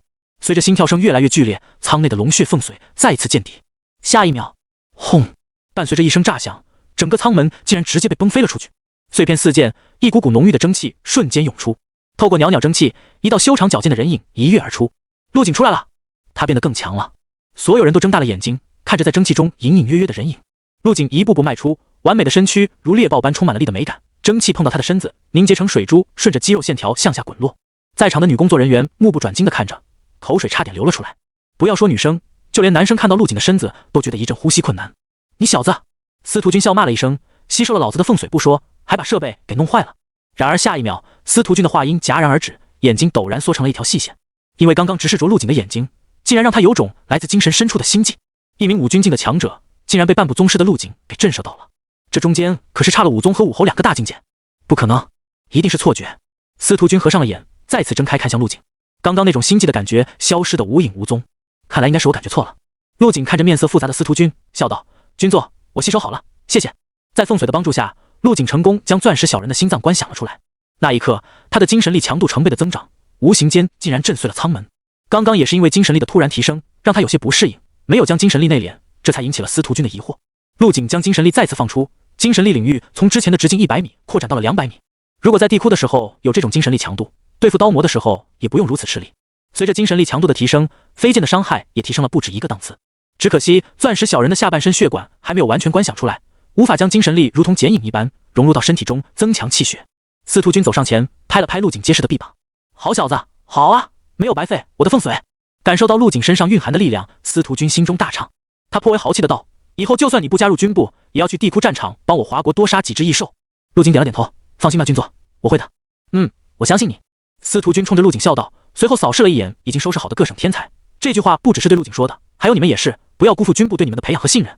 说完便挥了挥手，示意几人跟他出去。5分钟后，众人回到了地面。司徒君目光灼灼地看着陆景，在地窟的时候，你的权力就堪比宗师，不知道现在经过龙血凤髓的洗礼，到了何种程度，来攻击我试试。陆景微微一怔，随后眼底闪过一丝兴奋，满脸的跃跃欲试。这是千载难逢的机会，可以对一名5军境的强者出手。他的身影瞬间从原地消失，只留下了一串音爆之声。紧接着一拳打出，撕裂了空气，如同炮弹一般。然力加不动明王经配合着至真境的权益，全都毫无保留地释放出去。在场的所有人，除了司徒君以外，全都看不清陆景的动作，只能看到一抹残影，随后就是凛冽的拳意，刮得脸颊生疼。面对如此恐怖一击的司徒君，不躲不闪，脸上反而露出了一丝满意的笑容。轰！陆景的拳转瞬即至，撞击中传来了一声巨响，掀起了层层气浪。众人纷纷后退，生怕被这一拳的余威波及到自己。随着气浪扩散出去的，还有一道人影。司徒君仅仅是伸出了一只手掌，就纹丝不动地将陆景这一拳的力道全部挡下。在强大的反作用下，陆景被弹飞到空中，随后调整身形，稳稳地落在地上。好小子！司徒君眼睛绽放出金光，大笑道：“这一拳怕是连7境武师都打不出，你这是名副其实的少年宗师啊！君做过奖了，这还是多亏了您的龙血凤髓。”陆景发自内心的道谢。司徒君扫了一眼众人，接着说道：“今天除了带你们来淬体以外，还有一件事想跟你们确认一下。”众天才闻言面露疑惑：“君座，您请讲。”司徒君严肃地说道：“鉴于你们在地窟中的表现，上面决定破格给予你们一些入伍特权，只要你们愿意，可以直接以正营级的军衔进入到部队。”他看着这些新一代的天才，很想把他们都留在部队里。这个入伍特权也是司徒君专门向上面申请的。我愿意加入。范空上前一步：“君座，我想加入军部，多谢您给我这个机会。”“好，等下你跟我走，我会帮你安排。”司徒君满意的笑着，看向了一旁的陆景：“你呢，要不要也过来？你现在已经是荣誉新星了，5大的课程虽然对你有用，但对你来说难度太低了。不如……”陆景摇了摇头：“抱歉了，君座，我还是想在外面多看些风景，多经历一些事。年轻人有这种想法很正常，但是军部有我在，肯定会尽全力培养你。”司徒君依旧不死心：“如果你去了5大，还要跟那些学生公平竞争，我知道你肯定没问题，但是你的竞争对手不只是同届的学生，还有比你早入学的学长，甚至其他5大的天才也会和你争夺修炼资源。”司徒君解释道：“这么说吧，你虽然在这一届荣誉新星竞选中是最强的，但之前的几届夺魁者的天赋可一点也不比你差，他们还比你多修炼了几年。这些人全都聚集在5大，竞争之激烈可想而知。你与其去5大跟他们竞争，不如留在军部，享受军部的资源和培养，这样你的实力才能更快的提升。”陆景耐心的听着，神色稍微有些动摇：“君座，不得不承认，你说的很有道理，军部更像是育苗的温床，而5大则是激烈残酷的淘汰场。”但动摇的神色没持续多久，陆景再次坚定起来，嘴角扬起了一抹自信的弧度：“但在逆境中成长，从层层天骄的包围圈中脱颖而出，这才是我的武道之心做出的选择。心怀希望，烈火中求存，这才是我所求之武道啊！道之所在，虽千万人，吾往矣。”翌日，天还没亮，武装直升机上，陆景和东宁雪踏上了返程的航线。“陆景，直接把你送回家吗？”东宁雪再次恢复了慵懒的样子，猫一样在座椅上蜷缩着身子，水蓝色的长发垂在胸前，一双修长的腿在裙底露出藕白的一截，说不出的美艳。陆景收回视线，笑道：“东教官，送我去神武协吧，我要去那里认证一下天赋者等级。”“好，正好和我顺路。”东宁雪说完，没好气的白了陆景一眼：“不要再叫我教官了，你都已经从训练营毕业了，再说我也没带你几岁，你就叫我名字就可以了。”“那好吧。”陆景点头道。一直到临近黄昏，直升机驶入了东川省境内。“宁雪，我就在这里下好了。”陆景透过舷窗向下望着，这里是东川省的郊区，距离市区还有段距离。“啊！”东宁雪一怔，没想到陆景叫得这么亲昵。他偷偷看了身边的少年一眼，狂风透过半开的舷窗，吹乱了陆景额前的黑色碎发，露出了少年俊美白皙的脸。“可以吗？”陆景见东宁雪没有回话，转过头问道。一回头，正好对上了东宁雪的目光，二目对视，陆景有些疑惑，东宁雪则是露出了一副心虚和害羞的表情。“嗨嗨，当然可以。”东宁雪清了清嗓子，正色道：“为什么不让我们直接送你到地方？”陆景解释道：“这直升机太张扬了，武协那地方人太多，我可不想被人围着像看猴一样。就这里吧。”陆景跟东宁雪打了个招呼后，直接从舷窗跳了出去。这下前排的驾驶员不淡定了：“长官，这里是800米的高空，他就这么跳下去了，没带降落伞，不会出事吧？”800米，东宁雪被吓了一跳，但转念一想，陆景既然敢跳，肯定有自己的把握。再说了，他是精神系天赋者，可以控制身子在半空中进行借力。放心吧，他肯定没问题的。直升机调转方向，继续朝前飞去。东川省西岭山公园内，郁郁葱葱的山林小道间，两道人影正你侬我侬的并排走着。华哥，天都快黑了，你还带人家来这里，万一等会回不去了怎么办？情侣中的女生揽着男生的肩膀，脸颊布满了红晕。男生留着一头火红色的短发，一脸坏笑的在女生的身上掐了一把。回不去那就不回去了呗，咱们在这里过夜如何？我车里还有帐篷呢，晚上正好可以用到。讨厌，你说的这个帐篷肯定不正经。女生娇羞的用粉拳轻打了一下男生的肩膀，嘴上说着讨厌，身子却是靠得更紧了。嘿嘿，正不正经的你看了就知道了。男生舔了舔嘴唇，眼中欲火涌动，直接停下了脚步，将女生揽在怀里。二人深情对视，眼看就要情到深处，突然女生的瞳孔猛地缩小，看向了空中。华哥，你快看，天上那是个什么东西？天上是鸟或者飞机吧？不用管。男生有些不耐烦了，闭着眼将脸凑了过去。不是，真的有个东西从天上掉下来了，好像是个人。女生惊呼一声，甩脱了男生的手，朝前跑去。什么东西这么大惊小怪的？男生皱着眉，抬头向上看去，只见在头顶不远处，一道身影如流星般朝着他们的位置滑落。卧槽！男生被吓了一跳，赶紧向前猛地翻滚。轰！人影落地，掀起漫天灰尘，脚下的水泥地寸寸崩裂，出现了一个深坑，在深坑边缘是密密麻麻的蛛网状裂痕。妈的，找死啊！有你这么挑伞的吗？男生气得胸膛上下起伏，走上前想把这个坏自己好事的人揪出来。哟，这不是华少吗？好久不见！一道声音从晨雾中传来。叶少华瞳孔微缩，这声音无比熟悉，熟悉到他一辈子都忘不掉。陆景。叶少华咽了下口水，支支吾吾地说道。烟尘渐渐落定，露出了里面稳稳站着的人影，除了陆景外还能是谁？陆景大步走出，慢慢朝叶少华逼近。是我，抱歉了华少，打扰了你的约会。叶少华深吸了口气，后背渗出了冷汗。在天才训练营结束之后，叶少华便一直关注着陆景的消息，在多方渠道下得知了陆景在天才训练营中的表现，这才意识到陆景的实力已经达到了恐怖的境界，也明白了郝鹏杰为什么不敢对陆景出手，因为实力的差距实在太大了。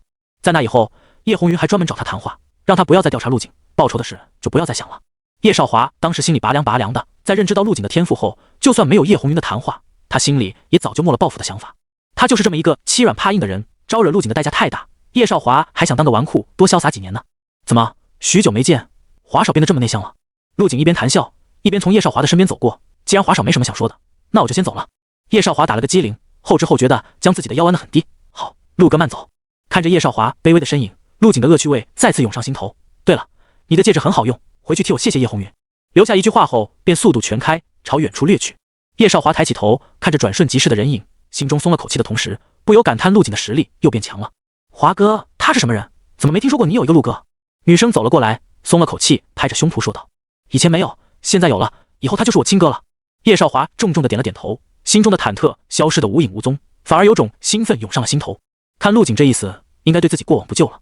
华哥你真是厉害，认识的人也好厉害，陆哥从这么高的地方掉下来一点事都没有，而且刚刚他离开的速度，就算是宗师也不一定有这么快吧。女生的话提醒了叶少华，刚刚陆景表现出的实力似乎只有宗师才能做得到，难道他已经迈入宗师境了？不可能，这怎么可能？叶少华甩了甩头，朝前大步走去。华哥你去哪里？回去修炼，我就不送你了，你自己回去吧。这叶少华还挺会享受的。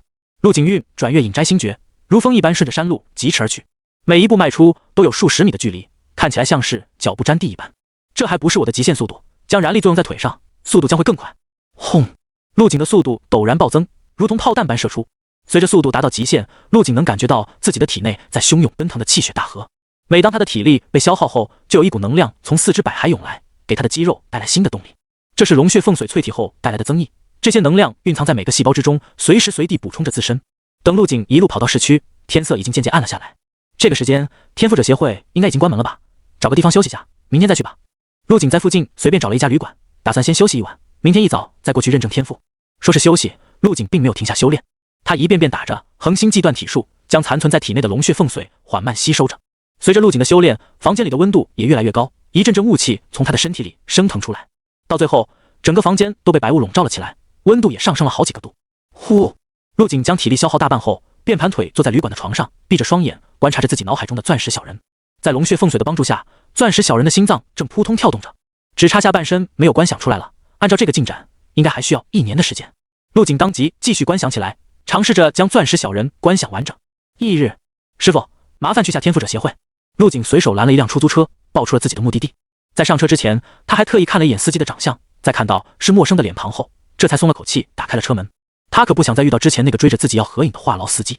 小伙子，这天赋者协会是个什么地方啊？之前怎么都没听说过。出租车司机是个40岁左右的中年人，从后视镜里看了陆景一眼，疑惑的道：“我都在这省城里跑了好几年了，这地方还是第一次听到。去神武者协会就行。”陆景换了个说法，通过谈话也意识到了天赋者的稀有。这司机的话明显少了很多，在确认了路线后，便闷声开车朝武协的方向驶去。大概半小时后，车子开始减速，司机回过头来说道：“小伙子，地方到了。”陆景付了车费，下车。根据郝鹏杰的说法，天赋者协会就在武协的后面。陆景七拐八拐，总算在后面的一条小巷子中找到了一块写着东川省天赋者协会委员会的地方。走进建筑内，大厅内空无一人，只有几根7、8米高的顶梁柱支撑着这偌大的大殿。这天赋者协会装修的这么西式。陆景皱了下眉，顺着教堂般的路朝前走去。一直出了大殿，入眼是一排造型精致的古建筑。在入口处的吧台后，坐着一个容貌上佳的妹子。这妹子穿着一身西装制服，身材苗条修长。不知道是因为太无聊了还是怎么，此时的她正玩着一款最近很火的连连看小游戏。陆景走了过去，开口打着招呼：“你好，我来认证天赋者。”女生连头都没抬，语气懒散的道：“认证天赋者，先把桌子上的表格填了吧。”好。陆景没有在意女生随意的态度，像这种企业的前台多半是有背景被安排进来混日子的。哎呀，这游戏太坑爹了吧，这第2关怎么可能过得去？女生放下了手中的手机，满脸的气愤。游戏界面显示已经失败。帅哥，这里要签上名，这里写上你的天赋类型。女生很显然是个颜值控，在抬起头看到陆景帅气的脸后，原本无精打采的眼睛瞬间明亮起来，就连声音都加了起来。陆景见怪不怪，自顾自地在表格上填写着。表格上的信息十分详细，全都是一些基础的个人资料。刷刷刷，手中的笔飞速动着，方方正正、清秀的字体便跃然于纸上。这也是精神系天赋者的好处，只要稍微施加一些精神力在笔尖上，就能写出如打印机一般工整的字体。给你，麻烦了。来，精神系天赋者是吧？我带你去认证地点。制服女生双手接过表格，语调可爱甜美，给了陆景一个笑容后，便带着他走向了身后的一栋建筑内。一路上路过了不少的房间，里面坐着很多穿着和制服女生一样的人。陆景将精神力领域展开，发现这些人全都没有在工作，要么在玩手机，要么在聊天，还有一些竟然直接用办公室里的电脑开黑打着游戏，不知道的还以为进了网吧。怎么了？是不是有些奇怪？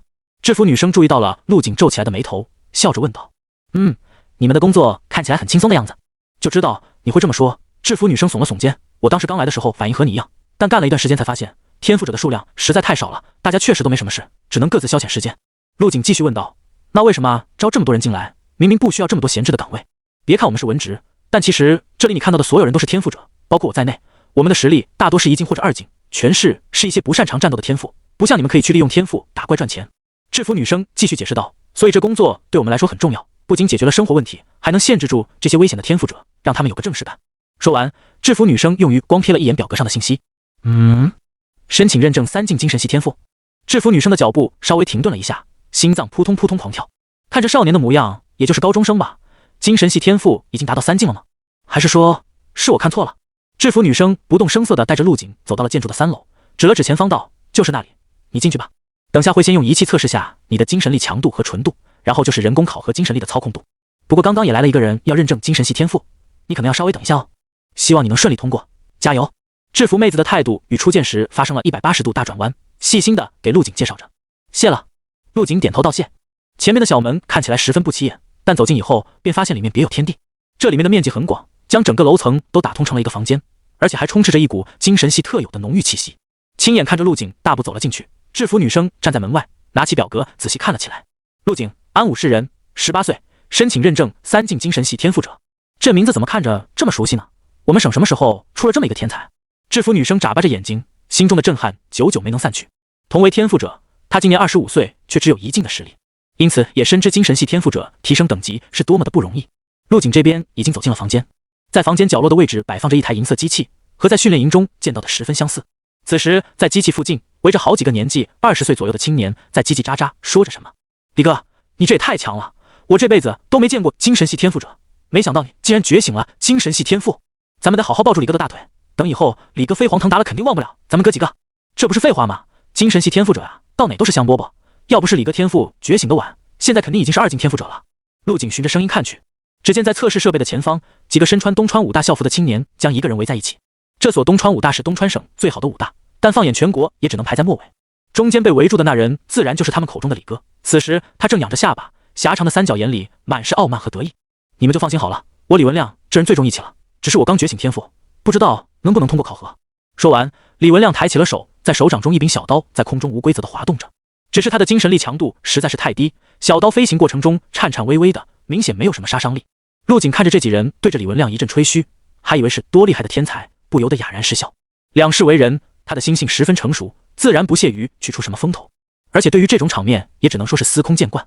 精神系天赋者确实如他们所说，走到哪里都是香饽饽，一些高等级的精神系天赋者甚至被视为国家战略机器。不过陆景的笑声引起了其他人的注意力。喂，你笑什么？就是这里可是精神系测试天赋的地方，你可别走错了。陆景笑笑，不予理会。在测试设备旁，还有一名老者正在对设备进行着调试。他抬起头看了陆景一眼，你也是来认证天赋的吧？是的。陆景点头。先等一下，先给他测试完后再测你的。咯嘣，老者盖上了测试设备的外壳，对玩弄着飞刀的李文亮说道：可以了，过来测试吧，知道怎么操作吧，把你的精神力伸进去就可以了。李哥加油，咱们安静点，别影响了李哥测试。你们往旁边靠一靠，等下别被伤到了。李文亮语气中充满了傲慢，将围着他的同学推到一旁，走到测试设备前，将精神力凝聚在一起，伸到了设备中去。随李文亮的测试开始，房间内瞬间安静下来。很快，测试设备开始发出柔和的荧光，李文亮的额头上也开始渗出了冷汗，嘴唇不断颤抖着。1分钟后，测试设备发出了滴的一声轻响。滴，精神力测试结束，精神力一进初等强度，纯度3%。老者扫了一眼测试设备上的数字，说道：纯度低了点，但强度已经达到一定的标准，要不要再测试一次？因为测试结果可能会出现误差。李文亮擦了擦额头的汗滴，气喘吁吁的道：不用了，这个结果挺好的。从李文亮的眼神中不难看出，他对这个结果非常满意。行，你先休息一下，恢复精神力。那位同学，到你测试了。老者朝陆景微微昂了下下巴。好。陆景就站在原地，隔着数米的距离开始向测试设备内灌注自己的精神力。这点距离对他的精神力损耗几乎可以忽略不计。陆景的眼底闪过一丝好奇，他很想知道将钻石小人心脏观想出来后，自己的精神力到底达到了何种程度。上次测试还是再上次，自己的精神力是2进中等强度，纯度24%。这期间他的精神力可是又有了很大的进步。很快，随着陆景精神力的灌注，测试设备绽放出了刺眼的荧光。老者瞳孔微缩，昏黄的眼珠中闪过一丝奇异的光芒。卧槽，李哥，这个人的测试怎么跟你的不一样？就是他都不走近一点，不会有误差吗？李文亮将手指放在嘴边，做了个嘘的手势，然后小声说道：别打扰人家测试。对于陆景所产生的荧光，李文亮也不清楚缘由，只是心中对陆景的实力有了很大的兴趣。很快，测试结果出来了。D， 精神力测试结束，精神力3进高等强度，纯度41%。我的天，这个结果！老者的眼睛瞬间瞪得老大，差点将自己的脸凑到了屏幕里。卧槽，李哥，他是3进天赋者，好恐怖！这家伙看起来比咱们还年轻吧？这个设备是不是出错了？我也觉得是设备出错了。刚刚那老头不还在修设备吗？纯度这东西是李哥的13倍，怎么可能啊？相比起负责测试的老者，这几个武大学生的反应要淡定了不少，因为他们不清楚这个结果代表着什么，也不知道精神力纯度41是什么概念，只能单纯从数值上看出来这少年和李哥之间的差距。不能吧？难道真是测试设备坏了？老者又对着测试设备一阵摆弄，然后问道：陆景同学，这个结果有点夸张了，可以麻烦你换一台设备再测试一下吗？可以。陆景点了点头，这个数值对别人来说确实难以接受。老者在得到肯定的回答后，立马拿起手边的电话拨了过去。喂，3楼需要一台新的精神系测试仪，赶紧从仓库送过来。吩咐完后，老者平复了一下情绪。陆景同学，你先在旁边等待下，我先给李文亮测试精神力操控。说着，便带着神情复杂的李文亮走入了一间玻璃房内。陆景闲得无聊，也跟了过去。精神力恢复的差不多了吧？看到桌子上的小球了没？老者指着桌子上用密银制成的小球，解释道：想要通过1进精神系的认证，你需要控制一颗小球在5分钟内通过那座玻璃迷宫。只见在另一张桌子上摆放着大约5立方米的玻璃盒子，里面纵横交错着一些路线。好，明白了。李文亮咽了下口水，死死盯着小球，在他的控制下，小球晃晃悠悠地升了起来。随着李文亮咬牙切齿地控制着小球升起，身后的同学们也都纷纷激动了起来。李哥加油！然而就是这一嗓子，让李文亮的精神力为之一泄，密银小球啪的一下掉落了下来。都他妈告诉过你别出声了，是不是不长记性？李文亮气得胸膛上下起伏，回头给了开口加油的小子一拳，把嘴闭上，不然就出去等。对不起李哥，我保证不出声了。被打了一拳的男生捂着嘴，支支吾吾地说道。李文亮抬头看了下墙壁上的计时器，时间已经过去了20秒。呼，他长出一口气，摒弃杂念，控制着密银小球升到了空中。渐渐的，小球被控制着通过了入口处的小孔，正式进入了迷宫之中。李文亮猛地向前一步，眼睛瞪得老大，双手做出一个掐诀的手势，身体上的肥肉因为太过用力而不断颤抖着，嘴里还不断念叨着进进进。陆景在一旁看得直摇头，这胖子的一番操作属实给他看麻了。在李文亮动用了浑身解数后，密银小球一开始还算比较听话，顺利通过了迷宫内的2个入口，但很快他的眼睛越瞪越大，身子也抖成了筛子。啪！密影小球失去了控制，直接从迷宫中滑落了出去，掉到了桌子上。操控考核失败。老者摇了摇头，宣布了结果。李文亮的表情先是一松，随后脸上的褶子皱到了一起，无奈的道：“那个，我这次没准备好，可以再给我一次机会吗？”“可以，不用急，操控考核共有3次机会，你可以再准备一下，提前熟悉一下迷宫的结构，对你的考核很有帮助。还有，身体不要太紧绷，会影响你的发挥。”负责考核的老者还是很好说话的，不仅安慰李文亮，还给他指导了一下通关的技巧。李文亮连忙道谢，抓紧时间恢复着消耗的精神力。5分钟后，李文亮起身，再次来到迷宫前。这次他听取了老者的意见，保持一个放松的姿势，控制着密影小球不断向前。终于在计时器即将结束的时候，堪堪通过了迷宫。卧槽，我做到了！李文亮直接跳了起来，身后的同学们也纷纷为他祝贺。恭喜你通过了本次考核。老者也面带笑意的恭喜着，你已经成功通过了一境精神系天赋者的认证，天赋者勋章会在7天内邮寄到你填写的地址。嘿嘿，多谢。李文亮擦了擦额头的汗水，一脸喜色的对老者道谢。就在这时，测试房间的大门被敲响，3名工作人员搬着一台巨大的设备，晃晃悠悠的走了进来。郝老，您要的测试设备拿来了。放这里就行了。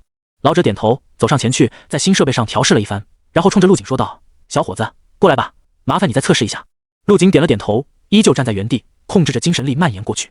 已经通过考核的李文亮一行人并没有立即离去，而是在一旁安静的观看着。他们也想知道陆景刚刚的测试结果到底是不是设备出错导致的。就在陆景将精神力深入测试设备时，余光突然看向了一旁的老者。他感知到有一股强度极高的精神力从老者的体内涌出，慢慢朝他的精神领域靠近。老者也同样看向了陆景，昏黄的眼珠中异光流转。原来负责考核的老人也是精神系天赋者。陆景在心中自语道：“刚刚有人称呼他为郝老，难不成是郝鹏杰的师傅？”出于对陆景精神力的好奇，老者释放出了自己的精神力领域，为了不影响陆景测试，特别小心地靠近着。陆景看着一点点靠过来的精神力，嘴角掀起一抹弧度，他将自己的精神力分出去一小股，迎上了老者的精神力。呼，一道无形的精神风暴在房间内展开，吹起了窗帘，也吹动了李文亮几人的衣角。奇怪，这密封的房间怎么还起风了？一群人小声的交头接耳，只有李文亮满脸的骇然。刚刚他感觉眼前的光在迅速暗淡，在陆景和老者的身上同时出现了大片阴影，他就如同在惊涛骇浪中的一艘小船一般。陆景和老者的精神力碰触到一起，就像两人在现实生活中握手一样，轻轻一碰便各自回归了本体。陆景表情不变，这种精神系天赋者之间打招呼的方式还是挺奇妙的。老者那边就不一样了，从和陆景精神力的接触中，他感觉到了犹如实质般的压迫感。在他的眼中，陆景就像一尊不可被撼动的魔王，令人窒息。这少年的精神力纯度强得可怕，很显然，刚刚那个测试数据绝对没有弄虚作假。很快，第2次测试结果出来了。精神力测试结束，精神力3境高等强度，纯度41%，成绩与第1次丝毫不差。老者沉默了，脸上表情极为复杂，不知道在想些什么。而李文亮一行人则是炸开了锅。李哥，这人的测试成绩还是这样牛啊？为什么他的精神力纯度这么高？这不公平。还能因为什么？李文亮没好气地说：“因为人家比我强呗，你们还没看出来吗？这是个高手，而且是少年天才。”李文亮虽然因为觉醒了天赋，心中有些飘飘然，但对于真正的强者，还是发自内心的尊敬。唉，真是千古难遇的天才啊！郝老叹了口气，眼中竟然滚下了一滴热泪，紧接着竟然直接抓住了陆景的肩膀。老先生，您这是？陆景眉头一挑，不太理解郝老的意思。小伙子，敢问你师承何派？灵师可有在收徒的打算？郝老话音刚落，便摇头继续补充道：“如果小友不嫌弃，老头子我也可拜你为师，只求能在晚年迈入下一境界。”陆景急忙搀扶起准备跪下的郝老：“老先生，我要说是天赋异禀，你信吗？小子我无门无派，生来精神力纯度就异于常人。”陆景心中哭笑不得，谁成想郝鹏杰的老师竟然要拜自己为师，如果真答应了他，自己岂不是成了郝鹏杰的师祖？而且观想法自己连家人都没有告诉，又怎会传授给陌生人？郝老的这番操作也震惊了一旁的李文亮几人，他们全都大眼瞪小眼的看着。李哥，这好好的怎么还拜起师来了？李文亮看着一脸诚挚的郝老，心中也升起了一丝拜师的想法。能者为师，说明这个少年很厉害。陆景将郝老扶起来，无奈的道：“老先生，在下真的是没什么好教你的，全都是天赋使然。”好吧。郝老没再纠结，带着陆景朝一旁的操控室走去，目光灼灼的道：“要不要恢复下精神力再测试？”不用了，直接开始吧。好，你要认证3境实力，需要同时操控3枚小球，在3分钟内通过迷宫。陆景背负双手，微微额手，3颗密影小球嗖的一声腾空而起，紧接着用常人肉眼看不清的速度钻入了迷宫中，不停穿梭着。这3枚铁球仿佛拥有了生命一般，在通道内时上时下，灵活转动。仅仅数秒的时间，便从迷宫的出口穿了出来，随后静静地悬浮在那里，像等待着发号施令的士兵，整齐地摆成一排。可以了吧？陆景看向了一旁有些傻眼的郝老，郝老眼睛眨了眨，看向了头顶的计时器，总共耗时4秒，成功通过。测试结束，我就先走了。陆景对这个结果很满意，转过身去，从呆若木鸡的李文亮身边走过。此时的李文亮神情呆滞，嘴巴张得老大，愣愣地看着陆景准备离去的背景。他心中只有一个想法，这人绝对是个怪物。别说是用精神力操控小球，就算是让他亲自进去跑上一圈，都不可能有这么好的成绩。而陪同李文亮过来的同学也一个个陷入了蒙圈之中，就算他们在外行，也看得出来陆景的这番操作是多么逆天。偌大的房间内足足陷入了长达10秒的寂静，直到陆景走了出去，准备下楼时，郝老这才反应过来，赶紧追了过去。陆小友，请留步。怎么了？陆景停下脚步，疑惑问道。郝老惨笑道：陆小友，要不你多留一会，我想把你介绍给我们天赋者协会的会长。不用了，老先生的好意我心领了。陆景摇头，继续朝前走去。郝老急了，赶紧掏出手机拨打了一通电话。与此同时，会长办公室内的电话响起，薛正奇正百无聊赖地品着茶，慢条斯理地接通了电话。喂，郝老哥，有什么事吗？会长，刚刚我认证了一个少年，18岁3境天赋者，精神力纯度有41%。薛正奇喝了口茶，不以为意地说道：认证就认证了呗，有什么大惊小怪的？下一秒他后知后觉地意识到了什么，被口中的茶水呛到。嗨嗨，你说什么？18岁的3境天赋者，精神力纯度高的吓人，赶紧把他留下，我马上就到。说完撂下电话，抓起外套便朝外冲去。怎么样，认证通过了吗？在吧台前，制服女生见到陆景走出，有些好奇地问道。运气不错，认证成功了。陆景轻笑道。制服女生瞳孔猛地一缩，这少年真的有3境的实力，那恭喜你了。他不动声色地恭喜道，从口袋中拿出手机，那个要不要加个联系方式？以后你有事要办的话，可以直接联系我，能方便不少。下次吧。陆景笑了笑，转身离去。制服女生看着陆景离开的背景，连连叹息，黯然神伤。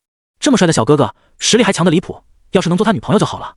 1分钟后，一个穿着宽大 T 恤、身上西服凌乱不堪的中年男人跑了过来，看了眼吧台后的女生，气喘吁吁的道：见没见到一个少年，刚刚认证完天赋者的那个？会长好，你是说陆景？他已经走了。什么？中年男人加速跑到协会门口，小巷子里空无一人。此时的陆景已经上了一辆出租车。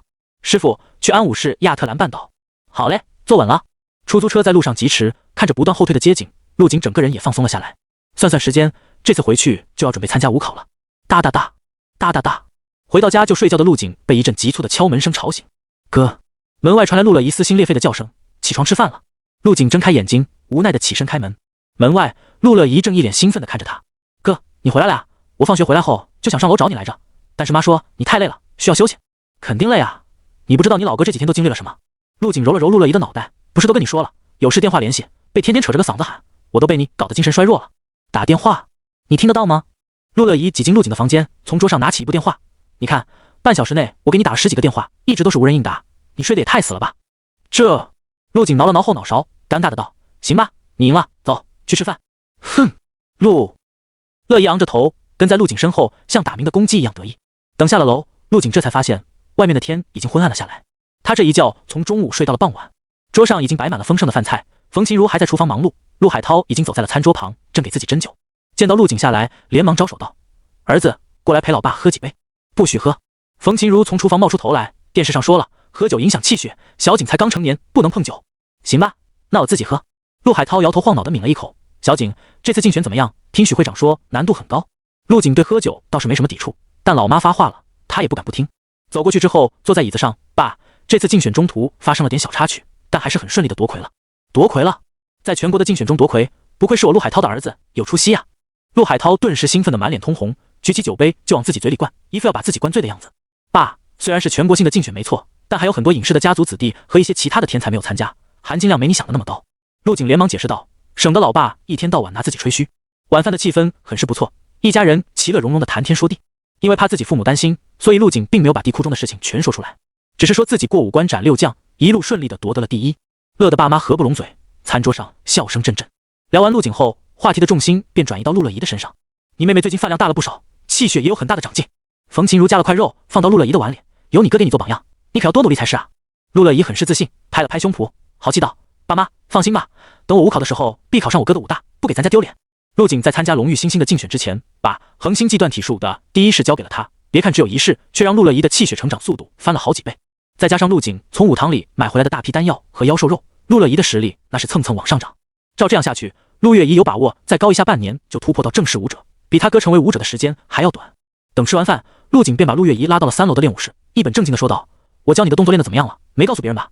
哥，你放心吧，我谁都没告诉，我巴不得这件事就咱俩知道呢。陆乐怡嘿嘿一笑，哥，你自创的动作可真神，我现在的气血都快13卡了，在我们学校排名第1。不错，但是你不要得意忘形，你现在的气血在咱们这小地方是不错，但放眼全国，有很多初中就认正武者的天才存在，你的目标远不止如此。陆景说完，摆出了恒星计断体术的第二式。看好了，这是我总结出来的第二个动作。陆景的身子以一种怪异的姿势扭曲着，浑身上下的肌肉都为之颤抖。陆乐怡赶紧闭上嘴巴，集中精神地看着陆景。随着陆景的动作成型，一股浓郁的气血波动透体而出，把陆乐怡吓了一跳。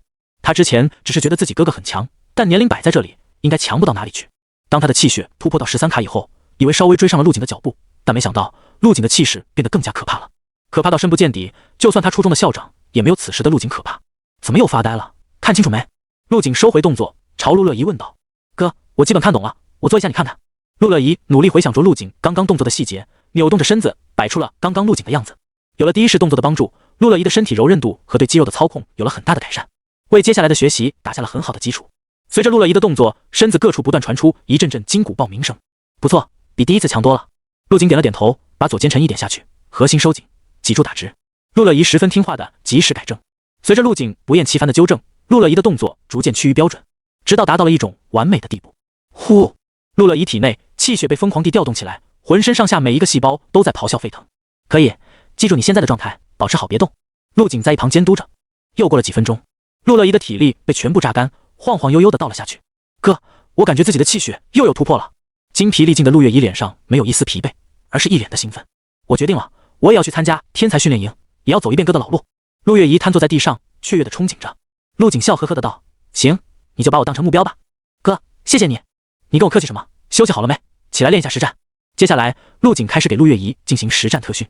陆景特意将自己的实力压制在和陆乐怡同一水平，但还是把陆乐怡虐得哇哇直叫。教导完陆乐怡后，陆景便回到了卧室，开始整理自己这段时间的收获。在地窟中击杀了不少异兽，共收获230个无色金块和73个红色金块。当然，这些收获跟龙血凤髓相比，不过是小巫见大巫。70多个红色金块，如果运气好的话，可以直接将魔刀千刃强化到+5。正，陆景将腰间的魔刀千刃拔出，一道幽紫色光链在房间内荡漾。被强化了3次的魔刀千刃表面裂纹纵横，但依旧光滑如镜，每一块碎刃都泛着锋利的寒光。将魔刀千刃放入强化栏中，一串小字便在下方显示出来：武器：魔刀千刃+3，刺客世界出品，只攻不防，天下无双，神断国国宝。强化+3，锋利度提升30%，强化至5级后将会有质的变化。强化该物品需要消耗红色金块30个，金钱50万，是否继续？真够贵的。陆景深吸了口气，迟迟没有按下强化按钮。但回想到在地窟中魔刀千刃的攻击仅仅是对宗师境的强者造成了一些浅浅的划痕，便狠下心直接点击了强化。如果当时自己手中拿的是强化+5的魔刀千刃，解体的刀刃应该能直接贯穿刀魔的咽喉。争口气啊，老伙计！下一刻，蒸汽从强化栏中迸出，乒乒乓乓，机械敲击声传来，似乎有一把无形的铁锤正在锻打魔刀千刃。1分钟后，强化栏内蒸汽消散，魔刀千刃出现在眼前。叮！恭喜宿主，魔刀千刃强化完成。本次强化共消耗红色金块30个，金钱50万，已从账户扣除。成了。陆景赶紧拿起魔刀千刃，只见一抹深紫色的浩芒从刀身的刃口处闪过。武器：魔刀千刃+4，只攻不防，天下无双，神断国国宝。强化+4，锋利度提升40%，强化至5级后将会有质的变化。锋利度又增加了10%，还差一次就能强化到+5了。陆景的神情既紧张又期待，+5绝对是一个坎，难度应该会提高不少。手里正好还有40多个红色金块，应该还能再强化一次。将魔刀千刃再次放入强化栏，强化该物品需要消耗红色金块40个，金钱60万，是否继续？陆景皱着眉，犹豫了一会后，还是按下了强化。搏一搏，单车变摩托。轰隆隆，强化栏再次运作起来，声势惊人。赤，灼热的蒸汽喷出，提示出现。叮！恭喜宿主，魔刀千刃强化完成。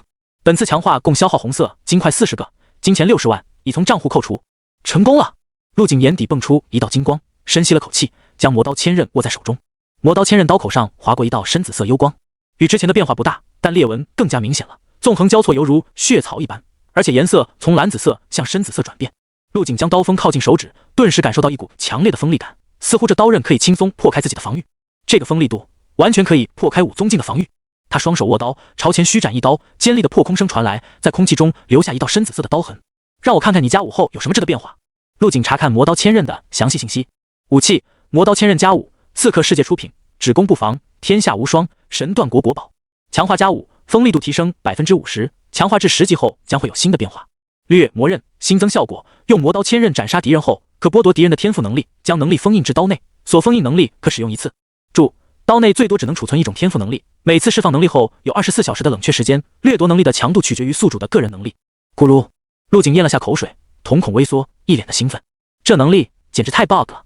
如果当时在地窟是自己杀了剪影，那么以自己的精神力强度，可以再召唤出3个一模一样的影分身。这3个影分身还可以融合进自己的体内，为自己提供翻倍的气血增幅。就算不靠技击式，也能刀斩宗师。直到今天，他才真正意识到了强化蓝的可怕之处。相比合成蓝，强化蓝对他来说一直是锦上添花的存在。现在看来，是自己没有发挥出它的真正作用。这么 bug 的能力，仅仅是加5后出现的效果，后面加10、加15肯定还会出现新的能力。看来我注定要走上战场同一手厮杀呀！将魔刀千刃归鞘，陆景的心情久久不能平静。这次离家应该要等5大假期才能回来了，走之前给父母还有乐姨合成些丹药备用了。陆景看了下自己无色金块的数量，已经积攒到了300多个。他从戒指中拿出几颗初级丹药，开始合成了起来。合成蓝一直处于运转状态，基本没停下来过。1小时后，陆景累得瘫在了地上。虽然每次抽取的体力都不多，但这次合成的次数太多了，让他都有点撑不住。在桌子上整整齐齐摆放着10几颗高级丹药和3颗极品丹药。高级丹药基本上都是增强气血和强身健体的，而3颗极品丹药则是陆景特意为爸妈和妹妹准备的。爸妈的极品丹药不仅可以大幅度的延年益寿，保持年轻，还能消除体内的暗病和沉疾。至于留给陆乐怡的那颗，则是可以洗精伐髓，改善根基，为他的武道之路打下厚实的基础。看着自己的无色金块重新回到个位数，陆景心中没有一丝遗憾，反而是畅快的很。翌日，陆景再次被陆月怡那撕心裂肺的叫声吵醒，刚打开房门，就闻到了从1楼厨房飘出来的饭香味。自从老妈冯琴如成为家庭主妇之后，厨艺便越来越精湛，不到1小时的时间就做出了一大桌的丰盛饭菜。而且这些饭菜的原料都是陆景特意从天意武堂订购的，都是妖兽和一些变异蔬菜，吃了对身体有很大的好处。小景，快过来吃饭，马上就5考了，你准备好了没？妈，放心吧，准备好了。看着一脸关心的冯琴如，陆景的心中既感动又好笑。小景，要不要我陪你去考试？冯琴如不放心地说道。别，千万别！陆景连忙摆手，妈，我又不是小孩子了，到时候让乐怡陪我去就行了，正好让她提前经历下午考的氛围。冯琴如点了点头，不再说什么。滴滴，这时门外传来汽车喇叭的声音。陆景透过落地窗向外看去，只见陆海涛坐在崭新的小汽车上，正咧着嘴朝他笑着。儿子，爸去上班了，你赶紧走吧，孩子吃饭呢。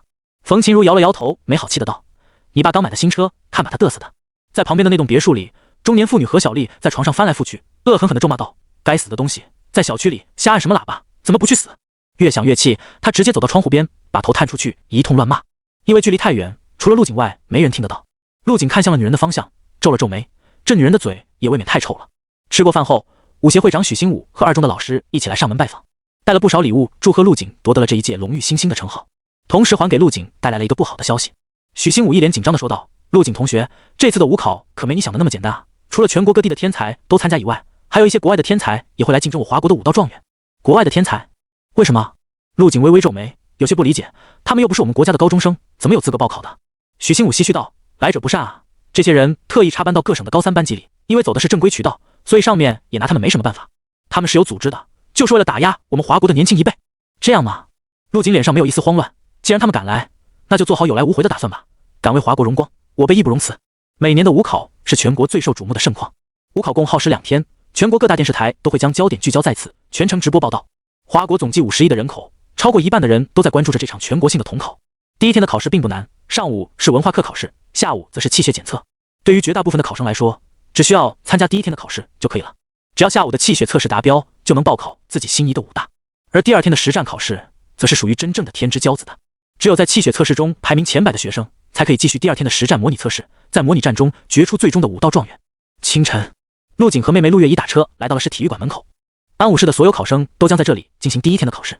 等2人从车上下来，体育馆门口早就被围得水泄不通了，都是过来参加武考的学生和翘首以盼的学生家长们。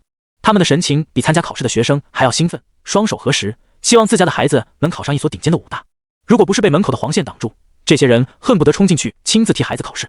哥，你行不行啊？陆乐怡看着人山人海的体育馆，小声问道。放心吧，你就别担心我了，文化课还不简单吗？陆景淡淡的道。随后告别了陆乐怡，大步挤开人群，朝考场走去。出示身份证明，核准考证之后，便成功进了黄线。身高将近1.9米，相貌出众的陆景在这群考生里显得十分特别，吸引了很多道目光。就在陆景准备进入考场的时候，电视台的记者突然拦住了他。这位同学，请等一下，距离考试还有半小时的时间，可以耽误你1分钟吗？有事吗？陆景回头问道。想采访你一下，对于这次考试有没有把握？心里紧张吗？咔嚓咔嚓，摄像头顿时扭转到陆景身上，开始拍摄起来，还是很有把握的，应该没什么问题。陆景对着镜头礼貌地笑了笑。他虽然是安武市的明星，但由于脸上戴着口罩，记者一时间没认出陆景来。好的，谢谢这位同学的回答，可以看得出他很自信，让我们祝他能拿到自己想要的成绩。记者对着镜头一阵解说，殊不知直播间里已经炸了。这学生怎么看着眼熟啊？好像是咱们市的天才陆景。这么一说还真像啊，要是陆景没把握，那其他人都不用考了。别这么说，这可是文化课，陆景气血强不代表文化课的成绩也好。陆景找到了自己的考场，这一路都没有遇到认识的人，所有考生都是打乱了顺序分开考试的，为了避免串通作弊。时间一到，陆景便坐到了自己准考证上的位置，开始了答题。身为精神系天赋者，他的思维能力早就异于常人，在过目不忘的记忆力下，手中的笔飞快地动着。半小时后，陆景第一个交了卷子，走出了考场。0000号考生现在进入气血测试区，准备接受气血检测。在考场等了半天的陆景站起身，伸了个懒腰，走进了一旁的测试室内。在测试室内已经排了长队，陆景正好是最后一名，便走到了队伍最后面。前面不少考生都神情激动，从怀里掏出补充气血的药剂和丹药，往嘴里送着。这是在临时抱佛脚，能让自己的气血稳定在一个高值。吃正常的补品是允许的，但是如果有人吃了违禁品，现在可以出列了，等会被发现可是要负法律责任的。监考官的眼神冰冷，扫了一圈所有的考生后，大声警告道：都没问题是吧？很好，测试正式开始。00考生熊成福上前。随着监考官的话音落下，一个胖墩墩的小个子男生颤颤巍巍地走了出来。别害怕，跟你平时测试气血一样，把手伸出来。是。名字叫熊成福的考生连忙撸起自己的袖子，把手臂伸了过去。可能是因为紧张，小胖子脸红彤彤的，就连手上都是黏糊糊的汗液。检测人员皱了下眉，先是进行了消毒，然后用取血针取了一滴嫣红血液放入了设备中。这种无考专用的气血测试机效率很快，当场就能出来结果。在场的考生们全都将目光放在了设备上。滴滴滴，突然设备响起了不寻常的警报声，检测到违规药品，检测到违规药品。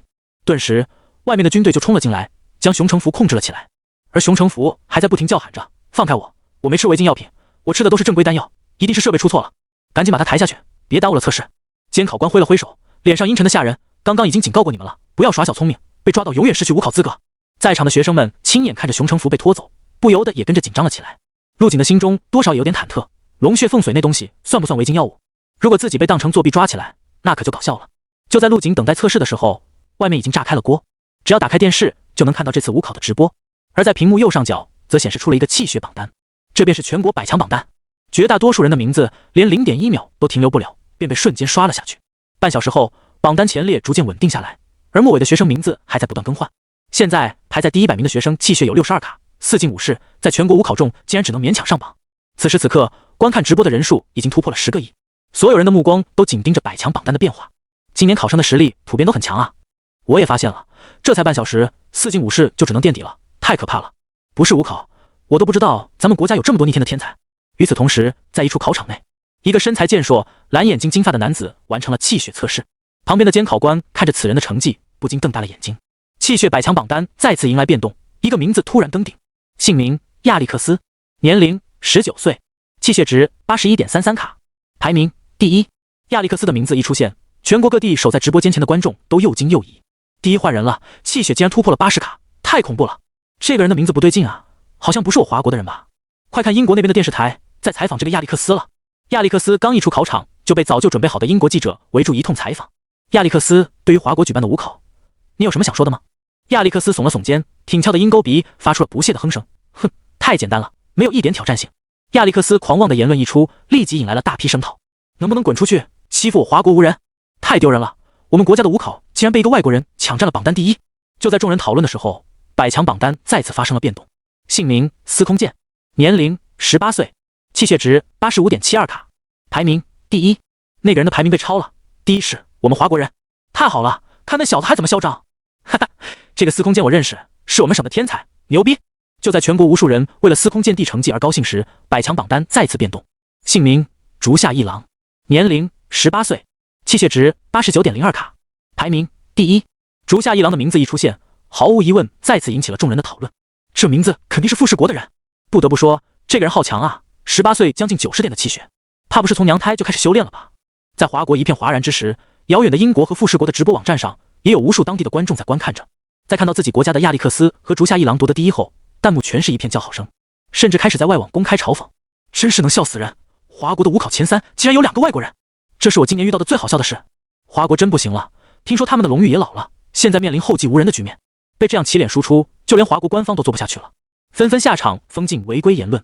华国最高部门紧急会议室内，偌大的房间坐了几十号人。我们现在急需一个武道天才站出来，将这些人的嘴堵上。可是哪有那么容易？他们是有备而来，挑选的都是自己国内最强的那批天才。那怎么办？平时资源没少给你们，现在一个天才都拿不出手吗？司徒君此时坐在后排位置，面色平静地起身说道：“大家不用慌，别忘了还有一人没有测试，等他出场，定能将这些外敌镇压下去。”你是指这一届的荣誉新星？没错，正是陆景。安武市体育馆内，小插曲过后，气血测试继续进行。就在这时，一名学生主动出列，举起了手：“监考官，我有个问题。”“怎么了？你也吃违禁药物了？”“刚刚我吃了一颗没有上市生产的丹药，会不会也判我违规？”监考官摇了摇头：“放心吧，只有吃了被国家特别列为违禁的药物才会被判违规，其他的一些补品没有问题。”那名出列的学生闻言松了口气，道谢后回到了队伍里。很快轮到了陆景测试，在场的监考官和测试人员全都把目光落在了陆景身上，不是因为他们认识陆景，而是陆景无论气场还是外貌，在这群学生中如同萤火一般引人注目。来，把手伸出来。测试陆景的是一个戴着口罩的妹子，语气十分温和。陆景犹豫了一下，说道：“我的皮肤比较厚实，要不换一根好一点的取血针吧？”“什么？”妹子愣了一下，有些不解的道：“你说什么呢？这取血针能刺穿武宗镜下的防御，还不能给你测试了？”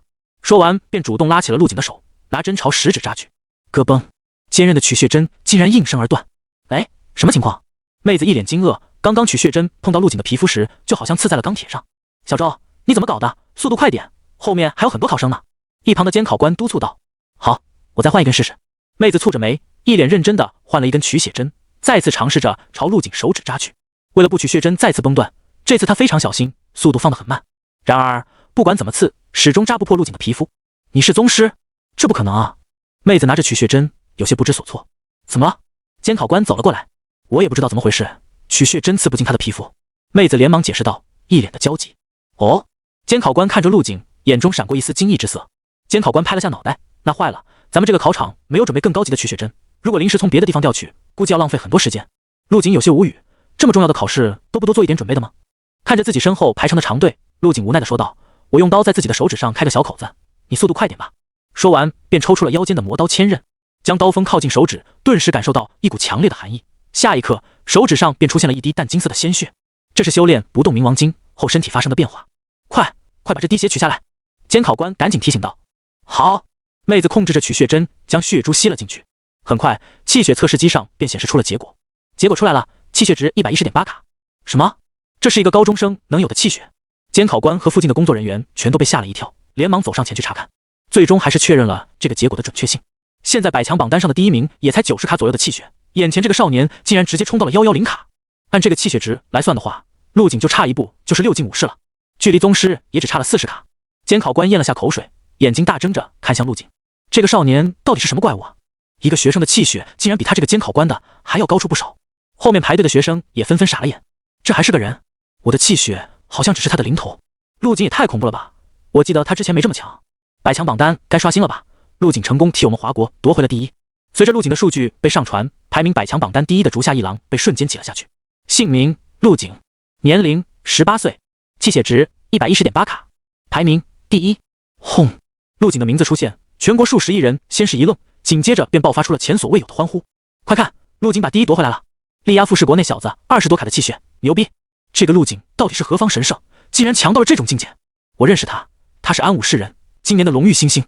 安武市在哪里？没听说过，荣誉新星又是什么？今年的武考与往年不同，往年的百强榜单几乎全是国人，而现在前10被5个外国人所占据。还好陆景强势登顶，110.8卡的气血史无前例，打破了记录。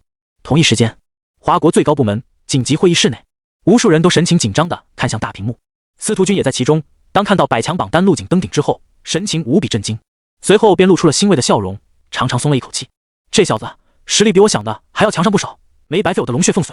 会议室内紧张的气氛顿时烟消云散，首席的位置传来了一道浑厚无比的声音：“不愧是我华国荣誉新星，天资如妖，人中之龙。谁敢说我华国后继无人？”陆景的出现狠狠打了那些人的脸。哈哈，司徒君，你干得不错，这次让你担任荣誉新星的总教官工作，没想到真让你培养出了一条真龙。司徒君闻言起身笑道：“您过奖了，这是在下的本职工作，力所能及罢了。”司徒君心里清楚，陆景之所以有现在的成绩，主要还是靠他自己。龙血凤髓只不过是给予了陆景一丝帮助罢了。首席再次开口：“你太谦虚了，不管怎么说，这次干的确实漂亮，若是明天陆景能横扫各国天才，夺得武状元，军中给你记大功。等武考结束，你便可以安心修炼了，早日突破下一境界。需要什么东西尽管提，军中会全力支持你。司徒君心中一震，连忙开口道谢，心情久久不能平复。没想到因为陆景，自己又有了在武军境再进一步的机会。另一边，英国、富士国在看到陆景登上榜首之后，局势瞬间变成了逆风。在1分钟之前，他们还在因为榜首的事在网上嘲讽华国人，结果一转眼的功夫，自己国家的天才就被陆景远远地甩在了后面，这让他们直接破防了。本就没有竞技精神的偷国人纷纷在网上狂叫着：不可能，绝对不可能，一定是内幕，华国人作弊了。对，一定是作弊了，华国不想丢脸，修改了后台数据，太卑鄙了，我要求重赛。龙国观众眼看着局势迎来大逆转，纷纷在网上参团，急了，他们急了。你们以为谁都像你们一样到处乱偷？接下来还有实战测试，等下别被打肿了脸。随着时间的推移，华国的全部考生都一一完成了气血测试，百强榜单正式封榜，陆景一就稳稳占据了第一的位置。第一名陆景，气血 110.8 卡；第二名霓裳莎娜，气血95卡；第三名竹下一郎，气血89.02卡；第四名司空剑，气血85.72卡；第五名张百川，气血83.01卡。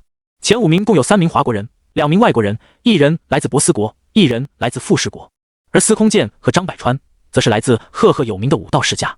安武市体育馆内，陆景刚从测试室出来就被一群人给团团围住，有参加武考的年轻人，也有过监考的工作人员，他们全都是慕名而来。陆景太厉害了，你是我的偶像，能给个签名吗？嘤嘤，他对我笑了，好帅，我要死了。陆景有些头大，他将精神力凝聚在身边，形成了一圈透明防护罩。不好意思，让一下。在防护罩的帮助下，没人碰得到他，终于是挤出了人群。过了今天，不只是安武市，大半个华国都要记住陆景的名字了。毕竟陆景可是给全国人争了口气，18岁的气血就已经接近6进武士，将来说不定真的能成为龙玉。陆景费了好大的力气才从体育馆内挤了出来，因为戴了口罩的原因，在外面就没什么人认识他了。陆乐怡看到了狼狈的陆景，笑嘻嘻地靠了过来。陆景哥哥，我是你的粉丝，可以给我签个名吗？说着还把笔递了过去。陆景见妹妹拿自己打趣，伸手接过了笔，来来来，我给你签个大大的名字，签在你脸上。别，哥我错了。陆乐怡连忙求饶。陆景在他脸蛋上捏了一把，这才放过他。哥，你可真厉害，气血值在全国考生里排第1呢。刚刚我旁边的人全都在讨论。嘘，小声点。陆景连忙捂住陆乐怡的嘴，别到处乱说。你还想不想回家了？兄妹2人打车回家，陆景在车上思考着明天的实战测试。笔试占武考总成绩的 10%， 气血测试占武考总成绩的 30%， 而实战测试占了足足 60%。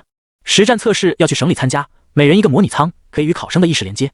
这项技术十分先进，实现了完全的虚拟现实，不仅可以模拟出武者的全部实力，甚至连各种意都能完美体现出来。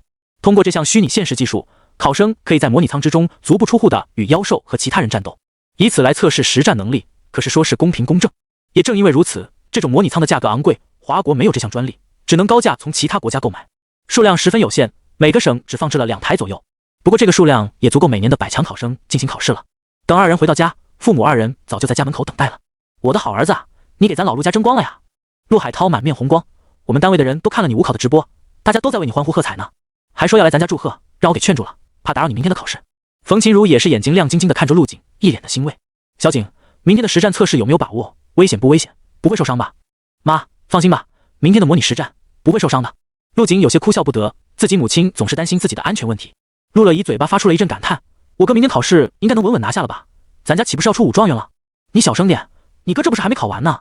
陆海涛拍了拍陆乐怡的脑袋，大手一挥，咱进去边吃边说吧，你妈把饭菜都做好了。就在一家4口走进房门后，隔壁的别墅门口传来了一阵嗤笑声。这群乡巴佬在胡说什么呢？武状元？何小丽一脸的不屑，朝陆景家的方向吐了口唾沫，就凭你们还指望家里能出武状元，怎么不撒泡尿照照自己呢？一家人又穷又傻。正说着，一个中年人从楼上火急火燎地走了下来。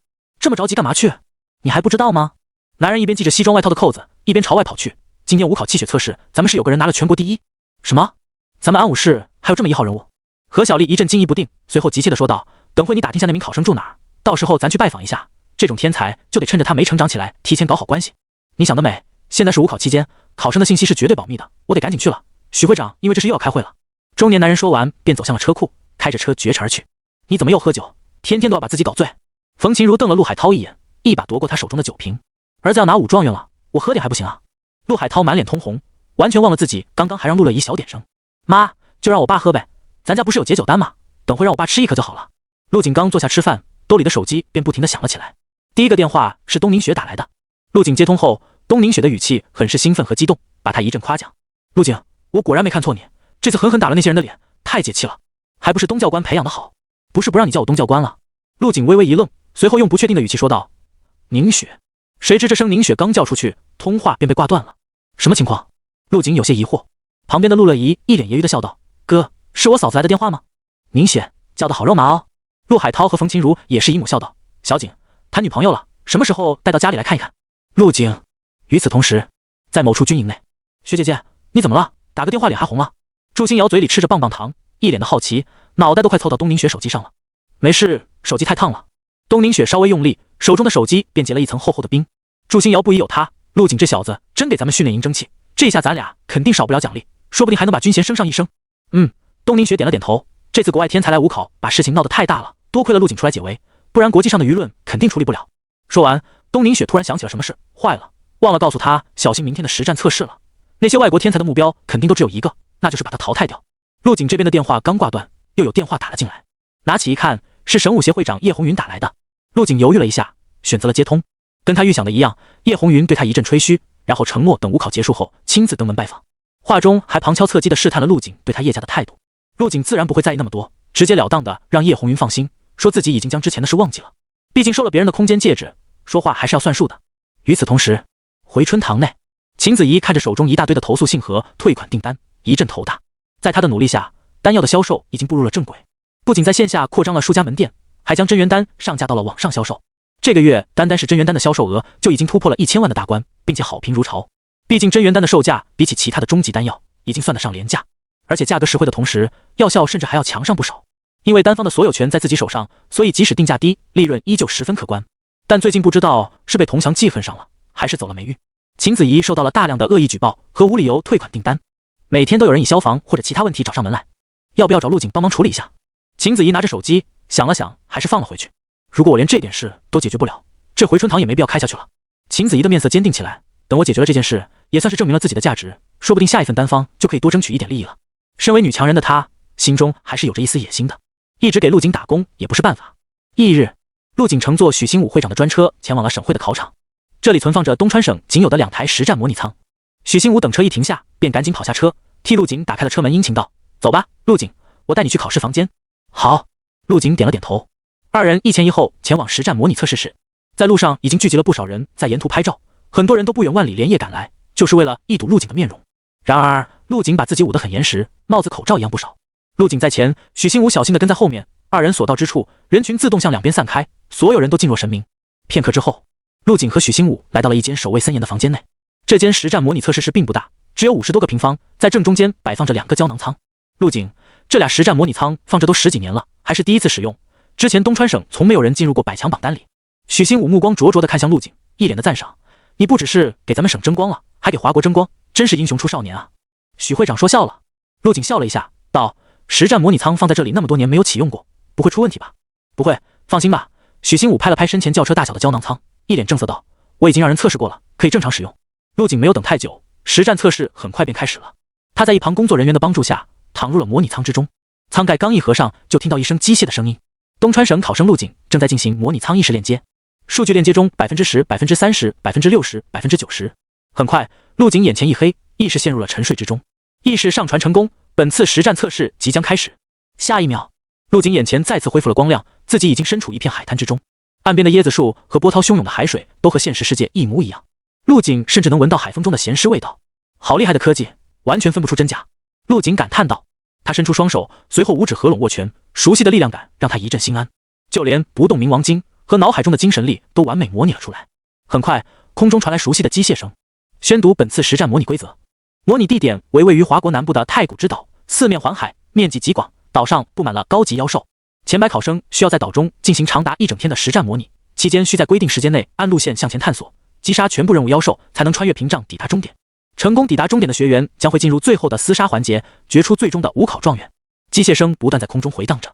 陆景听完规则，不由得挑了挑眉毛，这不就是吃鸡吗？100个人里只能活1个人。在另外几处考点，亚历克斯、竹下一郎、霓长沙那几人迟迟没有进入实战模拟舱，而是通过耳朵上的设备进行交流。这次有把握吗？马上就要开始了。竹下一郎看了眼旁边不停催促的监考官，嗡里嗡气的用密语说道。亚历克斯冷笑道：放心，这次华国100强考生中有20人都是我们的人，肯定能完成计划。本来亚历克斯对华国的武考试没什么兴趣的，但鹰将高层突然找到他，开出了让他拒绝不了的高价，让他出手。咱们只管破坏和阻挠那个陆景的任务进度就可以。霓裳莎娜会拿下这次的武考状元的。霓裳莎娜的实力我是放心的。一直没有说话的霓裳莎娜把玩着手中的琉璃小球，她头上戴着轻纱，嘴唇上染着妖艳的色泽，一袭桃红色裙衫共有3层，深深浅浅的荡漾开，极为精致。你们的任务不只是阻止陆景，那个司空剑和张百川也要注意一下。此言一出，亚历克斯和竹下一郎纷纷附和，一副以霓裳莎娜为尊的样子。这一次，异国天才携手来参加华国的武考，表面上是来竞争和交流，实际上只是计划开始的第一步。一场针对华国的阴谋大网正在缓缓铺开。好了，赶紧将意识上传，准备开始实战模拟。是。霓裳莎娜躺入模拟舱内，心中思索着，那个预言中的人到底是谁？是陆景还是其他人？不管了，既然都有嫌疑，那就想办法全杀掉吧。咔！本次实战模拟全员就绪，即将开始。此时，不仅是华国的10几亿观众，就连国外都在观看这场实战模拟的实时直播，而自己国家的考生自然是他们眼中瞩目的焦点。最精彩的环节来了，不知道陆景的实战能力怎么样，希望他能狠狠把那些鬼佬揍一顿。我华国的考生们加油啊！突然，直播画面分出了一个小窗，里面显示出了排名前10的考生信息。陆景，气血排名第1。同时，一个面色平淡的少年出现在屏幕中，少年双手握拳，正在等待着测试的正式开始。快看，是陆景！陆景的身影一出现，便引起了华国观众的一片沸腾。陆景，我的超人！这就是气血排名第1的那个人吗？看起来没什么特别的，捂得这么严实都看不到脸，强者能有什么特别的？难不成还得多一只手不成？紧接着，画面切换，气血测试排名第2的霓裳莎娜出现。霓裳莎娜一身亮闪闪的衣服和若隐若现的绝美容颜，吸引了不少人的目光。哇，这妹子太好看了，我要叛变了！确实美，有种说不出来的韵味。画面中的霓裳莎娜双手轻轻一扶，一只只金色甲虫从她的身上钻了出来。很快，她的身前就聚满了虫子，肩膀上还盘着一只吐着信子的金色巨蟒，太吓人了！原来是个蛇蝎美人。兄弟们，我更喜欢了。除了一些乐子人以外，还有人点出了霓裳莎娜召唤虫子的天赋，她应该是天赋者吧？御兽系的分支，能操控虫类。画面再变，一个戴着鬼脸面具的身影出现，腰间挂着长长的武士刀。神奇的是，他的身影竟然消失在了画面之中。这个富士国的竟然会隐身，这天赋我喜欢。富士国就喜欢搞这种偷袭的小人行径。紧接着，华国的考生司空剑和张百川也出现在画面之中，二人的出现再次引来了众人的欢呼。身为隐士武道世家的天才，拥有着很高的人气。司空剑一身雷电环绕，如同一尊雷电将军，而张百川则是背负长剑，身上剑意逼人。司空剑和张百川看起来比陆景靠谱多了。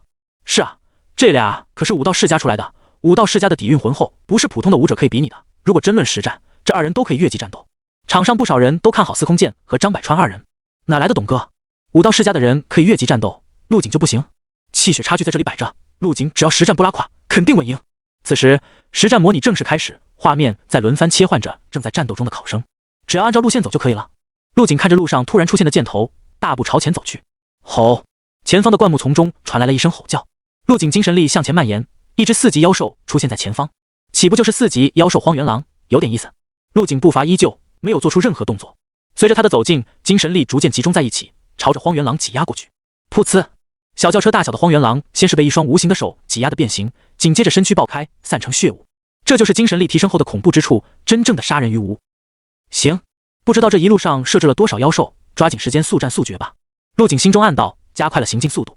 很快，前方的地面凸起，一只只红着眼睛的鼹鼠朝着他冲去。陆景只是飞身掠过，鼹鼠便相继爆开，鲜血染红了地面。这一路上势如破竹，这些妖兽根本就阻挡不了陆景的步伐。不仅是陆景如此轻松，其他排名靠前的考生也基本上没什么压力，每个人都用出了全力，毫无保留。速度之快，让看直播的观众都忍不住啧舌。他们也太厉害了吧！之前只看气血值没什么感觉，现在看到击杀妖兽如此轻松，才明白他们实力的恐怖之处。是啊，这才不到半小时，排名前10的这些人就已经走了1/5的路程了。就在这时，亚历克斯的身影一闪，没有按照常规路线行进，而是横着朝另一侧飞奔而去。你们快看，那个英国的人要去干嘛？卧槽，裁判在哪儿？有人不遵守规则，规则没说不让越界，但大家都在争分夺秒，谁会去主动脱离路线啊？浑身被金芒包裹的亚历克斯速度很快，不多时就已经遭遇了2名华国考生，但只是看了一眼后便失去了兴趣。他的目标只有排名靠前的陆景、司空剑和张百川等人。很快，前方的一阵电芒引起了他的注意。如果没记错的话，华国的司空剑就是雷系天赋。亚历克斯舔了舔嘴唇，瞬间换了方向，朝雷芒闪现的位置冲去。此时的司空剑手中举着一柄双手刀，刀身雷电缠绕，就连眼睛都吞吐着电芒。双臂肌肉隆起，双手刀在空气中呜咽划过，斩下了身前妖兽的头颅。呼，越往前妖兽的等级就越高了，不知道陆景现在冲到哪里了。就在他准备继续前进的时候，突然一股危险的感觉涌上心头。什么东西？是妖兽？司空剑面色微变，双手握刀，摆出了防御的姿势。下一刻，一道金芒如同闪电般撞了上来。轰！司空剑被撞飞出去数十米，在空中喷出一口鲜血。但很快他就调整身形，稳稳落在地上，双手刀插入地面，止住了后退的力道。你是亚历克斯？不按自己的路线走，偷袭我是什么意思？司空剑擦了下嘴角的鲜血，冷冷地盯着不远处的亚历克斯。哈哈，我迷路了不行吗？就算我淘汰了，也得拉你垫背。说完，没有给司空剑喘息的机会，身上金芒大放，整个人如同赛亚人一般。就凭你，还想拉我下马？刚刚是被你偷袭得手，真打起来，你是我的对手。司空剑冷笑一声，双手握住大刀，刺眼的雷霆再次涌上刀身。这是他的天赋能力，不仅让他拥有雷霆般的速度，还可以附着在武器上进行攻击，大幅度强化武器伤害。不错的天赋，只可惜你遇到了我。时间紧迫，亚历克斯不多言语，猛踩脚下地面，双手握拳迎了上去。轰！草屑纷飞，亚历克斯的身影消失，只留下了一个深坑。下一刻，亚历克斯已经出现在司空剑身前。当当，拳头与长刀交击，一缕缕火星在锋刃间迸出。司空剑引以为豪的雷霆竟然拿亚历克斯没什么办法，汹涌的雷霆在遇到那金芒后，竟然像火域到水一样湮灭了。这怎么可能？砰！一层气浪扩散开，司空剑的身体倒飞，胸膛上出现凹陷，所有肋骨都在顷刻间断裂。他口中飙血，宛如断了线的风筝般倒飞出去20多米。紧接着，司空剑爬了起来，胸部传来真实的剧痛，让他无法呼吸。你竟然不跑！亚历克斯嗡里嗡气的声音响起，语气中还带着一丝嘲讽和戏谑。嗨嗨，我可以死在这，但我不会后退，更不可能逃跑。司空剑强忍剧痛深吸了一口气，将刀插入地面，稳住身体。我华国人的字典里就没有逃跑这2个字。好，有骨气，我开始欣赏你了。亚历克斯拍着手叫好，我的天赋是圣光，专门克制你们这些自然系的天赋，你输给我也很正常。他嘴上说着话，脚下却在暗暗蓄力。下一秒，身形便再次消失。司空剑只感觉到一阵破空声，而他此时的身体已经到了强弩之末，再挨一下肯定会死，死之前不如想办法重创他。司空剑判断出这点的同时，放弃了防御，将长刀从地面拔出，朝前方疯狂舞动着。刹那间，数十道刀光闪过，刀术杂乱无章，但每一刀都用出全部力量，没有一丝保留。是大力沉中透露出那种要以命搏命的霸气，气势这东西，战斗中体现的最明显。噗呲，轰！司空剑呆立在原地，胸口被亚历克斯一拳打出了一个大洞，伤口之深都能清楚看到体内那颗跳动的心脏。而对面亚历克斯的身上同样出现了一道可怖的伤口，从肩膀到下腹，鲜血如泉涌一般。扑通！司空剑双眼一黑，身体倒地。某处考点，司空剑从模拟舱中坐起，大口喘着粗气。1换1，我被淘汰也算值了。此时正在观看直播的10几亿华国观众，神色都复杂无比。司空剑竟然被淘汰了，还没到终点，亚历克斯就去攻击其他人，不怕被惩罚吗？规则好像没说不允许考生中途攻击其他人，只是说没有在规定时间抵达终点的会被淘汰。司空剑好样的，就算被淘汰了，也打出了我华国武者的风采和精神。瑞斯败！就在众人义愤填膺之时，画面中的亚历克斯将圣光集中在伤口处，紧接着伤口竟然以肉眼可见的速度愈合着。呵呵，圣光同样代表着新生。亚历克斯冷笑一声，看了眼司空剑的尸体，身影转瞬间消失不见。算算时间，陆景和张百川他们应该已经走了一半的路程了吧？解决掉一个了，还剩2个，就交给竹下一郎他们吧。我现在回去按规定路线走，应该还来得及。与此同时，在岛上的某处，霓裳莎娜眼神微动，不远处一只金色甲虫飞来，将甲虫放在手中一阵抚摸。霓裳莎娜得到了张百川的确切位置，他小手一挥，这只甲虫便向着另一个方向飞去。这是霓裳莎娜的虫子。竹下一郎正在岛上按规定路线前进，突然一只甲虫闯入了他的视线。甲虫在他头顶转了几圈，随后便带路一样朝前飞去。看来霓裳莎娜找到了那几人的确切位置，不知道是谁的。竹下一郎没有丝毫犹豫，紧紧跟在后面。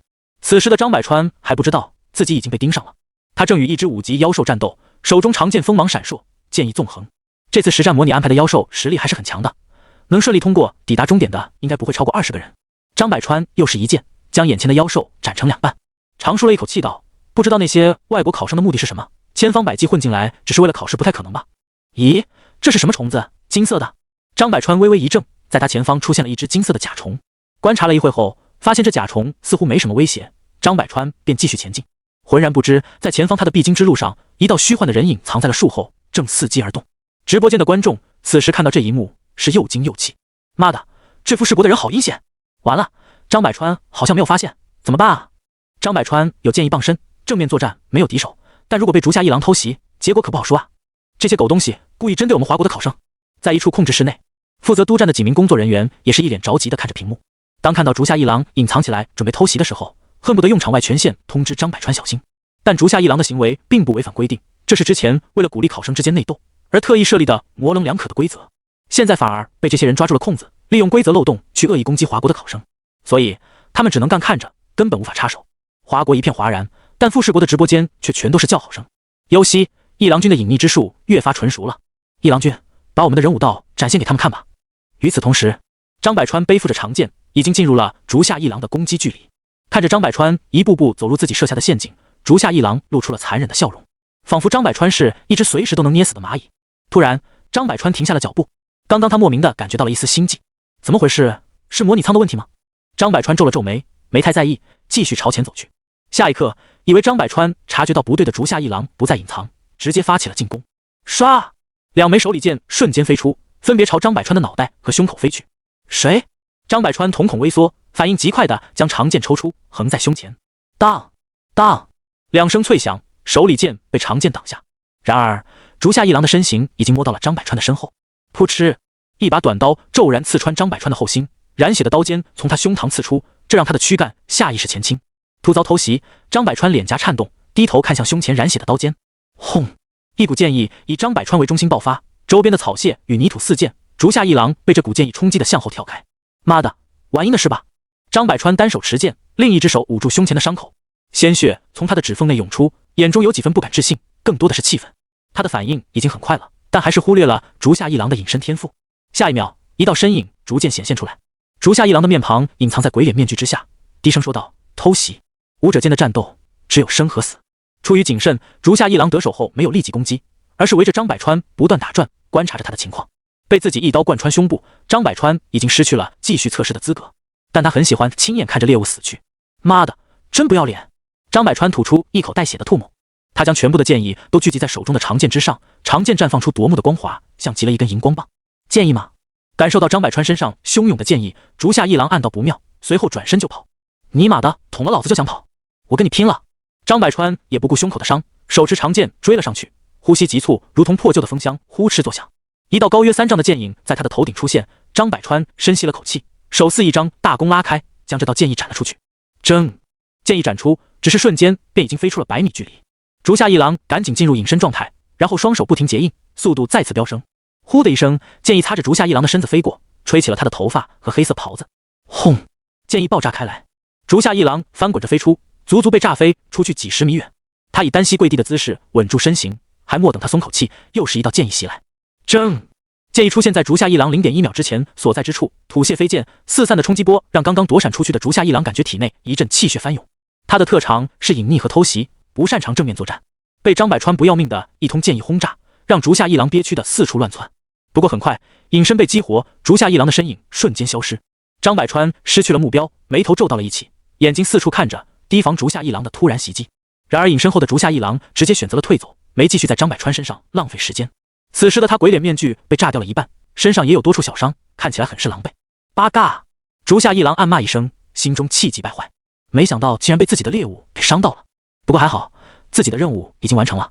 张百川那个样子根本不可能抵达终点。此时华国直播间的观众们都被刚刚张百川的剑意攻击震惊到了，一开始还以为会被竹下一郎直接偷袭得手，没想到张百川竟然差点反杀，将竹下一郎打得灰溜溜逃走。太解气了，张百川果然厉害，这么年轻就领悟了小城的剑意，这天赋太恐怖了。小城的剑意，你们怕是不知道，陆景的拳意已经达到真境了。差不多得了，真境的拳意我差点就信了。张百川的这波反击很是解气，华国的观众纷纷活跃起来。但随着时间的推移，张百川的伤势也越来越重，最终被传送出了模拟空间。至此，华国百强榜单前5名只剩陆景一人。半小时后，从太古之岛的中心区域突然拔地而起数十道黄色的光幕，唰唰，这光幕将太古之岛的中心区域围了起来。外面的人看着突然升起的光幕，怎么都无法再进一步。怎么回事？不少考生的发出了疑问。熟悉的机械声响起，时间已到，厮杀环节开始。未进入中心区域的考生视为淘汰。最后的环节开始了，考生之间要互相厮杀了。怎么中心区域就10几个人？好像大多都是外国考生。卧槽，可不是嘛！10个外国考生，5个华国考生。随着最终环节的开始，直播画面也切换到了中心区域。早就抵达终点的霓裳莎娜看着升起的光幕，眼中闪过一丝喜色。有了甲虫的帮助，现在的他就像拥有了上帝视角一般，所有进入中心区域的考生位置都在他的掌控之中。5个华国考生有威胁的只有陆景一人。他神色一动，操控着甲虫将自己人全都召集到了一起。你们干得不错。霓长刹那看着众人赞赏道：你们去杀了那个陆景，我去把其他几个人清出去。是。竹下一郎点了点头，身影再次消失，和其他人一起朝着陆景的方向冲去。完了，这下要全军覆没了。陆景好惨，被9个人围攻。我已经不抱希望了，就算陆景再强，也不可能改变什么了。绝望的气氛笼罩了所有在看直播的华国人，有些人已经不忍心再看，选择关闭了直播。此时，直播大屏幕已经将陆景的画面放到了最大，所有人的目光都聚焦在了陆景身上。某处会议室内，众人看着被一群人慢慢围住的陆景，眼中充满了担忧。坐在司徒军身旁的一名军官压低声音问道：司徒军，以一敌多，你觉得陆景的胜算如何？都是些杂鱼罢了，不足为虑。司徒军笑道：陆景的实力我还是很有信心的，只有那个操控虫子的女人让我看不清虚实，应该是个难缠的角色。司徒军看着屏幕右下角正在屠杀其余华国考生的霓长刹那，眼中闪过一丝担忧。霓长刹那的策略很简单，先让其他人去围攻陆景，能杀死就最好，杀不死也能消耗陆景的体力和气血。不过司徒军的直觉告诉他，陆景的实力远不止如此。这就是华国的龙域新星嘛，气血充盈的离谱。竹下一郎舔了舔嘴唇，他的速度最快，第一时间隐身摸到了陆景身边100米之处，脚下轻轻一点，在树叶上腾挪辗转，身法潇洒无比。看他跃跃欲试的样子，似乎是想凭一己之力试一试陆景的深浅。竹下一郎，你就躲在暗处准备偷袭就好了。后方的亚历克斯提醒道，等会让我单独会会他，看看到底是谁的拳头硬。隐藏起来的竹下一郎被亚历克斯指挥的有些不悦，但还是悄悄往后退了一些距离。此时的陆景正一脸平静的大步走来，精神力领域展开，附近的一草一木都逃不过他的眼睛，真是些烦人的苍蝇。陆景走到一处高地，看着前方一张张不怀好意的脸，有的脸上带着杀意，有的不屑，有的是跃跃欲试。陆景开口道：不要浪费时间了，你们一起上吧。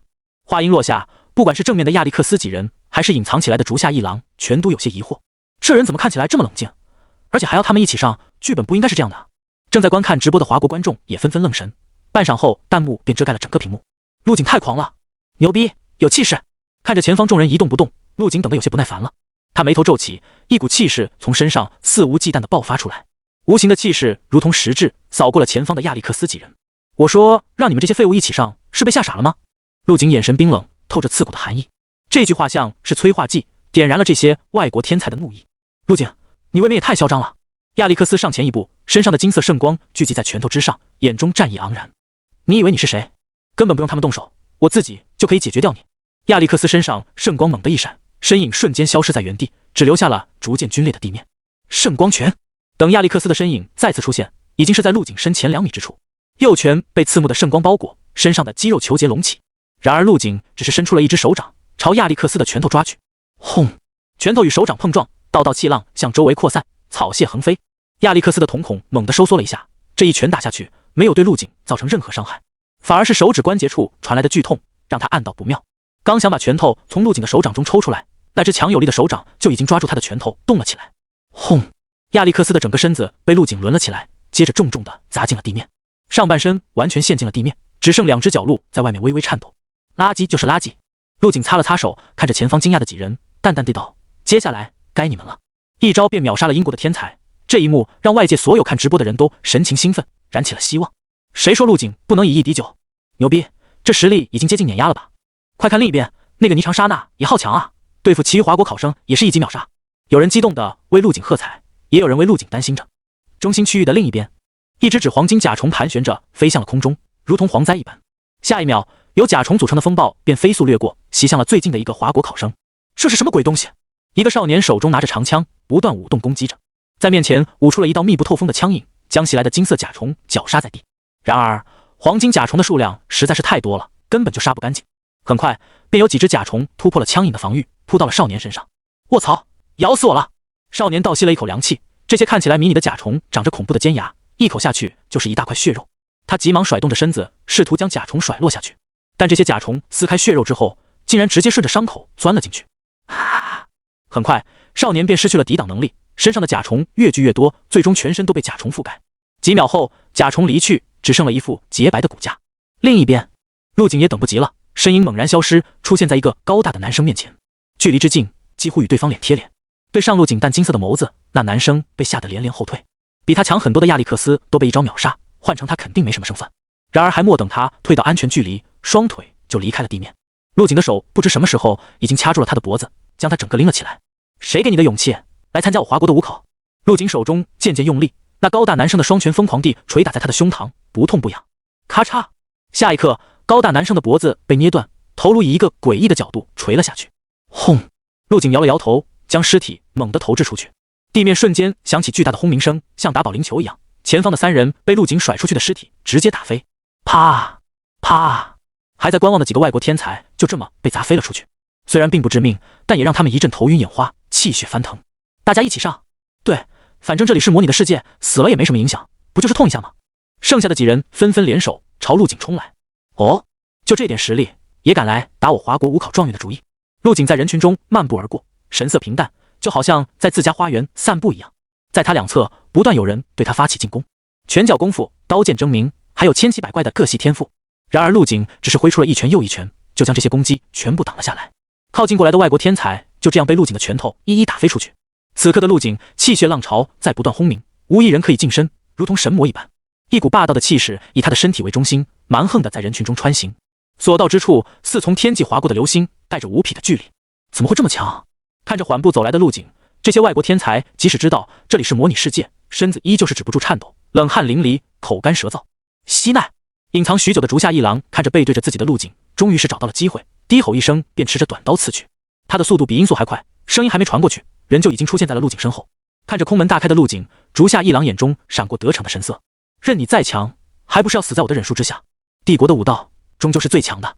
竹下一郎就这么义无反顾地将全部赌在了这一刀上。然而想象中刺破血肉的感觉没有出现，竹下一郎的短刀无法再进一步。他低下头，看到陆景的手捏住了自己的刀尖，如同被无边伟力钳住一般，进也不是，抽也抽不出。你这刀杀了不少华国考生吧？陆景眉头微微皱起，以后别玩这种下三滥的招式了，躲猫猫我3岁就不玩了。话音落下，陆景另一只手横斩，噗呲！竹下一郎连一丝声音都没发出，就被陆景这一记手刀斩下了头颅。飞起的头颅在空中盘旋，最终滚落在那些外国天才们的脚边。这恐惧迅速在人群中蔓延，剩下的几人看向陆景的眼神如同在看洪水猛兽，就算是模拟世界，也没人想体验下头颅被斩下的感觉吧。陆景没有浪费时间，继续向剩下的几人走去，平静的步伐踩在布满鲜血滑泥的草地上，发出啪啪的声音。这声音听在他们的耳朵里，就好像丧钟一般。西巴，我跟你拼了！偷锯的一名男生再也忍受不住这压抑的气氛了，浑身颤抖着主动朝陆景冲去。陆景右手平摊，一柄布满裂纹的长刀逐渐在手中凝聚。这是每个考生都可以使用的武器权限，只要在脑海中想象，就可以生成对应的武器。真完全由密银铸成的魔刀千刃被完美的模拟了出来。噗呲！偷锯天才的身影在跑来的途中四分五裂，碎成肉块散落开来。碰你怕脏了我的手！陆景淡淡开口，继续朝前冲去。突然一阵破空声传来，数十道不被人察觉的银针朝陆景射去，精准地命中了他的胸口。哈哈，我杀了他！人群中响起了一道兴奋到嘶哑的声音，终于让我找到机会了，没想到吧，我是精神系天赋者。一个身材瘦弱的女生从最后面走了出来，从打斗开始，她就一直缩在最后，甚至连精神领域都没有放出来，就是为了这最后的一击。然而陆景接下来的动作让所有人都是眼皮一跳，只见镶嵌进陆景胸口的银针竟然不受控制地聚集在一起，然后融成了一枚铁球，被陆景拿在了手中。这不可能！女生瞳孔微缩，像是看到了什么不可思议的一幕。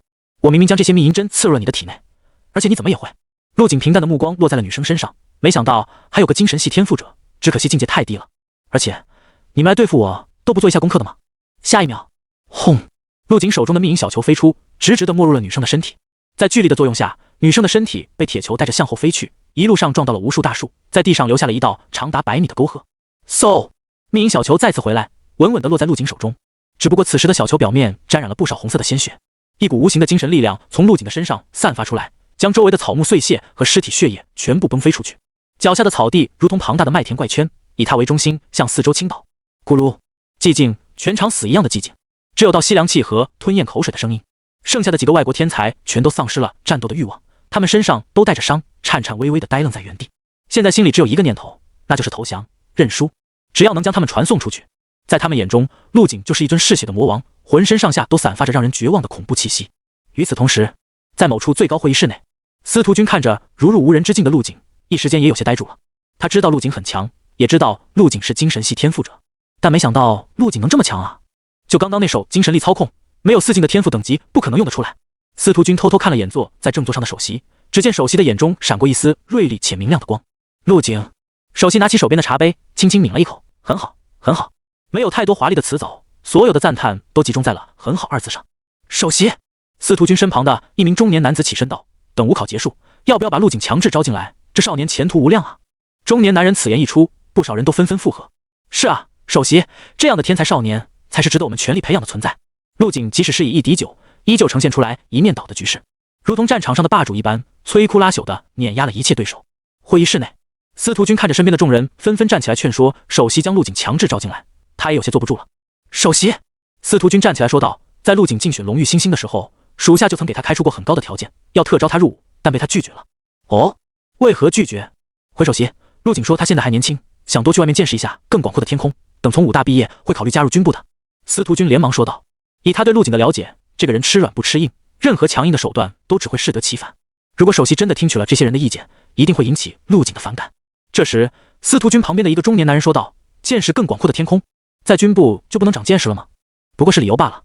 又有人附和道，是啊，陆景他年龄尚小，心智还不成熟，万一被别的势力蛊惑，我华国未来岂不是要失去一个强大的战力？都别吵了。首席颇具威严的声音响起，会议室内顿时就安静了下来。年轻人多见，见世面没什么不好。再说了，这少年能有如今的实力，大多是靠自己的努力，我相信他会做出正确的选择。太古之岛中心区域，机会给你们了，可惜你们把握不住。陆景扫视了一圈，他目光所及之处，幸存的外国天才们纷纷向后退去，眼神躲闪，好像唯恐被陆景的眼神灼伤一样。希望以后你们能安分守己的待在自己的国家，不要再跑到这里撒野了。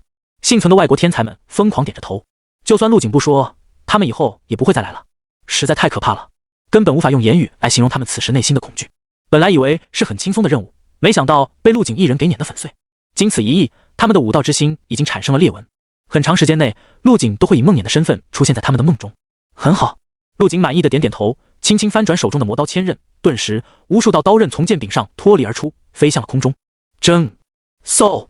与此同时，在所有人的视野中，一轮不存在的金色骄阳正在冉冉升起。太古之岛上空被模拟出来的太阳正透过树叶和云层的缝隙洒落在大地上，但这太阳跟陆景身上所绽放出来的光芒相比，如同萤火与皓月之别。从某种意义上来讲，陆景只是站在那里，却给人一种无比耀眼的感觉。这种感觉并不是视觉上的耀眼，而是来自精神深处的难以直视。无数道刀刃如同银河倒挂，瞬间便席卷了这些呆愣在原地的外国天才。噗呲，利刃切过血肉的声音此起彼伏，直播间里的10几亿观众都被陆景这一招而震惊得无以复加。一开始仅以1敌9，他们还在心里为陆景捏了一把汗。即使陆景在实战模拟测试中表现得还不错，对付模拟出来的妖兽都是一击必杀，但那些外国天才在实战模拟中的表现同样优秀，更是存在数量上压倒性的优势。正因为如此，起初并没有人看好陆景，但没想到陆景不仅轻松碾压了这些外国天才，还显露出了自己精神系天赋者的身份。我去，陆景的实力超出了我的认知，原来陆景还是精神系天赋者，这天赋也太强了，就算是换成宗师来，也不可能这么轻松吧。而此时最震惊的莫过于等着嘲笑华国的外国观众，这怎么可能？华国的天才怎么能这么强？所有人都陷入了对陆景实力的恐惧之中。要是让这个陆景成长起来，那还得了，这人是个隐患，天赋实在太恐怖了。偷巨人此时也被陆景的实力折服了，开始篡改他的技疾。陆景其实是我们偷巨的人。对，看陆景的面相跟我们这里的人很像。太古之岛，霓裳刹那控制着甲虫，将其余的华国考生全都送了出去。他看向了岛屿的另一侧，眼中闪过了一丝凝重。通过黄金甲虫的共享视野，霓裳刹那看到了陆景是如何碾压了他的同伴。真是群废物，9个打1个都打不过。霓裳刹那怒骂一声，朝陆景的方向走去。在他身前，无数只甲虫已经聚在了一起，如金色风暴一般席卷而去。嗡嗡嗡，天空黑压压的一片，虫群甚至比云层还要厚重得多，不断发出令人头皮发麻的嗡鸣声。陆景看着铺天盖地飞来的金色甲虫，手中魔刀千刃再次解体，同样化作了一道刀刃风暴。这层密不透风的刀刃风暴将陆景全方位的笼罩在内，所有试图靠近他的甲虫都被搅成了碎末。呲！不消片刻，在陆景的脚下就积累了厚厚一层甲虫的尸体。就这点手段，陆景看向前方不远处，那里不知何时多了一道人影。霓裳刹那看向陆景，眼中充斥着残忍。你的确很强，看来想杀你必须用全力了。话音刚落，霓裳刹那挥了挥手，盘旋在陆景上空的金色甲虫瞬间调转了方向，朝霓裳刹那冲去。下一刻，霓裳刹那的嘴以一种夸张的角度张开，将这些金色甲虫吞入了腹中。随着他的不断吞咽，身体也在以肉眼可见的速度开始膨胀。咯吱咯吱，伴随着一阵令人牙酸的骨骼摩擦的声音，霓裳刹那的身形猛然拔高，暴涨至7、8米高。不仅如此，他的皮肤也变得金黄，摩擦下发出了钢铁的铮鸣声。吼！霓裳刹那发出了一声野兽般的嘶吼，紧接着从他的身子上又伸出了3对4肢。陆景皱了下眉，这种变身系的天赋他还是第一次见。随着霓裳刹那彻底的妖兽化，他身上的气息也暴涨到了一个恐怖的地步。丑东西，人不人鬼不鬼的。陆景一脸平淡的看着不断吼叫的霓裳刹那，咯去死吧！霓裳刹那的嘴一下子裂到了耳朵根部，发出了诡异的笑声，随后硕大的身体便猛然从原地消失，这速度比之前快了数倍，在画面中留下了一道道残影。直播间内，由于太古之岛中只剩陆景和霓裳刹那2人，所有的画面都聚集在了他们这里。直播间的观众们被霓裳刹那的样子吓了一跳，我去，这霓裳刹那怎么变成这个鬼样子了？真他妈吓人啊！之前说自己可以的兄弟还在吗？我可以，他让我更兴奋了，玩的真变态啊！陆景看着冲来的霓裳刹那，将模拟出的魔刀千刃插入地面，对方给他的气息和那天地窟中的刀魔不相上下，也就是说，变身后的霓裳刹那有着50境的战力。呼，体内一直隐伏的磅礴气血开始滚动，咆哮着。陆景的体内如同一只荒古巨兽，正在逐渐苏醒，恐怖的气血狼烟凝聚成一道直冲天际的光柱，升腾而起，搅碎了天穹中的滚滚云层。陆景摆出一个古老厚重的拳架，至真境的拳意毫无保留地绽放，无形的拳意领域以他为中心，向四周铺陈开来，无视阻碍，横亘竖立，一如星河流转，虚无浩荡，又如太阳初升，光芒万丈。他陆景今日手握星河，肩扛红日，欲再斩宗师。随着霓裳刹那的攻击越来越近，陆景低喝一声，猛地递出右拳，一道浩瀚的拳意脱手而出，顿时天地失色。霓裳刹那的眼睛中闪过一丝惊疑，他将8只手聚在一起，撞到了陆景的拳上。轰！爆鸣声响彻天地，附近的空气都被这一拳硬生生挤压了成真空，而霓裳刹那3、4层楼高的身子也在这瞬间倒飞出去，就像是失去控制的大巴车在地面上不停地翻转跳跃着，每一次落地都会引起一阵地动山摇。砰！紧接着只听到又一声巨响，霓裳刹那像陨石一样镶嵌进了远处的山体之中。数百米外，陆景吐出一口浊气，缓缓收拳，一拳打飞了霓裳刹那，但陆景并没有放松警惕，刚刚那一拳的拳意轰击在了霓裳刹那柔软的腹部，虽然声势浩大，但似乎没对他造成致命的伤害。正如陆景所料，被砸进山体中的霓裳刹那猛地从岩石中挣脱出来，甩了甩头，在他的腹部有一道恐怖的圆形伤口，但很快这道伤口附近的肉丝开始涌动，没一会就恢复如初。霓裳刹那变身后不仅全方面增强自身实力，就连肉体的恢复能力也提高了数倍。砰！一声炸响，一道遮天蔽日的身影跃向了空中，直接跨越了100米的距离，朝陆景的位置落下。陆景的身影向后退去，轰！在他原本的位置出现了一个深坑，霓裳刹那从坑内缓缓走出，一脸狞笑地看着陆景，像你这么有天赋的天才，身上的肉一定很好吃吧？可惜了，这里的一切都是虚拟的。霓裳刹那裂开长满尖牙的大嘴，但我想很快就能在现实世界尝到你的味道了。你们来这里的目的到底是什么？陆景从霓裳刹那的话中听出了一丝不同寻常的意味，这人似乎要在现实中对自己下手。哥，等你做了我肚子里的蛔虫，你自然就知道了。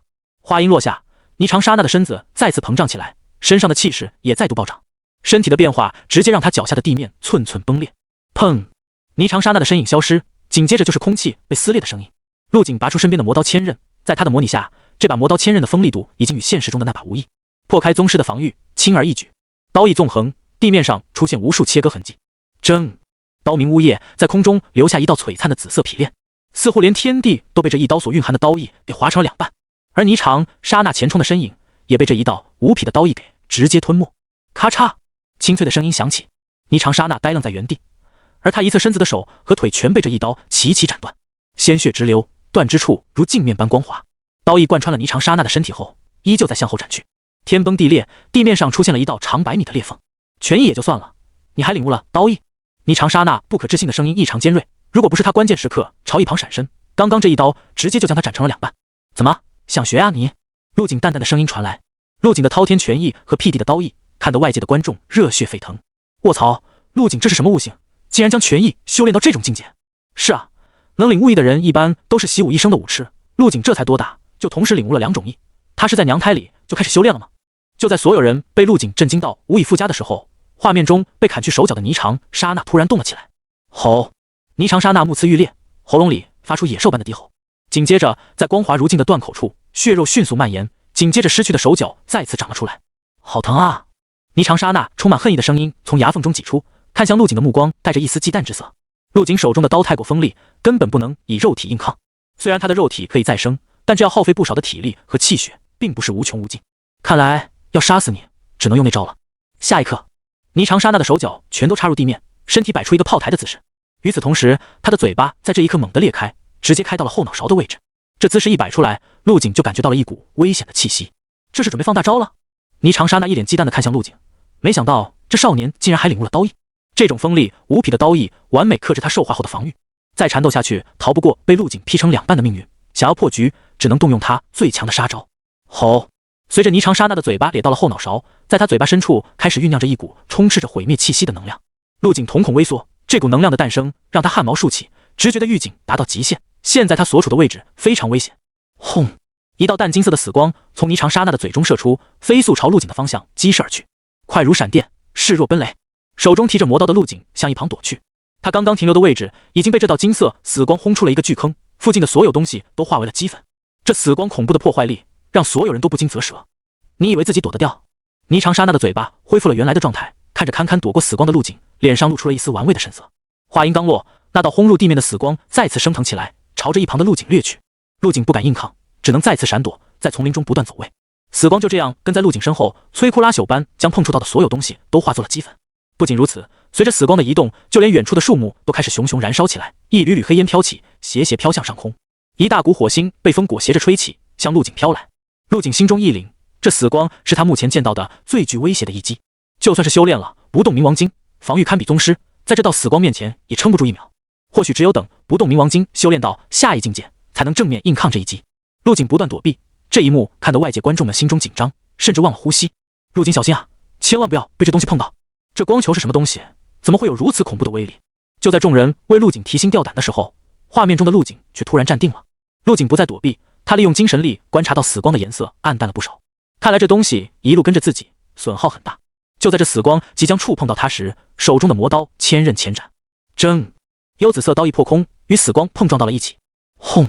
枯叶四散，陆景脚下的地面大片开裂，他感觉到了一股巨力从刀柄的位置传来。陆景的身体略微后仰，刀上袭来的力量没入体内，让他身后的衣物鼓起，甚至在上衣撕开了几道破口。轰隆一声，陆景身后出现一道巨坑，他成功将这股力量卸掉，而那道死光也在刀意的轰击下烟消云散。砰！陆景抓住机会，脚下猛蹬地面，然力用在腿上，再加上月影摘星诀的速度加成，转瞬间便来到了霓长沙那的身前。轰！人未到，拳亦至。霓长沙那踉跄的向后退了几步，他略微低伏着身子，用手挡住了这一拳。趁着机会，陆景快速地斩出三刀。在霓长沙那的视野里，周围的世界陡然变得漆黑一片，眼中只剩三道迎面袭来的刀意，空间似乎都扭曲了起来，三道幽紫色刀意陡然分裂开来，变成一大片刀意风暴。霓长沙那瞳孔微缩，从身体里再次伸出几对手足，试图用肉体挡住这一击。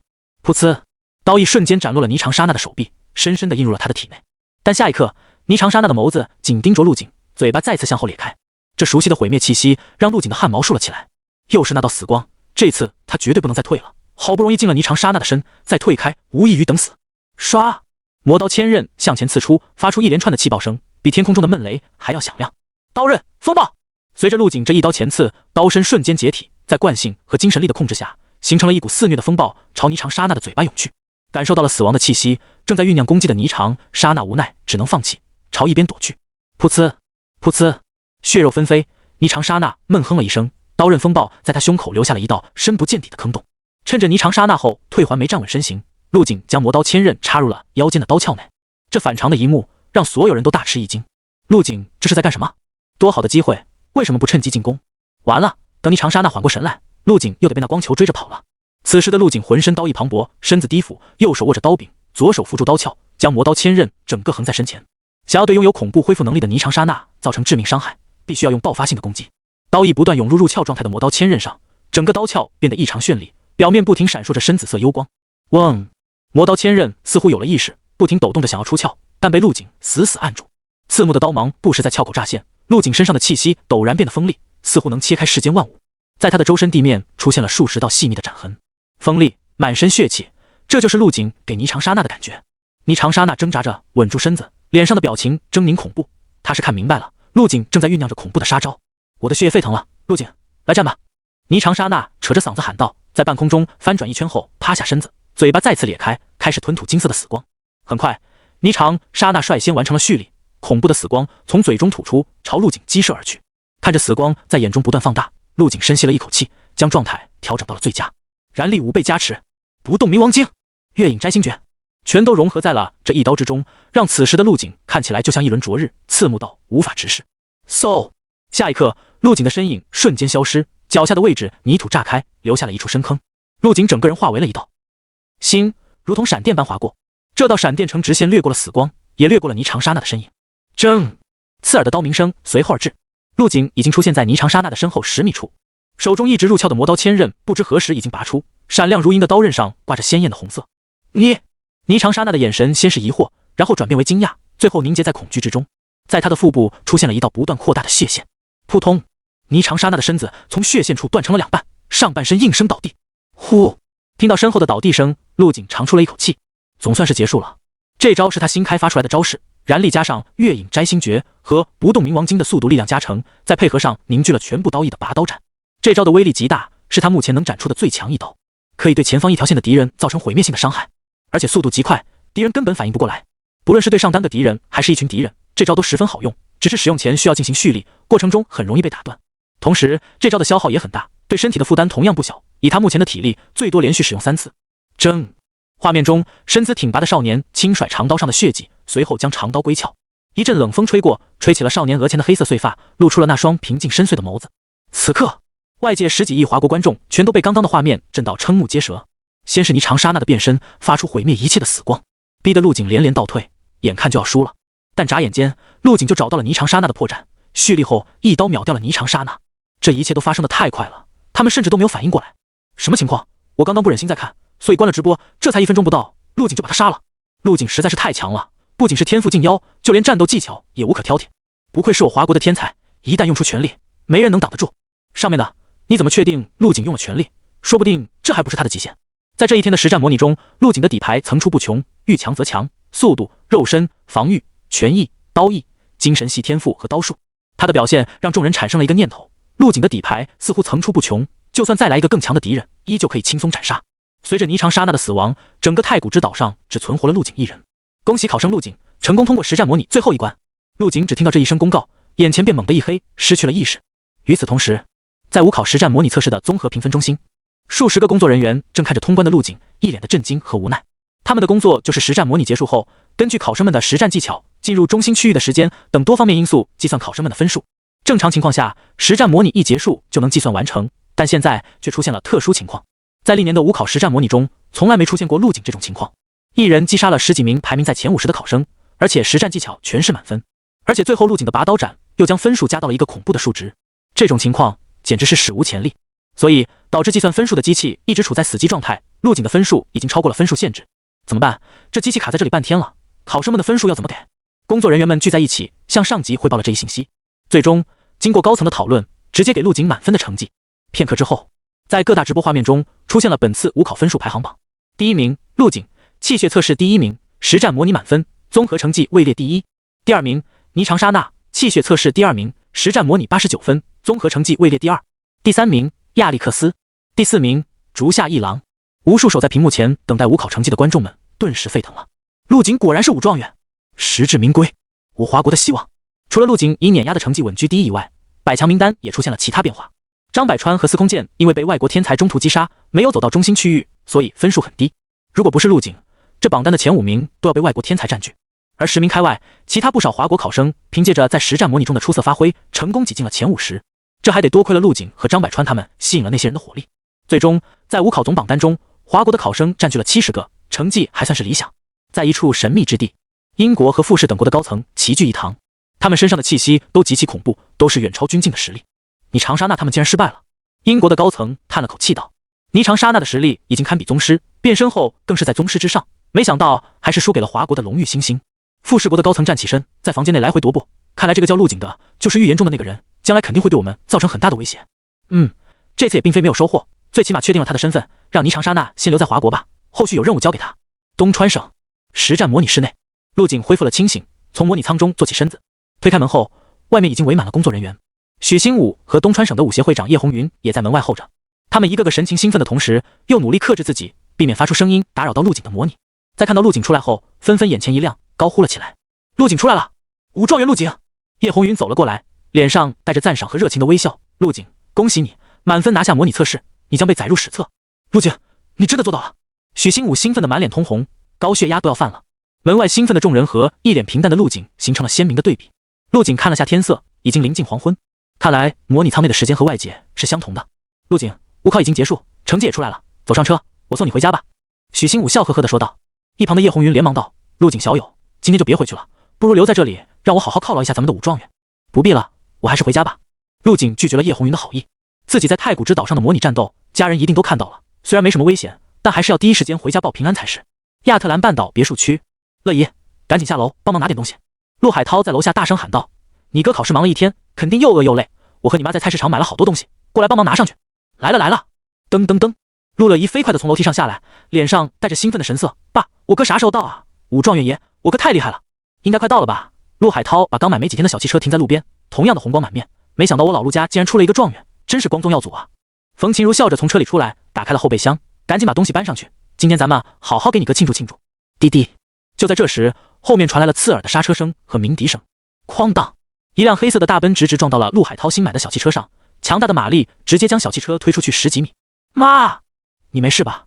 陆乐怡赶紧放下手中的东西，朝冯琴如的位置跑去。我没事。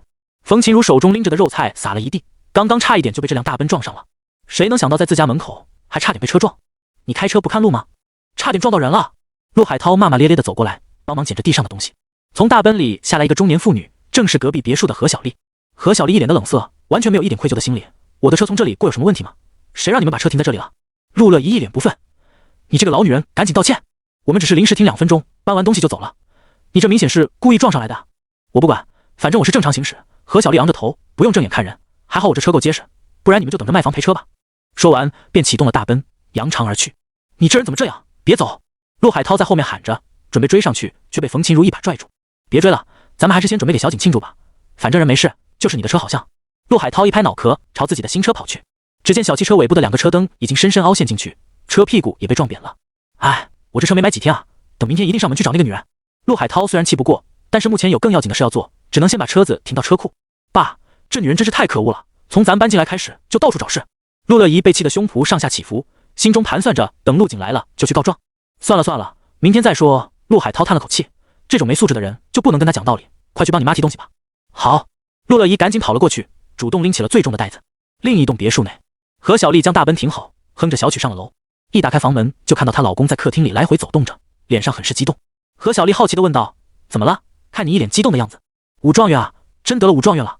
什么武状元？中年男人兴奋地解释道：还记得我跟你说的咱们安武市那个气血测试排名第1的陆景吗？今天的实战模拟成绩出来了，他是武状元。真的？何小丽微微一怔，随后眼中也迸发出了欣喜的神色。咱们市里竟然出了武状元，那你的工作岂不是也跟着沾了光？说不定还能升个职什么的。是啊，这可是前所未有的荣誉，我们单位的所有人都跟疯了一样。咱们安武市什么时候出过这种人才啊？中年男人感慨万千，这个武状元之前就是咱们安武市的天才明星，没想到现在进步这么大，直接拿下了武状元。听说很多大领导都要亲自去迎接和拜访他，我已经申请随着队伍一起去了，就等上面领导通知了。何小丽一听自己老公要去拜访武状元，眼中的喜色更浓了。叶一鸣，我真没看错你啊，你这么有能力，能不能带我一起去？你去干嘛？叶一鸣皱了下眉，我能申请随车前往就已经是用了人情了，而且我说了也不算。何小丽笑着道，我这不是想去沾沾喜气吗？要是奈跟武状元的父母聊上几句就好了，可以跟他们取取经，问下他们平时是怎么教育孩子的，竟然教育出了武状元。你还是算了吧，在家安心等我回来。叶一鸣摇了摇头。对了，刚刚楼下发生什么了？怎么有撞车的声音？何小丽一听叶一鸣提到了刚刚发生的事，眼中的喜色顿时消失，冷哼了一声道，还不是咱们那个暴发户邻居。怎么，你又跟人家闹矛盾了？是他们在门口乱停车，撞到了咱们的大奔。何小丽掐着腰说道，这是我跟他们没完，你是不知道他们家的那个小女孩骂人有多难听。何小丽摸了摸自己脸，自己哪里老了？那臭丫头竟然叫自己老女人，果然什么素质的父母只能教育出什么素质的孩子。你把我的车开出去撞了。叶一鸣关心的重点不在这里，他赶紧朝车库跑去。何小丽，我等下可是要用车的，你要是把车给我弄坏了，你就完了。没什么事，我都检查过了。何小丽在后面喊道，要是掉了块漆，直接找他们赔偿，你上面不是有人吗？怕什么？叶一鸣没有理会何小丽，他拿着手机朝车库跑去，随时准备开车出发。就在这时，叶一鸣的手机收到了一则信息，小叶，告诉你个好消息，武状元竟然和你是一个小区，你等会直接在小区门口和我们会合吧。什么？武状元家也住这个小区？不是说住天一武堂那边吗？叶一鸣一脸喜色，这可是天大的好消息。武状元不仅花落安武市，更是落在了他的小区里。小区就这么大，以后肯定能经常见面，只要处好关系，那机会不是就来了吗？不仅事业上能得到帮助，就连小区的房价都得跟着蹭蹭往上涨。此时的何小丽刚敷着面膜躺在床上，准备美美睡上一觉，就被叶一鸣直接拉了起来。什么？就在咱们小区？何小丽一把扯下脸上的面膜，等等我，我去换身衣服。别换了，赶紧走！在叶一鸣的催促下，二人迅速跑下了楼。滴滴！突然，小区外面响起了此起彼伏的鸣笛声。只见一排排黑色的红旗车整整齐齐地停在小区门口，这些车的前面还都插着红色的华国国旗，随风飘扬。滴滴！鸣笛声继续响着，似乎在宣告着什么，就像一支乐队在奏响着交响乐。被这场面和鸣笛声吸引，附近的很多居民都从家里走了出来，好奇地打量着，这是什么动静？怎么这么多车？我去，这阵仗，莫非今年的武状元的家就在这里？不少人都猜到了这笛声所蕴含的意味，纷纷激动地讨论着。何小丽二人也走到了小区门口。老公，这是什么等级的领导啊？怎么还配备了这么多保卫？只见为首的一辆红旗车，车门自动徐徐打开，在几名黑衣黑伞守卫的簇拥下，下来了一位白发苍苍的老者。叶一鸣虽然也是官场里的人，但这场面还是第一次见。不关你的事不要多问，高层的身份都是保密的。不过这大人物肯定是国家级的。国家级的？何小丽被吓了一跳。不跟你多说了，我去找市长了。叶一鸣看到安武市的市长从最后一辆车里下来，赶紧一路小跑过去。现场的黑衣守卫赶紧将他拦下，在核实了身份后，才将叶一鸣放行。何小丽则是留在路边翘首以盼，期待目睹武状元的真容。就在等待的时候，陆海涛一家也从小区里走了出来，站在了何小丽的不远处。何小丽的神色顿时变得不屑起来，这家人也跟着出来看热闹了。看他们那副兴奋的样子，武状元跟你们有什么关系吗？何小丽心中想着，不愿意和陆海涛他们靠太近，往一边挪了挪身子，似乎离得太近会弄脏他的衣服一样。加长版的林肯上，许新武和陆景坐宽敞的后排。陆景，我这边接到通知，有个大领导要去你家拜访，你要不提前通知下家里做好准备。许新武乐呵呵地说道，因为陆景的事，自己可是受到了上面的嘉奖。来拜访？陆景皱了下眉，他主要是怕麻烦。看到陆景的表情，许新武笑道，陆景，这大领导可是重量级的，而且肯定会给你奖励的，这是天大的好事。此时的陆海涛一家也在看着热闹。陆乐怡小声问道，爸，这些人不会是来庆祝我哥的吧？不能吧，怎么搞出这么大的阵仗？陆海涛有些不确定，但除了陆景考取武状元之外，似乎没什么其他的大事了。就在这时，冯琴如的手机响了起来，是儿子的电话。冯琴如赶紧选择了接通。电话里，陆景告知了会有大人物上门拜访，让他们准备一下。还真是来庆祝小景的。冯琴如挂断电话，一脸激动地说道，走，咱们回家吧，把家里收拾一下。一旁的何小丽见陆海涛一家人急急忙忙地往回走，脸上的不屑更加浓郁了。这一家人怕是还不知道发生了什么，看把他们给吓得。片刻后，一辆加长版的林肯缓缓从大路上驶来，随着林肯的到来，高昂的鸣笛声再次响起。来了，这车里坐的应该就是武状元了。这武状元竟然跟咱们是一个小区的，到底是哪家的孩子啊？不知道啊，他实战模拟的时候又没露脸，只知道是叫陆景。陆景，是不是之前咱们是那个挺火的天才，还给天意武堂打广告来着？应该不是吧，那个人的实力可没这么强，而且他不是住天意武堂那边吗？围观的群众也沸腾起来，纷纷讨论起来。如果不是有守卫拦着，他们早就冲到车前面了。林肯车里，陆景透过车窗看着外面熙熙攘攘的人群，心中有些无奈。这让他回想起了出名后在老小区的生活，每天出门都被拦住要签名，家里的礼物堆满了房间。随着时间的流逝，很多人都已经把他给忘了，陆景的生活也渐渐回归了平静。但是这次以后，怕是之前的生活又要重演了。陆景，到地方了。许新武一边提醒，一边率先下了车，主动给陆景拉开了车门。武状元出来了，果然是一表人才。你们快看，好像就是给武堂打广告的那个陆景。陆景刚一走下车，外面就响起了雷鸣般的欢呼声，就好像英雄归来一样，所有人都在歇斯底里的呐喊着。另一边的红旗车队，白发苍苍的老者见陆景下了车，便龙行虎步地走了过来。你好，陆景小友。老者虽然老态龙钟，但声音浑厚，在嘈杂的环境中如同洪钟一般响亮，中气十足。陆景转头看向老者的瞬间，感觉整个世界都按下了暂停键。视野中的老者在他眼中闪闪发光，浑身上下都透出了一股无比强大的气场。你好。陆景上前问好，眼底闪过一丝惊讶，这老者好强的实力，以他目前的实力，在老者面前如同大海中的一叶扁舟。将精神力散开，陆景从精神层面上看到了老者体内就像有一轮太阳，散发着无穷的光和热。与老者相比，陆景之前见到的宗师不过是这太阳上的一点黑子罢了。而在老者身后，武军境的司徒军正一脸笑意地站在身后，一副以老者为首的样子。见陆景目光看来，司徒军笑着朝他竖起了大拇指。陆景，好样的。说完便向陆景介绍老人的身份。陆景，这位是钟老。陆景心领神会，连忙伸出右手。钟老，君坐，一起去我家里坐吧。好，陆小友有心了。钟老哈哈一笑，和陆景握手后便并肩朝小区内走去，一路上有说有笑。而司徒军和许新武等人则排成了长龙跟在后面。浩浩荡荡的队伍吸引了无数人围观，众人纷纷拼了命地往里挤，就为了看上一眼。何小丽也在这人群之中，她费了9牛2虎之力才挤到了前面，看到了武状元的面容。然而看到陆景的下一秒，何小丽的脑子就嗡的一下变得空白起来，就好像被人打了一棒子。这个少年看起来有些眼熟。何小丽不愿意往陆海涛一家身上去想，但这少年的模样好像就是那家的长子。他呆立在原地，看着队伍越走越远，这才赶紧跟了上去。是不是还不一定，说不定只是长得像而已。何小丽在心中安慰着自己，疯狂给自己洗脑。就凭那家人的素质和条件，怎么可能培养得出武状元？但随着队伍的前进，将何小丽的幻想一点点的打破。这条路通往的只有2户人家，其中1户是他家，另一户就是陆海涛那一栋。完了！何小丽嘴中不停嘟囔着完了，全身都失去了力量，整个人直接瘫坐在地上。都完了！没想到这武状元竟然是那家人的孩子。他呆愣地坐在路边，脑子已经丧失了思考能力，如同行尸走肉般看着贺喜的队伍越走越远。在队伍的末尾，跟着大部队前进的叶一鸣也感觉到了不对劲，他心中咯噔一声，回头看去。当看到瘫坐在地上的何小丽后，叶一鸣顿时什么都明白了。这该死的婆娘！叶一鸣脸上一阵青一阵红，大口喘着粗气，只想现在就把何小丽收拾一顿。这下自己别说升官发财，就连工作能不能保住都不一定了。另一边，陆景已经敲响了家里的大门。爸妈，我回来了！陆景朝里面喊道。陆海涛和冯琴如听到陆景的声音后，立即起身打开了房门，惊喜地看向门外。小景，你回来了！哥，我想死你了！冯琴如一把抱住儿子，喜极而泣。我的儿啊，妈妈担心死你了。太古之岛上的战斗太过于惊心动魄，冯琴如和陆海涛在家看直播的时候，心都提到了嗓子眼。虽然知道是模拟的，但还是忍不住为孩子担心。此刻，陆景平平安安地出现在了他们面前，冯琴如这颗心才彻底落了下来。爸妈，我没事，不用担心。陆景笑着拍了拍冯琴如的后背，安慰道。冯琴如点了点头，刚准备说什么，就看到了陆景身后长长的队伍，瞬间被吓了一跳。陆景解释道：爸妈，这几位前辈是来咱家拜访贺喜的，快请进，快请进。陆海涛和冯琴如赶紧将几位领导迎了进来。钟老看向陆景的父母，微笑道：二位培养了这么个出色的武状元，我代表华国感谢你们。不敢当啊，真不敢当。陆海涛一听来人能代表华国，立刻意识到了此人的身份不一般，连忙摆手。几位前辈，快请坐。乐姨，去倒茶。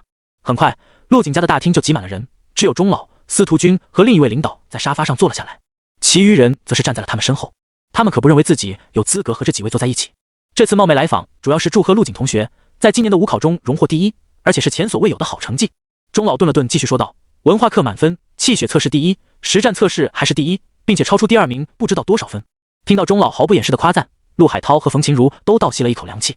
他们只知道陆景拿了第一，但没想到陆景的成绩居然这么夸张。这武状元的名号可是实至名归啊！陆海涛恨不得现在就去祖坟上点几炷香，告诉列祖列宗，老陆家出了个了不得的武状元。陆乐怡则是一副我哥真厉害的样子，眼中满是崇拜地看向陆景。这次来，除了和陆景小友见上一面外，还给陆景带来了一些奖励，表彰他在武考中的出色表现。钟老话音刚落，身后站着的一名中年男子便提来一个黑色的箱子，咯嘣，箱子打开，露出了里面的东西。这张银行卡没有密码，里面有3000万的奖金，虽然不多，但也够陆景在武大的开销了。多谢！陆景赶紧道谢，心中却是很平静，毕竟这些钱对他来说不算什么。随着和秦子怡的合作走上正轨，每个月都有至少500万的进账，这3000万不过是半年时间的收入罢了。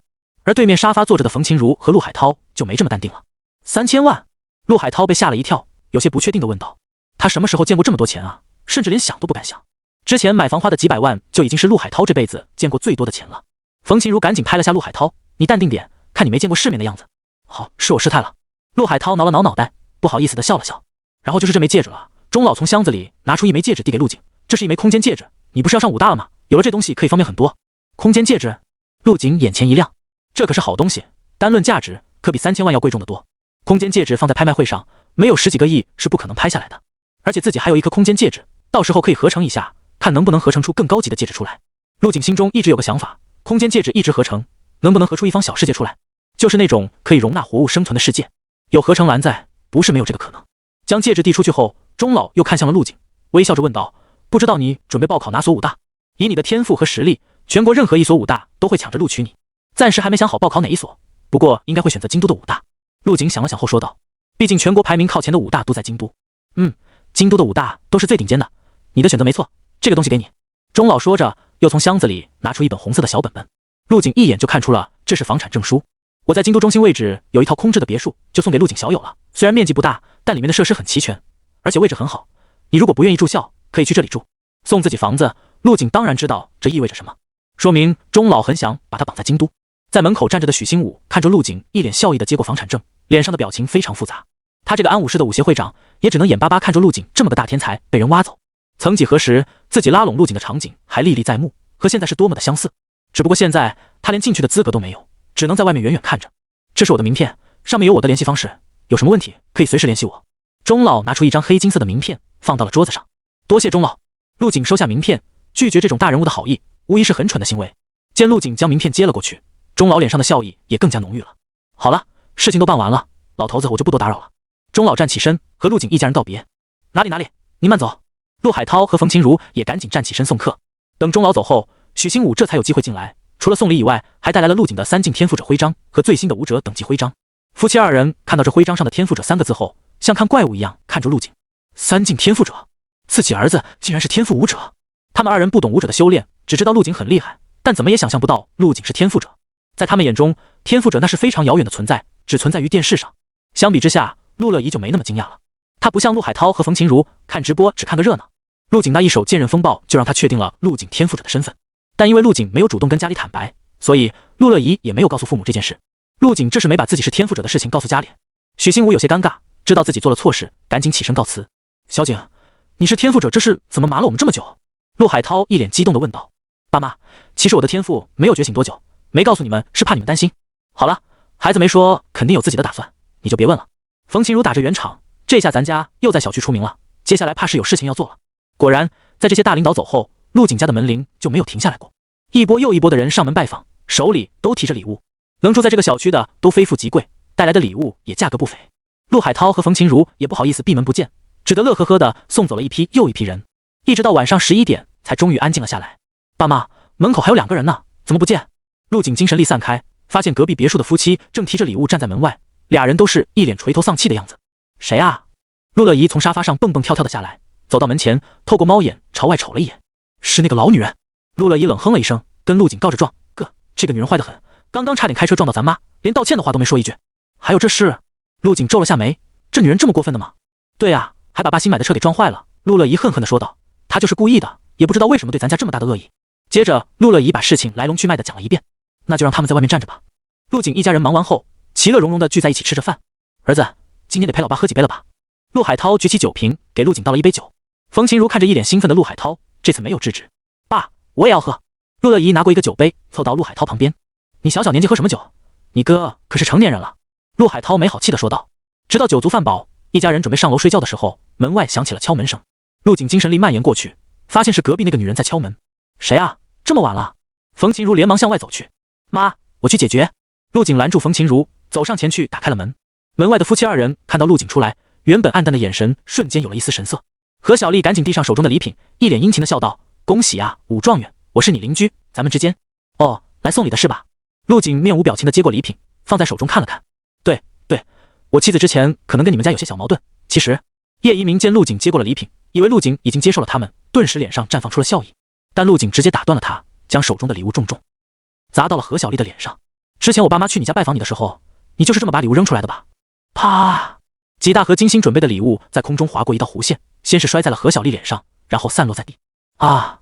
何小丽被陆景突如其来的动作吓了一跳，直接尖叫一声，瘫坐在地上。您这是？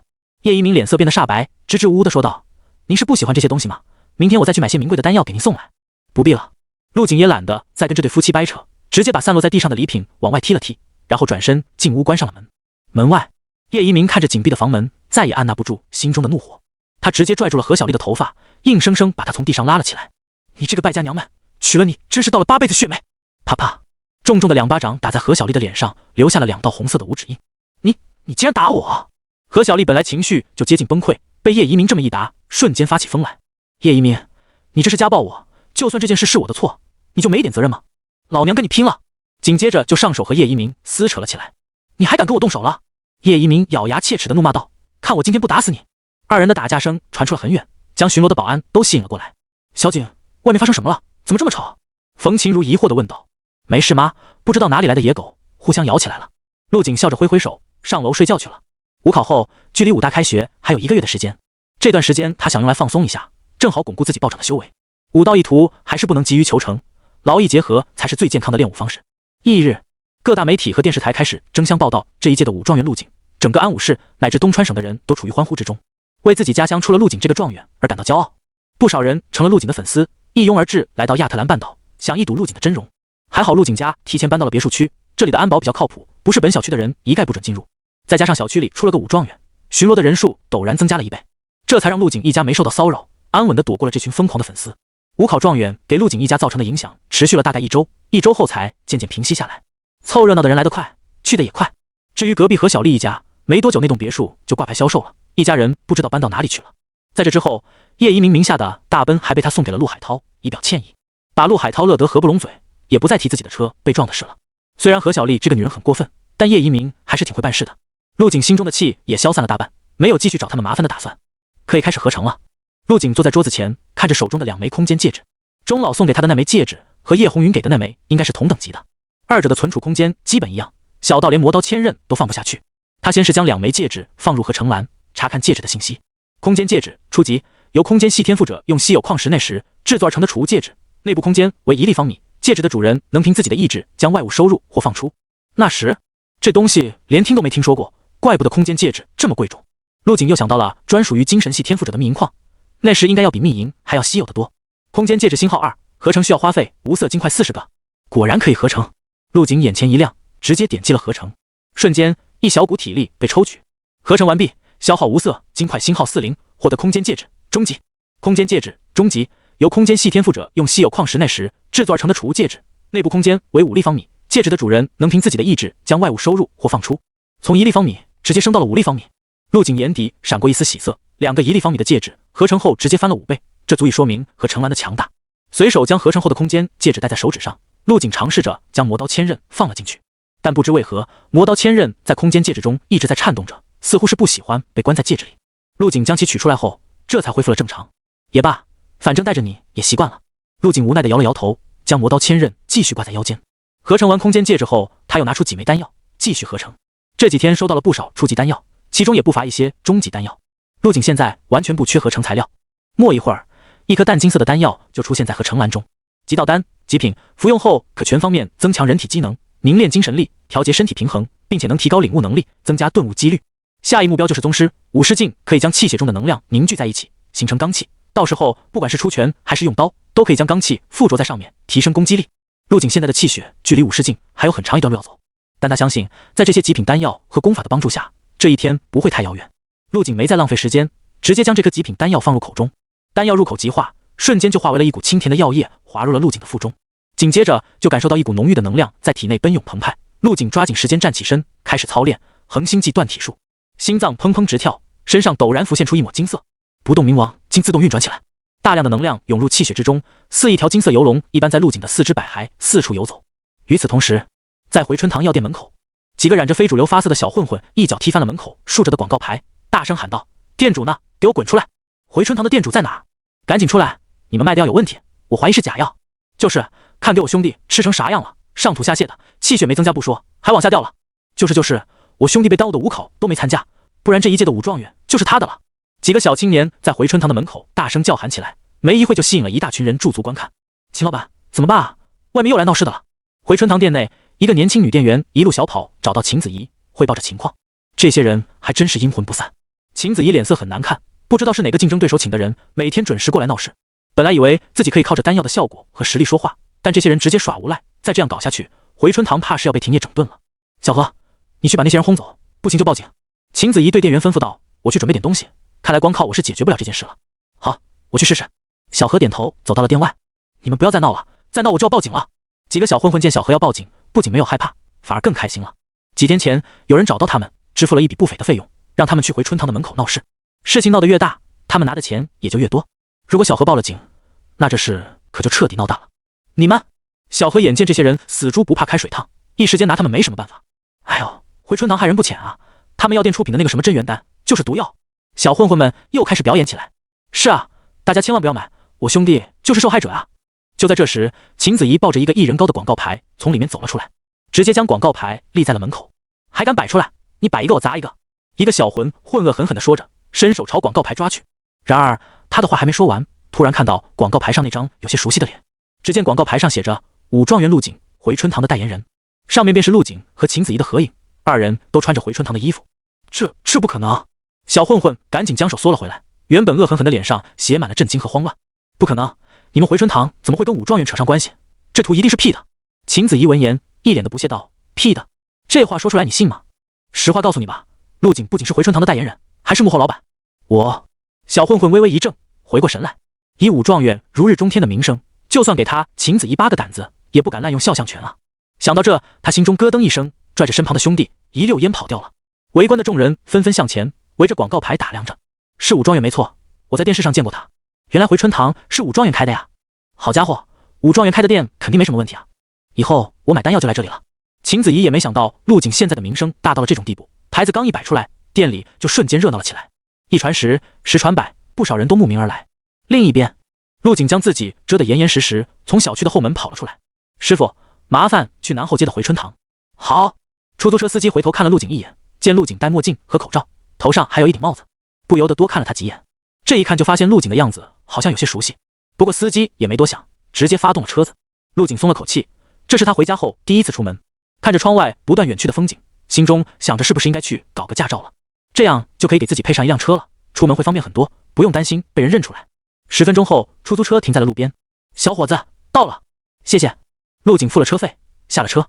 出乎他的预料，前面不远处的回春堂竟然人满为患，在店外排着长长的队伍。什么情况？真元丹有这么火？陆景好奇地走了过去，刚想插队进去，就被一旁的店员拦了下来。先生，请您到后面排队。陆景摆手小声道：“我是陆景，不是来买药的。你是谁都不行，我们秦老板说了不能插队。”小何想都没想就脱口而出，下一秒才突然回过神：“你是陆景？”小何的表情瞬间变得恭敬起来，热情地将陆景请了进来。老板，不好意思，我没认出来你。没事。陆景笑着表示不在意。回春堂药店新招了很多店员，全是年轻肤白貌美的妹子，服务态度也很好，让陆景很是满意。秦子怡在吗？陆景询问道。在的，秦老板在后台忙着呢。你们继续招呼客人吧，我自己过去就行。陆景点头，朝后台走去。等陆景刚一走远，店内的几个女店员便凑到了小何身边，叽叽喳喳起来。小何，刚刚那个是陆景。哇，真羡慕你，跟武状元说了话。小何有些无语的道：羡慕啥？你们是不知道，跟陆老板说话有种窒息的感觉，他身上的气息太恐怖了，在他面前，我感觉像是没穿衣服一样。废话，他可是武状元业，实力强大的人都自带气场，很正常啊。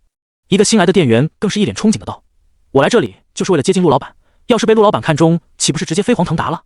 别做梦了，人家武状元看得上你。小何是这里唯一清醒的人，连忙将聚在一起的店员散开，别讨论了，赶紧去招呼客人。药店后台，秦子怡正一脸认真的在电脑上操作着什么。见陆景进来，连忙起身打着招呼：来了呀，快坐。不知道为何，秦子怡和陆景明明是合作关系，但当他看到陆景后，却有种员工见到老板的感觉。我果然没看错你的运营能力，回春堂外面竟然排起了长队。陆景夸赞道。秦子怡则是脸上一红。秦子怡面颊微红，一时间不知该说些什么。自己可没什么运营能力，回春堂之所以这么火爆，完全是因为陆景的名气，这些人全是被陆景的代言吸引而来的。你在弄些什么？陆景见秦子怡的表情有些不对劲，走上前问道。他这才看见秦子怡在用电脑 PS 自己的照片。我在弄海报，最近店里这么火，全是你这个武状元的功劳。秦子怡笑着说道。好吧，随便弄，如果有需要我配合的，尽管说。陆景推开制药室的门，我这里有2个新的丹药，要试验下效果。新的单方？秦子怡微微一愣，随后两眼放光。我来帮你吧。陆景略微思索，随后点了点头。反正这些丹药都是要交给秦子怡去制作的，不如现在就让他帮忙评估下丹药的价值。在秦子怡的帮助下，陆景换了一身制药服，做了消毒处理。这是单方，你先拿着，顺便把上面的药材给我准备齐全。陆景将记录着单方的纸交给秦子怡，这是他前几天合成出来的2个高级丹药单方，一个是用来增加气血的益气丹，一个治疗伤势的回天丹。在他前往武大之前，要先把回春堂的事情先解决掉。被陆景随意指挥着，秦子怡不仅没有生气，反而动力满满，仅仅几分钟的时间就将药材全部准备齐全。秦子怡笑着说：太好了，有了新的单方，咱们的业务又能扩宽不少了。如果说他之前还有摆脱陆景自立门户的打算，那么现在已经彻底断了这个念想。跟在武状元身后吃香的喝辣的，不好吗？前几天竞争对手各种恶意骚扰，秦子怡拿他们没一点办法，但只是把陆景的照片摆在外面，这些人就全被吓跑了，效果不要太好。就连之前让他头疼的恶意投诉和退款都消失不见，这让秦子怡重新开始审视自己的身份和定位，最终在心里认定了陆景这个大腿。这少年才刚刚18岁，就展现出了恐怖的天赋和手段，未来的成就不可限量。陆景这根大腿，别人想抱都还抱不上呢，自己还有什么不满足的？干得不错。陆景用精神力扫了一圈桌上堆放整齐的药材，紧接着便用精神力操控着将这些药材一一飞入制药机内。咔嚓，制药机开始运转，陆景不断在机器上操作着。高级丹药的制作过程十分繁琐，一般需要3个人以上才能完成制作，但在精神力的帮助下，陆景一个人比3个人同时操作的效率还要高。眼花缭乱的操作把一旁的秦子怡看得一愣一愣的，不禁让他感叹精神系天赋者的强大，但同时他也想到了网上对于精神天赋者的介绍，精神力可以穿过衣服直接看到人的身体，也就是说自己已经被陆景看光了。秦子怡咽了下口水，不自然地夹紧双腿。5分钟后，随着制药机徐徐打开，一颗冒着热气的丹药被压制成型。这就是高级丹药益气丹，你吃一颗感受一下，顺便定一下售价。陆景用精神力控制着刚出炉的益气丹，送到秦子怡的面前。之前有人吃过这种丹药吗？秦子怡接过益气丹，小心翼翼地问道。陆景笑道：没有，你是第一个。秦子怡表情微凝，但还是将益气丹吞了下去。黄豆大小的丹药入口有些苦涩，但很快就爆发出一股香气，滑入了秦子怡的食道中。感受到益气丹汹涌的药力在体内奔涌，秦子怡连连点头。陆景，这丹药的药力好强。秦子怡的脸在气血的冲刷下变得绯红，她赶紧在一旁练起了人人都会的基础炼体学，吸收着药力。直到半小时后，秦子怡才恢复了正常。怎么样？陆景看着一脸享受的秦子怡问道。这丹药太猛了，比起一般的高级丹药，药力最起码强了1/3。秦子怡兴奋地夸赞道，像这种高级丹药，外面起码要卖50万一颗。50万？陆景眉头微微一挑，这个价格超出了他的预料。制作益气丹的药材撑死不到3万元，制成丹药后竟然翻了将近20倍，妥妥的暴利啊！秦子怡想了想，咱们这是新丹方，得降价打开市场，就定价40万一颗吧。可以，售卖的事全权交给你，尽量快点申请专利和投入生产。陆景点了点头，这种东西太浪费时间，交给秦子怡去做，再合适不过了。将制药机做了彻底的清洁后，陆景很快又将回天丹制作了出来。秦子怡看着陆景将回天丹递了过来，连忙摇头：我的大状元，我身上又没什么伤病，这种疗伤丹药得找病人来试。秦子怡在丹药行业奋斗了这么多年，找个试药的还是很轻松的。半小时后，就有一个腿上打着石膏的壮汉被搀扶了进来。经过了解后得知，这壮汉是被妖兽咬断了右腿，虽然通过手术保住了腿，但无法做到下地行走。在知道有高级疗伤丹药需要人试药后，他便赶紧同意了下来。像他这样的底层武者，一颗高级丹药就是半辈子的积蓄。给，把这丹药吃了吧。陆景将丹药递过去，淡淡的说道：谢谢陆老板。壮汉感激涕零，一口将丹药吞了下去。很快，壮汉的身上开始冒出了热气，浑身上下的皮肤都泛着一层淡淡的绿光。我的腿有知觉了。壮汉大喜，将腿上的绷带全部拆掉。只见在他的大腿右侧，一道狰狞的缝合口正在缓缓愈合，最终只留下了一道浅浅的疤痕。我的腿好了，我不用做废人了。壮汉喜极而泣，迈开步子，直接在店里走动了起来。这一幕让店里店外排队买药的群众看得目瞪口呆。高级丹药竟然有这种效果，不说我都以为他吃的是极品丹药。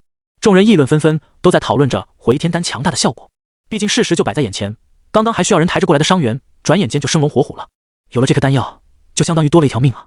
武状元，我能预定一颗吗？只要定价不超过100万，我直接定5颗。我也要，我也要！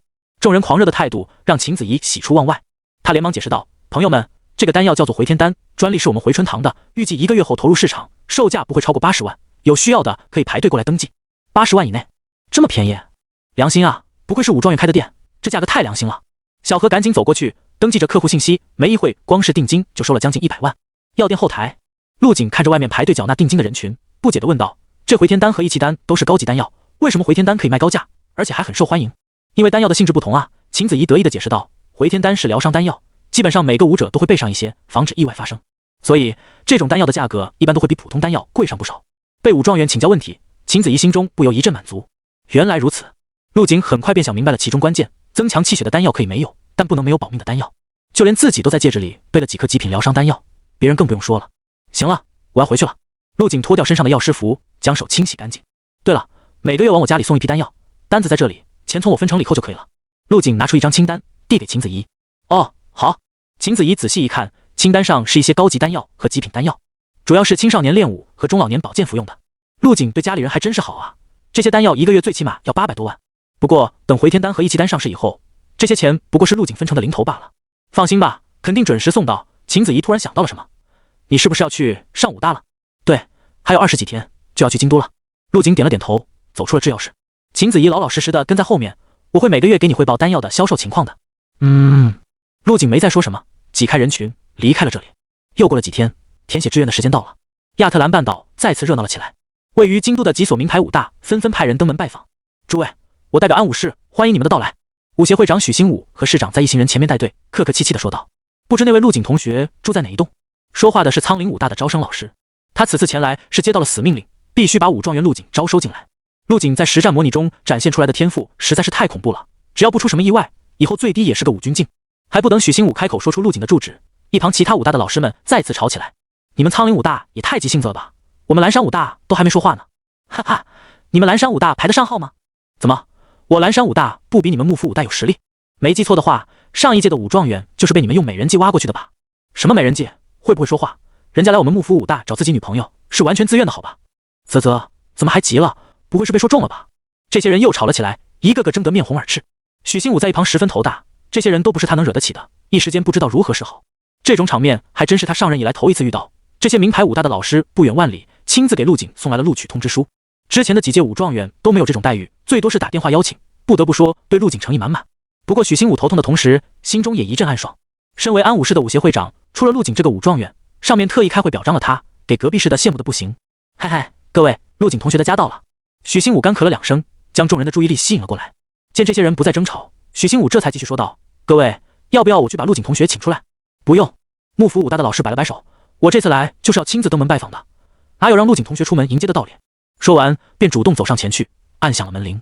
哎，你着什么急？有人不乐意了，我们蓝山武大是最先到的，先来后到懂不懂啊？几人又在陆景家门口争吵了起来。正当许新武不知道该怎么办才好的时候，别墅的大门缓缓打开。这大早上的吵啥呢？陆乐怡睡眼朦胧地出现在门外，起床气还挂在脸上，语气有些不耐烦。这就是陆景同学的妹妹吧？好漂亮啊！蓝山武大的招生老师是一名中年妇女，抢先一步上前介绍道：小妹妹，我是蓝山武大的老师，是来给你哥送录取通知书的。啊，这……陆乐怡微微一愣，脑子一时间没转过来。没等蓝山武大的女人继续说话，就被一旁幕府武大的老师挤到了一边。乐怡是吧？老师给你带了礼物哦。说完，从包里拿出了一个镶嵌着亮晶晶钻石的发卡。这个发卡可以稳定心神，对修炼很有裨益哦。陆乐怡眼睛一亮，虽然很喜欢，但没有陆景的允许，不敢擅自收下。好你个老徐，说好的公平竞争，你搞这套是吧？众人争吵的声音将冯琴如也吸引了过来。在明白了几名老师的来意后，赶紧将他们请了进来。小景还在睡觉，这孩子天天要睡到中午才起。冯琴如不好意思地说道。几个武大的老师一听陆景还在睡觉，先是一愣，随后笑道：青少年正是长身体的时候，多睡会挺好的，没事，我们能等。对，我们就在楼下坐会，等陆景同学醒了再说吧。嘘，咱们小点声，别把陆景同学吵醒了。冯琴如对陆乐怡使了个眼色，示意他去楼上把陆景叫起来，然后便忙着给老师们挨个倒水。3楼房间内，陆景缓缓睁开双眼，从床上坐起身，随着他身体的伸展，发出一阵阵噼里啪啦的筋骨爆鸣声。陆景内是自己的精神脑海，只见那钻石小人的下半身也开始出现点点嫣红。通过他的努力，距离构建完整的血肉又近了一步。快了，最多1年时间就能将钻石小人补充完整了。陆景对自己的修行速度很满意，转身走进浴室，冲了个凉水澡。这是他在地球的时候就保持的习惯，通过冷水的刺激，可以强化神经的反应速度，保持头脑清醒。填写志愿的日子应该要到了吧？到底选哪所武大呢？陆景一边擦拭着身子，一边思考着。水滴顺着他流线型的肌肉轮廓滑落在地上。全国排名靠前的武大，他都不是很熟悉，只是通过江范兴略微了解了一下幕府武大。一想到江范兴，陆景的脑海中不由得闪过2人一起配合击杀蟹狐怪的场景。从浴室出来后，他拿起手机看了一眼，已经是将近中午12点。陆景基本每天都睡到这个时间才起，就算观想法可以代替睡眠，他还是喜欢窝在被子里的感觉。就在陆景打算把手机放下的时候，铃声响了起来，是陆乐怡打来的电话。哥，你起了没？怎么了？快点下来，咱家来了好多武大的老师。陆乐怡小声的催促道。陆景皱了下眉，将精神力扩散出去。平时在家为了照顾家人的隐私，他的精神力一直都凝聚在识海之中。很快，以陆景为中心，精神力如潮水一般，瞬间笼罩了整栋别墅，形成了一道密不透风的领域。通过精神力领域，陆景看到1楼会客厅的沙发上坐着6个气血浑厚的陌生人。这些人浑身气血如同烘炉一般，最强的那位甚至堪比武军境的司徒军，就连最差的也是武侯境界。境界划分：武者、武士、武师、宗师、武侯、武君、武皇、武圣。就在陆景探查这些人的实力时，从其中那名中年女人的身体里同样蔓延出一股凝实的精神力。这股精神力很友好的和陆景的领域碰了碰，就像是武者之间的碰拳礼一样。陆景眼前一亮，没想到这些老师里还有一个精神系天赋者，而且天赋等级很高，应该在5境左右。会客厅内，蓝山武大的女老师饶有兴趣地看向3楼的方向，放下了手中的茶杯，笑道：看来我们的武状元醒了。哦，你们这是已经打过招呼了？其他老师很快便反应了过来，这女人和陆景一样都是精神系天赋者，看来2人已经用他们看不见的方式联络上了。紧接着楼梯便传来了踩踏声，陆景缓步走了下来。几位老师在看到陆景的同时纷纷起身，眼中闪过一丝惊异。尽管已经对实战模拟和陆景的个人资料做了了解，但当他们看到陆景本人的时候，还是心头猛地一跳。这少年让人看到的第一眼就觉得不凡。从外表上，这少年身姿挺拔，将近1.9米的身高，如同雕塑般刀削斧凿的肌肉，略显稚嫩的脸上带着同龄人没有的成熟和稳重。在看到几人的时候，没有一丝的神色波动。但几人看到的不只是这些粗浅的东西，而是看到了这少年气血的汹涌和周身气势的恐怖。随着少年一步步走近，就好像初升的太阳一般，刺眼耀目，让人不敢直视。小景，你可算是醒了。冯琴如赶紧走到陆景身前介绍道，这几位是武大的老师，等了你有一会了。陆景点点头，走到沙发旁，示意大家坐下。老师们好，抱歉让你们久等了。不碍事，不碍事，我们也是刚到没多久。众老师冲着陆景嘿嘿直笑，神色有些激动和急切。在亲眼看到陆景的那一刻，更加坚定了要将陆景录取进自己学校的想法。陆景同学啊，我们这次来庆祝你夺得武状元的同时，还想问一下你的意向。蓝山学府的女老师率先开口挑明了主题道，不知道陆景同学想去哪所武大学习？如果可以的话，我代表蓝山武大邀请你入学。京都的蓝山武大？陆景问道。对，全国排名前3。女老师面带微笑，如果你进了蓝山武大，我会找一个比我更强的精神系老师来亲自辅导你。当然，学费这些都是全免的。免学费算什么？我们幕府武大不仅免学费，上课时间也自由，你可以天天睡到中午。幕府武大的老师不甘示弱地插嘴道，而且如果表现得好，还有丰厚的奖学金拿。别听他俩胡说。苍林武大的老师上前将2人拨到身后，笑着对陆景说道，我们苍林武大直接资助你到50境，够不够大方？大方屁头，这资源又不是你的。陆景同学，这是录取通知书，你先拿着。几人又吵了起来，纷纷给陆景递着通知书。这……陆景有些无语，这些人吵得他连说话的机会都没有。各位，不如我们抽签决定吧。陆景的话瞬间让场面安静了下来。抽签？怎么个抽法？陆景伸手将所有人手中的通知书都接了过来，然后随意的放在桌子上。我随便抽取一张，抽到哪个武大就选哪个，如何？见众人犹豫不决，陆景平静道，放心，这过程中我不会用精神力，保证公平公正。也好，事到如今也只能这样了。一众武大老师们想了想后只能点头同意，毕竟陆景没有什么特别意向的武大，而他们开出的条件又基本相同，实在没什么竞争力。这些武道资源都是季家统一分配的，学生想要资源就得亲自争取，不存在偏向某一人的说法。看着陆景将6张录取通知书打乱，然后准备抽签，陆乐怡在一旁羡慕的都要疯掉了。在跟陆景学断体动作之前，他的梦想就是能考上一所名牌武大，随便哪一所都行。但现在这些他梦寐以求的武大通知书却被自己哥哥以抽签的方式来挑选着，真是人比人气死人啊！我准备抽了，还请这位老师监督我。陆景看向蓝山武大的女老师，同为精神系天赋者，他能感知到自己的精神力有没有触碰录取通知书。好，女老师点了点头，和其他老师一样，一脸的激动。与他们相比，陆景此时的神色可以说是十分平淡。陆景随意从6张录取通知书中抽出了1张，然后打开了封面，里面写着幕府武大4个大字。幕府武大，还真是巧。陆景看着手中的录取通知书，不知道该说什么。看来这武大和自己有缘啊！卧槽，抽到我们了！幕府武大的老师一脸的兴奋，差点跳了起来。我的任务完成了！其他武大的老师顿时垂头丧气，连连叹气。这老东西的运气真好，可惜了，就算再不死心，他们也没什么办法了。陆景同学，虽然你抽中了幕府武大，但我们蓝山武大始终会对你敞开大门，如果改变主意了，可以随时告诉我。蓝山武大的女老师给陆景递了1张名片，然后便告辞离开了。陆景的选择已经确定，留在这里也没有了意义。对，我们也不多打扰了，告辞。众人纷纷与陆景一家告别。等人都走后，只剩了幕府武大的老师还留在原地。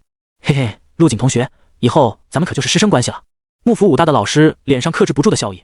我叫高飞，以后叫我高老师就行。刚才给你的承诺真是有效，对你咱们学校不收学费，除了吃饭，其他不需要花钱，而且课余时间很宽松，不会限制你的人身自由。陆景点头，好的，高老师。高飞继续说道，当然，关于武大，还有些事要提前跟你说清楚。你知道武大的委托任务吗？是武大给学生发布的任务吗？陆景想起了他第一次去荒神丛林的时候，在火车上遇到的张萌和娄婉清3人，他们就是为了完成武大任务才冒险来的荒神丛林。如果不是自己半路相救，这几人已经葬身兽口了。不过他们的任务相对简单，可能跟武大的排名高低也有关系。对，与其说是武大发布的，其实更准确的说法是季家下的委托，而且是强制性的。高飞的表情凝重起来，这些任务根据学生的实力而定，死亡率很高，每年有将近30%的学生都死在了委托任务中。放心吧，高老师，这些我都知道。陆景笑着说道，这些他早就从江范新的口中了解过了。武大的日子并没有别人想的那么轻松，高中老师经常说上了武大就放松了，就不用拼命练武了。这全是屁话，是画的大饼罢了。如果你敢在武大松懈下来，实力跟不上，那么除了退学以外，等待你的只有危险的任务。一个不留神，就有可能在任务中丧生。看着陆景一脸的淡定，高飞赞赏的点头。好了，今天冒昧登门，既然任务完成，那我也该走了。临走前，高飞突然想到了什么。哦，对了，咱们学校还有20天就开学了，你提前1天去就行。等高飞走远，冯琴如一脸担心的凑了过来。小景，那个高老师说的是真的啊？武大原来这么危险？是真的，不过危险是分人的。陆景笑着安慰道，以你儿子的实力，肯定是没什么问题的，妈你就放心吧。话刚说完，就看到陆乐怡拿着手机偷偷摸摸的敲打着，像是在和什么人聊着天。陆景皱了下眉，这小丫头不会早恋了吧？陆乐怡，你干什么呢？陆景一声暴喝，吓了陆乐怡一跳，手中的手机差点掉在地上。那啥，我在看京都那边的天气怎么样呢？陆乐怡心虚的笑道，京都那边还挺冷的，哥你走的时候记得带点厚衣服。哦，你这么关心我的吗？陆景眯着眼睛警告道，你现在的任务只有一个，那就是好好练武，别搞别的，要是让我发现你早恋，腿给你打断。知道，我真没早恋。陆景的警告还是很有用的，陆乐怡瞬间老实了起来，不再嬉皮笑脸。安武市某处小区，冷月月抱着手中的手机，一阵窃喜。陆景选的幕府武大，那我就报京都的府前武大好了，这俩学校基本挨着。有了陆乐仪通风报信，冷月月及时地掌握了陆景的第一手消息。然而，等他把自己报考府前武大的事告诉了父母后，却遭到了强烈的反对。你是不是傻？那府前武大只是个二本，很差劲的，而且离家这么远。就是啊，以你武考的成绩，虽然上不了名牌武大，但一本线还是过了的呀。真不知道你怎么想的，这么大的事都不跟我们商量一下。即使是被父母这么数落，陆乐仪的表情依旧坚定。他跑回自己的房间，房间墙壁上贴着一张海报，正是陆景拔刀斩杀霓裳刹那的画面。冷月月看着海报一阵出神，一本武大和二本武大有什么区别吗？能离陆景近一些才是最重要的。他躺在床上，掏出了手机，点开和陆乐仪的聊天框。乐仪，你哥啥时候去学校？帮我问一下。武考过去了将近1个月，由陆景引起的风暴逐渐平息，假期也即将结束，学生们纷纷登山游玩，做着最后的狂欢。距离东川省最近的荒神丛林内，2个20岁左右的男女正在与一只2级妖兽厮杀着。快，用剑刺他的弱点！男生一边主攻一边指挥道：“加油，杀了这只妖兽，咱们的假期任务也就完成了。”女生屏气凝神，用剑精准地刺入了妖兽的眼眶。杰哥，我刺中了，干得漂亮！男生脸上洋溢着笑意，反手一刀解决到瞎眼的妖兽。太好了，咱们可以回去交差了。这任务不难，就是太耗时间。是啊，这武大的任务还真是麻烦，本来还想利用这个假期出去旅游呢。女生也抱怨道。没办法，为了下学期的资源，不努点立可就要被淘汰了。男生叹了口气，上前解剖妖兽的尸体。但下一刻，二人不约而同地看向了前方。只见在前方不远处，似乎发生了什么事，妖兽群开始朝这个方向狂奔。轰！大地震颤，树木大片倒塌。杰哥，发生什么事了？女生被吓了一跳，惊恐地四处打量。没事，应该不是冲着咱们来的。杰哥赶紧处理好妖兽尸体，将女生拉到自己身后。这是外围，不会有等级太高的妖兽。正如杰哥猜测的一样，妖兽只是受到了惊吓，从他们的身边飞速跑过。呼，吓死人了！杰哥松了口气，拉着女生的手准备离开。龙，杰哥，有龙！女生指着天空，声音颤抖地说道。龙！杰哥皱了下眉，循着女生指的方向看去，紧接着他瞳孔微缩，只见在不远处的空中，一只翼展将近100米的恐怖龙形妖兽正朝这边飞来，而在这只龙的身上站着一个身姿挺拔的人影，上面还有人。杰哥一阵惊疑不定，他揉了揉眼，仔细看去，那是一个少年在龙的肩上傲然而立，背负着双手。随着龙形妖兽的肉翅扇动，云层被搅动，金色的朝阳毫无遮掩地洒落在少年的身上，像是为他披上了战甲，衬托着少年如仙一般。似乎是察觉到了身下有人，少年低下头朝他们看去，那张神采俊逸的脸上带着淡淡笑意，眼眸中有蓝色幽光闪动。小伙，就送到前面吧。少年嘴唇微起，身下的巨龙朝着空中嘶吼一声，随后向前方俯冲而去，瞬间便跨越了1000米距离。这一幕让下方的杰哥和女生看呆了，这条龙是那少年的坐骑。女生心神荡漾，满脑子都是少年如仙般的面容。好恐怖的少年，竟然能驱使妖兽！杰哥深吸了一口气，没有注意到女友一脸花痴的表情。茵茵，你说这少年是何方神圣？是不是那种可以控制妖兽的天赋者？杰哥的声音惊醒了一旁发呆的女生。女生脸色微红，赶紧开口掩饰自己的尴尬。不知道，但看那少年的年龄，应该不至于有那么恐怖的实力，也可能是在家里的帮助下才能驾驭得了那妖兽吧。也是，如果单凭自己也太逆天了，真羡慕这些出身名门的人啊。杰哥叹气，语气酸酸的。突然他想起了什么，前一段时间爆火的武状元好像和少年的样子很像。茵茵，还记得那个力压他国天才的武状元吗？刚刚那个人是不是他？经过杰哥的提醒，女生恍然大悟，对，就是他。我说怎么有种熟悉的感觉？两人顿时激动了起来，朝着小伙降落的方向追去。竟然是武状元，赶紧过去要个签名。然而他们的速度又怎么能跟得上小伙？只是轻轻扇动了2下翅膀，就不见了踪影。此时的陆景已经稳稳地落在了地面，他摸了摸小伙垂下来的脑袋，微笑道：“小伙，我要启程去京都了。京都你知道在哪里吗？”吼！小伙低吼了一声，摇了摇头：“算了，你还是别跟我去了。”陆景笑道：“等我放假了回来看你，你多保重吧。”说完便化作了清风，速度惊人地朝远处掠去，留下小伙一脸不舍地看着渐渐变淡的背影。陆景乘风而行，脚下仅仅迈出一步，便瞬间出现在了数十米外。他的身上还泛着一层淡淡的金光，与朝阳融合在一起，如梦似幻。不动明王金和月影摘星诀都有进展，速度和力量提升了不少。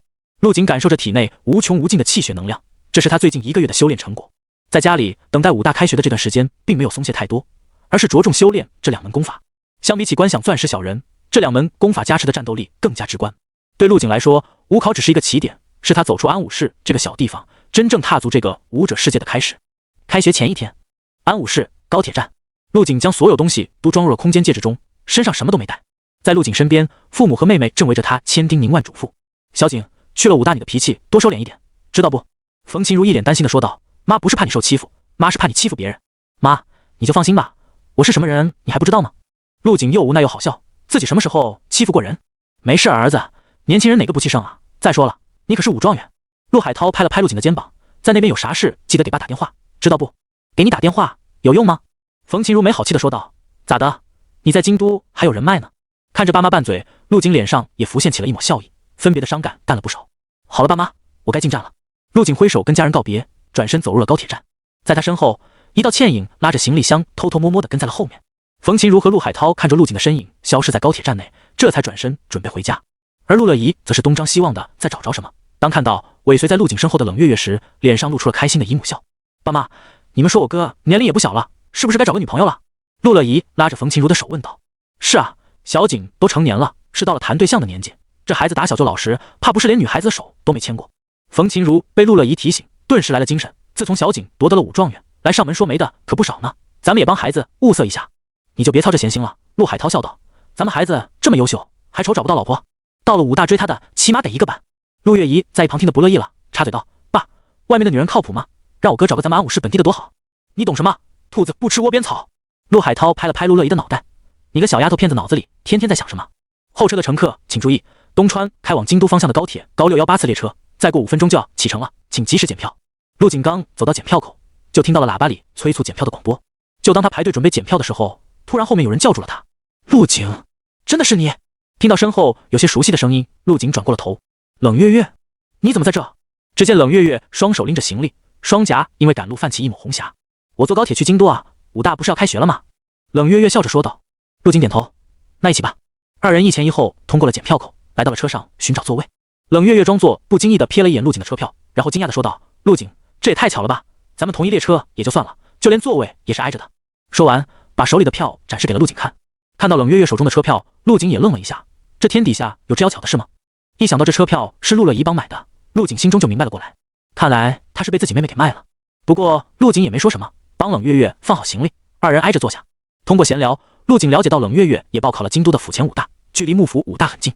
高铁开动，冷月月侧着头小心地打量着陆景。此时的陆景正靠着窗看风景，这么近距离的观察，冷月月发现陆景的皮肤比他还要细腻白皙，鼻梁高挺，眉弓深邃，给人一种窒息的美感。冷月月深吸了一口气，能闻到陆景身上淡淡的阳光味道，让他脸上一阵发红。就在冷月月观察陆景的时候，对面的位置上一个男生也在观察着他。冷月月在安武士二中那可是女神级别的，从男生发直的眼神中不难看出，她的颜值有着很强的杀伤力。17、18岁少女自带的青春气息，再加上今天特地为陆景穿的一身绯红薄裙，领口和裙摆露出大片雪腻肌肤，在车辆里格外显眼。男生观察了好一会，从陆景和冷月月之间的互动可以了解到二人不是情侣关系。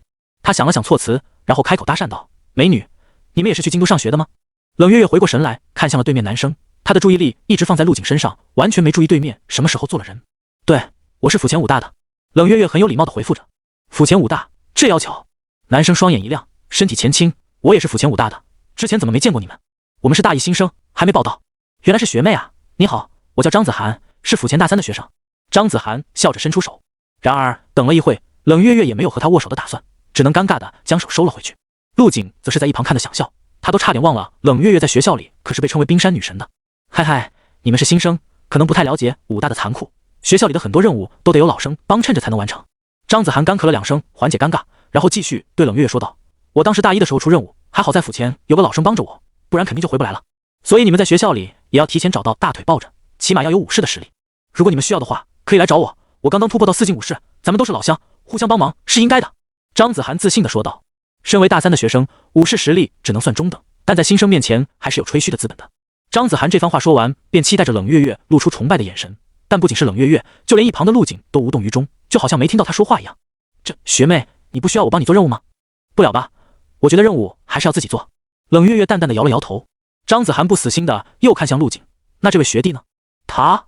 冷月月微微一怔，随后捂嘴笑道：他就更不需要了，而且他不是府前武大的，不是我们学校的呀。张子涵眼神微动，心中大喜，这人一路上不说话，一直在那里装冷酷，他早就看陆景不顺眼了，再加上被冷月月冷落，让他心中多了几分戾气。我就说嘛，咱们府前武大也算是重点本科，想进来哪有那么容易。听到张子涵这带着攻击意味的话，冷月月的脸瞬间就冷了下来。他不是府前武大的，但他是幕府武大的。什么？张子涵顿时愣住了。幕府武大，在他们府前武大有一条不成文的规定，那就是千万不能惹幕府武大的人，因为能进幕府武大的都是天才中的天才。幕府武大第一学期的委托任务，难度就堪比府前大4的任务难度。2个武大实力悬殊，但又挨得极近，所以经常有府前武大的学生被欺负的事情发生。毕竟这个年龄的学生正是血气方刚的时候，互相看不顺眼，很容易就能打起来。但挨打的几乎都是府前武大的学生，所以久而久之，府前武大的学生看到幕府武大的人都会绕路走。张子涵转动僵硬的脖颈，看向神色平淡如水的陆景，虽然隔着口罩，但依旧有种熟悉的感觉。安武士能考上幕府武大的天才应该没几个，难道是？张子涵越想越心惊，难不成自己面前这个人是今年的武状元陆景？咕噜，张子涵咽了下口水，眼观鼻，鼻观心，再也不敢再乱说话。冷月月看到张子涵阴晴变幻的脸，便猜到他已经知道了陆景的身份。不过他也乐得清闲，想主动跟陆景搭话，却又不知道说些什么，只能拿出手机求救陆乐怡。乐怡，救命啊！你哥怎么比我还高冷啊？我哥还好啊，你要跟他聊一下感兴趣的东西，他其实不高冷的。那你哥对什么感兴趣？快教教我。你可以跟他聊一下武大未来的规划什么的，这能行吗？试一下嘛，勇敢一点。我刚刚跟我妈介绍了你，我妈可稀罕你了，加油！当冷月月看到陆月怡把她介绍给冯琴如后，整张脸都红了起来。她平复了一下心情，鼓起勇气对陆景说道：“陆景，你为什么要报考幕府武大呢？抽签抽到了。”哦，冷月月努力在脑海里找着话题。那你知道全国前10的武大和其他武大有什么区别吗？区别？这倒是没了解过。看到陆景来了兴趣，冷月月连忙解释道：“前10的武大按排名有苍岭武大、阳海武大、蓝山武大、幕府武大，他们都有个共同点，全都是由我们华国的龙玉创立的，其中有着其他武大没有的龙玉传承，是一套很完整的武者修炼体系。”冷月月继续说道：“像你们幕府武大，就是300年前一位叫张幕府的龙玉创立的。除此之外，前10的武大内还设有造极塔。”造极塔？陆景挑了下眉，这个造极塔他在江范兴那里也听说过。这个造极塔和武考时的实战模拟舱很像，都可以模拟战斗，让学生在没有危险的情况下冲关，可以极大的提升实战经验。冷月月在来之前就做好了资料，可以说这个造极塔是目前科技和武道的巅峰之作，只要闯到相应的关卡，还会获得学校的奖励。陆景点了点头，看来名牌武大的优势就在这里了。他现在对武大的生活很向往，虽然有何成兰资源方面能自给自足，但武大不仅能开阔武者的视野，还有许多陆景连听说都没听说过的东西。就比如武大里会学到一些关于妖兽和异兽的课程，还有关于地窟的信息，这都不是他一个普通武者能接触得到的。而且武大只要修满学分，完成学校发布的全部任务，就能提前毕业。陆景已经打算用最快的时间毕业，等毕业了就去找司徒君和东宁学。路途遥远，数个小时后，高铁终于抵达了京都站。走吧，先把你送到学校。陆景主动帮冷月月拿过行李，大步走出了车厢。冷月月则是红着脸跟在后面。陆景这举动让他很是满足，就好像2人是男女朋友一样。京都作为华国的心脏，最繁华的城市，给陆景的第一印象就是雄伟壮阔，数不清的参天大厦拔地而起，到处闪烁着灯红酒绿。在安武士，武者就像稀有动物一样，而这里随处一望，武者成群结队。一路上能看到不少手中拿着武器的人，速度极快，步伐迈出，转瞬间就出现在了10米开外。而一旁的人全都见怪不怪，早就习以为常。宽阔的马路像是一道道星河，而那川流不息的汽车就像星河中的星星。空中甚至还飘着陆景只在网上见过的飞行器，来回穿梭着。站在这里，不由得让陆景想起了荒神丛林中的蛮荒，地窟中嗜血的异兽。这眼前的美好让他恍如隔梦，而这一切都是由华国武者们用血肉守护和铸造的。在感叹的同时，陆景也感受到了一丝紧迫。地窟就像个定时炸弹，而华国的龙玉也已年迈，还有一些畿外势力在虎视眈眈。正想着，陆景已经带着冷月月来到了出租车旁。师傅，去府前武大。好嘞，上车。司机十分热情，说话带着很浓厚京都口音。你们是来报道的新生吧？今天我都接送了好几个府前武大的学生了。陆景没有说话，他已经被出租车司机搞怕了。冷月月则是笑呵呵的和司机聊了起来。一番闲聊后，陆景发现这个司机竟然也是武者。京都武者实在太多，低等级的武者只能做些普通人的工作。半小时后，把冷月月送到了校门口，陆景没有停留，步行前往了幕府武大。2所武大距离很近，只有不到800米的路程。一路上看到不少背着包拉着行李的学生，只有他一身轻松，什么都没有带。幕府武大就是这里了。与府前武大的热闹不同，这里相对冷清很多，毕竟能进这所学校的人少之又少。陆景突然眼前一亮，被幕府武大校门口那尊高达100米的雕像吸引了视线。这是龙玉张幕府。陆景看到在雕像的底部刻着几个鎏金大字：幕府武大张幕府。隐约间他感知到雕像内有能量涌动，下意识触摸时却被一只手拦下。同学，这雕像可不能碰，这是当年张幕府龙玉亲自铸造的，一般人触碰会遭到反噬。陆景转头看去，一个矮胖男生背着包站在他身旁，一脸的严肃。谢谢。然而陆景不仅没有收回手臂，反而直接摸了上去。卧槽，你不要命了！矮胖男生被陆景的举动吓了一跳，连忙后退了几步。快把手拿开，危险！矮胖男生一边向后退着，一边朝陆景喊道。幕府五大门口的这尊雕像十分有名，是由张幕府亲手铸造的，而且据说里面蕴含着一丝张幕府的意志，凡人触碰会被直接打飞出去。然而陆景依旧盯着身前的雕像，眼里一点点绽放出光芒。这就是龙域意志。陆景兴奋地舔了舔嘴唇，只见有一股无形的波动从雕像身上涌出，在空中凝聚出一道法天象地般巍峨的身影。这身影完全由意志构成，肉眼只能勉强捕捉到一丝模糊扭曲的透明人影。下一刻，这道透明人影微微俯身，向脚下的陆景看去。嗡！四目相对，陆景感觉自己像是在直视晌午的太阳。在这太阳的照耀下，陆景的精神力被迅速挤压锤炼着，脑海中的钻石小人以肉眼可见的速度补全。就在陆景沉迷在这种状态中时，空中的人影突然变得虚幻起来，留给他一个意味深长的眼神，随后便烟消云散。这发生什么事了？矮胖男生有些摸不着头脑，怎么陆景的手放上去一点事都没有？这跟他所了解的完全对不上啊！难不成眼前这少年被龙玉的意志认可了？摸了竟然没事。矮胖男生慢慢靠近，一副跃跃欲试的样子。那我也摸一下试试看。说完便将手放到了雕像底座上。紧接着，以张幕府的雕像为中心，一股无形的气浪向四周扩散，形成了一圈真空轨迹。啊！我去！而首当其冲的矮胖男生被瞬间吹飞了出去，在几十米高的空中翻腾着。这股气浪还在不断扩散着，10米、50米、100米。与此同时，在新生报道处，3名负责引领新生的老生正百无聊赖地玩着手机。就在这时候，耳边传来一阵轻响，伴随着房间剧烈的抖动。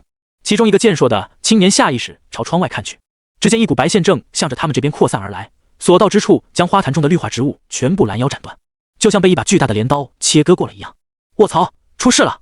青年刹那间全身肌肉紧绷，然后做出了防御姿势。其他几名漫不经心玩手机的老生也纷纷站起身子，头皮发麻，就好像过马路的时候突然冲出来一辆时速100迈的大型卡车，那种毛骨悚然的感觉瞬间让他们清醒了过来。咔嚓咔嚓，伴随着耳边树木倒塌的声音，几人全都使出了全力。砰砰，像是被打飞的羽毛球，几人撞到了墙上，然后狠狠地摔了下来。万幸没有人员伤亡。幕府五大的学生战斗力都十分强悍，在最短的时间内做出了最精准的判断。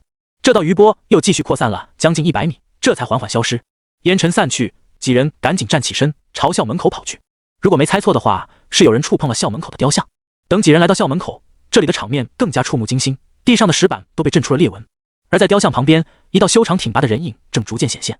带头冲出来的健硕青年的瞳孔猛然收缩，心脏像是被人狠狠地抓住。这少年距离雕像这么近，竟然毫发无损。只见这少年模样俊秀，浑身皮肤散发着淡淡的金光，在头顶更是有一轮太阳高悬。少年的目光平静地落在壮硕青年几人身上，他们的身体瞬间绷紧，就好像被洪水猛兽盯上了一样，双腿双脚都不听使唤。卧槽，小爷我差点没命了！不远处，矮胖男生一瘸一拐地走了过来。这不公平，凭什么你碰没事，我一碰就炸？什么？你是说他触碰了龙玉的雕像之后没被打飞出去？壮硕青年看着两人，一脸的震惊。这少年是何方神圣，竟然被张幕府的意志认可了？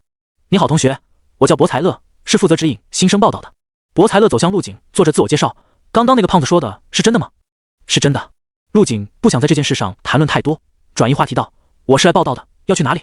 你是今年的新生啊，把录取通知书给我看下。陆景拿出幕府五大的通知书递了过去。博才乐只是稍微扫了一眼，眼底就露出了一丝惊异之色。原来是今年的武状元，怪不得能被龙玉一直认可。什么？他就是武状元？卧槽，武状元来我们学校了！旁边的几个老生瞬间围了过来，眼睛盯着陆景不断打量。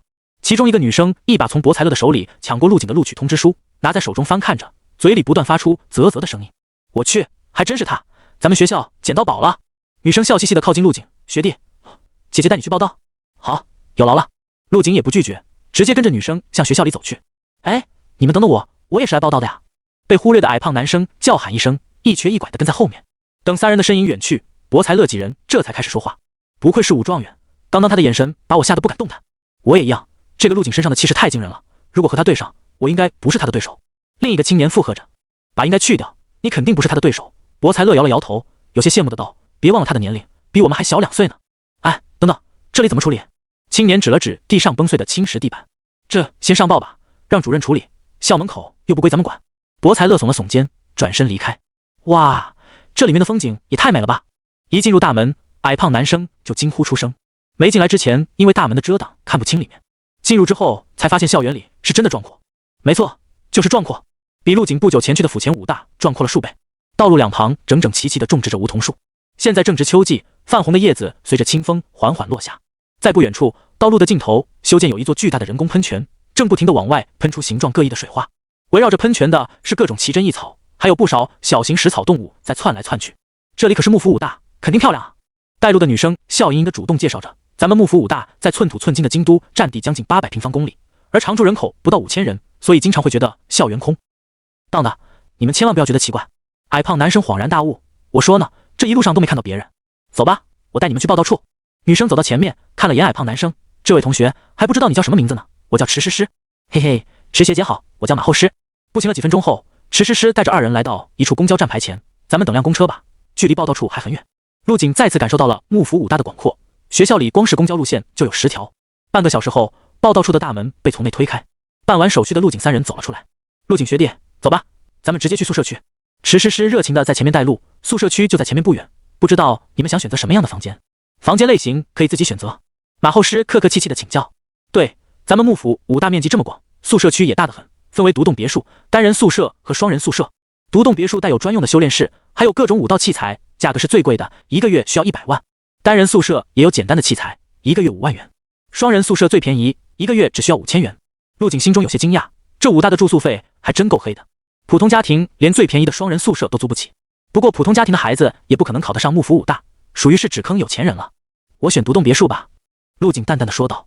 反正自己的住宿费和学费都是给全额报销的，肯定要选最贵的。而且他在京都中心位置还有套房，是中老送的。如果学校的住宿环境不好，他会考虑搬出去住。我也选独栋别墅，要是能跟陆景做邻居就更好了。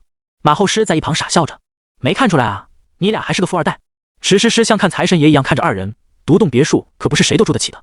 与此同时，在新生办理住宿的地方已经围了一群人，这些少年三三两两都提着行李，背着背包，一副风尘仆仆的样子。不过此时他们的脸上没有初到校园的喜悦，而是一脸凝重地看向前方。砰！一声闷响，一道人影被打飞了出去。这一届新生的质量好像不怎么行啊！哈，略带嚣张的声音响起。一个身穿白色练武服的青年从大厅里走出，不屑地看向在地上打滚的少年。不过能在入学前达到4进后期的实力，也算是可以了。在你们那小地方应该是个天才吧？自我介绍一下，我是你们大3的师哥陆浩宇，今天是来给你们上课的。一众新生看着大步走来的青年，不由得心生恐惧，齐齐往后退了几步。刚刚被打飞的宁宏伟已经是他们这里最强的存在了，但依旧被青年一拳打败，足以证明此人的恐怖，实力至少在5进以上。怎么样，下一个谁来？陆浩宇感受到了下方新生们的畏惧，脸上的笑意更浓了。怎么办？咱们这里最强的宁宏伟都不是他的对手。新生们开始讨论起来。一个染着黄色头发的男生低声说道：没办法了，这人的实力太强了，刚刚他出拳的时候我仔细看了，明显是收着力的，应该是怕把宁宏伟给打坏了。黄发男生身旁一个留着干练短发的女生皱了下眉，思索着对策。要不咱们一起上，他肯定不敢出全力，我们只要团结起来，肯定能赢他。你把他想得简单了，咱们这里一共不到7个人，就算一起上，也不是那人的对手啊。黄发男生摇了摇头，5进和4进的差距不用我多说吧，就算我们凑够10个人，都不一定能伤到他。他看向前方，一脸傲然，抬头看天的陆浩宇心中有个想法没有说出来，那就是这个陆浩宇可能不是5进，身为大3的学生，很有可能已经是6进武师的，距离武师只有一步之遥。毕竟能进幕府武大的都是全国各地的顶尖天才，3年到6进武士不是什么难事，甚至很多人毕业的时候都能突破到宗师，所以名牌武大也被称为宗师制造机。想到这，黄发男生不禁叹了口气。从踏入幕府武大的这一刻，他们曾经天才的身份开始变得普通起来。在这里的每一个人都天赋卓越，且在努力方面也超越常人。但天才也分高低，大家都把努力做到极限，到时候比拼的就是天赋上细小的差异。这一点小小的差异会被无限放大。就在他们聚在一起想办法的时候，池诗诗带着陆景和马后师走了过来。石学姐，前面怎么围了这么多人？马后师挠了挠头，看着地上躺着的少年，一脸的不解。是陆浩宇这个家伙。池诗诗没好气的翻了下白眼，这家伙肯定是来上课的。上课？对，这也是武大不成文的规定，每年新生开学的时候，都会有老生出来教训新生，给新生一个下马威。池诗诗继续解释道，美名其曰让新生提前适应残酷的武大生活，其实就是为了撒气和满足自己的虚荣心。毕竟他们也是从新生过来的，经历过被老生欺负的日子，只不过现在受害者的身份和施暴者的身份互换了。原来如此，马后师恍然大悟，他们这样乱来，武大的领导不会管吗？看来你的思维还停留在高中。池诗诗笑道，在武大是允许学生之间内斗的，只要不把人打成重伤或者打死，就没有什么大问题。毕竟新生第1个学期的任务就要见血，如果连这点考验都过不去，不如直接退学算了。哟，这不是池诗诗吗？怎么还亲自带新生过来了？陆浩宇朝陆景这边看了过来，把这2个新生交给我就行了，你继续去忙别的吧。池诗诗看了眼陆景，又看了看一脸高傲的陆浩宇，知道有热闹看了。陆浩宇，我劝你收敛一点，这一届的新生里可是有硬茬子，小心翻车。陆浩宇嗤笑一声，大步走来，哈哈，我倒要看看是什么硬茬子。这2个人看起来也不怎么行啊。陆浩宇一脸的张狂，虽然其中一个少年看着眼熟，但他也没多想，怎么样，要不要跟我练练？陆景刚准备向前，没想到一旁的马后师率先站了出来。陆景，用不着你出手，让我来试试他的深浅。说完便将行李放在了一旁，摆出了一个拳架。来吧，放马过来。只见马后师的胸膛高高耸起，整个人像是皮球一样充满了气，本就矮胖的他更加圆润了。切换战斗形态，随着他的一声中二的怒吼，一圈肉眼可见的白色气浪向四周扩散出去，围观的众人纷纷露出动容之色。陆景也饶有兴致地看着，这马后师看着憨厚，实际上战斗力很强，果然能进幕府武大的就没有一个一隅之辈，也难怪他在触碰了张幕府的雕塑后还能安然无恙。有点东西，可是不多。陆浩宇看着浑身冒着白烟的马后师，表情中没有一丝凝重。别小看了我，我的气血值在全国测试可是排前50的。说完，马后师脚踩地面，主动发起了进攻。然后下一刻，砰！一道人影飞了出去，重重地摔在5、6米远的地上，然后再次弹跳起来，继续朝远处飞去。又是一招，不得不说，这个人勇气可嘉。看着被一拳打飞的马后师，新生们全都一脸的惊恐和感叹。就这，我还以为你很强呢。陆浩宇甩了甩拳头，语气十分冰冷。哎，没办法，我的能力被他克制了。被打飞的马后师屁颠屁颠地跑了过来，在陆景身边站定。这人的拳头太硬了，我这种防御系的天赋上去就是白白挨打。哈哈，还有没有人挑战我？今年的新生就这质量。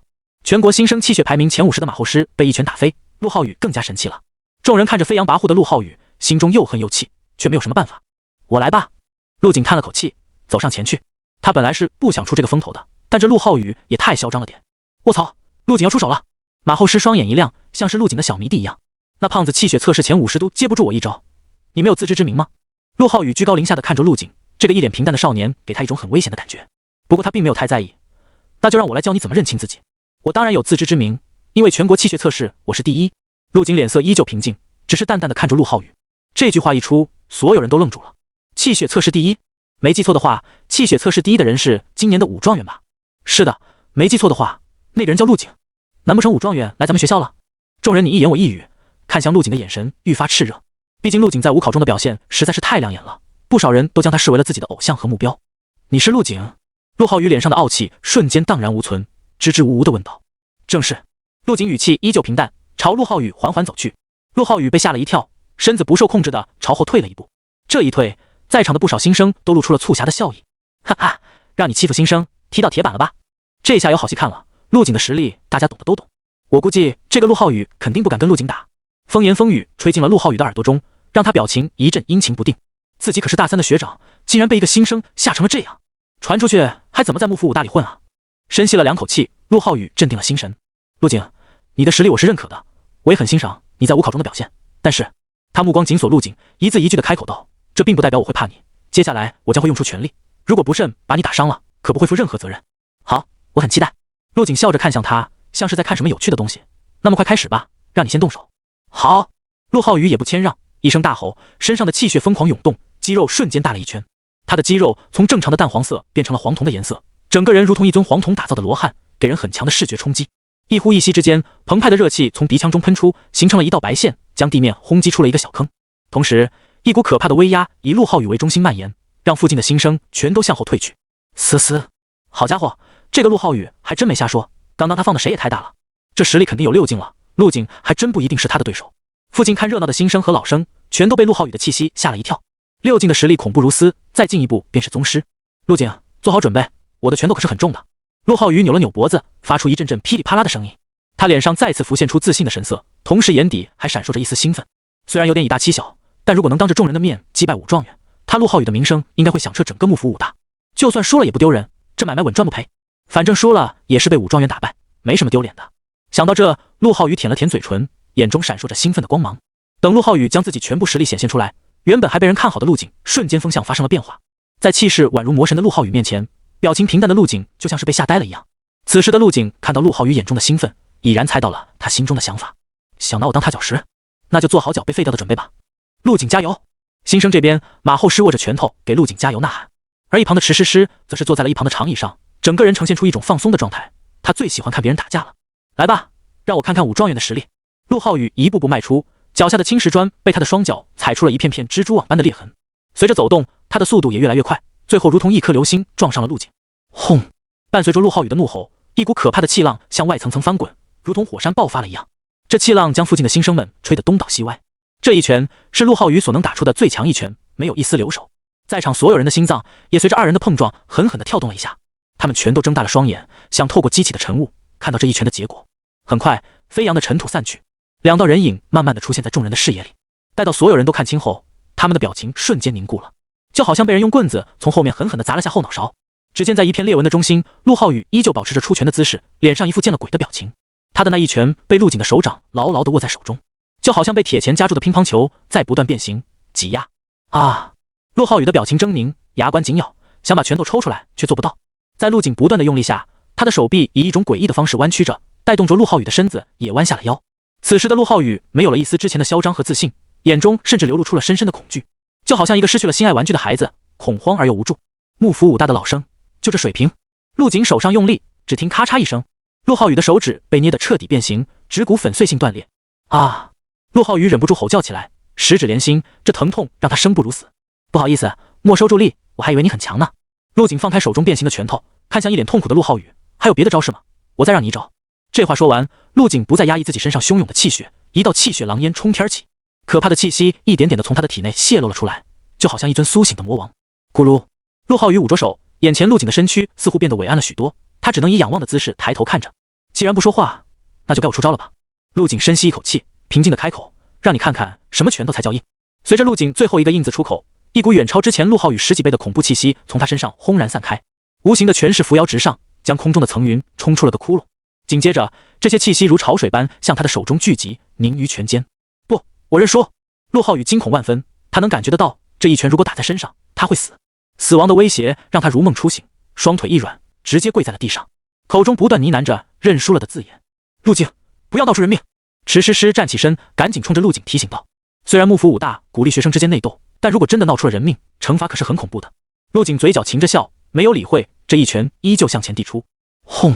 这拳向前递出，爆发出了可怕的气浪，如同巨大的天地洪钟被猛然敲响。气浪扩散，将附近的人全都逼退了10几米。旁观的人都受到了这么恐怖的波及，更不要说直面这一拳的陆浩宇。早在这一拳落下之前，他就被陆景至真的拳意逼到了窒息，昏了过去。半晌后，陆浩宇直挺挺地躺在数十米外，左侧身体一片焦黑，像极了一张破布。不过仔细观察就会发现，陆浩宇的胸膛正在有规律地起伏着，他没死。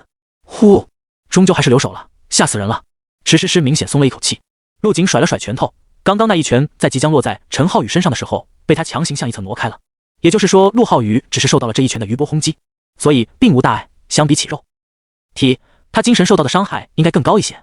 太强了，陆景真是太强了！6进5力全开的陆浩宇竟然挡不住他一拳，难不成陆景已经有宗师实力了？不过他也没有宗师才会的刚气啊！武状元实至名归，我的偶像，我把这一段给录下来了，发到网上肯定能火。陆景听着旁人的议论，脸上没有任何的波动，就好像随手拍死了一只苍蝇。他走向池诗诗和马后师，示意2人一起去办理住宿。正发呆的马后师回过神来，拿起行李跟在陆景身后。池诗诗则是先上前查看了陆浩宇的伤势，在确认无碍后拨打了校医院的电话。处理完这些事情后，便追了上去。宿舍管理室内，池诗诗见陆景一言不发，以为他在想陆浩宇的事，于是出声安慰道：“陆景，你放心吧，是陆浩宇先对你出的手，只要没有生命危险，学校不会拿你怎么样的。”是啊，陆景，陆浩宇这是纯属自作自受，你可是为我们新生狠狠地出了口恶气啊！马后师在一旁拍着马屁：“你刚刚太帅了，我要是女的，肯定要追你做男朋友。”啊！陆景微微一怔，原本皱眉的表情瞬间舒展。你们误会了，我刚刚在想宿舍的床垫是硬的还是软的，我这人不喜欢睡太软的床。池诗诗带着疑惑的目光看向陆景，这个学弟的脑回路好像和普通人不一样啊。你们俩的宿舍都办理好了，这是门卡，拿着。池诗诗将门卡递给陆景和马后师，给2人指了个方向，顺着这条路一直向前走，就能看到别墅区了。你们自己过去吧，我要回去了。好，多谢池学姐了。道谢过后，陆景和马后师便循着手指的方向走去。走了大概10分钟，映入眼帘的是一排排整齐的3层大别墅。别墅周围做了绿化，花草繁茂，还有很多热带植物，显然是精心打理过。在不远处还有一潭人工湖，湖水清澈见底，岸边修建着嶙峋的假山，让人一眼看去心旷神怡。好家伙，这环境真不错呀！马后师惊叹了一声，几百万能在京都租到这种房子，赚到了。陆景有些无语，看来这马后师的家境还真是优渥，一个月几百万的房租完全没放在眼里。不过确实如马后师所说，这里的环境真的不错，别墅甚至比陆景家还要大上一些。最主要的是，陆景不用付房租，这些幕府武大是全包了的。而且那个招生老师还说，只要表现得好了，甚至还有奖学金拿。我还以为武大的生活会很无趣呢。马后师兴奋地说道，这下完全超出了我的预期，心情好了，就连练武都会事半功倍。2人又步行了几分钟后，终于找到了各自的别墅。陆景的别墅在道路最里面，旁边就是一堵围墙，而另一边则是马后师的别墅，2栋紧挨着。此刻很多别墅的门口都站着人，在互相交谈着，见到陆景二人走来，全都侧目看去。陆景大佬！马后师连忙叫住准备开门的陆景，等会一起去吃个饭不？我请客。不了吧，今天有点累了，我想早点休息。陆景将门卡贴在智能门锁上，只听滴的一声，院子的大门应声打开。行了，改天再联系吧，我先进去了。哎，大佬，等等！马后师话还没说完，陆景就已经将大门关上了。这大佬就是大佬，太高冷了。马后师叹了口气，没再去打扰陆景，转身走入了自己的别墅。别墅自带的小院落，给陆景的第一反应就是鸟语花香，宁静宜人。一对石桌石椅坐落在院子一隅，一层的大门敞开着，阳光洒落进去，带着花香掠过鼻尖，让陆景瞬间忘掉了外面的喧嚣。走进一楼大厅，这里是一个将近300平米的练武室，墙壁全都用特制的隔音材料制成，坚固的同时又不失柔软。而在2楼，则是摆放着各式各样的仪器，有气血测试仪和全力测试机，而且都是支持50镜以上测试的。几万一根的金色取血针摆放在仪器一侧，让陆景直呼大方。怪不得大家挤破了头都要进名牌武大，这差距也太大了吧！陆景将一些他平时练武用的东西从戒指里取出来，扔到2楼空地上，然后转身上了3楼。3楼就是正儿八经的休息区了，阳台、卫生间、卧室、厨房全都宽敞明亮，各式电器也都是最先进的大牌子。房间床上整齐的叠着崭新的床品，浴室里还准备了洗漱用品和毛巾、浴巾，丝毫不比5星级酒店差。客厅里羽绒沙发、茶具、PS5、台式电脑、影音设备一应俱全，卫生也收拾得十分干净，基本是拎包入住的状态。当他随手打开吊灯的时候，忽然一道声音在屋内响起：“欢迎陆景学员入住，我是智能语音助手小木。”够先进啊，还有智能语音系统。陆景不禁赞叹道：“小木，帮我放水，我要泡澡。”陆景尝试性的发出指示：“好的，正在为您放水，预计5分钟后达到标准水位。”不错，再放首歌。陆景本身就宅，一进宿舍就没想着再出去。他一边哼着歌，一边将行李从空间戒指中拿出，开始收拾房间，将房间的布局改变成自己熟悉的样子。等忙好后，已经是晚上10点多。陆景简单吃了点面，便抱着笔记本电脑去泡澡。打开电脑，连上校园网，陆景打开了幕府武大的校园论坛。论坛里十分热闹，不时有帖子被顶上来。诸葛青再次挑战造吉塔，扬言要拿下榜1。急！校园任务求带有偿。幕府武大10大校花盘点，哪个是你的菜？欢迎新一届同学入学。幕府武大攻略。这些帖子的热度很高，每次刷新都会新增几条评论。陆景随便打开了10大校花盘点的帖子，津津有味地看了起来。出乎陆景的意料，随着帖子下拉，江范欣的照片出现，在下面有不少人留言回复：“女神，我要做江小姐的狗，爱心，舌头。”楼上的收尾。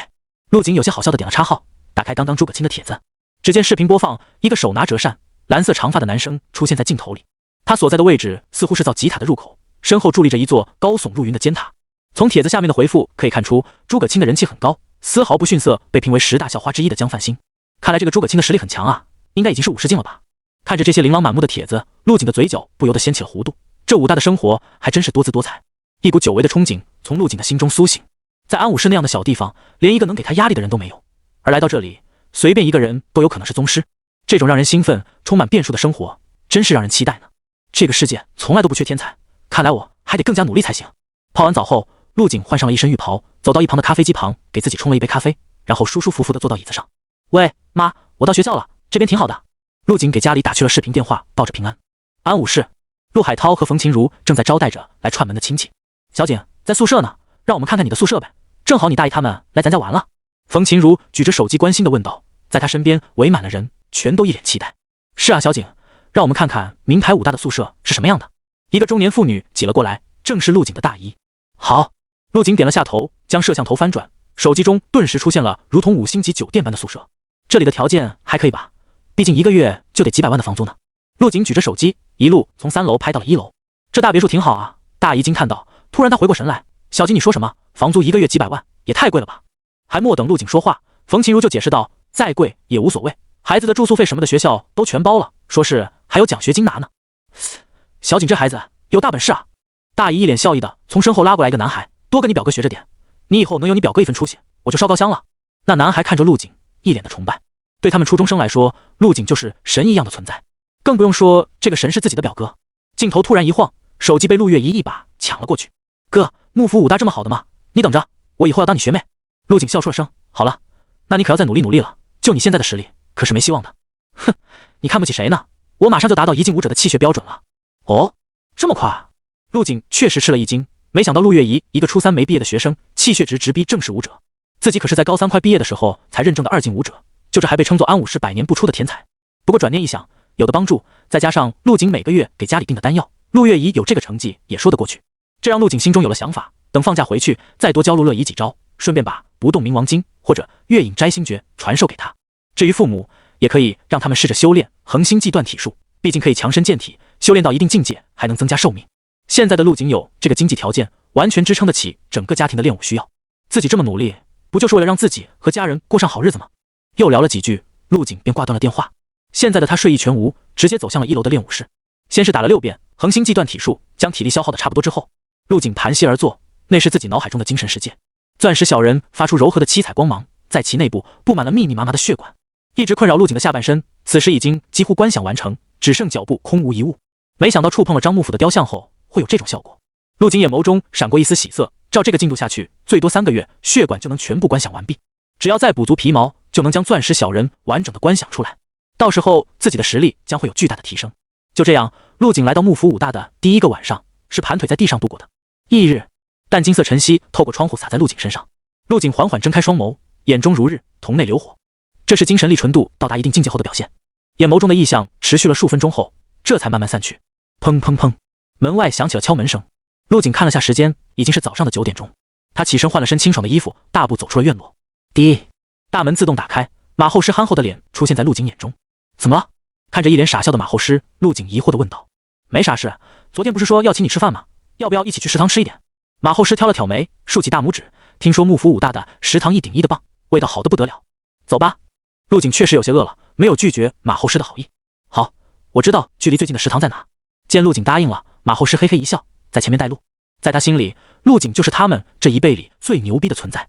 只要跟陆景搞好关系，那就是抱住了最粗的大腿。陆景大佬，你在幕府武大火了，你知道不？怎么说？你没看校园论坛吗？马后师舔了舔嘴唇，给陆景解释道。昨天咱们俩不是在宿管那里教训了一个老生吗？没想到被人给录下来发论坛了，那视频老震撼了。好家伙，那嚣张陆浩宇直接被吓得跪地求饶，然后就是被你那一拳搞得昏天黑地，镜头都模糊了。马后师一边说，一边做着出拳的动作。现在关于你的帖子直接冲上了论坛的热门第1，新生们都发言支持你，但有些老生好像是被你那句幕府武大的老生就这给弄得来了火气，好多人在下面评论想要跟你比划比划。陆景神情平淡，默默听着，在听到有很多老生要来找他麻烦的时候，皱了下眉。他不是怕挑战，而是怕麻烦，怕浪费时间。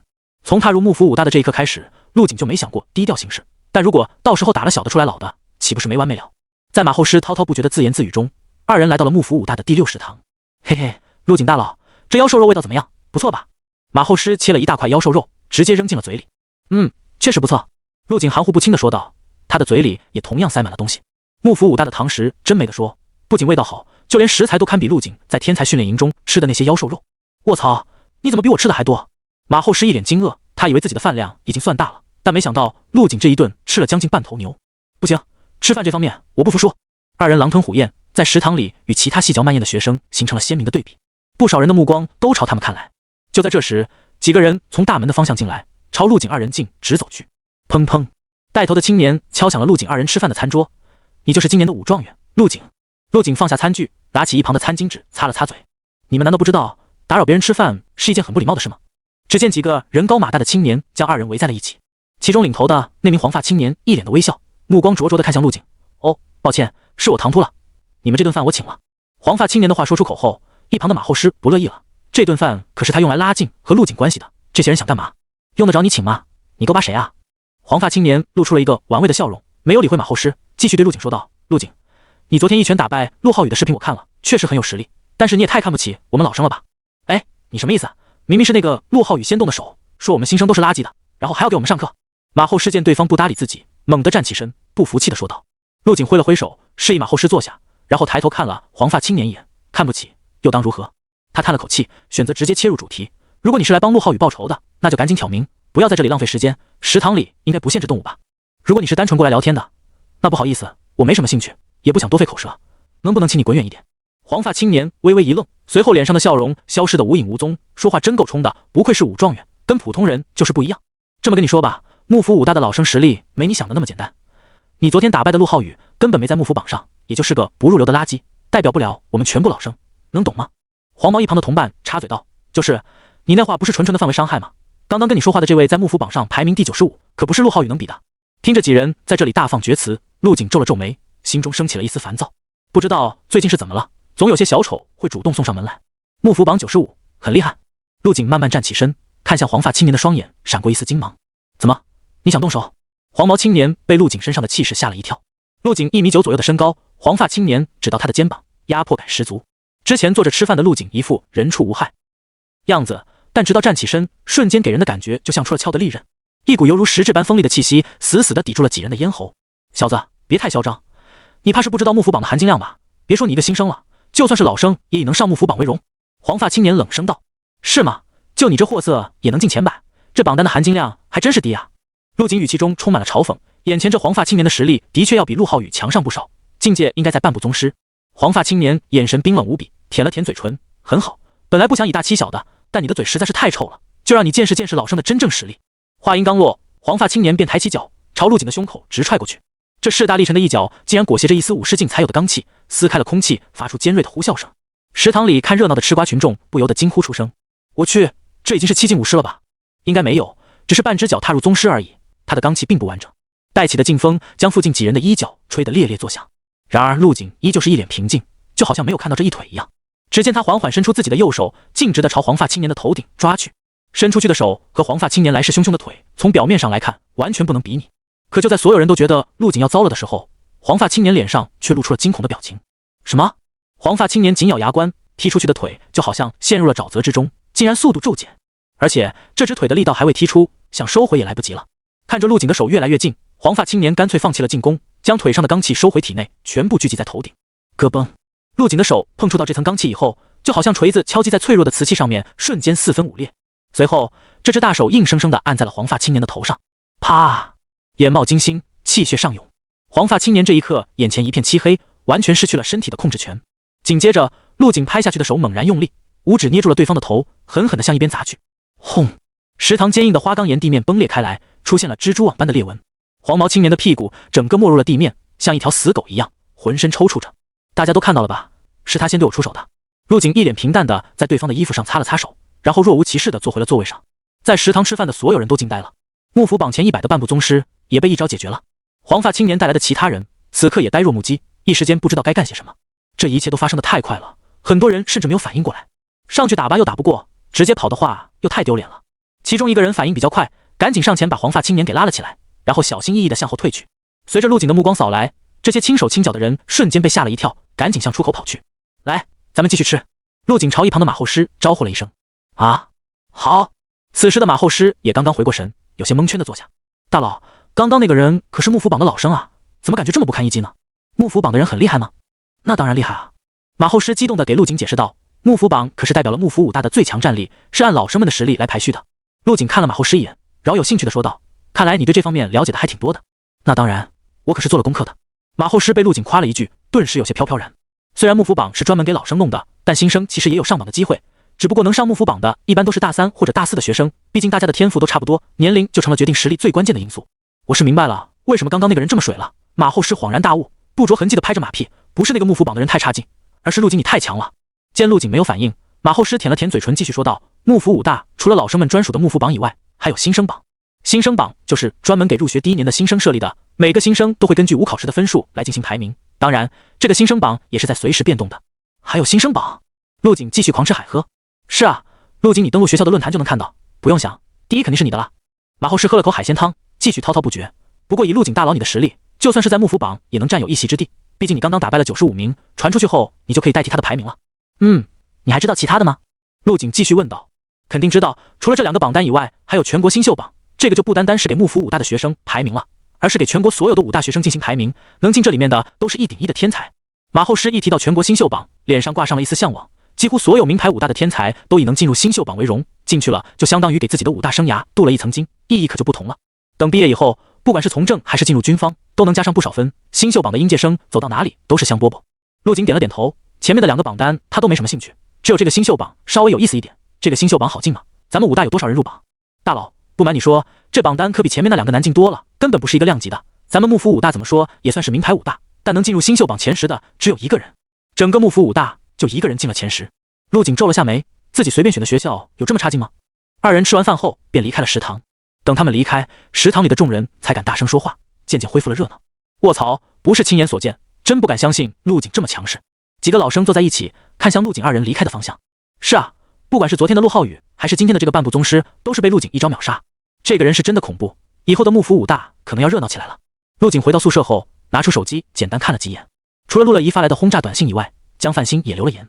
武状元，昨天看到你在学校里出的风头了，没想到你竟然来我们幕府了。我最近出任务了，等回去了带你在附近玩一圈，顺便请你吃个饭啊。陆景简单回复了一句，然后刷起了校园论坛。武状元陆景力挫大3学生陆浩宇，新生实力恐怖如斯，薄杀老生，当众羞辱。幕府武大建校以来最强新生，进来看惊艳一拳。一点开论坛，排名最靠前的都是跟陆景有关的，甚至翻到第2页，还有关于他的帖子，热度高的离谱。他在宿管处高调击败陆浩宇的一拳，被人录了下来，疯狂在校内传播，引起了不小的轰动。再加上吹风点火的标题，吸引了不少人驻足评论。虽然早就意料到了会引起关注，但没想到发酵到了如今的地步，就连自己在食堂吃个饭都能被老生找上门来。他也能明白这些人的心理，一是觉得老生的面子挂不住，而是如果在这个节骨眼站出来打败陆景，就能将这些热度转移到自己身上。年轻气盛的武者，哪个人不想出风头呢？所以在第60堂被人打扰吃饭之后，陆景没太多废话，直接选择了出手。既然想踩着自己出名，那就做好被废掉的准备吧。这件事之后，那些蠢蠢欲动的老生应该会有所收敛。陆景点开其中一个帖子，映入眼帘就是自己准备出拳的画面。亲自以旁观者的角度来看这一拳，陆景自己都有点被这一拳镇住的感觉。画面中的陆景如同一尊魔王一般，冷血无情，面对陆浩宇的求情情绪没有一丝波动。最后一拳打出，尘土飞扬，手持手机拍摄的学生被吹飞了出去，画面也随着一阵抖动。最后手机落地，画面正好定格在陆景收拳的那一幕，不远处就是死狗一样的陆浩宇。这短短的视频带给人的视觉冲击实在是太大了，感觉最近自己的情绪似乎有些暴躁。陆景看着自己的手，陷入了沉思，好像自从实战模拟仓出来后就没那么有耐心了，只要遇到稍微有些敌意的，就会以雷霆手段将其打倒。是最近遭遇的事情太多，还是自己因为实力强变飘了？陆景仔细回忆着之前的种种，在实战模拟中，因为对方不是真人，陆景便没有丝毫留手，在太古之岛展开了杀戮。短短的时间内，连续杀了将近20人，以至于他心中的某个点被激活了。杀戮和战斗似乎能给陆景带来快感。原来我的本性就是杀的吗？陆景头一次对自己产生了怀疑。不对，陆景猛地站起身，深吸了一口气。我杀的都是该杀之人，打的人里也没一个是无辜的。陆景又点开了一个帖子，里面的视频比之前的要长上很多。之前陆浩宇嚣张跋扈的样子和辱骂新生的话也录了进去。这种人难道不该打吗？而且既然身为武者，不就应该用拳头来解决事情吗？陆景心中的信念逐渐坚定，眼神也锐利了起来。他的心境在随着实力的增长发生改变，由原本的内敛逐渐变成了锋芒毕露、快刀斩乱丝的心境。在领悟到这点之后，陆景只觉得心中有道枷锁轰然碎裂。咯噔，一股锋利且势不可当的气势出现。陆景眸子内幽芒闪动，将魔刀千刃横在身前，体内的刀意不受控制的向外狂涌，包裹在魔刀千刃上，让刀鞘与刀柄呈现出黑蓝色。一道道斩痕出现在陆景周边的地面上，他的气息越发锋利，在周边形成气场。这种状态只是持续了瞬间，刀意就被陆景收拢，隐没到魔刀中。如果再持续下去，这别墅就要被斩穿了。刀意竟然又有突破，陆景回过神来，眼中闪过一丝喜色。一念可通神，不知道是不是恒星机观想法加持的效果，他在领悟意的过程中一直顺风顺水。刚刚他心境透彻，那个状态与刀意的契合度达到了最高，二者奇迹般的产生了共鸣。将魔刀千刃挂回腰间，陆景脸上露出笑意，心情一阵舒畅。即使手中沾染了鲜血，可他没被杀意所影响。与之相反，越是杀敌，他的信念就越坚定，这是在铁与血中逐渐磨练出的意志。就在陆景准备退出论坛的时候，突然看到了一条被顶上来的评论。你们都被这视频给唬住了，这标题起的也够离谱的。陆浩宇是什么人？连幕府榜都进不去。这样的人被武状元打败，有什么值得惊讶的吗？本来就是一件很正常的事，只不过你们是戴着有色眼镜去看的。如果把陆浩宇换成幕府榜前10的那几个怪物，7境以上的真正宗师，陆景能在他们手中撑过一招算我输。这层楼里很多老生都回复说得好，一条评论的点赞量甚至直逼视频的总赞数。陆景笑了笑，不置可否。虽然自己没有这个人说的不堪，但陆浩宇的实力的确很差劲，打败他并不能说明什么问题。就是不知道等食堂里的视频被发出来后，这个人会作何感想。关掉论坛，陆景开始了今天的修炼。这是最后一天假期，明天学校会正式开学。滴滴，傍晚，陆景的手机响了起来，看了眼来电显示是幕府武大的客服号码。是陆景同学吗？你们的分班已经出结果了，你被分到了 A 班，明天第一天上课记得准时到哦。好的，知道了。陆景挂断电话。关于幕府武大的分班机制，他也是了解一点的。在开学之前，会根据五考成绩进行排列，分出 A、B、C、D 4个班级。一夜无话。翌日清晨，陆景伸着懒腰从别墅里走出来，外面马后师已经等候多时了。在看到陆景后，马后师整个人都变得低眉顺眼了很多，脸上露出了兴奋的光。昨天晚上，他把自己结交到陆景的消息告诉了自己老爸，被狠狠地夸奖了一顿，这让他更加坚定了抱紧陆景大腿的想法。陆景，我也被分到 A 班了，咱俩以后就是同班同学了。马后师兴奋地说道：“今天一早我就上论坛看了，昨天在食堂里出手教训那人的视频被人剪辑好传上去了，整个论坛都快炸了。”一起去上课吧。陆景语气平淡的回应。二人朝教学楼的方向走去。陆哥，马后师叫个生哥，见陆景不介意，顿时露出了笑意。你知道来武大后的第一堂课是干什么的吗？第一堂课很特殊吗？也不是特殊，但只有名牌武大才有。咱们幕府武大不是由荣誉章幕府创立的吗？还传承下来一套很强的呼吸法。陆景双眼一亮，瞬间来了兴趣。看陆景对呼吸法很在意，马后师继续解释道：“这个呼吸法搭配上练体术，能起到事半功倍的效果，而且能平心静气，很神奇的。”呼吸法，陆景心中掀起了一丝波澜，自己已经有段时间没有合成功法了，不知道这呼吸法能不能合成出什么逆天的功法出来。等二人来到教室，偌大的房间里已经坐满了人，正叽叽喳喳地谈论着什么。卧槽，陆景来了，还真是他！等众人看清陆景的样子，纷纷坐直了身子，目光灼灼地看向陆景。所有人的眼睛都随着陆景的走动而变换着方位，这些目光或好奇，或火热，还有些畏惧在里面。陆景面色平静，而跟在他身后的马后师则是一脸的紧张和不知所措。但很快，马后师就昂起了头，像打了胜仗的公鸡，一副狐假虎威的样子。陆景走到后排靠窗的位置坐下，马后师则是坐在了他旁边，粗略地扫视了一圈。A 班大约有50多个学生，此时见陆景的目光看来，纷纷把头低下。叮铃铃，上课铃声响起，一名身穿黑色西服的中年女教师走了进来。这老师和 A 班的学生头一次见面，进教室的第一件事就是在黑板上写下了自己的名字，唐明月。唐明月的脸上始终带着和煦的微笑。等 A 班的学生们全都到齐了，这才轻声道：“同学们，今天是你们来到幕府武大的第一堂课，从今往后将由我来教导你们专业知识课程。武大还有专业课啊？最烦的就是专业知识了，好无聊。”下面不少学生开始抱怨了起来。相对于武道课来说，学习专业知识就显得特别无趣枯燥，但陆景却不这么想。对于他来说，认识异兽和妖兽是一件很重要的事，知己知彼方能百战百胜。听到下面的抱怨声，唐明月并不气恼，推了推鼻梁上的黑框眼镜，开口道：“基础知识就如同武者的根基一般，是很重要的，希望大家能认真听讲。”嘴上这么说着，但下面大多数学校依旧兴致索然。唐明月也不管这些不听讲的人，甚至连眼睛都没放在学生身上，自顾自地说道：“在这节课开始前，我会将幕府呼吸法分发给你们。武大的老师就是这样，管你学不学，我只要讲好我的就行了。都是成年人，不可能再像高中的时候一样，需要随时督促着学生学习。”一听到幕府呼吸法，瞬间所有的学生都来了精神，就连陆景也坐直了身子。如果能把幕府呼吸法合成出恒星际断体术一个等级的功法，那么陆景的实力将会再次拔高一个等级。砰！唐明月从课桌后面搬出来一个袋子，里面放满了 A4 纸大小的册。那个穿蓝衣服的同学帮忙把这些册子发下去。被点名的蓝衣服男生也没拒绝，站起身将幕府呼吸法一一分发给所有人。陆景拿到册子后，和其他人一样，第一时间打开翻看着。气聚则生，气亡则死，天地万物无不虚气以生。丹药虽为习武之本，若能兼行气者，外排丹毒，内益其素。简单翻看了几页，陆景大致对幕府呼吸法做了简单的了解。这呼吸法还真是个好东西，不仅有马后师所说的与练体术一同修炼事半功倍，竟然还有排丹毒的效果。虽然陆景吃的丹药最起码也是高级品质，但是要3分毒，多少有点毒素在体内堆积。如果能将这呼吸法合成强化，光是排除身体杂质，逼出丹毒这一点就血赚不亏。而且这呼吸法对普通人的作用也很大，完全可以交给陆海涛和冯琴如修炼。啪啪，唐明月拍了拍手，将所有人的注意力都吸引了过来。同学们先别翻看了，等下课了再慢慢看，后天的武道课会有专门的老师带着你们修炼的。接下来咱们的课程正式开始，将由我来给你们正式揭开武者世界的规则。首先，这里有份文件需要大家签署一下。说完，唐明月从讲台上拿起了一叠整齐的文件。大家应该都知道吧，在武大会有一些难度很大的任务发布，死亡率很高。为了避免你们在任务中死去后，家属来学校闹事或者索要赔偿，所以必须签署这份免责声明，也可以理解成生死状。在武大学习期间出现任何重伤或者死亡的后果，都由大家自己承担，学校概不负责。你们可能觉得很难理解，那么也可以不签。唐明月笑着从讲台上又拿出了另外一份文件，这是退学申请书，只能2选1，给你们几分钟时间考虑一下。这几句话一出，教室里立马炸开了锅。卧槽，武大原来这么坑的吗？我寻思给学校做任务死了，连个抚恤金都没有。武大的任务很危险，这些学生们都或多或少的了解过，但没想到还有免责声明这种东西。只要签了，在幕府武大就算被人打死，都属于自己的责任。不少人的脸色都为之一变，眼神不断闪烁着。老师，是全国的武大都这样，还是只有幕府武大要签这种东西？有些不服气的学生问道。唐明月点了下头，这文件是上面统一发放的，所有武大的学生都必须要签署这份协议，同时还要对此协议进行保密。又等了大概5分钟，唐明月敲了敲讲台，好了，时间差不多到了，有想退学的可以举手。话音落下，学生们面色各异，有的迷茫，有的坚定，还有的忐忑不安，但却没有一个人选择退学。开玩笑啊，这可是名牌武大，哪个考生不是费了9牛2虎之力才考进来的？怎么可能随便就退学？很好，那我把免责声明传下去，大家在后面写上自己的名字。没一会儿，文件就传到了陆景手上，他拿起来仔细看了一遍，内容和唐明月所说基本一样，索性直接将名字签了上去。等文件再次回到唐明月的手中，他的脸上露出了笑容。不错，这才是我幕府武大的学生，没有一个选择退缩的。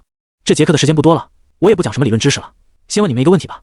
唐明月将文件收好，回到了讲台上。大家高中的时候应该学过武道元年之后的历史吧？有谁还记得武者是从哪一年开始出现的吗？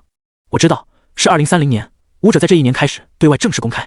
有人抢着回答道，在这之前，武者从未出现过，直到各国同时在1天内对外宣布了武者的存在。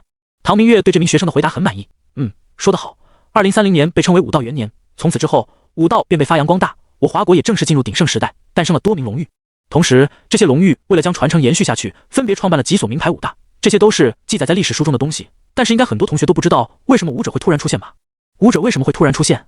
这问题把众人问得一脸茫然。不过武者出现的实在是太过诡异，就好像下了场雨，武者就凭空钻出来了一样。陆景目光闪烁，隐约间猜到了什么。见大家都一脸茫然，唐明月再次开口道：“你们不知道也是正常的，因为这些消息对普通人是保密的，只有武大的学生和一些实力达到一定境界的武者有资格知晓。武道元年，武者之所以如雨后春笋般冒了出来，是因为蓝星这颗星球发生了一些不可思议的变化，飞禽走兽化为了妖兽，世界各地出现了不可测的空间裂缝。这些裂缝有一个统一的称呼，那便是地窟，不知道有没有同学听说过？”说到这里，唐明月已经不再带着笑容，脸上满是严肃，因为截至到今天，死在地窟中的武者已经不计其数。教室中所有人都安静了下来，他们都感受到了一种紧张的气氛。作为参加过荣誉新星竞选的陆景，不仅知道地窟，甚至还进去过，但他并没有说什么。看来大家都没听说过啊。唐明月叹了口气，继续说道：“一开始地窟出现的时候，派出了很多科学家去研究形成原因，但至今没有研究出任何成果。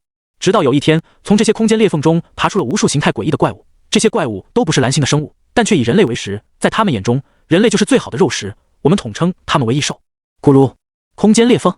什么鬼？这么恐怖，怎么从来没人跟我说过这些？我爸就是武大教书的，为什么也没告诉我？等唐明月停顿的时候，下面不少学生都咽着口水，一脸的惊慌。没告诉你们是很正常的，先不说保密协议，就算家中有长辈知道，为了不引起家人的恐慌，一般都会选择隐瞒，有时候知道的太多也不是一件好事。唐明月继续说道：“那唐老师，这些跟武者的出现又有什么关系呢？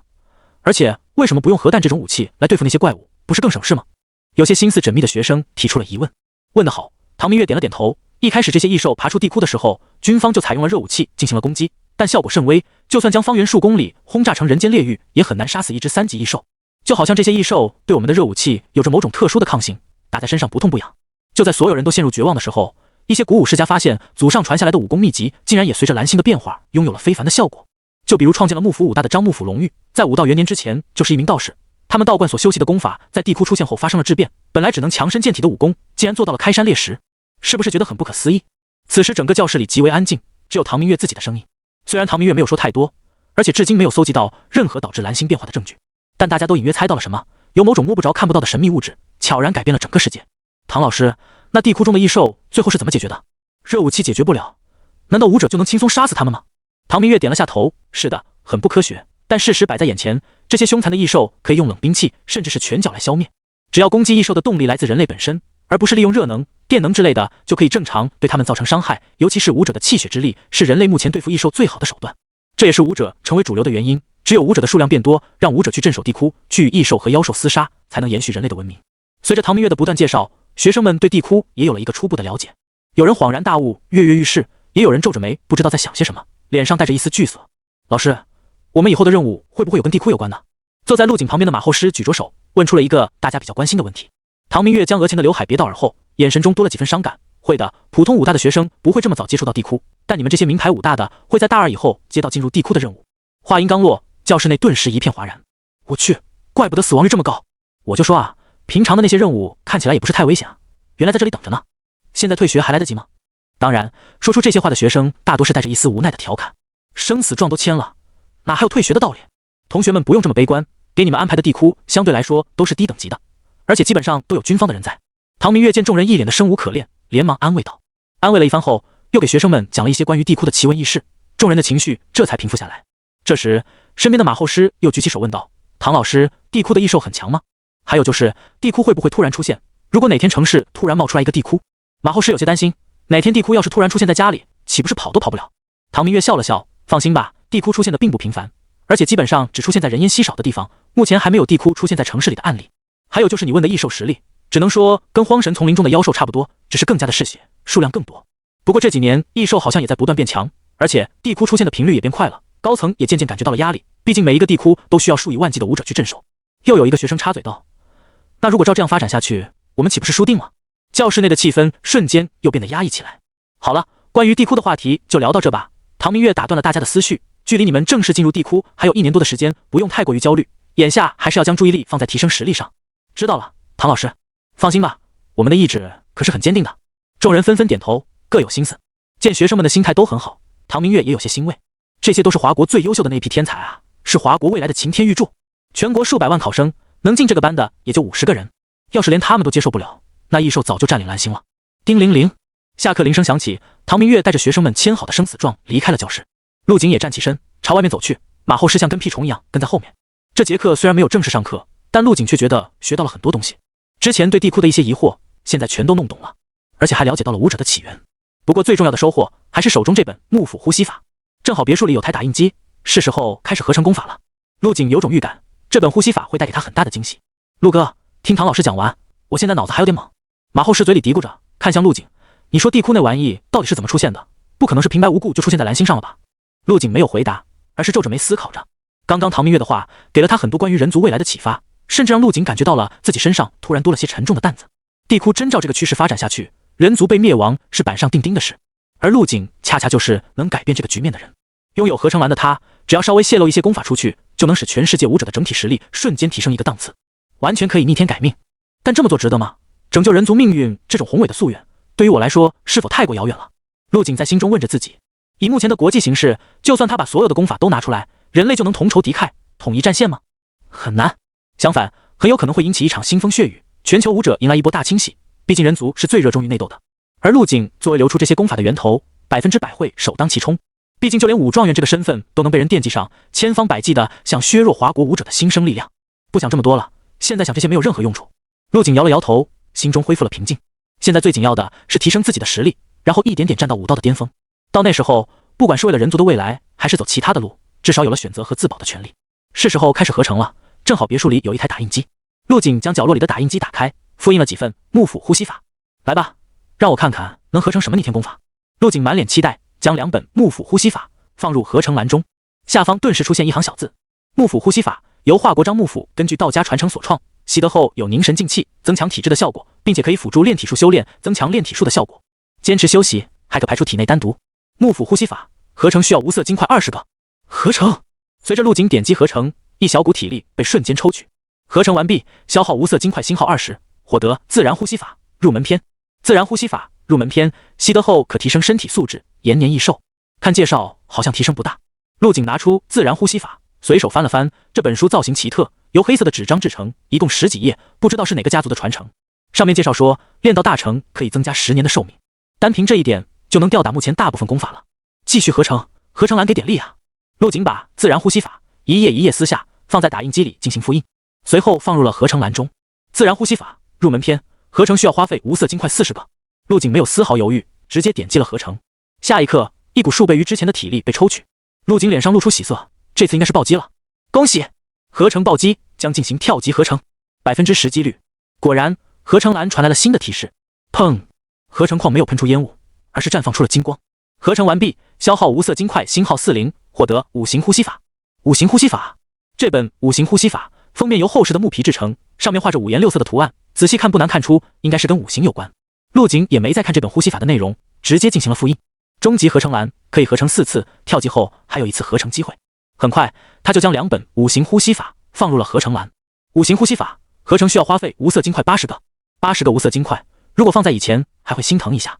现在的陆景可不是之前的穷小子，这点钱根本没放在眼里，他没有丝毫犹豫地点击了合成。这一次又是数倍于之前的体力被抽取。啊！连续暴击，陆景有些懵了，这运气多少带点逆天，10%的几率让他连续遇到2次。恭喜！合成暴击将进行跳级合成，10%几率。合成栏传来了提示，象征着暴击的金光再次从合成栏中绽放出来。合成完毕，消耗无色金块星号80，获得环宇呼吸法。环宇呼吸法，听名字就很厉害的样子。陆景迫不及待地将环宇呼吸法从合成栏中拿出，翻看了起来。1分钟后，陆景的呼吸开始急促起来。能让他这个大心脏的人做这种反应，足以说明环宇呼吸法的逆天太强了。陆景嘴中蹦出了这2个字。这本环宇呼吸法丝毫不逊色于恒星计断体术，甚至还要强上很多。因为这本环宇呼吸法竟然可以让人感应到身边的属性粒子，通过呼吸将这些属性粒子纳入自己身体内，从而让自己的罡气带有特殊属性，比如金属性和木属性。金属性附着在武器上或者拳头上，将无坚不摧，大大增强杀伤力；而风属性可以与月影摘星诀叠加，爆发出难以想象的速度。像这种带着属性的罡气是自然系天赋者的专属，就比如东宁雪，他是冰属性天赋者，突破到宗师以后，罡气自带一股冰系的寒冷和刺骨。之所以说天赋者的上限比较高，也正是因为如此。而这本环宇呼吸法可以让每一个武者都能成为自然系天赋者，并且能在各属性之间自由切换。这东西要是流传出去，简直不敢想啊！陆景不禁咂舌，恒星机关想法让他成为了精神系天赋者，而这本环宇呼吸法更为逆天，沟通游荡在环宇中的属性能量，将其融入自己的罡气之中，从而使罡气属性化。将整本书看完后，陆景的眼中已经满是火热。有了这本环宇呼吸法，等我突破到武士境以后，凝聚出的罡气要比寻常宗师强上数倍。陆景的心脏狂跳，久久不能平静。这种功法实在是太过于逆天，甚至可以用夺天地之造化来形容。只要掌握了其中吸收属性能量的手段，就能批量生产自然系天赋者。单凭张幕府留下来的传承，武大就没白来。陆景深吸了几口气，平稳住激动的情绪。他很庆幸没有选择直接加入军部，给了自己开阔眼界的机会。当下最主要的还是提升自己的气血，尽快突破宗师境，凝聚出罡气，这样才能达到修炼环宇呼吸法的前置条件。将整本环宇呼吸法记在脑中后，陆景便走到了厨房，打开了灶台，烧得一干二净。这东西太危险了，能将罡气属性化的功法是所有宗师梦寐以求的东西。万一被保洁阿姨打扫卫生的时候看到，后果不敢想象。数日后清晨，练武室内，一道身影如龙似虎，拳法快如闪电，完全看不到踪影。每一拳递出都能引起一阵轰鸣的破空声。虽然少年的动作幅度很大，但步伐轻盈，双脚似乎在跳舞一样，落地时没有任何声音。练武室内只能听到拳风发出的声音和偶尔一阵雷鸣般的换气声。这种极静与极动之间的对比，形成一种奇异的反差，极具视觉冲击力。呼！陆景收拳站立，长长吐出一口浊气，绵长的气息如利剑般径直地打在地面上，产生了一阵小型气旋。此时的陆景赤裸着身子，刀削斧凿般的肌肉随着呼吸上下起伏着，汗水顺着肌肉轮廓缓缓滑落，还没等落到地面上，就被他浑厚的气血蒸发殆尽。距离武考也过去1个多月了，不知道我现在的气血达到了什么境界。陆景大步走到气血测试仪前，拿起一根金色的取血针，从手指上取下一滴淡金色的鲜血。滴滴，气血测试完成，121卡。正在评估武者境界，当前为6进武士，121卡。陆景挑了下眉，这个结果还算是中规中矩，毕竟自己在军部吸收了好几罐龙血凤髓，这些能量不是短时间内能吸收干净的，而是潜藏在身体的各个角落，随着气血的冲刷不断补充着消耗。120卡为6进武士，达到150卡后便是7进武师。陆景抬起手，将气血之力聚集在右手的手掌之上，手掌间竟然隐约有股透明的罡气流转。这是因为他的实力增长太快，虽然境界没到宗师，但已经初步凝聚出了半吊子罡气，就跟前几天食堂被打的黄发青年一样，都是半步宗师的一种实力象征。小莫，帮我联系保洁阿姨，把别墅打扫一下。这里住宿虽然贵，但服务还是很好的，保洁和饭菜都是随叫随到。给智能语音助手安排好任务后，陆景便走出了别墅。今天是入校以来的第1节实战课，不得不说，当时幕府武大的招生老师真的没说错，这里的时间非常宽裕，1周竟然只有3节课，而且不去也是可以的，只要能通过定期考核就能修满学分。陆景在上完唐明月的课以后，就宅在了别墅里，没日没夜的淬炼气血，就连指导学生们修炼幕府呼吸法的课都没上，毕竟他有环宇呼吸法，自然看不上差了很几个等级的幕府呼吸法。陆哥，来这边！陆景刚一走进实战教室，就听到角落里传来了马后师激动的声音。陆哥，前几天的武道指导课你没来啊？我在你房门口等了半天，以后不用等我了，我比较喜欢一个人。陆景淡淡的说道。这个马后师跟粘上了他一样，自己走到哪里都要跟着。别啊，陆哥，看不到你比杀了我都难受。马后师被陆景平淡的语气吓了一跳。陆哥，你真的别多想，其实我只是单纯的想舔你。陆景，一旁的几名同班同学听到马后师的话，同时感到一阵恶寒。这人怕不是有什么毛病吧？能进幕府武大 A 班的学生，哪个不是天才中的天才，都是有着自己的骄傲的。他陆景就算再强，跟自己又有什么关系？难不成因为舔上几句，自己的实力就能跟着提升？因为马后师一句不要脸的话，全班的目光又再次放到了陆景身上。突然，一个背负着长剑的白衣少年起身，朝陆景这边走来，脸上带着和煦的笑意。陆景不认得此人，但其他人多少都有些印象。白衣少年正是在武考中被竹下一郎偷袭导致被淘汰的张百川。如果不是竹下一郎，张百川的名次还能更高一些，或许能争个前10。陆景你好，认识一下，我叫张百川。张百川嘴角含着笑意，很有礼貌地伸出右手。陆景点了下头，也伸出了手。你好。这个张百川没什么恶意，而且又是同班同学，这点面子还是要给的。和陆景握手之后，张百川的笑意更浓了，甚至有些激动，脸上也渐渐泛起了红色。张百川在武考中被提前淘汰后，就一直在观看陆景的直播画面，被陆景的实力深深折服了。更没想到的是，陆景竟然也选择了幕府武大，这个排名不怎么靠前的名牌武大。陆景，我有句感谢想说很久了，多谢你在实战模拟里帮我报了仇，杀死了那个忍者。见陆景有些疑惑，张百川便稍作解释，我就是被那个武者偷袭受了重伤，这才被淘汰出局的。张百川和陆景又闲聊了几句后，便回到了自己的位置上。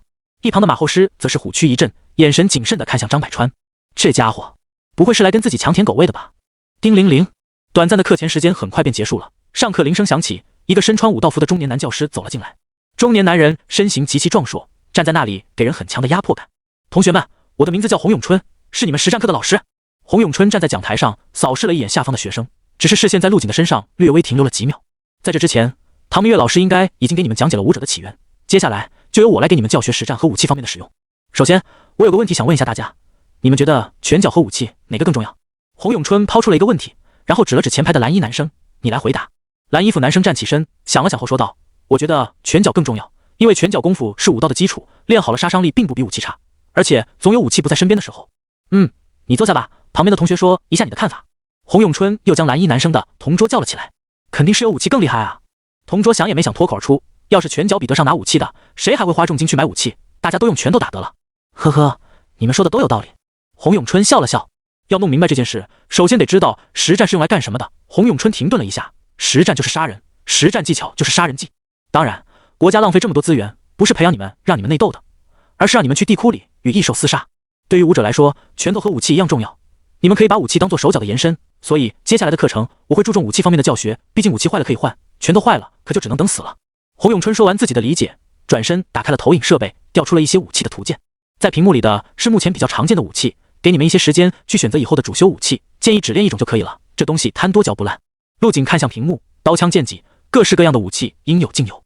学生们纷纷讨论起来，选什么武器好啊？剑吧，用剑比较帅。你看张百川背着剑多潇洒，拿把细剑也太娘们了，男人就该用刀，劈砍起来多过瘾啊！我也选刀，陆景用的就是长刀，他那把刀我看着都眼馋。陆景听着众人的讨论，不置可否。就算洪永春不说，他心中也已经认定了在刀这条路上走到底。当然，以后如果有机会和时间的话，陆景不介意再练一练别的武器。陆哥，你是不是要选刀？一旁的马后师看了眼陆景腰间的长刀，低声问道：刀好不好练啊？得用多久才能达到你的境界？我觉得你不需要盲目的模仿我，我用刀是因为在这方面有天赋，你可以去选择自己喜欢的。陆景淡淡的说道。好吧。马后师点了点头，没再说什么。都考虑好了吧？接下来跟我去演练室，那里有武器可以供你们练习。洪永春说完，带头走出了实战教室。学生们纷纷起身，情绪高涨的跟在后面。他们中有很多人都没有接触过冷兵器，因为高中没有这门课程。张百川背负着家传的宝剑，看向了一旁面色平淡的陆景。身为古武世家的传承者，张百川的剑从小练到大，在8岁那年就初步领悟了剑意，成年时达到了小成境界，刷新了家族的记录。综合实力，我不如陆景，但如果是武器方面的天赋，应该没人比我强吧？张百川自信满满的在心中想着。一旦触碰到剑的领域，他整个人就跟变了个人一样。演练室在另一栋楼，一群人浩浩荡荡的走了5分钟。嘿哈，争，乒乓，这栋楼全都是正在用武器对练的学生，时不时就能听到金戈交鸣的声音。就是这儿了，大家去拿武器吧，有自带武器的同学可以不用领。洪永春指着前面堆满武器的仓库说道，领完去旁边空着的演练室集合。没一会，学生们全都拿着武器，一脸兴奋地列好了方队。大家基本上都选的刀剑，这2个武器相对来说是比较轻巧便携的，正好咱们班有2位同学的刀剑用的比较好，我会让他们上来演示一下。洪永春看了眼陆景和张百川，在上课之前他就做好了功课，了解了班里学生的情况。在知道武状元是自己的学生后，洪永春被吓了一跳，重新制定了教学课程。张百川先来吧，听说你们家族就是练剑的。洪永春笑着说道，先给同学们演示一下基础剑法吧。好的，老师。张百川背负着长剑出列，争。随着长剑出鞘，一股出尘的气息向四周扩散，配合上一身潇洒的白衣，将张百川整个人衬托得凌厉逼人。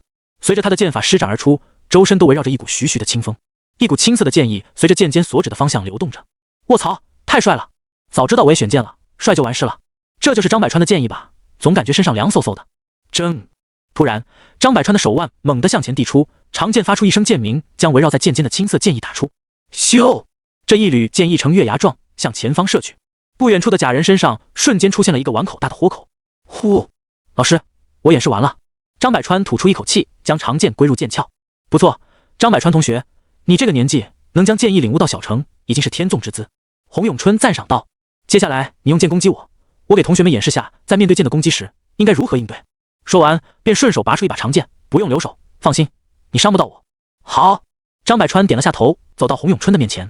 在出招之前，他特意看了旁边的陆景一眼，见陆景同其他人一样在认真观看，张百川的心里不由得升起了一丝傲气。就算他是武状元，不也得跟着我学习剑法？洪老师，我要进攻了！只见张百川的面色认真起来，双手握住长剑，大步走到洪永春的面前。周围的学生们纷纷向后退了几步，生怕自己被张百川的剑意误伤。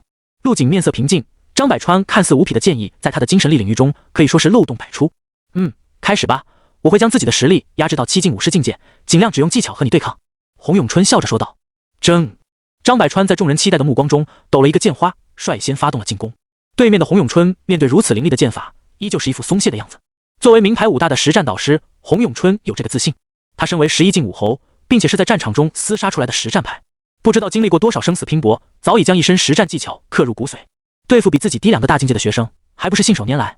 就算将境界压制到7进宗师，也能一眼看穿张百川剑法中的漏洞。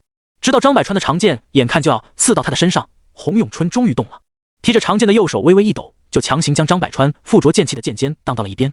随后长剑如灵蛇般蜿蜒向上，指向了张百川的脖颈。张百川瞳孔微缩，头部后仰，显之又显得避开了剑锋，然后反手又是一剑刺出。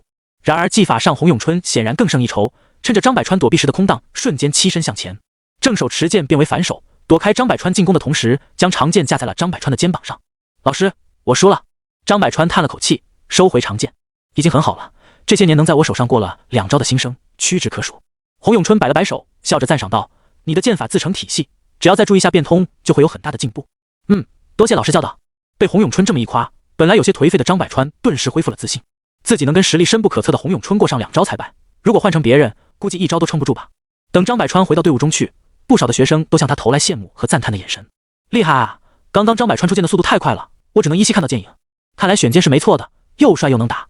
而一些女学生已经开始眼带星星的偷瞄着张百川，古武世家的传人，再加上实力又强，妥妥的高富帅啊！好了，大家安静下，等我跟另一位同学演示完之后，便手把手教你们。洪永春看向了陆景，陆景同学，麻烦你给大家演示下刀法吧。陆景走出队列，皱了下眉说道：洪老师，我的刀法恐怕没办法演示。没办法演示？洪永春微微一怔，什么意思？陆景没有回话，他不知道怎么跟对方解释。他的刀法从来都不是一招一式练出来的，而是在实战中自己摸索出来的。就比如他在实战模拟中击杀霓长杀那时用出那一刀，只要长刀出鞘，就不可能再收回来。现在洪永春让他演示刀法，陆景也不知道自己该演示什么。想到这，陆景将腰间的魔刀千刃横在胸前，气势瞬间变得锋利起来。周围的一切都慢了下来，除陆景外，他一手握着刀鞘，另一手握着刀柄，看向了被张百川刺出豁口的假人。下一刻，争！一道幽紫色环形斩芒飞出，速度快到了极致。就在所有人都没看清发生了什么的时候，又是3道斩芒飞出。等众人回过神来，才发现陆景已经将长刀归入了鞘内。这发生了什么？刚刚那是陆景的刀意吗？张百川皱着眉，刚刚在陆景出刀的瞬间，他体内的剑意竟然奇怪地缩成了一团，就好像看到了什么可怕的东西一样。而不远处的洪永春则是面露惊骇之色。砰！在张百川的剑意攻击下，仅仅出现了一个豁口的假人，竟然轰然倒地，头颅慢慢掉落在地，露出了脖颈上那道光滑如镜的斩痕，同时在双臂和下腰的位置同样被斩成了2截。卧槽，这还是人吗？刚刚一眨眼的功夫，陆景竟然将假人给肢解了。没记错的话，这假人的防御堪比宗师，也就是说，如果把假人换成宗师，一样会被陆景在瞬间大卸8块。演练室内一片哗然，声音传到外面，将其他演练室的学生也纷纷吸引了过来。其中有不少大2和大3的老生，他们一眼就认出了站在中间的陆景。那个是陆景吧？今年的武状元，就是那个在论坛上火得不行的新生。是他，他们班在学习实战技巧。不过刚刚的惊呼是发生了什么？隔着窗户，一群人在外面看着，交头接耳。有些人已经拿出了手机，准备拍摄。洪老师，我演示完了。陆景看向一脸惊愕的洪永春，提醒道。哦，洪永春回过神来，如果不是亲眼所见，他也不敢相信陆景的刀意竟然恐怖到了这种地步。刀意这种东西不是苦修或者努力就能学会的，而是要靠悟性和天赋。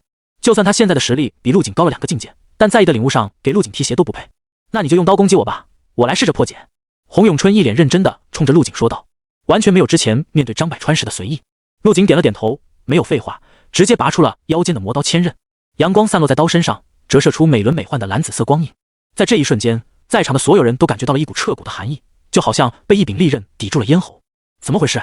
马后师摸了摸自己的脖颈，下意识缩了缩脖子，然后向后退去。他这一退，带动着其他学生也纷纷向后退去。莫一会，陆景和洪永春2人的身边就出现了一圈空地。陆景同学，咱这是演示，不用太认真。洪咏春看向面无表情的陆景，心中莫名的有点发怵。锋利和势不可挡是陆景给洪咏春的第一感觉，尤其是当陆景拔出长刀之后，站在他面前，就好像随时会被那柄带着裂纹的刀斩成两截。放心老师，我有分寸。陆景淡淡的说道。你可以开始进攻了。洪咏春一脸凝重的挥了挥手，趁着陆景进攻之前，他悄悄将自己压制在50境的实力向上提了一点，一直提升到9境50后，那种令人胆寒的锋利气息才淡了一些。随后，洪咏春集中注意力，身上开始若有若无的向外散发出血腥味，这是常年在沙场征战所沾染的气息。要开始了，快录像，录下来发到论坛上，说不定我们也能抢个热门。不管是演练室外的老生，还是缩在墙角的新生，几乎所有人都拿出手机开始拍摄，唯独张百川抱着长剑，一脸的震惊和不知所措。随着陆景身上的刀意越发浓郁，自己的剑意就越微密。之前如臂使指的剑意，现在竟然不受他的控制，根本就施展不出来。我小成的剑意竟然被压制成了这副模样。张百川喃喃自语道：我记得之前陆景在实战模拟中展示的刀意最多入门，现在为何这么强势了？陆景轻抚手中长刀，眼神古井无波。下一刻，提刀向前。对面的洪咏春瞳孔微缩，陆景这看似随意的进攻，但却让他找不出破绽，无奈只能将手中长刀横在胸前，试图先挡下陆景的攻击。然而还莫等他做出其他反应，就看到一抹幽紫色的刀光在他的眼中逐渐放大。铮，长刀清明，风压呜咽，整个演练室内的气流都被带动。砰！洪咏春手中的长刀寸寸崩裂，招架姿势被瞬间破除。他手中握着仅存的刀柄，下意识地想向后躲避，但很快一道刺骨的寒意锁定了他的脖颈，让他动弹不得，僵直在原地。不仅是洪咏春愣在原地，在演练室内外的所有人都同时呆住了，有些人连呼吸都屏住了，完全不敢相信眼前的场景。这真的假的？这怎么可能？卧槽！洪老师竟然被陆景一刀！看着单手持刀抵住洪咏春咽喉的陆景，众人纷纷咽了下口水。能在技巧上将洪老师打败，就连大4的学生也做不到吧？这陆景简直是个妖孽，怪物！可以了。洪咏春声音有些结巴，刚刚那一刻，他甚至产生了自己被一刀斩首的错觉。洪老师得罪了。陆景微微额手，将魔刀千刃收入鞘中。当长刀入鞘的那一刻，充斥整个演练室的锋利气息荡然无存，所有人下意识地松了一口气。而角落里的张百川也在此时恢复了对自己剑意的掌控。陆景同学，你的刀意应该已经大成了吧？用天纵之姿来形容你，似乎有些不妥。洪咏春忍不住赞叹道：先不说你的权益境界，单大成的刀意，在这个世界上也找不到一个能在18岁将其领悟至大成的。洪咏春这番话还是克制了很多，在他内心已经掀起了惊涛骇浪。18岁大成的刀意，这怕是在娘胎里就抱着剑在发育吧？不然怎么解释？稍微平复了一下内心起伏的心情，洪咏春皱眉看向陆景，有些不知道该如何收场。被自己的学生打败，他根本就没有教导陆刀法的资格。但不管怎么说，凭借洪咏春多年的厮杀经验，还是硬着头皮给陆景指点了2句。陆景啊，你的刀很强，在这武器上我没什么能教你的，但还是能给你提点建议的。洪咏春一脸正色道：你的刀意主要是锋利，一往无前，没有任何防守，这种特质让你的刀杀伤力很大，但同时容易受伤，过刚则易折。如果对上敏捷型的异兽，或者能闪避你刀意的异兽，就会很棘手。陆景稍微思索了一下，觉得洪咏春说的确实有道理。多谢洪老师，我记下了。武器实战课我还要继续上吗？不用了，我没其他可以教你的了。洪咏春摆了摆手，一脸的无奈。你这门课以后都不用来了，到时候我直接给你学分打满。此言一出，又引起了学生们的喧哗。还能这样？不用上课，学分直接打满。第一次见这种操作。刚刚陆景出刀的场面，你们录下来了没？早录下来了，我都已经上传论坛了。你们太慢了吧？在得到洪咏春的肯定后，陆景走出了演练室。外面围着的大批学生见陆景出来，纷纷向四周退去，就好像羊群中进了一匹饿狼。他们纷纷闭嘴，目送着陆景远去，直到再也看不到陆景的身影，才长出了一口气。此时，幕府5大论坛关于陆景的热点话题依旧占领着榜首，直到又一条帖子被顶了上来。火！新生陆景在演练室一招击败石战导师，大成刀意，谁人能敌？史上最强新生，武状元恐怖如斯。陆景在演练室的视频热度飙升，引起了不少老生的评论。幕府5大某处别墅内，一名身穿白色武道服的青年男子正挥舞着一把大刀，大开大合的刀法配合上门板大小的双手刀，给人的压迫感十足。就算任由这把刀自由落体，也能将一个成年人砸成肉酱。而青年的体型则是有些瘦弱，看起来很不协调。徐况还在练刀啊？就在这时，从别墅的2楼下来一个手拿矿泉水的女生。先别练了，喝点水吧。就在刚刚诸葛青把你的造极塔排名给抄了。女生将水递了出去。抄就抄吧，造极塔的排名都是虚的，有本事在全国新秀榜上抄我试试。徐况无所谓的耸耸肩，将巨刀放在一旁。砰！地面顿时传来一声震荡的巨响。徐况接过水瓶，一口气喝了个干净。我现在根本就不担心造极塔的排名，让他抄吧，无所谓。女生从徐况手中接过空瓶，好奇的道：“你说的对，全国新秀榜才是最有含金量的榜单。闭关这么久，你的刀法练得怎么样了？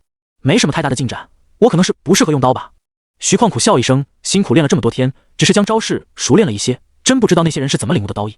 说到刀艺，徐况突然想到了什么，听说今年的新生有几个领域了刀艺和剑艺的天才，这几个家伙还真是幸运。是的，今年武考的武状元领悟的是刀艺，还有一个古武世家的传人领悟了剑艺。不过你不用妄自菲薄，艺这种东西可遇而不可求，说不定哪天你就顿悟了呢。女生打开手机，想找一些录景的视频给徐况看，突然看到了一条最新的帖子被顶了上来。这个武状元还真是能惹事的，天天都有帖子上热榜。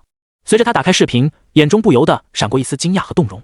徐况，你快来看，这个录景的刀艺竟然已经大成了！女生赶紧招呼着徐况过来。他上午在演练室里用刀击败了洪永春，过程被人录下来了。什么？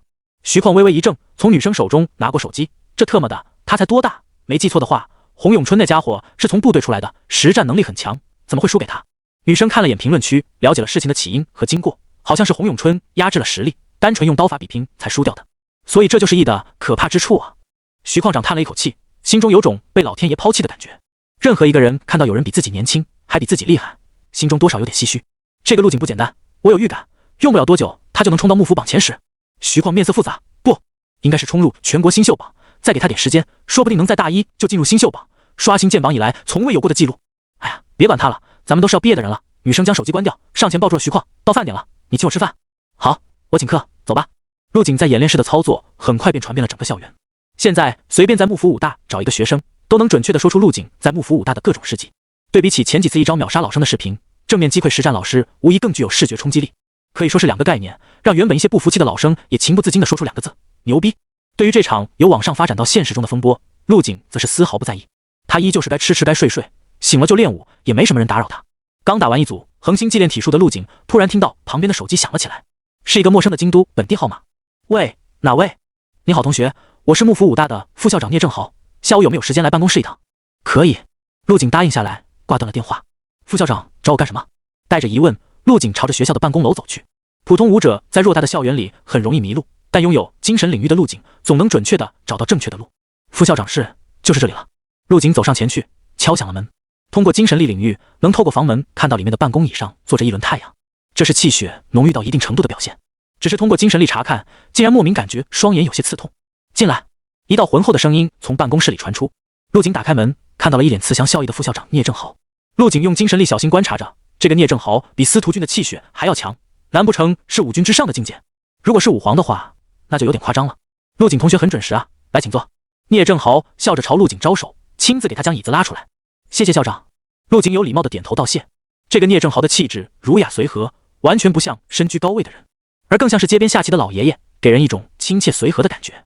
陆景同学，很高兴你能选择我们学校，我作为校长，很高兴你的加入。聂正豪先是客气的说了些套话。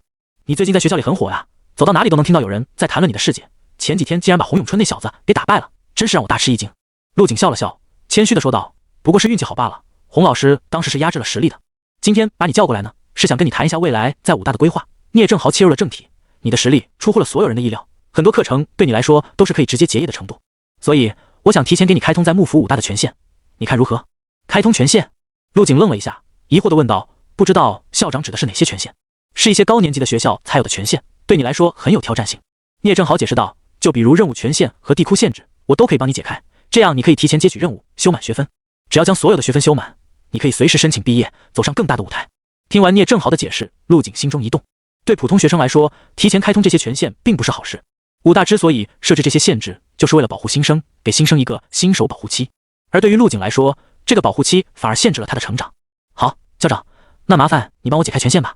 想了想利弊后，陆景点头同意。这些权限全部打开之后，他有信心在1到2年内打穿整个武大，提前毕业。到时候不管是选择加入军部，还是走其他的路，都能节省很多时间。不麻烦，应该的。聂正豪欣慰地笑道，陆景同学在武大的这段时间可还习惯？如果有什么问题，可以随时来找我。接下来聂正豪又跟陆景说了些嘘寒问暖的话，并且帮陆景申请了第1学期的奖学金。陆景没有拒绝，欣然接受，留下了父母的银行卡号。出乎他意料的是，幕府武大的奖学金竟然高达800多万，足够普通人奋斗几辈子。又闲聊了一会后，聂正豪告诉陆景没其他事，可以离开了。等陆景走出办公楼，聂正豪带着笑意的脸放松下来，苦笑着摇了摇头。这家伙还真是个刺头啊！入学没几个星期就搞出了这么多事，真是让人不省心。聂正豪拿起了桌边放着的几份文件，上面记录了陆景的各种事迹和一大摞的匿名举报信。新生陆景伙同其他人触摸校门口龙玉雕像，造成建筑损坏，1人受伤。陆景侮辱学长，目中无人，恶意破坏食堂地面，导致桌椅损坏。这小子的实力不错，就是容易得罪人。聂正豪捏了捏太阳穴，希望给他解除限制后，能多出去闯闯，少在学校里惹点事吧。权限已经解开，我现在可以去接取任务赚学分了。陆景从副校长室出来以后，便径直地走向学校任务大厅。根据前几天在论坛里找到的攻略，陆景对学分的使用有了一个初步的了解。进入造极塔闯关需要学分，学校的修炼室也需要学分，而学分只能通过完成任务获得。一边回忆着，一边漫步在随秋风碎金纷飞的校园里。幕府武大的风景堪比国家公园，掉落的银杏叶一片片如霞如金箔般绚丽，为秋高气爽的秋季增添了几分色彩。陆景踩着满地金黄的落叶，很快就来到了任务大厅附近。从大厅里走出几对高年级的男男女女，看起来像是刚交接完任务，正一脸兴奋地讨论着。哈哈，你们的积分到账了没？我的已经到了，到了，30多积分呢，又可以几个月不出任务了。躺平可不好，这些积分最多只能支撑我们在修炼室30个小时。我准备下个月再出一趟任务。你也太努力了吧，这次任务都差点没回来，短时间内我是不想再出去了。陆景将精神力蔓延出去，听着他们的谈话内容。看来这几个人是刚刚完成了任务回来，就是不知道他们接的是什么等级的任务。一直等这些人消失在路口，陆景才将精神力收回来。在他面前是一栋高耸的建筑，占地面极其广。1楼大厅的门头位置还挂着一个几十平的液晶屏幕，不时闪过一些新发布的任务信息。陆景大步走了进去，在入口刷了自己的学生证后，成功进入。如果是别的大一学生，只能前往低等级任务区，而陆景的权限被解开后，可以在全部区域畅通无阻。大厅里人来人往，很多人都扎堆在一起，共同挑选着任务。还有些老生在任务接取处高举着牌子叫喊着：组队组队，带人做任务，包裹，价格实惠。这些叫喊的学生基本上都是大4的老生，实力大多在宗师左右。他们的服务对象是大2或者大3的学弟学妹，靠收取高额的报酬来盈利。报酬可以是学分和现金，也可以是武器和材料之类的东西。学校也默许了这种做法，毕竟只要任务有人完成就行，至于是怎么完成的也无法去考证，干脆睁一只眼闭一只眼。学弟，是不是来接任务的？我可以保护你的安全，考虑下。这位学弟看着有些面熟啊，是第一次来接任务吗？陆景没有理会这些人，径直走向了任务接取处。这里已经排起了长队，在队伍最前方是一排排类似银行柜台的窗口，在窗口上面同样挂着液晶屏，显示着同外面差不多的信息。趁着排队的空隙，陆景仔细查看了起来。任务等级最低的是 D 级任务，最高的是 S 级。任务等级由低到高排列为 S-Ball， 难度依次递增。每条任务都详细说明了任务的要求和奖励。这 D 级任务也太抢手了吧！陆景微微一怔，刚刚屏幕上才刚显示了一个 D 级任务，就被人瞬间接取了。不过他依旧看到了那个 D 级任务的详细信息，要求接取任务的学生为4进以上武士，帮助某医药公司去猎杀几只2级妖兽。任务确实简单，不过奖励也少得可怜，完成任务竟然只奖励10点学分和2万现金。陆景自然看不上这种任务，光是花费在路上的时间就要最少1个星期。但对于那些只想苟着安稳毕业的学生来说，这种任务再适合不过了。B 级任务要求接取任务的学生为5进武士以上，需要帮助城市安防部门抓捕一个4进罪犯，此人穷凶极恶，有多条命案在身，已经逃窜多日。好家伙，这任务看着就挺危险的，不过奖励还算可以，完成任务后奖励50点学分和300万现金。这个抓捕任务在列表里停留了很长时间，一直没有人接取。虽然5进对4进有等级压制，看似很简单，但是还没步入社会的学生面对穷凶极恶的匪徒，这点差距根本不算什么优势。如果这人是个善茬的话，安防部门也不会特意发布求助任务了。A 级任务要求接取条件为6进以上武士，50进为最佳，需要前往坝下市协助安防部门抓捕3名5进逃犯，任务危险度较高，强制3人组队前往。完成任务后各奖励学分80点，现金500万。陆景基本上搞懂了任务等级所对应的难度， A 级以上就需要宗师实力才能确保万无一失， S 级以上的任务就更不用说了，难度肯定会更大，就算宗师也有很大的概率丧命。但陆景在这里看了好久都没有看到有 S 级的任务出现，说明 S 级的任务十分稀少，实在不行就接一个 A 级的任务吧。终于陆景排到了窗口前，柜台里面一个女生头也没抬地说道：要接什么任务？陆景抬头看了下屏幕，好奇地问道：你好，我想问一下为什么没有地库的任务？听到陆景的问题，女生有些惊讶地抬头看了他一眼：你是第一次接任务吧？咱这边只有上午发布地库任务，当天接当天走，下午都是些城市任务了。原来如此，我的确是第一次接任务。陆景点了点头，随便在屏幕里选了一个 A 级任务，帮我接一下编号 A176这个任务吧。这可是 A 级任务哦，你确定要接？女生停下了手里的动作，一脸认真地看向陆景。A 级的任务可不是你这个菜鸟能接的，我建议你选择 D 级或者 C 级的任务。不用，我还是选择 A 级的吧，如果有 S 级的任务也可以。陆景淡淡地说道。同学，你是在开玩笑吗？如果你想引起我的注意，可以挑别的时候，没必要占用大家的时间，这里是公共场合，后面还有很多人排队等着呢。女生的神情变得不悦，冲着陆景身后挥了挥手，示意下一个人上前。哎，等等！陆景抬起了手，将身后的人拦下。女生坐直身子，以为陆景要换个难度低一点的任务，怎么改变主意了？说吧，接哪个任务？但很快，陆景的话就让他失望了。你是不是脑子坏掉了？我说接 A 级就接 A 级，能不能别给自己加戏？陆景皱着眉，语气变得有些冰冷。你……女生被气得说不出话来，半晌后才将上下起伏的胸脯平复下去。不是不让你接，你硬实力不够，是没有权限接的，懂不懂？刚刚陆景说他是第一次接任务，女生自然而然的把他当成了刚大二的学生。陆景没再多说什么，面无表情的掏出了自己的学生证，拍在了台面上。女生皱着眉接过陆景的学生证，扫了一眼，你一个大一的新生过来接 A 级的任务，还说不是？紧接着他就看到了学生证上的名字，陆景。你是陆景？不识字吗？陆景有些不耐烦了，这女人浪费了他太多的时间。女生感受到了陆景的情绪变化，赶紧把嘴闭上，将学生证放在了读卡器上。权限是打开的，的确有接取 A 级任务的权限，但这个任务要求6进武士以上的实力。陆景伸出自己的手，修长的五指上渐渐地聚集起一抹半透明的罡气，这应该能证明我的实力吧？半部宗师境界，可以。女生结结巴巴地开口，埋着头赶紧给陆景办理手续，双手飞快地在键盘上敲打着。1分钟后，女生双手捧着陆景的学生证递了出去。陆景同学，任务已经帮你申请了，等申请结果出来会有短信通知你的，你注意查看。好。陆景拿过自己的学生证，在众人的注视下大步走出了任务大厅。看来武者徽章这东西还是很重要的，有时间一定去武协把徽章升级一下。等陆景走远了，大厅里顿时热闹起来。卧槽，刚刚那个人就是陆景啊，我还真没认出来。谁能想得到他一个大一新生一上来就接 A 级任务，他是怎么把权限给打通的？别人的事你就别操心了，他的实力我是认可的。而坐在柜台后的女生脸上则是火辣辣的，心中五味杂陈。小英，刚刚那个是陆景烨，你这个笨蛋竟然没认出来。旁边的工作人员凑到女生身边，为什么他没找我接任务啊？说不定能加上他的微信。没想到他人比视频里帅多了，身材也好得离谱，吃溜。与此同时，宛山市某处郊区厂房外，怎么样？协助任务有人接了没？几辆警车将偌大的厂房团团围住，一个身穿制服的女警官从车上下来，报告，发不出去的任务被3个人同时接取了，一个是幕府武大的学生，还有2个是军部的高手。一旁的同事见到姬灵问话，连忙回复道：军部的高手要来。姬灵挑了挑眉，松了口气，军部的高手实力肯定弱不了，可算是帮了大忙了。看着不远处破烂的厂房，姬灵的眸子又冷了下来，让大家不要放松警惕，一定要严守所有出口，争取拖到军部的高手过来。是。警员行了个礼，将姬灵的命令传了出去。姬长官，这次应该十拿9稳了，军部来的那2个高手都是6境巅峰，半部宗师，对付几个武士境的应该很轻松吧？那也不能放松警惕。姬灵蹙着眉头，没好气地说道。但嘴上这么说，实际上他心里悬着的石头也落了下来。在场的所有人都等待着军部高手的到来，下意识忽略了那个武大的学生。等会那个武大的学生来了，先别让他出手，在外面看着就行了。姬灵吩咐道。现在的学生都是娇贵的花朵，跟不要命的歹徒比起来差太多了。是。宛山市高铁站，一个身材挺拔、样貌俊秀的少年从高铁站缓缓走出。少年腰间挂着一把长刀，此时正拿着手机查看导航。正是刚刚从京都坐高铁赶到宛山市的陆景。50公里，半个小时应该能到吧？陆景在街边随手拦下一辆出租车，将目的地告诉司机。小伙子，这荒郊野岭的，你去那里干什么？看来不管是哪里的司机都十分健谈，从陆景上车开始，嘴就没有合上过。小伙子，接你这单生意真不赚钱啊！那么偏僻的地方，我回来可是没生意的，8成要空车回来。见陆景不说话，司机悻悻地换了个话题。不是我嫌钱少，主要是最近咱们是不太平。不太平？怎么说？陆景皱眉问道。司机从后视镜里看了陆景一眼。少年郎，你不是本地人，不知道很正常。最近不知道从哪里来了几个不要命的黑武者，吓人的很呐。黑武者是单指没在武协登记、从事犯罪活动的社会武者。哦，师傅能详细说一下吗？陆景笑了笑，好奇地问道。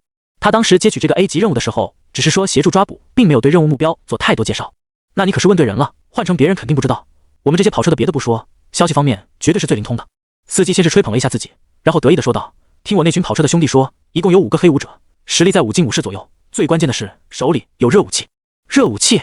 对，那些东西虽然对付妖兽不好使，但对付人简直不要太厉害，听说去了好多高手都被杀死了，而且这些人凶得很厉，见人就杀，死在他们手上的不下20个人。司机说到兴起，猛踩油门进入高速，就算是警方封锁消息，但还是传开了。前不久宛山市的警力全出，就是为了抓捕他们，这都1个星期了，还没动静呢。陆景点点头，没再追问。如果司机的小道消息属实的话，这次的任务还算简单，目标竟然连6进武士都没有，之所以被列为 A 级，多半是因为他们手中持有热武器。热武器对宗师以下的武者来说杀伤力很大，打到要害能一击毙命，而对陆景来说形同虚设。他的防御现在比普通宗师还要强，就算子弹打到身上，最多也就1个白痕，根本破不了防。当然，如果是重型炸弹什么的，那就另说了。A 级任务单人完成后奖励100点学分，还有500万的现金。武者实力起来后赚钱简直不要太轻松。陆景在心中想着。不多时，出租车司机踩下刹车，回过头提醒道：“小伙子，前面就是了，我就把你放这里吧，前面路窄不好倒车。”陆景透过车窗向外看去，只见这里是一片荒郊野岭，小路已经被1人高的杂草挡得严严实实。好，谢谢师傅。陆景下了车，给司机扔了张100元，不用找了。报告机队，小路上来了辆出租车，停那里不走了。厂房前，一个警员朝机灵汇报着情况。这地方还有出租车过来？机灵心中疑惑，检查一下他们的身份，没问题的话就让他们掉头回去。这里不是普通人能来的地方。是。陆景下了车，准备向前走，但很快他就停下不动。在精神力的观察下，有一队身穿警服的人朝他包围了过来。干什么的？举起手来！看着突然冒出来一队真枪实弹的警员，司机被吓了一跳。卧槽，这鬼地方好多警察！长官们，我是送他过来的，其他的什么也不知道。司机直接把陆景卖了，然后脚踩油门一溜烟没了影。陆景面色平静，看向领头的警员：“我是幕府武大的学生，接了任务过来的。你自己来的？”警员用怀疑的眼神审视着陆景，似乎不相信他有解决任务的能力。厂房前，机灵正在空地来回踱步。军方的高手来了没？再拖下去就要天黑了。以机灵对这些黑武者的了解，天黑后他们应该会尝试突围。如果支援不能及时赶到，会不会被他们逃出去不说，警力肯定会损失大半。机队，他们说快了。警员带着一个少年迎面走来。幕府武大的学生先到了，怎么安排？机灵微微一怔，看向了身旁的少年。少年看上去年纪不大，皮肤白皙，长相俊秀，就是个充满阳刚之气的小白脸。身上的着装也十分简单，白色衬衫配上黑色的休闲裤，腰间的长刀看起来不是凡品。如果不是警员事先告诉机灵是来协助抓捕的，他甚至以为陆景是旁边哪户人家跑出来的少年。证件给我看下。机灵皱着眉，这次的任务很危险，知道吗？知道。陆景将自己的学生证递了去。大一的新生。机灵扫了眼学生证，惊讶地说道：“幕府武大怎么搞的？这种任务竟然放给大一新生，这不是谋杀是什么？”陆景连忙解释道：“我比较特殊，你可以把我当成大四的学生来看。”说着，陆景就操控着精神力，将机灵手中的证件收了回来。机灵看着手中的证件，似乎被一股巨力拉扯，瞬间出现在少年手中，眼中闪过一丝震惊。这是什么操作？是那种很稀有的精神系天赋者。虽然心中震惊，但看着和自己弟弟一样年纪的陆景，机灵还是不忍心让他进入危险的厂房。你先等一下吧，还有2个军部的高手要来，如果他们能解决，你就不用出手了。这……陆景微微一怔，不知道该说些什么。刚刚他展开精神力领域，已经将厂房里的情况探查清楚。在角落的房间里，龟缩着5个手持热武器的武者，其中1个人是6境初期，剩下的4个则是5境后期。对付这些人，陆景有信心在1分钟之内解决战斗。不过看着女警官的意思，似乎没打算让自己出手。也好，如果有其他高手来处理，陆景也乐得清闲。机队，军部的高手来了。莫等警员的话说完，一阵侧耳的刹车声在身后不远处响起。目标在哪儿？带我们过去吧。咱们速战速决，解决完了正好去尝尝晚山市的特色烧烤，再来几大鲜啤酒。2个体型壮硕的中年男人从一辆军用吉普上跳了下来。机灵赶紧迎了上去，这2个壮得跟熊一样的大汉，看上去比刚刚那个少年靠谱多了。2位，任务目标就在厂房内，你们要小心，他们的热武器十分厉害。机灵指向不远处的厂房，由于临近黄昏，光线已经暗了下来，附近黑漆漆一片，一栋栋厂房就像蛰伏在黑暗中的巨兽。全都在厂房里了是吧？其中一名光头壮汉自信地笑了笑，露出一口洁白的牙齿。你们在外面守好，别让这些人跑了。李哥走，咱俩从后面偷偷摸进去。2人简单商量了一下行动计划，准备从一侧的小门进入，打一个措手不及。陆景看着他们围在一起商议，凑上前问道：“真的不需要我帮忙吗？”这少年是……光头壮汉看向一旁的机灵，机灵连忙介绍道：“他是幕府武大的学生，和你们一样也接了这次的协助任务。”哦，小伙子勇气可嘉，不过这次的任务比较紧急，我们进去后顾不上你，所以你还是先在外面看着吧。光头壮汉拍了拍同伴，2人一前一后朝厂房摸去。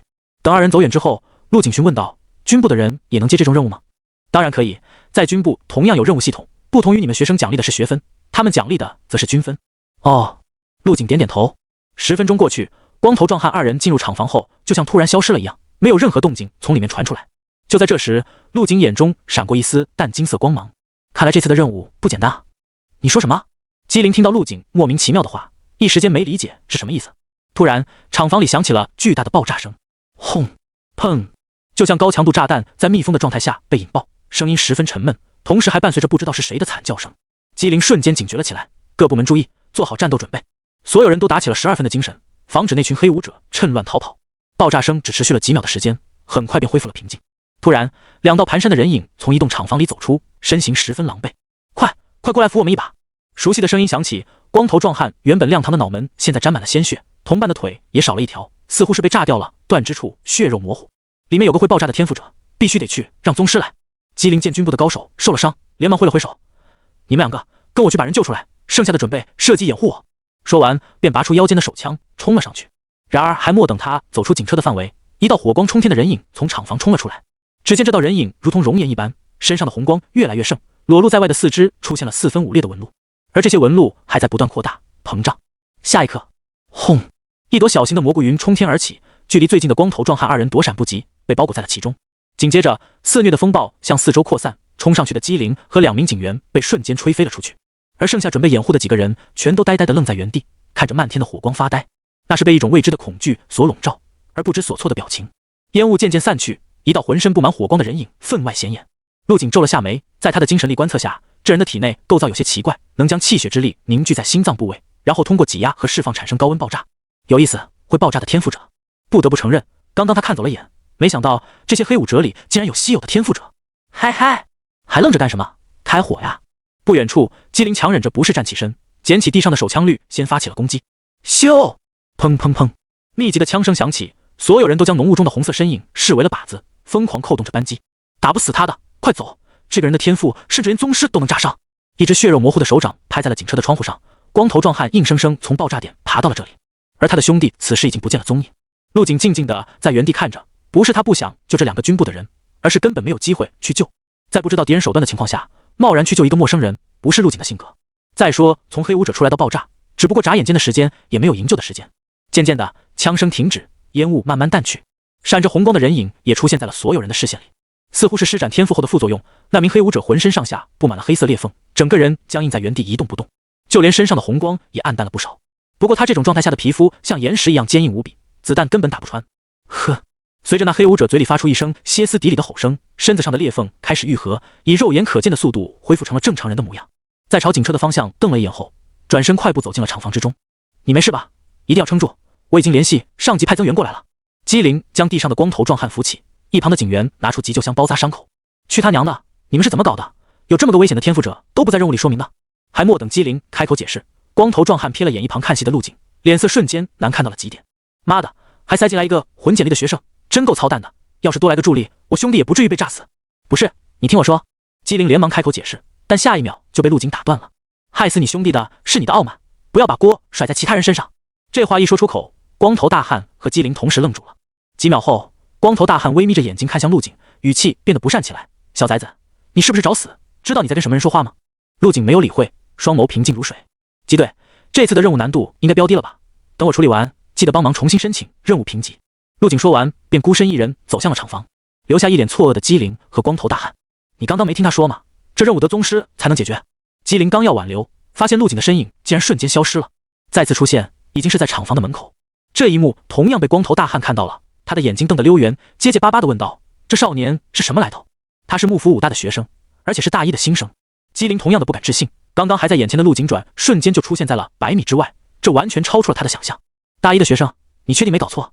大4的学生也不可能有这种速度啊！千真万确，我看了他的学生证。光头大汉怅然若失地笑了笑，嗨嗨，看走眼了呀！现在的年轻人真是强得离谱。陆景大步走入黑暗的厂房，空中圆月被乌云悉数遮住，里面几乎伸手不见五指，但在精神力的笼罩范围内，一切事物都无所遁形。老大，这些人是真的烦，不怕死的吗？最里面的角落里，几个人在黑暗中围坐着，一个身穿迷彩服的瘦子左顾右盼，三角眼四处瞄着。没事，最有威胁的2个武者已经被咱老大炸得一死一伤，剩下的都是些不成气候的小角色。也是，等老大休息好了，咱们一起冲出去，只要不来宗师，就没人能把咱们哥几个留下。另一人附和道。而在最中间的位置，一个浑身赤果的壮汉正盘腿打坐。半晌后，一身腱子肉的壮汉睁开了双眼，眼底闪过一丝红芒。可以了，猴子，你去查看下情况，准备跟我冲出去。好。三角眼瘦子应了一声，小心翼翼地朝门口摸去。而另一边，陆景已经拔出了腰间长刀。魔刀千刃升级后获得了一项新能力，杀死天赋者后会封印对方的能力为己用，现在终于有试验的机会了。陆景自言自语的单手提刀，手中魔刀千刃不停翻转着，如闲庭信步般朝厂房的深处走去。谁？妈的，又来了个送死的！出来探查情况的猴子很快发现了正在靠近的陆景，惊呼出声。还莫等猴子把话说完，陆景还在翻转的长刀瞬间回位，整个人如一缕清风般向前掠去。争！一步迈出，已经出现在了猴子身后，紧接着继续朝前走去。而猴子则一脸的恐惧，只感觉有一道黑影从眼前穿过，紧接着脖颈处就传来了一丝丝凉意。我这是怎么了？为何动不了？猴子很不解，直到他听到了滴水的声音，滴答滴答，细线出现在猴子的脖颈处，由细变粗。他下意识低头看去，但这低头的动作让他的头颅直接掉向了地面。一阵天旋地转之后，猴子模糊地看到有些熟悉的下半身站在他身旁，摇晃了几下后瘫倒在地。原来我在一瞬间就被杀死了，好快的刀竟然不痛。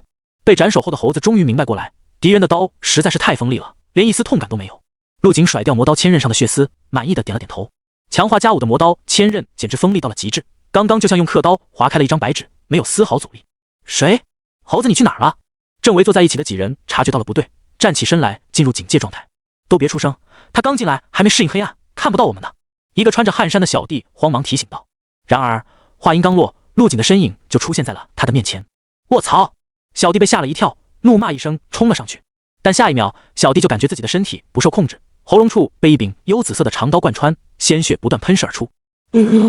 陆景一击得手，收刀再斩，转瞬间地上就躺下了3具尸体。这些人面对他连反抗的能力都没有。操，好厉害的小子！赤果的汉子眼见只剩自己一人，也没打算逃跑，盯着陆景怒骂了一声，毛没长齐就杀人不眨眼了，你可比刚刚那2个人强多了。杀人不眨眼。陆景看向手中的磨刀千刃，一滴滴鲜血正顺着刀尖滑落，奇妙的感觉涌上了心头，挥手杀了3个活生生的人，他竟然没有感觉到任何不适，反而之前一直压抑在陆景心中的困顿和烦闷瞬间烟消云散，整个人都开朗了起来。这就是杀戮的快感吗？陆景的脑子里跳出很多念头，之所以会有这种奇怪的感觉，跟这些人的身份有关系。躺在这里的哪个不是恶贯满盈，手上沾染了无辜的鲜血，杀了是在做好事，是英雄之举。惩奸除恶，维护正义，不正是武者应该做的吗？去死吧，给我兄弟们陪葬！一道道耀眼的红芒绽放，壮汉原本光滑的身子瞬间出现了无数裂纹，裂纹中有岩浆涌出。随着天赋被驱动，壮汉的脸上闪烁着疯狂和嗜血，像极了失去理智的恶鬼。陆景挑了下眉毛，眼神中古井无波。之所以没在第一时间出手，是因为陆景的直觉告诉他，就算硬接这一记攻击，他也不会受伤。嘿嘿，现在想跑已经晚了。壮汉身上已经燃起了熊熊烈火，这些火焰随着他的呼吸上下起伏着，一身的气血之力都压缩在了心脏之中。可随着时间的流逝，他渐渐发现了不对劲。对面的少年哪里有要跑的意思，反而是一副很感兴趣的样子在看他表演。你这天赋倒是挺奇特的，我很好奇你为什么要做黑武者。陆景走上前去，伸出了自己的右手，右手修长白皙，上面倏地燃起一股淡金色的罡气，好像金色的流沙般在火光的照耀下闪闪发光。半步宗师。壮汉看到那标志性的罡气，整个人都傻了眼。如果我现在给你心脏来上一拳，你会不会直接自爆？陆景握手成拳，平静地看着他。不，千万别！壮汉瞳孔微缩，双手下意识朝胸口舞去。然而陆景的动作比他更快，拳意转瞬即至，狠狠地砸向了壮汉的心口。轰！如火山爆发一般，炽热的岩浆从壮汉的心脏中源源不断地喷射而出，在即将碰触到陆景时，被罡气悉数挡下。壮汉全身抽搐，胸口不断朝外喷射，形成了绚丽的人体烟花，将漆黑的深夜照了个透亮。怎么还放起烟花来了？厂房外，机灵看着漫天的烟火，紧皱着眉头。那少年进去了这么久，不会出事吧？不会的，放心吧。一旁的光头安慰道。就刚刚他显露出来的速度，比我强多了，就算打不过逃跑也是没问题的。机灵闻言，紧张的情绪平稳了不少，他双手紧握为陆景祈祷着，不希望看到和自己弟弟差不多大的少年死在这里。等5分钟，他如果还不出来，我们就冲进去救他。厂房内，陆景随意的甩了甩手，手上沾染的熔浆掉落在地上，将地面凝结成一个又一个焦黑的石块。对面的壮汉已经到了油尽灯枯的地步，就连站着都踉踉跄跄。好了，玩够了，送你上路吧。陆景淡淡的说道。你的能力很不错，我很喜欢。什么？陆景的话落在壮汉耳边，如同炸雷将其惊醒。他不自然的低下头，扫视了一圈地上兄弟们的尸体，再看向陆景举起的长刀，心中的恐惧逐渐蔓延。铮！磨刀清明，直接贯穿了壮汉的心脏。紧接着，一股股火焰力量被磨刀千刃抽取，融入了刀身之内。嗡！翻转刀刃，陆景看着如同工艺品般的磨刀，满意的点了点头。他能清晰的感应到磨刀千刃中蕴含的火焰能量，随时都能爆发出恐怖的威能。将磨刀千刃放入强化栏中，几行小字出现在下方。武器：磨刀。刃加5，刺客世界出品，只攻不防，天下无双，神断国国宝。强化加5，锋利度提升50%，强化至10级后将会有新的变化。掠魔刃，用磨刀千刃斩杀敌人后，可剥夺敌人的天赋能力，将能力封印至刀内，所封印能力可使用1次。爆刃，此为剥夺能力，每一片刀刃中都蕴藏着狂暴的火焰能量，可操控刀刃碎片远程引爆，伤害视宿主气血值而定。好家伙，这技能真不错！陆景眼中闪过一丝惊喜，能爆炸的刀刃，杀伤力直接上升了一个档次。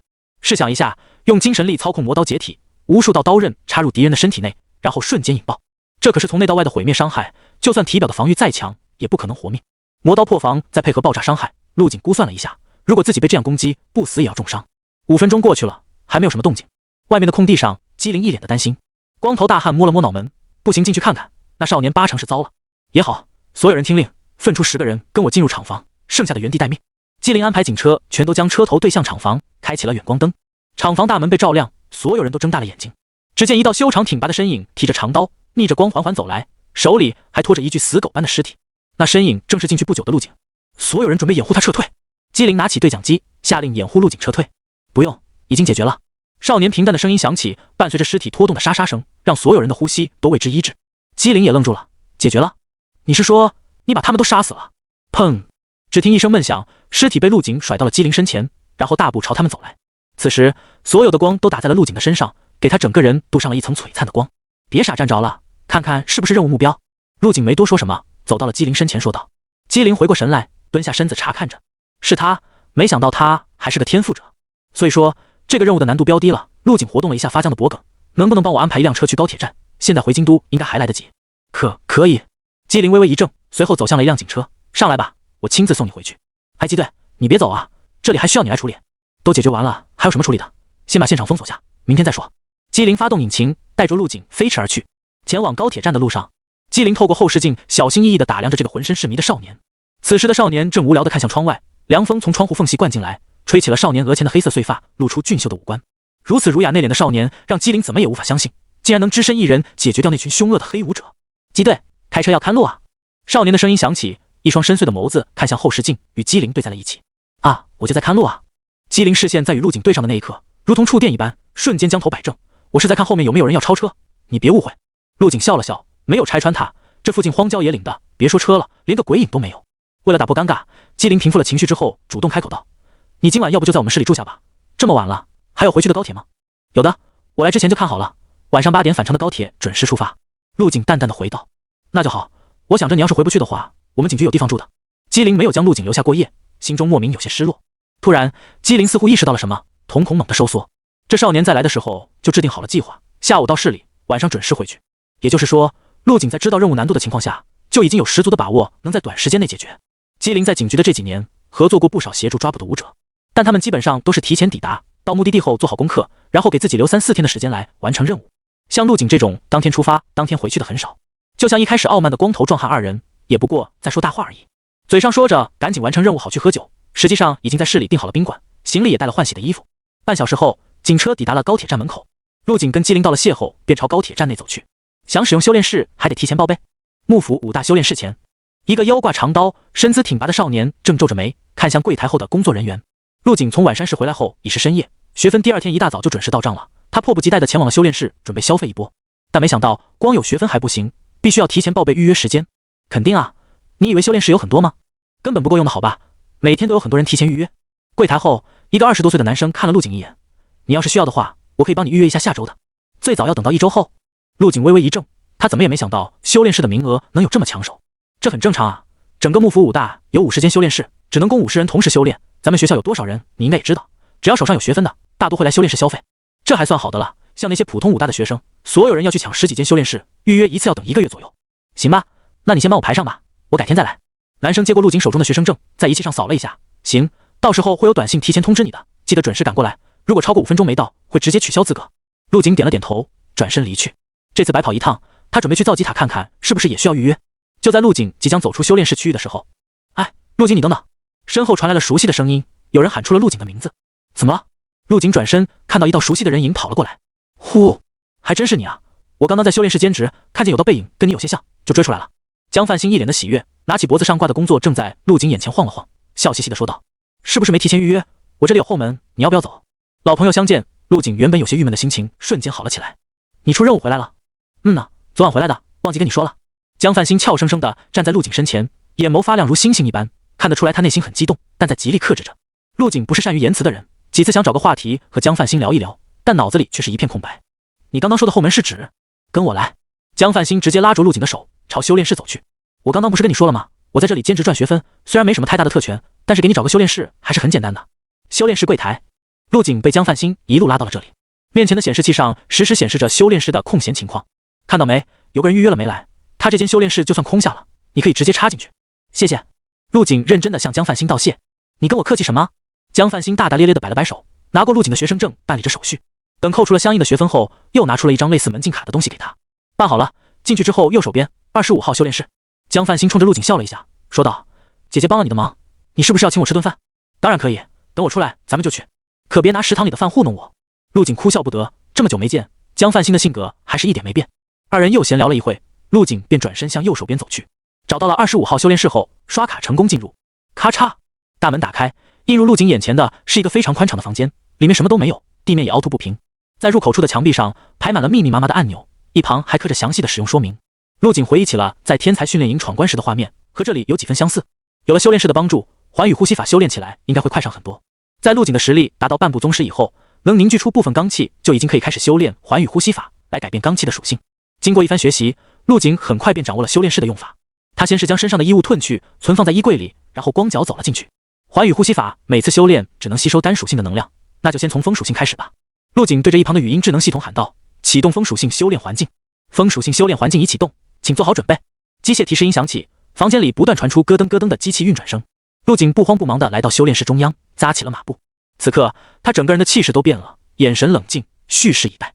滴，伴随着一声提示音，房间里骤然刮起了狂风。这凌厉的风吹在人身上，如同刀割一般。陆景回忆着寰宇呼吸法的修炼方法，感受着游离在身边的风属性。他紧闭着双眼，在不使用精神力的情况下，外面的世界被一片密密麻麻的半透明光点环绕。风之呼吸开始。一瞬间，陆景的呼吸节奏陡然发生了变化。这是一种无法描述的怪异改变，完全脱离了正常呼吸的范畴。只见他的胸膛遵循某种韵律上下起伏，一会腹式呼吸，一会胸式呼吸，就连身子都在奇特的颤动着。而环绕在他体表1米范围内的狂风竟然开始变得缓慢起来，和1米外呼啸的风形成了鲜明的对比。一股股肉眼看不到的风属性能量源源不断地涌入陆景体内，最终分散到气血各处。随着时间的流逝，陆景的呼吸也越来越急促，身上开始渗出汗水，又瞬间被风吹干殆尽。修炼室内，一道身影如尊顶般傲然而立，随着有规律的呼吸，将在身周游离的一颗颗风属性能量吸入体内。周围狂风肆虐，形成了一道道小型旋风，不断碰撞摩擦出火花。而以陆景为中心的1米范围内，则是微风拂面，所有的飓风在进入这个范围后都变得柔和起来，整个人就像茫茫草原上的一棵参天巨树一般，独树一帜。滴，时长不足，风属性修炼环境即将关闭。随着机械提示音响起，修炼室内的狂风渐渐停了下来。呼，陆景缓缓吐息，绵长的呼吸在房间里刮起一阵小型旋风。他张开手掌，一股风青色的罡气出现在手中，形态比之前更加轻盈，但质量却高了不少。在修炼室修炼了短短的几个小时，就有这么大的收获。陆景再次尝试着感受外界的风属性能量，这次只看到了寥寥几个光点。修炼室还真是个好地方，照这个进度下去，很快就能将寰宇呼吸法修炼到入门境界了。要想达到寰宇呼吸法的入门境界，需要习得3种呼吸方法。陆景打算先从风、火、土3属性入手，这3种属性也最为实用，能带给他速度攻击和防御上的提升。以后有时间要多来这里修炼一下。陆景有些遗憾，修炼的时间太短，让他有些意犹未尽。但没办法，后面还有其他学生排队，只能先退出修炼室。陆景走向衣柜，将衣服套在身上，打开修炼室的大门走了出去。江学妹，求求你帮帮忙吧，我过几天要出任务，急需提升实力，能不能帮我找一间空的修炼室？一个背负长剑的青年站在柜台前，一脸焦急地看着江范兴，而江范兴则是两手一摊，有些无奈。学长，修炼室的规定你也是知道的，只能在后面给你重新排队了。再说我也没那么大的权利啊。这时，陆景从里面大步走出。陆景，你出来了。陆景点了点头，将门禁卡交给江范兴，谢了。你不是要我请客吗？现在去。哎，去不成了，今天要加班，改天再约吧。江范兴叹了口气。对了，你第一次进修炼室，效果怎么样？有没有什么进展？陆景想了想后回答道：有啊，进展很大。以后你可以多来几趟，需要约的话可以直接在微信上跟我说，我会帮你的。江范兴笑着将陆景压在柜台的学生证递给他。好。陆景接过学生证，告别了江范兴，而一旁的青年呆立在原地，一脸的不可置信。请客吃饭？我没听错吧？江学妹难不成要和那个男的约会？他表面上是在求江范兴帮他找修炼室，实际上不过是个借口罢了，只是单纯的找个话题和江范兴聊天，以增进关系。但陆景的突然出现让他彻底傻了眼，这小子看着好眼熟啊！青年看着陆景离去的背影，赶紧追了上去。从修炼室区域出来后，陆景便向宿舍走去，他的速度很快，一眨眼就不见了踪影。不仅如此，平缓的呼吸中还带着一股风的气息。风之呼吸对速度的加成果然恐怖，就连月影摘星诀也被间接强化了。月影摘星诀从第1境界突破到了第2境界。第2境界，影月，瞬息之间，100米之距。陆景修炼有成，迫不及待地在校园里试验了起来。不远处，3个学生正迎面走来。听说阳海武大的人要来咱们学校攻塔，真的假的？是真的，他们已经下了战书，1个月后会来咱们学校。妈的，这些阳海武大的人也太嚣张了，去年就是他们把造极塔的使用权给抢去了1个月，搞得大家有学分都没地方用。对于名牌武大的学生来说，造极塔对实战能力的锻炼是无可替代的，所以排队闯塔的人比修炼室还要多。为了解决设备不足的问题，各武大联合制定了一条规定，如果本校的造极塔名额不够，可以去其他武大攻塔，只要能成功破了其他武大的闯塔记录，就能获得这个造极塔1个月的使用权。这条规定无疑促进了各武大之间的友好交流。就在去年，阳海武大的学生就来攻过塔，当时学校里的高手去出任务，导致人手不足，被钻了空子，被阳海武大来的学生抢去了使用权。就在3人吐槽的时候，突然前方有一道人影闪过，这道人影很快，只是3人一愣神的功夫就消失不见，就像一阵清风吹过一般。等他们回过神来，惊讶地发现自己的位置竟然出现了偏移，就像是被什么人给撞了一下。卧槽，见鬼了！其中一个男生被吓了一跳，刚刚好像是有一个人从我们中间过去了。你俩看错了吧？明明是刮了一阵风，别自己吓自己。回到宿舍后，陆景做的第一件事就是给自己来了一颗极品丹药。丹药入腹，精纯的能量在体内发挥出来，一股暖洋洋的热流顺着经脉在全身游走，遍布4肢百骸。没一会，在修炼室的消耗就被全部补充了回来。感受到体内残留的充沛药力，陆景打起了恒星际断术。当打到第10遍的时候，他停下了动作，已经将药力全部榨干。现在恒星际断体术对我来说似乎进入了瓶颈，没有之前那么强力了。陆景清晰地感知到自己的身体似乎产生了抗性，这些动作的刺激性变得小了很多。想要合成强化恒星际断体术，得先把合成蓝升级到下一等级才行。陆景点开合成蓝的界面，从戒指中取出存放恒星际断体术的 U 盘装置，将其放了进去。合成蓝目前处于中级阶段，最高只能将同类物品合成4次，若想提高合成次数，请升级合成蓝。恒星际断体术合成的时候出了暴击，相当于已经合成了4次。合成蓝升级到中级的要求是达到正视者境界，那么升到高级需要什么条件呢？陆景在心中这么想着，突然在合成蓝的下方出现了一行小字：成为武师劲武者，即可开启高级合成蓝，只要气血达到宗师境界就可以。陆景微微一怔，这要求比他想象的要简单不少。以他现在的气血增长速度，要不要半年时间应该就能成功突破。目前的主要目标有了，在最短的时间内冲击武师境界。陆景伸了个懒腰，眼神坚定无比。接下来的2个星期，陆景的生活变得规律起来。早上起来修炼恒星际断体术，累了就盘腿坐下，开始观想钻石小人。中午去食堂吃饭，有课的话就去上课，没课就去找江范兴预约修炼室。在江范兴的帮助下，陆景基本上每天都能有修炼室用。环宇呼吸法只差1步就能入门。风之呼吸、土之呼吸已经做到可以随意切换，在战斗中没有任何延迟。只剩下火之呼吸还在修炼中。从修炼室出来后继续锻炼，一直练到晚上，不用上时占课的陆景比其他学生多出了不少自由活动的时间。这些时间他没有丝毫浪费，全都用在了提升实力上，并且2天吃1颗极品丹药，气血进展飞快，每一天都在突飞猛进。火之呼吸终于练成了。修炼室内，火光冲天，温度达到了一个恐怖的数值。陆景长出了一口气，一脸平静地站在火焰之中，身姿挺拔，气息充斥着烈火般的灼热。随着他的呼吸，体表的半透明罡气在风、火、土3种不同的能量间转换着。环宇呼吸法入门之后，陆景整个人的气质也发生了巨大的改变，是一种洗净纤尘、使剑真的蜕变。如果让熟悉陆景的人来看，可能看不出什么区别，但却有种换了一个人的错觉。只有陆景自己知道，他在这2个星期里的进步有多恐怖。气血值增长了10卡有余，别小看这10卡，气血越往后越难有所增进。战斗力也随着罡气的属性化而疯狂飙升，不管是全力、速度还是防御，都是之前的2倍。环宇呼吸法不仅是改变了我罡气的属性，还有些来自身体深处的变化。陆景喃喃自语，这些自然能量似乎在潜移默化地调整着我的身体，将我自练武以来的漏洞和缺陷一一填补完整。这应该是环宇呼吸法的附加效果。在合成环宇呼吸法的时候，前置功法就曾经有洗炼根骨、驱除丹毒的效果。现在看来，这些效果不仅没有丢失，反而更加强大了。这些不易被察觉的漏洞虽然看起来微不足道，但却是最难发现和解决的问题。千里之堤毁于蚁穴，在根基不稳的情况下，就算初始的修为速度很快，但终究会出现问题。而一旦有问题浮现出来，再想解决几乎是不可能的事。现在的陆景很庆幸自己站在巨人的肩膀上，走着一条通往武道之巅的锦绣大道。先不管这些了，试验下环宇呼吸法叠加在一起的效果吧。陆景的眸子微微亮起，眼中充满了期待。先是不动冥王经，金色战衣瞬间披挂在他的身上，衬托得如一尊金甲将军。地之呼吸，陆景的双脚深深嵌入地面，似乎有股无形的力量从地心深处快速攀升到陆景体内，加持着他的肉身。这一刻的陆景仿佛和整片大地融为了一起，给人一种坚不可摧的感觉。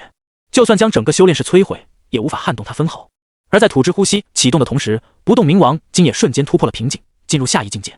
一道虚幻的不动冥王之影在陆景的身后若隐若现，这身影浑身金光灿烂，看不清面容，只感觉和陆景的样子十分相似。同时，一道道直击心灵的仙音凭空响起，威严至极，令人忍不住顶礼膜拜。火之呼吸，呼！右拳罡气瞬间切换成了火热的气息，将拳头附近的空气灼烧到变形扭曲。陆景缓缓吐息，吹起大片肉眼可见的热浪，朵朵火花在空气中浮现。风之呼吸，随着最后一种呼吸切换，陆景的拳头对准前方专门用来承受攻击的假人，凌空打出了一击。在这一刻，身后的不动明王虚影也与陆景融为了一体，散发出一股霸道绝伦、唯我独尊的强大之势。在这种状态下，陆景竟然有一种无所不能的感觉，就好像自己一个眼神就能将人碾死一样。轰！这一拳地出，拳头之上似有神光浮现，有日月之辉。呼！拳风所至，修炼室的地面瞬间凌空而起，带起大片大片翻卷的特制砖石泥土。这些连宗师都无法损坏的材料，被陆景的拳风余波给整个掀飞，就像被犁过一样，出现了一道沟壑。终于，这一拳直直的轰在假人的身上，绽放出比正午太阳还要耀眼的光芒。轰！从修炼室建成到现在都毫发无损的假人，竟然瞬间化为了齑粉。陆景看着自己的右手，掌心似乎出现了某种奇特的纹路。这一拳，宗师触之即死。他很有自信，没有任何宗师可以挡得下这一拳，除非是擅长防御的大宗师才有可能活命。7境为宗师，9境为大宗师。陆景舔了舔嘴唇，心中突然涌起了拿宗师试拳的冲动。修炼室外，手续办理大厅，随着陆景的一拳轰出，地面发生了剧烈的颤动。咕噜！卧槽，发生什么事了？也没有地震预警啊！所有工作人员，包括来监制的江范兴，全都一脸的惊恐。等晃动的地面平静下来，江范兴突然想起了什么，朝着修炼室跑去。这动静该不会是陆景弄出来的吧？等江范兴赶到陆景的修炼室门前，看到略微有些变形的门框，心脏瞬间提到了嗓子眼。会不会是修炼室出问题了？这么大的破坏力，在里面的陆景岂不是很危险？陆景，你没事吧？听到里面没有声音，焦急的江范兴直接飞起一脚踹在了修炼室的大门上。轰！铁门瞬间崩飞，江范兴朝里面看去，只见修炼室内遍地狼藉，到处都是四溅的碎石和焦黑的痕迹，而且在这处密闭的空间内，还不时闪过或巍峨厚重或烈火焚身的感觉，最后又有微风拂面。江范兴张大了嘴巴，不知道修炼室内到底发生了什么，就好像有几个宗师境的强者在里面生死大战一样，不然怎么可能把这里破坏成这个样子？要知道修炼室本来就是给学生们修炼武道用的，所采用的建筑材料和器材都是最为坚固的那种。江范兴朝修炼室一角看去，果然那已经用了上百年的老假人已经不见了踪影，只留下一地碎片。陆景，这是你搞出来的？江范兴猛地看向陆景，一脸的惊讶。陆景有些不好意思地说道：“是我，抱歉啊，我只是想试一下拳来着。没事，如果是在练武过程中出现的损坏，学校是免费维修的，我会帮你上报给学校的，放心吧。”江范兴见陆景没事，也是松了一口气。到饭点了，你之前说要请我吃饭，也该兑现了吧？听说最近学校旁边新开了一家叫登云阁的餐厅，行，一起去外面吃点吧。陆景没有拒绝，江范兴的确帮了他很多忙。陆景和江范兴二人从修炼室出来后，便搭乘了一辆直达校外的公交。如果是陆景自己出行，多半会选择步行前往，但现在多了个女生，肯定要为对方考虑一下。公交上的座椅十分舒适，全都是无人驾驶，本校学生乘坐全部免费，行驶的速度也很快，跟地铁有的一拼。就在乘车的过程中，陆景的手机响了起来。喂，陆景，我是冷月月。手机那一头传来了冷月月甜美的声音。听到有女人的声音，坐在陆景身边的江范兴瞬间将耳朵竖了起来。怎么了？今天你们有没有课？可以出来吃个饭吗？陆景微微一怔，还真是巧，全赶到一块去了。他看了江范兴一眼，对方朝他点了点头。行，你来登云阁吧，我20分钟后到。好。挂断电话，陆景还没来得及开口解释，江范兴就率先开口道：“你女朋友要来？不是，一个高中同学，关系挺好的。”哦。幕府武大坐落在京都大学城中央，周边各种娱乐产业十分发达，形成了庞大的商业圈。在商业圈里不乏一些美食街，到处都飘荡着食物的香气。两个青春靓丽的少女俏生生地行走在街道上，一个穿着利落的黑色劲装，一个则是短裙加白色长筒袜。成熟飒爽和清纯可爱的两种极端同时出现，反差感十足，瞬间吸引了附近所有人的眼球，就连路过的女生也忍不住回头多看几眼。卧槽，这是哪个学校的妹子？太赞了吧！别说男生了，我一个女的看了都流口水。别看了，人家有男朋友了，没看到中间还有个男生吗？应该不是男朋友吧？现在都什么时代了，怎么可能有女生愿意跟别人共享男友？在两个女生的中间站着一个身穿白色 T 恤，身高1.9米左右的俊秀男生，男生的腰间挂着一把蓝紫色长刀，眼神平静而深邃。此时的陆景心中多少有点意外，没想到冷月月和江范兴二人这么自来熟，没一会就姐妹相称了。江姐姐，你和陆景是在幕府武大认识的吗？冷月月笑着跟江范兴打着招呼。不是啊，在这之前就认识了。江范兴看了眼对方，咱们先去登云阁吧，边吃边聊。这里说是美食街，实际上街道大的有些离谱，两旁店面装修的十分豪华，都不是普通人能消费得起的。三人在一处叫做登云阁的餐厅前停下，在服务员热情的引导下，在4楼仅剩的一个靠窗的位置坐下。听说这个登云阁的老板是外国人，菜式很多样，在别的地方吃不到的。江范兴很显然不是第一次来登云阁，跟陆景二人介绍起了这里的菜品。菜很快就端了上来，江范兴往口中塞了一口薄如蝉翼的生鱼片，轻轻咀嚼了片刻后咽下肚子。陆景，你有没有去造吉塔闯过？还没，最近都泡在修炼室里，造吉塔还没去过。陆景一边狼吞虎咽，一边回答道。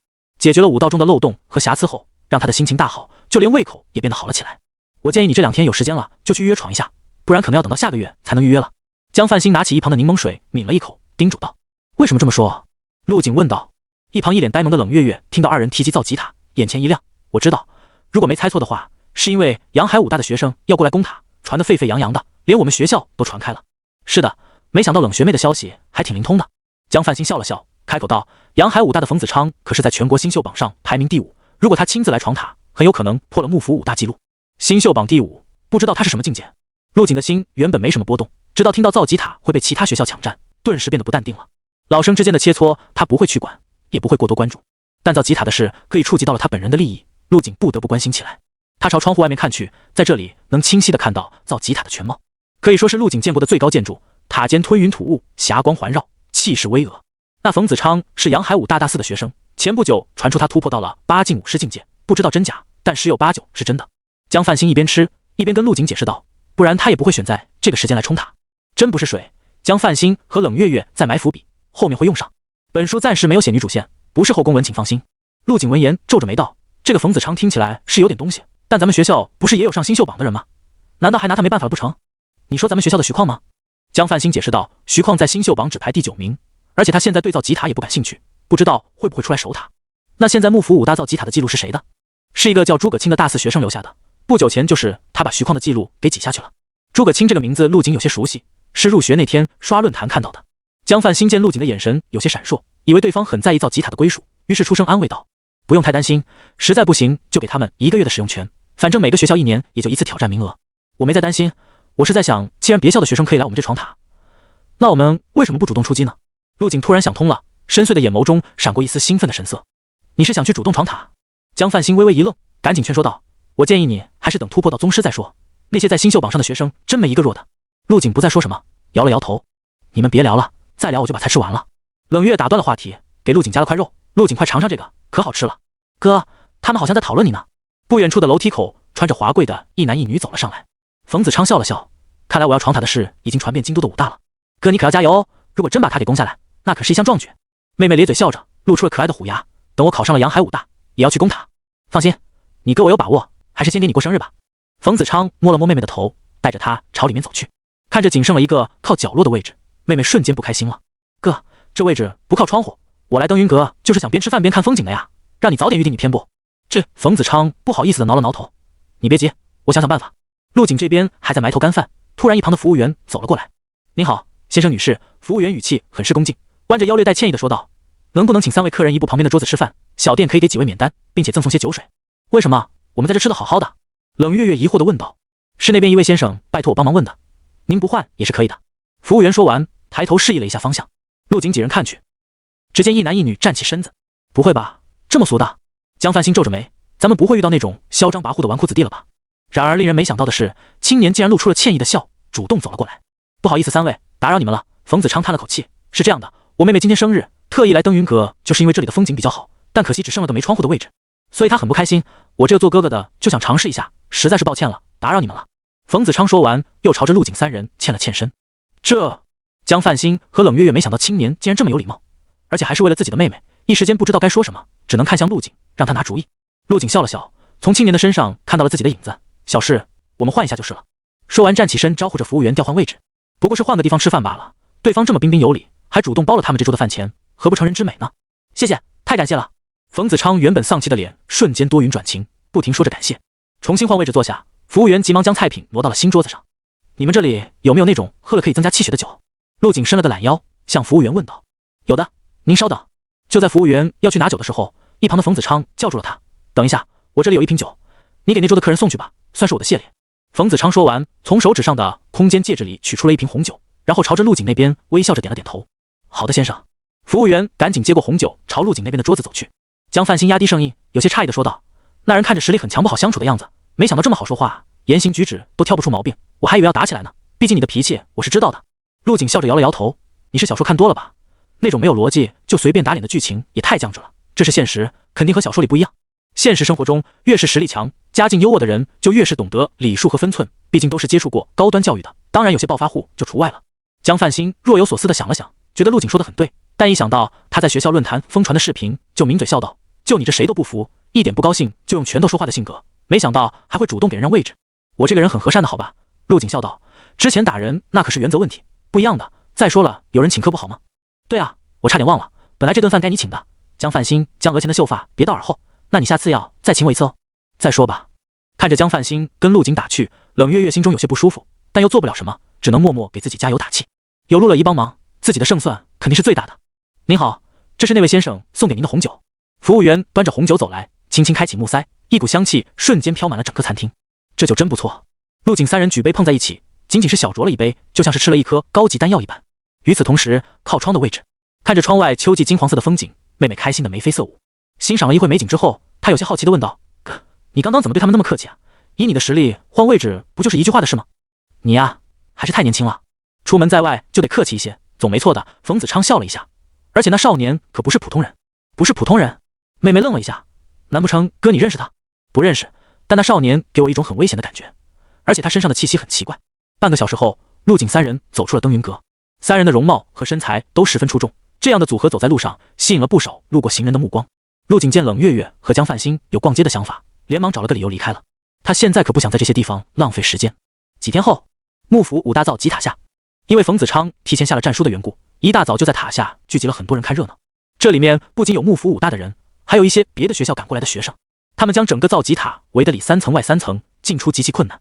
怎么回事啊？今天都在这围着干啥？一个刚出任务回来的青年扒开人群朝里面挤着：“让一让，我预约的时间马上就到了。”我说：“兄弟，你消息也太闭塞了吧！”青年旁边的几个学生赶紧拦住了他：“今天所有的预约都推掉了，你没收到短信通知吗？”“推掉了。”青年一脸问号：“为什么？我可是等了1个星期。”有一些其他学校来看热闹的学生笑道：“那你恐怕要再等1个月了，马上阳海武大的冯子昌就要来闯塔了，你就往后稍稍吧。”阳海武大的来闯塔？青年愣了一下，但很快就被拥挤的人群给推到了最前面。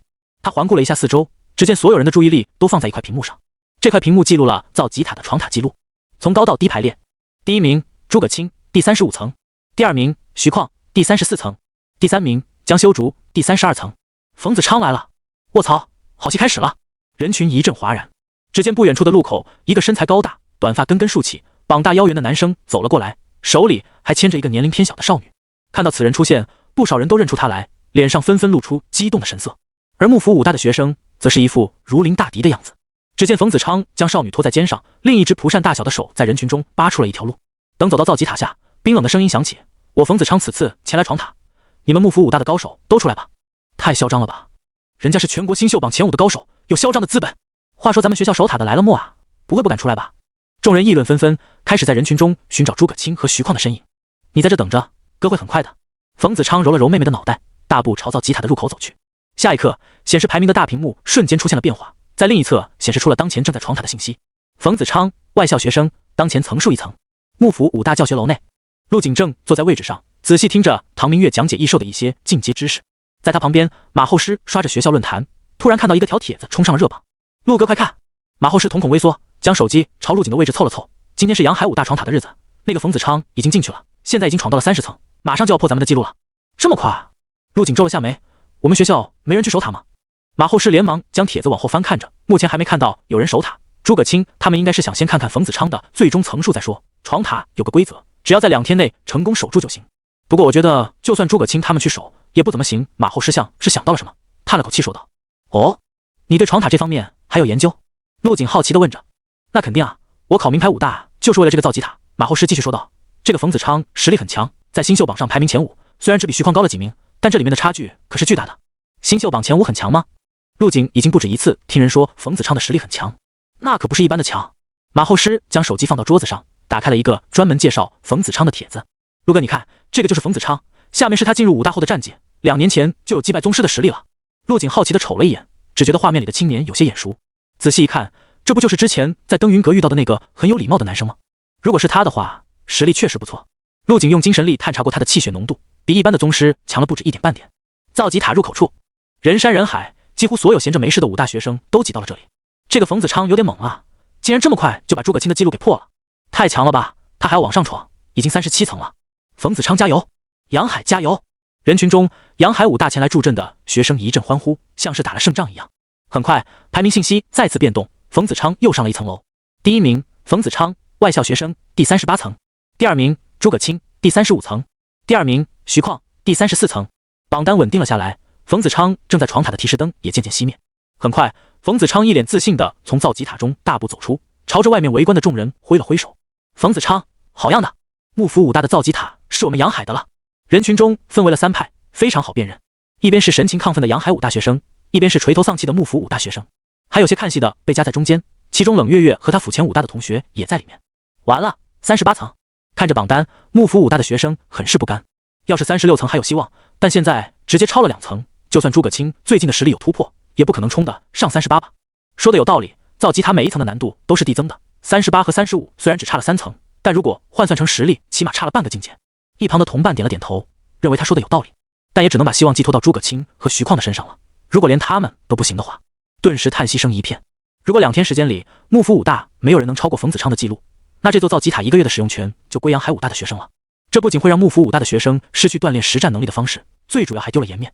走出去遇到杨海武大的学生都会感觉低别人一头，这是被跑到家门口狠狠地把脸给打了，还是打得心服口服的那种。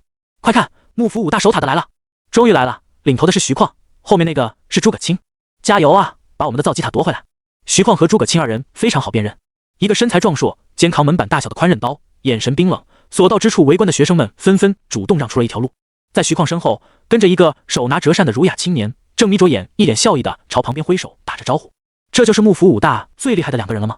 所有人都将目光集中到了2人身上，看起来挺自信的，应该是有把握吧。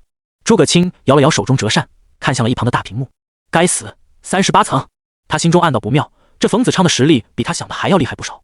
1个月前，诸葛青实力有所突破，一口气闯过了35层，最终倒在了36层里。这才1个月过去，自己的记录就被甩在了后面。这个冯子昌在他们杨海武大不是只闯到了36层吗？怎么一来到幕府武大就跟吃了药似的？诸葛青叹了口气，将目光放到了徐旷身上，看来只能靠他了。而此时的徐旷注意力全在入口处傲然而立的冯子昌上面。你就是冯子昌？徐旷活动了一下发僵的脖颈，将宽刃刀插入地面。是我，不得不说，你们幕府武大的造极塔简单多了，真的没一点挑战性。冯子昌依旧是一副很有礼貌的样子，但说出的话却是嚣张到了极致。每个武大的造极塔虽然用的科技是一样的，但难度和关卡内容却各不相同。哼，谁给你的勇气来我们学校攻塔？徐旷冷哼一声，在这好好看着你的记录是怎么被我超过的。说完便从造极塔入口走了进去。诸葛青也没再废话，跟在徐旷身后进入造极塔。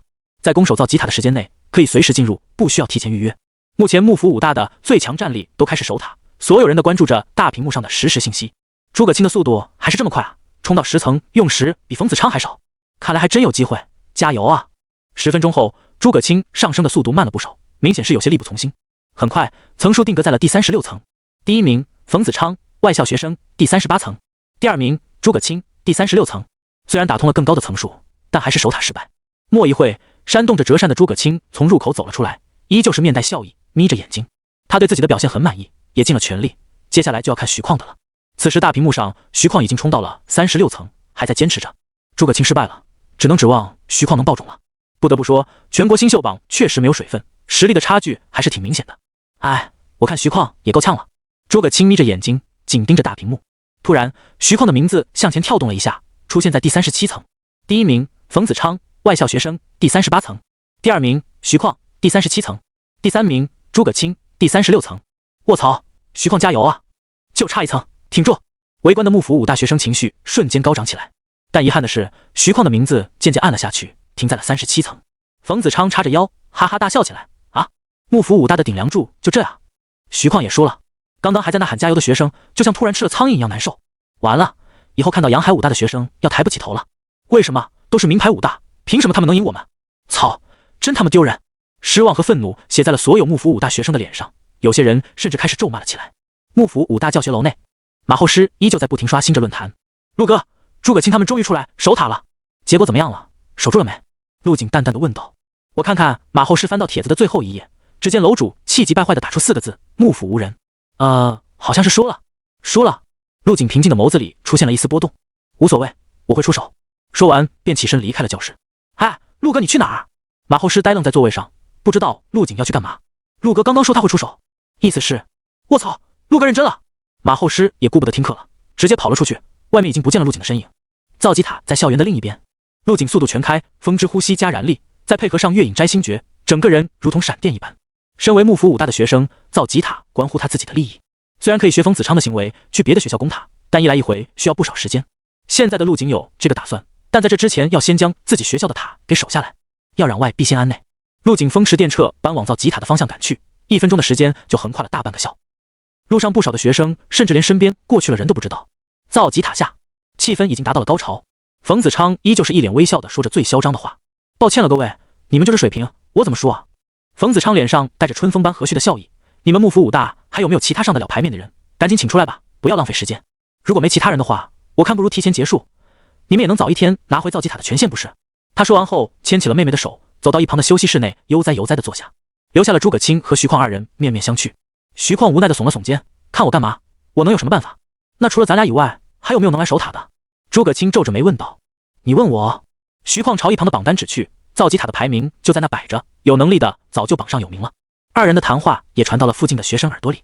还有其他人能挽回咱们学校的面子吗？没了吧，这2个都不行，其他的人更别说了。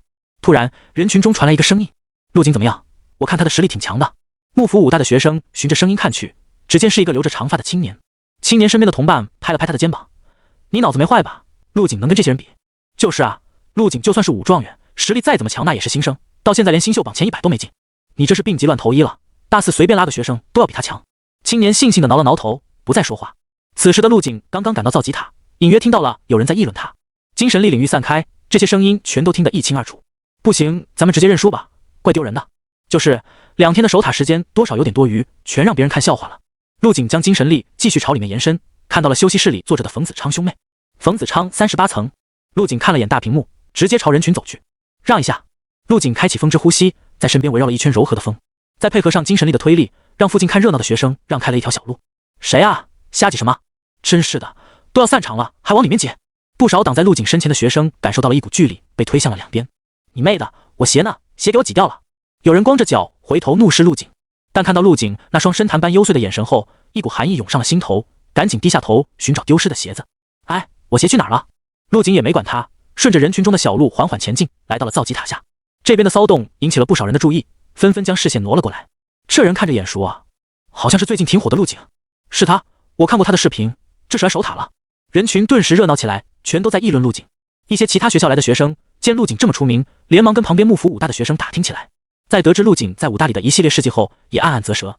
好家伙，一个人霸占了论坛热榜1个月，这是个狠人啊！先是打了老生的脸，然后还在实战课击败了导师。真的假的？肯定是真的，有视频为证。而且人家是武状元，实力本来就很强，好吧？武状元又怎么了？冯子昌当年武考的时候差几分就是武状元了，更何况陆景只是个大1的学生，能厉害到哪里去？一旁的人闻言也跟着附和。冯子昌在他们那一届也是数1数2的天才，又在武大接受了3年多的培养，俩人根本没有可比性。如果再给陆景几年的时间，可能会超过冯子昌，但不是现在。巍峨耸立的造极塔下，一个腰挂长刀、身姿挺拔的俊秀少年正跟窗口里的工作人员沟通着。小伙子，今天是你们学校守塔的日子，之前的预约都不算数了，等以后再来吧。窗口内40多岁的妇人好心的劝说着。他刚刚看到陆景递过来的大1学生证，愣了一下，就想当然的认为陆景是不知情的新生。毕竟在这里干了这么多年，妇人还从来没见过有大1的新生来守塔的。大姐，你误会了。陆景笑了笑，我就是来守塔的。啊，你来守塔？妇人微微一愣，小伙子你可要想好了，外面那么多人看着呢，要是成绩不好，可是会被其他学校笑话的。没事，我脸皮厚。陆景再次将学生证递了出去。妇人叹了口气，没再多说什么，很快就给陆景办好了入塔手续，然后将他领到了一处神经连接舱内。躺进去吧，身体放松，不要抵抗。徐况，你对那个陆景了解多少？觉得他有没有希望？造极塔外，诸葛青看向徐况问道。徐况瞥了一眼大屏幕，陆景已经正式开始闯塔，目前还停留在第1层。了解不多，只知道他天赋很好，而且敢想敢做，我还蛮喜欢他的。不过还是不要把希望寄托在新生身上吧，造极塔没守住，纯粹是我们老生无能。徐况叹了口气，他还年轻，有的是时间，就算他今天失败了，也是值得我们尊敬的，毕竟他站出来了。对于陆景，徐况还是在女朋友那里知道的这个人，跟女朋友一起看了陆景用刀击败实战导师的视频，瞬间惊为天人。不过即使是这样，也不可能打破冯子昌留下的记录。徐况和诸葛青心中清楚得很，只是没有说出口，给自己留了一丝希望。以他的性格，肯定咽不下这口气。大4的时候，说不定会去阳海武大把造极塔打下来，给咱们学校复仇。诸葛青摇了摇折扇，笑着说道。随着陆景正式进入造极塔，本来看完热闹要走的学生大多停下了脚步，想看下这个被吹上天的武状元有什么能耐。哥，是那天给咱让座的人。冯子昌点了点头，我早就跟你说了吧，这少年不是一般人，以后多跟你哥学着点，有礼貌总没错的。你是怎么看出来的？少女一脸的好奇和不解，可能是强者间的互相感应吧。冯子昌笑了笑，随便扔出了一个借口。幕府五大校门口，一男一女正跟门卫说着什么。女生面容姣好，身材凹凸有致，还穿着西京的洛丽塔，就像中世纪的公主一样优雅可人。另一个男生相对来说则是普通的很，只不过看着装应该是个富家子弟，而且实力也不错。你俩是府前武大的学生啊？是来看阳海攻塔的吗？门卫见怪不怪，最近冯子昌要攻塔的事已经传开了，不少人专门跑到幕府武大来看热闹。攻塔？我是来找朋友的。行，你们进去吧，右手边往前走就是造极塔了。门卫也没多问，挥了挥手就放行了，还热心的指了下路。冷学妹，你要找的那个朋友叫什么？是男的吗？你们什么关系啊？青年的视线一直在女生的身上移动，时不时咽一下口水。冷月月神情冷淡，完全没有要搭理他的意思，自顾自向前走着。青年不过是学校里追求他的其中一个舔狗罢了。从他入学的那一天，这个人就像狗皮膏药一样粘上了他，怎么赶都赶不走。如果不是因为这家伙的父亲是学校里的导师，冷月月早就发火了。哎，学妹你走慢点啊，不行就打电话让你朋友出来接一下吧。幕府武大面积大得很，走过去不知道都什么时候了，用你管啊？冷月月没好气的嘟囔了一声，拿起手机看了看，陆景怎么一直不回消息啊？今天是我生日，我好想见他一面啊。冷月月直接点击了语音通话，但直到自动挂断也没人接听。一旁的青年看到了这一幕，皱了下眉，冷学妹，你那个朋友是不是不接你电话？冷月月没回话，他也不知道陆景在哪里，索性朝造极塔的方向走去。依我看，你那个朋友就是不在意你，连你今天生日都不知道。不行，咱们就回去吧，我给你好好的办一场生日宴会。青年轻笑一声，据我所知，幕府武大的课程少得很，就算上课也是可以用手机的，没理由看不到你的消息，肯定是故意的。哦，冷月月白了他一眼，继续闷头朝前走。就在这时，旁边路过两个幕府武大的学生，他们谈话的内容吸引了冷月月的注意。你们说陆景能不能行啊？对面可是新秀榜前5的高手，我看悬他的冲塔速度也太慢了，这么久了还在第一层待着，估计是在硬撑着，不想太早出来丢脸。冷月月眼前一亮，原来陆景在冲塔，怪不得不回消息。他赶紧加快了速度，朝着前方高耸入云的尖塔走去。冷学妹，不行，咱们去看冯子昌冲塔吧，肯定很热闹。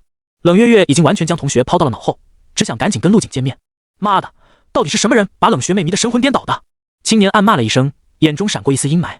幕府武大的学生是很厉害，但他也不是吃素的。很快，冷月月一路小跑来到了造极塔下，看着前方围得严严实实的人墙，冷月月也豁出去了，拼命往里挤着。青年眼见表现的机会来了，赶紧上前帮忙开路。冷学妹，你跟我走，师哥带你去最前面看。没一会，二人就站到了大屏幕下面。冷月月看着大屏幕上陆景正在冲塔的信息，长舒了一口气，终于找到你了。什么？青年疑惑地问道。学妹，你不找你那朋友了？我已经找到了。冷月月微微额首，他在里面冲塔。什么？青年有些错愕地看向大屏幕。陆景这个名字好耳熟啊，不过他的实力好像不太行，这都快10分钟了，怎么还在第一层？青年脸上露出揶揄的笑容。冷月月这个名牌武大的朋友实力好像不怎么行啊。你行你上。冷月月冷哼一声，我上也能冲个4、5层的，不会连第一层都过不去。青年喃喃道。造极塔第一层内，陆景在进来的一瞬间就使用精神力将塔里模拟出的敌人消灭殆尽，剩下的时间则是用来凝聚魔刀千刃和熟悉这个虚拟的身体。魔刀不误砍柴工是陆景一直信奉的真理。终于，一柄幽紫色的长刀出现在了陆景的手中，被他舞出了几朵刀花。陆景也熟悉了这具模拟出来的身体。冲塔正式开始。大屏幕上，陆景的名字正以令人震惊的速度朝上冲刺。陆景第3层，陆景第5层，陆景第8层。速度之快，甚至没等信息更新出来，陆景就已经冲到了下一层。卧槽，什么鬼？我眨了下眼，他从第1层冲到第8层去了。所有人都是面色一变，不可思议地看着大屏幕。12层了，我没看错吧？是不是显示 bug 了？开挂也没这么快吧？我不理解，陆景用10分钟通过第1层，用10秒冲到第10层。不止围观的学生神色变了，就连休息室里的冯子昌和诸葛青他们也是满脸的不可思议。他们可是刚刚才闯过塔，自然清楚要做到陆景这个速度需要什么实力。这根本是不可能完成的事，就算单纯赶路也没这么快啊！这种速度，就算是大宗师进去了，也不可能做到。冷学妹，这跟在冷月月身后的青年已经懵了，整个人语无伦次。你是不是在跟我开玩笑啊？你那朋友是叫陆景？冷月月看了青年一眼，很满意他的表情，故意装出一脸无辜的说道：是啊，你不认识他吗？他是今年的5考状元，和我是一个地方出来的。不可能吧，学妹？青年一副不相信的样子，你是不是故意想气我，所以才这么说的？你根本不认识陆景，对不对？青年从一开始的慌乱变得镇定起来。5状元每年就一个，怎么可能那么巧，正好是冷月月的朋友？十有八九是冷月月在开玩笑。为了证实自己的猜想，青年继续问道：学妹，你老家是哪里的来着？如果没记错的话，今年的5状元是从东川省某个小县城里出来的。东川省安武市2中。冷月月觉得有些好笑，希望能借助陆景的名头把这狗皮膏药给甩掉。卧槽，真的假的？青年不受控制的打了个哆嗦，一股凉意从脚底涌入后脑。完了，怕不是舔错人了。造极塔内，陆景看着手中模拟出来的魔刀千仞，皱了下眉头。这锋利度也不够了，如果是现实，应该能更快一点吧？他的实力没有丝毫保留，速度拉到极致，每一刀斩出都附着着火之呼吸和锋利的刀意。铮，一刀斩出，模拟出来的异兽还没做出任何动作，就僵直在了原地。陆景的身影突然消失，朝下一层冲去，而身后的异兽虚影这才缓缓消散，化为了星星点点。一口气冲到了20层，还真是一点难度都没有。陆景喃喃自语，对这些低级异兽提不起兴趣。视角转换，他出现在了第20层。这个房间比之前的要大上很多，到处都充斥着一股刺鼻的血雾。吼！在前方不远处，一只3米多高的异兽正朝他咆哮着，血盆大口喷出一股腥风。有意思，20层开始，塔里的异兽实力明显变强了。陆景稍微提起了一点兴趣，眼前的这只6级异兽已经相当于人类的半步宗师实力。手中魔刀千仞翻转，下一秒，他的身影便消失在原地。铮！长刀划过血雾，发出了刺耳的呜咽声。噗呲！鲜血喷溅在地面的石板上，陆景不知何时已经出现在异兽的身后，就像瞬移一样跨过了空间的距离。扑通一声，异兽一脸呆滞地扑倒在地，在他的胸口处出现了一道极深的斩痕，长刀在脊柱位置被卡住。不得不说，这造极塔模拟出来的魔刀千仞锋利度还是差了一些。如果换作是现实世界，这一刀已经将异兽斩成了2半。魔刀千仞50%的锋利度加成可不是开玩笑的。陆景在第1层浪费了几分钟的时间，就是想解决魔刀千仞的锋利度问题，但这个程度已经是造极塔所能模拟出来的极限了。陆景拔出长刀，改为反手下刺，直接刺穿了异兽的头颅。继续，25层，一片荒漠地形夹载出来，陆景的身影缓缓出现在一块岩石之上，手中魔刀千仞斜指地面。他的目光环视周围，周围至少有数十道异兽的身影，最低都有6级的实力，还有只已经达到了7级境界，而且似乎那只7级的异兽还拥有某种天赋能力。只见异兽的身影微微闪烁，就引入了沙尘之中。有潜藏天赋的异兽，陆景若有所思，眼眸微微亮起。他已经明白造极塔存在的意义了。每一关都在模拟与异兽的各种战斗场景，不管是单对单还是身陷敌营，都是为了培养学生们的实战能力。嗖！破空声传来，一只异兽将手中的长矛投掷了出去。长矛在陆景的视线里逐渐放大，他从岩石上纵身跃下，直接冲入异兽群中。紧接着，缓步前行的陆景突然提速，掠出一道残影。铮！刀光乍现，鲜血飞涌。陆景在异兽群中如同狼入羊群，尽情杀戮着。一把锈迹斑斑的短刀斩向陆景的后颈。这把刀虽然沾满锈迹，可刃口却异常锋利。陆景不慌不忙，精神力领域笼罩之下，早就做好了应对被偷袭的准备。他低头躲过的同时，抬脚侧踹，咔啪一声脆响，那只7级异兽的小腿骨被踹断，向后倒折，刚想发出惨叫，就感觉脖梗一凉。他下意识松开手中的短刀，双手捂住喉咙，股股鲜血从畸形的指缝内喷出。3分钟后，陆景将魔刀千仞归鞘，入目之处满是黄沙和血色，浓郁的血腥味冲入鼻腔，脚下横七竖八躺满了异兽的尸体。没有欣赏自己留下的作品，陆景如同一颗出膛的炮弹，向26层激射而去。如果我猜的没错的话，造极塔里的这些异兽都是真实存在过的，包括这些场景，大概也是还原了现实中的场景。陆景再次出手，不知不觉间又通关了数层，直到第30关出现的不再是异兽，而是一个略显稚嫩、眸子清澈的少年。陆景同学，你好。稚嫩少年开口说话，我是张幕府的一道模拟影像，大概有他18岁的实力，想通往下一关请先击败我吧。陆景饶有兴趣地打量着少年时期的张幕府，看模样确实跟校门口那尊雕像有几分相似。18岁还在修道的张幕府就已经是宗师强者了吗？下一刻，陆景脚踩地面向前冲去，几乎是瞬间，陆景横跨50米的距离，刀尖直指少年的脖梗。少年的眼中闪过一丝惊骇，身子向后退去，试图躲过这一刀，但避开了刀锋，躲不过汹涌澎湃的刀意和火之呼吸，头颅飞起。18岁的龙玉被同龄的陆景一刀斩首。龙玉，时代变了！卧槽，冲上30层了！陆景不会能创造奇迹吧？造极塔外的大屏幕下，众人哗然一片。30层可是一个分水岭，里面的对手是年少时候的张幕府龙玉，普通的宗师武者根本不是对手。是啊，陆景估计已经到极限了，作为新生能冲到这一关也是前无古人了。可惜了，如果再给他几年时间，将实力提升到50境界再去冲塔的话，真有可能打破纪录。有人激动呐喊，也有人惋惜开口。冷月月双手合十，默默为陆景祈祷着。一旁的青年见了，心中酸溜溜的。30层被淘汰和一开始就被淘汰有什么区别吗？还不是守不住自己武大的造极塔。当然，这句话他只敢在心里吐槽。如果当着冷月月的面说出来，自己被嫌弃不说，还可能会得罪里面的陆景。他还是清楚自己和陆景的差距，只能暗自过着嘴瘾。卧槽！你们快看大屏幕！人群中有人突然吼了一声。青年朝大屏幕看去，只见画面微微颤动，陆景名字后面的层数从30层跳到了31层。这一幕让他猛然瞪大的眸子，脸色跟吃了死苍蝇一样难看。离谱，连少年龙玉都拦不下他吗？哈哈，陆景好样的，牛逼！他真冲过去了。30层一过，后面直到35层都会简单很多。他是怎么做到的？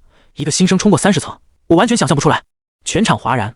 陆景快速通关前面的层数可以用根基扎实来解释，但这第30关可就是硬实力的证明了。7级异兽和7进张幕府根本不是一个量级的，张幕府有着丰富的实战技巧和越级杀敌的实力。更何况当冲塔的学生知道对面的敌人是龙域后，心里多多少少会有压力，胆子小的甚至会腿软，变相的影响了实力的发挥。这个陆景还真能破了冯子昌的记录不成？诸葛青和徐况同样瞠目结舌，被这个结果吓了一跳。在他们看来，陆景打到34层只是时间问题，再冲一冲很有可能闯过35层。一个大一新生有这个成绩，徐况心中不由一颤，这将是一个从未有过的壮举。休息室内的冯子昌兄妹这时候也有些坐不住了。哥，这个陆景好猛啊，你不会输给他吧？少女一脸揶揄地看向冯子昌。怎么可能？你哥我还没用全力呢。冯子昌从震惊中回过神，面色变得凝重起来。你在这等着，我再去试试，很快就回来。说完起身朝造吉塔走去。他这举动让不少人都笑出了声，现场嘘声一片。哈哈，快看那个冯子昌，他是害怕了，怕自己被一个新生给打败，想再去冲塔试一试。这说明什么？陆景有很大的几率守塔成功，加油啊陆景！冯子昌也不在乎别人的看法，硬着头皮办理了入塔手续。第一次没发挥好是正常的，再来一次。现在他已经大概熟悉了幕府造吉塔的各个关卡，这一次冲塔肯定能打出更好的成绩。很快，冯子昌就进入了模拟舱，大屏幕上多出了一个正在闯关的名字：陆景，当前层数33层；冯子昌，外校学生，当前层数5层。似乎是受到了陆景的刺激，这次的冯子昌马力全开，没几分钟就冲到了第5层。只是第30层有张幕府吗？陆景站在35层的草地上，看着不远处一只浑身绿色的人形异兽。他已经摸清了造吉塔的规律，每5层就会出现小 boss，10层会出现大 boss。就比如眼前的这只身高5米的异兽，双手戴着拳套，身上的肉就像史莱姆不断变换着形状，看起来像果冻一样富有弹性。陆景手中魔刀翻转，刀尖瞬间解体，朝异兽的脖颈刺去。对付这种拥有特殊天赋的敌人，陆景习惯性试探一下。咻，刀刃飞出，异兽眼中红芒闪动，下一刻他突然侧头躲避，脖颈扭曲到几乎诡异的角度，如同一滩烂泥。刀刃擦着这滩烂泥飞过，简单的试探之后，陆景将刀刃换回，将魔刀千刃重组完整。造吉塔有个规定，一人只能模拟一把武器，所以陆景现在没有其他可以远程攻击的手段。砰！地面颤动，异兽似乎被陆景激怒了，径直向他冲来。下一秒，巨人般的异兽就来到陆景身前，右臂突然肿胀起来，磨盘大的拳头轰向陆景。陆景没有闪避的想法，他想试试对手的力量如何。手中魔刀千刃横在胸前，硬抗异兽的攻击。咚！一声闷响，如同红钟被敲响。陆景脚下的地面出现了一道深坑，这一拳的力道透过魔刀千刃涌入了他的体内。好家伙，这家伙力气大得吓人。陆景目测眼前的异兽起码有大宗师的实力，这一拳给他打得虎口发麻。将力道卸给地面后，陆景切换火之呼吸，将火属性能量附着在刀刃上，顺势斩向了异兽的右腿膝盖。不是不想攻击要害，主要是身高差太离谱，想砍脖子根本不现实。对面足足有5米多高，而且速度很快，丝毫不显得臃肿笨重。陆景这刀刚刚斩出，异兽就控制着右腿整个缩入了腹中，然后从腰间突然出现，直踹陆景的面门。长刀斩到半路就失去了目标，陆景只能操控着魔刀解体，刺向异兽的脖颈，然后凭借着速度优势准备躲过直面而来的一脚。突然精神力感觉到地下有东西在涌动，瞬息间一团胶水状物质缠在了他的腿上。砰！一声巨响，陆景嗖的一声倒飞出去，径直撞入一块巨石内。有点东西。碎石飞溅，陆景站起身震掉身上的泥土，眼中泛起了兴奋的光芒。这次的敌人很强，如果不是在关键时刻切换土之呼吸，增强了不动冥王经的防御，这一脚能把他踹到重伤。不过这一脚也没白挨，陆景发现了一个奇怪的现象，那就是这只异兽似乎在有意的避开魔刀千刃的攻击。陆景咽了下口水，嘴里充斥着铁锈味，这是鲜血的味道。这里的一切都十分真实，如果不是手中的魔刀千刃，他甚至感觉不到这里和现实的差别。你很怕我的刀？陆景长刀斜指地面，慢慢朝着异兽靠近。他不清楚这异兽是害怕刀气的切割，还是害怕火之呼吸的灼热气息。不过这些都不重要，只要出刀就好了。陆景将魔刀千刃入鞘，做出了拔刀斩的姿势。可以控制身子收缩，那我就一刀将你整个斩开。刀鞘内汹涌的刀意吞吐，一股灼热的刚气附着在刀刃上。5倍燃力加持，不动冥王经，月影摘星诀，枪！随着陆景的蓄力，身上的气势如破竹般上升，溢出的刀意在脚下切割出了一道道斩痕。嗖！下一刻，陆景的身影瞬间消失，脚下的位置泥土炸开，留下了一处深坑。陆景整个人化为了一道流星，如同闪电般划过。铮！刺耳的刀鸣声随后而至，陆景已经出现在异兽的身后，手中一直入鞘的魔刀千刃不知何时已经拔出，刀刃上挂着一抹绿色的血迹。吼！异兽似乎没反应过来，想要转身对陆景发起攻击，但这一动作直接让他的腹部出现了一道不断扩大的血线。扑通！身子断成2截，上半身应声倒地。陆景没有停留，直接冲向了36层。争！陆景当前层数36层。陆景当前层数37层。陆景当前层数38层。35层一过，他的速度又提了起来，摧枯拉朽一般往上冲杀。造极塔外，我的天！陆景杀到第38层了。38层，冯子昌也就闯到这，只要闯过这一关，就算守塔成功了。众人看到陆景名字后面的层数来到38层，全都情绪高涨，现场欢呼声一片。当然，也有些洋海武大的学生在一旁泼着冷水。这还没成功呢，激动个什么劲？就是冯子昌还在闯塔，这次他的成绩肯定不止38层。众人又纷纷看向冯子昌的名字。冯子昌当前层数20层。第二次冲塔的冯子昌速度明显快了一个档次，冲到20层只用了之前一半的时间。就在众人惊叹之时，陆景的排名成绩突然再次发生了变化。陆景当前层数39层。陆景当前层数40层。数字一直在变化，直到在40层停下。人群欢呼的声音为之一致，场上静下来了数秒，然后瞬间爆发出浪潮般的惊呼声。卧槽，什么鬼？真的假的？这才1分钟不到，就从38冲到40层了？假的，肯定是假的。不少人都被震惊的说不出话来。会不会是幕府武大有人在操控造极塔的排名？实际上陆景根本没有在冲塔。人群中不知道是谁喊了一嗓子，不少人都回过神来，觉得这话有点道理。他们能接受造极塔有暗箱操作，但接受不了陆景能冲到40层。我要求检查一下，这成绩太他妈的假了。幕府武大不会是输不起吧？故意搞了个假数据出来。是啊，这也不真实了，最起码换个大四的老生啊。在众人的强烈要求下，一名造极塔的工作人员走了出来。谁要是觉得有问题，就自己进来检查。我去！一个身穿洋海武大校服的学生举起手，跟着工作人员走了进去。几分钟后，这名学生垂头丧气地走了出来。我看了，陆景确实是在冲塔，成绩是真的。这下之前起哄造假的人全都闭上了嘴，在一旁默默看着。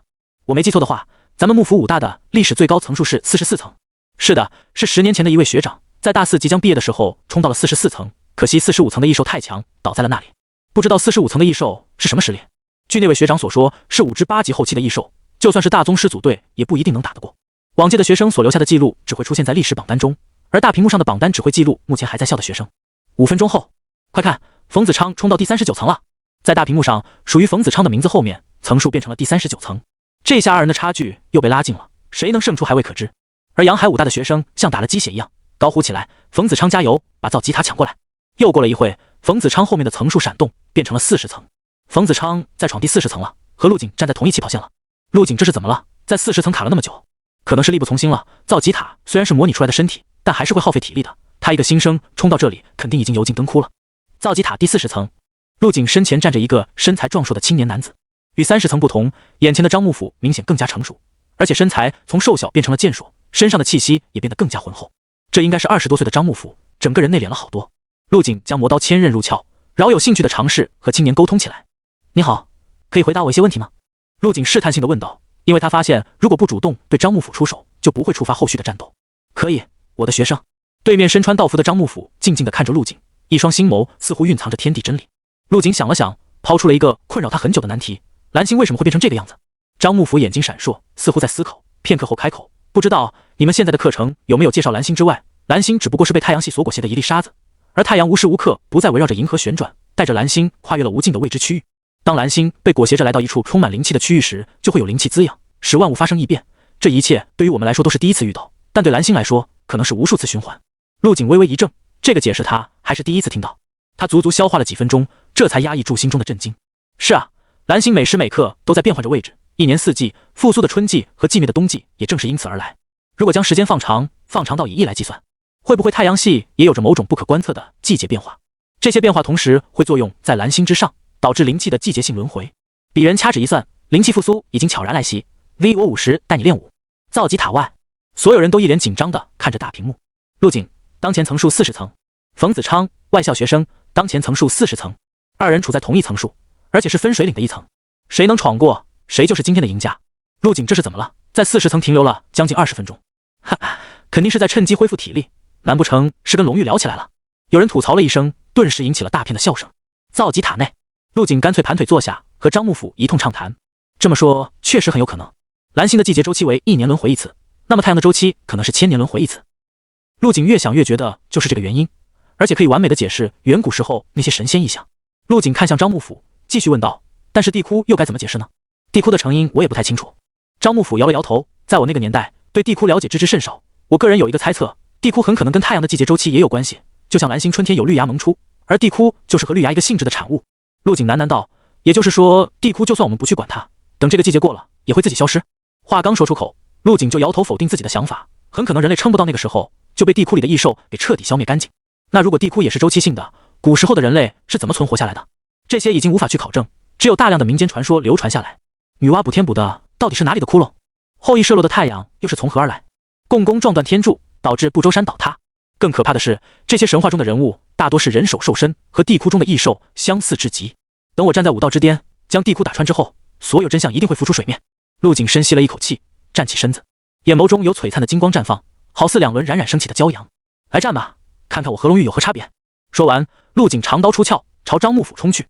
火之呼吸切换，赤红刀罡将魔刀千刃整个包裹，随着陆景的移动，在身后形成了一道长长的赤色尾焰。铮，刀意纵横，犹如实质的刀意混合着炽热的刀罡，使陆景的气势一时无两。长刀划过天际，发出刺耳的呜咽。剑来！张幕府神情平淡，右手虚握，一道绚烂红光从他掌心奔涌而出，化作了一柄3尺长剑，剑意四溢，威仪如虹。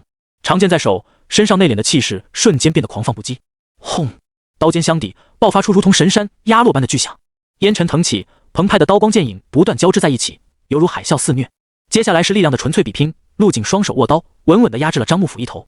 张幕府见长刀越来越近，脚下猛踩地面，双手用力将陆景弹开，紧接着借助后坐力拉开了距离。陆景倒退了2步，感受着手臂的酥麻，眼中绽放出兴奋的光。不愧是未来成为龙玉的男人，能将青年时期的龙玉斩于刀下，该是多么畅快的一件事。轰隆！陆景脚下石械飞溅，他径直冲向张幕府。铮！长刀斩过，张幕府的身形掠出一道残影，险直又险地避开陆景的斩击。然而陆景再次消失在原地，等出现时已经是在张幕府的身后。青年张幕府瞳孔快速收缩，脖颈处传来若有若无的凉意，魔刀千刃划破空气，径直斩向他的后颈。张幕府眼中红芒暴涨，下个瞬间身形凭空消失。陆景皱着眉，这一刀落空的莫名其妙，这是张幕府的天赋能力。与此同时，他俯身向右偏头，一道剑锋从他的耳后刺来，擦破了他的脸颊。魔刀千刃在陆景的手中翻转，划出了一道幽紫色半圆。唰！握着长剑的3根手指被斩下，能量凝聚出的长剑也消散在半空中。张幕府错愕了片刻，随后向后退去。陆景当然不会让他轻易撤走，原地一个转身，右脚侧踹出去。刺耳的破空声响起，张幕府仰着头，脖颈处出现一道烧焦的痕迹，仅仅是被陆景脚尖附着的火属性罡气擦中，他的脖子也是火辣辣的痛。陆景向前冲去，没有给他任何喘息的机会。张幕府也做出了相同的动作，右手红芒闪现，凝聚出长剑的同时，还形成了3根手指辅助握剑。造极塔内，一道金色身影和一道红色身影缠斗在一起，两人的速度都快到了极致，肉眼很难看清他们的动作，只能看到金光和红光不停在碰撞，发出金戈交鸣的声音。叮！刀意与剑意相撞，消散在空气中，两道身影同时散开。呼！陆景长舒了一口气，呼吸略显急促。与张幕府这种高手战斗，对体力的消耗很大，再加上他已经一口气连闯了40层。对面的张幕府情况更加糟糕，他满身都是斩痕，陆景的刀意太过霸道，每一刀溢出来的刀意都能割出深可见骨的伤口。突然，陆景将长刀归鞘，摆出了一个拳架，身上升腾的火属性罡气如流水般涌向右拳。刹那间，右拳如同一轮金色灼日，刺目无法直视。至真拳意，不动冥王经，5倍燃力。今日我陆景向龙玉问拳，一道流光闪烁而过，一如惊天巨剑发于弦上。陆景如同陨石坠入大气层一样，裹挟着无边恐怖的巨力，带着撕裂空气的狂啸，狠狠地撞向前方。同时，一道蓝色的剑芒展出，不同比例的2道能量撞在了一起。轰！剧烈的爆炸声响彻云霄，如同万吨巨炮同时开火，恐怖的冲击波至撞击处传出，向四周疯狂扩散着。半晌后，尘烟散去，陆景的身形缓缓出现。此时他半跪在地，身前是一道深不见底的坑洞，这是他一拳轰出来的。而在洞底，一道身影化为了数据，渐渐消失不见。呼！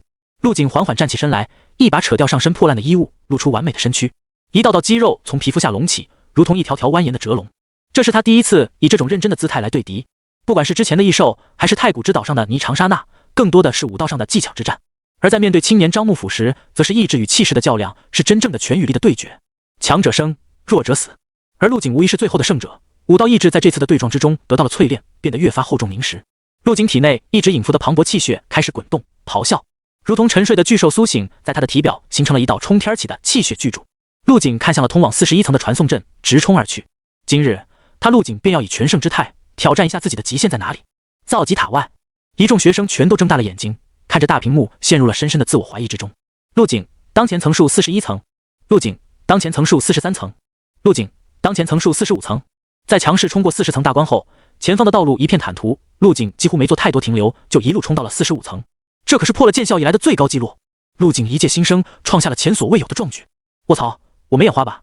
陆景现在是在第45层，别问我，我头晕，太恐怖了。这成绩出来后，陆景在校的这几年，不可能有人能破得了这个纪录。也就是说，我们的造极塔有安全保障了。至于还在40层停留的冯子昌，则是被彻底抛到了脑后。就算你冯子昌再强，能破得了陆景的纪录，即使是一旁的诸葛青和徐况，也是一副震惊到无以复加的模样，嘴巴大张，脑海中一片空白。徐况，这就是你说的天赋有点好？诸葛青用扇子遮住自己的嘴巴，苦笑着，这如果是天赋有点好，那我们这些被誉为天才的人，怕不是得重开了。我哪知道这小子这么变态。徐况倒吸了一口凉气，你说如果拼硬实力的话，陆景能不能冲上新秀榜前3？诸葛青思索了半晌后摇头，前5很有希望，前3基本不可能。你忘了前3都是些什么怪物了吗？全国新秀榜前3随便挑一个出来，一招就能打败排行第9的徐况。排名都在前10，但实力的差距却是天差地别。我倒是觉得有戏。徐况笑了笑，对陆景很看好，说不定我幕府武大要出一个新秀榜第1的狠人了，让我们拭目以待吧。二人有默契的相视一笑。就在这时，大屏幕上正在冲塔的冯子昌名字突然暗了下来，这代表他的冲塔正式结束，最终还是倒在了第40层，记录停留在39层。第1名陆景，第44层；第2名冯子昌，外校学生，第39层；第3名徐况，第37层。冯子昌出来了，诸葛青皱了下眉，看向造极塔的出口处。不少人都发现了大屏幕上排名的变化，纷纷朝着一个方向看去。只见身材健硕的冯子昌大步从造极塔走出，外界的太阳照在他的身上，让他眼睛微眯。当看到所有人的目光都聚集在自己身上后，冯子昌露出了自信的微笑。自己这次直接通关了39层，肯定把他们给吓到了。从今天起，京都要流传很久关于我冯子昌冲塔的传说。冯子昌虽然教养很好，三观也正，但身为年轻人，在荣誉和名声方面还是很在乎的，不然也不会下战书给幕府武大全体学生。幕府武大的学生们听着，再给你们1个小时的时间，如果没人来冲塔，就提前结束吧，不要浪费大家的时间。冯子昌声音嘹亮，霸气无比，把话撂下后，大步朝休息室走去。至于那个大一新生的闯关成绩，他根本不想知道，也不需要知道。就算那个新生实力再强，能破了自己39层的记录，很显然不可能。这个冯子昌是不是个傻子？不知道，可能是被刺激到了。不用管他，让他自己自嗨吧。冯子昌耳朵抖动，听到了不少闲言碎语，他猛地停住脚步，怒目而视。比什么呢？你们幕府武大的学生不会是输不起吧？半晌后，没人搭理他，反而向他投来看智障的目光。你们？冯子昌刚要发作，就被一双小手拉住。哥，你可别丢人了，快跟我进来。妹妹抓住冯子昌的手，把他拽到了休息室。哥，你是不是练武练到走火入魔了？人家陆景的成绩比你好多了。说完指了指不远处的大屏幕。第1名陆景，第44层；第2名冯子昌，外校学生，第39层。冯子昌？只见冯子昌揉了揉自己的眼睛，一脸的不可置信。这怎么可能啊？妹妹，这到底是怎么回事？那个陆景还在冲塔。冯子昌感觉自己有些窒息，好像从造极塔出来后，一切事物都变得陌生了，让他有种穿越了的感觉。哥，你的眼光真的毒辣，那个陆景太强了，我觉得他要比你要强一点点。少女看着有些懵逼的冯子昌，小声说道。见冯子昌半晌不说话，他又继续安慰道：哥，别丧气，你也很厉害的。哎，最近我确实是有点飘了。冯子昌回过神来笑了笑，摸了摸少女的头发，走吧，咱们回去。幕府武大副校长室内，聂正豪坐在宽大的办公椅上，听着一旁的女秘书汇报学校最近的一些事宜。穿着制服的女秘书带着笑容走到饮水机前，接了杯温开水，小心翼翼地递了过去。校长，今天是杨海来闯塔的日子，对方学校派来的人是冯子昌，位列新秀榜第5，实力很强。正喝水的聂正豪挑了下眉，杨海武大这些人真是不消停，去年就来闯了一次塔，今年还来，真把我们幕府当软柿子捏了。女秘书赶紧说道，我已经提前联系了诸葛青和徐况，他们2个人都会去守塔的。诸葛青他们嘛，好像是造极塔排名最靠前的学生了。聂正豪的眉头依旧皱在一起，但是对上新秀榜前5的高手，好像没什么胜算啊。那我们怎么办？女秘书有些慌张，除了他们2个，也没其他人能守得住了。随他们去吧，反正不是第一次被这么打脸了。聂正豪叹了口气，一想到没有能拿得出手的天才，就不由得感觉心累。连续2年被杨海武大闯塔成功，他这个副校长在外面开会的时候没少被调侃，尤其是想到杨海校长那副得意洋洋的样子，就让他气得牙根痒痒。突然他想到了陆景，这个刚入学就大放异彩的新生。陆景那小子最近怎么样？有没有搞出什么乱子来？回校长，陆景自从你给他开了权限之后，就没在学校闹事了，反而是完成了一项 A 加级任务，还受到了当地政府的嘉奖。女秘书从文件夹中抽出一张纸，递给了聂正豪。听说这个任务标低了难度，目标任务是危险性极高的天赋者，多亏了陆景才避免了大范围的伤亡。哦，那小子这么厉害， A 加级任务都完成了。聂正豪微微一怔，接过文件仔细翻看起来。半晌后，聂正豪满意的点点头，看来给他打开权限是正确的决定。像他这样的天才是不能关在温室里的。等这孩子突破到宗师以后，我让他去阳海5大把场子找回来。那这次的阳海闯塔该怎么处理？女秘书问道。聂正豪挥了挥手，就看诸葛青他们的了。如果有什么进展，记得第一时间告诉我。好的，校长。女秘书点了点头，抱着文件退出了校长室。陆景这小子有点东西，半步宗师的天赋者被他一个人解决了，以后的成就不可限量啊。聂正豪感叹道。A 级任务一般只有大4的老生才敢接取，而且都是多人协作完成任务。毕竟目标人物不是一个人，是一帮刀尖上舔血的黑武者。这些人的手段残忍无比，实战经验丰富，不是还没出入社会的学生能比的。但就这样一个黑武者团队，被陆景一人一刀给解决了，而且是在很短的时间内。聂正豪喝着茶水，自言自语道：“误过刚则一折，这小子什么都好，就是性格太犟了，而且容易意气用事。有机会要再找他谈一谈。”从这次陆景的任务，聂正豪除了感叹陆景的实力以外，内心还担心起了陆景的安危。从业这么多年，天才他见了太多，中途夭折的少说也有一半，而能成长起来的天才，无不是性格隐忍，懂得厚积薄发。陆景跟他们相比，则是另一个极端，遇事完全不忍，能用拳头解决，不会多说一句话。不过我还蛮喜欢他这个性格的。聂正豪笑了笑，拿起茶杯抿了一口。砰！就在这时，副校长室的门被猛地推开。聂校长！女秘书风风火火地冲了进来，一脸的震惊和难以置信。嗨！聂正豪被吓了一跳，口中还来不及咽下的茶水险些喷了出去。小倩，你慌慌张张的干什么？不是跟你说了进来先敲门吗？聂校长，有大事发生了。聂正豪摆了摆手，示意女秘书坐下，慢慢说。别急，什么大事？您刚刚不是让我关注阳海5大闯塔的事吗？我就去查了一下。您猜怎么着？造极塔的最高历史记录44层被破了。女秘书扶了扶眼镜，因为奔跑出汗，脸上的妆都花了不少。历史最高纪录被破了。聂正豪皱着眉，心中咯噔一声。要是冯子昌冲个30多层，他还能接受，毕竟幕府5大后面的学生肯定能将这个记录再次刷新。但如果这个记录是40多层，恐怕要在榜单上挂很长一段时间了。堂堂名牌5大自家的造极塔记录竟然是别校学生留下的，这不是纯纯打脸吗？更可气的是，个记录还无人能破。一向稳重的聂正豪在听到这个消息后，感觉脑袋有些发懵。呼！聂正豪深吸了一口气，尽量平复自己烦躁的心情。那个阳海的学生是叫冯子昌对吧？他现在冲到第几层了？女秘书愣了一下，回道：聂校长，那个冯子昌已经离开了，最高层数是39层，现在排名第2。什么？聂正豪瞪大了眼睛，从椅子上猛地站起身子。他都走了，那破了记录的是谁？还有其他学校的学生来闯塔吗？千万不要跟我说是诸葛青和徐况，他俩的实力我心里有数。聂正豪在这一瞬间想了很多人，把新秀榜前10的人全都在脑子里过了一遍。女秘书连忙解释道：聂校长你误会了，不是别人，就是那个新生陆景，完成了 A 加任务的陆景。是陆景？聂正豪原本发懵的脑子瞬间变得清醒，身子因为兴奋微微颤抖。你确定是陆景破了记录？那小子怎么可能有这个实力？千真万确，您不信就自己去看啊，陆景还在造极塔里呢，不知道有没有冲过45层。聂正豪闻言再也坐不住了，抄起椅背上的外套朝门口走去。我去一趟造极塔，校长室如果有事，你就先帮我接待一下。话音未落，人就如同离弦的利箭消失不见。这……女秘书愣在原地，看着空无一人的办公室发呆。月月，造极塔下一道清脆的声音响起。冷月月回头看去，只见一脸笑意的江范欣正朝他挥手。范欣姐！冷月月眼前一亮，朝江范欣的位置跑去。一旁府前5大的青年见状，也跟着挤了过去。果然，美女的朋友也是美女。青年舔了舔嘴唇，这次没搞定冷月月，如果能再认识一个美女，那也不亏。月月，你也是来看陆景冲塔的呀？江范欣看向造极塔的方向，一脸的崇拜。他这次可是出够了风头，京都不少人都慕名而来。是啊。冷月月没有告诉江范欣自己是因为生日才来找陆景的。后面的青年心中酸溜溜的，怎么随便一个美女都一副被陆景征服的样子。见冷月月选择隐瞒，他故意装作不知情说道：冷学妹，你不是来找陆景过生日的吗？啊，没有的事，你瞎说什么？冷月月蹙着眉瞪了青年一眼。我来找陆景干什么，跟你有关系吗？陆景闯塔出来后肯定累了，冷月月怎么好意思再给他添乱？江范欣在一旁若有所思，心里已经还原出了事情原委。被冷月月呵斥了之后，青年心里越发烦闷，心中积蓄已久的怨气爆发了出来。冷学妹，你也太卑微了吧，大老远过来连人都没见到，有没有一种可能，人家根本没把你当回事？看着冷月月低下头一副自卑的样子，青年越说越起劲，人家陆景那是武状元，神一样的存在，身边肯定是美女云集，现在凡事都讲究个门当户对，是不是？这杀伤力十足的话被青年嬉皮笑脸的说了出来。冷月月双手捏住衣角，眼睛泛着泪光，抬头看向了高耸入云的造极塔，那个被万众瞩目浑身包裹着璀璨金光的少年正在其中，自己好像真的配不上他。你他妈会不会说话啊？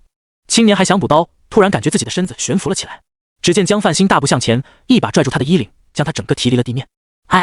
你干什么？青年惊慌失措，赶紧放我下来，当着我的面欺负我朋友，你是活得不耐烦了吧？江范欣霸气侧漏，完全没有女人的柔弱感，将青年狠狠地摔在地上，然后用脚踩了上去。半晌后，青年如同死狗一样躺在地上不停抽搐。江范兴甩了甩手腕，心中十分畅快。怪不得陆景喜欢用拳头说话，这种感觉确实很爽。忽然，江范兴想起了自己动手的目的，他转过头看向冷月月，眨了眨眼，笑着说道：“你不要听他瞎说，他就是故意气你的。陆景是什么人，你还不知道吗？你可是他的高中同学和老乡，而且我家月月也很优秀啊，在你们学校追求者肯定不少吧？”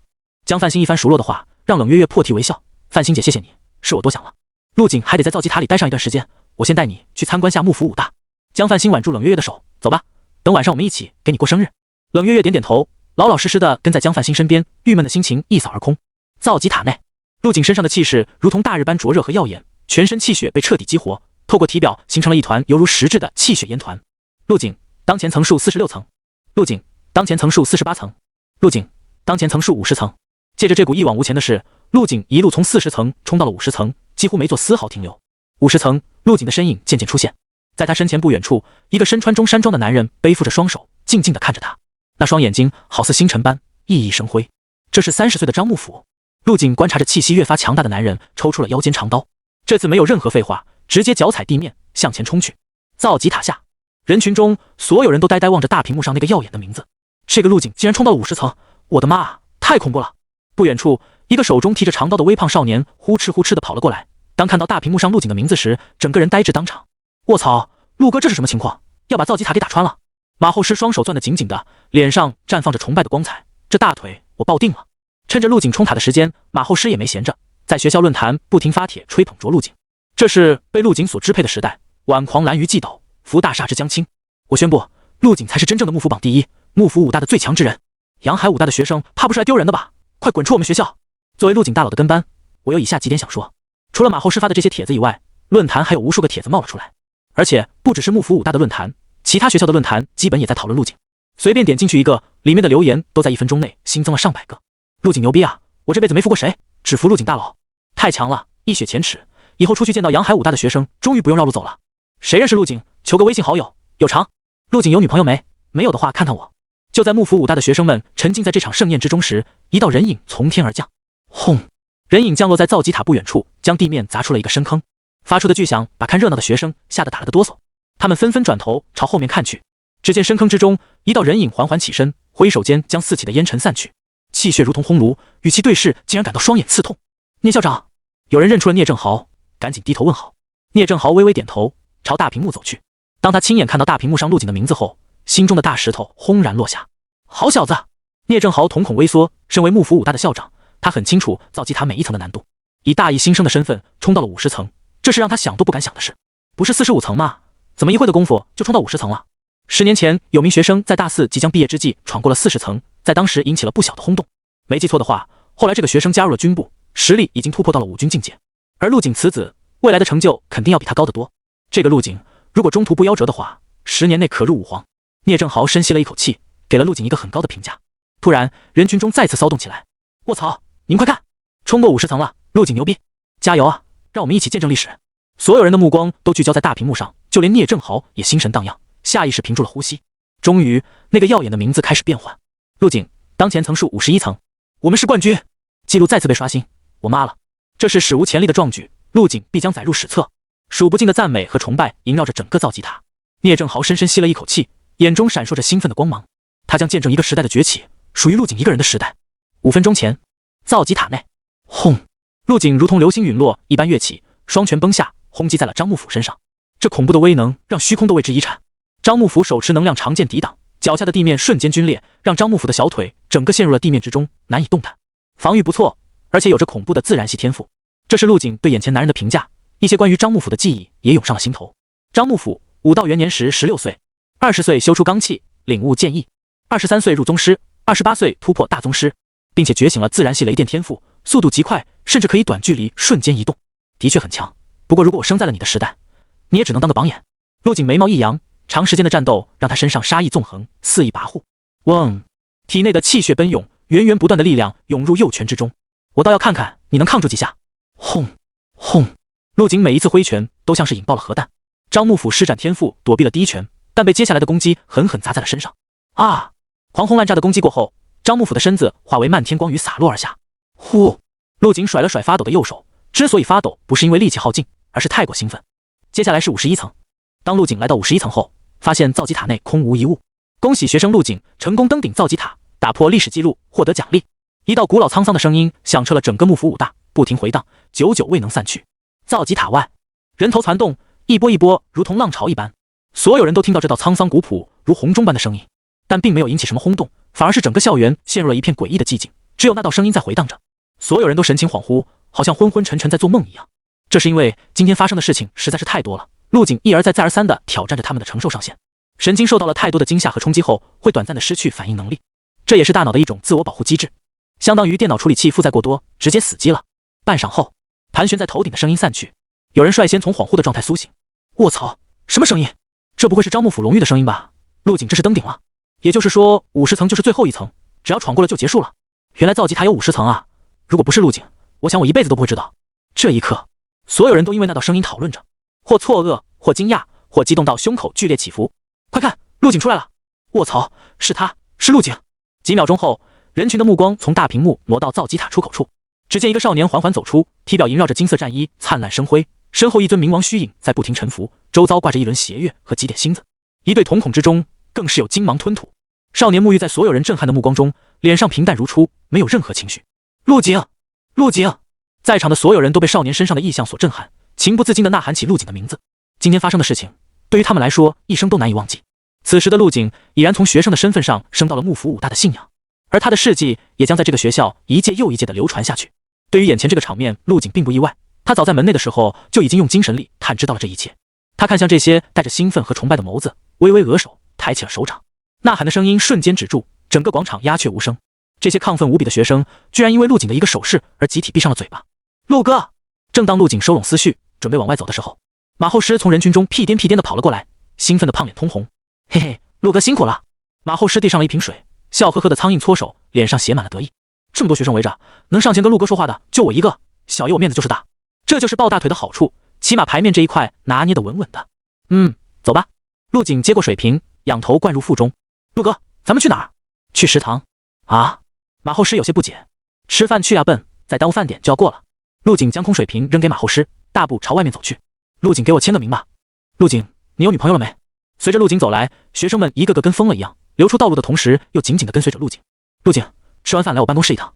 聂正豪洪亮的声音响起，瞬间盖住了嘈杂的呼喊声。陆景眼神一动，朝一旁看去，在看到是副校长以后，点了点头。就算聂正豪不找他，他也会主动去问关于造极塔的奖励。在登顶后，那道声音提到的奖励肯定不是一般的东西。陆景猜测，很有可能跟张幕府的传承有关。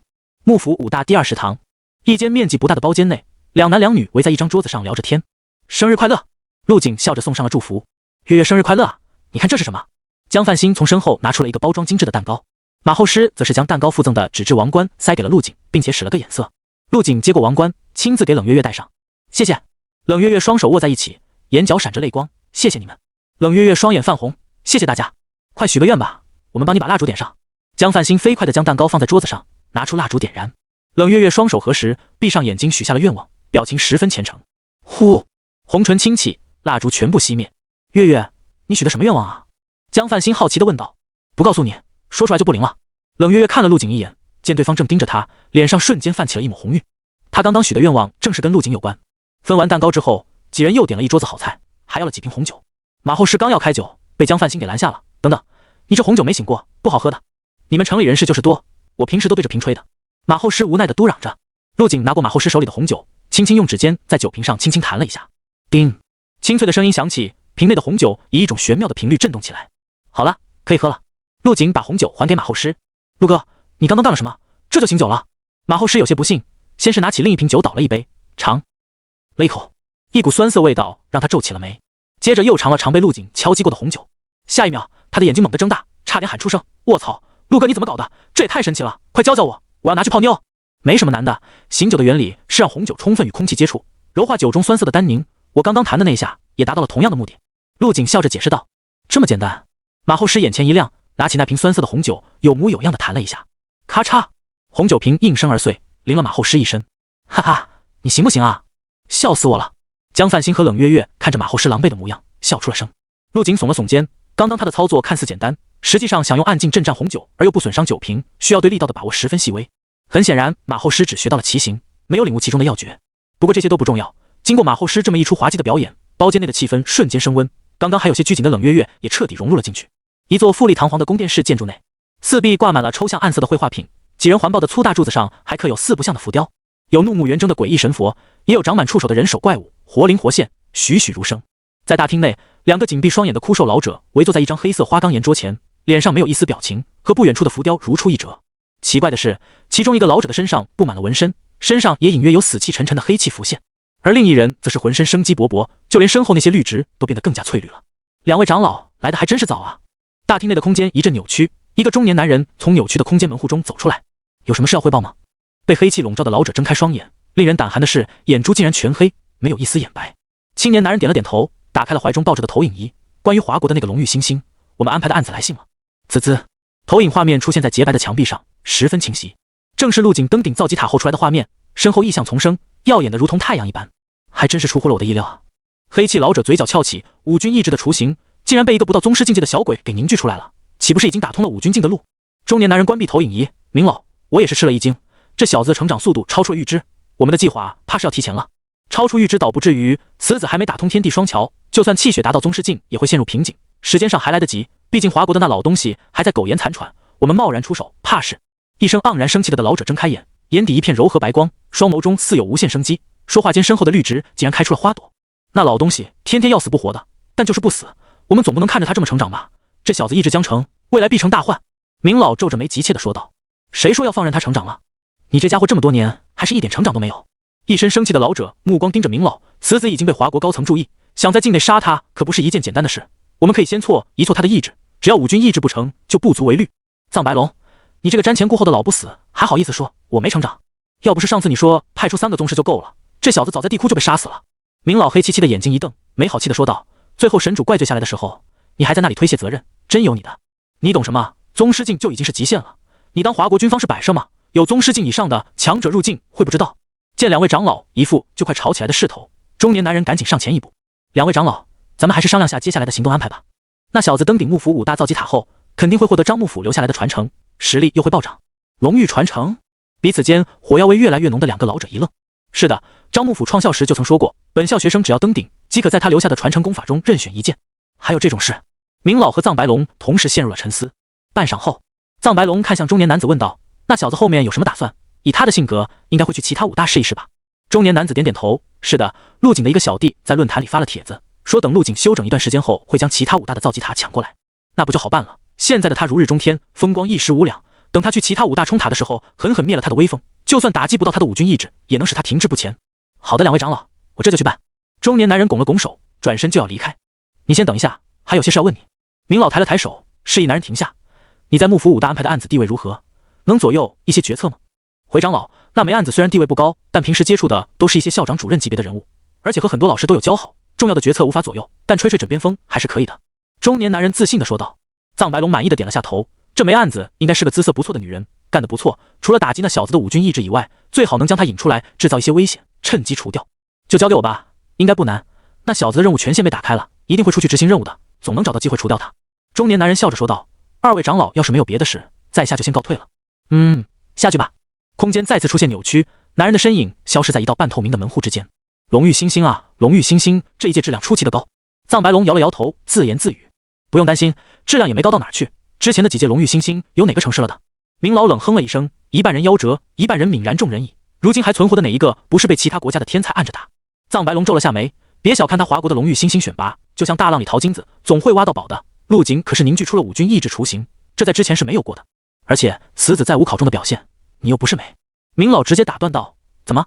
以他现在不到宗师的气血值，何年何月才能真正成为龙玉？只要华国一天没有新的龙玉诞生，就难掩衰落的颓势。与此同时，幕府5大副校长室，陆景来了啊，快坐。聂正豪笑呵呵地看了陆景一眼，热情地给他拉出了椅子。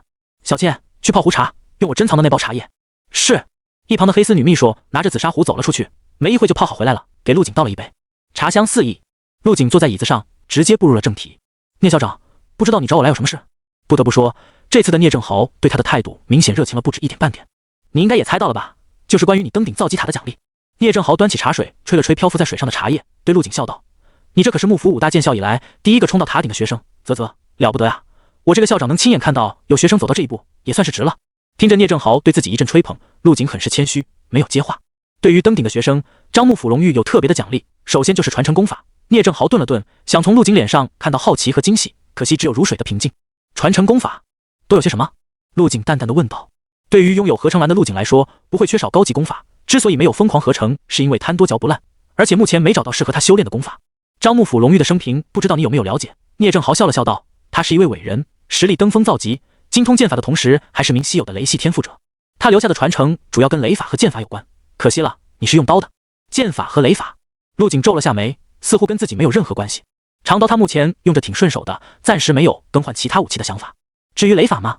倒不是不能尝试一下，有环宇呼吸法在，只要吸收雷属性能量，就能拥有操控雷电的能力。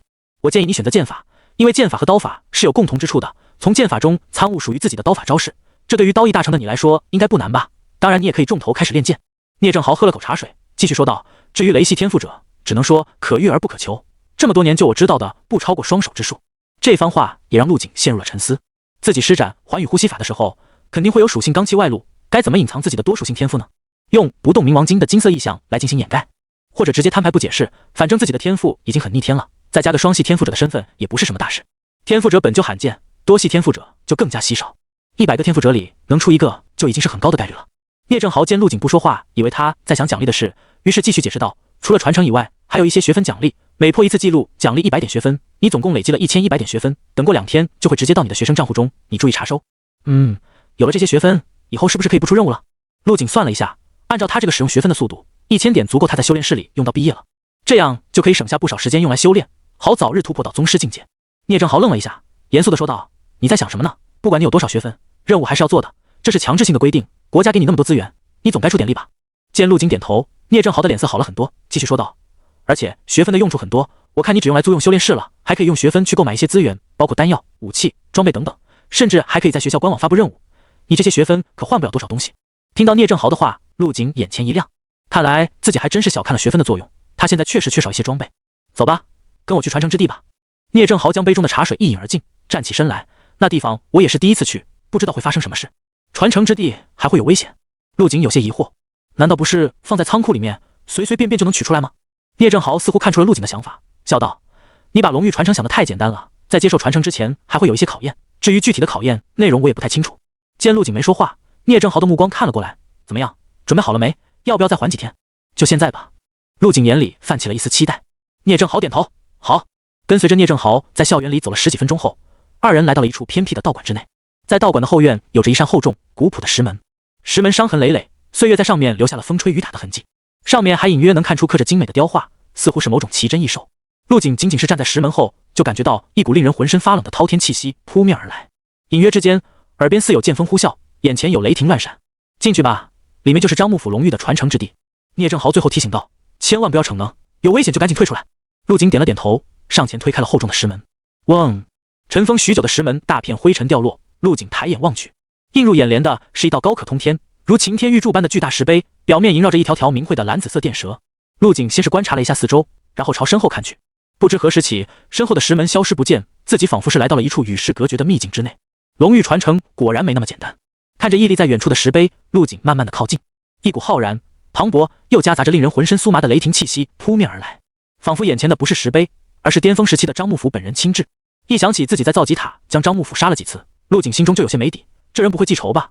平复了一下心情，他沿着脚下虚幻缥缈的路继续朝前走去，走在上面就好像踩在了星空银河之上。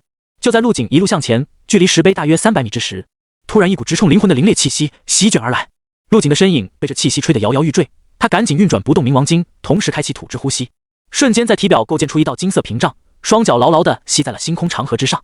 有了不动冥王经的保护，陆景一路平安无事地来到石碑脚下。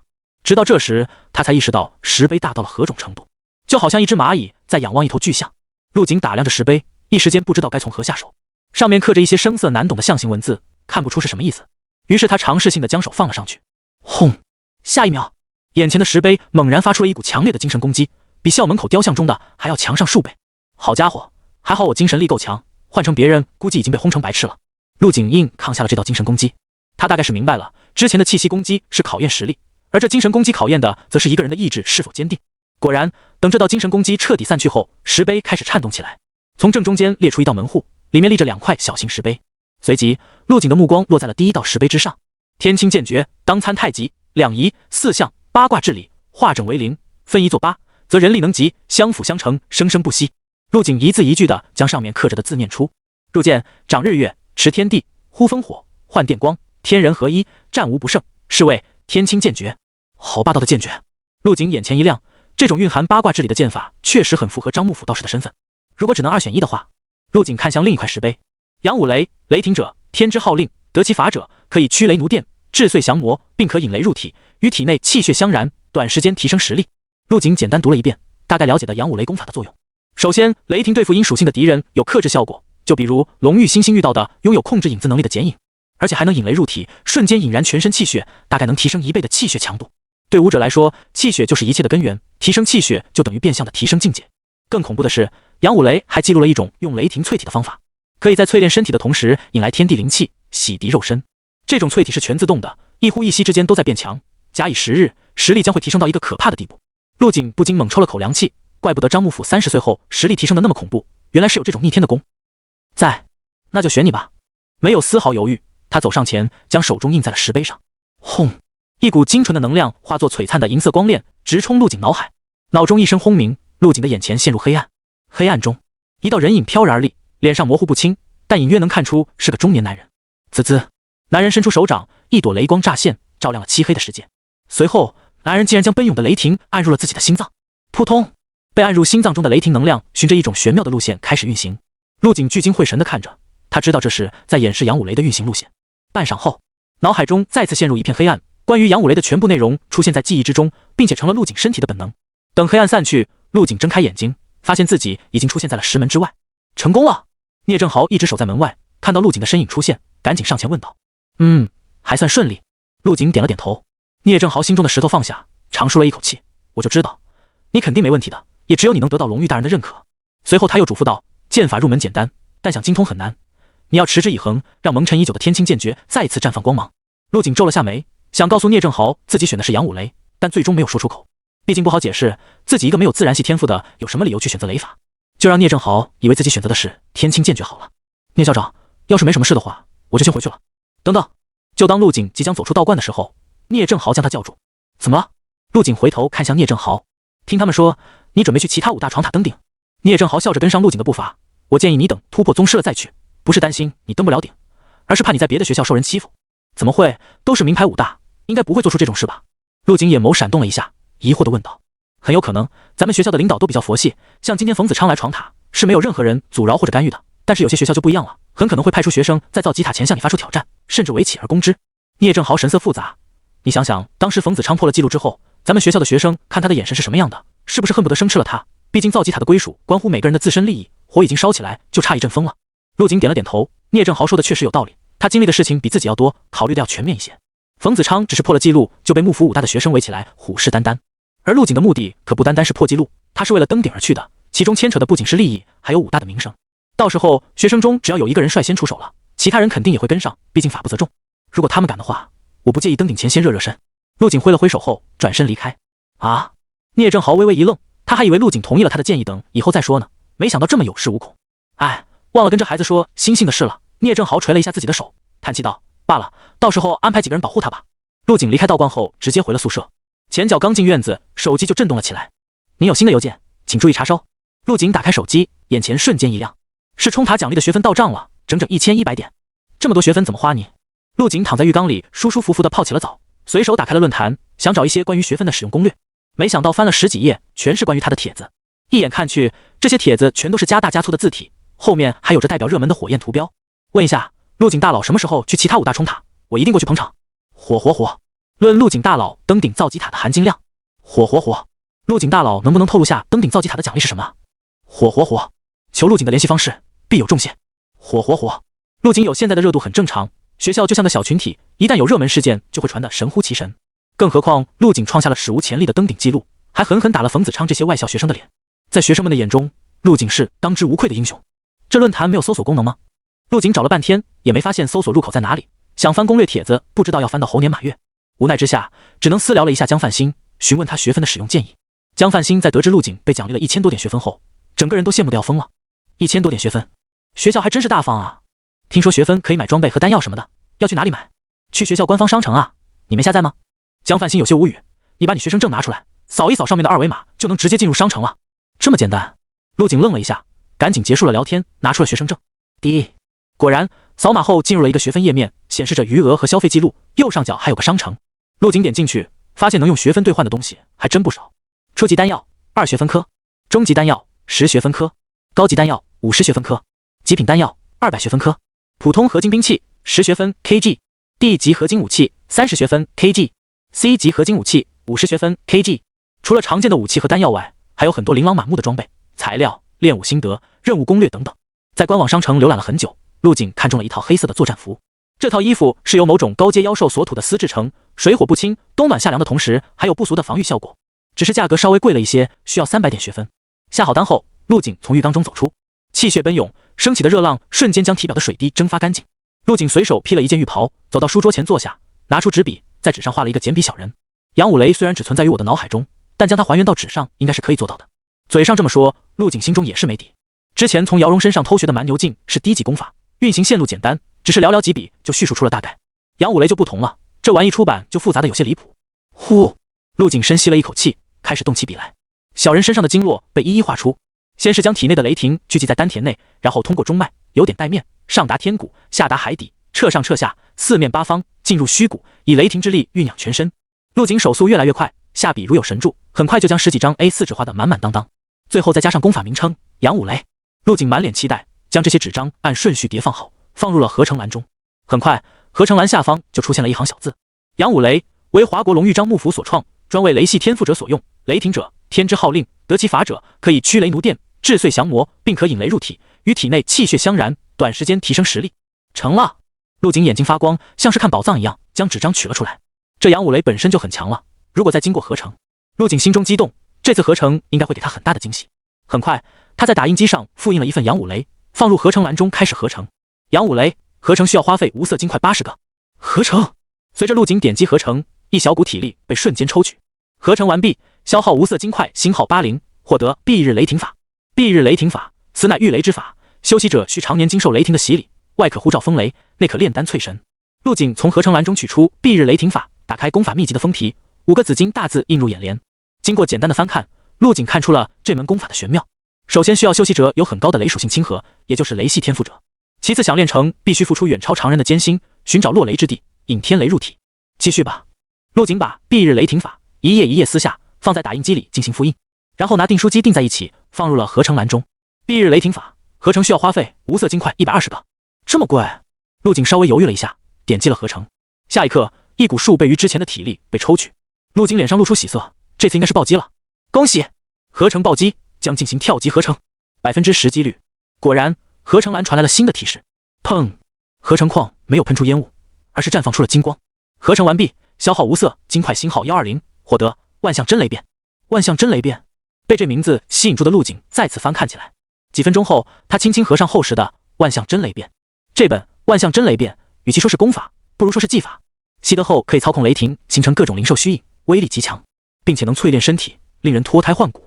结果有些出乎意料，但想想也是正常的。杨武雷其实是给雷系天赋者操控雷霆用的，最大的作用就是淬炼身体和瞬间提升实力。想通之后，陆景再次开始合成，目前还剩下最后一次合成机会。很快，他就将2本万象真雷变放入了合成栏。万象真雷变合成需要花费无色金块150个，这可是150万啊！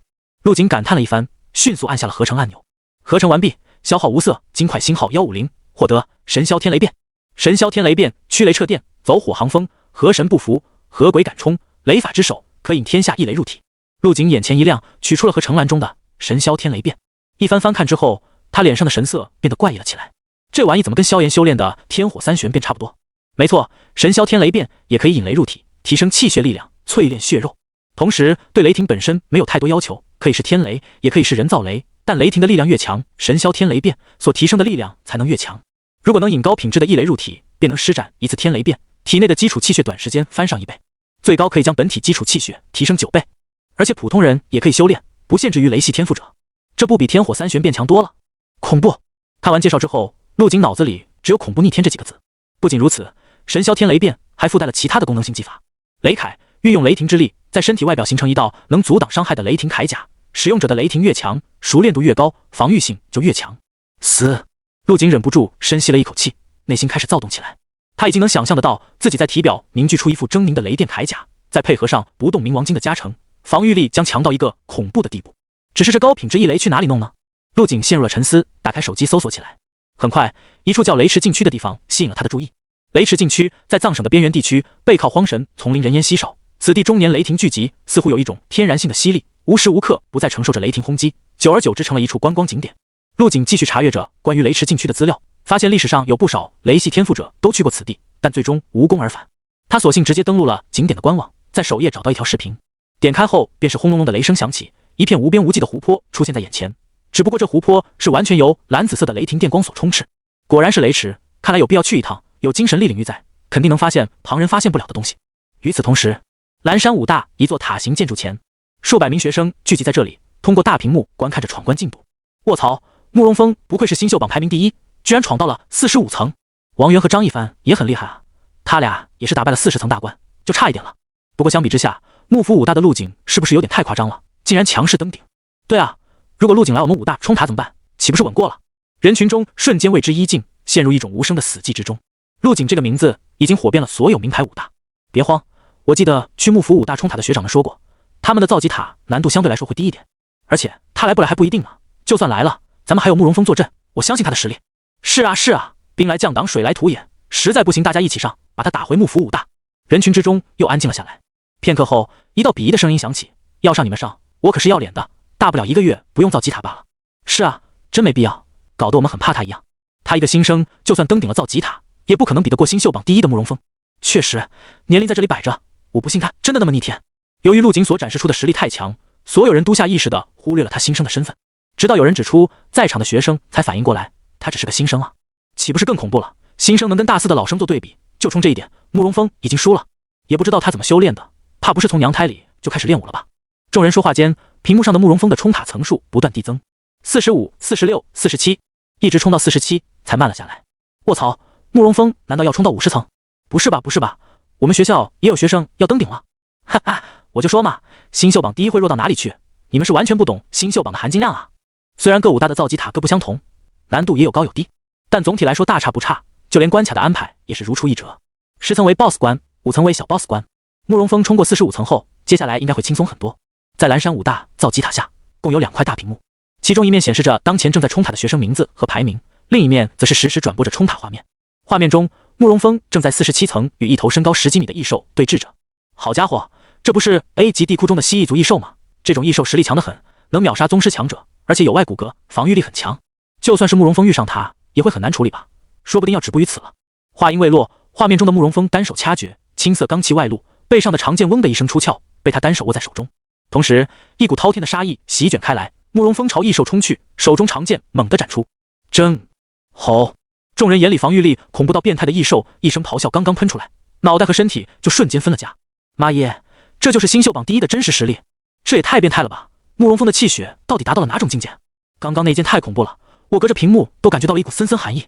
你们还不知道吗？慕容峰刚刚领悟了剑意，虽然只是入门剑意，但对剑招的攻击也有着很大的加持，那岂不是无敌了？没领悟剑意的慕容峰都能稳坐新秀榜第一，现在见到造诣再进一步，已经是年轻一代的最强者了。所有人都倒吸了一口凉气，被慕容峰的实力和天赋所震惊。也有些理智的蓝山武大学生沉默半晌后开口道：青年一代最强有点悬，你们怕不是忘了，那个陆景刀意已经达大成，而且武堂和军方也有很多青年天才，只不过没参加新秀榜的竞争罢了。画面中杀死了47层异兽的慕容峰没有再继续冲塔，主动选择了退出。刚刚的那一剑已经耗尽了他全部的力气。很快，慕容峰就从造极塔内走出，一时间人群中一片寂静，众人看向慕容峰的眼神不由自主地带上了一丝敬畏和好奇。不知道有多少天才都生活在慕容峰的阴影之下。这位新秀榜第一的师哥常年不在学院里，最近是为了守塔才出现在众人的视野中。紧接着，造极塔内又走出了几人，分别是和慕容峰一起冲塔的王源和张一帆。慕容峰，你果然是最强的，用比我们快的时间差点杀到顶层。那肯定，峰哥是什么身份，什么天赋？如果不是对造极塔不感兴趣，或许早就登顶了也说不定。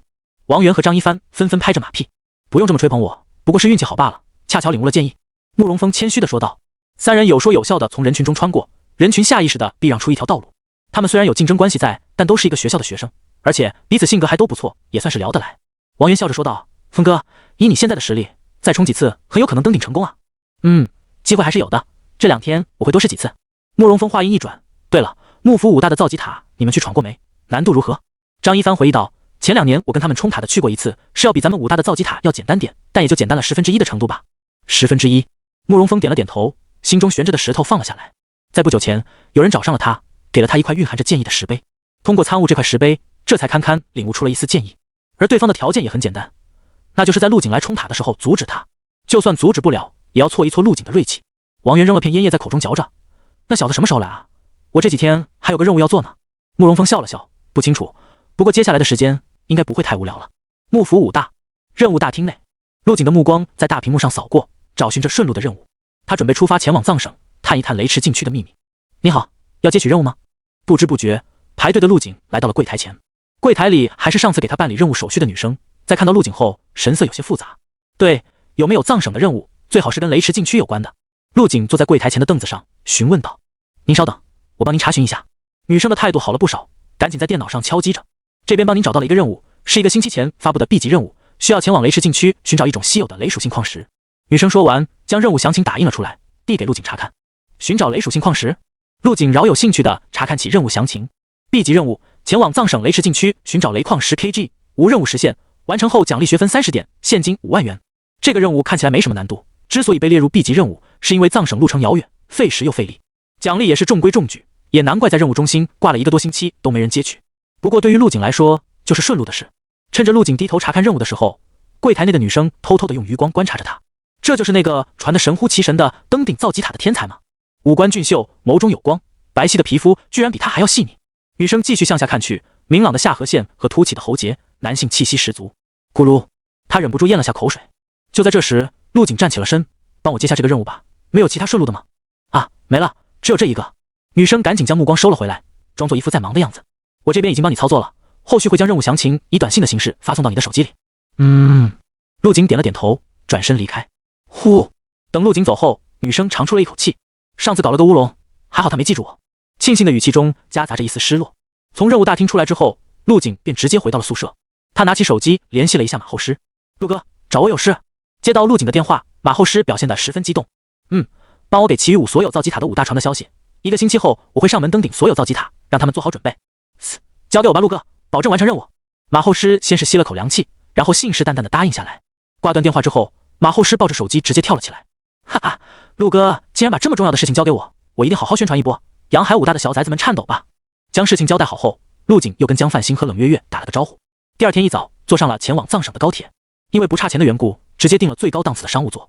坐在宽敞舒适的商务座椅上，陆景伸展了一下身子，看着窗户上自己的倒影，肌肉隆起，身材挺拔，脸上也多了些淡青色的胡茬。陆景这才发现，在不知不觉间，自己已经不再是少年了。高铁开动，陆景随意打量着附近的乘客。坐在他对面的是2个20岁左右的女生，正有说有笑地谈论着什么，时不时发出银铃般的笑声。旁边的是一个身穿正装的中年男人，怀里抱着一个5、6岁的孩子。陆景眉头一挑，这个男人的心跳很快，脸上带着一些不易察觉的细小伤痕，似乎很紧张的样子。而且他的实力也不弱，通过观察对方身上的气血浓度，陆景猜测他起码是宗师境界。看来这是个有故事的人。陆景收回视线，打开手机，翻阅着关于雷池禁区的资料。这地方很偏僻啊，怎么过去好呢？高铁只能到达雷池禁区所在的莱山市，距离目的地还要很长的距离。陆景思索了一会，联系到了一家旅游团，订购了随团进山的套餐。马后师不负众望，在短短的几个小时内，将陆景1星期后要登顶所有造极塔的消息迅速传播了出去。各大媒体、论坛、网站上全都是关于陆景要闯塔的信息。此时正是中午12点，按理说这个时间段，学生基本都在食堂挤着，但由于陆景给的压力，导致很多学生都聚集在了造极塔下。休息室和造极塔外围几乎站满了人，现场氛围火热，大家踊跃冲塔，想争取在陆景来之前将成绩往上提一些。比现场更火热的是各大网络上，一条条热搜话题瞬间挤占了大半个热榜。幕府5大学生陆景将在1周后同时挑战所有造极塔，史无前例的战书，是自大还是自信？震惊！蓝山5大发声，只要陆景赶来，定让他爬着回去，让我们拭目以待吧。武状元陆景放言，挑战所有5大造极塔，史上最强黑马即将诞生。一时间，关于陆景冲塔的热度竟已是到了随便登录一款新媒体软件就能收到软件推送的地步。陆景现在的影响力和热度之广泛，甚至堪比5考结束时那次。至于为什么，除了这件事本身的热度和陆景身上自带的流量以外，还有古力量特意为其买了热搜，将话题持续放大。而此时，莱山市外200里的盘山公路上，一辆挂着雷池旅游团的大巴车正慢悠悠地向上爬行着。车内，热情漂亮的女导游正手拿话筒，跟车上的游客介绍着关于雷池禁区的资料。大家都打起精神来，车子可能会有点颠簸，尽量不要睡觉，等到了地方再睡也不迟。女导游将大家的注意力吸引过来，继续说道：“等会到了住宿点，会安排大家休息一晚，第二天一早就出发进山，带大家一起去景点参观。对了，等会到住宿的地方会有一个小任务给大家，麻烦大家跟我去购买一些当地特产，价格很便宜的，而且在外面你们是买不到的，错过这次要后悔一辈子。”一听到有购物环节，一些大妈瞬间坐不住了：“你这导游咋回事？之前不是承诺了这次旅途没有强制购物吗？这又是什么情况？”“就是啊，我们没钱，不会买那些东西的。还有住宿环境怎么样啊？我看评价说还管饭，是真的吧？”女导游笑了笑，耐心地解答道：“大家放心吧，我们不是强制性的，不想买的我们不会强求。至于住宿环境，你们就放心吧，都是星级的宾馆，安全又卫生。”大巴车后座，一个戴着鸭舌帽的男生正靠着车窗打盹。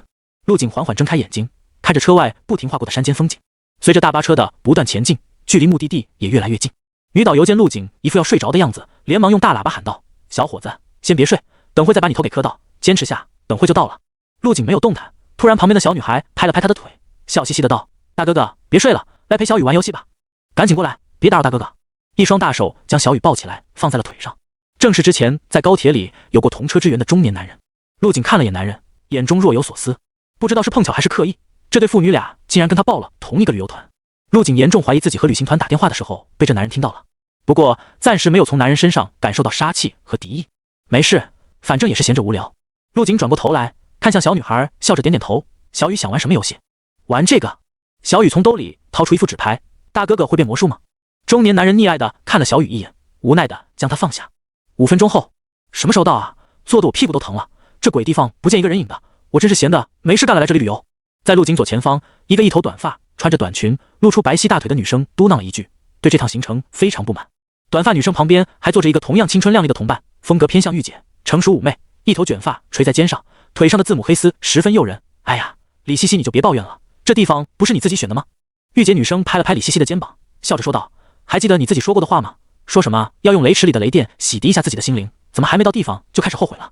大姐，求你别打击我了，我当时是头脑发热瞎说的，我错了还不行吗？”李西西打掉御姐搭在自己肩上的手，没好气地说道：“行，我不说了行吧。”御姐耸了耸肩，眼睛越过短发女生，落在了正在表演魔术的男生身上。只见一张纸卡牌在男生白皙的五指间来回翻飞，速度极快，逗得小女孩笑声不断。在二人旁边还有个中年男人，似乎是察觉到了御姐的目光，抬眼朝她看了过来。二人四目相对，御姐竟然从男人的眼眸中发现了一丝电芒，让她感到莫名的心悸。我去！她被吓了一大跳，赶紧转过头坐好。刚刚那是什么眼神啊？绝对不是普通人能做得到的。张玉洁，你怎么了？李西西发现身旁的张玉洁表情不对，连忙问道：“我没事，你千万别向后看，别看后面。”李西西有些纳闷，张玉洁越是不让她看，她就越是好奇。哇，大哥哥你好厉害啊，你是不是会魔法？身后一道银铃般的笑声响起，李西西忍不住了，回头看去，正好看到后排的男生正将手中的纸牌翻转着，抬手的动作完美展露出手臂上结实的肌肉线条，再加上俊秀干净的脸，给人一种电影里男明星的感觉。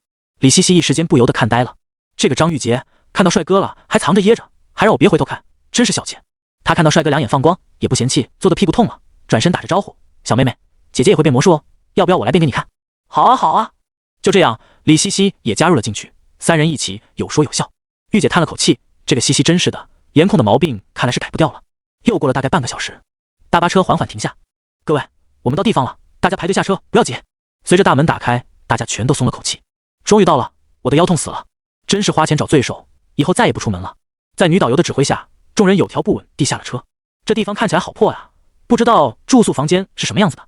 李西西下了车，往四周扫了一眼，全是一些砖瓦房，看起来像是上个世纪的产物。大家别误会，我们住的地方不在这里。女导游听到了抱怨，赶紧解释道：“跟我向前走一段路，等到了你们就知道了。”啊，还要走啊？天啊，累死个人！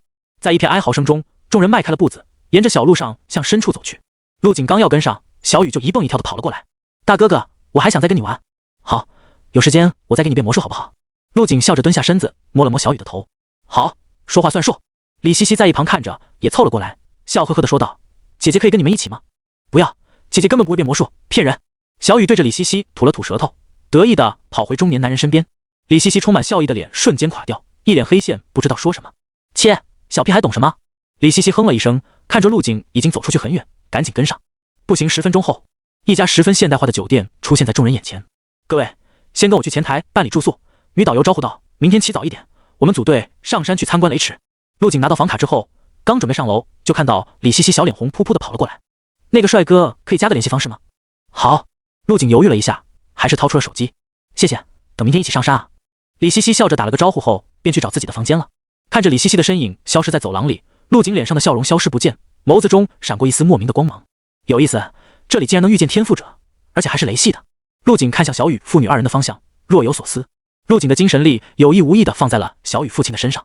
自从在高铁上感知到中年男人身上充沛的气血之后，就对其产生了浓厚的兴趣。没想到在与小雨玩耍时，男人指间竟然出现了一闪而逝的雷光。虽然动作很隐秘，但还是被陆景捕捉到了。不知道是什么等级的天赋者，应该弱不到哪里去。一个雷系天赋者来这里旅游，希望他的出现不会妨碍到我。陆景喃喃自语道：“如果是敌人的话，就只能顺手解决掉了。只可惜了这么小的孩子。”思索完后，陆景大步朝自己的房间走去。我去，房间布置的真不错呀！那个导游还真没骗我们。李西西进了屋，一下子蹦到了床上，好舒服，这次还真是来对地方了。张玉洁看着在床上乱滚的李西西，有些无语的道：“这回又说来对地方了，之前在车上的时候你可不是这么说的。”之前是之前，现在。李西西得意的哼了一声，拿出手机展示在张玉洁的眼前。看，我加到了他的微信。张玉洁翻了个白眼，我说怎么了呢？原来不是来对地方了，是遇见对的人了。西西，羡慕吗？李西西乐呵呵的点开陆景的朋友圈，找到了一张自拍照，快看，他好帅啊，而且身材好到离谱。我看他和小朋友玩耍，性格肯定也很好。张玉洁凑过来看了一眼，点头道：“确实不错，这种男生可不多见，就是看样子有些眼熟啊，总感觉在哪里见过。”哎呀，你这个人真是的，看到个帅哥就说眼熟，干脆说是你前男友得了。我看你就是羡慕我。李西西长按图片，保存到手机里。我可警告你啊，别跟我抢男人，不然我会跟你翻脸的。说完后，点开了陆景的头像，夹着声音发了条语音过去：“小哥哥，你在干嘛呢？”切，你想太多了，我不喜欢年纪小的男生，我喜欢的是大叔类型。张玉洁不屑地说道。一提到大叔，他突然想到了在大巴车上吓了他一跳的中年男人。男人眼中迸出的电光让他记忆犹新。小雨，别玩了，赶紧过来，我给你洗洗脚睡觉了。另一间客房内，中年男人看向正在玩着手机游戏的小女孩，催促道：“好，来了。”小雨关掉手机，蹦蹦跳跳的站到接满水的盆子里，一脸希冀的看向男人：“爸爸妈妈什么时候来找我们啊？”中年男人正搓洗女儿小脚的手突然停下，眼中闪过一丝哀伤和愤恨。小雨乖，妈妈去很远的地方了，短时间内回不来的。擦干净脚后，男人把小女孩抱到床上：“爸爸给你念个故事，你快睡吧。”半晌后，看着沉沉睡去的女儿，男人叹了口气，拿起了枕边的手机，点开一个名为父亲的头像后，编辑了一条短信：“父亲，我已经带着小雨来到了山下，明日就能抵达村落，虽然知道会给大家带来麻烦，但如今也只能你能庇护我们父女二人。”男人编辑好后，点击了发送。很快，手机响了起来。男人小心翼翼地起身，走到卫生间关好门。“喂，父亲我，你眼里还有我这个父亲吗？咱们雷家的使命你忘了？”手机另一头，一道苍老且威严的声音响起：“当年你下山的时候，我就万般阻止，现在惹了一身骚，被人到处追杀，又知道回来了。”雷浩紧握着手机，脸色露出了惭愧的神色，支支吾吾地说道：“父亲，柔柔被他们杀死了，现在我孤身一人带着小雨，只求你能把小雨留下，我会自行离开的。”另一头沉默了片刻后，传来长长的一声叹息：“哎，你小子到底招惹了什么人？详细的说一下。”雷浩闻言松了口气，沉声道：“是京都一个叫厉飞宇的大宗师，他在当地开了间武馆，因为生意上的事产生了纠纷，最后演变成了不死不休。此人心性狡诈，手段狠辣，一言不合就下了杀手，要不是我用雷麻痹了他们，恐怕已经死在那里了。”大宗师吗？老者的声音凝重了起来。我们两个联手，也很难在大宗师的手里取得优势啊。对了，你来的路上有没有被人跟踪？雷浩思索了片刻，一路上好像没遇到什么奇怪的人，除了那个让他感觉有些危险的少年。应该没有，我为了掩人耳目，特意乘坐旅游团的大巴车来的，他们可能查不到的。那就好。老者轻轻叹了口气，明天你来梧叶山吧，在这里躲避一阵子，等风头过了再做打算，路上一定要小心。好的，父亲，你放心吧。雷浩挂断了电话，长长舒了一口气。他看向正在熟睡的小雨，严肃的眼神变得温柔。有了父亲的帮助，小雨的安全有保障了。床上，小女孩的眼角流出了一滴晶莹的泪珠。滴。陆景打开房门，将门卡放入插槽中，灯光点亮，简单环视了一圈房间的布置，满意的点了点头。精神力外放，在房间里一阵搜索。咔嚓，一处角落里传来了玻璃破碎的声音，一个隐藏起来的摄像头被陆景用精神力捏得粉碎。做完这一切后，他从空间戒指中拿出一颗极品丹药，放入了口中。感受到澎湃的药力在体内炸开，陆景开始练习起了恒星计断体术。一直到深夜，他才停下动作，冲了个澡后上床准备睡觉。雷池禁区希望能有让我惊喜的东西吧。陆景拿出手机处理着未读消息，除了马后师和江范星几人的问候以外，署理西西的消息最多。陆景点开后，一条条消息如轰炸般映入眼帘。在吗？睡了没？帅哥，你叫什么名字啊？是哪里人？为什么不回我？听说雷是很危险的，明天咱们一起走呗，我可是武者，可以保护你的。你的好友拍了拍你，陆景看着狂轰滥炸一般的信息，有些无语，忍住了想删掉好友的冲动，将手机扔到了一旁。月落日升，陆景打开房门，走廊大半是由透明玻璃组成，可以清楚地看到山间清晨的风景。秋叶已落大半，风渐萧萧，耀眼的晨光也盖不住那丝丝凉意。小哥哥，好巧啊！不远处的房门打开，李西西的脑袋从里面探了出来。一起去吃饭吗？这里住宿是包早餐的。李西西挽着张玉洁走出房间，笑着说道。陆景点了点头，三人并肩朝楼下走去。来到一楼餐厅内，这里极为热闹，包子和热汤的蒸汽充斥在天花板上，凝成了点点水珠。大哥哥，三人刚打好饭菜，就听到了一声稚嫩的声音。不远处的座位上，小雨正挥舞着手中的汤勺，跟陆景打着招呼。大哥哥，来这边。陆景循着声音看去，目光落在了中年男人雷浩的身上。雷浩见陆景看来，笑着点了点头。陆景也点头笑了笑，端着餐盘在小雨旁边的桌子坐下。李西西则是很自然地坐在了他旁边。这里的伙食还不错呀，怪不得好评那么多。陆景没有回话，默默吃着手中的包子。大哥哥，你怎么不来小雨这边吃？小女孩端着饭碗跑了过来。嘘，小雨，吃饭的时候少说话。陆景做了个噤声的手势，将整个包子塞进了嘴里。小雨被陆景的动作逗乐了，也有模有样的狼吞虎咽起来。雷浩看着小雨开心的样子，眼中浮现出柔光，但很快又被深沉代替。这小伙子确实是一表人才，人也很有礼貌，怪不得小雨这么喜欢他。雷浩在心中暗道，被人在京都围杀过之后，现在的他处在一个十分敏感和警惕的状态。厉飞宇应该不会找到年纪这么小的少年来当探子吧？雷浩表情稍微松了一松，感觉自己紧张过头了。就算这少年和旁边的女生都是厉飞宇派来的，自己也有信心在瞬间解决战斗。身为雷系天赋者，速度和爆发是寻常武者不能比拟的。别看他放心让小雨离开他身边，只要陆景稍微有些异样，他的身影能瞬息而至。哇，你这也太能吃了吧！李西西有些惊讶地看向陆景，这已经是陆景第5次去找阿姨要包子了，每次都会带8、9个大包子回来，而他的肚子就像无底洞一样，一口一个包子也不见小腹隆起。吃的差不多了，陆景将最后一个包子塞进嘴里，拿起桌上的纸巾擦了擦手。他的饭量一直都很大，今天还稍微收敛了一些，不然起晚了的人估计就没得吃了。张玉洁见陆景一副饿死鬼投胎的样子，心中不由得看清了他几分。酒店的早餐是自助的，这男生为了多占点便宜也是没谁了，不怕把自己肚子撑破吗？就算是武者饭量大，一般也不会吃那么多五谷杂粮。很多武者的身上都会常备一些补充体力和饱腹的丹药，为的就是出门在外的时候少吃一些东西，不然一天的大半时间都浪费在吃饭上了，再加上吃的多拉的也多，会很不方便。张玉洁盯着陆景又看了一会，见自己的姐妹李西西还在围着他转，无奈的摇了摇头。这胸大无脑的女人真是只看脸不看其他的。在这个武者为尊的社会，脸生的再好看又有什么用？实力和天赋才是最重要的。吃完早餐的在门口集合，等会由我来带领大家上山。昨天大巴车上的女导游从楼上下来，大声喊道。与此同时，在盘山公路上，一辆加长轿车正在飞速行驶。精致的车厢内，一个身穿黑色武道服的中年男人正悠哉悠哉地品着美酒。男人身上的皮肤赤红，看起来温度极高，瞳孔呈现出诡异的红色。在他的武道服后面绣着天下武馆4的大字，似乎是觉得杯中的酒有些凉意。男人握着酒的手突然冒出了一团火焰，烘烤着杯中的美酒。在男人前排的座位上还坐着几个身材魁梧的壮汉，身上肌肉虬结，同样穿着天下武馆的服装。啧啧，男人将杯中滚烫的酒一饮而尽，咂巴了下嘴，开口道：那雷浩倒是挺会跑的，往山里钻是个什么意思？馆主，咱们派出去的探子已经找到他的踪迹了，说是报了个旅游团，正准备去雷氏禁区呢。其中一个光头壮汉回头说道：干得不错，给我盯住他，不把他弄死，我睡觉都睡不安稳。中年男人心中发狠，雷浩这个人绝对留不得，既然已经是不死不休的局面，那就干脆斩草除根。放心吧，馆主，那兄弟已经混进旅行团里了，绝对寸步不离的跟着他。前排的壮汉笑着说道。中年男人点了点头，也别跟得太紧，雷浩再怎么说也是个宗师，真打起来你们留不住他的，只需要掌握他的位置就好，等我到了再拿捏他也不迟。是，馆主。壮汉连忙掏出手机，将命令下达了出去。大家都到齐了吧？我点下名字。女导游站在人群中，拿着话筒不停呼喊着。没一会，所有人排成了长长的队伍，蜿蜒如长龙般向梧叶山行进。一路上，李西西围在陆景左右，像黄莺一样不停地叽叽喳喳。陆景的心思全都放在了即将抵达的雷池，有一句没一句地回着。李西西，你给我过来！张玉洁拽着李西西的手，硬是把她从陆景身旁拉了过来。干嘛？李西西皱着眉问道。不是，你这个恋爱脑怎么回事？遇到帅哥智商就变成负数了。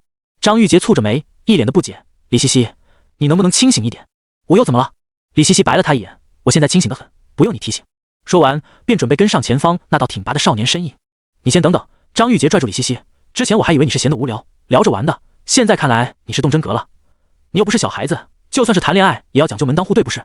李西西微微一怔，随口回道：大姐，现在都什么年代了，还门当户对呢？两个人互相喜欢不就行了吗？我觉得我找到了那个真命天子。看着李西西眼中流转的神采，张玉洁叹了口气，这丫头真是入魔了。她和李西西从小玩到大，对她的性格还是很了解的。别看平时李西西一副胸大无脑的样子，实际上性格很执拗，认准的事一般不会改变。虽然之前也喜欢看帅哥，但大多是开玩笑，聊一聊也就放弃了，甚至到现在都还没真正恋爱过。也不知道这少年有什么好的，竟然让李西西动了真格。张玉洁盯着前面的少年看了又看，搞不懂有什么地方吸引到了李西西。西西，你冷静下想想，你俩真的不合适的。张玉洁严肃地说道，你虽然没考入名牌武大，但起码也是个一本，而且天赋也不错，还没毕业就已经是3进武者。反观那少年，除了外形不错以外，有哪点配得上你？有啊，李西西眨了眨眼，除了外形以外，他还有爱心，喜欢小孩子，性格也好，而且声音也好听，这不都是优点吗？这算哪门子优点？张玉洁眉头皱得更紧了。你看他在食堂狼吞虎咽的样子，跟多少天没吃饭了似的，这样的人家里条件肯定不好吧？而且我没从他身上感觉到丝毫气血波动，说明他连武者都不是。就算他长得再帅，也不能当饭吃。等10几年后，他容颜老去，你因练武得以延年益寿，到时候你们的感情还能维持得住吗？还有，就算你把他追到了手，伯父伯母也不会同意的，因为你们以后根本就不可能幸福。你是武者，毕业后有4锦的前程，而他呢，只能找一个服务性的工作给人打工，辛苦1个月挣上个几千块钱，到时候你还要养着他，不会累吗？张玉洁本以为这一番话会让李西西知难而退，但没想到对方的眼神更坚定了几分。姐，其实你说的我昨晚已经考虑过了，我觉得这些都不是问题。陆景资质不行，我可以给他买丹药提升境界啊。至于你说的养着他，夫妻之间相互扶持，不是应该的吗？李西西笑着说道。还有我爸妈那里，我有信心说服他们。你，张玉洁扶着额头叹了口气，不知道该说些什么。哎呀，别这样，如果你以后也遇到一个让你一见倾心的男生，我相信你会跟我做出一样的选择的。李西西挽住张玉洁的手臂，走吧，大部队都快看不见了，我们赶紧跟上去。精神力收回，陆景将这一切都看在眼里。他摇了摇头，只感觉李西西的死缠烂打有些烦人。大家先休息下吧，咱们很快就要登顶无叶山了。女导游拿着喇叭喊道。这无叶山之所以叫这个名字，是因为山顶的雷池终年落雷，将黑夜照耀得如同白昼，再加上雷声轰轰，所以无叶这名字倒也应景。等会到了山顶后，大家千万不要乱跑，景区只允许游客站在安全区域远距离观赏，这也是为了你们好。在外面看是景区，离得近那可就是禁区了。陆景神色微动，本来想跟着旅行团一路上山去雷池看看，但看样子是行不通了，只在远处看可看不出什么门道来。趁着没人注意他，陆景身影闪动，瞬间消失在原地，引入了山林之中。几分钟后，女导游招呼着所有人继续向上。大家都休息好了吧？来跟我继续上山，一鼓作气。年轻人们倒是没什么，纷纷起身准备跟上。但是随团的一些大爷大妈不乐意了，我才刚坐下，怎么又要走了？能不能体贴下老人啊？哎呦，我这把老骨头快给折腾散架喽！真是花钱买罪受，在家里躺着不好吗？来这累得跟狗一样。有人出声，其他人也纷纷叫喊起来。女导游见大妈们席地而坐，没有要走的意思，只能作罢。那行吧，再给大家半小时的时间休息，不累的可以在附近逛一逛拍拍照，但是不要走太远。太好了，我去找他合照。李西西兴奋起来，抱着相机去前面寻找陆景的身影，然而把队伍找了个遍也没发现他的踪迹。陆景去哪里了？李西西有些着急，好像很久没看到他了。张玉洁追了上来，安慰道：别担心，都是成年人了，还能出什么事不成？可能找犄角旮旯方便去了吧。李西西点了点头，觉得有道理。半小时后，所有人再次集合起来后，女导游开始清点人数。怎么少了几个人？女导游皱着眉，旅行过程中突然有人失踪，这可是件大事。花名册一一对过之后，确实少了4个人。陆景、雷浩、孙淼，还有个小女孩，电话也不接，不会出事了吧？女导游焦急地喊道：大家听我说，你们有没有见到那个带着小女孩的中年男人？没印象。咦，刚刚不是还在队伍里吗？怎么不见了？女导游也顾不得继续带队了，急忙拨打了紧急电话。众人也看出了情况不对，纷纷讨论了起来。大白天的，还有人丢了？不会是被野兽叼走了吧？我听说山里有狼的，不少村民都遇见过。有狼？这地方还有狼的吗？肯定有狼啊，这地方偏僻得很，最适合野生动物生活了。瞬间，人群中就炸了锅，一脸紧张地看向四周。大家不要慌，先原地等待，我已经联系搜救部门了。女导游大声喊道，安抚着众人的情绪。在这等着也不是事啊，还不如先让我们上山。就是啊，在这浪费时间，我们的钱岂不是白花了？有人不乐意了，大声嘟囔着。那这样吧，女导游看向一旁的助理，你帮我把他们送上山，我自己在这里等搜救队。助理点了点头，那你自己小心点。怕什么？这里有个屁的狼，那些人胡说罢了。女导游摆了摆手，示意他先走。很快，一行人又浩浩荡荡地朝山上走去。李西西，你不走愣着干嘛呢？张玉洁回头看到李西西站在原地不动弹，低声说道：咱们就别掺和这事了，我总觉得有危险，平白无故怎么可能失踪呢？而且那个带孩子的男人可不简单，我才是个天赋者。见李西西一脸的不解，张玉洁把在大巴车上看到的事告诉了他。你说那个中年男人不是一般人，眼里会放电，确定不是你看错了？千真万确，当时还给我吓一跳，我到现在还记得那双摄人心魄的眼睛。张玉洁十分肯定地说。李西西皱着眉思索着，你说小哥哥的失踪会不会跟那个中年男人有关？不是没有可能，我看那个人挺像人贩子的，说不定小女孩就是他拐来的。张玉洁右手摩挲着下巴，一脸认真。但是不管怎么样，这事都跟咱没关系。走吧，跟我上山。不，我要去找他，他现在一定是陷入危险了。李西西拿出手机，发出去的消息一条都没有回。不是吧？你不会以为自己是2进武者就能横着走了吧？你这点实力不够人家塞牙缝的。反正我决定了，跟不跟来随你。李西西也没再理他，顺着来时的方向一路找去。哎，真拿你没办法，我帮你找还不行吗？张玉洁叹了口气，快步跟上。一旁等待搜救队的女导游也没制止他们2人，有2个武者帮忙找人，肯定是好事。如果他带的团出了事，肯定要背责任在身上的，搞不好还会被刑事处罚。这无叶山上的雷霆能量浓郁到了恐怖的地步。一处山坡之上，陆景盘膝而坐，运气环宇呼吸法，感受着身边漂浮聚集的雷能量。哪里的雷属性强，我就往哪里走，肯定能找到想要的东西。陆景站起身，看向了无叶山的山顶位置。远处终年白雪皑皑，近处却是黄绿相间，层林尽染，流水潺潺。行走在未被开发过的山林之间，听着耳边的翠鸟啼鸣，呼吸着不时送来的缕缕凉风，陆景的心情也舒畅了起来。凹凸不平的地面丝毫没有阻挡他的脚步，身影掠过如履平地。就这么走了大约10几分钟，陆景突然停下了脚步，因为在他的感知中，越是靠近山顶，雷属性能量反而越是淡薄。山顶竟然不是吗？陆景略微思索，好像半山腰的位置能量最为浓郁，难不成要把整座山给凿穿？陆景自言自语道：罢了，那就围着半山腰转上一圈吧，能有收获最好，没有就回去吧。不管怎么样，这趟也不算白来，就全当是来旅游散心了。想通之后，陆景没停留太久，径直的朝山下走去。西西，你快看！沿着下山的路搜寻的张玉洁突然叫住了李西西，那个好像是小雨的发卡。李西西赶紧走上前去，从草地上拿起了一个精致的粉 KT 猫发卡。这发卡很有辨识度，让张玉洁瞬间就想到了小雨。确实是小雨的，怎么会掉在这里？李西西皱着眉思索着，发卡掉了肯定会知道的，一般情况下都会捡起来，除非当时有什么要紧的事，根本顾不得去捡。他很快便分析出了当时的情况。张玉洁点了点头，也就是说，他们确实是遇到危险了，至于是什么危险，现在还未可知。哎，前面好像有条通往别处的小路，他们会不会往这边走了？李西西眼前一亮，朝那条小路走去。你都知道他们遇到危险了，不应该把情况先汇报给警方吗？张玉洁无奈地看着他的背影越来越远，只能跟了上去。拨开杂草，走进幽深的小路，视野变得极差，两边是高耸的崖壁，给人一种很压抑的感觉。西西，等等我！张玉洁叫停李西西，喘着气提醒道：别急，先打导游的电话，跟他说一下这里的情况，不然搜救队不好找到这里。好，听你的。李西西点了点头，拿出手机准备拨号。就在这时，从两旁的草丛中走出了4、5个身材壮硕的大汉。哟，两位小姐，这是迷路了吗？你们是谁？李西西和张玉洁被吓了一跳，瞬间背靠背贴在一起，脸上满是戒备。突然冒出的几个不速之客将2人团团围住，摩拳擦掌。仔细看去，他们穿着统一的服装，上面还绣着字：天下武馆。你们是哪里的武馆？为何要将我们围起来？张玉洁蹙着秀眉，强装镇定地说道：哼，我们想干什么还需要理由吗？在壮汉身后又走出了一个眼睛冒着火焰的中年男人，脸上带着冷笑，慢慢地朝2人靠近。馆主，探子说这2人和雷浩走得很近，说不定是互相认识的熟人。哦，中年男人眼中的火焰更盛了几分，那就先留他们一条命，捆起来带走。是。如柱子般站着的几个大汉瞬间动了起来。你们别过来，再靠近我们就动手了。张玉洁和李西西紧贴在一起，拳头举起，一副要拼命的样子。哼，俩厨还挺硬气的，是没被揍过吧？领头的壮汉摩拳擦掌，笑呵呵地伸出了大手。啊！1分钟后，李西西和张玉洁被绑得严严实实，嘴里也用布条封住，只能用眼睛表达着心中的怒意。我们继续往前搜寻，把他们2个扛走，说不定能派上用场。眼睛冒火的中年男人摆了摆手，率先向前走去。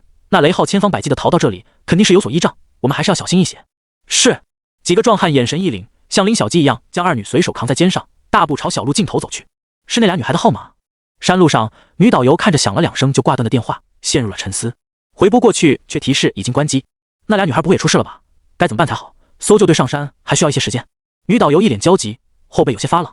这次回去一定要请几天假，好好休息一下。这无叶山邪了门，像是吃人一样，太吓人了。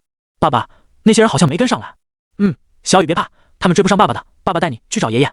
你要是困的话就睡会，等你睡醒就到了。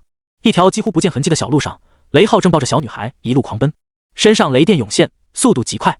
小雨大眼睛眨了眨，爷爷长什么样子啊？他会喜欢我吗？雷浩用手刮了刮小女孩的鼻子，随后笑着说道：小雨这么听话这么乖，爷爷肯定喜欢你啊。那爷爷喜欢妈妈吗？雷浩的步伐微微一滞，没有说话。往日的一幕幕回忆涌上了心头。你个不孝子，下山就是为了一个女人。父亲，您就成全我们吧。阿英她已经怀了身孕，你身上流的是雷家村的血，就要遵守村里传下来的规矩。村里的女孩你不喜欢，非要去和外祖通婚。父亲，我此生非她不娶。好，那你便下山吧，永远不要回来，全当你死了。父亲，我走了，您自己多保重。零散的记忆一闪而过，眨了下眼睛，一滴热泪顺着脸颊滑落，还没等掉落在地，就被体内气血蒸发成雾气。爸爸，你怎么哭了呀？小雨皱了皱鼻子，伸出手擦拭了一下雷浩的眼角。哪有，爸爸是被风迷了眼睛。雷浩的脸上再次挂上了笑容，手指朝前面指去。小雨，咱们要到了，看到前面的炊烟了没？哇，好美的地方啊！小雨眼睛瞪得很大，眸子里异彩连连。父女二人在山坡上站定，看着下面升起阵阵炊烟的小村子发呆。太阳的余晖透过白云洒在山谷里，整个村子像镀了一层金，几只飞鸟在天边朝着南方飞去，还是一点没变啊。雷浩叹了口气，回头看了一眼。走吧，爸爸带你进村。顺着一条小路下去，趟过了一条小溪，进入到了村落之中。村落的规模不大不小，大概有100户人家。雷浩神情激动地踏入了村子，不少正在收割庄稼的村民都纷纷抬起头来看去。快看，是雷浩，小浩回来了，快去通知村长。在嘈杂声中，一个年轻的少年朝村里狂奔而去，仔细看还能发现少年的脚下有雷霆助力。二虎，柱子。雷浩一边走着，一边乐呵地跟村民打着招呼。小浩，这是你闺女啊，长得真好看。一个老妇人从田间地头走了出来，在围裙上擦了擦手，叫什么名字啊？让婆婆抱抱。我叫小雨。小女孩也不认生，主动伸出了双手。哎呦，小雨真乖啊！老妇笑呵呵地将小女孩抱在怀里。孩子他妈没跟着过来。雷浩的眼神一凝，苦笑道：没，有事来不了。老妇也没追问，把小女孩还给雷浩，笑着说道：快去找村长吧，这些年你没回来，我经常看到他坐在院子里发呆，肯定是在想你们。哎，我爹他的身体怎么样？听到雷浩的话，老妇的笑容收敛了起来，身子还行，没什么大事，就是腿脚没之前灵光了，人老了都这样。咦，那我先进村了，你帮忙招呼一下，让在外农作的也回家吧，等会可能会有危险。雷浩嘱咐了老妇一声，抱着小雨离开。看来小浩这孩子是来逃难的呀。老妇摇了摇头，心中担忧起来，匆忙朝地头跑去。大家都停一停，先别干了。来了。不大的院落内，里面有几间民房，房间打扫的还算干净，中间的空地上还放着一个火炉，里面全是炭渣。一个两鬓花白的老人坐在火炉前，哒哒地抽着水烟。父亲，我回来了。雷浩抱着小雨站在门外，眼神复杂。没想到5年不见，自己的父亲竟然苍老了这么多。清楚缘由的他，心中更加惭愧了。那些人没追过来吧？你也看到了，我一把年纪，腿脚又不灵便，帮不上你多大的忙。没有，我把他们甩掉了。雷浩把怀中的小女孩放下，小雨，快叫爷爷。爷爷。小女孩甜甜的开口叫道。看着瓷娃娃般的小雨，老人褶皱的脸舒展了不少。好啊，小雨快过来让爷爷看看。老人朝小女孩招了招手，脸上满是慈祥。爷孙俩聊了一会后，老者揽着小女孩开口道：让村子里的村民先在家待几天，不要出去，你的事不要连累其他人。雷浩点了点头，父亲，咱们村子这些年有没有出雷系天赋者？有啊，还不少呢。老人抽了口水烟，指了指村子西头，柱子家的孩子和二华家的孩子都是雷系天赋者，现在才3、4岁就已经能操控天赋了。说完，老人还看了小雨一眼，叹了口气，这就是血脉的重要性啊。血脉。雷浩闻言叹了口气，父亲，现在说这些也晚了，不如商量下天下武馆的事。晚了？老人眉头一挑，意有所指的说道：我看不晚吧，你还年轻，咱们村的适龄姑娘也不少，就没一个你看得上的。父亲。雷浩脸色涨红，生气地说道：请不要在孩子面前说这些。好好，确实是我唐突了。老人也意识到了自己的话不合时宜，脸上的表情僵住。嗨嗨，这次回来还走吗？雷浩沉默了一会后说道：要走的，我打算带小雨先在村里住上一段时日，等那帮天下武馆的杂碎退走再说。随你去吧，这次我不会拦你的。老人摇了摇头，小雨在外面也能受到更好的教育，确实不应该留在这大山中。自从雷浩打破了这个规矩之后，又有不少村民出了大山，前往城市生活。老人作为村长，虽然想拦，但也无能为力。哎，依我看啊，咱们雷家村的血脉越来越淡薄，离消失也不远了。长叹一口气后，老人起身往火炉里添了些木炭，带着小雨进屋吧。这一路上跋山涉水的，应该没休息好吧？雷浩点了点头，拉着小女孩走进屋子。这些天凶险的逃亡之旅，再加上杀妻之恨，让雷浩的精神已经处在即将崩溃的边缘。要不是还要养育小雨，他早就舍弃一切，跟天下武馆的馆主拼个鱼死网破。就在雷浩收拾了一下，准备休息的时候，院子里来了个气喘吁吁的少年。村长，浩叔，怎么了？发生什么事了？这么慌张？少年指着村口说道：有外人来了，不知道是干什么的，现在还在村口等着呢。有外人来了？老人眉头皱在了一起，看向屋内站起来的雷浩，是你的仇家吗？应该是的，没想到这些人如此阴魂不散。雷浩心中咯噔一声，呼吸也沉重了起来。在回村的路上，他还自信满满，只要天下武馆的人赶来，他就有信心联合自己父亲一起将他们留下。他父亲身为雷家村的村长，雷系异能已经突破至了5境巅峰，就算对上大宗师也有胜算，而且武者境界也不低，压制天下武馆的馆主不成问题。但事与愿违，雷浩看着连走路都要拄拐棍的老人，叹了口气，年老体衰，气血大不如前，又怎么会是那大宗师的对手？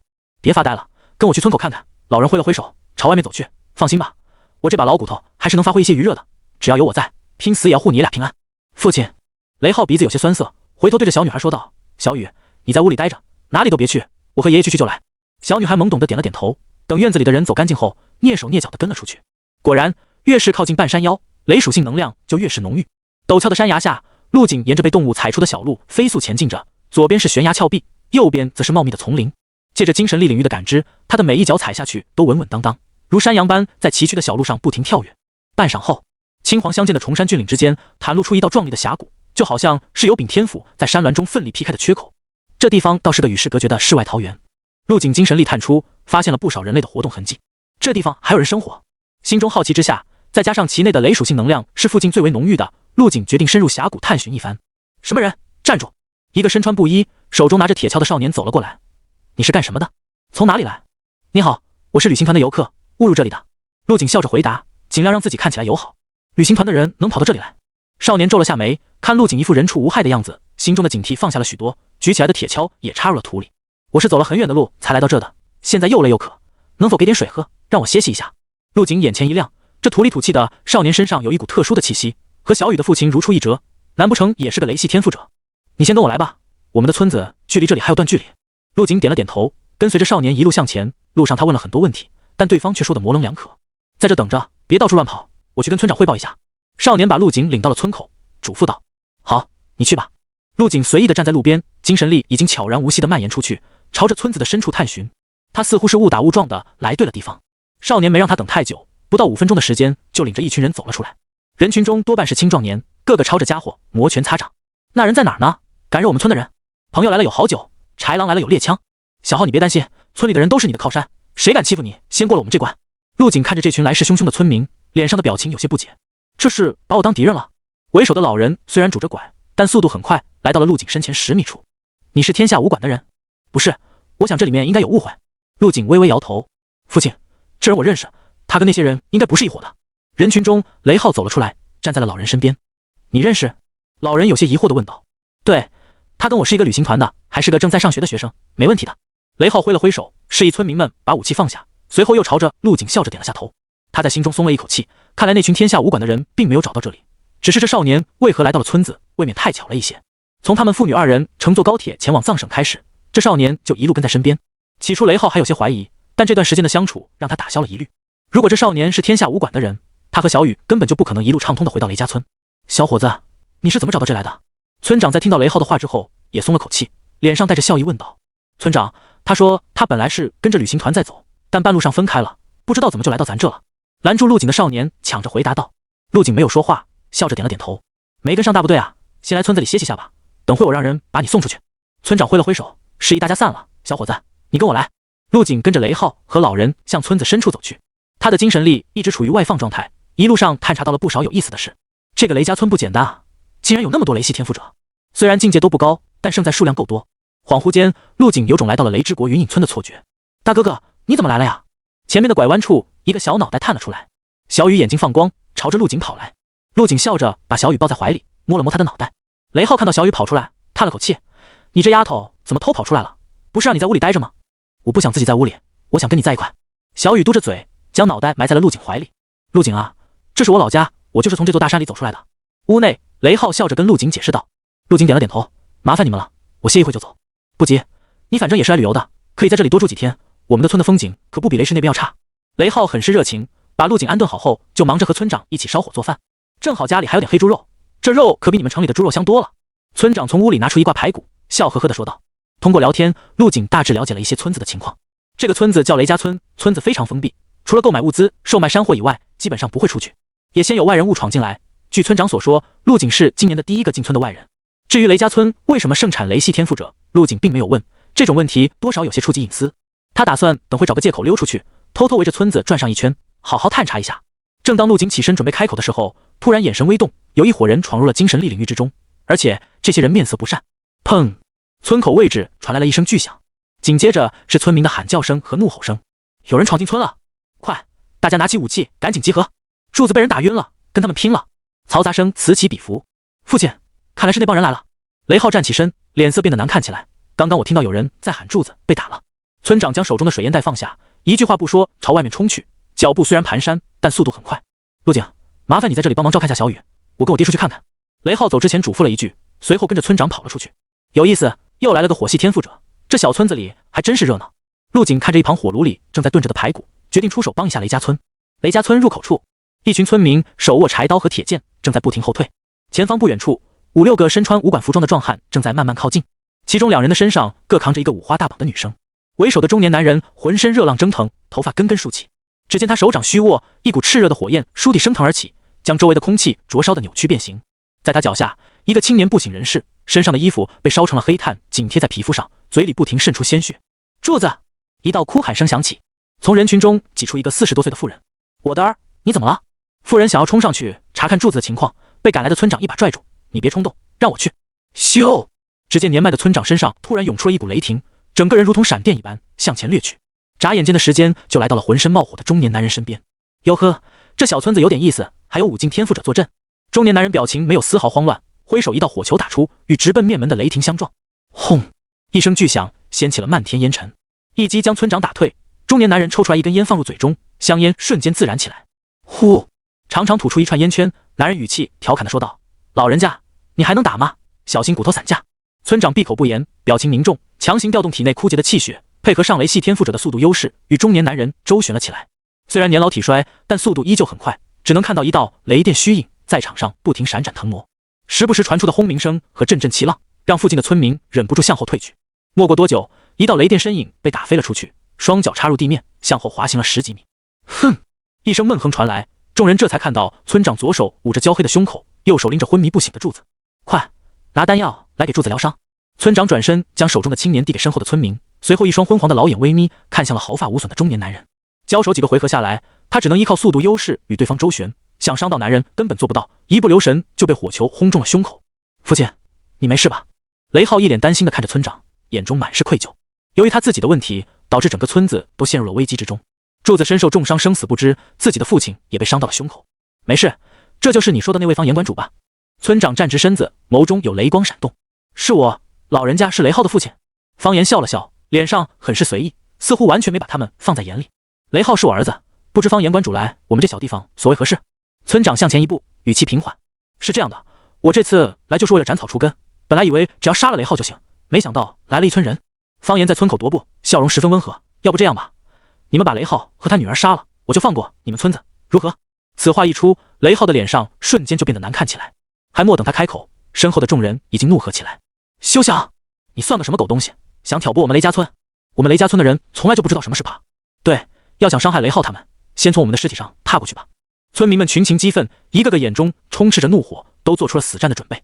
雷家村的人异常团结，出乎了方言的意料。哦，你们当真不怕死？方言脸上的笑意渐渐收敛，身上虽然燃烧着火焰，但气息却变得森寒。他扭了扭脖子，发出一阵筋骨爆鸣声。下一刻，方言身上的火焰瞬间升腾起来，数丈之高，如同一轮燃烧的太阳，让附近的温度近乎翻倍。嗖！他眼中红芒闪烁，身影瞬间消失，整个人向着村民冲去，带起了滚滚热浪，炙烤着所有人的脸颊。小浩，跟我一起拦住他！村长瞳孔微缩，猛地向前一步，手中雷电吞吐形成了一道雷蛇蜿蜒前行。雷浩义无反顾地来到自己父亲身侧，裹挟着雷霆的一拳朝袭来的火焰人影冲去。轰！这是火焰与雷霆的正面碰撞，两种狂暴的能量相融，产生了超载现象，瞬间爆炸开来。数百丈的雷光，火星上下交织，轰鸣之声震得山摇地动，不少雷火能量逃逸出去，向外飞射，在接触到地面和树木的时候噼啪作响，烟尘渐渐散去。所有人都看向了发生爆炸的中心，原本平坦的地面上出现了一道狰狞的深坑，足足有数10米之巨。雷浩二人喘着粗气，双手血肉模糊，几乎可见森森白骨，鲜血顺着指缝缓缓流下。小浩，今日怕是难了。村长飒然一笑，声音洒脱。只见他双手握拳，一股雷霆涌入拳中，将伤口灼烧结痂，鲜血瞬间止住。父亲，你带着大家从后山走吧，我自己来拦住他们。雷浩眼神坚定，深吸了一口气。此事是因他而起，实在不忍心再看到有人死去。村长，小浩，把我们当外人了是不是？不要小看了我们。后方的一众村民纷纷向前，不少人体内都涌出了璀璨的雷光。啧，这么多雷系天赋者，方言有些惊讶，看来你们村子不简单啊。不过就凭你们这孱弱的雷，又怎么会是我神火的对手？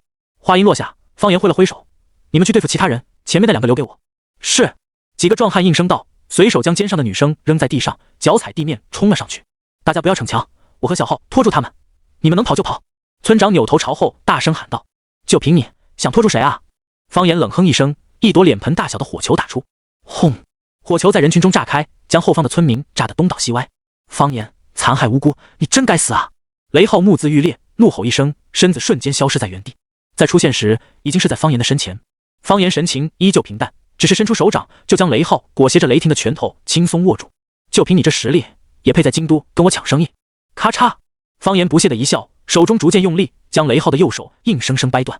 雷浩看着自己露出骨茬的手，咬着牙没发出一丝声音。趁着方言说话的空隙，左手从怀中掏出一把匕首，向着他的心口刺去。啪！方言嘴角翘起，一巴掌将匕首拍飞出去，随后握住了雷浩的脖颈，像拎小鸡一样将他整个人提了起来。紧接着，手中火焰吞吐，眼看就要将雷浩焚成灰烬。这一切都发生在电光火石之间。住手！村长瞪大了眼睛，双手贴在地面，瞄准前方不远处的方言。下一刻，雷霆之力涌动，呲啦！一道雷蛇自掌心冲出，仿佛有生命一般，在地下蜿蜒穿行，绘出了一条璀璨的雷之轨迹。两旁的树木瞬间化为枯木，燃起熊熊烈火。轰！雷蛇从地下窜出，向着方言直冲而去。用出这一招之后，老村长的脸上血色又少了一分，干咳着吐出口鲜血。方言眼角直跳，感受到身下澎湃的雷霆，不得已向后退去。好狠的老匹夫，为了伤到我，连自己的儿子都不顾了。方言将死狗一样的雷浩扔在地上，冷笑着朝老村长靠近，那就先杀了你，再把你们村的人全都屠了。这边胜负已分，雷浩父子二人成了案板上的鱼肉，任人宰割。另一边，村民围在一起，竟然和那群壮汉僵持不下。西西，咱们是不是要死了？张玉洁横躺在地上，动弹不得，脸色煞白。那个叫方言的杀了那些村民之后，应该就要来收拾我们了。对不起，是我太任性了。李西西眼中流露出了绝望之色，是我强行要过来，才被他们捉了去。不知道我的小哥哥现在怎么样了，是不是已经遭了他们的毒手？都什么时候了，还在想你的小哥哥？张玉洁一副恨铁不成钢的样子，拿脚踢了李西西一下，实在不行，你俩下辈子做一对鸳鸯吧。突然，李西西像是看到了什么不可思议的东西，眼睛瞪得老大。怎么了？看什么呢？张玉洁好奇地调整身子，循着李西西的目光看去，只见村口位置，一个身材挺拔的俊秀少年正缓缓走来，处在两处战场之中，四株玉与瓦石之间，引人注目。他怎么在这？张玉洁皱着眉，不可置信地说道：“是他，真的是他！”李西西喜出望外，绝望的眸子瞬间升起了一抹生气。太好了，他还活着，我还以为他已经遇害了。但很快他又惊慌起来，坏了，他好像朝咱们这边过来了，不要命了吗？张玉洁也是长叹了一口气，看来你的小情人要和你一起共赴黄泉了。李西西挪动着身子，把头冲着陆景的方向，大声喊道：“别过来，快走，快走啊！”陆景的眼神看了过来，笑着点了点头，步子却没有停下。他的身影也吸引了其他人的注意。方言瞥了他一眼，随即咧嘴笑道：“你们雷家村的人还真是重情重义，排着队来送死。也罢，给我节省了不少时间。蠢货，你们几个手脚麻利点，养你们是干什么吃的？赶紧把那些村民解决掉！”方言脚踩如死狗一般的雷浩，语气森冷无比：“放心吧，雷浩，我不会让你这么轻易的死去的。在你死之前，我会好好的折磨你。”正与村民们搏杀的几个天下武馆成员，听到方言的话后，手中的力道又重了几分。很快，局面就成一边倒，村民被压制的节节后退。砰！一声闷响，村民的防线被彻底击溃，一道身影被打飞了出来，落在陆景脚下。是你，快跑，离开村子！倒地的正是拦住陆景的少年，看了陆景一眼后，又起身加入了战局。陆景神色平淡，眸子冰冷，身影瞬间消失在原地。轰！速度太快，产生的音爆声吸引了所有人的视线。只见围攻村民的几个壮汉像是沙包一样，被一道模糊不可见的身影随手投掷了出去，而投掷的方向正是睁大了眼睛、一脸惊讶的方言。什么人？方言神色骇然，对方的速度快到了极致，就连他都没有看清。等他反应过来以后，几道流星般的身影在他的眼睛不断放大。嗡！方言向后退了几步，一道火墙出现在身前。六境的火系天赋被他毫无保留地释放出来，浓郁炽热的火焰凝聚在一起，犹如实质一般。砰！砰！砰！几道空中飞人势大力沉地砸落在方言凝聚的火墙之上，一道道涟漪在火墙上不断扩散。该死，这也是雷家村的人吗？实力这么恐怖！方言紧咬牙关，又是2具自己人的身体砸落在火墙之上，让原本凝实的火墙变得虚幻起来。终于，当火墙受到第6次身体的撞击之后，轰然消散在空中。那道身子的去势不减，狠狠地砸向了火墙后的方言。方言索性将天赋撤去，运起大宗师境界的气血力量，双臂交叉放在胸前，选择了硬抗。砰！方言的牙关紧咬，身体前倾，但这股巨力还是将他的防御击溃，踉踉跄跄地向后退去，一直退了7、8步，才堪堪稳住身形。而之前被陆景扔出去的武馆成员，大多都失去了战斗力，躺在地上不停地哀嚎着。寂静，所有人都停下了手中的动作，甚至忘了呼吸。他们瞪大了眼睛看向场中如枪般挺立的少年，一脸的呆滞。从陆景出手到结束，也只不过用了1、2秒的时间，这一切都太快了，就好像这少年只是消失了一瞬，等身影再次出现，那些围攻村民的壮汉就全都躺在了地上。陆景，你这是？村长回过头，颤颤巍巍地说道：“村长，家里的排骨要熟了，还等着你出锅呢，这里就交给我吧。”陆景轻声开口，眼神平静地向前延伸，落在了方言的身上。喂，醒一醒，准备挨揍了。少年略带调侃的声音将方言从震惊中拉了回来。陆景随意地站在方言的面前，正如不久前方言站在村民面前一样，随意自然。方言的眼神一阵变幻，没想到刚刚出手的人居然是个少年，让他难以置信。将身上燃烧的火焰收起，开口道：“你也是雷家村的人？不是，那你为何与我作对？”方言神色微动，一脸的不解。我可是6境天赋者，外加大宗师气血，就算你再天才，也不可能胜得过我。你如果现在退去，我不会追究。方言脸色凝重，在他的眼中，陆景就好像一座山，一片浩瀚的海，看起来浑身都是破绽，但仔细看去又无迹可寻。所以他想尝试着劝说陆景，交手对双方都没有好处。陆景毫无波动，还是一脸平静地站在原地，没有为何，单纯看你不爽罢了。方言咬了咬牙，不再废话，直接向陆景冲去。咻，身影瞬间消失，在出现时已经距离陆景不足2米，速度太快，快到无法用肉眼捕捉，比起雷系天赋全开的村长也不遑多让。这才是方言的全速，之前和雷浩二人的战斗多少有些放水了。再看到少年毫无反应，方言的脸上露出了一丝笑意，手中火焰闪烁，直直向着心口位置打去。火焰拳头划破空气，荡出朵朵扭曲变形的气浪，有突破音障时产生的轰鸣声，威力十足的一拳，将方言身为火系天赋者的优势发挥到极致。一旁观战的雷家村村民在看到这一拳之后，不少人都捂住了自己的嘴，害怕看到接下来的一幕。他们无法想象那少年拿什么与这令人恐惧的一拳抗衡，但接下来这一拳却是砸向了空气，少年的身影已经消失在了原地。你太慢了。陆景站在方言身侧，平静开口，一股柔和的微风伴随在他左右，身影虚幻，似乎与风融为了一体。方言一拳打空，脸上再次闪过震惊之色，然后猛地收拳，更加浓郁的火焰吞吐而出。去死！裹挟着火焰的拳头再次袭来，陆景只是微微侧身，就随意的躲了过去。火焰掀起的层层热浪吹动了陆景额前黑色的发丝，就这点能耐？陆景语气淡然。方言脸色铁青，脑子里嗡嗡直响。接下来他不信邪的双拳不停挥出，一团团火球铺天盖地的轰向陆景。轰轰轰！一团团炽热的火球如狂风骤雨般袭来。方言神色狰狞，状若疯狂，手上的动作快到了出现残影。上一拳还没收回来，下一拳就已经轰了出去。但是陆景依旧神色平静，只有身上的风变得凝实了许多。风之呼吸，月影摘星诀。狂风骤起，陆景的速度快到了极致，在漫天的火光中就犹如闲庭信步一般，只是做出了一些很细微的动作，就将袭来的火球全部躲了过去。火球擦着他的身子掠过，轰向了远处的山坡。偌大的村前空地，所有人都愣在原地，没有一个人说话，都在瞠目结舌地看着二人的战斗，只能听到火球落在地面上发出的轰鸣声，此起彼伏。大家都看呆了，眼前这少年竟然强悍如斯。方言的实力毋庸置疑，一人就力挫雷浩父子二人，而且还没用出全力。但即使如此，却被陆景如此戏耍，连衣角都碰触不到。村长从地上颤颤巍巍地站起身，眼中充斥着震撼和惊讶。他走到雷浩的身边，将他搀扶了起来。小浩，这少年你是在哪里结识的？此时的雷浩也处在一个很迷茫的状态，他一脸懵逼地看着二人的战斗，磕磕巴巴地说道：“这就是在旅行团同行的少年，没想到他竟然这么强。”他实在是无法将眼前的少年同旅馆里那个狼吞虎咽的身影联系在一起。这少年不是说自己还在读书，哪有学生这么强的，连大宗师都不是他的对手。倒在地上的李西西和张玉洁也是一副要傻掉的表情。喂，西西，我是不是在做梦啊？张玉洁踢了踢李西西，语气有些麻木。不是梦，原来他这么厉害的吗？李西西兴奋起来，眼里闪着小星星。下一刻，他的眸子又暗淡了下来。他这么优秀，会不会看不上我呀？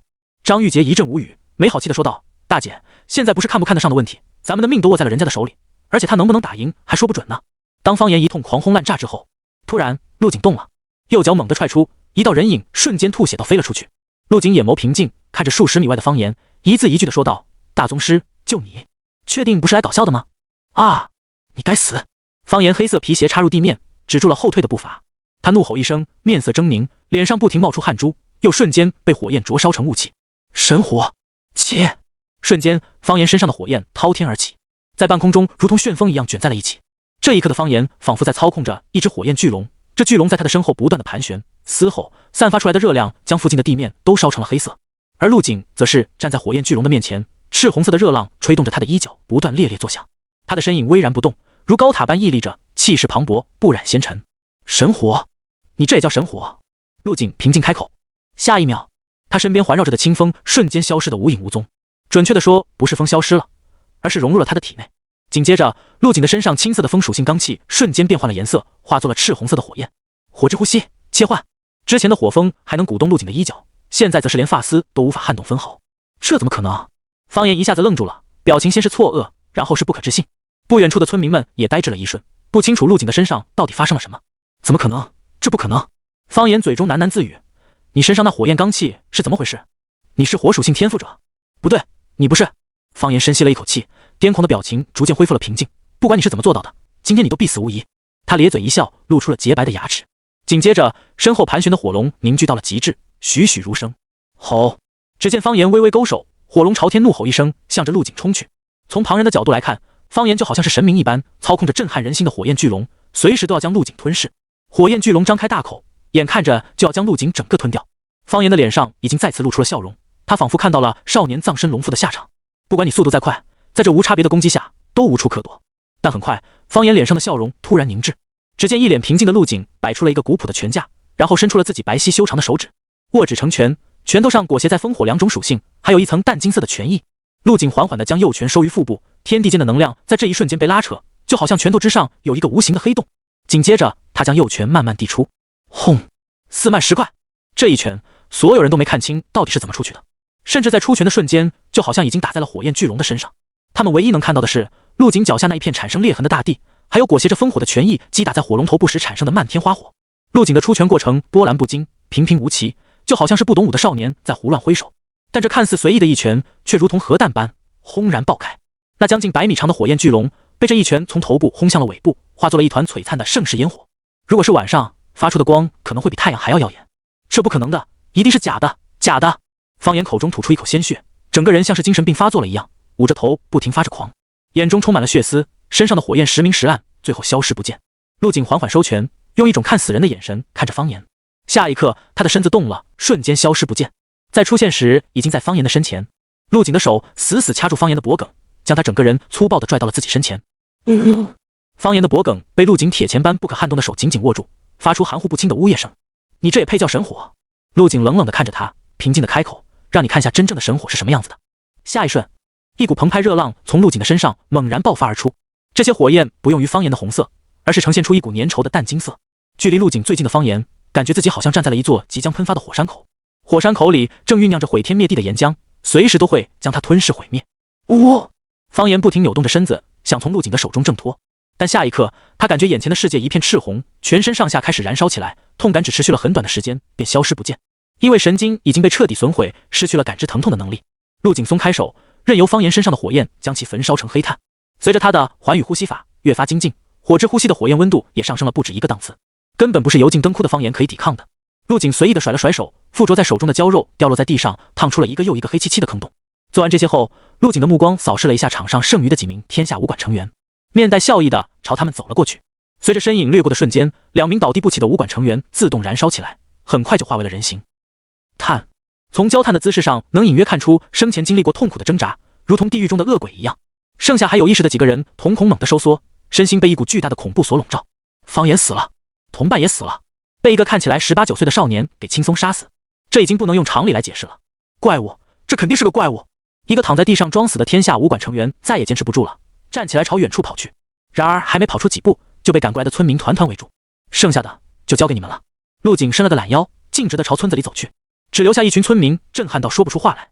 偌大的村口，拥挤的人群和寂静的环境形成鲜明的对比，只能听到远处小溪的流水潺潺声和鸟雀的啼鸣。雷浩和村长互相支撑着，呆立在原地不知所措。李西西则是嘴巴张得老大，口水都快要流了出来。之前陆景显露出来的速度就已经震撼了他们所有人，但当他一拳轰碎了火焰巨龙之后，这个震撼被瞬间放大了数倍，让人脑子一片空白，失去了思考能力。没想到陆景也是一名火系天赋者，而且能以不到宗师的气血值硬汉大宗师境界的方言，这得多么恐怖的武道天赋啊！如果不是亲眼所见，他们不敢相信这世上还有如此天才的少年存在。张玉洁眼睛瞪得老大，喃喃自语道：“他叫陆景，这个名字好熟悉。”他的大脑飞快运转，但怎么也想不起来有一个叫陆景的火系天赋者。只记得今年武考有个少年天才，在模拟战中击杀了拥有宗师实力的对手，被媒体吹上了天。但跟眼前这个少年比起来，简直一个天一个地。什么天才连给他提鞋的资格都没有。大家都没事吧？村长第一个回过神来，慢悠悠地扶着雷浩走到村民们身前：“有没有人受伤？柱子怎么样了？”众人如梦初醒，纷纷上前搀扶起伤者。村长，大家没事，就受了点小伤。柱子伤势也稳住了，没什么大碍。村长，这可多亏了那个少年啊。村长点了点头，这次要不是那少年出手相助，咱们雷家村怕是……雷家村院内，陆景和雷浩一家围着火炉啃着排骨，一旁还坐着李西西和张玉洁二女。李西西没了之前的热情，见到陆景后，甚至连招呼都有些不敢打了。少年给他的冲击实在是太大了，到现在他的脑子里还在嗡嗡的响。陆景，这次多谢你出手相助。雷浩看向陆景，眼神真挚。我雷浩这条命就是你的了。陆景摆了摆手，我不要你的命，只是对你们村子很感兴趣。对我们村子感兴趣？雷浩微微一怔，表情有些错愕。对，实不相瞒，我是为了雷池来的。陆景点了点头，直接坦白了自己的目的。雷浩和村长对视了一眼，二人目光复杂，有震惊，还有错愕。犹豫了半晌之后，村长像是做了什么决定，狠狠抽了口水烟袋，说道：“今天先在这住下吧，明天一早我带你去个地方。”好。陆景眼前一亮，答应下来。天上的云散开，月上中天，皎洁温柔。月光落在地上，落下斑驳的黑影。一间客房内，陆景躺在大通铺上，屋里还烧着炉火，将不大的屋子烘托得格外温暖。砰砰砰，敲门声响起，进来。房门被打开，李西西和张玉洁走了进来。陆景，我们已经跟旅行团里的人联系上了。李西西说道，那边说需要你亲自打电话报个平安才行。知道了。陆景掏出手机，看到了一连串的未接电话，他直接回拨了过去。是陆景吗？你没出什么事吧？电话被瞬间接通，另一边传来了女导游紧张焦急的声音。没事没事，对不起啊，我半路上迷路了。陆景不好意思地解释道，我们现在都没事，旅行团也不用等我，等明天一早我就自己下山了。行吧，你们真是的，差点把我吓死了。女导游声音带着哭腔。对不起对不起。李西西和张玉洁看着正一脸歉意安慰导游的陆景，总感觉有些不真实。这个温柔和煦的少年和下午3步杀1人的火系天赋者完全联系不上。挂断电话后，陆景看着没有离去的二女，笑着说道，怎么了？还有什么事吗？温暖的火炉映照下，少年白皙俊秀的脸多了几分暖色。小哥哥，你是那个幕府武大的陆景吗？李西西鼓起勇气问道。刚刚他和张玉洁觉得陆景这个名字很耳熟，就偷偷上网查了一下，一查就发现陆景的名字竟然在热搜榜单上。点开之后，陆景的事迹一一的被列了出来，每一件都超出了他们的想象。一想到陆景能轻松击杀方言，也就释然了。但相比起陆景要登顶所有武大的造极塔，似乎显得有些微不足道。李西西和张玉洁也是武大的学生，虽然学校不怎么好，但对造极塔还是略微了解了一些。那个难度可不是一般的高，据说建成之后，陆景是登顶的第一人。对，我是。陆景疑惑的点了点头，这女生看自己的眼神很奇怪，眼中的炽热就好像要把他吃了一样。可以给我们签个名吗？能合个影就更好了。李西西脸上带着一丝祈求，一旁的张玉洁也连连点头。可以吗？可以吗？可以。陆景微微一笑，答应了下来。太好了，爱死你了。李西西惊喜异常，就好像得到了莫大的荣幸，从身上挎着的小包里拿出了准备好的纸笔。陆景无奈的耸了耸肩，看来自己的名声传得很远，远在藏省都有人认识自己。他接过纸笔，仔细的签了名，然后让二女靠在自己身边合了张影。之所以答应李西西，是因为他对这女孩的印象还蛮好的，虽然烦人了些，但也为2天的旅途增添了不少色彩。而且在自己准备出手相助的时候，李西西被捆在地上，还喊着让他逃跑，说明这女孩心里是为自己好的。陆景目光放在李西西身上，这是他第一次认真的打量这个女孩。肤白貌美，大长腿，身上还有着富家小姐的气质，确实是个大美人。李西西见陆景毫不掩饰地盯着自己，不羞也不恼，甚至还主动地舒展腰肢，将自己的线条展示出来。谢谢你，陆景，那我先回去睡觉了。张玉洁看了自己闺蜜一眼，跟陆景告别后，小心翼翼地关上了房门。你不去睡吗？陆景皱了下眉，这女孩胆子这么大的吗？你自己睡冷不冷？要不要我帮你暖一下，报答你的救命之恩？李西西支支吾吾地说着，脸颊升起了一抹红晕。这房间挺暖和的，明天还有事，早点睡觉吧。陆景笑着拒绝，他对这女生只是有些好感，但远远没到想和她谈恋爱的地步。那好吧。李西西也不觉得尴尬，眼神温柔地看了陆景一眼后，走出了房间。房间外，李西西刚带上房门，走了一会的张玉洁就跳了出来。这么快就完事了？你想什么呢？人家陆景不是那种人。李西西捶了张玉洁一拳，将她从陆景房前拉走。她果然是真命天子，只可惜我不是公主。翌日，朝阳初升，其道大光，细细碎碎的阳光洒落在陆景的床头。他一夜未睡，整晚都在观想钻石小人的脚步，直到外面传来悉悉索索的脚步声，他才缓缓睁开眼睛，从观想状态退了出来。打开房门后，村长正在院子里烧火做饭。陆小友，晚上睡得可好啊？睡得还行。我们多久出发？陆景笑着走过去，帮忙添柴加火。村长起身给陆景倒了杯茶水。吃了早饭吧，好有力气走山路。那地方很远吗？陆景有些疑惑，他以为村长要带他去的地方就在村子附近。那地方在洞窟之中，洞窟的位置倒是离这里不远，但是要通过洞口深入山腹，这距离可就长了。陆小友，前面的洞窟就是了。村长在前面带路，指了指身前一处高约10米的洞窟。陆景跟着进去，洞窟里面怪石嶙峋，穷极幽暗深邃，宽大概有20多米，十分宽敞。进入之后，竟然不觉得潮湿，反而有种暖洋洋的感觉。陆景运转环宇呼吸法，感受着身边游离的雷电能量，看来是这里没错了。陆景喃喃自语，这里的雷属性能量的浓郁程度堪比武大的修炼室。随着二人的深入，洞窟逐渐变得狭窄起来，很多地方只能容一人通过。陆景跟着村长一路前行，不知道走了多久，耳边突然传来了一阵阵雷霆咆哮的声音，轰！震得洞窟一阵晃动，碎石纷飞。陆小友别担心，这洞窟结实得很，他不了的。陆景点头问道：“距离目的地还有多久？”“快到了，照这个速度再走半小时左右。”“那里都有些什么？”村长笑呵呵地说道：“那是一道异雷，是我们雷家村一直在守护的东西，同时也是我们村落的图腾。”“异雷？”“对，有很多雷系天赋者来无叶山都是为了找他。”村长解释道，“但被我们保护得很好，至今没被其他人发现，想必你来此也是为了他吧？”村长解释完，又疑惑地问道：“可是你又不是雷系天赋者，寻他又有什么用呢？”陆景笑了笑，没有解释，反问道：“异雷有什么作用？跟你们雷家村盛产雷系天赋者有关系吗？”“异雷的作用那可就大了去了。如果普通人常年生活在异雷附近，就会有很大的几率诞生出雷系天赋的孩子。雷系天赋者将异雷吸收进体内后，实力将会大增，天赋能力的强度也会提升到一个恐怖的层面。但是这个过程十分凶险，成功的几率很低，很少有人会铤而走险。我们的祖先在很久之前发现了山体中的异雷，在附近建立了村落，繁衍子嗣，并且将其视为至宝。”村长说了很多，将自己知道的全都告诉了陆景。“那如果我是雷系天赋者，想要将这异雷据为己有，不知道村长同不同意呢？”陆景笑容依旧温和，语气十分平静。出乎他意料的是，村长在听到他的话后，只是微微一笑。“哈哈，为什么不同意？”村长瞥了陆景一眼，笑呵呵地说道：“你帮我们村子度过了这次的劫难，别说这异雷了，就算你要老头子的命，我也不会有丝毫犹豫。再说了，异雷这东西本就是生于天地间的无主之物，自然是有能者得之。而且最近村子里的村民越来越向往外面的世界，我也不想再坚持下去了，干脆顺其自然好了。”陆景神色微动，本来以为还要费些口舌，没想到村长竟然这么轻松就答应了下来。不知陆小友要这异雷作何用处？村长对陆景问道。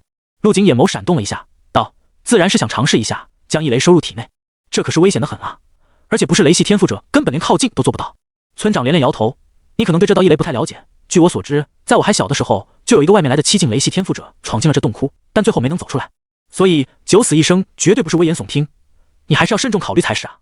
放心吧，我这个人体质比较特殊，况且我只是尝试一下，实在不行我就退出来。”陆景笑着说道。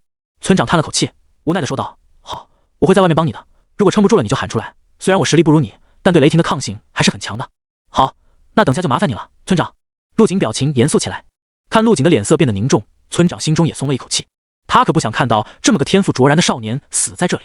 周围的能量越发狂暴，惊天动地的雷声轰鸣不断。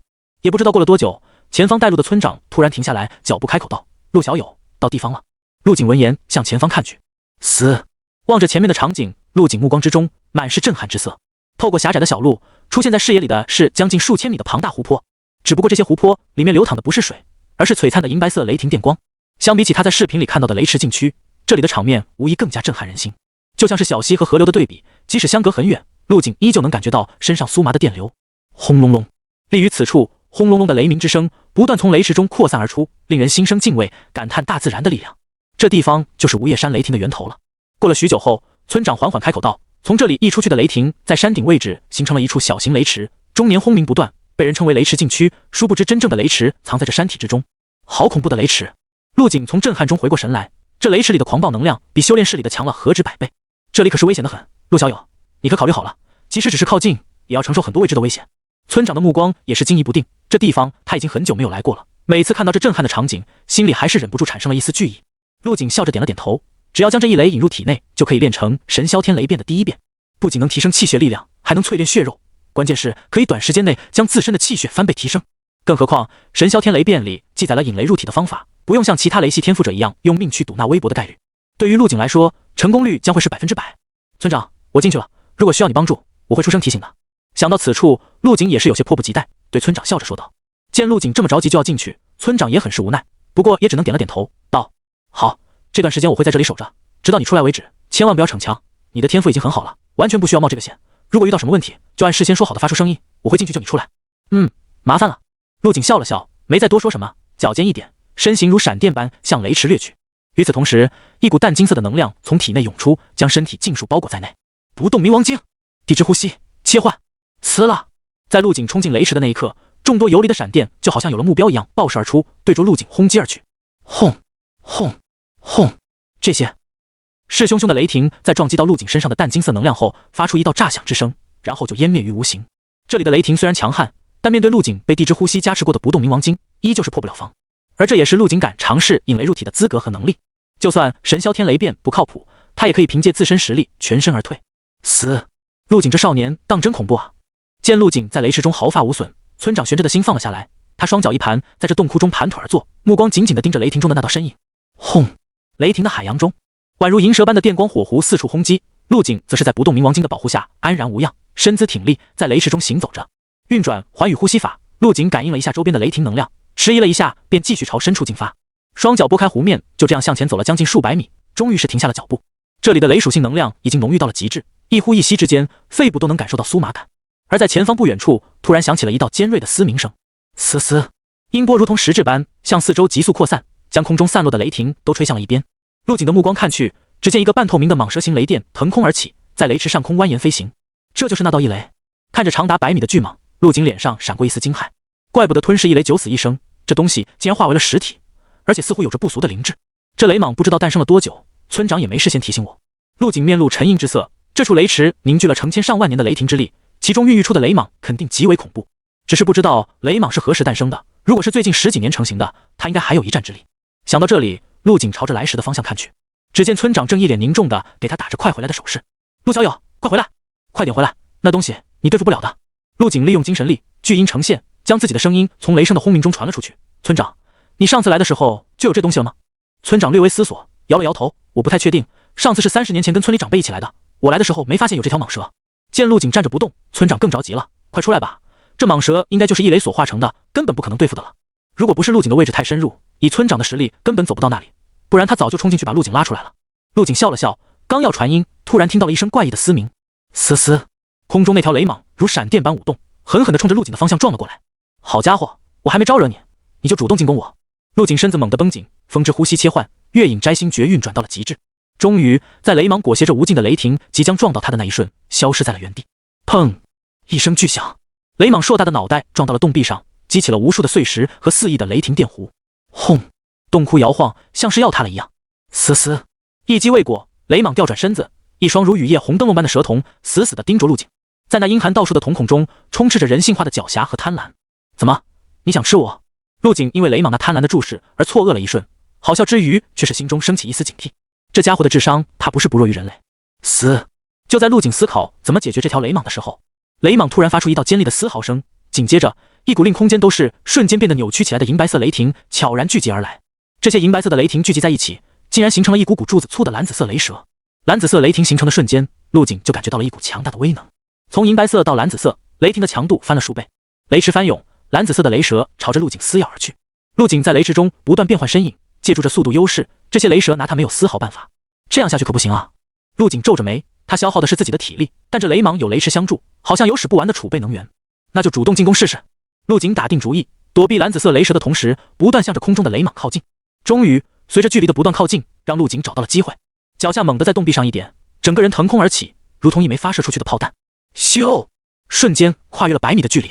嘶嘶！雷蟒的智商不低，见陆景敢靠近过来，眼中闪过了一丝疑惑，随后朝着空中飞去。但陆景没有给他机会，燃力和风之呼吸，再配合上月影摘星诀，竟然瞬间升到了比雷蟒还要高的高度。下一刻，陆景右手握拳，五指合拢间传出压制雷霆轰鸣的音爆，将速度与力量完美的融合在一起。轰！至真拳意，火之呼吸，燃力加持，这一拳毫无保留的轰出，但金色的拳意喷吐从他的手臂拖出，狠狠地与雷蟒的头颅撞在了一起。轰！击！在轰鸣声中传出了雷蟒愤怒怪异的嘶鸣，两种能量爆炸，犹如灿烂烟花般。接了陆景的全力一拳，雷蟒的庞大的身躯急速坠落。呼！见此情景，陆景长出了一口气，看来这雷蟒的确诞生不久，有希望将其击杀。然而在陆景的精神力探测下，那坠入雷池的雷蟒竟然翻转身子，好像没事一样冲了上来，而且身上的气息变得更加恐怖与肆虐。嘶嘶！雷蟒的身躯瞬间来到陆景身前，那巨大的红色树瞳死死地盯着他，瞳孔中的狡黠已经不见，取而代之的是愤怒与嗜血。紧接着，雷蟒狰狞大嘴猛然张开，一道虽然看似无形，可足以让附近空气扭曲的无形雷柱爆射而出。这道雷柱划破空气，朝着陆景射来，一条刺目的电光痕迹遗留在空中。挺抗揍的，我倒要看看你能抗住我多少拳。陆景这次没有选择后退，而是俯身躲过雷柱，随后猛踩脚下地面，跳到了雷蟒的头顶。嗡嗡，身子刚一接触到雷蟒，陆景就感觉自己仿佛握住了一根电线，浑身酥麻无力。将不动明王经运转到极致后，这种感觉才略微减少了一些。他索性将双脚牢牢地插入雷蟒的颈部，把自己牢牢地固定在上面，随后拳头像噬雷鼓一般疯狂砸下。砰砰砰，砰砰砰！在陆景身后，一尊闭着眼睛的冥王异象显现，体内的力量再次强了几分。沉闷的打击声连绵不绝，甚至将轰鸣的雷霆声给彻底压制住。50拳，100拳，300拳！雷蟒在这不要命的攻击下，疯狂地扭动着身子，试图把身上的陆景给甩下来。但很可惜，陆景就像牛皮糖一样，死死地与他粘在了一起。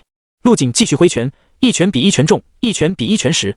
即使雷蟒由雷属性能量化形而成，此刻也被打得身躯涣散，眼中布满了惊恐。在远处的洞窟内，村长看着被陆景骑在身上暴揍的雷蟒，一脸的呆滞和不可置信。他刚刚还在提醒陆景赶紧出来，那东西是对付不了的。但现在，陆景用实际行动狠狠打了他的脸。比起身下的雷蟒，此时的陆景更像是怪物，单方面的蹂躏着对方。村长嘴巴大张着，随后猛地拍了下自己的大腿。哎，我这手机不支持拍照，可惜了。10分钟后，雷池上空的肋骨声音逐渐放缓，那只雷蟒的身躯在陆景的铁拳下变得更加透明。嘶嘶！突然，雷蟒抬起硕大的头颅，发出了一道尖锐的声波，夹杂着难以掩饰的痛苦和绝望，凄厉的叫声响彻了整个雷池。喜欢叫？轰！又是裹挟着烽火罡气的一拳狠狠砸落。只见本就接近无形的雷蟒，身躯竟然再次变得虚幻起来。在虚幻的雷蟒7寸位置，一团看似无形，但却能够看清存在的闪亮蓝紫色电芒出现其中。这就是那道异雷了吧？陆景看着越发璀璨的异雷，长舒了一口气。这个状态应该可以吸收进体内了。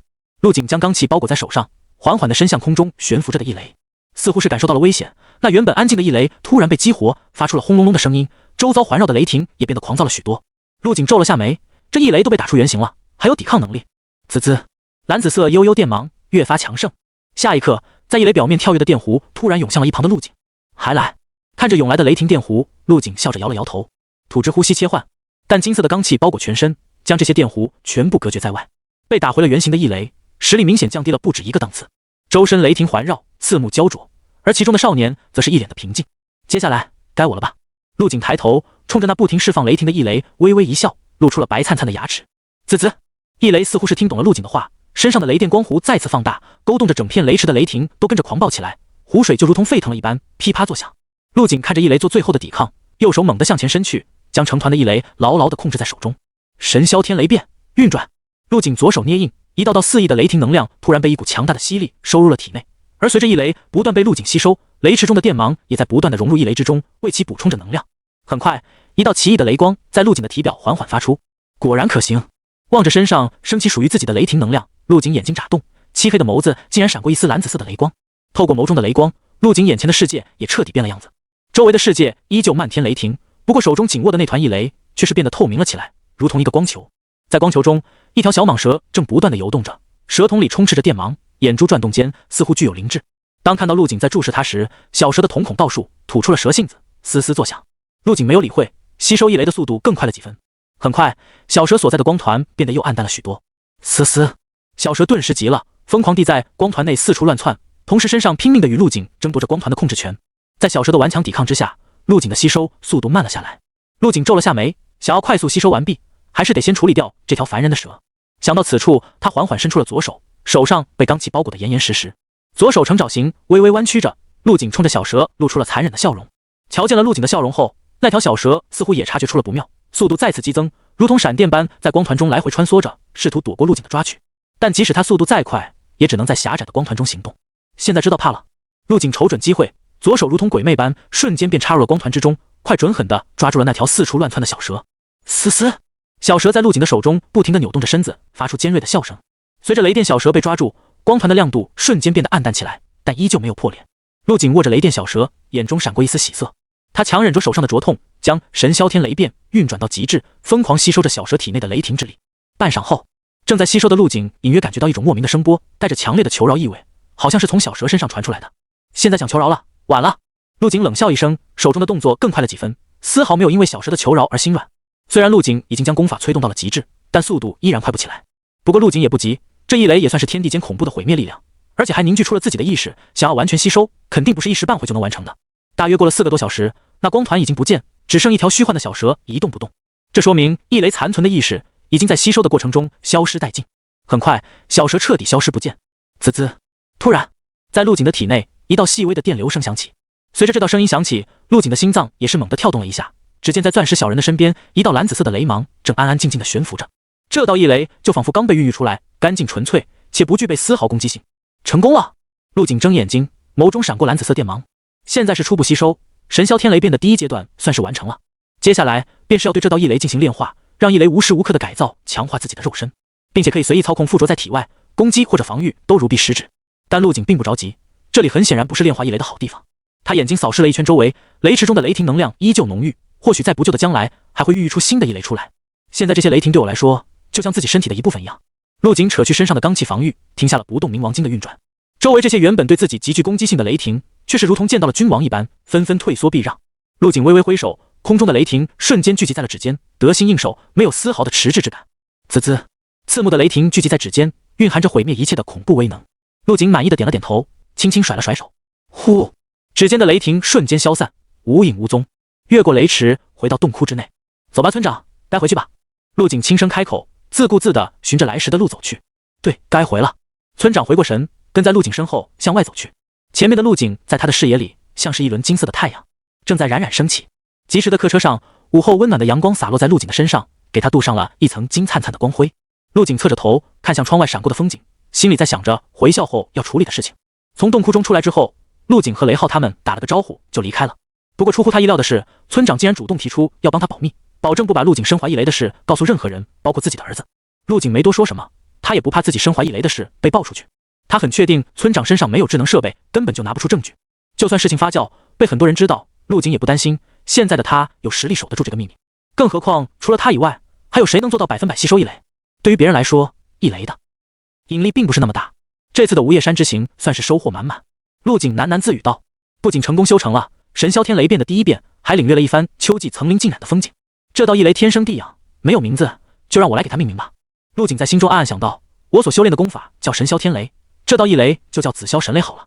至于第一变，就叫做紫霄变。紫霄变能全方面提升1倍的实力，我的基础实力越强，这个加成也就越强。等回到学校，就先将其炼化，到时候也就到了去其他5大冲塔的日子。幕府5大，陆景冲塔的热度并没有随着他的离校而降低，反而愈演愈烈。学校论坛关于陆景的话题占据了前几页，每天都有新的帖子被顶上来。入夜，陆景盘坐在别墅1楼的练武室，双眼紧闭，完美如猎豹般的身体伴随着呼吸有节奏的一起一伏着。仔细听可以听到，在陆景的呼吸间竟然蕴藏着雷霆之音。他的意识沉入了体内，牵引着紫霄神雷在经脉里不停行进着。晶莹剔透的脉络中，蓝紫色的紫霄神雷如火焰般涌动。被陆景以神霄天雷变的方法吸收之后，这一雷就如同乖宝宝一样，对他的身体造不成一丝伤害，就仿佛是同根同源一般。呼，陆景集中精神，在精神力的帮助下，紫霄神雷精准地顺着脉络流转，经过好几圈循环之后，又回到了钻石小人的身边。若是没有神霄天雷变的话，这东西怎么可能被人体所吸收？把这么危险的东西送进体内，绝对是在找死。陆景越发觉得神霄天雷变得不俗。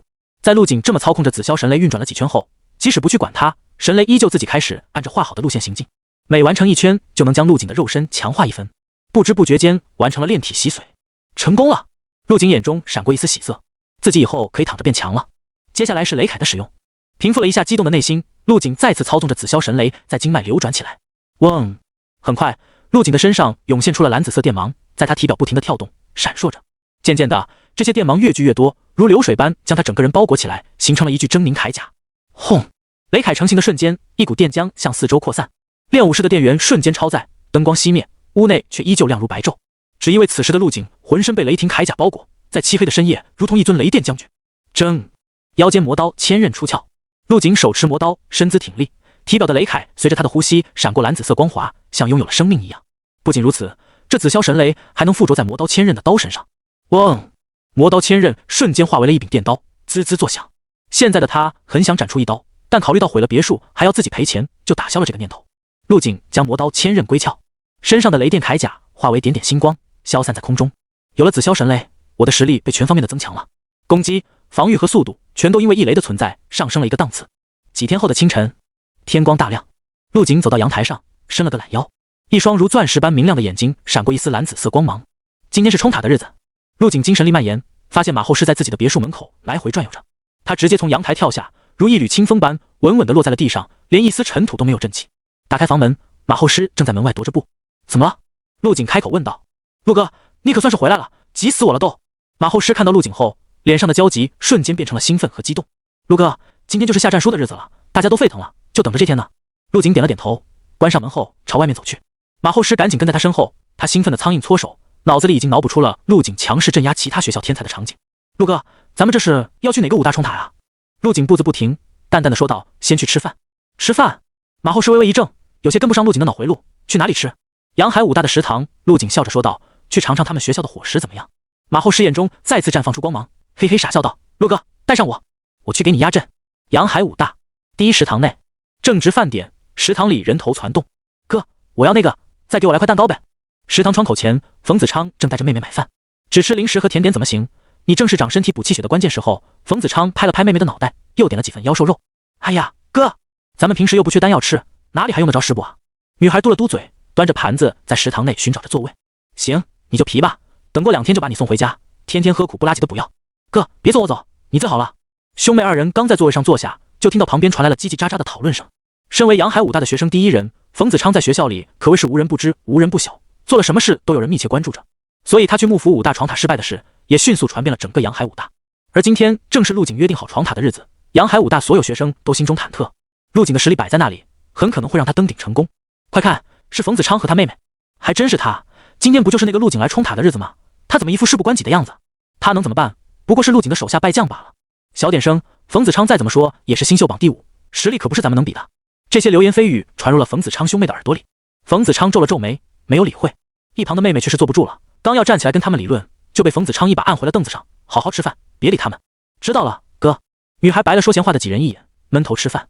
周围安静了一会后，再次传来窃窃私语的声音。你们说那个陆景会来吗？应该会的吧，弄得声势浩大的，不来岂不是打他自己的脸？那咱们学校有人能阻止他吗？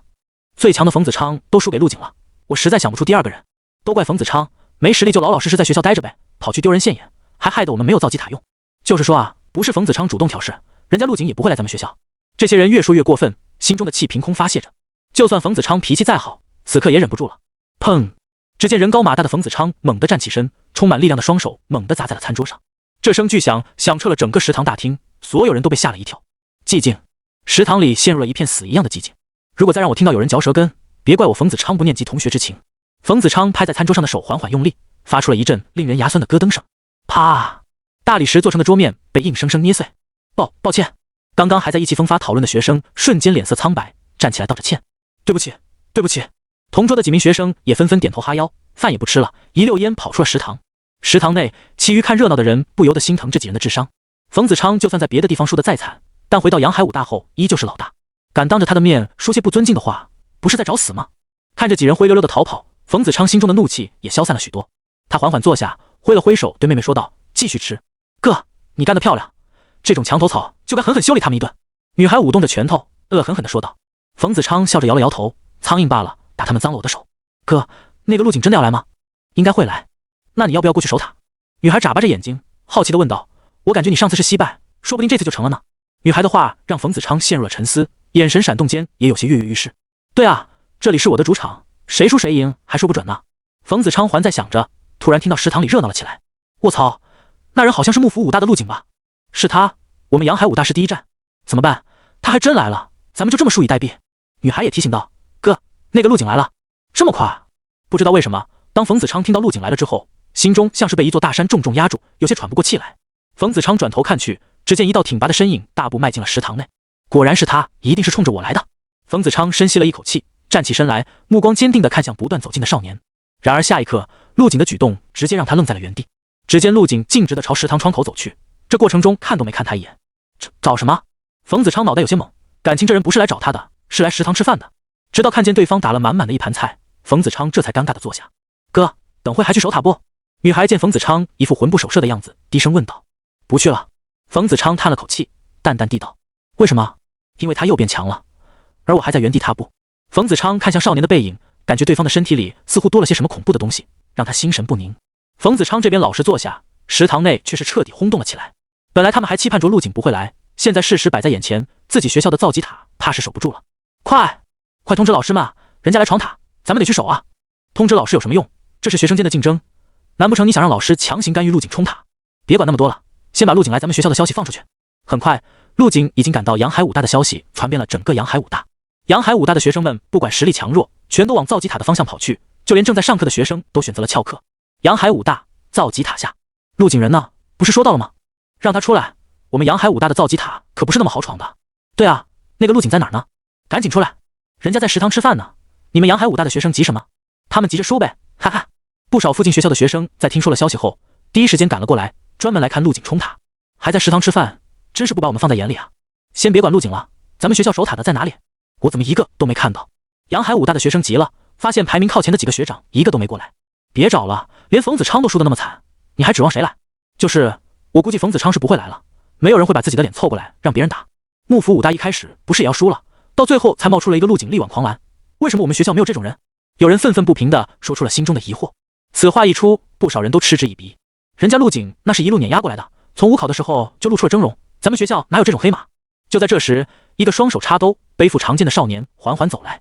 谁说我杨海无人？少年走到人群前面，神采飞扬的大声说道：“很明显，你们说的黑马就是我。你谁啊？这特么谁啊？没见过，是新生。”见有人站出来，人山人海的现场瞬间轰动了起来。你什么实力啊？能比冯子昌厉害？有人质疑的问道。少年自信的笑了笑：“我是杨海大一新生，武进武士，但我有把握。”还没等少年把话说完，就被人一脚踹了出去。妈的，才武士境界，你来凑什么热闹？一边玩去！你以为你是陆景啊？一个新生连学分都没有吧？你有个屁的把握！被一脚踹翻的少年委屈地捂着肚子，蹲到一边不再说话。一番闹剧过后，众人的情绪更加高涨了。大家放心，咱们杨海武大没有怂货。一个身材高大、眼神阴沉、手拿大刀的青年从人群中挤了出来。本来实力有突破之后，我就想冲塔来着。青年浑身散发出一股森冷的气息，冷哼一声说道：“我倒要看看这个陆景有没有往上吹的那么厉害。”见青年发声，一旁的杨海武大学生瞬间激动了起来。有救了！这是大四的薛一鸣，在全国新秀榜排名12。薛一鸣，你别想自己出风头，带我一个！又是一个身材壮硕的寸头青年走了出来，脸上洋溢着自信的笑容。是新秀榜排名第14的胡才。太好了，咱们杨海武大还有机会！陆景赶紧来吧，我迫不及待了。在场的杨海武大学生纷纷高声喊叫着，就好像打了胜仗一样。一时间，造极塔下人声鼎沸，声浪一波接着一波。就在所有人都聚集在造极塔下，等待着陆景来闯塔的时候，第一食堂内，陆哥，这杨海武大的食堂还不错啊，确实是比幕府第7食堂的妖兽肉好吃一些。陆景嘴里塞得满满当当，支支吾吾地说道：“陆哥，咱们吃快点吧，我怕时间不够。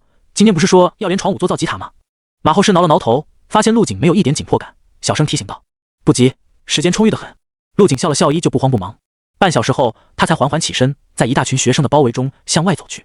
他来了，陆景终于来了！造极塔下瞬间炸开了锅，人群自动分开了一条道路。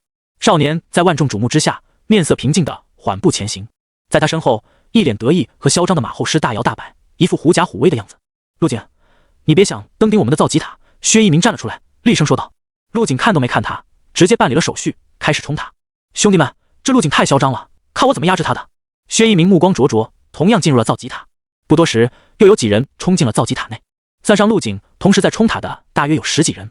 加油啊！薛一鸣加油！塔下的学生们紧盯着大屏幕，关注着几人的冲塔层数。陆景，外校学生，当前层数11层。陆景，外校学生，当前层数10层。陆景，外校学生，当前层数30层。卧槽，真的假的？哥们，你打我一下，我怀疑自己在做梦。看着大屏幕上陆景飞快变动的数字，所有人都睁大了眼睛，不敢相信眼前的一幕。陆景进去才不到10分钟啊，这点时间冲到了30层。和陆景一起进去，薛一鸣现在才冲到第8层，差距可以说是一个天一个地。我陆哥就是厉害！马后师在大屏幕下面哈哈大笑，眉飞色舞道：“你们知道陆哥的厉害了吧？颤抖吧！”下一刻，马后师闭上了自己的嘴，因为他发现一旁的杨海武大学生个个面红耳赤，恨不得生吃了他。快看，他冲到40层了！又是一阵惊呼声。不是吧？真的要登顶了？造极塔一共50层，只剩最后10层了。就在众人议论纷纷之时，轰！从天上降落了数道人影。这些人个个实力深不可测，站在一起像是10日同天一般，炙烤着附近的学生。众人赶紧向一旁退去。是校长他们，还有副校长和主任他们。杨海武大的学生认出了来人，脸上惊讶无比。陆景闯塔的事闹得这么大吗？竟然连平时神龙见首不见尾的校长都亲自前来。校长，这小子怕是要一飞冲天了。其中一个中年男人看了眼大屏幕，叹了一口气说道：“没想到我杨海武大的造极塔被一个外校的学生给登顶了。”校长摇了摇头，脸上的表情非常复杂，可惜、赞叹、无奈多种情绪交杂在一起。如果我当时亲自去他家送录取通知书，他会不会就是我们的学生了？杨海武大的校长叹了口气，眼睛紧盯着一旁的大屏幕。陆景，外校学生，当前层数45层。陆景，外校学生，当前层数48层。陆景，外校学生，当前层数50层。走了，接下来的1个月，杨海武大的造极塔只允许幕府武大的学生使用。校长不再关注，转身离去，心中有种养了几10年的女儿被猪拱了的感觉。卧槽，有没有搞错？半小时就登顶了造极塔，这用时比他上次登顶还要短。他把自己的记录给破了。造极塔下，随着杨海武大校长离去，看热闹的学生们又恢复了激情。陆景半个小时登顶杨海造极塔的消息瞬间传了出去。本来幕府武大的一些学生不怎么关注这件事，但一听说陆景这么强势，也跟着振臂高呼了起来。不少人都往杨海武大跑，想一睹陆景的闯塔现场，而陆景却早早的离开了阳海武大，前往了下一站苍岭武大。半小时后，原本拥挤的阳海造极塔下变得门可罗雀。薛一鸣大步从造极塔走出，脸上带着一丝欣喜。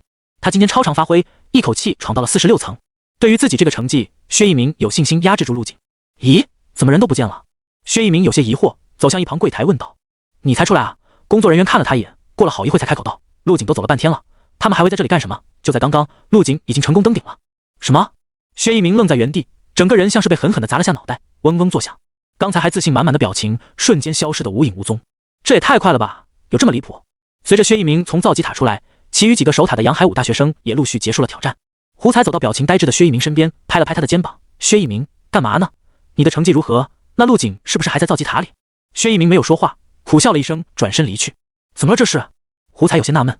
一旁柜台里的工作人员看不下去了，人家陆景现在在苍岭武大的造极塔里，马上就要登顶了。轰！这句话在胡才的脑子里炸开，他的眼睛瞬间瞪大，神情恍惚。这尼玛还是人吗？我们还在守塔，他已经去挑战下一个目标了，而且马上就要登顶。先不说陆景恐怖的冲塔速度，他就不需要休息的吗？看来陆景之前的战书还真没夸大，他很可能创造一个前无古人后无来者的历史记录。胡才点开手机论坛，查看起关于陆景冲塔的最新消息：6座造极塔，陆景已经登顶了3座。陆景牛逼！我们今天跟着他一起见证了历史。最新消息：陆景的下一站是蓝山武大，颤抖吧！随便点开一个帖子，里面全是对陆景的夸赞和崇拜，甚至有了些忠实的信徒。青年一代，我只服陆景。什么全国新秀榜，不过是野鸡榜罢了。我在上面竟然没找到陆景排在哪里。陆景大佬今天的事迹会不会被载入史册呀？这也太夸张了。蓝山武大校长办公室内，偌大的办公室此时坐满了人，一面是校长和老师，另一面则是学校里拿得出手的学生，他们脸上挂着同样凝重的表情。怎么说，那个陆景马上就要到了，有没有信心守住造极塔？有些秃顶的中年校长率先开口打破了沉默。这话说完以后，他看向了对面的慕容峰，这是最有希望压制陆景的学生。慕容峰摇了摇头，没有信心，这个陆景实在是太恐怖了。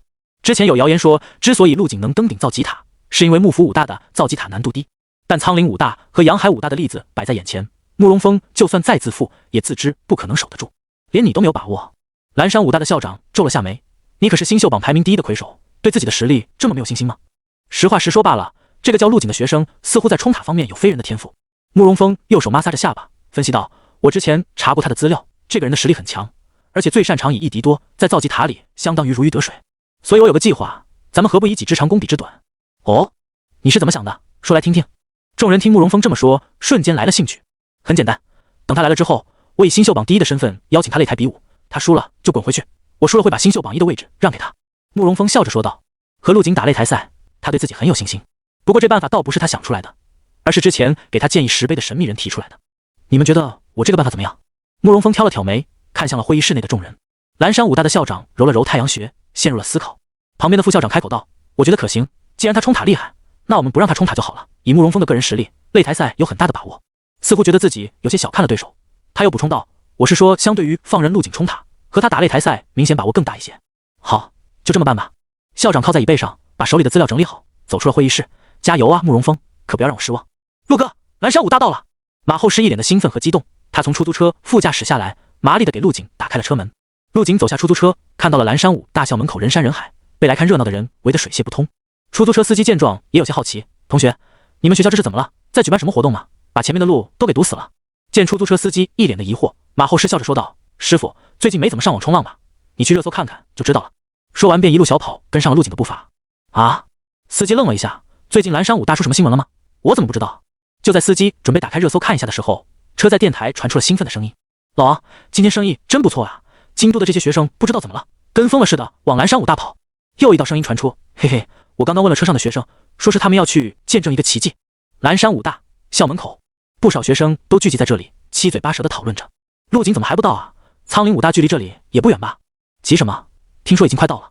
哈哈，没想到陆景在造极塔里的时间比在路上的时间都短。现在还能笑得出声的，大多是幕府武大的学生。有陆景这种同学，走到哪里都倍有面子。他们除了来看其他武大的笑话以外，还有意帮陆景压阵，防止其他武大的人狗急跳墙。快看，陆景来了！不知道是谁率先喊了一声，人群瞬间一片哗然，所有人都看向了校门口。只见一个身姿挺拔的少年在无数人的簇拥下，迎着阳光大步走来，像极了王者出征。那少年身上似乎散发着如同太阳般耀眼的光芒，让人忍不住眯起了眼睛，有些实力低下的甚至低下了头。陆景看着前方密集的人群，一脸平静地从众人自发让出来的小路通过，径直向着造吉塔走去。校门口的众人就这么呆立在原地，看着陆景渐渐走远，直到看不到他的背影，这才回过神来。卧槽，这是我第一次亲眼见到陆景本人，太恐怖了吧！他身上的那气息是怎么回事？好像身体里有什么大恐怖一样。别说了，快跟上他，等会挤不进去了。在校门口围着的人全都远远地跟在陆景身后。就这样，陆景带着一大群人，声势浩大。造吉塔下，慕容峰几人站在大屏幕下，等待着陆景的到来。他来了。慕容峰平静开口，眼睛眯起，默默地注视着陆景越走越近。就在这时，空中竟然聚集起了层层叠叠的乌云，与陆景一同行走着。吞天噬地般的阴影披挂在陆景身上，又给他增添了一丝神秘和危险。造吉塔下的人群纷纷后退，给陆景留出了空间，只剩慕容峰一人傲然挺立，挡住了他的去路。有事？陆景皱眉问道。慕容峰脸上带着一抹和煦的笑意。陆景，在你闯塔前，我想先跟你打一场。你他妈谁啊？我陆哥凭什么跟你打？莫等陆景说话，后面跟着的马后师跳了出来，一脸的不屑。慕容峰脸上的笑意不减，解释道：我是新秀榜第一慕容峰，也是这蓝山武大的最强者，可有资格与你一战。陆景似乎对他没什么兴趣，转身换了个方向，继续向前走去。慕容峰的眼角一阵抽动，脸上的笑意也消失了一瞬。陆景，你先等等，只要打赢我，你就是新秀榜第一，输了也不需要你为我做什么，只要你放弃冲塔就好，如何？慕容峰再次上前拦住了陆景。他说完后，目不转睛地看着陆景，心中有些忐忑。陆景2次被人拦下，心中有些不耐，索性答应了下来。可以，尽量快一些吧，我赶时间。好，你跟我来，擂台已经准备好了。慕容峰大喜，计划顺利进行了下去。5分钟后，一行人又浩浩荡荡地来到了一处操场，在操场中间用特制水泥浇筑了面积极广的擂台，周围是一排排的坐席，事先得到消息的已经抢占了最靠前的座位。马后师跟在陆景身后，小声说道：陆哥，这个慕容峰邀请你打擂台肯定没安什么好心，你要小心点。我刚刚查了一下，慕容峰确实很强，据说实力堪比大宗师，已经霸占了新秀榜1半年的时间。陆景随意的挥挥手，对慕容峰的来历不感兴趣，他现在的拳头很痒，只想把对方那张假笑的脸按在地上。擂台上，蓝山武大的导师站在中央，充当裁判，请双方入场。砰！陆景猛地一跺脚，整个人如同一颗出膛的炮弹般落向了擂台。咚！带起了一声剧烈的响动，整个擂台都晃动了起来。台下的慕容峰眼底闪过一抹意料之外的神色，这个陆景的实力似乎没他想的那么强。一般真正的高手在落地的时候稍作控制，就能做到落地无声。这个陆景刚刚的动作就像刚掌握了力量的孩子，毫无技巧可言。紧接着，慕容峰身边清风环绕，身轻如燕落在擂台上，没发出一丝声音。擂台四周围满了人，还有不少媒体记者在直播录像。今天真没白来啊，本来想看陆景冲塔的，没想到和慕容峰打起了擂台。这俩人都是天才中的天才，不知道谁能胜过对方。肯定是陆景了，连续登顶2座造吉塔。慕容峰有这种实力吗？别小看了慕容峰，他虽然没登顶，但也冲到了48层，和陆景差不了多少。众人议论纷纷，擂台上的裁判宣布道：双方已经入场，现在比武开始。听到这句话，慕容峰长吸了一口气，身上升腾起了熊熊战意和昂扬斗志。他看向不远处的陆景，抽出了背后的长剑，负手而立，衣袂飘飘，长发飞舞，如同天上的谪仙一般。陆景，准备好成为我的垫脚石吧。只见他将长剑横在身前，一缕缕摄人心魄的锐利剑意凝聚在剑尖，在剑的周围还有清风流转，将长剑衬托得更加不凡。是剑意，慕容峰的剑意又有突破。我记得之前只是入门，现在竟然有小成境界，还有风系天赋傍身，慕容峰这是实力全开，毫无保留啊！这样看来，慕容峰的胜算应该会更大一些。是啊，毕竟境界在这里摆着，当大家都是天才，可以越级战斗的时候，境界就变得尤为重要。围观的众人看着慕容峰毫无保留的气势，风向开始向着一边倾斜。对于这场比武，校长你是怎么看的呢？陆景和慕容峰2人谁能取得最终的胜利？场地外面围满了记者，有人侥幸挤了进去，举起话筒大声问着蓝山武大的校长。这个问题可以说很刁钻，也很直接。坐席上安坐的蓝山武大校长许元正皱了下眉，说陆景会取胜吧，有些不现实，而且陆景毕竟是外校学生。但如果说慕容峰会胜，会不会有些偏袒本校学生？许元正想了想后说道：我们不能用一场比赛的胜负来判定一个学生是否优秀。在我看来，陆景和慕容峰都非常的优秀，各有所长，未来都将是能挑起华国大梁的存在。希望能通过这次的交手，让他们学到东西，有所进步，促进在武道之路上的再次蜕变。许元正面不改色的说完，经典说了和没说一样。与此同时，擂台之上，陆景，你可要小心了，我的剑意还不太成熟，收放不是那么自如，很可能会伤到你。慕容峰笑着朝陆景招呼了一声，嘴上这么说着，眼神却是阴狠起来。陆景一脸平静地看了他一眼，同样拔出了腰间的魔刀千刃，给予回应。同时，刀身上刀意涌动，擂台周围瞬间出现了密密麻麻的斩痕。当魔刀千刃出鞘的那一刻，慕容峰有种被刀尖抵住咽喉的感觉，毛骨悚然，浑身发冷，汗毛不知不觉竖立了起来。大成刀意，真是令人羡慕的天赋。慕容峰在心中暗道，随后身影瞬间消失在原地，与陆景拉开了距离。青色的风系能量在他脚下浮起，有规律的律动着。他为了这场比武准备了很多，首先大量查看了陆景的战斗录像，发现陆景在近战方面更强一些，只要与他拉开距离，胜算就会高上不少。在拉开距离的同时，慕容峰将风系能量涌动至剑尖，手臂一挥，裹挟着森冷的剑意罡气朝陆景斜斩而去。斩来的罡气还未到，凌厉的剑意就已经充斥了整个擂台。很多站在陆景身后正对着慕容峰的观战者，只感觉脸上的风像刀子一样切割着，忍不住向后退去。这一剑充分地体现出了新秀榜第一的慕容峰实力有多强大。还没等众人反应过来，陆景出手了。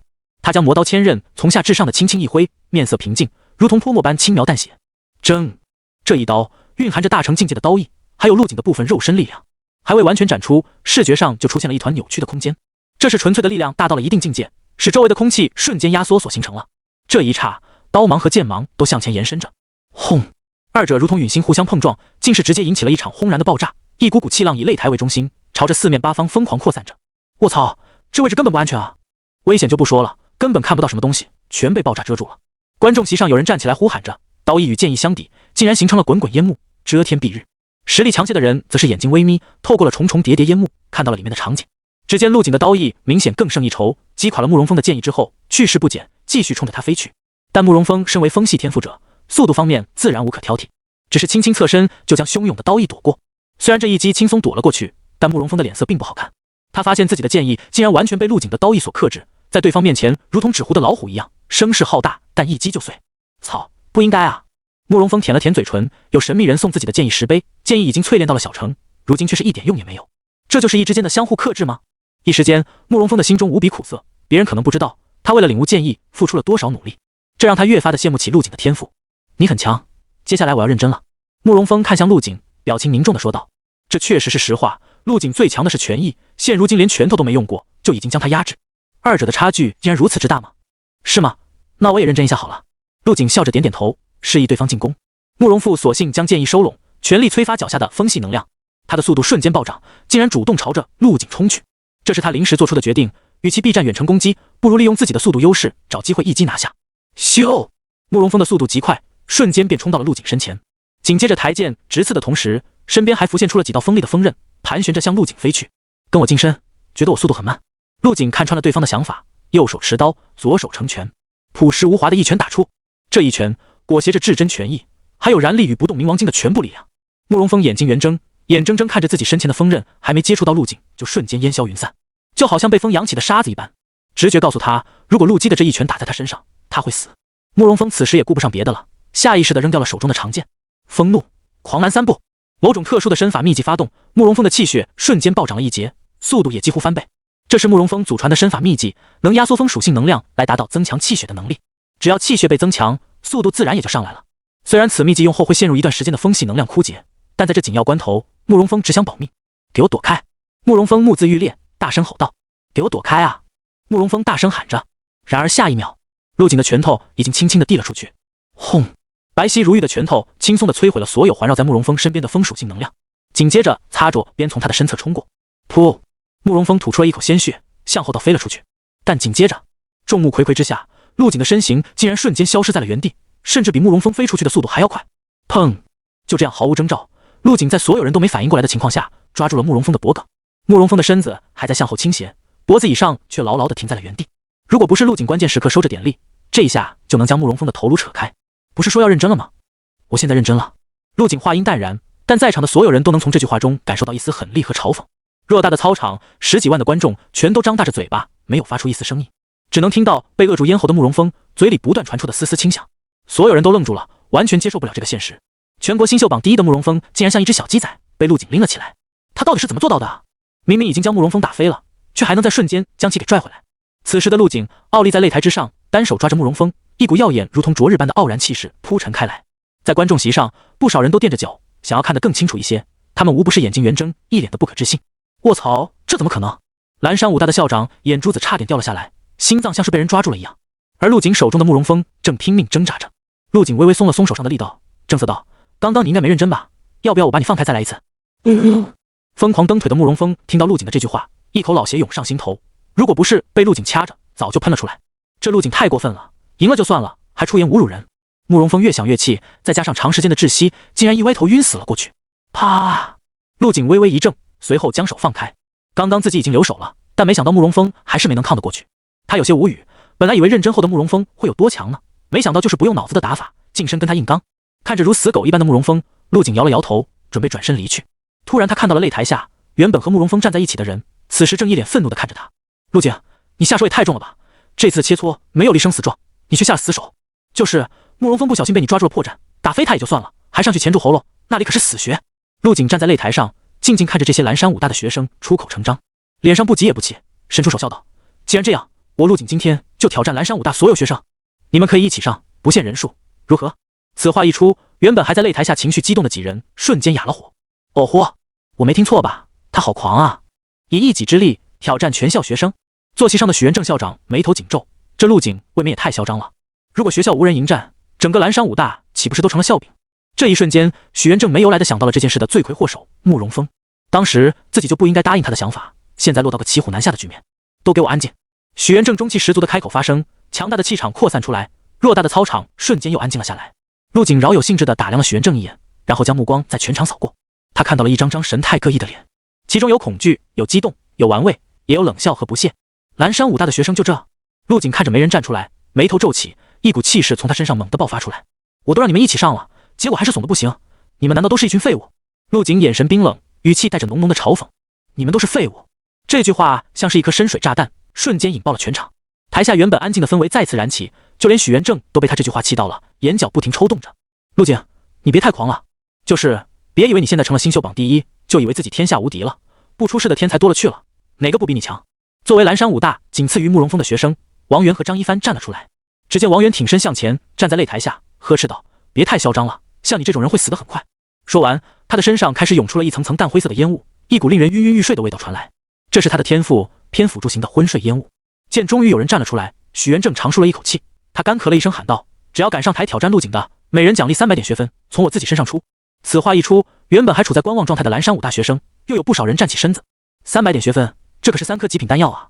随着大片的人群站起，像是起了某种化学反应，就连实力微弱的新生都有人站了出来。毕竟许元正说的每人有份，这300点学分对于新生来说实在是太过诱人了。这些人身上的气势连成了一片，看着声势浩大，整座操场的气氛都变得焦灼了起来。卧槽，陆哥，你真要挑战整个学校？擂台下的马后师此时慌得不行，这密密麻麻的人群起码有几百个，就算陆景一拳一个也得打到手抽筋吧。马后师捂着脑袋，在心中拼命地为陆景祈祷着。都准备好了？准备好就上来吧。陆景淡淡开口，脸上依旧平静如初。不少来看热闹的人都一阵失笑，这陆景真以为自己无敌了，连闯了2座造极塔，又和慕容峰战斗了一场，就要立马挑战全校学生。陆景那句蓝山武大的学生都是群废物，成为了压倒蓝山武大众人的最后一根稻草，将他们心中的怒火彻底点燃。咚！王源猛地一跺脚，跳上了擂台，浑身上下的灰白色烟雾更加浓郁。与此同时，又有几人跟在王源身后冲上了擂台。这几人的实力都很不凡，一人身上笼罩着火焰，一人手掌心托着一枚坚冰，还有一人扛着一柄磨盘大的巨斧。这些人凑在一起，颇具威势，给人一种恐怖压抑的感觉。他们呈包围之势，将陆景团团围住。这还没完，有了这几个人带头，数不清的蓝山武大学生如蚁巢一般朝擂台上涌去。没一会，几乎将偌大的擂台塞得满满当当，只留下了陆景身边的一些空间。我去，这上去的人也太多了吧！陆景到底知不知道自己在干什么？一人打全校，耗也能耗死他的。而且他一旦被打倒，这些人肯定不会停手的，趁乱要了他的命都很正常。此时，所有人的目光都聚集在了陆景一人的身上，一股股聚集在一起的恐怖气势一波一波朝着他卷去。而陆景依旧一脸平静，他扫视了一圈旁边摩拳擦掌的蓝山武大学生，淡淡开口道：速度一点吧，我还赶时间。陆景活动着脖子，没发出一连串的筋骨爆鸣声。都被逼到这份上了，还在嘴硬。王源回过头看了一圈声势浩大的人群，原本还有些悬着的心彻底放了下来。陆景没有回话，嘴角勾起一抹弧度，一双亮如钻石的眼睛看向了王源。下一秒，陆景身上的气势瞬间爆发，像是苏醒的野兽，正欲择人而噬。紧接着，陆景的身影消失在原地，在出现时已经是在王源的身前2米处。王源被吓了一跳，抽出背后的长剑，刚要抵挡，但还是被陆景一巴掌拍在了天灵盖上，使劲往下一按，砰！一道气浪扩散，王源的半个身子都陷入了擂台后实的地面里，整个人口吐鲜血，生死未知。刚刚就是你第一个跳出来说话的吧？陆景收回手掌，笑道。说完，他转过头看了一眼附近的女生，露出了一抹残忍的笑容。你想干什么？那女学生被陆景的笑吓了一跳，全身汗毛竖起，冷汗直流。陆景一个闪身出现在了女生的面前，他可不是什么怜香惜玉的人。看到陆景突然靠近，一双大手朝自己抓来，女生顿时花容失色，大叫着向后退去。然而陆景的手还是牢牢地抓住了她的脖颈，将她整个人抡向了空中，在所有人惊恐的眼神中，狠狠地朝地面砸去。轰！巨大的碰撞声响彻了整个操场。陆景身前的地面一圈圈裂纹如同蜘蛛网一样向外扩散着，女生的模样惨不忍睹，只露了个头在外面。众人被陆景的雷霆手段震慑住了，一时间全场竟然鸦雀无声。半晌后，有人突然喊了一声：“大家别怕，咱们一起上！”对，要团结起来。擂台上的所有人又瞬间被点燃了斗志，同心协力，一步步朝陆景逼近。不仅如此，这些人的气势还凝在了一起，形成一股摄人气场。陆景笑了笑，下一秒，腾，自其身后一道滔天雷柱炸裂升腾而起，无数道雷光电弧炸裂绽放，周围的空间瞬间层层扭曲，甚至是泛起水浪般的层层涟漪。陡然出现的骇人雷霆让在场的所有人都感觉肢体有些麻木。不仅如此，还将脚下的擂台地面炙烤得有了融化的迹象，整个操场瞬间化为了雷霆地狱。观众席上的人只觉得身子猛地一个机灵，手机和一切电子设备都陷入了失灵状态。宗师以下的人大声喊叫，不停后退，宗师以上的则是纷纷释放出罡气，保护着自己。一时间，刺眼的雷霆冲天起，朝着空中席卷而去。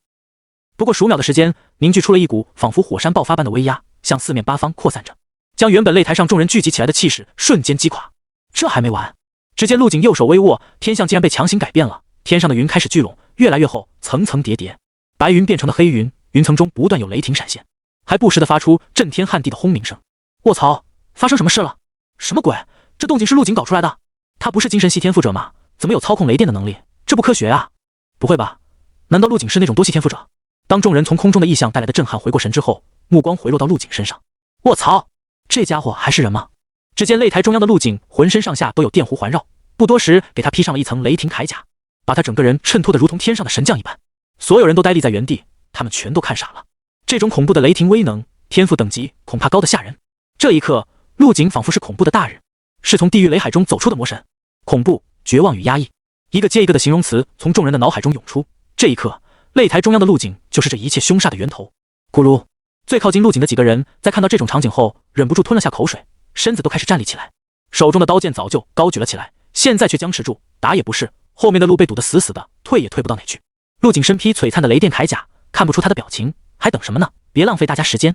雷声震天，电弧狂涌，诡异的天象，就连蓝山武大的校长许元正都从陆景身上那道雷霆中感受到了恐怖的气息。如果说之前在许元正看来，陆景只不过比慕容峰的天赋强上一些，但现在这家伙简直就是个魔鬼。许元正喃喃自语，他活了这么些年，从来没有这么惊讶过。观战席上，众人纷纷神情亢奋地讨论着，这陆景真是让人摸不透啊！他的实力是个谜，我感觉这些学生就算一起上，似乎也不是他的对手。众人惊骇出声，语气带着一丝颤抖和敬畏。太可怕了！我的天，大家都是名牌武大的学生，为什么他那么优秀？原本众人以为陆景要被蓝山武大学生们凝聚起来的气势压得节节倒退，毕竟他面对的可是大半个学校的学生。众人笃定了这会是场没有悬念的战斗，就算陆景再强，车轮战也能耗死他，最多撑个10几分钟，或许能凭借雷霆手段打败其中1/10的学生。然而这些挑战者全都上了台，却被陆景随手照出的漫天雷霆给吓得不敢动弹。这种极高的心理落差让人的心脏骤然收缩，很难接受这个现实。而之前叫萧卓陆景太过嚣张，会被人群殴致死的人，此时更是缩着脖子，一句话都说不出来。啊！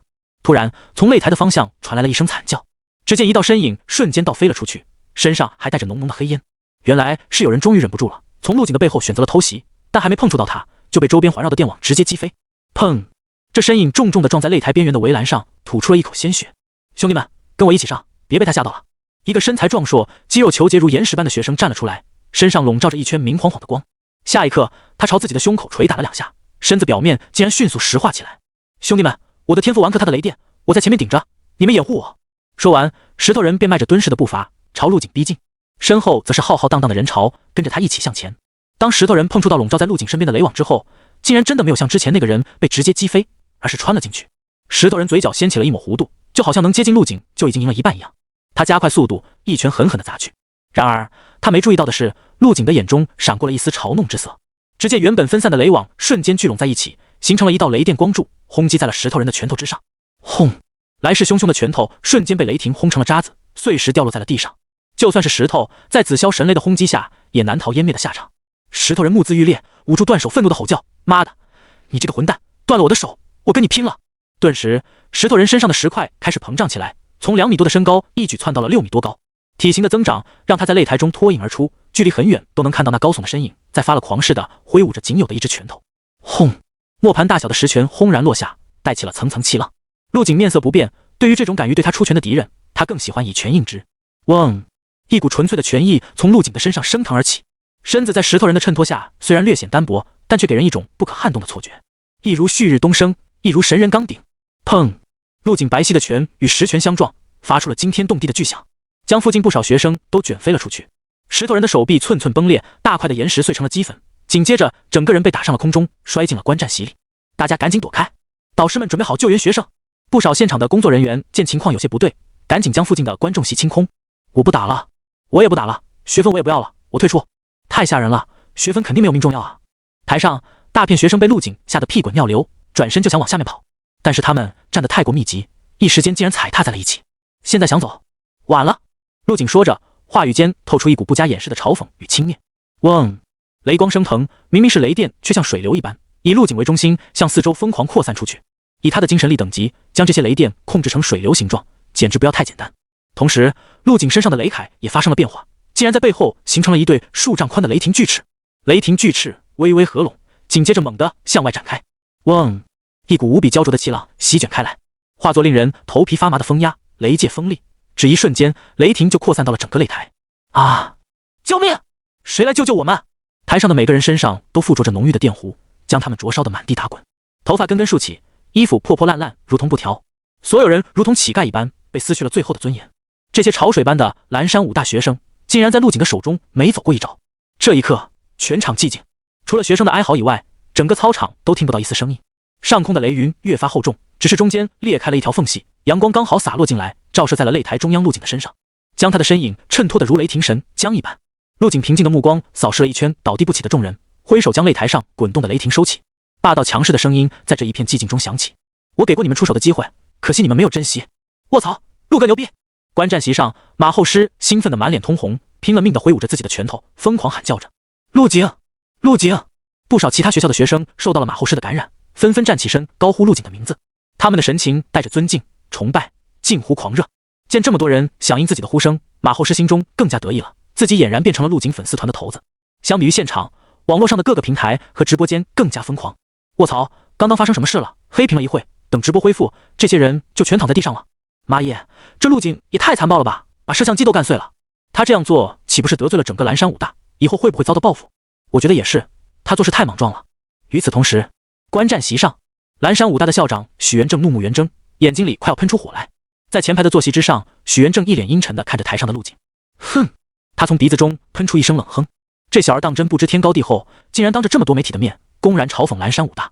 今天陆景对蓝山武大做的事情，无异于在打他许元正的脸。许元正越想越气，连眼圈都有些发红了，恨不得飞过去一巴掌拍死陆景。当然，他也只是想想。老许，咱们有段时间没见了吧？一旁传来了一道中气十足的浑厚声音。许元正皱了下眉，已经猜到了来人是谁。聂正豪，你这老家伙怎么来了？还担心我对你的学生动手不成？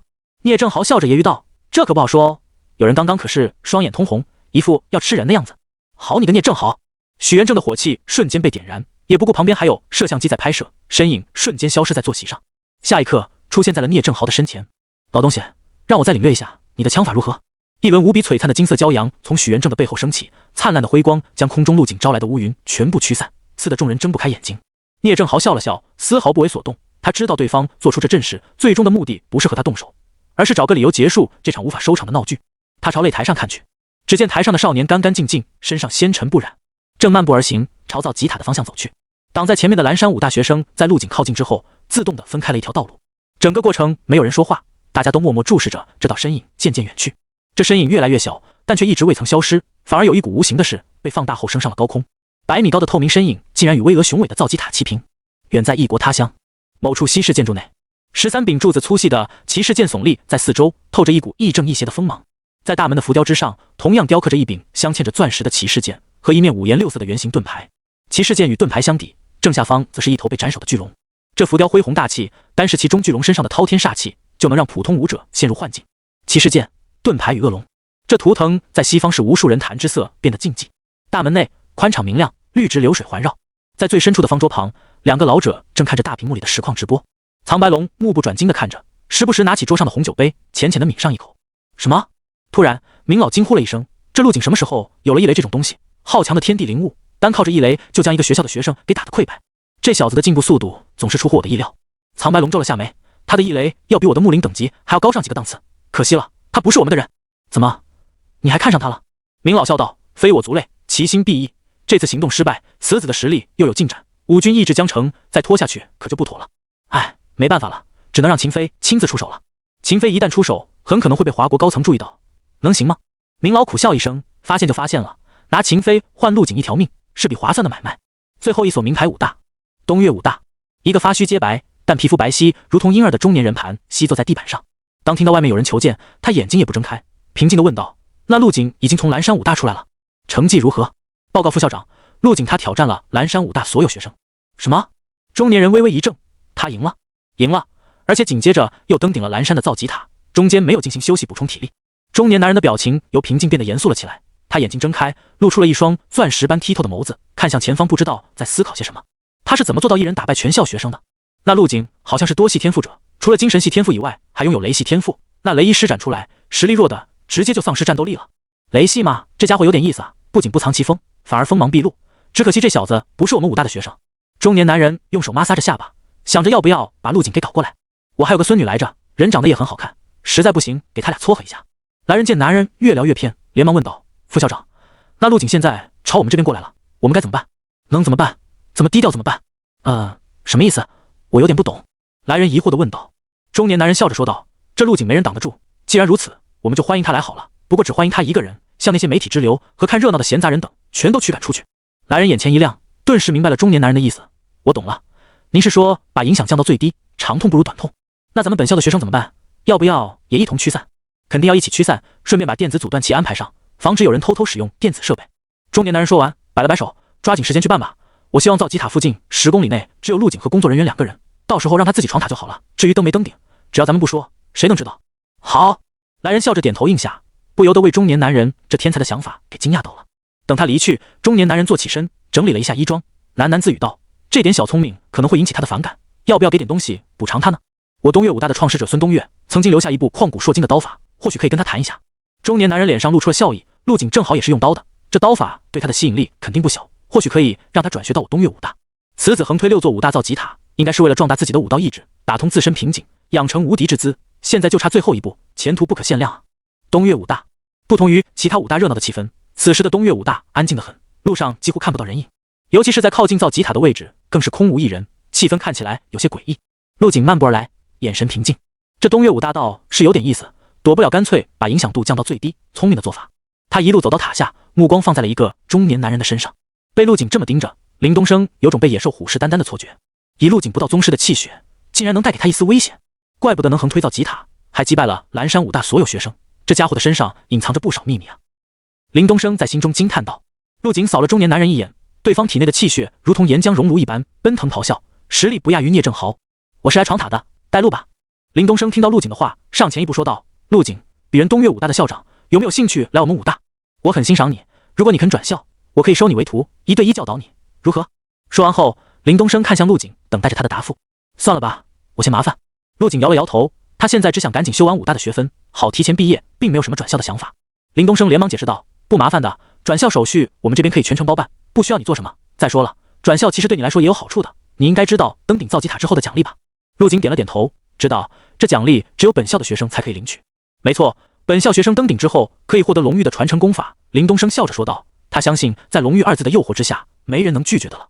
我们东岳武大的龙玉的刀法传承很适合你修炼。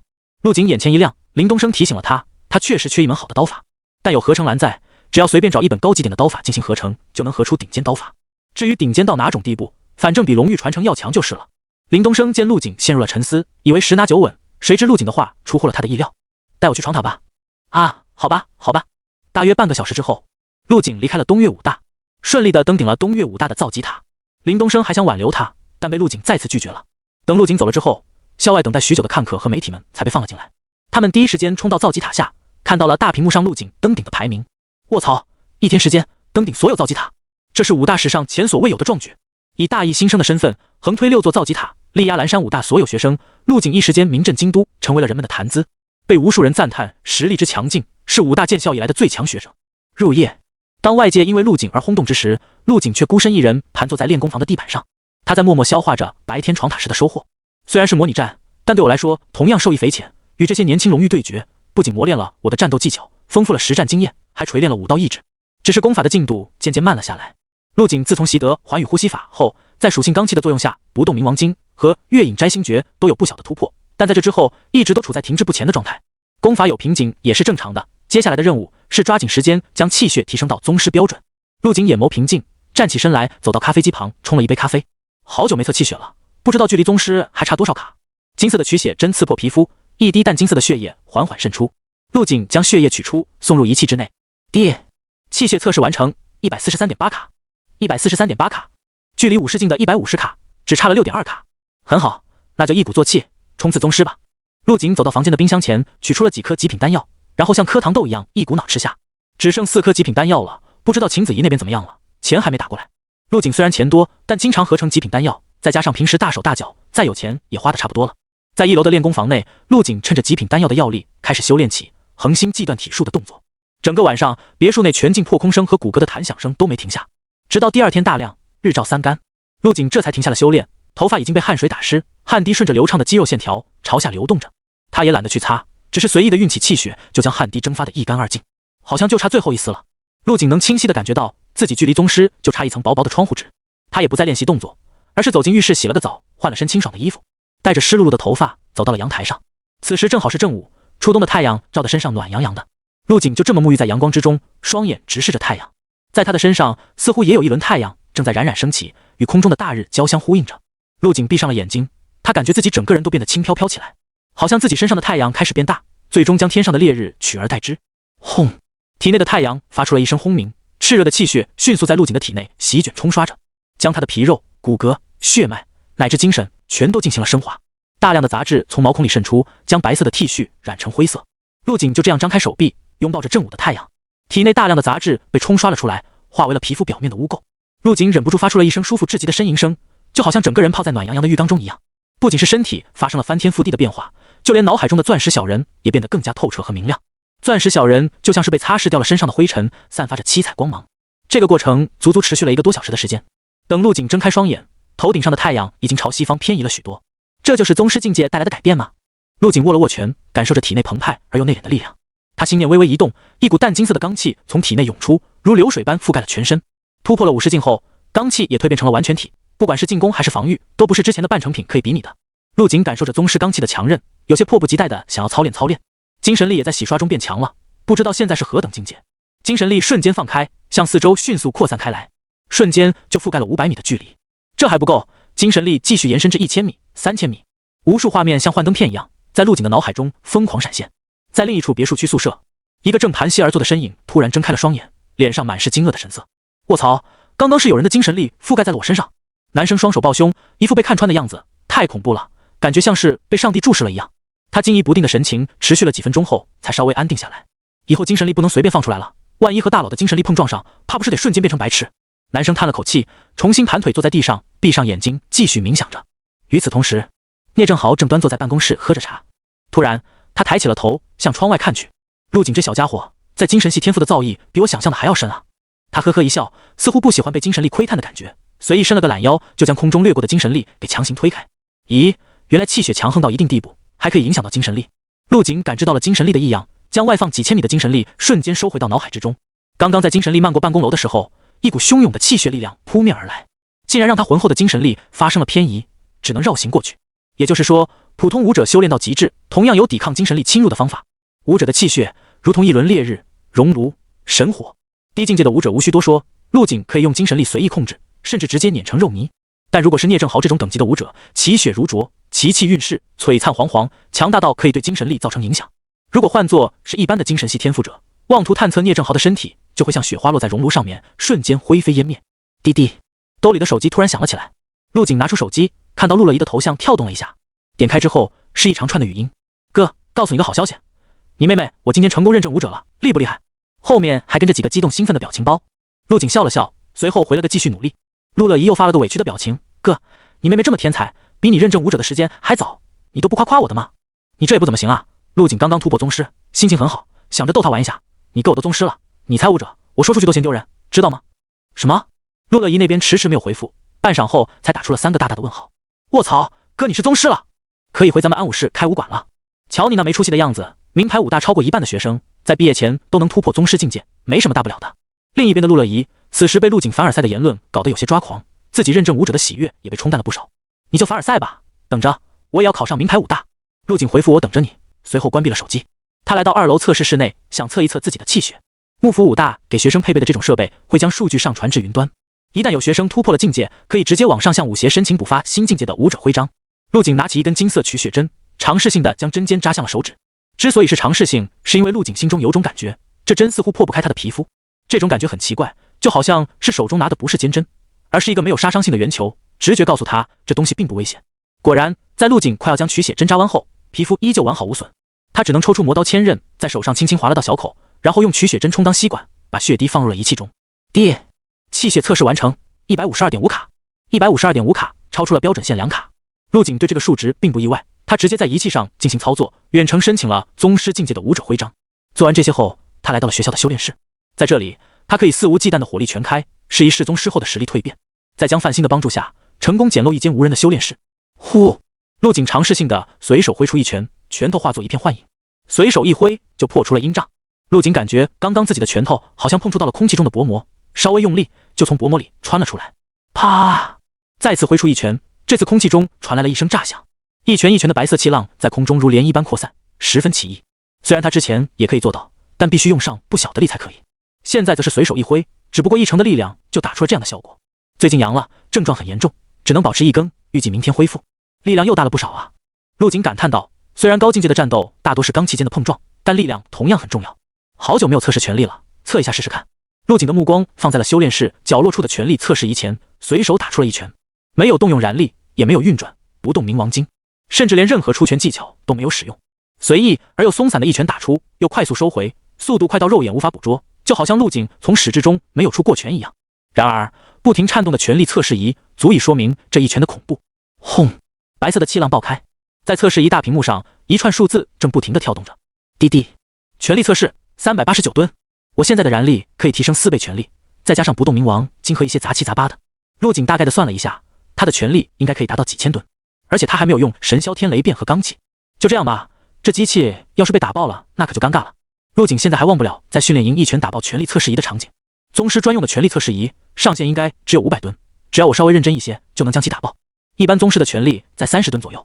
陆景刚入宗师就打出了389吨的成绩，是普通宗师的10几倍。这说出去谁信啊？突破宗师之后，合成蓝也自动升级完毕，可以继续和成功法提升实力了。陆景在心中想着，正好恒星际断体术入门篇对他来说已经有些不够用了。又在修炼室里测试了一下暴涨的实力后，陆景回到了宿舍。别墅内，陆景坐在桌前，看着桌上摆放着的2个 U 盘大小的高科技投影装置，他在想要不要留下一份当做传承送给家人。思虑再三之后，陆景摇了摇头，这种东西还是不存在于世上比较好，只有在自己脑子里才是最安全的。想传授给家人的话，还是自己手把手教导好了。等过段时间，他打算回趟家，让父母也试着练武。虽然他们已经错过了最佳年龄，但延年益寿、强身健体还是可以的。将2个 U 盘大小的装置放入合成栏中，开始合成。恒星际断体术入门篇，合成需要花费无色金块300个。果然，合成一次需要300万。随着陆景点击合成，一股体力被瞬间抽取。合成完毕，消耗无色金块星号300，获得恒星际断体术基础篇。恒星际断体术基础篇由恒星际武盟所有强者合力所创，为人族传承最强基础断体术。陆景从合成栏中取出基础篇的恒星际断体术，仔细观察着，除了装置的颜色从白色变成淡蓝色以外，似乎没什么变化。陆景熟练地按下了顶端的按钮，滴，随着他的按动 ，U 盘装置大放光芒，在前方空地形成了一道3维投影。这是基础篇的目录和介绍。陆景隔空滑动，投影随着他的动作左右翻页。柱不朽恒星意志，泥人族至强之体魄。随着他的翻看，对基础篇做了些许了解。相比之下，入门篇更多是纯粹的提升气血，锻炼身体强度，而基础篇则是在原本的动作上进行了难度升级。如果没有入门篇铺垫，普通人根本做不到这种高难度的自残动作。基础篇的动作也不多，共25个，除了可以淬炼气血以外，还能锤炼修习者的意志，从内到外的全方面强化。简单的看了一遍之后，陆景开始仔细研究每一个动作的要点和发力技巧。他赫然发现，基础篇的新动作不单是难度增加了好几倍，其中还有一些动作需要配合精神力刺激才有效果。也就是说，不是精神系天赋者，就算想学也学不了。看来之前的确是入门篇，门槛比现在低多了。陆景感慨了2句，当即走到1楼练武室，开始练习新的动作。这动作真的好难。陆景的身子以一种极其诡异、不科学的姿势扭曲着，还得辅助精神力对穴道进行刺激。这个动作一成，身上顿时传来了一股酥酥麻麻的感觉，像是触电了一样。这种感觉只有在当时第一次接触恒星际段体术的时候出现过，没想到又体验到了。陆景瞬间来了精神，继续练习起来。如果还有第二个人在房间内，就能看到陆景这一个个怪异的动作，一个接一个的连接起来，竟然有种浑然天成的美感。有说不出的韵味何道，则蕴藏其中。整个过程，陆景的身子都在轻微颤抖着，他的身体表面温度不断升高，渐渐的，皮肤都变得通红，蒸发出了大量热气。咕噜，陆景的肚子里传出了一阵咕噜声。这么快就饿了？刚刚走出食堂的陆景突然手机响起，喂，我是陆景，在快递柜是吧？好的，我等会去拿。陆景挂断电话，转身朝宿舍门口的快递柜走去。刚刚那个电话是快递员打来的，是雷浩给他寄来的20斤雷矿。那天从无叶山洞窟出来之后，陆景把寻找雷矿的任务拜托给了雷浩，让他帮忙寻找，并且留了学校的地址。对于陆景的小请求，雷浩欣然接受，1天时间就收集完毕。主要是快递在路上浪费了太多时间，不然早就到了。陆景从快递柜中拿出装订好的木箱，从里面感受到了一股雷系能量。他单手拎着，化作了一缕清风，在校园中飞驰着。没一会就来到了任务大厅。我来交任务。陆景坐在椅子上，敲了敲桌面。接待他的是一个没见过面的女生，看起来年纪不大，只有20多岁。好的，您稍等一下，材料类任务需要评估后才能发放奖励。女生接过木箱，交给后台的工作人员进行检测。陆景点了点头，最近有没有 S 级的任务？最好是跟地窟有关的。S 级任务？女生闻言，先是抬头看了陆景一眼，确认他没有说错之后，这才回道：没有跟地窟有关的，但昨天倒是新增了一个城市 S 级任务。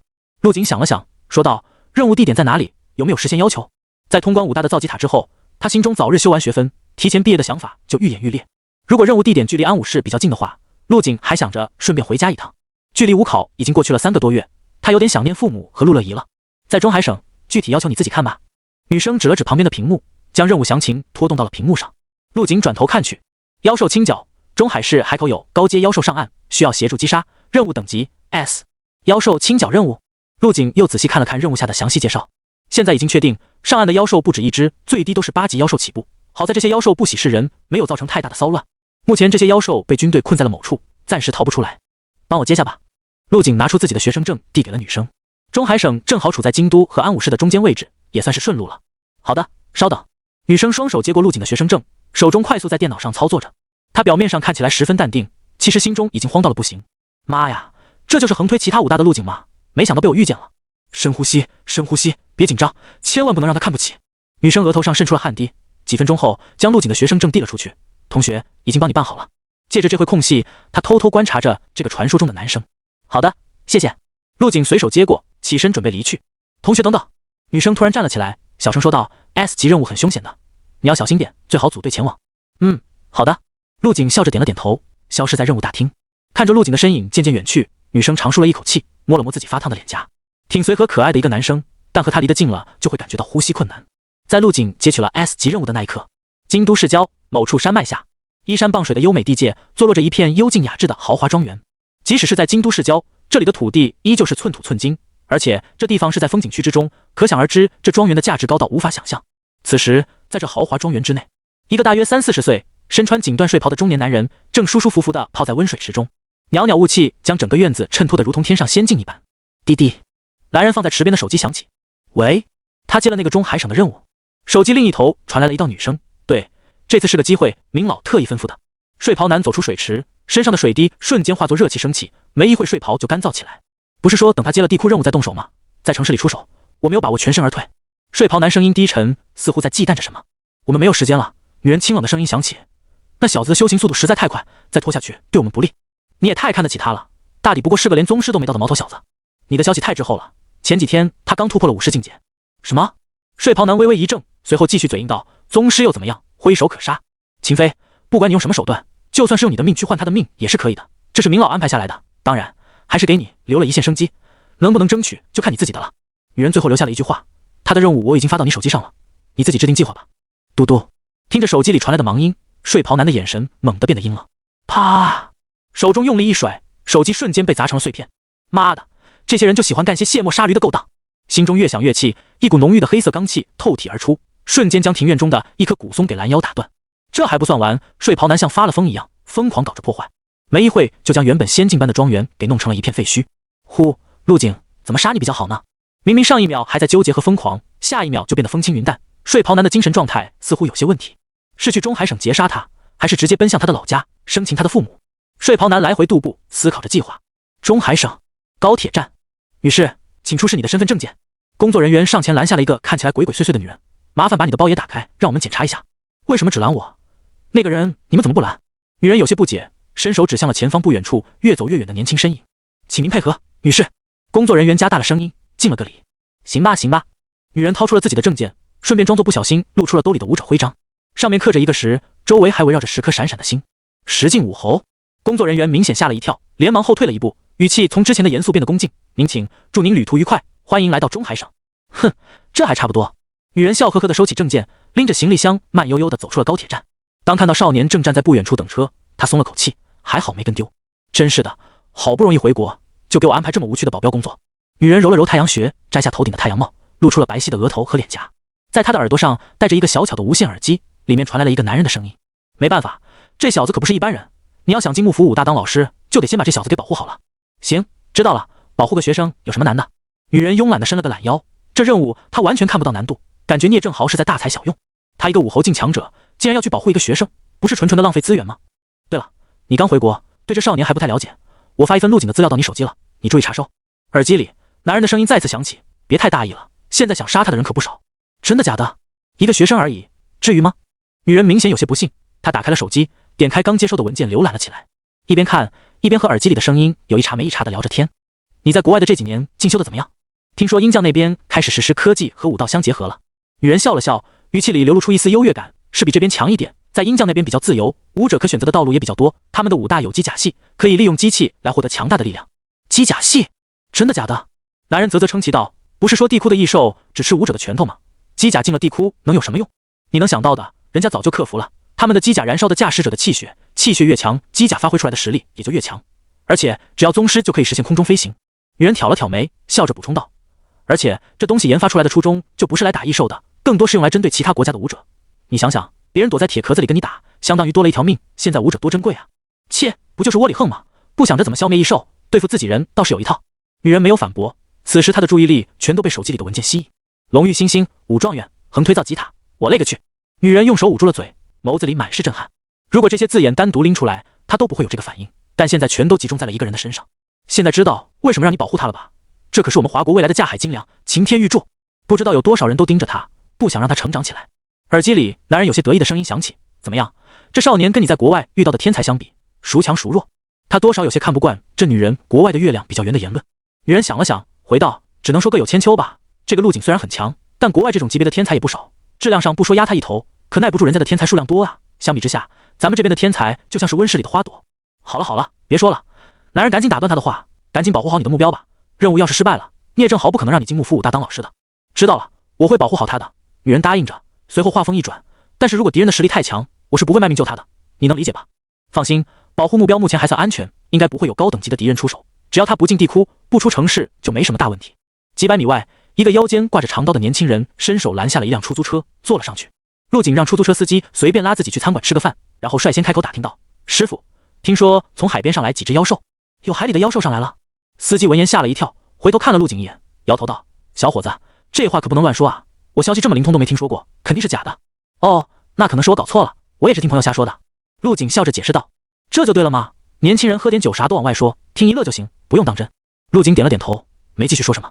看来军方把这消息封锁得很好，应该是为了不引起骚乱。他安静地坐在车后座，看着窗外闪过的风景，像极了出来旅游的普通学生。陆景拿出手机确认了一下任务信息，嗡！突然进来一条短信，是学校任务部门发来的。当前任务为 S 级，已自动为您补全队友，其余2名队友信息将发送至您的手机。还有其他人接了这任务？陆景微微皱眉，他做任务不喜欢带着累赘。点开队友信息，一男一女2个脸庞出现在屏幕里，看样子不到40岁，身穿军装，应该是军队里的人，为了均分来的。这让陆景想到了上次任务，因为自大一死一伤的2个壮汉。不管了，做好自己的就行，再完成几个 S 级任务，武大4年的学分就可以提前修满了。陆景心中想着。没一会儿，出租车缓缓靠边停下，陆景打开车门下了车，随手拿出一张100元大钞扔到了座位上。师傅，不用找了，中海迎宾大酒店，这师傅也是看得起我啊，觉得我能消费得起。看看眼前豪华的酒店，陆景非常满意，大步走了进去。店内的装修同样奢华，看起来新建成不久，到处都流露着贵气和高雅，光是在大堂喷的香水都是10几万一瓶的那种。陆景先是办理了住宿，然后走到餐厅，点了满满一桌子饭菜。一边吃着，一边打开了手机导航。目的地距离这里几公里，倒还算方便。等吃完饭就过去看看吧。中海省银滩附近的一处烧烤摊，一女两男正在大口喝酒，大口吃肉，嘴里还时不时骂骂咧咧的。其中的女生竟然是最壮的一个，身高接近2米，肌肉隆起，看上去十分凶悍。吴毅，你一个女的喝酒这么猛，佩服啊！女人笑了笑，拿起一瓶啤酒，手上略微用力，瓶盖瞬间飞起。是你们太弱了，等会可不要拖我后腿。一旁的短发男生摆了摆手，我们都合作那么多次了，怎么会拖你后腿？主要是这任务本来说好交给咱们3个的，结果让一个学生给占了个位子。短发男生语气有些不爽，这些均分本来我们3个人分正好，现在多了个学生，好烦啊！没办法，这些任务优先供那些高材生挑选，只有他们挑剩下的才会发给我们。另一个长发男生悻悻地道。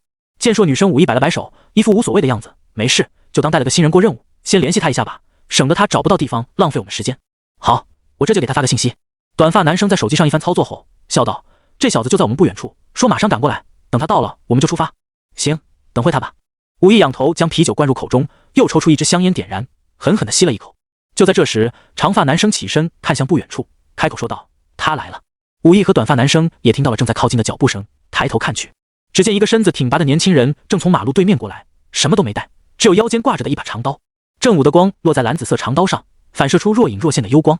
等人走近了，他们看清了来人的模样，是个18、19岁的青年，眼睛里是与年龄不符的深邃与冷静，样子倒是不赖。武艺笑了笑，他好久都没见过这么帅气的男生了。陆景，幕府武大学生。陆景看着对方，淡淡开口，跟我们走吧。武艺笑着起身朝前方走去，长发男和短发男跟在后面。出了这条街，4人一起上了一辆停在路边的黑色面包车。陆景和短发男坐在后排，长发男坐在驾驶位，发动了面包车。副驾驶的武艺转过头来看了陆景一眼，问道，这次的任务详情你都看了吧？等会我们就直接过去做任务了。看过了。武艺点了点头，没再说什么。一旁的长发男笑道，小子，等会你要是怕了就在外面待着，别到处乱跑，我们可没闲工夫保护你。放心，我不需要你们保护，你们做好自己的就可以了。陆景面无表情，并没有因为长发男话里的攻击性而发火。他转头看向了车外，不远处出现了蔚蓝色的海平面，距离大海已经很近了。几分钟后，面包车在一处港口停下。到地方了，下车吧。武艺招呼着陆景。几人下了车，在武艺的带领下朝港口里走去。这里显然经历过一场战斗，地上满是狼藉，外围还用警示线拦住，不少身穿军装的士兵在列队巡逻。武艺出示了证件后，几人畅通无阻地成功进入。在港口里又走了几分钟，视野里出现了一艘废弃的大型游轮，足足有7层高，像巨兽一样静静地躺在海面上。这就是目的地了。武艺指了指游轮，看着陆景严肃地说道，这次的妖兽实力很强，你确定要继续完成任务吗？确定。陆景点了点头，将腰间的魔刀千刃拿在手上。好，那我接下来跟你说下任务计划。武艺低声说道，我们在来之前特意做了调查，这游轮似乎是被那些妖兽当做了巢穴，在上面产蛋孵化，所以这也是军方只做了封锁的原因，只要没有人类误入其中，妖兽就不会主动发起进攻。但这些妖兽终究是个祸害，像是个定时炸弹，还是都铲除了的比较好。游轮里的妖兽起步为8级妖兽，相当于咱们的9进武师。我看了你的资料，你小小年纪就已经是宗师了，实力确实很强，但跟这些妖兽比起来还是太弱了。这次的任务确实很难啊，万一里面有个几10只怎么办啊？长发男生皱着眉，咱们先去探一看情况吧。如果妖兽的数量太多，咱们就先撤一下，等明天军方的大部队到了再一起攻进去。武艺点了点头，行，安全第一，这次的任务又不急，咱们慢慢来，准备好了就一起行动吧。短发男看了陆景一眼，眼中闪过一丝不耐，语气冰冷地说道，等会跟我们进去后机灵点，别搞出什么幺蛾子出来，不然。话中的威胁十分赤果。短发男说完后，跟上了已经走远的武艺2人。陆景眸子闪烁了一下，心中没有任何情绪波动。如果有机会的话，他不介意让短发男永远留在游轮上。武艺几人很明显都是身经百战的军人，从走路的姿势上就能看得出来。他们3人在前面俯身走着，速度极快，但没有发出一丝一毫的声音。空旷的海滩上只能听到海浪拍击沙滩的哗哗声，还有不时传来的海鸟叫声。陆景依旧是正常走路的姿势，跟在3人身后，精神力已经开始向前延伸。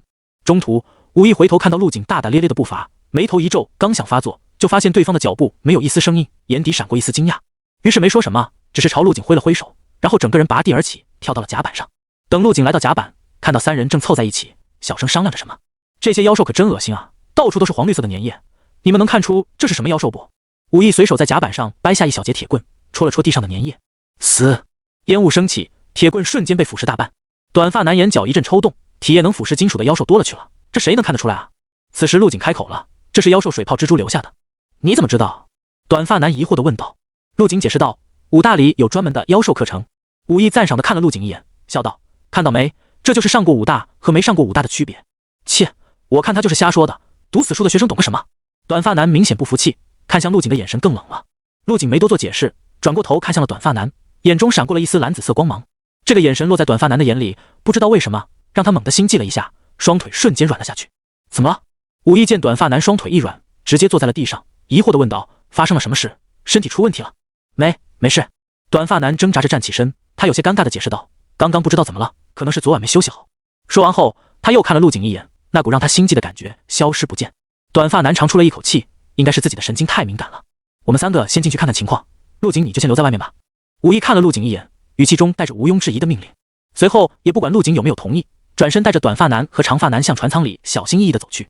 没一会，3人就消失不见。武艺有着9进5师的实力，其他2人则是8进5师，而且很擅长前行，几乎没发出任何声音，也没惊动船舱里的妖兽，就这么悄悄地摸了进去。船舱内十分昏暗，到处都是黄绿色的粘液和一些破碎的蛋壳。在不远处的楼梯转角，上面布满了蛛网，10几只硕大的蜘蛛正在飞速地爬行着。地板上则是堆满了密密麻麻的蜘蛛蛋，不时有蛋壳晃动几下，从外面能模糊看到里面有黑色的东西在蠕动。看到这一幕后，武艺几人即使身经百战，依旧感觉头皮发麻。这10几只水泡蜘蛛都是成年形态，实力在8级以上。又观察了一会后，武艺给2人使了个眼色，3人悄无声息地按原路返回。但在回去的路上，突然钻出了几只体型硕大的蜘蛛，这些蜘蛛没发现他们，只是像巡逻一样来回爬行着。3人用手势进行着交流，最终决定换一个方向出去。7拐8拐，终于再次出现在另一头的甲板上。我去，这群蜘蛛也太能生了吧！一脱离危险，短发男便忍不住开口道。武艺的表情同样凝重，这次的任务有些难啃了。刚刚那些蜘蛛只是一小部分，在下面肯定还有蜘蛛群，就凭我们几个是消灭不了他们的。这根本就不是 S 级任务，我觉得最少得是 SS 级。长发男脸色有些难看，刚刚要是被那群蜘蛛包围住，武艺可能会逃出来，但他和短发男大概率会死在那里。船舱里太狭窄，几只蜘蛛就把整个空间堵得严严实实，他们根本施展不开。武艺思考了一会后，缓缓道：“只能等明天大部队过来了，今天就当来探查情报，顺便跟上面反映下，把任务等级和奖励改一下。”好，咱们回去吧。2人表示赞同，准备跳到岸上。就在这时，武艺拍了下脑袋，完了，把那小子给忘了。对啊，陆景还在另一头呢。3人刚刚经历了惊险的一幕，下意识把存在感过低的陆景给忽略了。这小子就是纯纯的累赘，啥忙都帮不上，还浪费我们的时间和精力。短发男低声骂道：“真想把他扔在这自生自灭，让那群蜘蛛把他给吃了。”武艺叹了口气，走吧，过去接他，人家只是个学生，别太严格了。35只水泡蜘蛛，还有很多数不清的小蜘蛛。陆景精神力覆盖了整艘游轮，里面的情况他一目了然，包括武艺几人的谈话，全都听在了耳朵里。既然是清剿任务，那就把这些蜘蛛全杀了就好了，早点完成任务，就能早点回家了。陆景自言自语，闲庭信步般顺着楼梯走入了船舱之中。与武艺几人的小心翼翼不同，陆景的步伐很重，瞬间就吸引了2只成年水泡蜘蛛。嘶嘶，2只水泡蜘蛛张开了狰狞的口气，朝陆景怒吼着。带娃的妖兽是脾气最暴的时候，一般对于踏入自己领地的异类，会直接发起致命的攻击。陆景拔出腰间魔刀千刃，整个人如风一般向前冲去。2只水泡蜘蛛明显被陆景的速度吓了一跳，举起长矛般的猪腿朝陆景刺去。然而还没等猪腿抬起来，身上就出现了一条浅浅的丝线。下一刻，这道丝线渐渐扩大，2只水泡蜘蛛的上半身飞起，被陆景一刀斩成了2截，切口处光滑如镜，这就是锋利度的重要性。陆景掂了掂手中的魔刀千刃，刚刚这一刀就好像用烧红的铁切开了黄油，没有感觉到一丝阻力。魔刀千刃的刀身上光洁如初，没有沾染一丝水泡蜘蛛身上的粘液。解决了2只，还剩33只。陆景单手提着长刀，行走在昏暗的船舱内，他的速度放得很慢，就像在自家客厅散步一样。不时能看到1-2只黑漆漆的大型蜘蛛朝他跃起攻击，但下一秒就倒在了地上。这游轮应该废弃了几个月的时间，里面只是破败，还没有青苔之类的东西。陆景脚下的靴子踩在铁质地板上，发出清脆悦耳的声音。他来到一处玻璃墙面前停下，透过灰尘能朦朦胧胧看出自己的轮廓。精神力化作一双无形的手，将镜子表面的灰尘抹去，镜面恢复干净，显露出一个高大挺拔的身影。接近1米9的身高，身穿用学分购买的黑色战斗服，如钻石般闪耀的双眼炯炯有神。陆景伸手摸了摸自己下巴的胡茬，叹了口气，怪不得最近没人叫我小伙子了，原来是年纪大了。此时的陆景已经彻底完成了少年到青年的蜕变，等回家估计乐姨和父母都认不出来我了。突然一道黑影从身后的房间窜出，朝着他的后脑袭去。陆景转过头，平静的目光扫去，那道黑影瞬间定格在空中，然后轰的一声掉落在地，腥臭的粘液顺着刀口缓缓流出。陆景晃动着手中魔刀千刃刀柄，飞出去的刀刃瞬间归位，重新组合成了一柄长刀。继续，还剩8只。妈的，那小子跑哪里去了？甲板上，武艺3人回到了一开始分开的地方。武艺3人在甲板上转了一圈，依旧没有发现陆景的踪迹。这小子是被爬出来的水泡蜘蛛给拖下去吃了？长发男问道。不能吧，那些蜘蛛不怎么喜欢在甲板上行动。武艺又带着几人回到了一开始上船的位置，仔细观察了一下地上分布的脚印。他找到属于陆景的脚印，然后一路追了过去。直到脚印消失在连接船舱的楼梯处。难不成他自己进去了？这不是找死吗？武艺脸色有些难看，证据摆在眼前，陆景应该是自己进入了船舱。短发男没好气地说道：“我早就说了，他就是个累赘，果然让我说中了。难不成我们还要再进去一次，把他救出来？”说完，短发男的目光看向了武艺，要不要进去找人他说了算。走吧，进去找找看，再怎么说人也是我们带过来的。武艺皱着眉，抽出了挂在腰间的短刀。他眯着眼看向昏暗的船舱，海风吹过，一股股血腥气息钻入鼻孔，好重的血腥味，里面发生了什么？武艺手持短刀，率先走入了船舱内。短发男也掏出一把奇形怪状的弯刀，跟在后面，总感觉有点不对劲。那小子不会已经被吃干抹净了吧？嘘，少说几句。武艺手指放在嘴唇上，做了个噤声的手势，都打起精神来。这次我们的运气应该不会那么好了。三人成品自行，慢慢向船舱深处摸去。没一会，就看到了前方地板上2只被斩断的蜘蛛尸体。好快的刀！武艺确认附近安全以后，上前检查了一下妖兽的尸体，眼底闪过一丝惊讶。看来我们小看他了。短发男撇了撇嘴，只是2只看门的喽啰罢了，随便来个宗师都能做得到。三人绕过地上的尸体和粘液，继续朝船舱下层走去。午后的海上微光透过窗户，照在地板上，看起来十分和谐。而武艺几人的步伐却是越来越慢，脸上的表情再次凝重起来。不对劲，这地方太不对劲了，安静过头了。短发男咽了下口水，被寂静的环境给弄得有些崩溃。刚刚咱们进来的时候可没这么安静，那些水泡蜘蛛在铁质地板上行走，会发出尖锐刺耳的声音。对啊，现在什么声音都没了，太离谱了，蜘蛛们都睡觉去了。长发男附和道，小眼睛惊恐地向四周看去。你们说，蜘蛛是不是感应到我们进来了，所以都退回海里去了？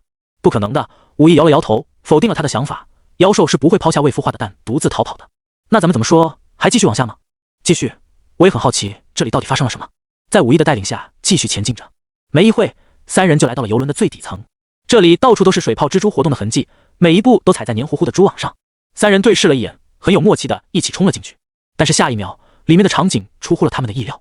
已经做好战斗准备的武艺愣在了原地，手中的短刀茫然地架在身前，呆呆地看向船舱里面。只见昏暗的船舱内横七竖八堆满了被肢解的水泡蜘蛛尸体，黄绿色的粘液和血液从尸堆里流出，汇成了一条条小溪，顺着沟槽流到了下水道里。一股浓郁的说不上来的怪味疯狂地往鼻孔里钻。卧槽，什么鬼？短发男被这场面吓了一跳，脸色惨白无比，双腿一软又要跪下去。武艺一拳打碎了旁边的玻璃窗，新鲜的海风吹了进来，他贪婪地呼吸着甜美的空气，看向了尸堆后那道挺拔的身影。那身影背对着他们，正专心致志地擦拭着手中长刀，似乎是听到了有人靠近，身影转过身来，钻石般的眼睛在昏暗的船舱内闪着莫名的光。你们来了呀，任务我已经完成了。看清身影的模样，武艺三人的瞳孔瞬间收缩，脸上写满了惊讶。什么？任务完成了？短发男支支吾吾，目光在陆景和蜘蛛尸体上不停扫动，似乎接受不了这个事实。是我看走眼了，你很强，这次任务是我们沾了你的光。武艺笑着将短刀插回刀鞘，这里就交给你们了，我还有点事就先走了。陆景冲着武艺点了点头，随后转身离去。安武市2中，高一5班的学生正在操场进行着实战演练。下一场，陆乐怡对华天瑞。武道老师的声音响起，穿着宽松武道服的少年和少女走上沙地，互相对峙着。周围的学生们听到陆乐怡的名字，瞬间来了精神，围在一起观看。你一言我一语讨论着。快看，该陆乐怡上场了。听说他前段时间已经认证武者了，实力强得可怕。是啊，他跟咱们根本不是一个档次的。华天瑞也真够倒霉的。很快，台上叫做华天瑞的男生就被陆乐怡一拳打倒在地。我认输，我认输。男生躺在沙地里十分狼狈，举着双手高喊认输。陆乐怡你太强了，别说高一了，就算是高3的学生都不是你的对手。没有人笑话男生的狼狈，主要是陆乐怡实在太强，换谁来都是一个结局。承让了。陆乐怡谦虚地将华天瑞拉了起来。啪啪，场上瞬间响起了雷鸣般的掌声。一旁观战的实战老师忍不住夸赞道，陆乐怡同学不仅是气血高，就连实战经验也强得可怕，在家里应该没少练习吧，大家都要多跟他学习学习。陆乐怡牛逼，太厉害了，不愧是陆景的妹妹，说不定陆乐怡以后的成就可以超过他哥。陆乐怡脸颊微红，被这么多人吹捧，心里有些不好意思。自己能有现在的成绩，都是拜自己老哥所赐，怎么可能超过他呢？只有陆乐怡知道自己老哥现在强到了什么地步。陆乐怡刚一坐下，就有不少人凑了过来。乐怡，老实交代，你的气血是不是又变强了？你进步速度也太快了吧，到底是怎么做到的？可以教教我们吗？对啊对啊，有没有什么秘诀分享一下吗？陆乐怡耸了耸肩，笑道，哪有什么秘诀，不过是勤学多练罢了。其实我天赋很差的，主要是我哥给家里囤了好多丹药，我的气血是丹药硬堆上去的。旁边一个女生有些不信，啊这我们家丹药也没断过啊，但我现在才刚10卡气血，真是人比人气死人啊。人家哥哥可是武状元，给家里囤的是极品丹药，你能跟人家比吗？另一个女生插嘴道，羡慕乐怡有这么个好哥哥。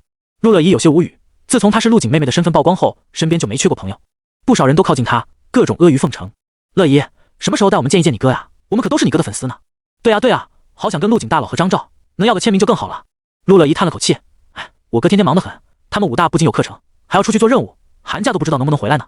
他又想起了不久前跟自己哥哥分享认证武者的事，结果被陆景重重的打击到了。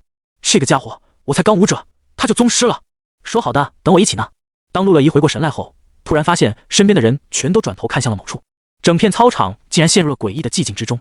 陆乐怡好奇地循着众人的目光看去，只见一道挺拔身影在不远处的树下站着，正朝他挥着手。哥！陆乐怡微微失神，尝试性地喊了一声：“乐怡，过来。”陆景笑了笑，眼神深邃而平静：“哥，你怎么来了？”陆乐怡瞬间两眼放光，撒丫子朝陆景跑去。在靠近陆景之后，整个人跳了起来，像树袋熊一样挂在了陆景身上。好家伙，你最近没少吃啊！陆景没想到陆乐怡在大庭广众之下竟然做出这么亲密的动作，一时间有些尴尬。他把陆乐怡放下来，然后摸了摸她的脑袋：“出了个任务，顺便回家看看，你要不先请个假？”好。陆乐怡看向一旁神情激动的武道老师：“老师，我哥回来了，我想请个假，可以吗？”“啊，可以，当然可以。”武道老师的目光一直放在陆景的身上，听到陆乐怡的话后，想都没想就同意了。陆景回来了，别说给陆乐怡放假，就算全校放假都是应该的。谢谢老师。陆乐怡道了声谢，然后拉住陆景的手向更衣室走去。哥，你等我一下，我去把武道服换了。好，你快点。陆景点了点头，看着操场上的人群慢慢朝他聚集，示意陆乐怡动作快点。陆乐怡回头看到黑压压挤过来的人群，吐了吐舌头，赶紧钻进了更衣室。大家快看，陆景回来了！卧槽，真是陆景，我这还是第一次见到真人，我的偶像，太激动了。陆景大佬，麻烦给我签个名可以吗？啊，哎呀，我不是在做梦吧？真的是陆景大佬！整个二中瞬间化为了追星现场，就连在教学楼上课的学生都纷纷跑了出来，往操场的方向冲刺。老师们也没去管，就连他们都抑制不住自己想要签名的冲动。陆乐怡换衣服的动作很快，也就1分多钟的时间。等他出来后，外面已经密密麻麻站满了人。哥，咋整啊？抓紧我的手，我带你从楼上走。陆景抓住陆乐怡的肩膀，直接切换了风之呼吸。呼，两个人瞬间腾空而起，在5楼的位置一个借力，然后化作流星向校门口的方向掠去，留下一群人大眼瞪小眼的在原地看着。哥，快放我下来，我快要吐了。陆乐怡胃里一阵翻江倒海，在陆景的搀扶下站直了身子。哥，咱们用走的吧，已经到校门口了。陆景点了点头，拍了拍陆乐怡的背部。就在这时，校门口走进来一个留着寸头的男生。你是谁啊？放开陆乐怡！男生身上有着与年龄不符的肌肉，看上去十分凶悍，在手臂位置还纹着纹身。乐怡，你没事吧？这人是谁啊？竟然敢拍你的背！男生走到陆乐怡身前，不怀好意地打量着陆景。陆景愣了一下，瞬间明白了过来，看来自己是遇到陆乐怡的护花使者了。关你什么事啊？一边去！陆乐怡没好气地白了男生一眼，然后挽住了陆景的手臂。卧槽，什么情况这是？男生被陆乐怡的动作给吓了一跳，像是受到刺激一样，头发都炸了起来。陆乐怡，你不做我女朋友可以，但你也得找个年龄合适的吧？你不会是被包养了吧？陆景摸了摸自己下巴的胡茬，原来自己这么显老的吗？匡志文，你能不能去死啊？就你这不学无术的小混混，谁看得上你？陆乐怡生气地提起拳头，作势要打。匡志文被吓了一跳，赶紧退后几步保持距离。他看向陆景，嘴里恶狠狠地说道：“别再让我看到你和乐怡在一起，不然有你好果子吃，听明白没？”放下狠话之后，匡志文一溜烟跑得没影。陆景看着男生滑稽的样子，心里只觉得好笑。哟，咱家乐怡在学校这么受欢迎呢，随便遇见个人都是你的追求者。陆景笑着揶揄道：“哎呀哥，你是不知道这些小混混有多烦人，打都打不跑。”陆乐怡撅着嘴，看得出来心里很烦。你还是太善良了，再遇见有人纠缠你，直接下手打就行了，出了事算我的。陆景给陆月怡传授着自己的经验，你可千万不要被这些小混混给骗了，多几个心眼知道吗？哥你放心吧，我都懂。陆乐怡点了点头，我喜欢的是武道天才，对这些小混混一点感觉都没有。哟哥，武道天才，我妹妹这么有追求的吗？陆景笑着调侃道。陆月怡翻了个白眼，我说这话的意思就是想表示目前没有谈情说爱的打算，等到了武大再说吧，反正咱们这小地方没有我看得上的人。那可不一定。陆景想了想后说道，如果你遇到那种喊着30年河东30年河西的废物，特别是姓肖、姓顾、姓苏、姓林的，一定要和他们打好关系。陆乐怡皱着眉，好奇地问道：“为什么呀？”反正遇到这种人，你就保持友好就行，不要问为什么。好，我知道了。陆乐怡听话地点了点头。兄妹二人有说有笑地出了校门，路旁的一辆大奔突然响了起来。滴滴，红光满面的陆海涛从车上下来，朝着陆景和陆月怡招了招手：“走，上车回家。”这车原本是邻居一家的，现在已经成功过户，成了陆海涛的专属座驾。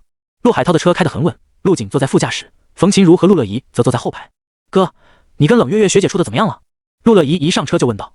冯琴如和陆海涛也来了兴趣，一副洗耳恭听的样子。什么处的怎么样？我们就是普通朋友而已。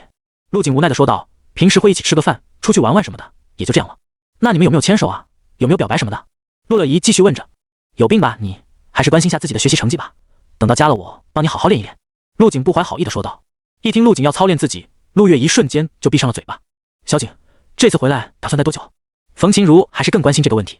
陆景想了想，说道：“还没定下来，应该要待个1周左右吧。学校里最近也没什么事，最好能在家过个冬至，咱们一起吃个饺子。”冯琴如笑着说道：“已经要冬至了吗？”陆景微微一怔，没想到转眼间就到了12月份。他下意识朝车窗外看去，只见道路两旁的梧桐树已经泛黄凋零，路上的行人也都穿着厚厚的棉衣。陆景在幕府武大已经待了3个多月，武者的气血浑厚，对气温的敏感度相比普通人更迟钝一些。陆景现在还穿着单薄的衬衫，完全感觉不到冷意。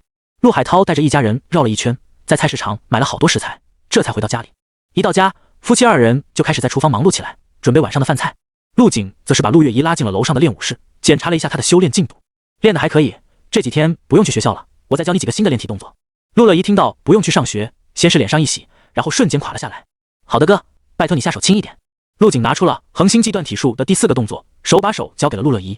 在确认他学会之后，就独自上了楼，走到顶楼的阳台，站在阳台上俯瞰远处波光粼粼的湖泊，不由得张开手臂，将精神力向外扩散出去。精神力瞬间膨胀，将方圆几千米全都覆盖在内。小区范围内的一草一木，每一个石子都在他的感知之中。处在这种状态下，就算是哪里吹起了一阵风，落了一只苍蝇，陆景都能第一时间感知到。就在这时，陆景的眉头微微皱了一下，在他家附近的宾馆里，竟然发现了一个气血浑厚、面容陌生的男人。小小的安武室还有这种人物，不会是冲着我来的吧？陆景观察了男人1个小时的时间，并没有发现什么异样。男人只是盘腿坐在地板上，闭目养神。哥，你怎么还在这发呆啊？该吃晚饭了。陆乐怡的声音从身后传来。好，知道了。陆景将精神力收回，揉了揉有些酸痛的太阳穴。长时间的精神力外放，即使是他也有些吃不消了。这任务还真是无聊，好几天了，连敌人的影子都没看到。某处咖啡厅内，一身时髦打扮的宋兰月轻轻喝了口咖啡，对着耳机里吐槽道：“聂正豪说要保护他多久了吗？我都快被无聊死了。再怎么说也得等他回校吧。你再坚持一段时间，陆景他不会离开学校太久的。”无线耳机里传来男人的声音：“好吧，我现在倒是希望来个敌人，不然体现不出我的价值。你最好进入小区去保护他，这里距离他家太远了，如果真发生了什么事，你是来不及的。”女人闻言站起身，伸了个懒腰：“行吧，把他家地址发我，我过去看看。”与此同时，在宾馆闭目养神的男人猛地睁开了双眼。天黑了，该行动了。男人掏出手机，拨通了一个加密号码：“喂，叫上你的人去给我清下场。”莫一会，在小区附近，不少身穿黑色西装的壮汉纷纷起身，朝着小区里走去。吃饭了，吃饭了。陆月怡一路小跑地下了楼，兴奋地嚷嚷着：“哥一回来家里就吃得这么好，我好羡慕我哥呀！”冯琴如在一旁笑呵呵地说道：“你这丫头说的好像我们虐待你了一样。”陆景也跟着下了楼，一走进客厅就闻到了一股浓郁的饭菜香味。陆海涛特意定制了一张大理石的餐桌，上面摆满了各式各样的菜肴，以肉为主，还有不少陆景喜欢吃的蔬菜。小景，你最喜欢吃的那家烤鸭，你爸刚刚又去买了一只回来。冯琴如从烤鸭上撕下来一条腿，放在了陆景盘子里。来，儿子，陪老爸喝几杯。陆海涛从桌子下面拿出一瓶白酒，给陆景满满的倒上了一杯。咱爷俩喝白的，让你妈和乐怡喝红的，咱们一起喝点，干杯！随着陆海涛举起酒杯，一家人其乐融融的畅饮起来。陆景心底变得柔软，享受着这难得的宁静时光。突然，陆景的眉头微微一皱，手中举着的酒杯默默放下。但很快，陆景的表情就恢复了正常。他重新拿起酒杯，一饮而尽。爸妈，我有点吃饱了，先上楼休息一会。陆景将酒杯放下，转身准备上楼。啊，你才吃了多少就饱了？这孩子现在胃口这么小了，是不是在学校里习惯了？陆海涛和冯琴如喊住陆景：“再吃一点啊，不然就浪费了。”陆景摆了摆手：“你们先吃吧，不用等我。”转身来到顶楼，陆景从窗户上一跃而下，稳稳地落在地上。他回头看了一眼客厅的方向，眼中满是温柔和笑意。随后他顺着小路朝小区某处走去，眼中的温和渐渐化作了冰冷。没想到还真是冲我来的，我好像没得罪什么人吧？路灯将陆景的身影拉长，直至他整个人融入了黑暗之中。陆景家里还是挺有钱的嘛，这小别墅看着还真不错。宋兰月走进小区，看着耸立在道路两旁的别墅，忍不住感慨道：“这种欧式的别墅就是高级，当时我在国外住的也是这种。”他一路晃晃悠悠地向前走着，手里还端着某巴克的咖啡。小区里人很少，可疑的人就更少了。突然，宋兰月猛地停下了脚步，在他的视野里，突然发现有一批身穿黑色西装的家伙把前面的路给堵得死死的，而且这些人的身上气血涌动，最低也是宗师境界。这小城市突然冒出来10几个宗师，肯定是冲着陆景来的，还真让我碰上了。宋兰月赶紧把这边的情况汇报给了和他接头的男人。无线耳机里传来了男人焦急的声音：“快，陆景肯定是遇到危险了，赶紧冲进去看看情况。”“好，我尽量快点。”宋兰月沉着脸冲了上去，在靠近敌人包围圈的时候，被一名西装男发现了。“这里暂时允许进入，哪里来的回哪里去吧。”宋兰月没有说话，整个人如同猎豹一样，瞬间来到了西装男的身前，随后伸手成刀，快准狠地斩在了西装男的脖颈处。西装男全程没有反应过来，就被打晕了过去。这些是什么人？不像是本地组织。宋兰月拉开西装男的衣服，在对方的肩膀处有着一道纹身，是一柄骑士剑和盾牌相接，下方是一只张牙舞爪的恶龙。我在这些人的身上发现了一种类似图腾的纹身。宋兰月赶紧汇报了情况。耳机里，男人的声音传来：“这应该是神主教的标志。该死，这些人竟然这么明目张胆！”神主教？没听说过。我会上报的，当务之急是保证陆景的安全。好，我知道。宋兰月没再多说什么，身子如同矫健的飞燕一般，在小区里飞速前进。她的速度很快，普通人只能看到一道模糊的黑影一闪而过。这些宗师应该只是负责清场和放风的，真正的威胁应该在里面。很快，宋兰月就在前方看到了一道人影。小区的街道上冷冷清清，那道人影显得非常突兀。他穿着合身的白色西服，还戴着一顶绅士帽，手中几张卡牌在不停地飞舞着。当宋兰月发现白西服的时候，对方也发现了他。白西服笑了笑，微微动了动手指，瞬间从黑暗中走出几个人影，将他团团围住。宋兰月的脸色变得有些难看，她没想到对方竟然出动了这么多人，10几个全部都是宗师高手。为了一个刚刚宗师的大学生，出动了这么多精英，真的值得吗？真该死，我一时半会突围不了。宋兰月咬了咬牙，还是选择冲了上去。就在这时，白西装手中纸牌飞舞，一张牌弹向空中，被他手指轻轻夹住，是张黑桃8。再敢靠近，你有80%的死亡概率。白西装冲宋兰月笑了笑，将手中的黑桃8塞入了自己口中。当纸牌靠近他的嘴巴时，竟然化作了点点光粒，涌入了他的口中。锁！下一刻，这些光粒从白西装的口中飞出，化作了一片金色牢笼，将宋兰月锁在了原地。宋兰月前冲的身子猛地停下，任他怎么打击牢笼，依旧纹丝不动。西装男看了他一眼，随后转身继续向前走去。怎么了，宋兰月？找到陆景了没？没，我被一个拿纸牌的神秘人给困住了。宋兰月疯狂捶打着金色牢笼，试图挣脱出去。那个人太强了，仅仅是扔出了一张纸牌，就让我动弹不得。什么？秦飞翻转着卡牌，漫步在小区的街道上。此时他的脸上笑意消失，取而代之的是一脸凝重，只因为刚刚他为自己抽了一张牌，是一张梅花3。我此次的胜算只有3成，怎么可能？就在他心中纠结的时候，突然前方传来了清晰的脚步声。抬眼看去，只见一道挺拔的身影从阴影中走来，正是他此次的目标陆景。为什么要对付我？受人指使。陆景目光古井无波，淡淡问道：“你不需要知道，乖乖等死就可以了。”秦飞笑了笑，双手一挥：“你们去他家，把他的家人给杀干净，以绝后患。”是。10几道身影瞬间从秦飞的身后冲出，向陆景家的方向掠去。动我家人！陆景心中顿时生出了一股恶气，他的身影闪动，瞬间出现在了一名西装男的身前，同时右手握拳。这看似随意的一拳打出，带起了层层气浪。等到拳头落在西装男脸上的时候，他才堪堪反应过来，不是他反应迟缓，而是陆景的速度实在是太快了。刚看到拳头出手，下一刻自己的头就瞬间爆开，啪！就像是操纵着挖掘机砸向一个西瓜般轻松。派出这些废物宗师对付我，你们真是看不起我啊！陆景冷笑一声，身影再次消失，下一刻出现在了第2名西装男的身前。跃起，出拳，吐气葫芦。陆景的身形就像黑夜中的影子一样，让人无法捉摸。只是呼吸之间，超过一半的黑色西装男就被他随手解决，尸体散落了一地。快帮我们拦下他，不然根本靠近不了他的家人。这些西装男终于发现了不对劲，赶紧朝秦飞喊道：“好，那就让我算算你的运势吧。”秦飞将一圈圈金色的光辉凝聚在自己身上，如同天神下凡。随后他弹出一张纸牌，上面画着一个捂住眼睛的男人。哦，是失明，看来你的运气不太好。白西服开口笑着，将纸牌送入口中。瞬间，陆景的眼球上就传来了一阵火辣辣的痛感。这是什么鬼能力？陆景微微一怔，眼前的世界一片漆黑，他只能闭上眼睛，用精神力感知着四周。敌人这种类似言出法随的能力，让他大为震撼。你们抓紧时间，我控制不了他太久。秦飞提醒道。剩下的几名黑西服点了点头，身影猛地向陆景家的方向掠去。我有让你们走吗？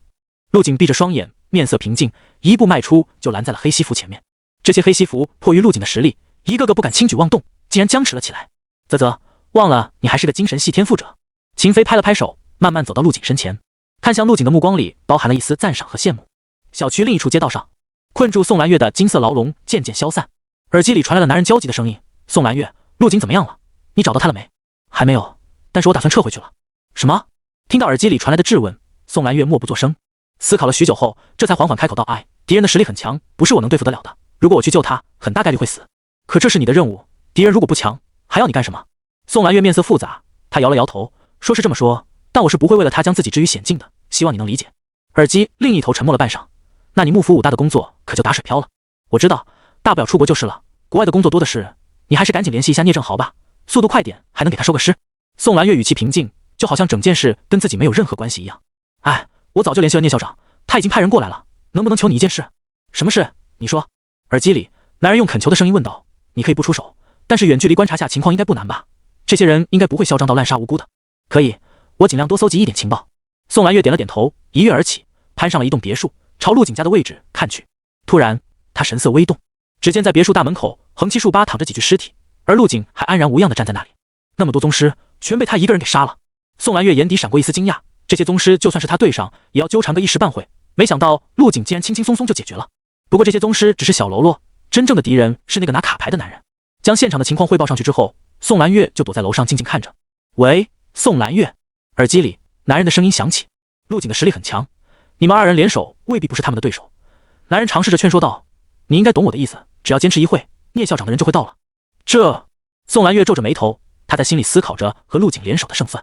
不能说没有，但希望渺茫。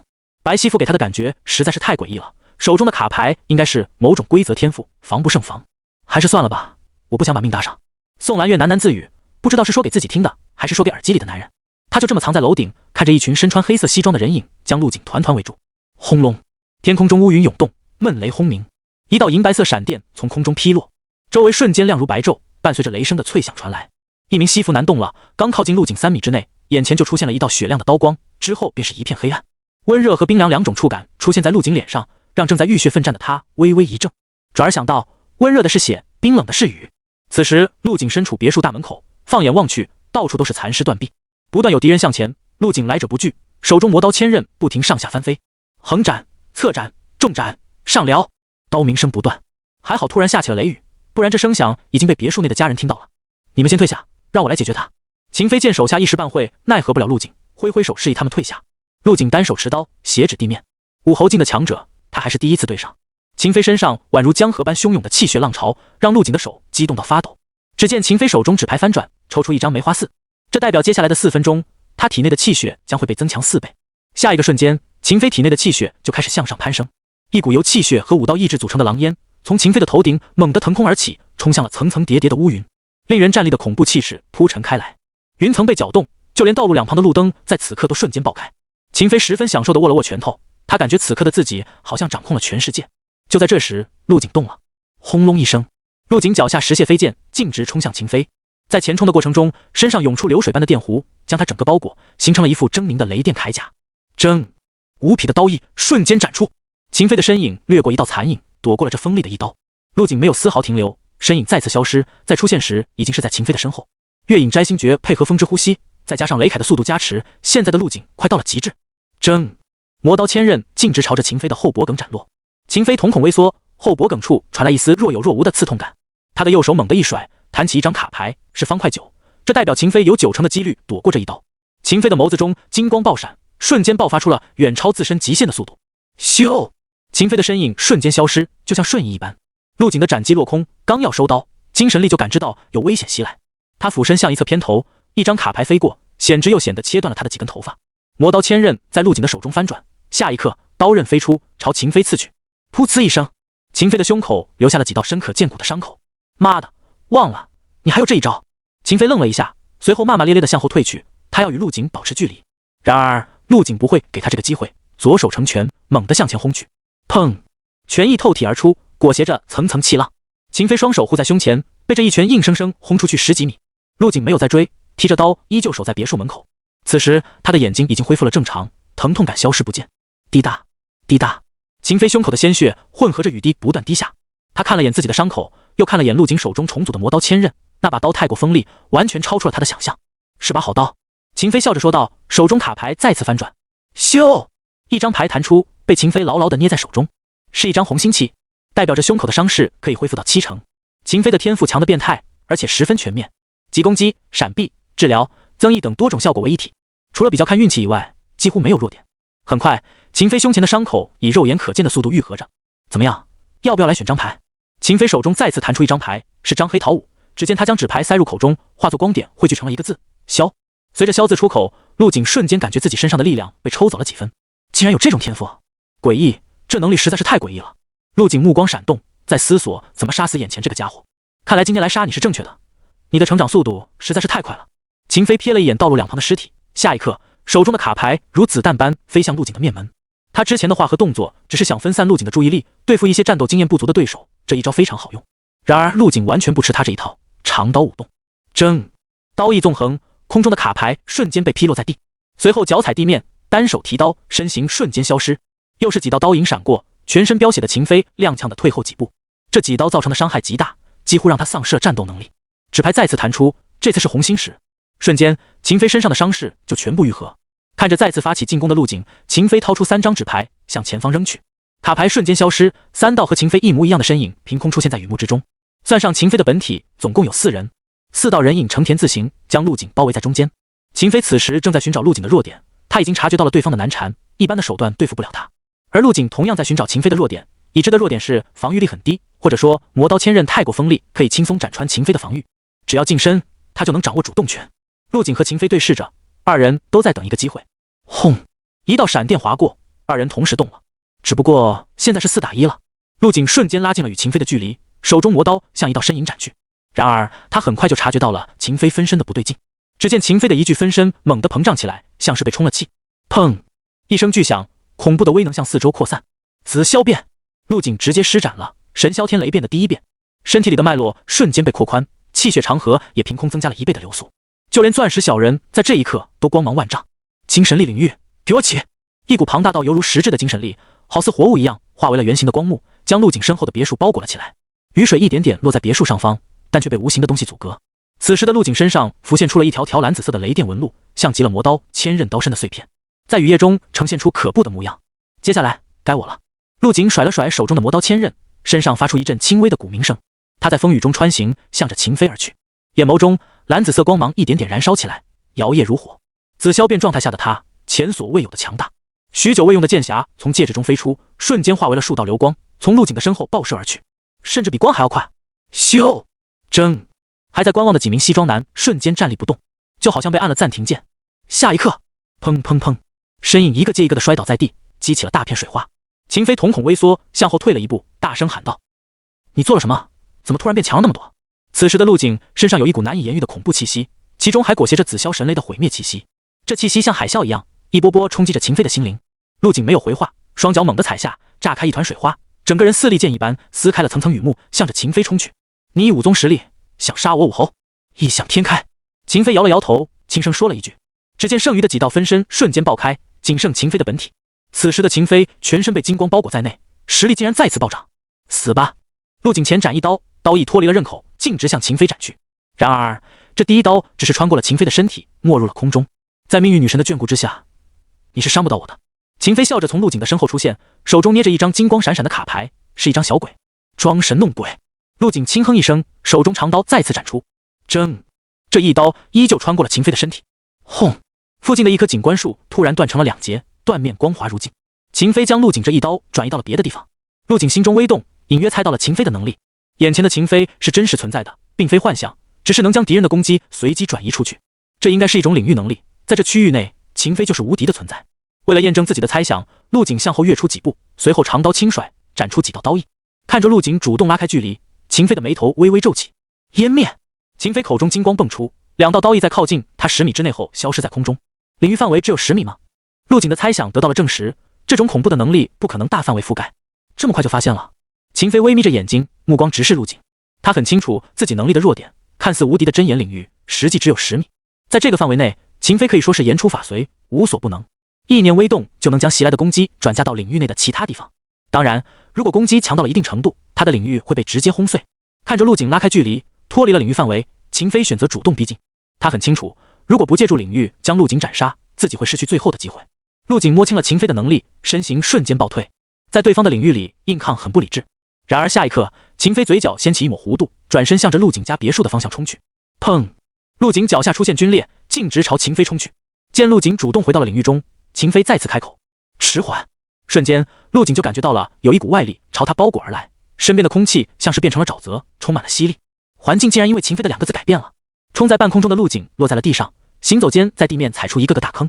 看到这一幕，秦飞的眼角一阵跳动，一般的宗师中了他这招，连站起来都很困难，更别说冲过来。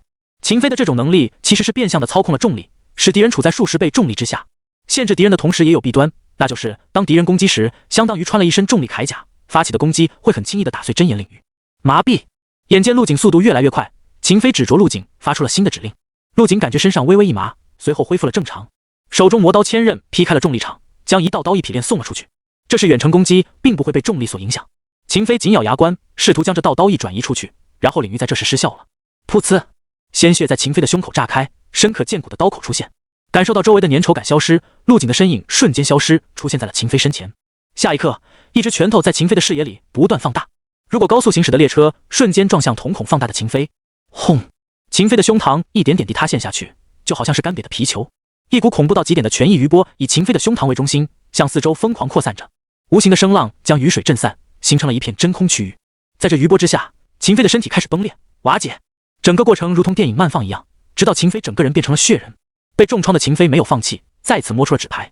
陆景眼神一凛，手中魔刀翻转，无数道刀刃飞出。与之前不同的是，这次的刀刃充斥着毁灭的爆炸气息。他将魔刀千刃封印的天赋能力释放了出来。噗呲，噗呲，刀刃刺进了秦飞的身体，紧接着发生了爆炸。轰！血水纷飞，秦飞的身体爆成了血雾，随后雨水突破了真空区域，哗哗落下。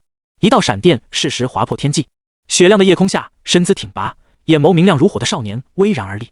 将敌人全部解决之后，陆景刚准备缓口气，就听到道路尽头传来一阵欢声笑语。有人来了！陆景操控着精神力，将漫天的雨水收拢至一处，冲洗干净小路上的血迹。紧接着，控制着周围的西服男尸体镶嵌进了花园之中。这些在瞬息之间完成，陆景的身形再次消失，出现在了别墅顶楼。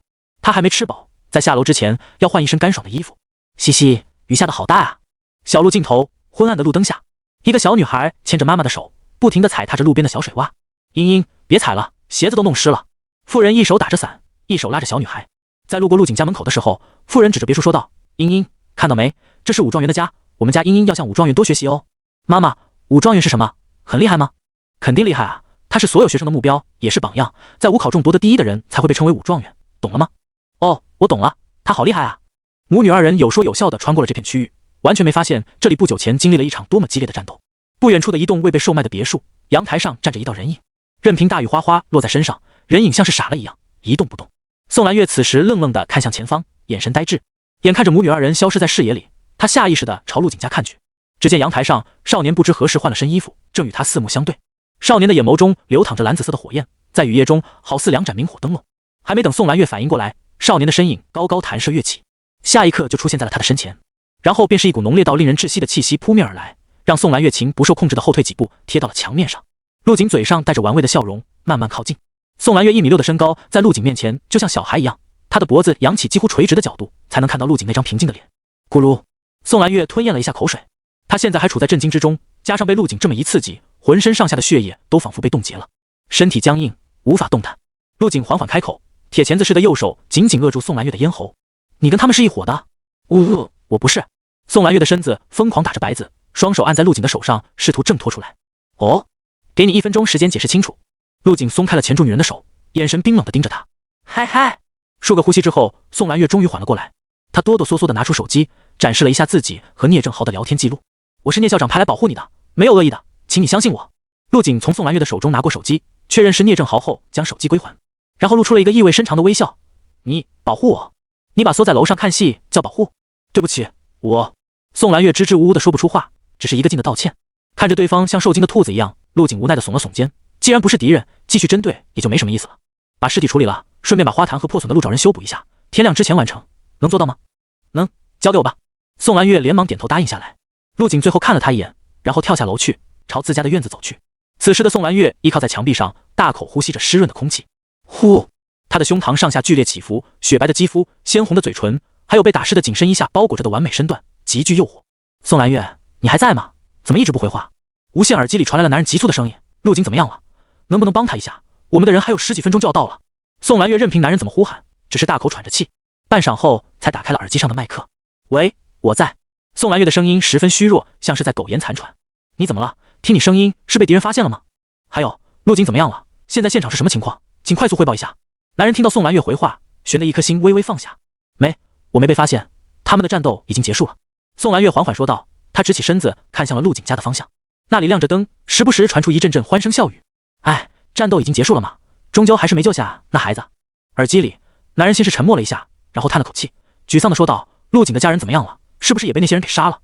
你有没有看到敌人的样貌？不是，你误会了。宋兰月打断了男人的话，面色复杂地解释道，战斗结束了，但是活的人是陆景。什么？男人惊呼出声，不敢置信地喊道，这怎么可能？对方人呢？中途退走了吗？没有，全被陆景一个人杀了，包括那个武侯境的敌人。等了一会后，宋兰月补充道，陆景甚至没有受伤，是真真正正的完胜。寂静，死一样的寂静，只能听到四周雨滴砸落的滴答声。宋兰月能想象得到，听到这个消息的男人是怎样一个震惊的状态。许久后，宋兰月率先开口打破了沉默，我还要继续保护他吗？半晌后，男人沙哑的声音传来，不用了，你回去吧，陆景他似乎已经不需要保护了，他已经成长起来了。好，我帮他收个尾就回去。宋兰月关闭无线耳机的麦克功能，从阳台上一跃而下，他要在天亮之前把尸体处理好，这可是个不小的工程。你这孩子吃到一半就跑了。客厅，陆海涛不满地说道，是不是在学校里不好好吃饭，把胃给饿小了？哎呀爸，我那是中场休息，这不又下来继续吃了吗？陆景笑了笑，主动给陆海涛倒满了酒，爸，我敬你一杯。呵，长大了。陆海涛顿时笑得春风满面，举起了酒杯。饭桌上，陆景和父母聊了很多，他不在家的这些日子发生了很多事。陆海涛的工作发生了变动，武协会长许新武给他安排了一个更体面的工作。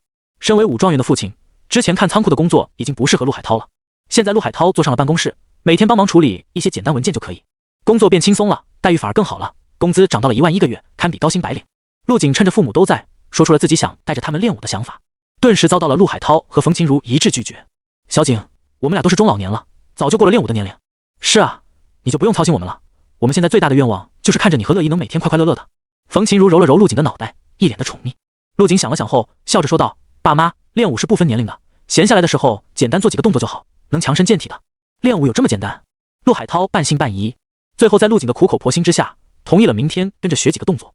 一整晚陆景都没有合眼，精神力覆盖了整个小区。他主要是担心再来一批敌人偷偷潜入家里，还好有关想法，陆景就这么观想了一晚上的钻石小人，精神力只是稍微有些酸胀。第二天一早，陆景接到了聂正豪的电话，陆景，昨天袭击你的是神主教的人，我联系了军方，派出了几名武师驻扎在你们小区，保护你父母的安全。顿了顿后，聂正豪继续说道，我已经尽力了，只争取到了武师境的强者。陆景笑了笑，多谢聂校长了，武师境已经够了。通过和聂正豪的聊天，陆景对神主教有了略微的了解。神主教原来是国外的势力，不只是他，还有很多曾经名动一时的天才被他们暗杀过。挂断电话后，陆景站起身，透过落地窗向远处眺望。神主教只是想削弱华国的新生力量吗？陆景眼睛微眯，他感觉神主教的目的没这么简单，看来有必要组建一支属于自己的势力。他可不想让一群和宋兰月一样的废物来保护自己的家人，但组建势力可不是一朝一夕就能做到的，当务之急是家人的安全。神主教的人这次没有得手，很大可能会再次发动袭击。陆景想了一会后，拨通了手机通讯录里的一个号码。此时的某处军区，司徒军桌上的电话震动了起来。喂，你小子怎么想起来给我打电话了？司徒军浑厚的声音传来。军座，我想提前申请荣誉星星的特权。陆景直奔主题，将神主教袭击自己的事说了一遍。我已经知道了，军部的消息比你想的要灵通很多。司徒军笑着说道，我们刚刚开完会，决定派出一名武侯强者保护你家人的安全。随后司徒军又补充道，军部目前只会保护你的家人，让你可以安心修炼，但不会分出人手去单独保护你。可以，我也不需要别人的保护。陆景回道，对了，你小子杀的那个叫秦飞的人是不是个武侯境的天赋者？司徒军压低声音问道。是的，他的天赋能力很特别，我也是费了很大的劲才将他杀死。嘶嘶，手机另一头传来了司徒军倒吸凉气的声音。怪不得神主教的人会来刺杀你，你小子的成长速度简直快到令人发指。想想之前你竞争荣誉星星的时候还是个青涩的高中生。司徒军絮絮叨叨地感慨着。陆景想插嘴，但又找不到合适的词汇，于是选择岔开了话题。军座，我这次成了军部的人情，以后一定会还的。司徒军沉默了一下，然后哈哈大笑道，哈哈，那等你毕业了记得来找我，军部现在正是缺人的时候。好，到时候我会去的。陆景同样笑着回应。对于司徒军，他心中还是充满感激和敬重的，而且对方的性格很合他的胃口，有什么就说什么，从不会玩谜语人那一套。从认识司徒军的第一天开始，对方就坦然地说出了希望陆景加入军方的想法。陆景，你还是继续走自己的路，不要被神主教的人给影响到。司徒军继续说道，因为昨天晚上的事，我们军部加强了武侯以上强者入境的限制，所以你不要太有压力。他们想方设法的要除掉你，咱们华国的高层同样很看重你，从派出武侯强者长期保护你的家人就能看得出来。等你毕业了，军部会正式向你倾斜修炼资源，到时候你越出色，资源也就越多。我明白，军座。陆景神色严肃，等以后有机会，我会提拔你的。嗨嗨，司徒军被陆景的话给呛到了，不停地咳嗽着。你小子还真是一点没变啊，我以为你上了武大之后会变得内敛一点。陆景笑了笑，又跟司徒军聊了几句，然后挂断了电话，将手机扔到一边。陆景呈大字形躺在柔软的床上，长舒了一口气。如此一来，自己家人的安全就有保障了。他将精神力再次展开，瞬间笼罩了整个小区。在某处别墅大门口，一辆搬家公司的货车正拉着满满的家具驶来，在后面跟着一个身穿军绿色衬衫、戴着墨镜的男人。似乎是感受到了陆景的精神力，男人朝陆景家的方向看去，陆景收回精神力，嘴角微微翘起。这就是军方派来的武侯境强者，不管是实力还是心境，都不是宋兰月那个女人能比拟的。有这么一个强者当邻居，陆景的心可以彻底放下了。与此同时，陆景也感受到了一丝压力。军方能让武侯境强者长期给陆景一家打工，就是看中了陆景的潜力，认定了陆景以后能创造出更大的价值，还是得继续努力才行啊。陆景感叹了一番，然后闭上了双眼，沉沉的睡去。等再次睁开双眼，陆景看到的是窗外刺眼的阳光。他这一觉从早上睡到了中午，或许是陆景多年来养成的懒觉习惯，让家人没有提前叫醒他。陆景起身先练了一遍断体术基础片的动作，然后简单洗漱后下了楼。一下楼就闻到了客厅浓郁的饭菜香气。起来了呀，猜到了你要睡懒觉，就没让乐意叫你。冯琴如坐在沙发上看着电视，见陆景下来，起身走向了餐桌。餐桌上是早已做好的饭菜，被保温的盖子密封着。陆景将精神力外放，看到陆海涛在院子里摆弄花花草草，陆乐怡在练武室练着昨天新学的动作，家人都很好，让陆景松了口气。有了一个武侯境强者保护，神主教的人就算来了也只能无功而返。陆景坐下来，一边吃着东西，一边思考着昨天的事情。睡了一觉后，他的头脑十分清醒，自己在家待不了太长时间，这段时间一定要让陆海涛和冯琴如在武道上入门，让他们从哪一步开始好呢？突然，陆景的眸中一闪，想到了一个最适合的功法，那便是由幕府呼吸法合成而来的寰宇呼吸法。这门功法没有门槛，修行起来十分简单，只不过很耗时间。可以让陆海涛和冯琴如吸收空间中的木属性能量，不仅能增强体质、延长寿命，还能使自己的身体拥有一部分木系天赋者的能力。木系天赋者的能力一般都和生命力有关，正是中老年人需要的。最重要的是，寰宇呼吸法可以搭配断体术来同步修炼，会起到事半功倍的效果。想到这里，陆景心中打定，拿起桌子上的一只牛腿，狠狠啃了一口。妈，你把爸叫到3楼练武室，我有话要跟你们说。陆景说完，便一溜烟上了楼。这孩子才吃了几口啊？是我做的饭难吃吗？别墅3楼练武室，陆海涛、冯琴如和陆乐怡全都盘膝而坐，陆景则是面对着他们，表情认真严肃。接下来我教你们的功法是偶然得到的一种呼吸法，这呼吸法很特殊，千万不要流传出去，非关键时刻也不要展示出功法的能力。陆景看了3人一眼，补充道：这功法更多的作用是辅助，能通过呼吸排出体内的杂质，将游离在空间里的属性粒子融入体内。陆海涛和冯琴如夫妻2人听得云里雾里，陆乐怡则是听懂了，脸上露出了惊讶的神色。哥，你说这功法可以吸收属性粒子？真的假的？当然是真的。陆景点了点头。那岂不是能变得和天赋者一样？陆乐怡脱口而出，然后赶紧捂住了自己的嘴巴。他瞬间明白了陆景不让他们展示功法的用意。这样一本可以批量生产天赋者的功法，简直是可以颠覆整个世界的逆天存在。嘘，这种话以后不要乱说。陆景做了个噤声的手势。陆乐怡的想法有些太想当然了，他之所以挑选这门呼吸功法，不只是因为适合零基础的人修炼，还有最重要的一点是修习寰宇呼吸法，不到武师境界是无法将属性能量外放出去的。寰宇呼吸法是借助宗师的罡气来进行攻击和防御，武师境以下只能在体内流转。所以陆景想利用这个特性，让家人偷偷修炼到武师境。都打起精神来，用我教你们的冥想方法去感受外界的能量。半晌后，冯琴如睁开了双眼，有些兴奋地说道：小景，我看到了好多光点在空中悬浮着，是你说的属性粒子吗？这么快就成功了？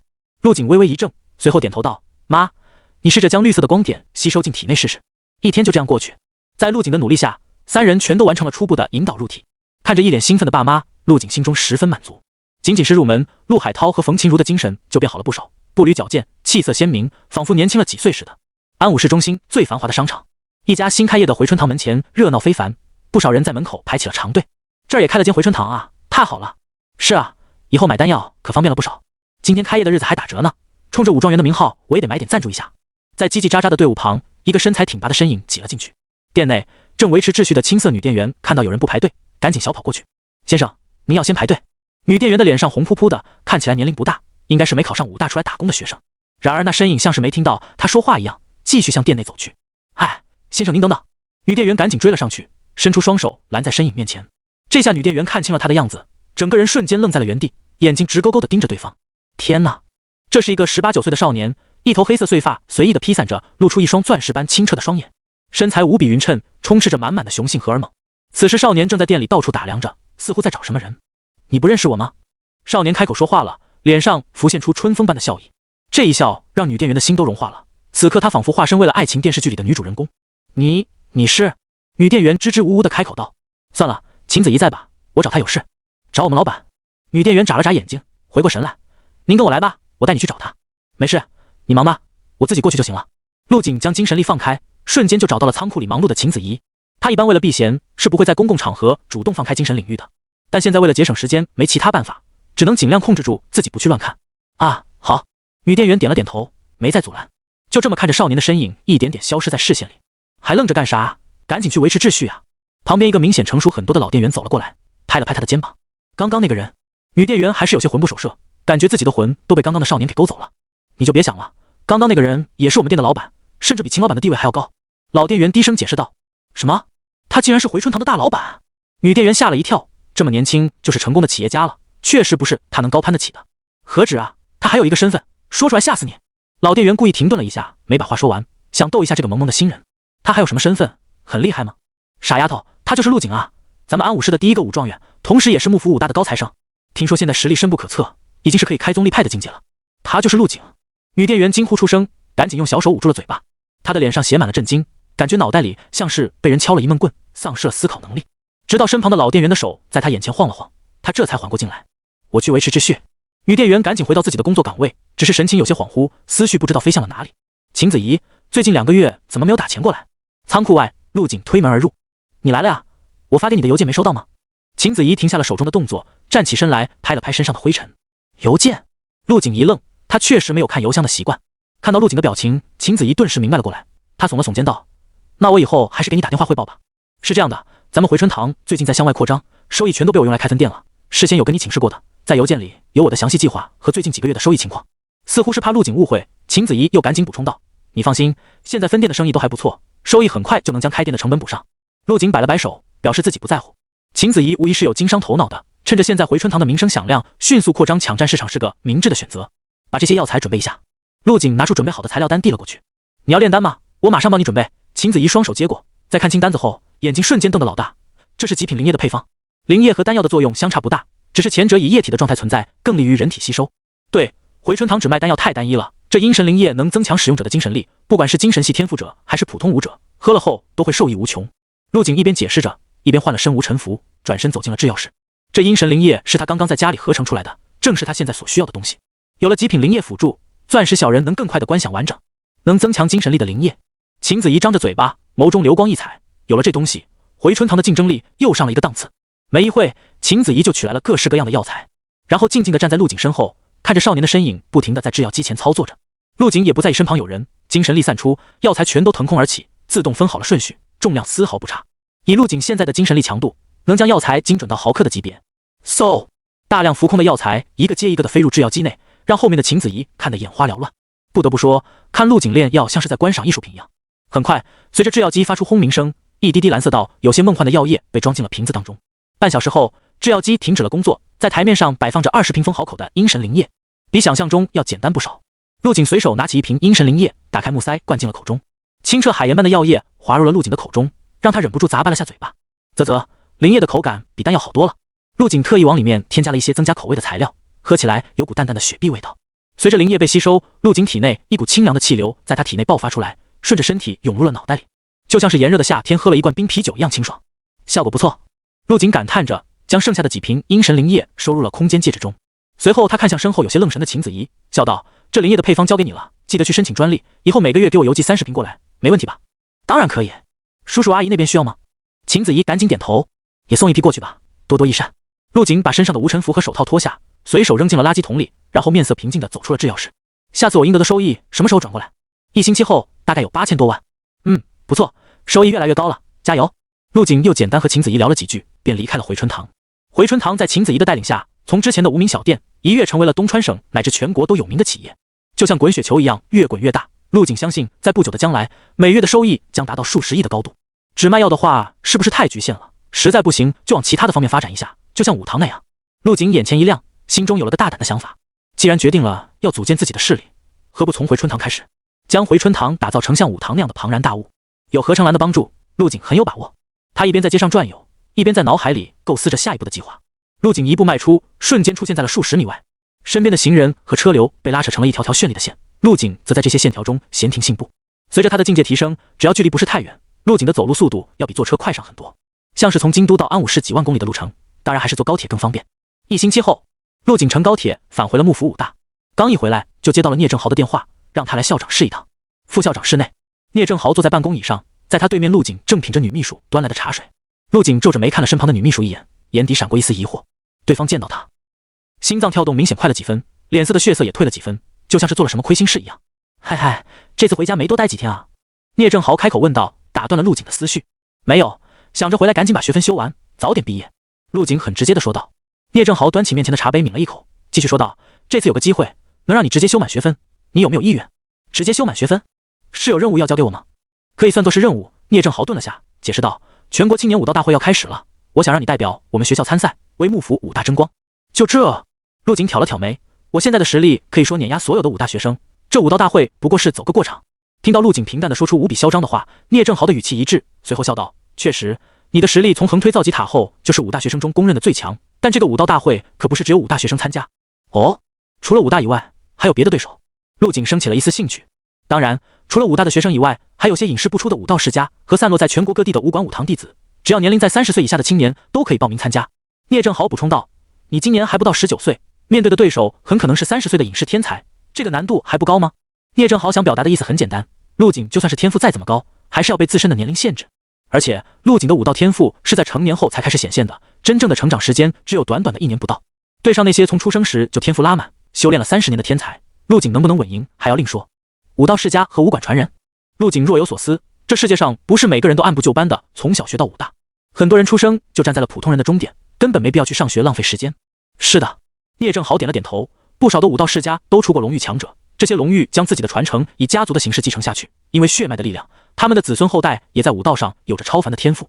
至于武馆传人，出身虽然比不上世家子弟，但天赋可能要更高一些，从小就天赋显现，被某些武馆发掘，收为关门弟子。他们从小便是在众多弟子中厮杀出来的，有着丰富的战斗经验，实战能力极强。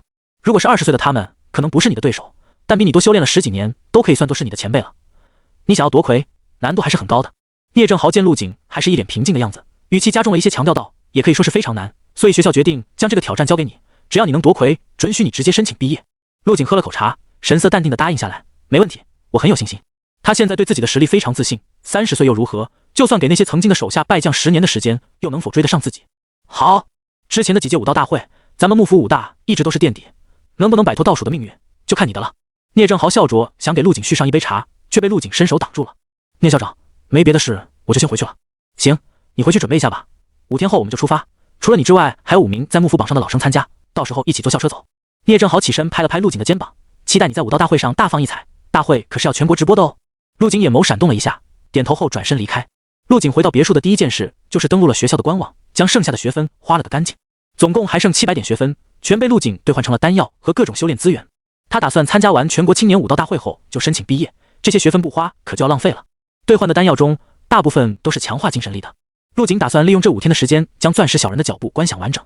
恒星机观想法自从在天才训练营里合成出来，陆景就一直在努力修炼着，想要把钻石小人升级为完全踢。完全踢的钻石小人可以与本体结合，增强本体各方面的能力，气血、力量、防御、神经反应速度、动态视力、体力、耐力全都翻倍强化，配合上紫霄变，陆景的实力将再上一个档次。第二天一早，陆景从官网购买的丹药就送到了，他将整整一桌子的丹药摆在面前，又拿出了戒指中的阴神灵液，先合成试试，不知道极品之上是什么等级。陆景说干就干，将2瓶阴神灵液放入了合成篮中。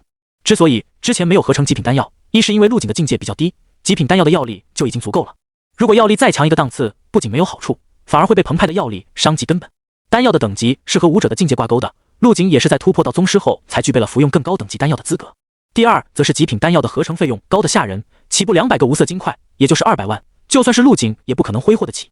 很快，合成栏下方就出现了一行小字：阴神灵液，极品灵液，服用后可增强精神力，修补精神力的损伤和漏洞，主要成分：百年紫灵草、千年龟髓、阴灵石髓等。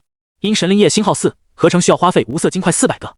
合成，随着陆景点击合成，一股体力被瞬间抽取。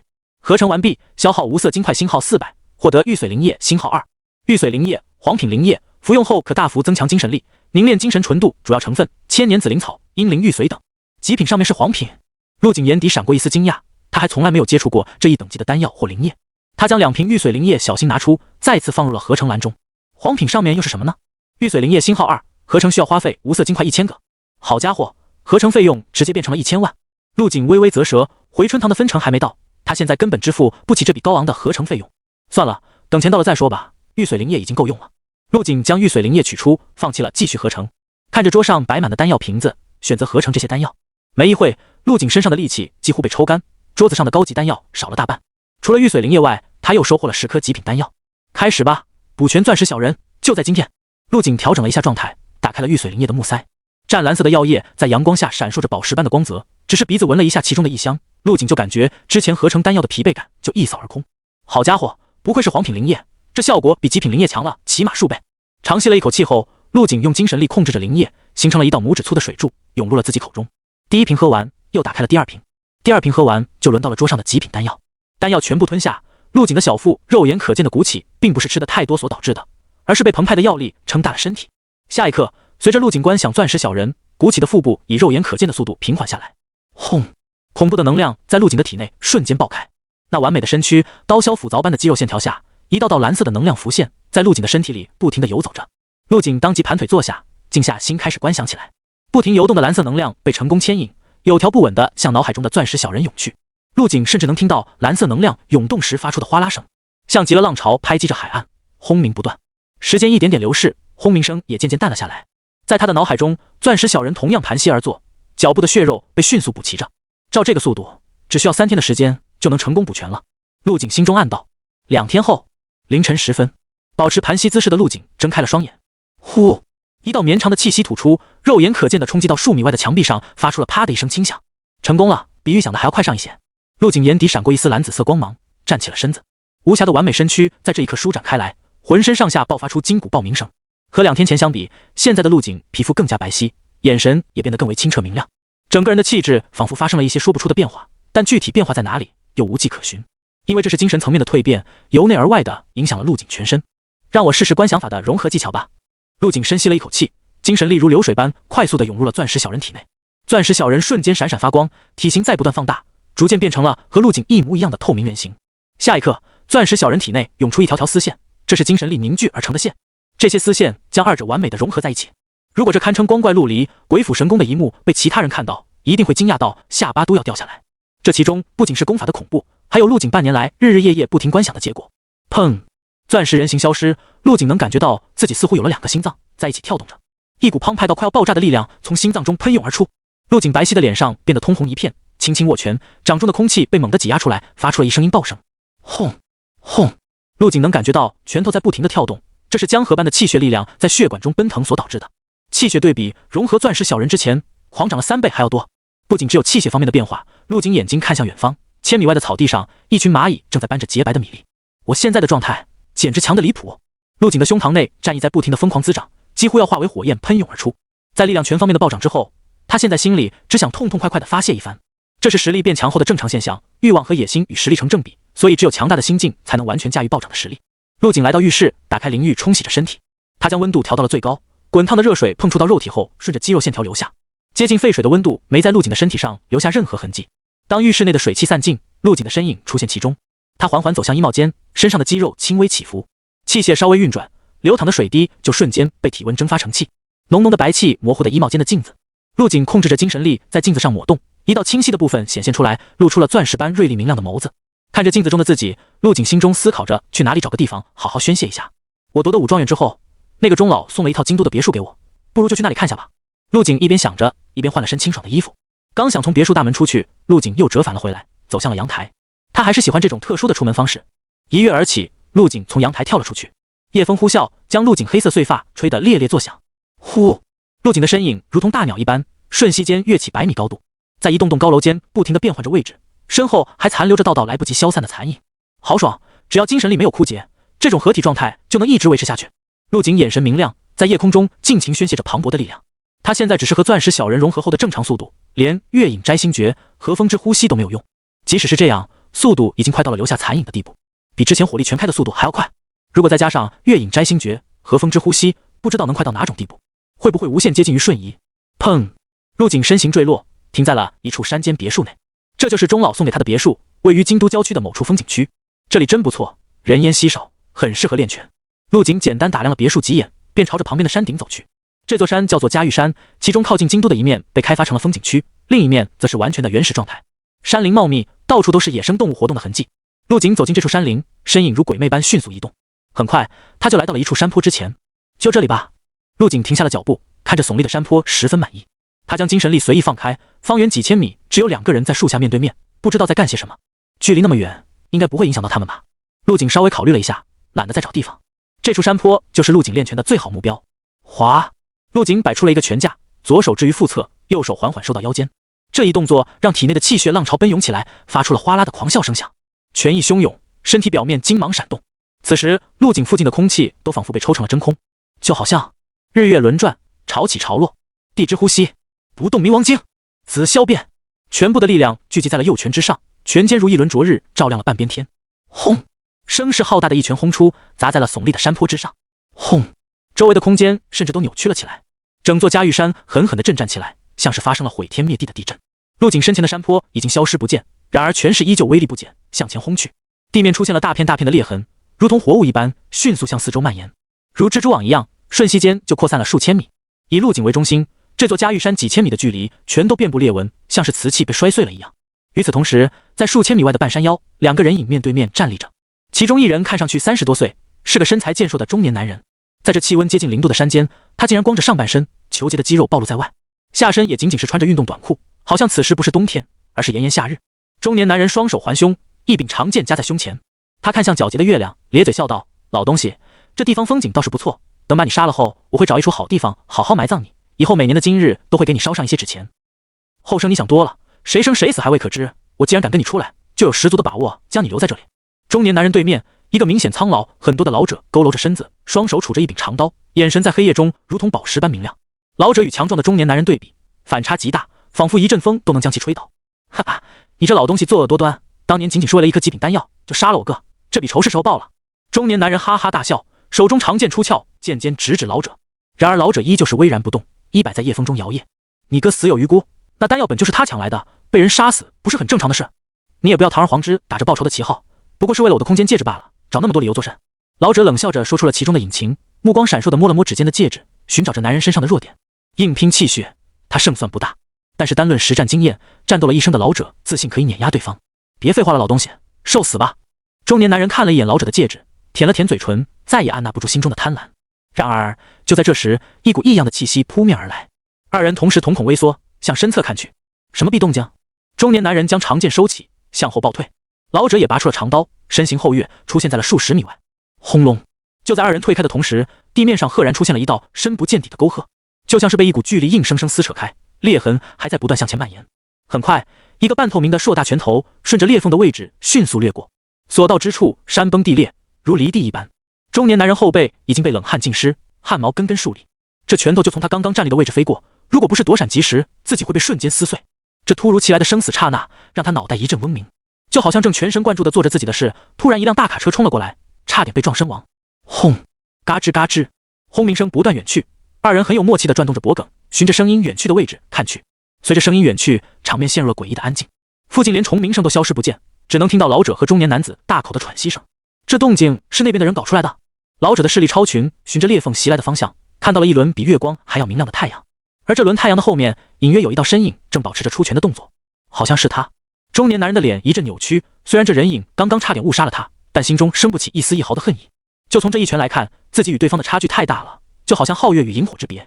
终于，那轮太阳逐渐熄灭，模糊的身影也渐渐隐入山间。哪个老怪物大半夜不睡觉，跑这里炸山玩？中年男人擦了擦额头的冷汗，眼睛转动，思考着要不要继续动手。现在他的手脚都有些发软，状态十分差劲。对面的老者明显比他淡定很多。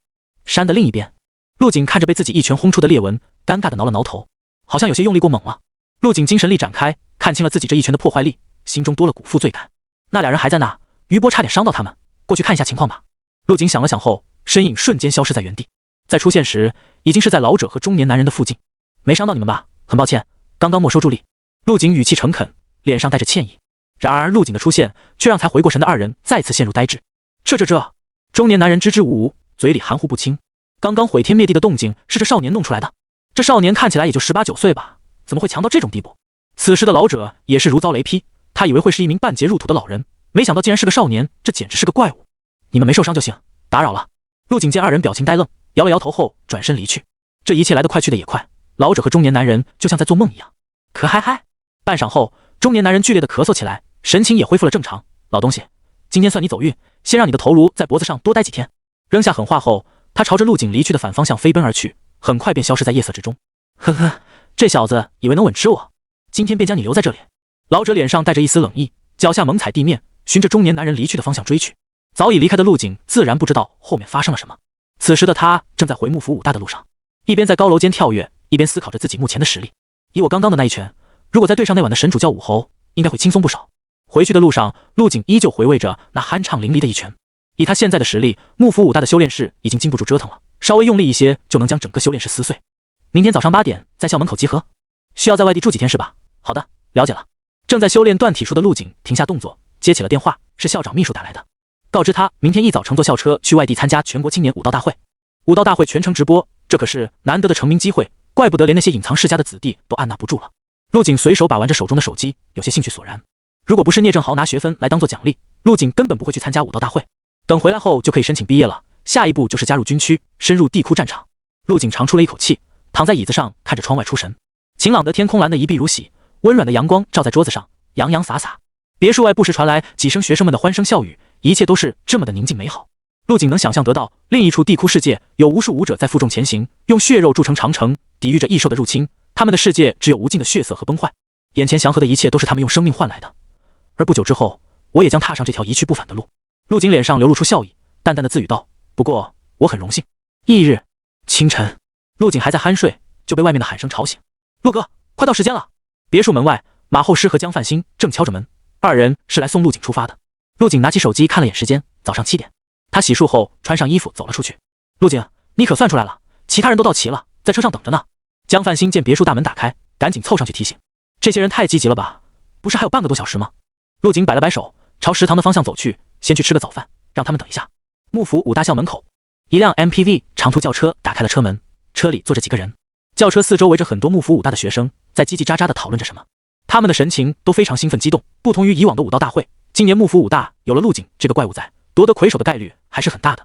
这次武道大会，咱们幕府武大是稳了，其他武大都是些渣渣，没一个是陆景的对手。赞同，别说武大学生了，就算是那些武馆和世家的子弟，也不可能打得过陆景。只有我们这些亲眼见证了陆景崛起的人，才真正知道他的恐怖。我已经迫不及待地想看陆景怎么虐那些天才了。后天的课我都推了，有没有一起看直播的？我备好了啤酒和花生，咱们边看边吃。MPV 轿车内，诸葛青和徐况几人相视苦笑，在陆景的光环下，他们这些大四学长就像陪衬一样。如果没有陆景在的话，现在被谈论的就是他们几个了。谁有陆景的联系方式啊？问下他怎么还没来？徐况有些急性子，皱着眉问道：“没有，我也没有。再等会吧，发车时间还没到，急什么？”诸葛青看了眼手机，现在的时间是7点50分。好吧，谁让人家是咱们武大的希望呢？这次的参赛人员少了谁都行，就是不能少了他。后排座位上，一个留着寸头的女生耸了耸肩说道：“苗可可，你不会是酸了吧？”诸葛青瞥了寸头女生一眼，笑着说道：“别抱怨了，实力差距摆在这里，就算陆景10点到，咱们也得等到10点，而且我很乐意等。”就在这时，车外响起了震天的掌声和欢呼声，车里的几人纷纷将车窗降下，向外看去，只见外面人头攒动，大片人群正簇拥着一个人缓步朝这边走来，就像王者出行，万人朝拜一样。啧，好久没见到有人的影响力达到这种境界了。徐况咂巴了下嘴巴，被狂欢的人群吓了一跳。说实话，我也想喊上两句。诸葛青嘿嘿一笑，俨然一副陆景小迷弟的样子。抱歉各位，让你们久等了。陆景上了车，找了个前排的位置坐下。砰！车门关闭，在外面抽烟的聂正豪打开副驾驶的门，钻了进去。他回头确认了人数后，拍了拍驾驶员的肩膀：“人齐了，咱们出发吧。”随着车子向前行驶，留在原地的幕府武大学生纷纷大声喊了起来：“幕府武大加油！陆景加油！看好你们，一定要赢！”被这滚烫的热情感染，车里的参赛选手除陆景以外，全都热血沸腾，恨不得现在就上台打上一场。咱们下午1点准时抵达目的地，在比赛地点休整一晚上，明天武道大会正式开始。聂正豪回过头给几人解释道：“大家都是第一次参加武道大会，有一些规则需要提前跟你们说一下，你们认真听。”聂正豪很有耐心的开始讲解，一口气说了半个小时，让车上的几人有种上课的感觉，全都昏昏欲睡。陆景索性用精神力覆盖在耳朵上，将声音隔绝在外，闭眼小憩起来。不知道过了多久，车子稳稳停下，陆景感受到车辆的晃动，睁开了双眼。大家都下车吧，金华武道场到了。聂正豪已经下了车，拉开了车厢的门。陆景的座位最靠近车门，在他没有先起身的情况下，竟然没有一个人敢越过他下车，这是众人对强者的一种尊重。所有人都默契地等着陆景先下车。呼！陆景伸了个懒腰，从车里走出。映入眼帘的是偌大的停车场，几乎停满了花花绿绿的车。这些车上大多拉着横幅，有些是武大的校车，还有些写着武馆的名字，下面还特意标注了电话号码。全国武道大会是全国的大事件，不少媒体和记者聚集在这里，是给自己武馆打广告的大好时机。这也是很多人报名参加武道大会的原因。很多武馆和世家的本质其实是生意，武馆以收纳弟子为主要的赚钱手段，而世家多是有传承下来的商业帝国。比如秦子仪的回春堂，其实也是世家传承的一种，只不过秦家没落，到秦子仪这里分崩离析，只留给他了一家药店。幕府武大的老师和学生，跟我来。不远处，年轻漂亮的工作人员朝陆景几人招了招手，我带你们去住宿的地方。一行人跟着工作人员沿着停车场旁边的路向前走去，路上人来人往，很多媒体记者已经扛着摄像机到处采访。除了华国人外，还有不少金发碧眼的外国人，他们都是来观赏一年一届的武道盛会的。你们好，可以采访你们一下吗？一个青年扛着看起来就很贵的摄像机跑了过来，看向领头的聂正豪。聂正豪刚想拒绝，瞥了眼青年身上央视的工作证，点头答应下来。可以，你采访吧。好的，我尽量快些，不耽误你们的时间。青年挥了挥手，把拿着话筒的助手叫了过来。请问你们是哪所武大的呢？幕府武大。原来是幕府名牌武大。青年的眼前一亮，追问道：咱们学校是不是有个叫陆景的学生？他今天来了吗？聂正豪笑了笑，没想到陆景这么出名了。他在的，陆景是我们学校的王牌，这次我们一定会拿到好成绩。那可以让陆景同学出来说几句话吗？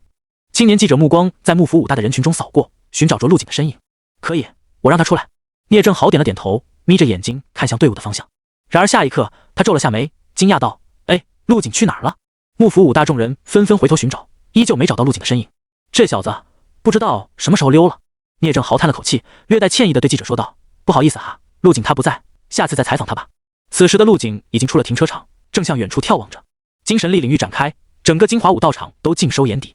这地方真不错呀，依山傍水。金华武道场位于半山腰，山下靠海，风景如画。陆景收回精神力，朝山顶走去，那里有个让他感兴趣的东西。哥，你要带我去哪儿啊？爬山真是太累了。一条登山道路上，冯子昌兄妹二人一前一后的正向上攀登着。爬山能去哪儿？肯定是山顶啊。冯子昌回头看了眼双手叉腰不停喘气的妹妹，叹了口气：你这体质也太差了吧，过来我背你吧。好耶，哥你最好了。女孩兴奋地叫喊着，一蹦一跳地来到冯子昌身后，蹲下，我要上去。冯子昌无奈地蹲下身，将他背了起来。哥，你都过来了，为什么不报名参加武道大会啊？女孩在冯子昌背上晃着脑袋，惬意地问道。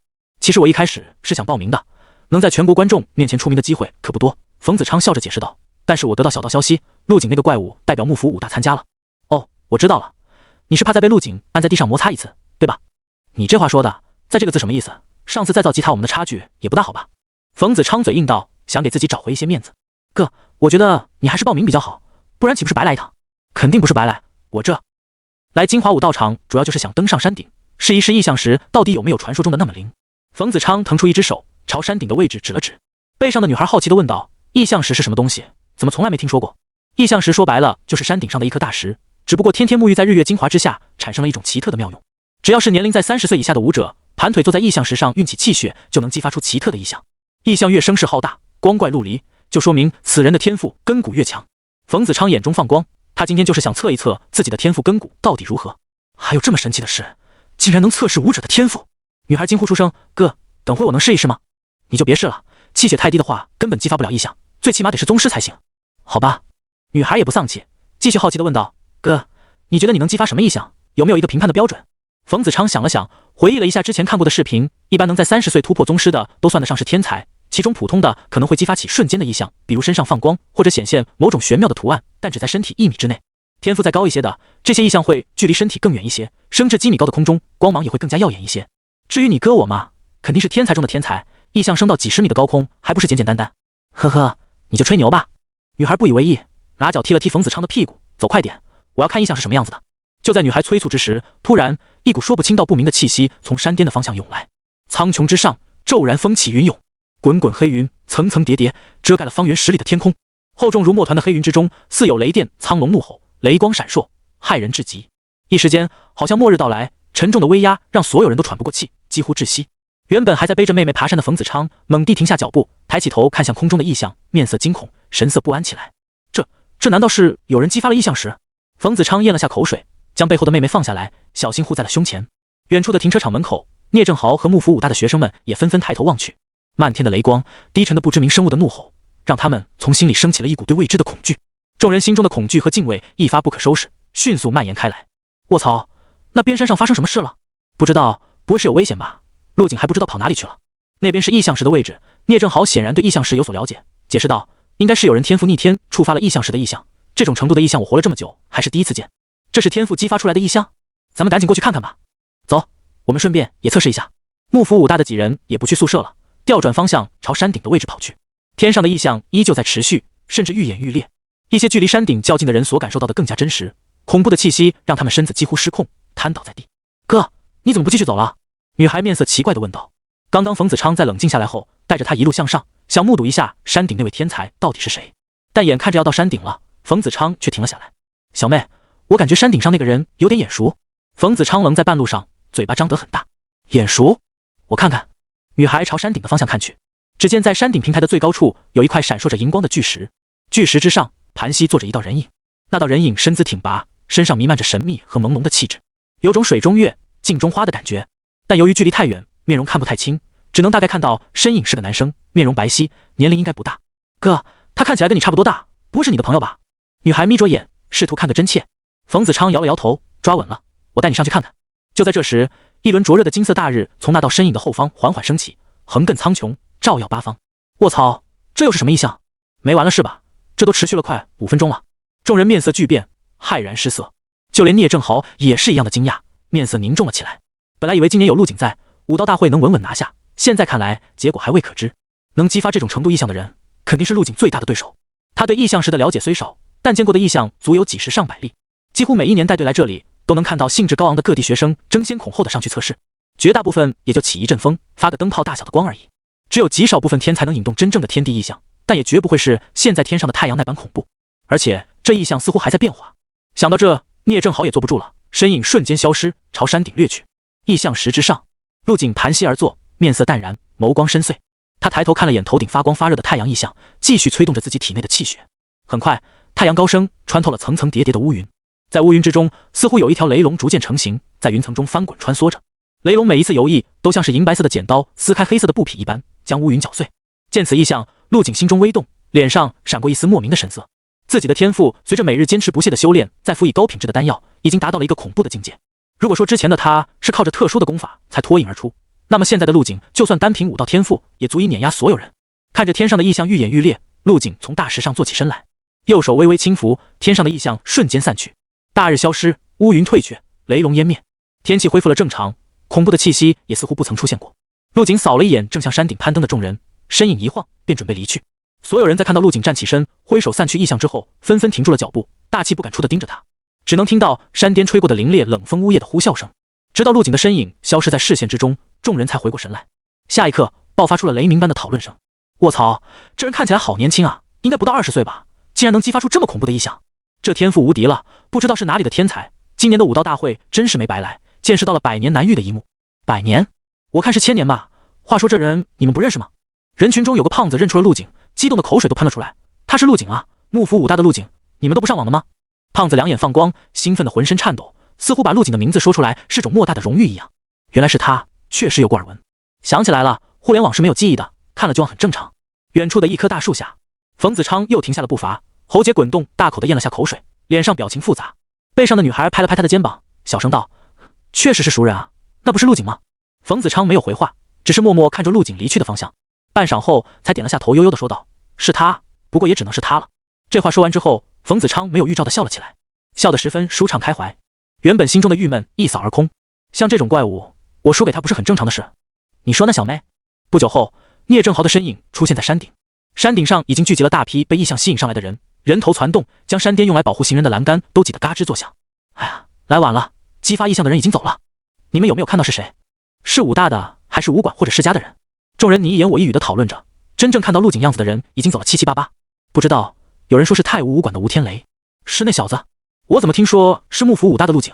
都别吵了，我刚刚看到普省程家的程淼淼从山顶下来，一定是他。聂正豪听得云里雾里，被一群人挤得有些烦躁，动用了罡气在身体附近强行控出了距离。聂正豪体内涌出纯白色的罡气，将附近拥挤的人群挤了出去。他不打算继续待在山顶了，至于激发异象的人到底是不是陆景，等找到他问一下就是了。杀！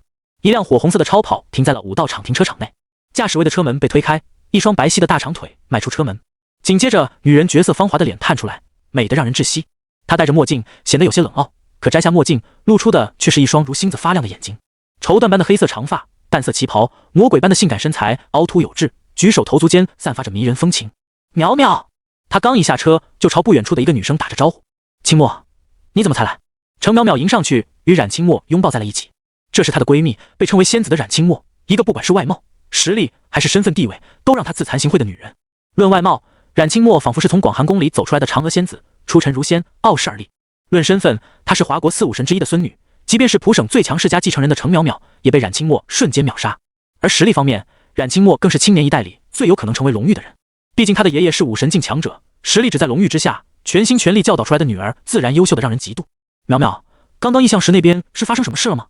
跟程淼淼拥抱过后，冉清墨突然问道。他刚刚虽然距离很远，但也察觉到了山顶上不寻常的异象波动。程淼淼拿出手机，屏幕上浮现的赫然是刚刚的异象图片，拍摄位置距离山顶还有很长的距离，手机只能模糊的看到一个人影。清墨，你看，刚刚有人激活了异象石，竟然引动了这么恐怖的异象，如果不是亲眼所见，我是绝对不会相信的。冉清墨接过手机，仔细看了一会，是谁激活的异象石，你知道吗？程淼淼摇了摇头，不能确定。我赶过去的时候，那人已经走了，但我能肯定的是，绝对不是世家的人。说完，他又补充道：“我们世家这一辈的人，你也知道，都是些中庸之辈，根本不可能激发这么恐怖的异象。”冉清墨捂嘴笑道：“你这话说的，你难道不是世家的人吗？实力可是强的离谱，我一开始还以为是你激发的异象呢。哎呀，清墨，我的实力我心里有数，也就比他们强那么一点点罢了。”程淼淼拇指和食指捏在一起，做了个俏皮的动作。随后，两人手挽着手，亲密的一起向前走。冉清墨忽然问道：“那你觉得应该是谁？引起这种异象的这世上应该没几个人吧？”程淼淼脚步顿了顿，思索了一会后说道：“首先排除清墨你，最有可能的就是幕府5大的陆景和太武武馆的吴天雷。陆景的实力很强，天赋之高让我都为之赞叹，更是史无前例的横推了6座造极塔，能引起这种异象也在情理之中。而且听说他是多系天赋者，能控制雷霆改变天气，说不定从头到尾异象时都没有被激活，只是他在利用天赋能力故弄玄虚。至于那个太武武馆的吴天雷，实力也不弱，虽然纸面实力没陆景强，但他天生雷体，同样能改变天气。”听完程淼淼的分析，冉清墨眼底闪过一丝异色，这么看来，最有可能的就是那个陆景了。陆景这个名字，他也是经常听到，爷爷对其的评价也很高。8成是他，他也是这次武道会我最头痛的对手。程淼淼敲了敲自己的脑袋，为接下来的武道会感到头痛。清墨，你要是也参加就好了，肯定能轻松夺魁的。我宁愿在决赛遇到你，也不想遇到那个陆景。为什么？冉清墨好奇地问道。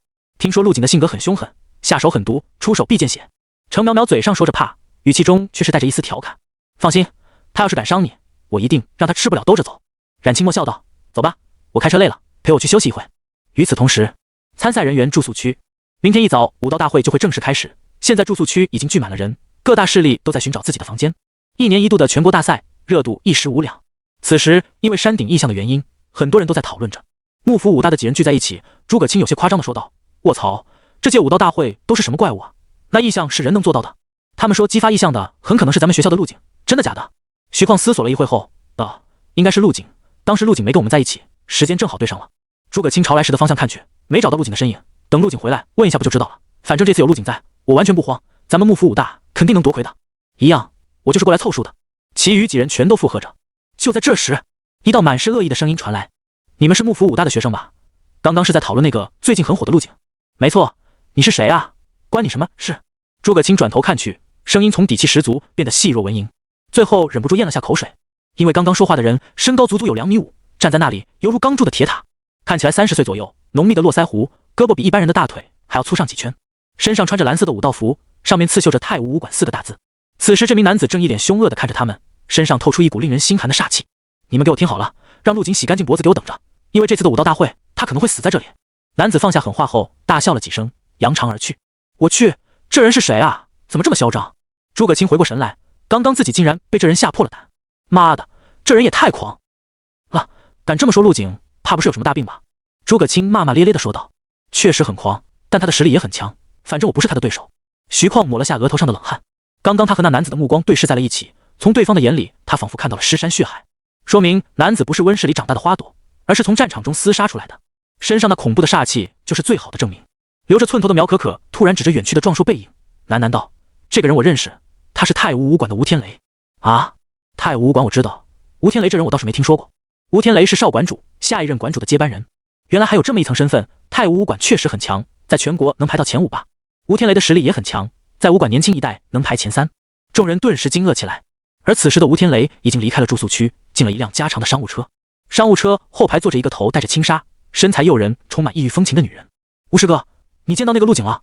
霓裳刹那轻启红唇，语气中带着一丝莫名的情绪，眼中竟然涌现出仇恨之色。这该死的陆景，当时在武考模拟战中将他斩杀，不仅让他武道意志受损，更是被组织留在了华国境内，想回都回不去。自从那一战之后，霓裳莎娜的实力一直在原地踏步，始终没有突破到武师境界。他将这一切的缘由都归咎到了陆景的身上。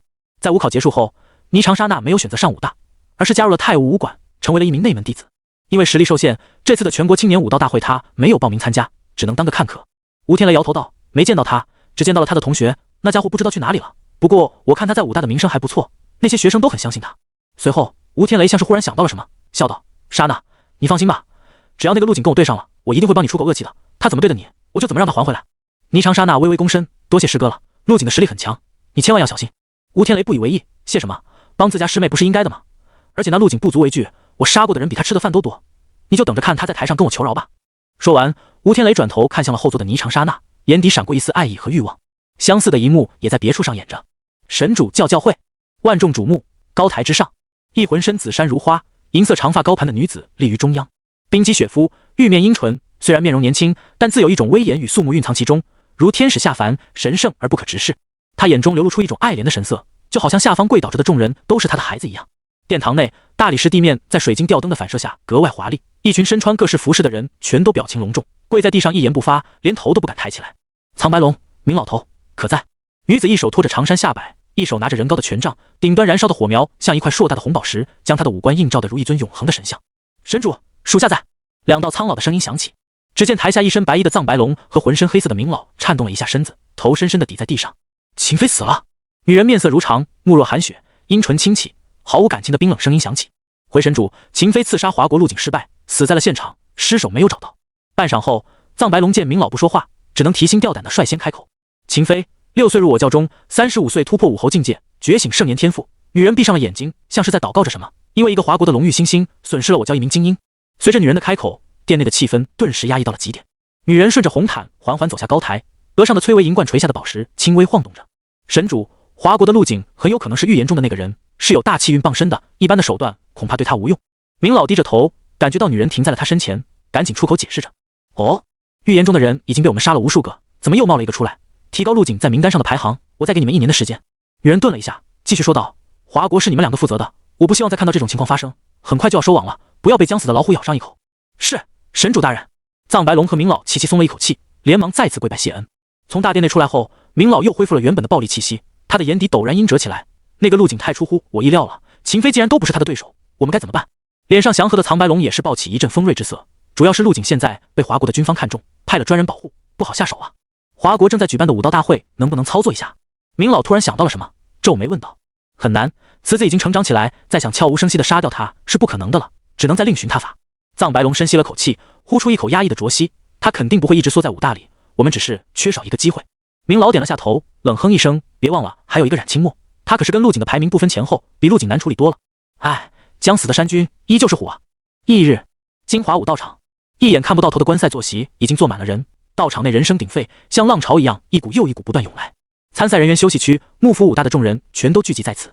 从休息区的位置向下看去，只见黑压压的一片，摩肩接踵。道场空中挂着彩旗飞扬，备战区参赛人员全都精神抖擞，满怀期待。来这里的人几乎都是实力不弱的武者，一个个气血充沛。道场工作人员不得不在大冬天开启冷气降温，在冷气的中和下，道场里的温度终于降了下来，但也依旧如同夏天一样。我去，这人也太多了吧！不管是观众还是参赛的，咱们得排队到啥时候啊？诸葛青活动着身子，惊讶地说道。聂正豪推了推鼻梁上的眼镜，回道：“看起来人多罢了，真正参赛的也就几百人，3天的时间足够决出胜者了。只需要3天，这也太高强度了吧？”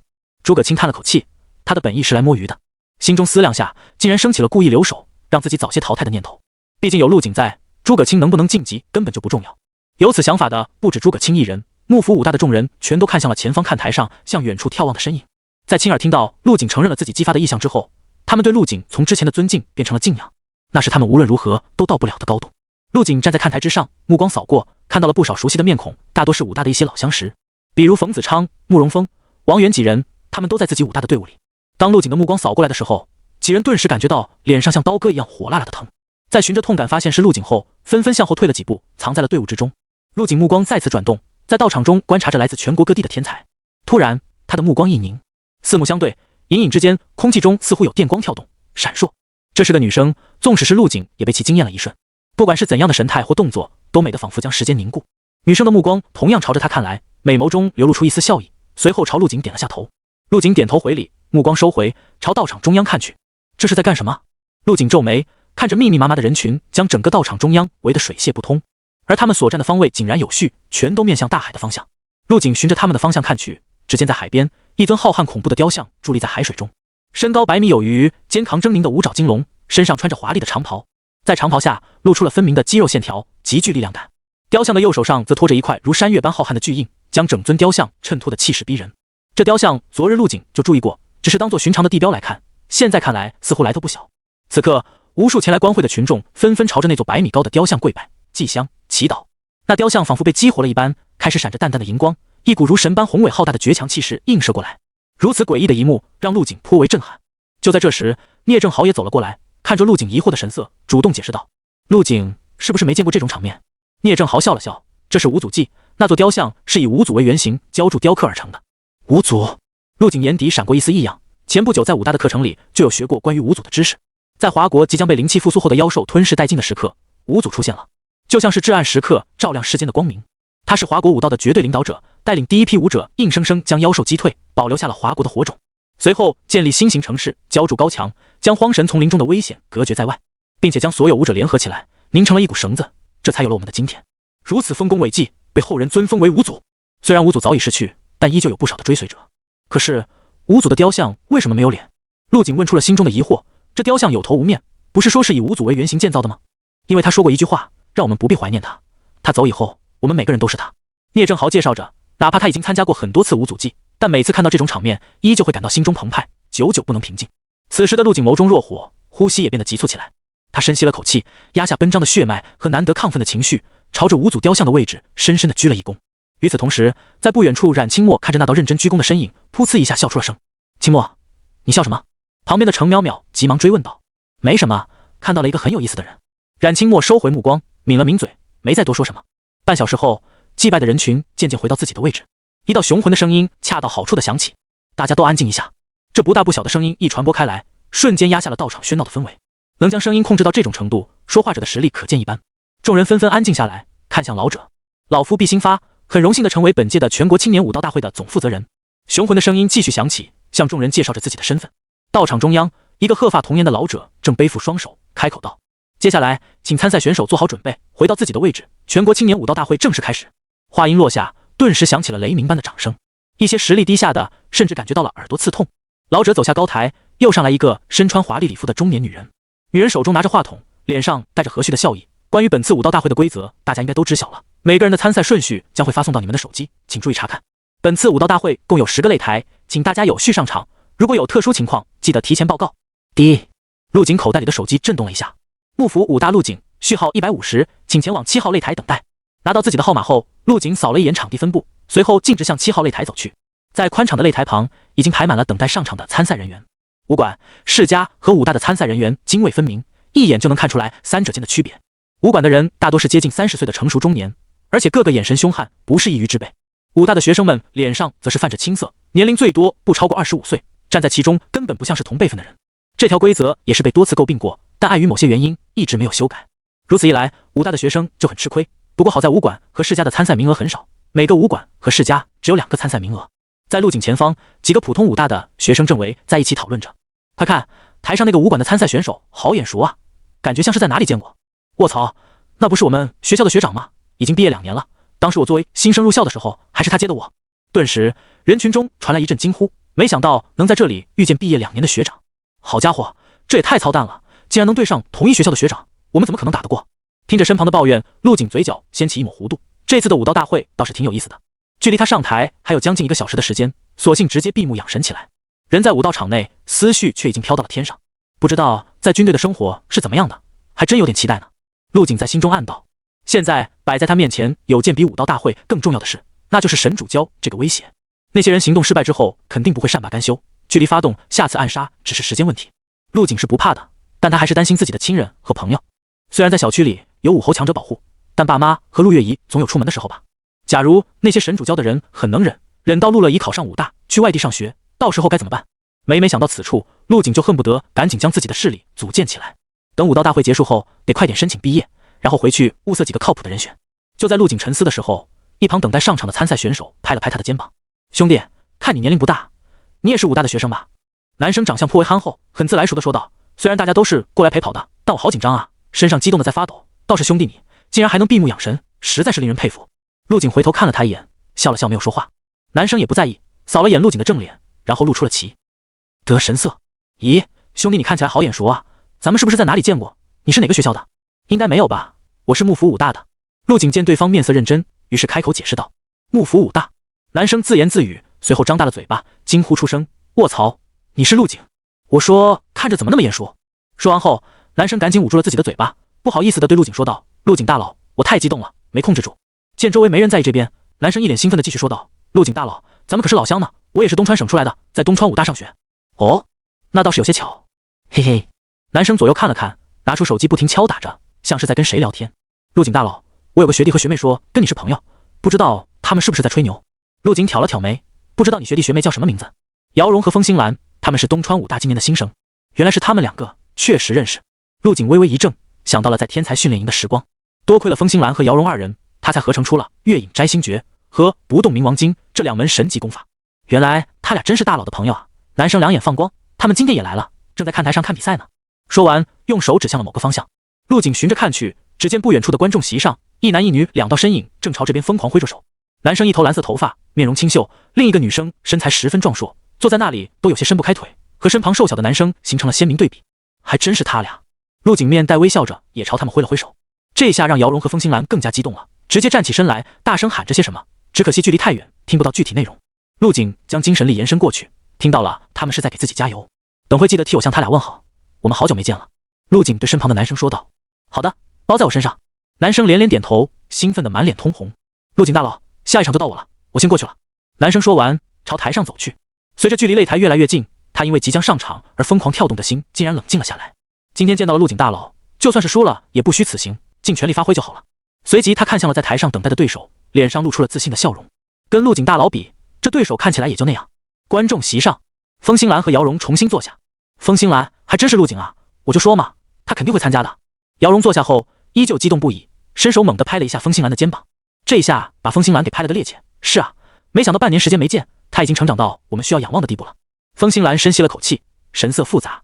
一开始输给陆景之后，他每天的练武时间增加了不少，一直都以击败陆景为目标。后来在新闻上看到陆景夺得武状元的消息后，这个念头就渐渐熄灭了。再后来，陆景的名字又响彻了整个武大圈子，只因他横推6座造极塔，成为全国武大当之无愧的第一人。从那时起，之前输给陆景的不甘彻底消失不见，反而心中多了一些莫名的情绪，成为了陆景的忠诚粉丝。风兴兰的武考成绩并不理想，测试环节甚至没有平时在家测试的数值高，最终没能考进名牌武大，只能选择了东川省的一所一本武大。东川武大虽然在国内排名也算靠前，但不管是教学资源还是师资力量都远远不及名牌武大。风兴兰一开始因为发挥失常，有些自暴自弃，直到关于陆景的消息一个个在网上爆出，才让他重拾了变强的决心。从那以后，他加入了网上陆景的粉丝团，甚至有成为团长的去向。啧，真没想到咱们东川省还能出这么一个天才人物。风兴兰身边还有几个东川省的学生感叹道。说完后，这名学生又看向风兴兰和姚荣，有些羡慕地说道：你俩竟然跟他认识，可以的呀，等以后陆景绝对能达到一个恐怖的高度，到时候有这层关系在，你们肯定也能跟着飞黄腾达。风兴兰和姚荣对视一眼，笑了笑，没有说话，只是在心中觉得对方有些幼稚。他们与陆景的差距实在是太大了，根本不是这一点关系就可以弥补的。陆景以后可是要站在武道顶峰的人，就连他们的长辈都没有说话的资格，更何况他们自己。风兴兰握了握拳头，只觉得心中火热，在心中默默道：我会追寻你的脚步，一点点变强的。陆景此时正饶有兴致地看着比武擂台的方向，在擂台上，刚刚跟他说话的学生已经开始了比武，正一招一式的对拼着。二人都是半步宗师，拳头裹挟着半透明的罡气碰撞在一起。砰！对手被东川武大的学生一拳打在胸口，吐血倒飞了出去。东川武大，楚天磊获胜，请下一位比赛选手做好准备。裁判赶紧宣布比赛结果，同时早已等待在旁的医务人员冲上前去，将倒地不起的选手送去救治。观众席上顿时响起一片叫好声。属于东川武大的位置，众人纷纷站起身，为楚天磊喝彩。学长牛逼，加油啊学长，今年咱们东川武大就靠你了。这名叫楚天磊的大四学生显然是被寄予了厚望，在东川武大也算个风云人物，但是这样水平的学生放在名牌武大里只是个普通到不能再普通的人，甚至连老生榜前100都很难挤进去。楚天磊下了台以后，还想再跟陆景说几句话熟络一下，但看到陆景走向了比武台，只能作罢回到了自己的位置上。幕府武大陆景对战黑煞武堂钱秋生，裁判用富有张力的语气大声喊道。陆景面色平静，缓步走上擂台，在他对面，一个皮肤黝黑的壮硕汉子在台上奔跑着，时不时挥手向周围示意。这可是出名的好机会，说不定他的家人正围在电视机看着他。卧槽，陆景，这不是那个最近很火的陆景吗？是他，那个楚天磊也太倒霉了吧，第一场就遇到了最强的几个人之一。哈哈，你看他完全不知道发生了什么，还在那里秀自己的肌肉呢。楚天磊依旧一脸兴奋地展示着自己的身材。突然，他发现自己黑煞武馆的方向好像有些躁动，于是转头看去，只见自己的老师站起了身子，正朝他呼喊着。由于距离太远，听不太真切，老者嘴里的快认输，听到楚天磊的耳朵里就变成了快进攻。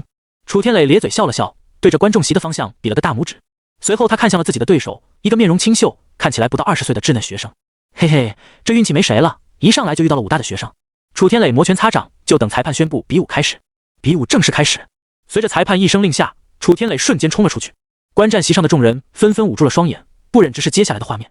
唰，楚天磊看起来极具力量感的一拳呼啸着朝陆景脸上狠狠砸去，上半身涌出浓郁的透明罡气，撕开了层层空气，带着雷霆之势。陆景面色平淡，就这么看着对方的身形越来越近。就在楚天磊眼底闪过一丝喜色，以为自己要得手的时候，陆景的脚慢悠悠地抬了起来。楚天磊瞳孔猛地收缩，这看起来很慢的一脚，却赶在了楚天磊的拳头前，狠狠地踹在了他的肚子上。砰！楚天磊上半身附着的罡气瞬间像瓷片一样崩裂，整个人以远超来时的速度向后飞去，直接飞出去几十米远，掉落在擂台边缘。你！楚天磊挣扎着想要站起身，但最终没能成功，身子一软晕了过去。幕府武大陆景获胜。听到裁判宣布结果，陆景转身走下擂台，台下排队等待上场的几人见陆景走过来，纷纷向旁边后退，让出了一条宽敞的通道。等陆景走远后，这才有人低声说道：太强了，以后遇到陆景就应该直接认输的，免了皮肉之苦。第一天陆景有4轮比武，他耐着性子在休息室等待着。外面的比武在别人眼里看起来很精彩，毕竟大多是宗师之间的对抗，如果不是武道大会，平时哪里见得到这么多宗师聚在一起比武？但在陆景眼中，不过是小孩子过家家而已。第2场和第3场的对手，在听到自己的对手是陆景后，全都第一时间选择了认输。就这样，陆景从头到尾只出了一脚，就成功的进入了第4轮，与其他选手的酣战形成了鲜明的对比。强子，我看了一下比武名单，你下局要跟那个幕府武大的陆景打，他的实力可是有点强啊。另一处休息区，身上穿着魔像武馆服饰的中年男人皱眉看向一旁的徒弟，想了一会后说道：不过你今年28岁，整整大他10岁，论战斗经验和技巧，完全不是你的对手，再加上你的气血比他要强，胜率还是有的。如果再用上你压箱底的那招，必能打他一个措手不及。张子强见自己师傅一脸的凝重，沉默了一下，道：师傅，那招我是留着对付吴天雷的，提前用出来不好吧？你小子脑子是不是不好使？你要是输给陆景，就直接被淘汰了，哪里还有机会对得上吴天雷？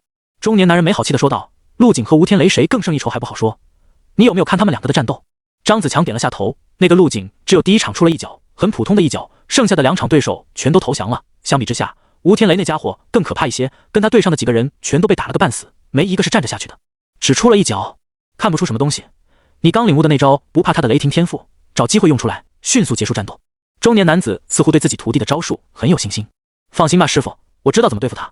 如果他还是那么轻看对手的话，一定会输得很惨。张子强低下头，擦拭着手中的唐刀，眸中闪过一道诡异的绿芒。第4轮比武开始，请大家速速到擂台旁集合，准备上场。休息室内，大喇叭突然响了起来。陆景站起身来，扫了一眼幕府武大众人。经过了3轮之后，还没被淘汰的只剩了诸葛青和徐况2人，其他人的运气都不怎么好，遇到了武馆的人被早早踢出局外。陆景来到7号擂台，很巧的是，第一个上场的就是他，幕府武大陆景对战魔像武馆张子强。听到了陆景的名字后，一边闲得没事过来观战的幕府武大众人纷纷给陆景加油。陆景加油，拿下拿下！只有聂正豪的目光微微一凝，看向擂台上手持唐刀的青年。这名叫张子强的武馆子弟，他略有耳闻，当年是从幕府武大毕业的学生，严格来说是陆景的学长。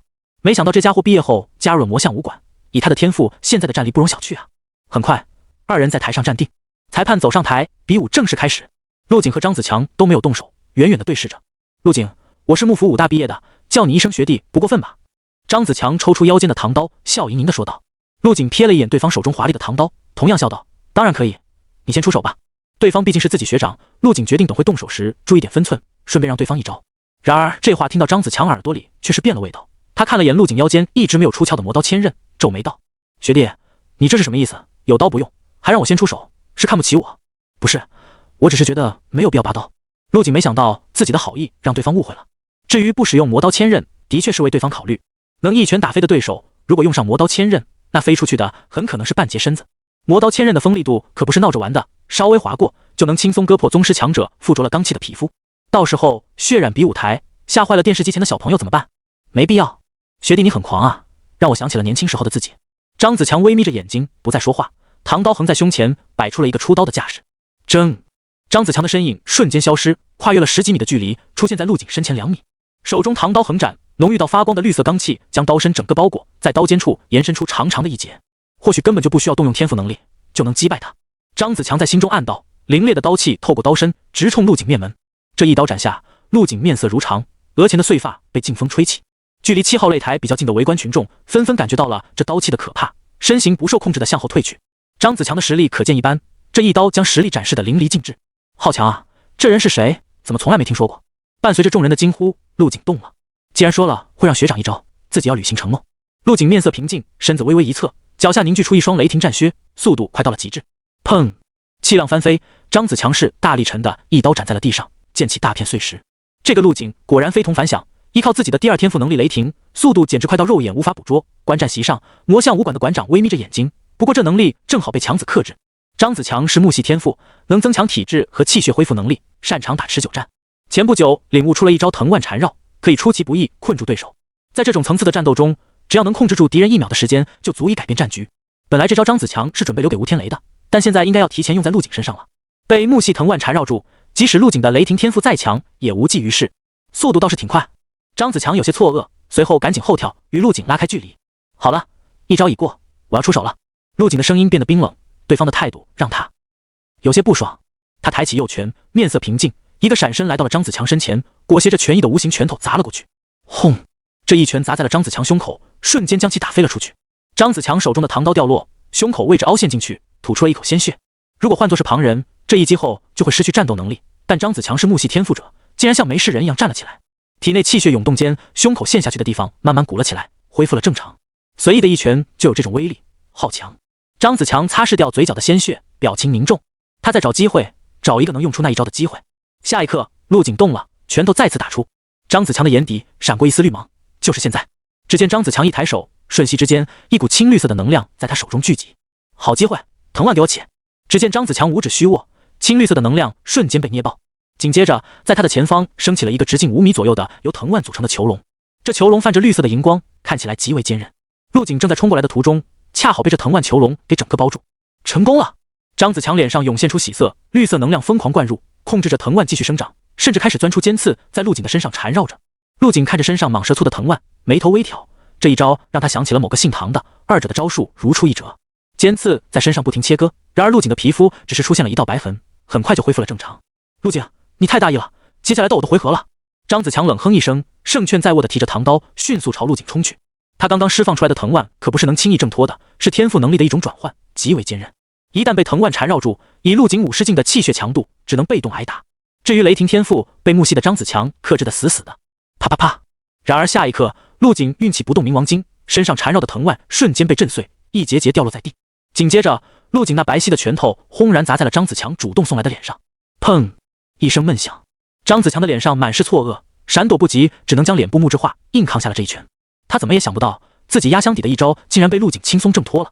这藤蔓他是测试过强度的，就连他的老师想要将其弄断，都要花费数秒的时间。而陆景单单是用肉体力量，就强行将这些藤蔓震得节节寸断。张子强被一拳打飞，脸部有些轻微变形，他僵硬地张了张嘴，活动了脸上的肌肉。这怎么可能？你气血明明只有宗师境界，为何会爆发出如此恐怖的力量？他眼睛都快要瞪出来了，憋了那么久的大招，就这？观众席同样的表情出现在魔相武馆的馆长脸上，他死死地抓着扶手，不知道在想些什么。我不信了，你的拳头还能有我的刀硬？张子强瞳孔微缩，手中唐刀全力斩出，绿色的罡气催动到了极致。陆景没有回答，面无表情地打出一拳。这一拳还没有打出，就能看到拳头前方的一片区域出现了视觉扭曲的效果。这是纯粹的力量导致前方的空气被压缩而出现的气团。耀眼的绿色罡气朝着陆景招呼过来，而陆景只是以一只肉拳迎之。这一刹，所有在看着7号擂台的人都屏住了呼吸。这种以肉身硬抗利刃的做法，实在是让人胆战心惊。卧槽，这家伙是疯了吗？不可思议，难以理解。几乎就在陆景拳头触碰到唐刀的瞬间，轰！绿色罡气消失得无影无踪，华丽的唐刀从刀尖位置开始破碎，恐怖的拳意、威压、气浪同时席卷开来，就好像飓风过境，所到之处寸草不生。张子强拿刀的手僵硬在原地，眼睁睁看着自己的唐刀寸寸崩裂，像是玩具一样不堪一击。他猛然清醒过来，眼前的拳头在视线里不断放大。张子强也顾不上别的，直接松开握刀的手，将双臂木质化，挡在了自己身前。下一秒，陆景的拳头砸落，白皙如玉的拳头看起来没有丝毫威胁，但却势如破竹般重重落在了张子强的双臂之上。轰！气浪扩散，张子强的身子像一块破布一样倒飞了出去，直接落在了擂台外面。强子！魔像武馆的馆长身影一闪，出现在张子强身前，将他扶起来查看伤势。7号擂台附近陷入了一片寂静之中。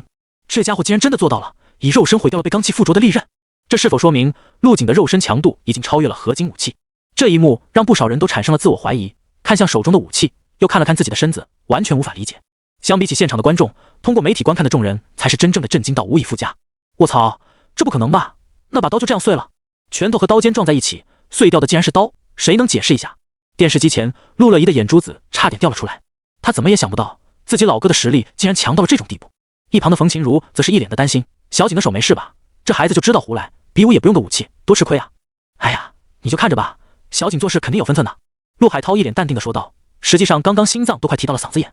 观众席上，冉清墨和程淼淼坐在一起，正看向7号擂台的方向。清墨，这一拳你怎么看？程淼淼问道。陆景这一拳放的水太多了，他是纯粹用肉体力量击溃了对方，如果再辅以之前使用过的发力技巧和拳艺，张子强人早就被轰成渣子了。冉青梅用手托着尖巧的下巴，长睫轻垂，语气慵懒的解释道。程淼淼缩了缩脖子，太恐怖了，简直是个怪物，希望我不要对上他。你不也是个怪物吗？从小就天生神力，现在看来你是遇到对手了。冉青梅笑道，我现在很期待你们的比武，强悍的肉身对上无双的体术。幕府武大陆景胜。裁判愣了半晌，才宣布了比武结果。他刚刚确实是没想到陆景就这么轻描淡写的把张子强给打飞了。没记错的话，张子强也是今年武道大会的夺魁热门，却被陆景像拍苍蝇一样轻松秒杀。裁判的话也瞬间让场外的众人不再讨论，纷纷为陆景喝彩。陆景牛逼，我是你的粉丝，陆景加油啊，一定要夺魁。一些被陆景无匹的风姿震慑到的少男少女们扯开喉咙大声喊了起来。比武现场变成了追星演唱会，热闹非凡。陆景转身离开擂台，今天的4场比武已经全部结束了。与此同时，在武道会场的最高坐席之上，2个鹤发童颜的老者有说有笑的聚在一起闲聊着。这么小的年纪，拳艺竟然达到了如此高的境界，只是稍微一点拳艺外泄就能摧枯拉朽般碎掉宗师的罡气，这个张子强输得不冤啊！国家武协副会长武星火一阵唏嘘，好久没看到这么优秀的年轻人了，此子天赋恐怕不输你孙女冉清墨啊。冉剑锋点了下头，眼中闪着光芒，盯着陆景离去的身影看个不停，似乎对他很感兴趣。看见那小子腰间挂着的长刀没，说不定他的刀比拳头还要厉害。而且这小子最后一拳打出的时候还收了力，不然他的对手绝对会被一拳打死，很对我的胃口啊！哼，你家清墨与他年纪相仿，既然你这么看好他，不如招他当孙女婿，郎才女貌，很是般配啊！武星火笑呵呵的开着玩笑。让他没想到的是，冉剑锋竟然若有所思的考虑起来，这个陆景当我的孙女婿还真挺合适的，就是清墨那边不知道同不同意。不是吧，你还真的啊？武星火愣了一下，冉清墨一直都是冉剑锋的心头肉，今天怎么舍得主动把宝贝孙女送出去了？自从冉青梅含着金汤匙出生那刻开始，想要入赘冉家的不知道有多少，后来冉清墨出落的越发动人惊艳，上门提亲的天骄更是门庭若市。因为只要娶了冉清墨，就相当于多了个武神境界的爷爷，可保家族百年不衰。但全都被冉剑锋以各种理由给拒绝了。另一边，刚刚参加完第4场比武的吴天雷出现在太武武馆的观战席，张子强被陆景给轻松击败。吴天雷微微一怔，看向太武武馆的馆长，师傅，那个张子强是大意了吗？怎么会输得这么惨？也不算大意吧，他们2个是纯粹的硬实力差距。太武武馆的馆长皱着眉，本来觉得吴天雷这次必能夺魁，现在看来有点悬了。硬实力差距嘛，张子强那小子不是说有招压箱底的招数，有没有使出来？吴天雷坐到馆长旁边，随手拿过一瓶矿泉水，一口气喝了个精光。天雷，陆景绝对是个强力的对手，他是全方面的强，几乎没有短板。张子强那招应该用出来了，是一种从地下延伸出来的藤蔓缠绕，看起来强度很高，但被陆景轻松挣脱了。看得出来，这招他原本是为了对付你准备的，毕竟藤蔓这种不导电的材质很克制你的雷霆。馆长语重心长地说道：“师傅，你放心吧，狮子搏兔亦用全力，我会以最强的姿态来面对他。”吴天雷眼底闪过一丝兴奋的战意，他越强越好，这样打败他才有成就感，不是吗？这个陆景身上的光环实在太多了，什么武大最强天才，横推6座造极塔，武考状元，只要将他打败，这些光环都是为我做的嫁衣罢了。馆长点了下头，彻底放心下来。他还是了解吴天雷的，表面上看起来大大咧咧，实际内心十分细腻，与粗犷的外表极其不符。张子强被淘汰后，值得关注的就只有武大的陆景和世家那边的程淼淼了。吴天雷嗤笑一声，本来以为那个张子强有多厉害，还妄图跟我争武馆青年一代最强者的称号，结果就这水平，让人笑掉大牙。第4轮比武过后，幕府武大除了陆景以外，徐况也险胜对方，成功进入了第2天的赛程。徐况你也加油啊，虽然有陆景兜底，但是能多一个晋级也是好的。聂正豪笑呵呵地说道，他的心情很好，今年幕府武大很可能会创造历史。其他人的心情也很不错，尤其是被淘汰了的诸葛青，身上的担子彻底没了，他也开始放飞自我，已经在到处约妹子出去喝酒了。金华武道场虽然偏僻，但以道场为中心，建立起了不小的商业圈，各种娱乐场所应有尽有，供前来参加比武的众人消遣解闷。今天的任务圆满完成了，咱们要不要去酒吧喝点？有人提议出去嗨一下，引起了众人的强烈支持。聂正豪却是板起了脸，你们这些小崽子明天没事干，陆景和徐况还要上台比武的，喝酒和熬夜都会影响发挥，不准去酒吧，老实到食堂吃饭去。众人无奈，但又不敢反驳，只能去道场附近的食堂吃了个饭。食堂里的饭菜还不错，要比幕府武大的食堂还要美味一些。陆景敞开了吃，一人就吃掉了5人的分量。饭后，诸葛青几人约了妹子出去玩，陆景则是回到了宿舍。这里的宿舍是单人间，条件很好，独卫阳台应有尽有。他简单的冲了个澡，就躺在床上玩起了手机。刚一打开手机，就看到了几十个未接来电和微信上密密麻麻的红点。点开一看，大多是朋友和亲戚在电视和手机上看到了陆景的身影，发消息来确认和关怀的。陆景一一回复，然后点开了陆乐怡的头像。果然，这家伙发的消息是最多的，陆景一时间都拉不到头。哥，你几点开始打呀？我已经准备好小零食等着了。哥，你怎么还不上场？哥，你在几号擂台？我怎么没看到你？咱爸也下班了，我们3个一起在看电视，期待你的发挥。陆景头上满是黑线，怪不得自己在等待上场的时候，手机一直震来震去的。他也懒得一条一条回复，直接拨通了陆乐怡的电话。哥，你打完了？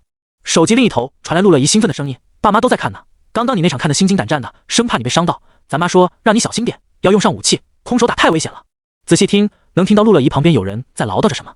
你哥打电话过来了，这孩子真让人担心啊，吓得我心脏砰砰跳。手机隐约传来了冯琴如的声音。陆景笑了笑，后面的比试会更残酷，我也有可能受伤，最好别让咱爸妈看了，我怕他们担心，他们还能听我的不成？陆乐怡撇了撇嘴，就算不用电视看，手机上也看得到。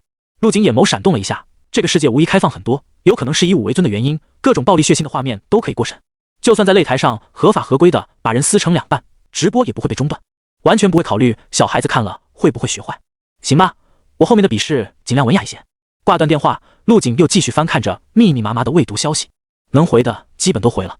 点开朋友圈，映入眼帘的是陆景自己的图片，他手上正拿着纸牌给一个小女孩表演着魔术。陆景微微一怔，想起了自己前往无叶山时坐过的大巴，遇到了那2个女生。这条朋友圈就是李西西发的，这妹子当时还追求过他，自从上次分开之后，2人就没怎么联系过了。陆景叹了口气，没去管这条朋友圈，直接翻了上去。既然决定了的事，就不要再给别人希望，他不喜欢这种吊着别人的感觉。继续向下翻，陆景又看到了祝新瑶的图片，那个在训练营跟在东明雪身边童颜巨脑的女生。只见图片里的祝新瑶一脸惬意地窝在沙发里，卫衣反穿，帽子里全是爆米花。下面的配文是一边吃零食一边看武道大会，真是太爽了。告诉大家一个秘密，陆景是我的学员，我教出来的哦。这条朋友圈的底部，东明雪还点了个赞，留言道：明是我教的，关你什么事？2人就在朋友圈里拌起嘴来，你一言我一语，发了将近10几条。陆景看得有些想笑，继续向下滑动。突然，又一张陆景自己的图片映入眼帘。我同学陆景，今年的武考状元，今天在武道大会上一展风采，太帅了，瑞斯拜。这是陆景高中同学发的朋友圈，配着陆景高中时候的照片，也不知他是从哪里搞到的。陆景突然想起自己加了高中的班级企鹅群，于是打开了企鹅。只见群里不少人都在讨论着自己，还有人在给陆景加油。陆景随手发了个谢谢，瞬间群里炸开了锅。哇，陆景来了，老同学加油啊，我们相信你，加油，为我们安武12中争光。只不过几秒的时间，群里的消息像是刷屏一样，一条条的蹦了出来。陆景赶紧退出群聊，关上了手机。大家这么热情，让他有些不知道怎么处理。此时已是深夜，夜色在金华武道场上空深深化开，远处山顶的灯火也被夜幕抹去了边缘，一切都显得模糊起来。陆景伸了个懒腰，躺在床上沉沉睡去。天色微明，太阳还没有升起，外面就传来了嘈杂的声音。陆景简单洗漱之后出了门，他想借这个机会爬上山顶看看日出。外面的空气弥漫着初冬的寒气，早上铺了一层灰色的冰晶，早起的云雀在丛林中高转着歌唱。与他一样想法的人还有很多，上山的路很是拥挤。当红日从万山丛中冉冉升起，以红色的朝霞驱赶着山岭间如沙似烟的雾气，陆景忍不住长吸了一口气，向远处发出了一声长啸。白光近处火沦现，草木山河惊潋滟。等到太阳高高升起，陆景从山顶离开，直接向食堂走去。当走到食堂门口的时候，发现很多人围在门口，里面像是发生了争吵。他快步走上前去，拨开人群，只见幕府武大几人正与一个身穿武馆服饰的青年对峙着。你们刚刚说什么？陆景绝对能夺魁，是不把我们太武武馆放在眼里？青年背后绣着太武武馆4个大字，一脸的嚣张跋扈。他扫视了一眼众人，语气不善地说道：我们太武武馆的吴天雷知道吧？他才是真正的夺魁热门，至于陆景，哪里凉快哪里待着去吧。你说话给我放尊重点。就是，我们聚在一起闲聊，关你什么事？幕府武大的几人面色难看，纷纷开口说道。他们刚刚在一起吃饭，讨论到今天的比试，诸葛青自信地说陆景一定能成功拿下，说话的声音大了些，没想到让一旁太武武馆的人听到了。你们这几个乳臭未干的小子，也配跟我说这些？武馆青年看起来30岁左右，浑身气血充沛，实力深不可测。一旁围观的群众有人认出了他，这不是太武武馆的昌向阳吗？好像是他，太武武馆一共2个参赛名额，分别是吴天雷和昌向阳。这下有好戏看了，众人你一句我一句，现场十分热闹。陆景皱了下眉，朝几人的位置走去。快看，陆景来食堂了！不知道是谁喊了一句，所有人的目光都看了过来。幕府武大的几人瞬间就有了底气，站起身，一脸激动地看向他。陆景你来了，有人找茬。陆景点了下头，目光落在了昌向阳的身上。昌向阳转头看向陆景，脸色露出一个不屑的笑容。你就是陆景，看起来也不怎么样啊，长得跟小白脸一样。然而下一秒，陆景的身影瞬间消失，在出现时已经是在昌向阳的身前。昌向阳被陆景的速度吓了一跳，如果陆景刚刚出手，他根本不可能反应得过来。你想干什么？昌向阳看着陆景冰冷的眼神，情不自禁地向后退了一步，色厉内荏地质问道。陆景没有回答，只是缓缓地伸出右手，在如玉般白皙的手臂上升起了一层淡淡的金色光泽。对付这种人，能动手的话，他绝对不会多说一句话。昌向阳眼皮直跳，看着陆景的右手越来越近，一股强烈的危机感涌上心头。他下意识地一拳打了出去，想把这只手向一旁打偏。啪！昌向阳的拳头落下，发出了一声脆响。然而陆景的右手像是不可被撼动一样，没有丝毫的偏移。昌向阳头皮发麻，鼓动起全身的气血，将罡气催动到极致，身体表面瞬间亮了起来。但这些只不过是徒劳罢了。当陆景的手穿过的时候，仿佛铁钉扎透了玻璃纸，瞬间将昌向阳的防御摧毁。砰！下一刻，陆景的右手死死地钳在了昌向阳的脖颈，微微用力，将其整个人举到了空中，双脚离开了地面。昌向阳双手不停击打着陆景的手臂，试图从中挣脱出来，但无济于事，被这股大力钳住，就连罡气都不能正常释放了。喜欢叫？陆景看着手中像兔子一样不断蹦跶的昌向阳，嘴角露出了一抹玩味的笑。像你这种跳梁小丑，能不能不要再出来丢人现眼了？打你都是脏了我的手。陆景眸中若火，流淌着蓝紫色的火焰，面色冰冷地盯着昌向阳。昌向阳瞳孔一阵收缩，脖颈处传来了一声声咯噔的声音，让他一度以为自己的脖子被陆景拧断了。死亡的恐惧在心中蔓延，很快一股难闻的气味从昌向阳的当下涌出。真晦气！陆景皱了皱鼻子，右手随意地向一旁的空地上扔去。昌向阳就像一块破布在空中翻滚了一圈，然后落到了地上。嗨！倒地的昌向阳捂住脖子，大声咳嗽着。他摸了摸自己身上，发现没有什么问题后，大口地喘着粗气。劫后余生的放松感让他大脑一片空白。什么陆景，什么武道大会，通通抛到脑后。昌向阳现在只想好好活着。敢动我太武武馆的人！就在众人震惊于陆景的雷霆手段时，食堂外面传来了一声怒喝。只见一道壮如铁塔的健硕身影挤开人群，大步走了进来。他的步伐不快，但每一步迈出都能跨越数米的距离，很快就来到了昌向阳身边。一旁围观的群众将他认了出来，惊呼出声：是太武武馆的吴天雷！原来他就是吴天雷，身上的气息好恐怖啊！这下事情闹大了，说不定吴天雷和陆景要提前打上一场了。在检查了昌向阳的身体无恙之后，吴天雷这才起身怒视陆景：动我师弟，你是在找死？本来还想让你多活一天的，没想到自己寻死，那就怪不得我了。话音落下，吴天雷的身体竟然迅速变大，原本将近2米的身高瞬间拔高到2.4米左右，哗啦如同河水流淌的声音自体内传出，这是浑身上下的气血涌动所产生的声音。紧接着，昌向阳的身体表面附着了一层雷电，虽然没有陆景的雷铠精致，但也能起到一定的强化效果。既然你动我师弟，那我就以牙还牙。昌向阳的身影瞬间消失，像瞬移一般出现在了徐况身前，将雷系天赋者的特性发挥到了极致。双拳抬起，为了能快速地打出这一拳，昌向阳特意舍去了杀伤力，追求极致的速度。眼睁睁地看着双拳落在徐况的胸口，在场的大多数人都没反应过来。陆景也是愣了一下，原本以为对方会朝自己发起进攻，没想到选择的是距离最近的徐况。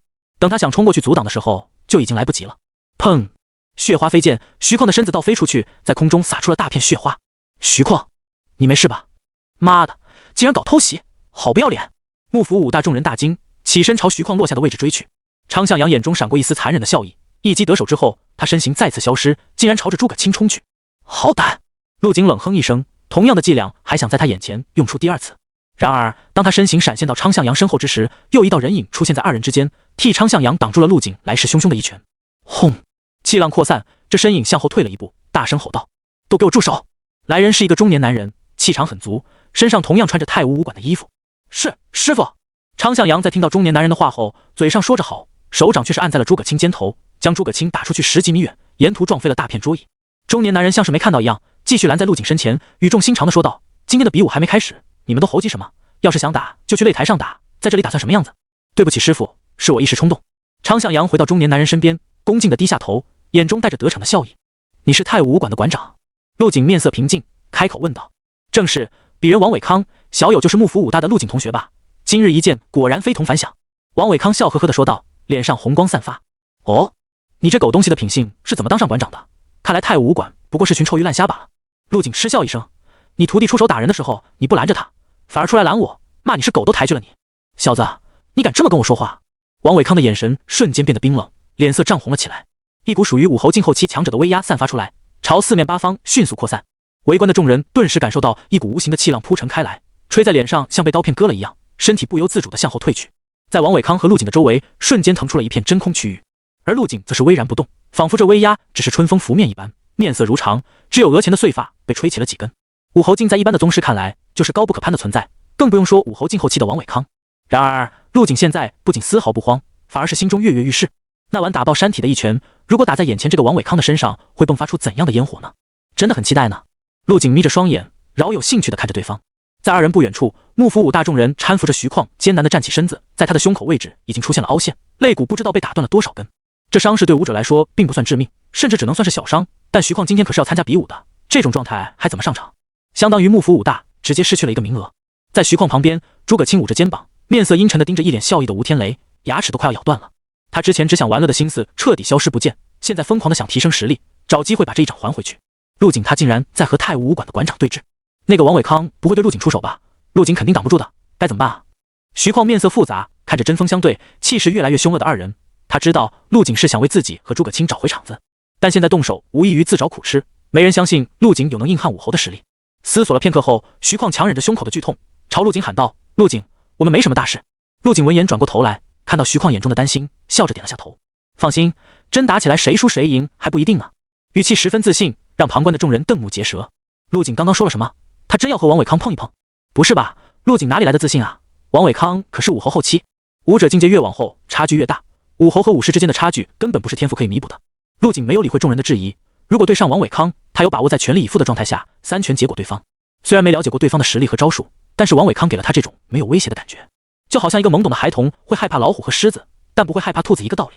想到这，陆景身上渐渐浮现起雷霆，就要将雷铠凝聚出来。但没等雷铠凝聚成型，一道熟悉的声音响起：“陆景，先别冲动。”食堂大门外，聂正豪的身影出现。他先是关切地看了眼陆景和徐况几人，然后目光阴冷地瞥了眼王伟康。王伟康，带着你的徒弟赶紧滚，别逼我发火！哼！王伟康见来人是聂正豪，脸上出现了一丝惧意，随后冷哼了一声，带着吴天雷离去。吴天雷老实的跟在王伟康后面，在路过陆景身边的时候，不着痕迹的做了个抹脖子的动作。等二人走远，聂正豪开口道：“陆景，毕竟是吴天雷伤的，你要是真想给他们报仇，就在擂台上击败吴天雷，没必要跟王伟康较劲。虽然你的实力比肩武侯境，但这个王伟康已经在武侯境经营10几年，可不是普通的武侯能比的。”聂正豪语重心长的劝说着陆景。好，我知道的。陆景答应下来，脸上神色从头到尾没有丝毫变化。聂正豪也不知道陆景心里到底在想什么，只能当作是被自己劝说成功了。殊不知，此时的陆景心中升起了一个大胆的想法。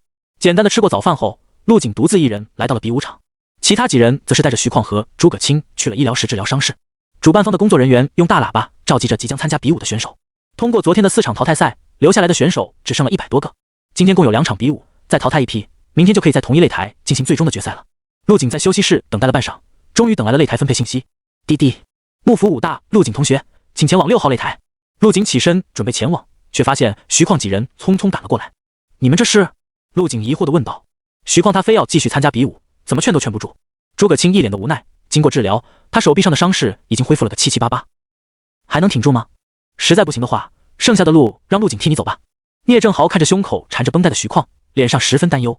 不了校长，我的路我想自己走，我这个人做事就是喜欢较真，而且字典里从来没有放弃2字。徐况洒脱地笑了笑，露出了一口洁白的牙齿。我刚刚吃了一颗疗伤丹药，现在肋骨已经复位，只要不受到外力打击是不会出问题的。而且我身上其他地方都好好的，不会影响实力发挥。聂正豪见徐况都这么说了，只能点头答应，让他上台比武。陆景挑了下眉，徐况这个人确实出乎了他的意料，对方莫名的很对他的脾气。徐况掏出手机，念道：“我在3号擂台，陆景你呢？希望我们不要被分到一起。”我是6号。陆景笑道。2个小时后，陆景轻松地击败了自己今天的第一个对手。他从擂台上走下来，察觉到了一丝敌意的目光，转过头看去，只见吴天雷正在观战席上恶狠狠地盯着他，嘴里还在说着什么。陆景将精神力延伸过去，对方的声音清晰收入耳底：“你给我等着。”好，我等着。陆景看了眼吴天雷，笑着点了下头。这人也不知道怎么了，似乎对自己敌意很大的样子。在这之前，2人似乎也没见过面，更不用说结仇什么的。就在陆景准备收回精神力的时候，突然吴天雷身边的一道倩影吸引了他的注意力。这人看起来好眼熟，是武考中有过一战的霓裳刹那。陆景有些惊讶，没想到他们2个竟然搞到了一起。这么一来，吴天雷对自己仇视的原因应该是找到了。就在这时，吴天雷用手指了指不远处的3号擂台，嘴上带着玩味的笑容。陆景循着方向看去，只见徐况正在擂台下坐着准备，在擂台上赫然站着今早被他当成破布扔出去的昌向阳。这也太巧了，早上刚闹了矛盾，下午就排到了一起。陆景来到3号擂台，走到徐况身前。徐况完全没注意到陆景的到来，还在专心致志地做着热身运动。一旁的诸葛青见陆景过来，连忙说道：“陆景，这也太巧了吧！徐况的对手是今天在食堂挑事的那个，我都怀疑主办方暗箱操作了。”陆景皱了下眉，对方的实力很显然比徐况更强一些，全盛状态的徐况都不一定能打得过他，更不要说现在的徐况还负了伤。实在不行的话，上了台就认输吧，对面实力比你强，认输不丢人。徐况收回热身动作，看向台上的昌向阳，道：“放心，我心里有数的，先跟他过2招，实在打不过我再认输。早上这家伙嚣张得很，我很想收拾他一顿。”徐况说完后，又想起了昌向阳在食堂里诋毁陆景的话，眼中战意熊熊燃起。行吧，不要追求胜利，尽力就好。陆景也不再劝他，只是拍了拍他的肩膀，语气平淡的说道：“你和他打的时候，我就在台下看着。那个昌向阳如果敢下狠手，等他打完了，我去找他打。”徐况，哈哈，早上的时候，昌向阳被陆景像拎小鸡一样举到了天上，吓得都尿裤子了。诸葛青哈哈大笑着。热身时间结束，徐况登上了比武台，陆景则是利用精神力给远处的昌向阳传了一句话：“你要是赢了的话，我会去找你的，自己权衡一下利弊吧。打赢了你也夺不了魁不是？”声音真切地出现在昌向阳的耳朵里，让他神色大变。他四处张望，看到了一脸和煦笑意的陆景，脸色变换了一会后，昌向阳想回陆景几句话，但又没有陆景这种传音的手段，只能作罢。虽然心中郁结，想狠狠收拾一顿徐况来出气，但陆景给他的压力实在是太大了，每每看到他腿都忍不住发抖。脑海里陆景单手拎起他，眸中若火的场景挥之不去。呼，昌向阳长出了一口气，心中一阵苦笑，想他堂堂太武武馆的二师兄，竟然被一个小了他将近10岁的学生给吓成了这样，说出去怕不是要被笑掉大牙。这种恐惧的感觉让他对眼前的场景有些陌生，就好像是在做梦一样。幕府武大徐况对太武武馆昌向阳，随着裁判的一声令下，二人谁都没有主动发起进攻，而是沿着擂台慢慢转圈。嗨嗨，陆景站在台下很大声地咳了几下。台上原本表情已经恢复正常的昌向阳突然脸色变得煞白。徐况看准机会，脚踩地面冲了上去，肩上扛着的大刀重重地劈向昌向阳。昌向阳瞳孔微缩，抽出一柄长剑，险之又险地挡下了这记攻击。趁着徐况来不及收回大刀，昌向阳趁机长剑下斩，朝对方的双腿削去。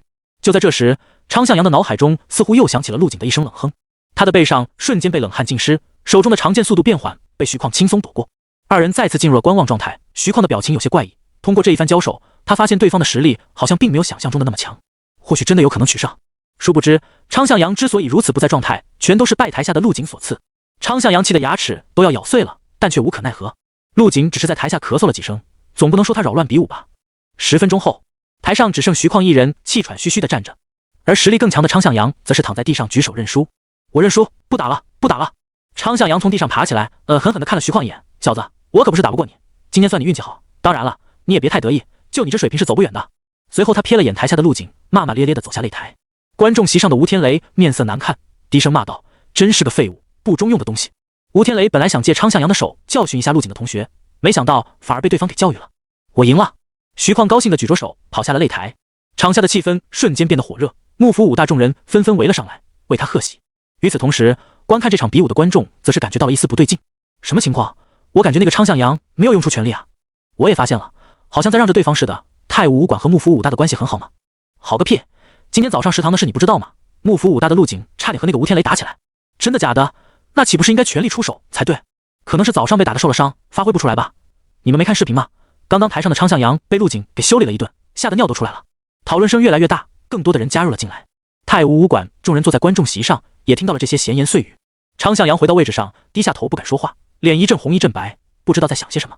馆长王伟康看了他一眼，冷哼一声：“瞧你那没出息的样子，被打的第一时间不是想着怎么打回来，而是畏畏缩缩的成何体统。”昌向阳缩了缩脖子，默不作声。他倒是想打回去，一开始以为陆景不过是个毛头小子，但被他用手钳住的那一刻，昌向阳想到了死亡。师傅，昌师弟早上被伤到了，没发挥好很正常。吴天雷笑着说道：“明天是最后一天，只要我和陆景不被淘汰，一定会对上的。到时候我长他的嘴，给您老人家出气。”昌向阳见吴天雷为自己解围，感激地看了他一眼。王伟康点了下头：“你说的没错，明天的比试才是最重要的，咱们太武武馆能不能夺魁，就看你的了。”幕府武大这边所有人都情绪高涨，太好了，咱们幕府武大竟然有2人进入了第3天的赛程，这可是史无前例的。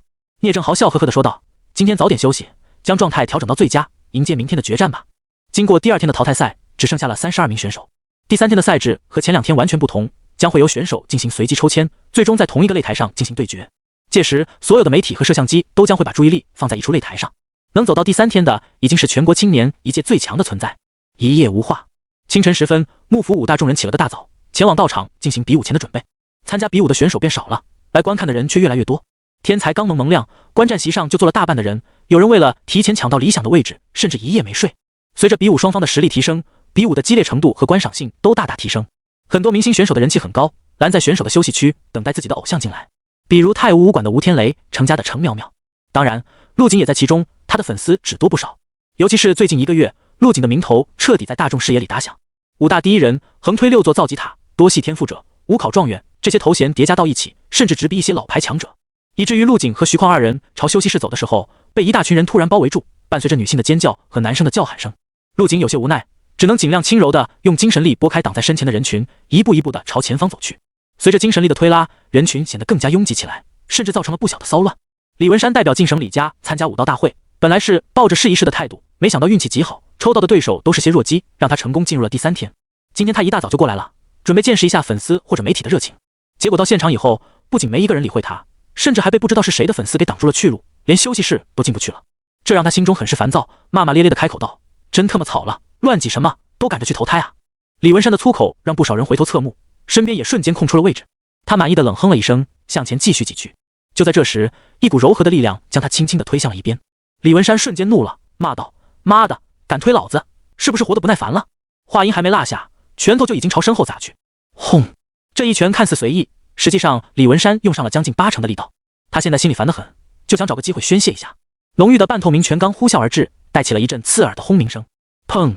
然而李文山是大力沉的拳头却被一只白皙的手掌接住，令他微微一怔，转身看去，只见一名面色平静的俊秀少年正眼神冰冷地看着他。看你妈看，刚刚是不是你挨老子？这句话刚一说出口，李文山就有些后悔。少年的这张脸陌生中又带点熟悉，不是陆景还能是谁？李文山支支吾吾地想开口跟面前的少年解释，然而陆景没给他这个机会，直接顺势握住了他的拳头。包裹在李文山拳头上的罡气就像纸糊的一样，瞬间破碎。陆景笑了笑，既然你嫌挤，那我就先送你过去好了。话音落下，陆景把李文山的手臂当成把手，将其猛地抛向了空中，然后重重地落在了远处的空地上。李文山摔在地上，哎呦哎呦地惨叫着，一时间竟然站不起身来。哇，好帅啊！陆景，我们爱你，爱你到永远！哎呀呀！陆景身边瞬间响起了雷鸣般的尖叫声，不少女生拼了命地往他身上凑，恨不得贴在陆景身上，但被一层透明不可见的空气墙挡住了身子。在这个以武为尊的世界，暴力和杀戮不仅不会让人反感，反而最能体现一个人的实力和地位，所以才造就了很多像吴天雷这种性格的人。当武力没有约束，民风就会变得彪悍好战。好处是国民武力值会迅速提升，坏处则是更多的流血事件和治安问题。看着身边为自己欢呼的人群，陆景没有理会，大步朝休息室走去。至于躺在地上的李文山，完全是咎由自取。李文山那一拳如果力道不大，或者没有使用罡气，陆景还能心平气和地和对方理论一下。但是那拳头明显是有意打来的，罡气浓郁到发光。换作是刚刚的粉丝中了这一拳，大概率会被当场打成重伤昏迷，运气不好被打到要害，很可能会直接去世。天色大亮以后，陆景拿到了自己第一场的敌人信息：幕府5大陆景对战李家的李文山。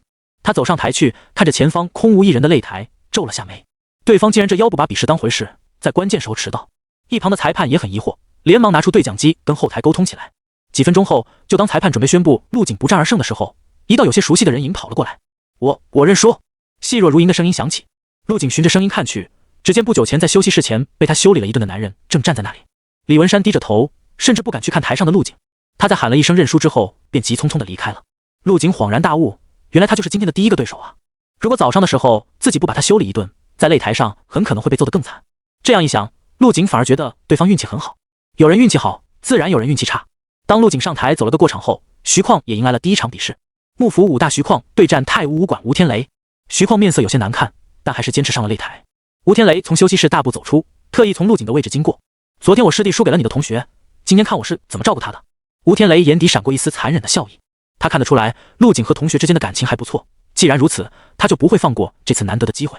行，这一场你怎么照顾他，下一场我就怎么照顾你。陆景笑了笑，不置可否。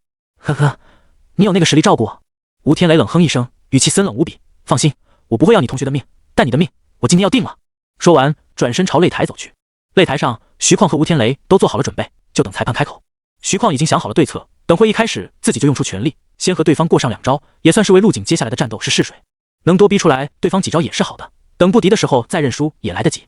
比武开始，随着裁判的一声令下，吴天雷的身上瞬间爆起大片的雷霆，滋滋，电闪雷鸣之中，吴天雷的速度快到了极致，几乎是在裁判的开始两字刚说出口，吴天雷的身影就已经出现在了徐况身前。心中憋气的吴天雷要在与徐况的战斗中证明些什么。轰！徐况的身子被打飞，还没落下，吴天雷就又冲了上去，将雷系天赋者的速度展现得淋漓尽致。身影闪动之间，就连台上架着的高速摄影机都捕捉不到，只能看到一串串夹杂着电光的残影。虽然徐况已经很努力的在防守了，但吴天雷的攻击好像是从四面八方打过来的一样，根本就防不住。这种势均力敌的战斗瞬间就能结束，然而最终却持续了整整5分钟。这期间，吴天雷就像猫戏老鼠一样，尽情地玩弄着徐况。渐渐的，徐况躺在地上不再动弹，裁判赶紧吹响了哨子，叫停了2。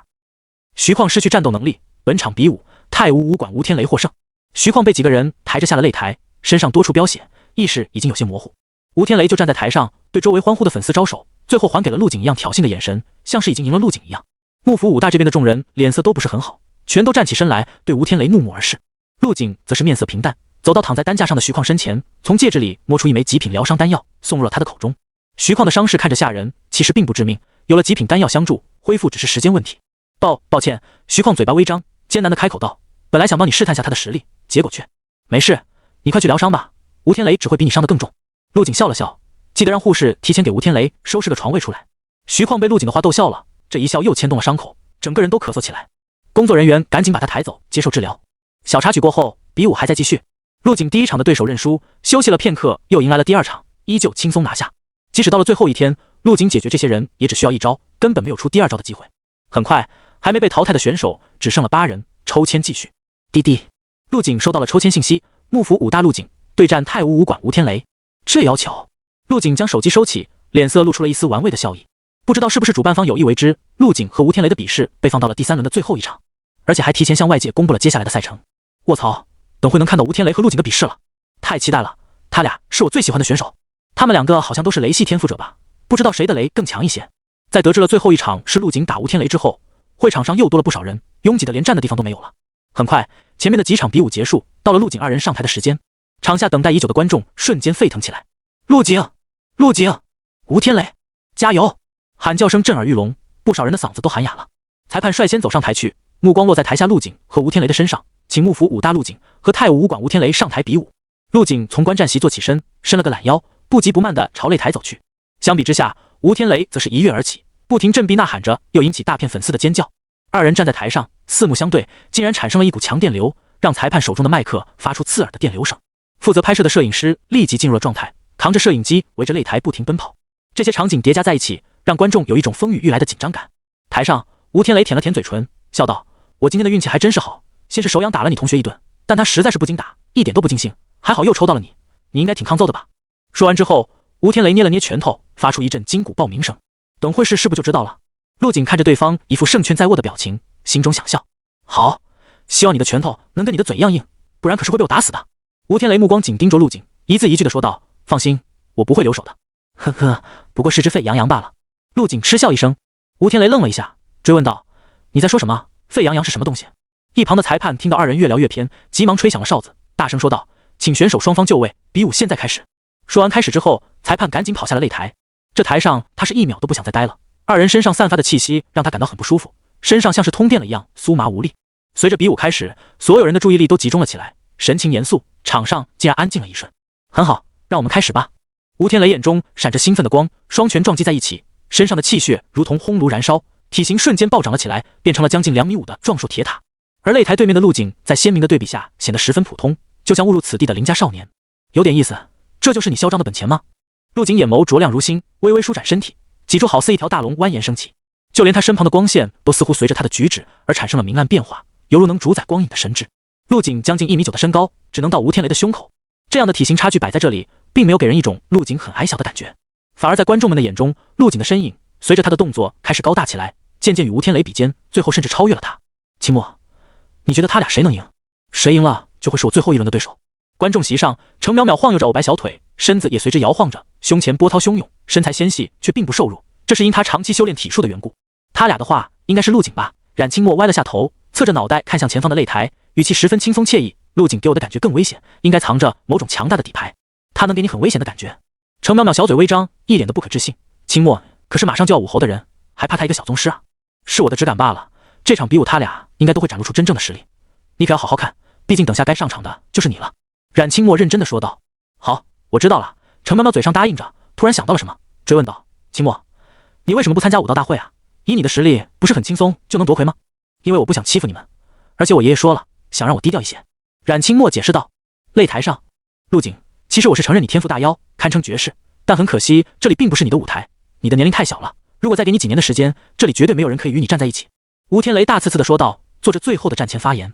因为在他的计划中，陆景是不可能活着走下去的，有些话现在不说就没有机会了。我们都是雷系天赋者，但我想先试一下你的拳头。吴天雷将气血催动到了极致，身上暴涌起一抹赤红颜色，再配合上浓郁的煞气，如同一尊魔神一般。下一刻，眼中闪烁着汹涌战意的吴天雷率先朝陆景发起了进攻。他脚踩地面，像腿般粗重的大腿将特制的地板踩出了一道道裂纹。随后他的速度越来越快，高举右拳，狠狠地向陆景砸去。希望你能有让我动用天赋的实力。前冲的过程中，吴天雷张口说话，身形快到了连声音都追不上。一圈圈可怕的白色气浪疯狂以他的拳头为中心向四周扩散。这是他全力打出的一拳。对于陆景，吴天雷表面上嘲讽不屑，实际上对其十分重视。这一拳打出，让在场的很多人都神色动容。负责拍摄的摄影师瞪大双眼，尽力捕捉着吴天雷的身影。终于，轰！好似鼓中震响，吴天雷这毁天灭地的一拳轰在了那道从始至终都没有动过的人影身上。恐怖的威能爆发，气浪翻滚，烟尘四起，伴随着令人耳鸣的声音。很多人都站起了身子，拼了命的想透过烟尘看到里面的场景。陆景好像被打中了，为什么不闪避？他会不会直接被一拳打得重伤退场？很快，在气浪的不断冲击下，烟尘散去，露出了里面的一高一矮两道人影。等所有人都看清了擂台上的场景，顿时被震惊到无以复加，就好像有一击重锤砸到了他们的脑门上，陷入了无法思考的状态。这不可能！卧槽，怎么会？只见陆景五指张开成掌，牢牢地锁住了吴天雷的拳头。他表情平静，就好像刚刚接住的不是拳头，而是飞来的沙包一样。而对面的吴天雷则是一脸的错愕，看着陆景白皙的手掌，不敢相信竟然能爆发出如此恐怖的力量。早就听闻陆景权益无匹，力量对拼未逢敌手，没想到今天亲自验证了这一说法。怎么样，这个实力可以让你用出天赋能力了吗？陆景看向吴天雷，淡淡的说道。吴天雷头皮一阵发麻，迅速收拳后退，与陆景拉开距离。你确实有这个实力，看来不用天赋是打不赢你了。观众席上的程淼淼瞳孔猛地收缩了一下。我去，这陆景不会跟我一样，也是天生神力吧？刚刚吴天雷的那一拳，就算是他也得用上两只手小心抵挡，但陆景只伸出了一只手掌就轻松接下，其中代表了什么，只有程淼淼自己知道。他的体术和肉搏从小练到大，吴天雷的拳头有多少力道，基本上看一眼就能确定。可是陆景是靠什么接下的呢？难道真的是靠着单纯的肉体力量和身体素质，还是说有什么技巧和奥秘在里面？陆景，陆景，无敌之姿！观众席上的数十万观众高声喊着，声如浪潮滚滚席卷。擂台上，看着后跳拉开距离的吴天雷，陆景并没有趁机发起攻击。他之前说过，吴天雷怎么对的徐况，他就会怎么对付吴天雷。这种猫戏老鼠的手段确实很有意思。之前看你一直在叫嚣，还以为你很强，结果只有这种程度而已嘛。陆景话音响起，语气中带着浓浓的失望，脸上甚至也涌起了一抹无趣之色。他要让吴天雷把天赋毫无保留地释放出来，然后在正面将他击溃。有紫霄神雷在，吴天雷的控雷天赋不过是个摆设。赶紧把你的天赋雷电使出来吧，别浪费大家的时间。狂妄，我看你能狂到几时？吴天雷的声音猛地响起，紧接着他眉头一拧，眼一瞪，额头眉心处突然浮现出一道雷霆纹路。伴随着吴天雷的驱动，那雷霆纹路仿佛火焰般燃烧了起来，渐渐地化为了实质般的火山熔岩，闪闪发光。3000雷莲！吴天雷低喝一声，不断有电光闪现，在他身周凝聚成了一朵朵蓝色的雷霆莲花。这就是吴天雷的天赋雷霆吗？我还是第一次见。他打了那么多场都没用过，最后还是被陆景给逼出来了。好恐怖的毁灭气息！雷系天赋者当真是上天的宠儿。在场的所有人都被吴天雷这招3000雷莲给震惊到了。一朵朵闪着电光的雷电莲花，看上去十分华丽，如梦似幻。擂台附近被闪烁的雷光照耀成了淡蓝色，距离近的人甚至能感觉到一股不易察觉的酥麻感。这时，将雷莲凝聚完成的吴天雷动了，他突然暴起，跃向了空中。在半空中，吴天雷双臂一展，身边环绕着的雷莲瞬间动了起来，朝陆景的方向飞去。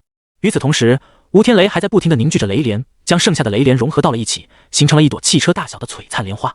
这大型的雷莲紧跟在小雷莲后面，骤然轰出。霎时间，仿佛流星雨坠地一般，雷莲还未到，恐怖的威势就已经劈天盖地的袭来。滚滚雷霆浪潮如飓风般席卷着陆景，强悍的风压下，陆景依旧面色平静地站立在原处，淡淡地注视着吴天雷。这番表现落在吴天雷眼中，还以为陆景被自己吓得不敢动弹。他可不认为陆景有挡下自己雷霆的手段。结束了，陆景！雷莲加快速度，狠狠地撞向陆景的身体。10米、5米、1米，眼看就要砸到陆景身上了。陆景，你在干嘛？别愣着，快躲开啊！观战席，无数陆景的粉丝大声呼喊着，恨不得上台去把他给拽出雷帘的范围。幕府五大众人的心脏全都高高悬起，诸葛青在惊呼，苗可可捂住了双眼，只有聂正豪看起来比较淡定。那擂台上盛开了雷霆莲花，即使隔着几百米，都让人觉得皮肤一阵阵酥麻。陆景凭什么不躲？然而，如果这时候正面看陆景的话，会发现他的嘴角噙着一抹淡淡的笑意，仿佛历史重演一般。陆景面对吴天雷的招数，依旧是正面迎上，但之前是吴天雷的拳头，这次可是汹涌的雷霆，二者根本不能相提并论。这一下，连冉清墨都有些懵了，这陆景未免也太拖大了。滋滋，就在千钧一发之际，陆景身上迅速涌起一丝丝雷蛇，在身上形成了一副狰狞的雷霆铠甲。就在雷铠凝聚成功的下一刻，无数道雷连撞击了上去，噗噗噗，火光冲天，轰鸣声不绝于耳。只见这些来势汹汹的雷连轰击在陆景身上，就好像雨水滴落在了大河之上，只是掀起了一点波纹，很快便消失不见。如果不是有一些肆意的能量散落在地上，发出了轰隆巨响，不知道的人还以为这雷连是什么中看不中用的花把式。众人提醒陆景躲避的话还没落下，就看到了这一幕。这一刹，吴天雷双眼陡然瞪大，连还在凝聚的雷连都维持不住，消散在半空，大大的猛壁写在他脸上，十分滑稽。观战席上的众人一双双眼睛落在陆景身上，无不是一副惊讶又不知道发生了什么的神色。刚刚陆景的身上突然出现了一层雷电铠甲，就是他能硬抗雷连而毫发无损的原因。这什么鬼啊？难道说陆景的雷系天赋要比吴天雷的更高吗？有这个可能，同系天赋者之间如果实力差距过大，是可以做到完全免疫对方的攻击的。贵宾席上，国家武协副会长武星火和冉剑锋的双眼眯成了一条线，二人同时陷入了沉默。冉剑锋思考了一会后，率先开口道：“如果没感觉错的话，这小子身怀一雷。我刚刚也察觉出一丝恐怖的雷霆气息，原来是一雷吗？如此一来，倒也说得通了。”武星火恍然点头道：“天赋者自己召唤的雷霆和一雷的强度明显不是一个档次的，再加上本就同根同源，这些微弱的攻击会直接被一雷吸收掉。吴天雷，你早上没吃饱吗？”这时，陆景的声音响起，一脸懵逼的吴天雷瞬间被激怒，整张脸涨成了猪肝色，他双手猛地一拍，啪！顿时两股汹涌的雷霆涌向陆景，犹如墙壁般把他夹在了中间，一阵碾压和炙烤。半晌后，有些疲倦的吴天雷双手打开，雷霆墙壁也随之分开。他定睛一看，卧槽！吴天雷忍不住爆了粗口。陆景还是完好无损地站在那里，就连身上的雷铠都没有丝毫变化。场上无论是吴天雷也好，观众也罢，无不是脑瓜子嗡嗡作响。这家伙的身体到底是什么做的？怎么打都不会死的吗？这不可能啊！我的雷连不应该是这样的。吴天雷深受打击，低头看着双手，喃喃自语道：“你太弱了，这就是你的全部手段了吗？”就在所有人都惊愕、难以置信的同时，一直处在被动挨打的陆景终于有了动作。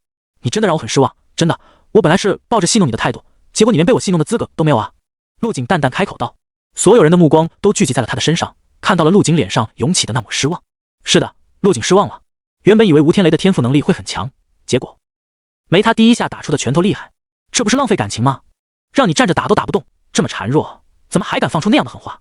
被陆景当着所有人的面这样羞辱，吴天雷脸色阴沉如水，本来有些萎靡的武道意志瞬间又坚定了起来。哼，既然如此，那就让你见识下我的雷霆法相吧。吴天雷喃喃道。渐渐的，从他身上陡然一股雷霆能量溢出，如流水一样汇聚到了吴天雷的身后。恐怖的雷霆竟然凝为了实质，身后暴涌的雷霆化作实质般的雷浆流淌着，聚合起来，3、4层楼高的雷霆法相赫然成型。这是只雷霆巨猿，浑身流淌着暴力，淡蓝色的雷霆，福特电荷陡然释放，周遭的空气扭曲如漩涡。吼！雷霆巨猿站在双手抱胸的吴天雷身后，怒吼了一声，气浪如飓风过境般吹响陆景。他纹丝不动，但身后的观众席上不少人都是东倒西歪，惨叫连连。陆景凝视着雷霆巨猿，眼中闪过一丝异样的神色。这个吴天雷果然还有招数没用，现在场上的局面确实有意思多了。雷霆巨猿就站在吴天雷身后，让无数人为之侧目。巨猿手臂过膝，双腿粗壮的如同巨柱，红眼蓝发，脖颈处还飘着一条实质的雷霆缎带。这就是吴天雷的雷霆法相？太夸张了，之前只是听说，没想到今天见到真的了。太恐怖了，这巨猿好像有灵智一样，陆景还能挡得下他们的攻击吗？就算能挡，也肯定很吃力。这哪里是法相啊，明明是一尊实体化的高级妖兽。陆景要是直接出手，吴天雷或许没有用出这招的机会，可惜陆景太拖大了，怕是要被翻盘了。观众席上响起了嗡嗡的讨论声，场下的摄影师也抓紧时间围着擂台转着圈，捕捉着雷霆巨猿的细节。听说吴天雷之前只凭一人就阻挡了荒神丛林中的妖兽暴乱，守住了城市。我也听说过，他一个人杀了将近上万只妖兽，将城外的荒野全都化为了焦土，就是靠的这巨猿。众人大多在议论着吴天雷这一招的强势和陆景的大意。就在这时，吴天雷按捺不住了，维持这种形态让他的体力消耗如流水一般。只见他悍然抱起，双拳同时向前推出，雷霆巨猿竟然做出了和他一样的动作，完全同步的轰出了双拳。霎时间，仿佛泰山压顶的攻击砸落而至，滚滚电流，雷蛇如风暴般的袭向陆景。此时此刻，被誉为武馆第一人的吴天雷终于爆发出了自己的全部实力。太武武馆那边，馆长王伟康露出了一丝笑容，这一拳砸下去，战斗应该就要结束了。终于，轰！恐怖的淡蓝色气浪喷发而出，牵动了所有人的心脏。然而下一刻，众人意料中的场景并没有出现，雷霆巨猿的双拳竟然被一头庞然大物给挡住了。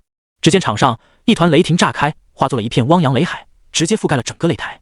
一只身体像射鹿、尾巴似龙尾状、遍体龙鳞和双脚的奇异生物破茧而出，高达100丈，身躯壮硕，如同一尊太古神山。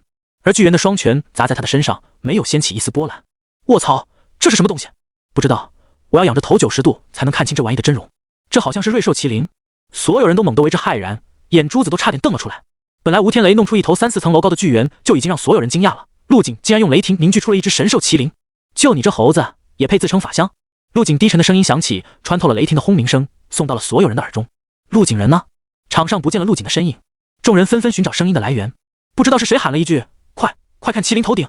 只见一位腰挎长刀的少年站在麒麟头顶，容貌俊秀无双，脸上带着一丝清冷。这猴子就是你最后的底牌了吧？陆景询问道。还有没有什么其他的招数？吴天雷嘴巴微张，脑子已经无法思考，一脸的茫然无措。不说话那就是没有了。陆景轻声说着，一股气场陡然自其身上炸裂暴涌而起，配合上脚下的神兽麒麟，如同要踏碎凌霄的妖王。那就和你的小猴子说再见吧。小山般大小的麒麟张开吞天噬地的大口，自上而下的咬下来，咔嚓一口，直接咬断了巨猿的头颅。噗！巨猿被咬死，受到牵连的吴天雷一口心头血直接喷出来，感觉体内一阵虚脱，似乎有火在烧。没等他缓过劲儿，又是一声咔嚓，巨猿的身子整个被吞了进去，就好像碾死了一只蚂蚁一样简单。麒麟仰头长啸一声，空中的乌云退散，露出了淡金色的暖阳。天赋雷霆凝聚的巨猿被吞噬，吴天雷眼前一黑，站在原地摇摇欲坠。陆景从麒麟头顶跳下，稳稳落在地上，将地面砸出了一道大坑。他挥了挥手，麒麟开始消散，化作雷光，重新回到了陆景身上。紧接着，陆景缓步朝吴天雷走去，即使对方受了重伤，他也并没有停手的打算。小儿，你敢！观战席上，王伟康目眦欲裂，怒吼着从座位上站起来。除了他以外，太武武馆的所有人，除了昌向阳以外，全都朝着擂台冲去，想要阻止陆景下手。陆景看着他们，咧嘴一笑，砰！一拳打出，吴天雷的身子像破布一样飞了出去，砸在了地面上，不停抽搐。对了，这里是在现场直播的。陆景突然想起了什么，只见他将精神力外放，瞬间摧毁了布置在擂台周边的摄像机，强行切断了直播画面。接下来的画面会有些少儿不宜，陆景可不想让自己的父母和陆乐怡看到。做完这些后，他继续追了过去，又是一脚飞起，将死狗一样的吴天雷再次踢到了天上。小子，你敢杀了他，我就杀了你！王伟康暴喝一声，来到了擂台前，看样子似乎想直接冲上台去。然而主办方可不是吃干饭的，瞬间来了几个深不可测的高手，将他拦下。王伟康面色阴沉，只能在台下看着自己心爱的徒弟被陆景蹂躏。轰！又是一脚，吴天雷浑身上下的骨骼一样碎裂，就算能治好，这辈子怕是也只能躺在床上了。去你妈的，给我停手！王伟康再也忍不住了，直接轰出一拳，打向了拦住他去路的工作人员。对方同样出了一掌，气浪扩散，二人同时后退几步。就在这时，一道女人的声音响起：“这里是武道大会，不是你随便撒野的地方。”众人闻声看去，只见第一天宣读规则的女人站了出来，一脸严肃地看着王伟康。王伟康又急又气，指着陆景说道：“不是我撒野，是那个陆景在台上当着全国人的面故意杀人，难道没有人管吗？”他的太武武馆之前一直名不见经传，直到偶然之下收了吴天雷为徒，这才一路势如破竹拿到武道大会的资格，并且来到了半决赛。如果吴天雷死了，太武武馆会变成什么样子？王伟康不敢想象，也无法接受。至于自己冲上来干扰比赛，大不了被罚就是了，总不能要了自己的命吧？你也不是第一次带队参加武道大会了，擂台上的规矩还不懂吗？女人清冷的声音响起，她冷哼一声道：“只要有一方没有认输，比武就不会终止。可是天雷都那个样子了，还怎么认输？”王伟康朝擂台上看去，吴天雷的惨状让他不忍直视。我认输。就在这时，浑身是血的吴天雷竟然张口说话了，虽然声音很小，但还是被裁判听到了。王伟康微微一怔，随后狂喜，大声喊道：“快叫停！他认输了！”裁判早就冲到了二人中间，示意陆景比武结束。陆景甩了甩拳头，有些遗憾地说道：“可惜了，还没打够呢。要不老东西，你来上台陪我打一会。”说完，陆景直视王伟康，眼中充斥着一抹不屑：“小二，你真是找死！”王伟康瞬间怒了，刚准备冲上台，就看到了吴天雷被抬下去。小子，做人别太嚣张，没什么用的。王伟康冷哼一声，赶紧走到吴天雷的担架前，神色紧张的各种检查。当发现吴天雷身上的伤势严重到影响修炼之后，眼睛微微一缩，他表情阴冷地看向陆景，道：“小子，你不会做人啊，就不怕自己家里人被你连累？”听到王伟康拿家人威胁自己，陆景神色骤然变冷，心中已经起了杀意。他嘴巴微动，用精神力传递了一段话送入王伟康的耳中。王伟康先是一愣，然后神情怪异的点了下头，脸上浮起一抹狞笑。好，我等着你。说完后，拉着吴天雷的担架朝医疗室走去。幕府武大，陆景获胜，成功进入决赛。闹剧结束后，女人亲自上台宣读了陆景的胜利。直到此时，观众席上目瞪口呆的众人才回过神来。本来以为是势均力敌的战斗，结果陆景很轻松地废了吴天雷。徐况看着擂台上的陆景，很想大喊一声陆景牛逼，但可惜他身上的伤势让他无法大声说话。刚刚的一幕实在是太震撼人心了，此时此刻他才终于领悟到能横推造吉塔的陆景拥有着怎样的实力。不愧是当之无愧的武大第一人，好小子，他体内的异雷等级不低啊，刚刚凝聚出来的麒麟活灵活现真是开了眼。吴星火一阵唏嘘，我更在意的是那小子恐怖的武道天赋。冉剑锋低声道，如果他和冉清墨结合，生下来的孩子一定有龙玉之子。不是吧老冉，八字还没一撇呢，你连他俩孩子的名字都想好了。吴星火大笑着，心中也动了爱才之心，只可惜他没有孙女。随着陆景走下擂台，道场中再次响起雷鸣般的呼喊声。陆景，当之无愧的第一人。陆景的粉丝像是过年了一样站起身狂欢着。陆景太强了，吴天雷在他面前就像个小孩一样随手拿捏。可不是嘛，如果陆景想的话，一招就能解决掉吴天雷。吴天雷这么简单就输了，后面的决赛还有必要打吗？我看不如直接把魁首的位置给陆景算了。程淼淼和陆景的决赛好像没什么太大的悬念，这俩人的天赋都挺强的，在所有参加武道大会的选手中，俩人的年龄都是偏小的，好像都不到20岁。陆景一边听着众人的讨论声，一边走向幕府武大的休息室。不远处，聂正豪春风满面的迎接他。陆景，你太厉害了，就差最后一场决赛，打完你就是魁首，我们幕府武大从今天起可以扬眉吐气了。陆景笑着点了下头，放心吧，聂校长没问题的。他看向一旁躺着休息的徐况，走过去说道，徐况，刚刚看爽了吗？爽，简直是爽到不能再爽了。徐况一脸兴奋，如果不是躺着不能动弹，他恨不得一蹦3尺高。走吧，咱们去食堂吃个午饭，下午要决赛了。聂正豪拍了拍陆景的肩膀，带头朝食堂走去。就在这时，2道倩影袅娜而来。陆景抬眼看去，其中一人他认识，也看过他的比赛，是他决赛的对手程淼淼。程淼淼身旁的人他也很眼熟，正是第一天和他对视点头的女生。二女手挽着手，像一道亮丽的风景线，一路走来，吸引了所有人的目光。卧槽，这是哪里来的大美女啊？诸葛青一副猪哥样子，口水都快要流出来了。哎，他们好像朝咱们这边过来了。陆景，终于找到你了。程淼淼脸上带着笑意，清澈的眼眸盯着陆景，脚步轻盈的来到了他身边。找我做什么？陆景问道。关于下午的决赛，我有个请求可以吗？程淼淼露出了一丝哀求的神色。你刚刚那一场凝聚出的麒麟实在是太震撼，等会你可以先不用这招吗？我想和你对上一拳。你的意思是我们对一拳决胜负？不，我知道自己打不过你，只是单纯的想体验一下你的全力，不管结果如何，这一拳之后我都会认输的。程淼淼眼巴巴的看着陆景。可以，我应下了。陆景点头答应。就算程淼淼不提出来，他也做了这个打算，一拳结束战斗，赶紧进行后面的环节，这才是今天的重头戏。谢谢你。程淼淼瞬间眉头舒展，笑盈盈的说道，作为报答，我可以把我的闺蜜介绍给你。诺，她叫冉清墨，你们认识一下吧。冉清墨被程淼淼向前推了一步，他微微一愣，有些哭笑不得。陆景你好，咱们不是第一次见面了。冉清墨出于礼貌伸出了自己的右手。你好。陆景同样伸出了自己的右手，与对方握在了一起。他看着冉清墨那张似不食人间烟火的脸，手中握着滑嫩如脂的春葱般的玉手，感觉很是不错。好了，简单握一下就行了，一直牵着干嘛？程淼淼调皮的打趣着。陆景，你要记得我们的约定哦，下午见。说完便拉着冉清墨离开了这里。这叫程淼淼的小姑娘还不错呀。聂正豪对陆景说道，长得可爱，性格也好，还很有礼貌，而且我觉得她应该对你有意思。陆景笑了笑，他知道聂正豪是在逗他，索性没有回话。陆景，你就不想找个女朋友吗？等你以后毕业了，可就更没时间了。诸葛青凑了过来说道，相信我，一定要在武大期间把女朋友搞到手。下午，最终的决赛开始了，道场依旧坐满了人，大家都在等陆景和程淼淼上场。陆景此时正在观战席上闭目养神，他身形慵懒地靠在椅背上，不知道的人还以为他睡着了。实际上陆景的精神力已经延伸了出去，覆盖了小半个金华武道场。他在寻找王伟康的身影，二人之间还有个约定。很快，陆景就在一处休息室看到了一众太武武馆的成员，王伟康就在其中。天雷还没醒吗？王伟康问道。蹲在病床前的昌向阳站起身，叹了口气道，他伤得太重了，就算是服用了疗伤丹药，也得需要时间慢慢恢复，而且医生还说了。昌向阳的声音越来越小，最后干脆什么都听不见了。王伟康皱了下眉，医生说什么了？大点声。师父，医生说大师兄的武道之路已经废了，就算是治好了，以后气血流通也会受阻，不能再进行大幅度的运动。昌向阳的语气中带着一丝哭腔。对于自己的师兄，他还是很敬重的。平日里吴天雷虽然嚣张跋扈，但对自己人还是很好的。唉，王伟康叹了口气，好像瞬间苍老了10几岁。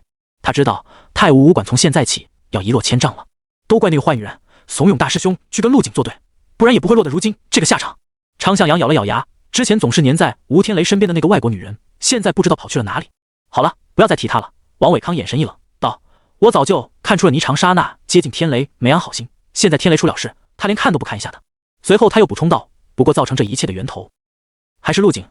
那场比武之后，他给我传音说等决赛打完会邀请我上台打一场。什么？陆景竟然邀请师傅你和他比武？常向阳吓了一跳，虽然陆景的实力很强，但自己师傅可是武侯境后期境界，陆景这样做无异于以卵击石。我答应他了，只要他敢开口，我就敢要了他的命。王伟康深吸了一口气，咬着牙说道：断我武馆前程，不杀了他，我心难安啊。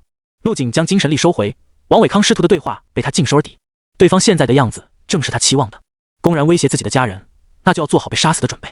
陆景捏了捏拳，他最恨别人拿自己的父母说事，这是他的逆鳞，触者必杀之。霓裳刹那已经离开金华武道场了吗？陆景用精神力扫了一圈，也没发现对方的身影，想来应该是看到吴天雷落败，害怕被陆景追责，溜之大吉了。决赛要开始了，好爷，最终之战，魁首究竟花落谁家，就看这一战了。大胆预测一下，陆景获胜，程淼淼惜败。大赛反着买，别墅靠大海，我已经压了程淼淼胜，能不能报复就看今天了。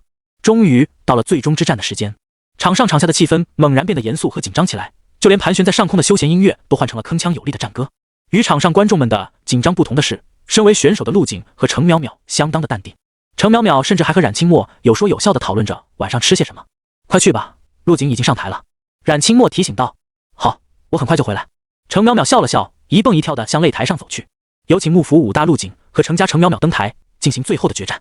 裁判富有感染力的声音响起，瞬间引来了大片的欢呼。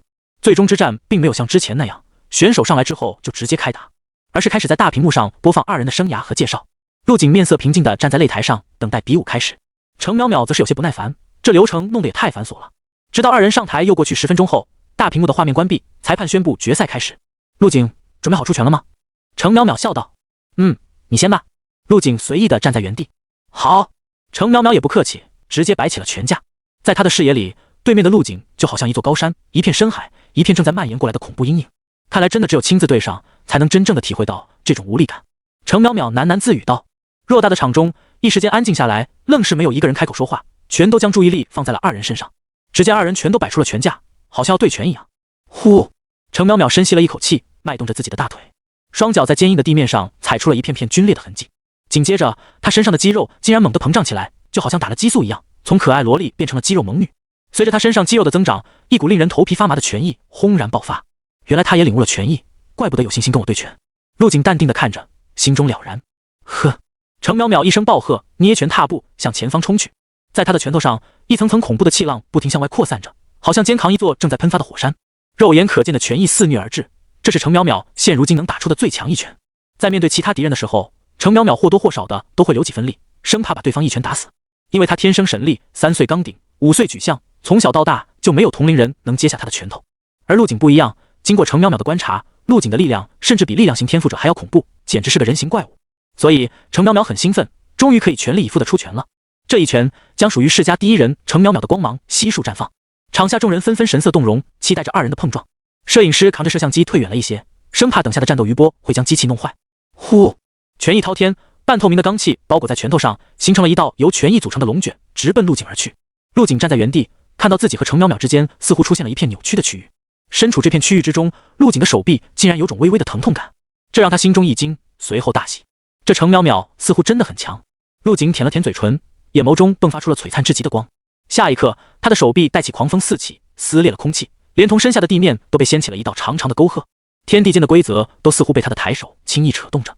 白皙的五指合拢成拳，发出了恐怖刺耳的音爆声。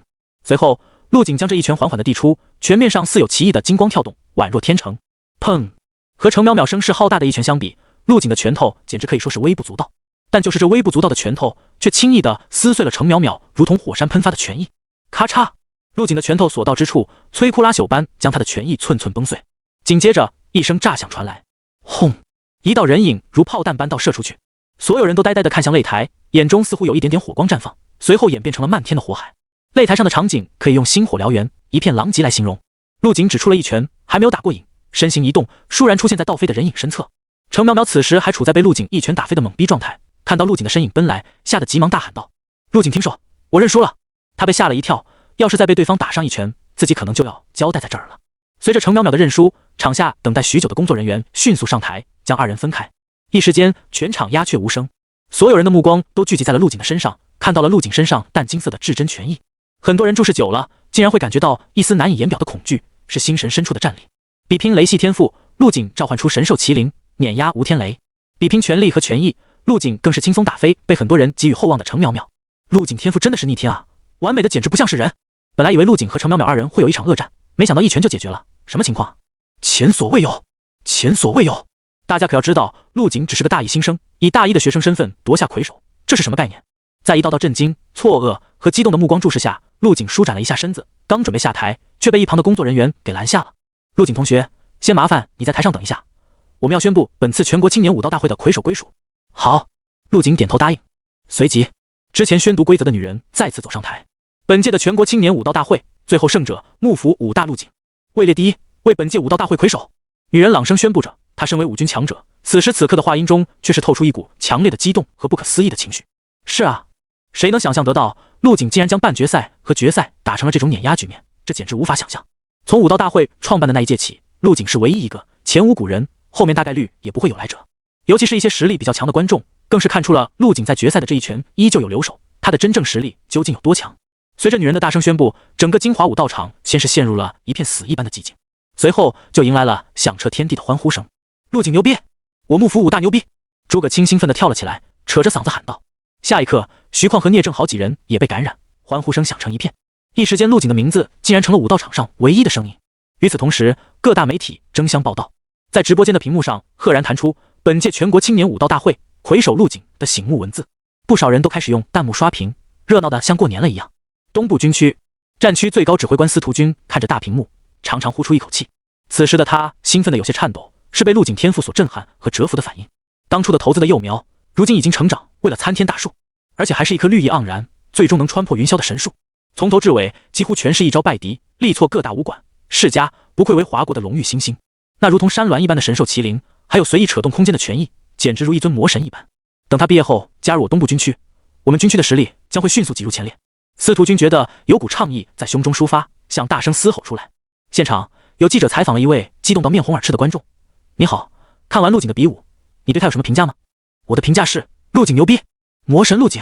他的一声魔神陆景瞬间将全场的所有人再次带动，然后迅速朝整个道场扩散着。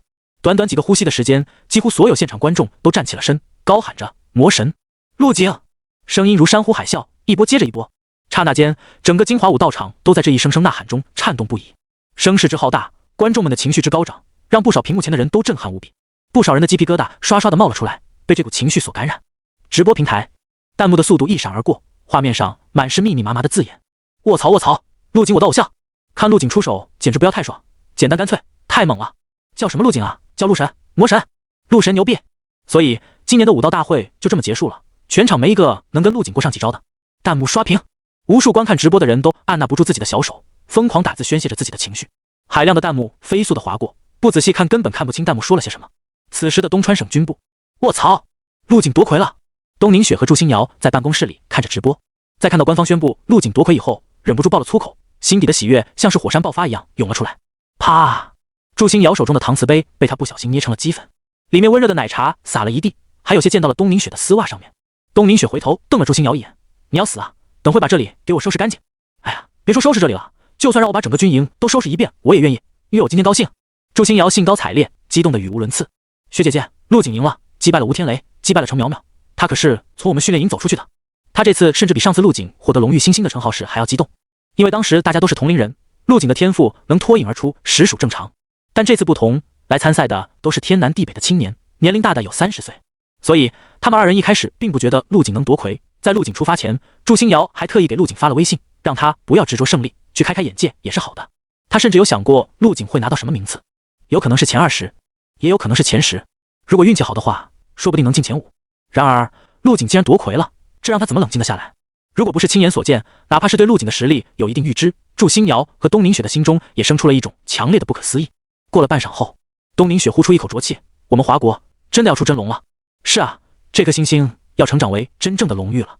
祝新瑶也一阵感叹，突然他好像想起了什么，兴奋地说道，学姐姐，我没记错的话，陆景说毕业以后要加入我们东部军区业，那是不是代表我们以后要和陆景并肩作战了？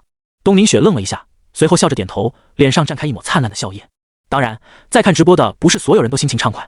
在某处大厅内，苍白龙和明老正坐在宽大的石质座椅上，看着墙壁上的那道投影画面。在看到陆景夺魁以后，明老的身子瞬间站了起来，唰，后背上一层冷汗流出，将他的上衣完全打湿。他死死地盯着陆景的身影，感觉前所未有的压抑，如芒刺背，如鲠在喉。不只是陆景带给他的压力，还有掌控他性命的神主教神女，就像悬在他头顶的达摩克利斯之剑。神女留给他二人的时间已经不多了，如果让神女看到陆景在武道大会上的表现，说不定会再次缩短二人的任务时间。妈的，这陆景的实力怎么这么强了？看来秦飞还真是让他给杀死的，他有硬汉武侯的实力。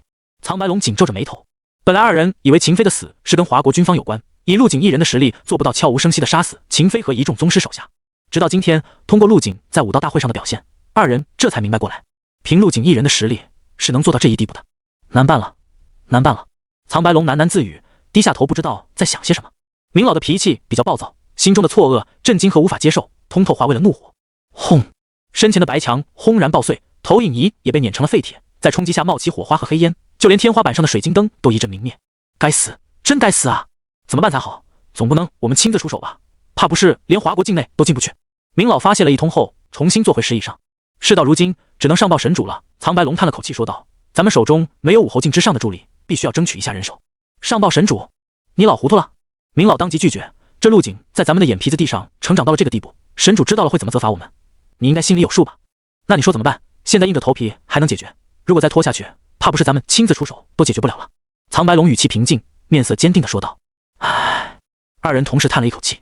片刻后，他们起身出门，准备去面见神主，把此事告知于他。一想到神主身上的气息，二人就忍不住的发抖。好耶，我哥打赢了！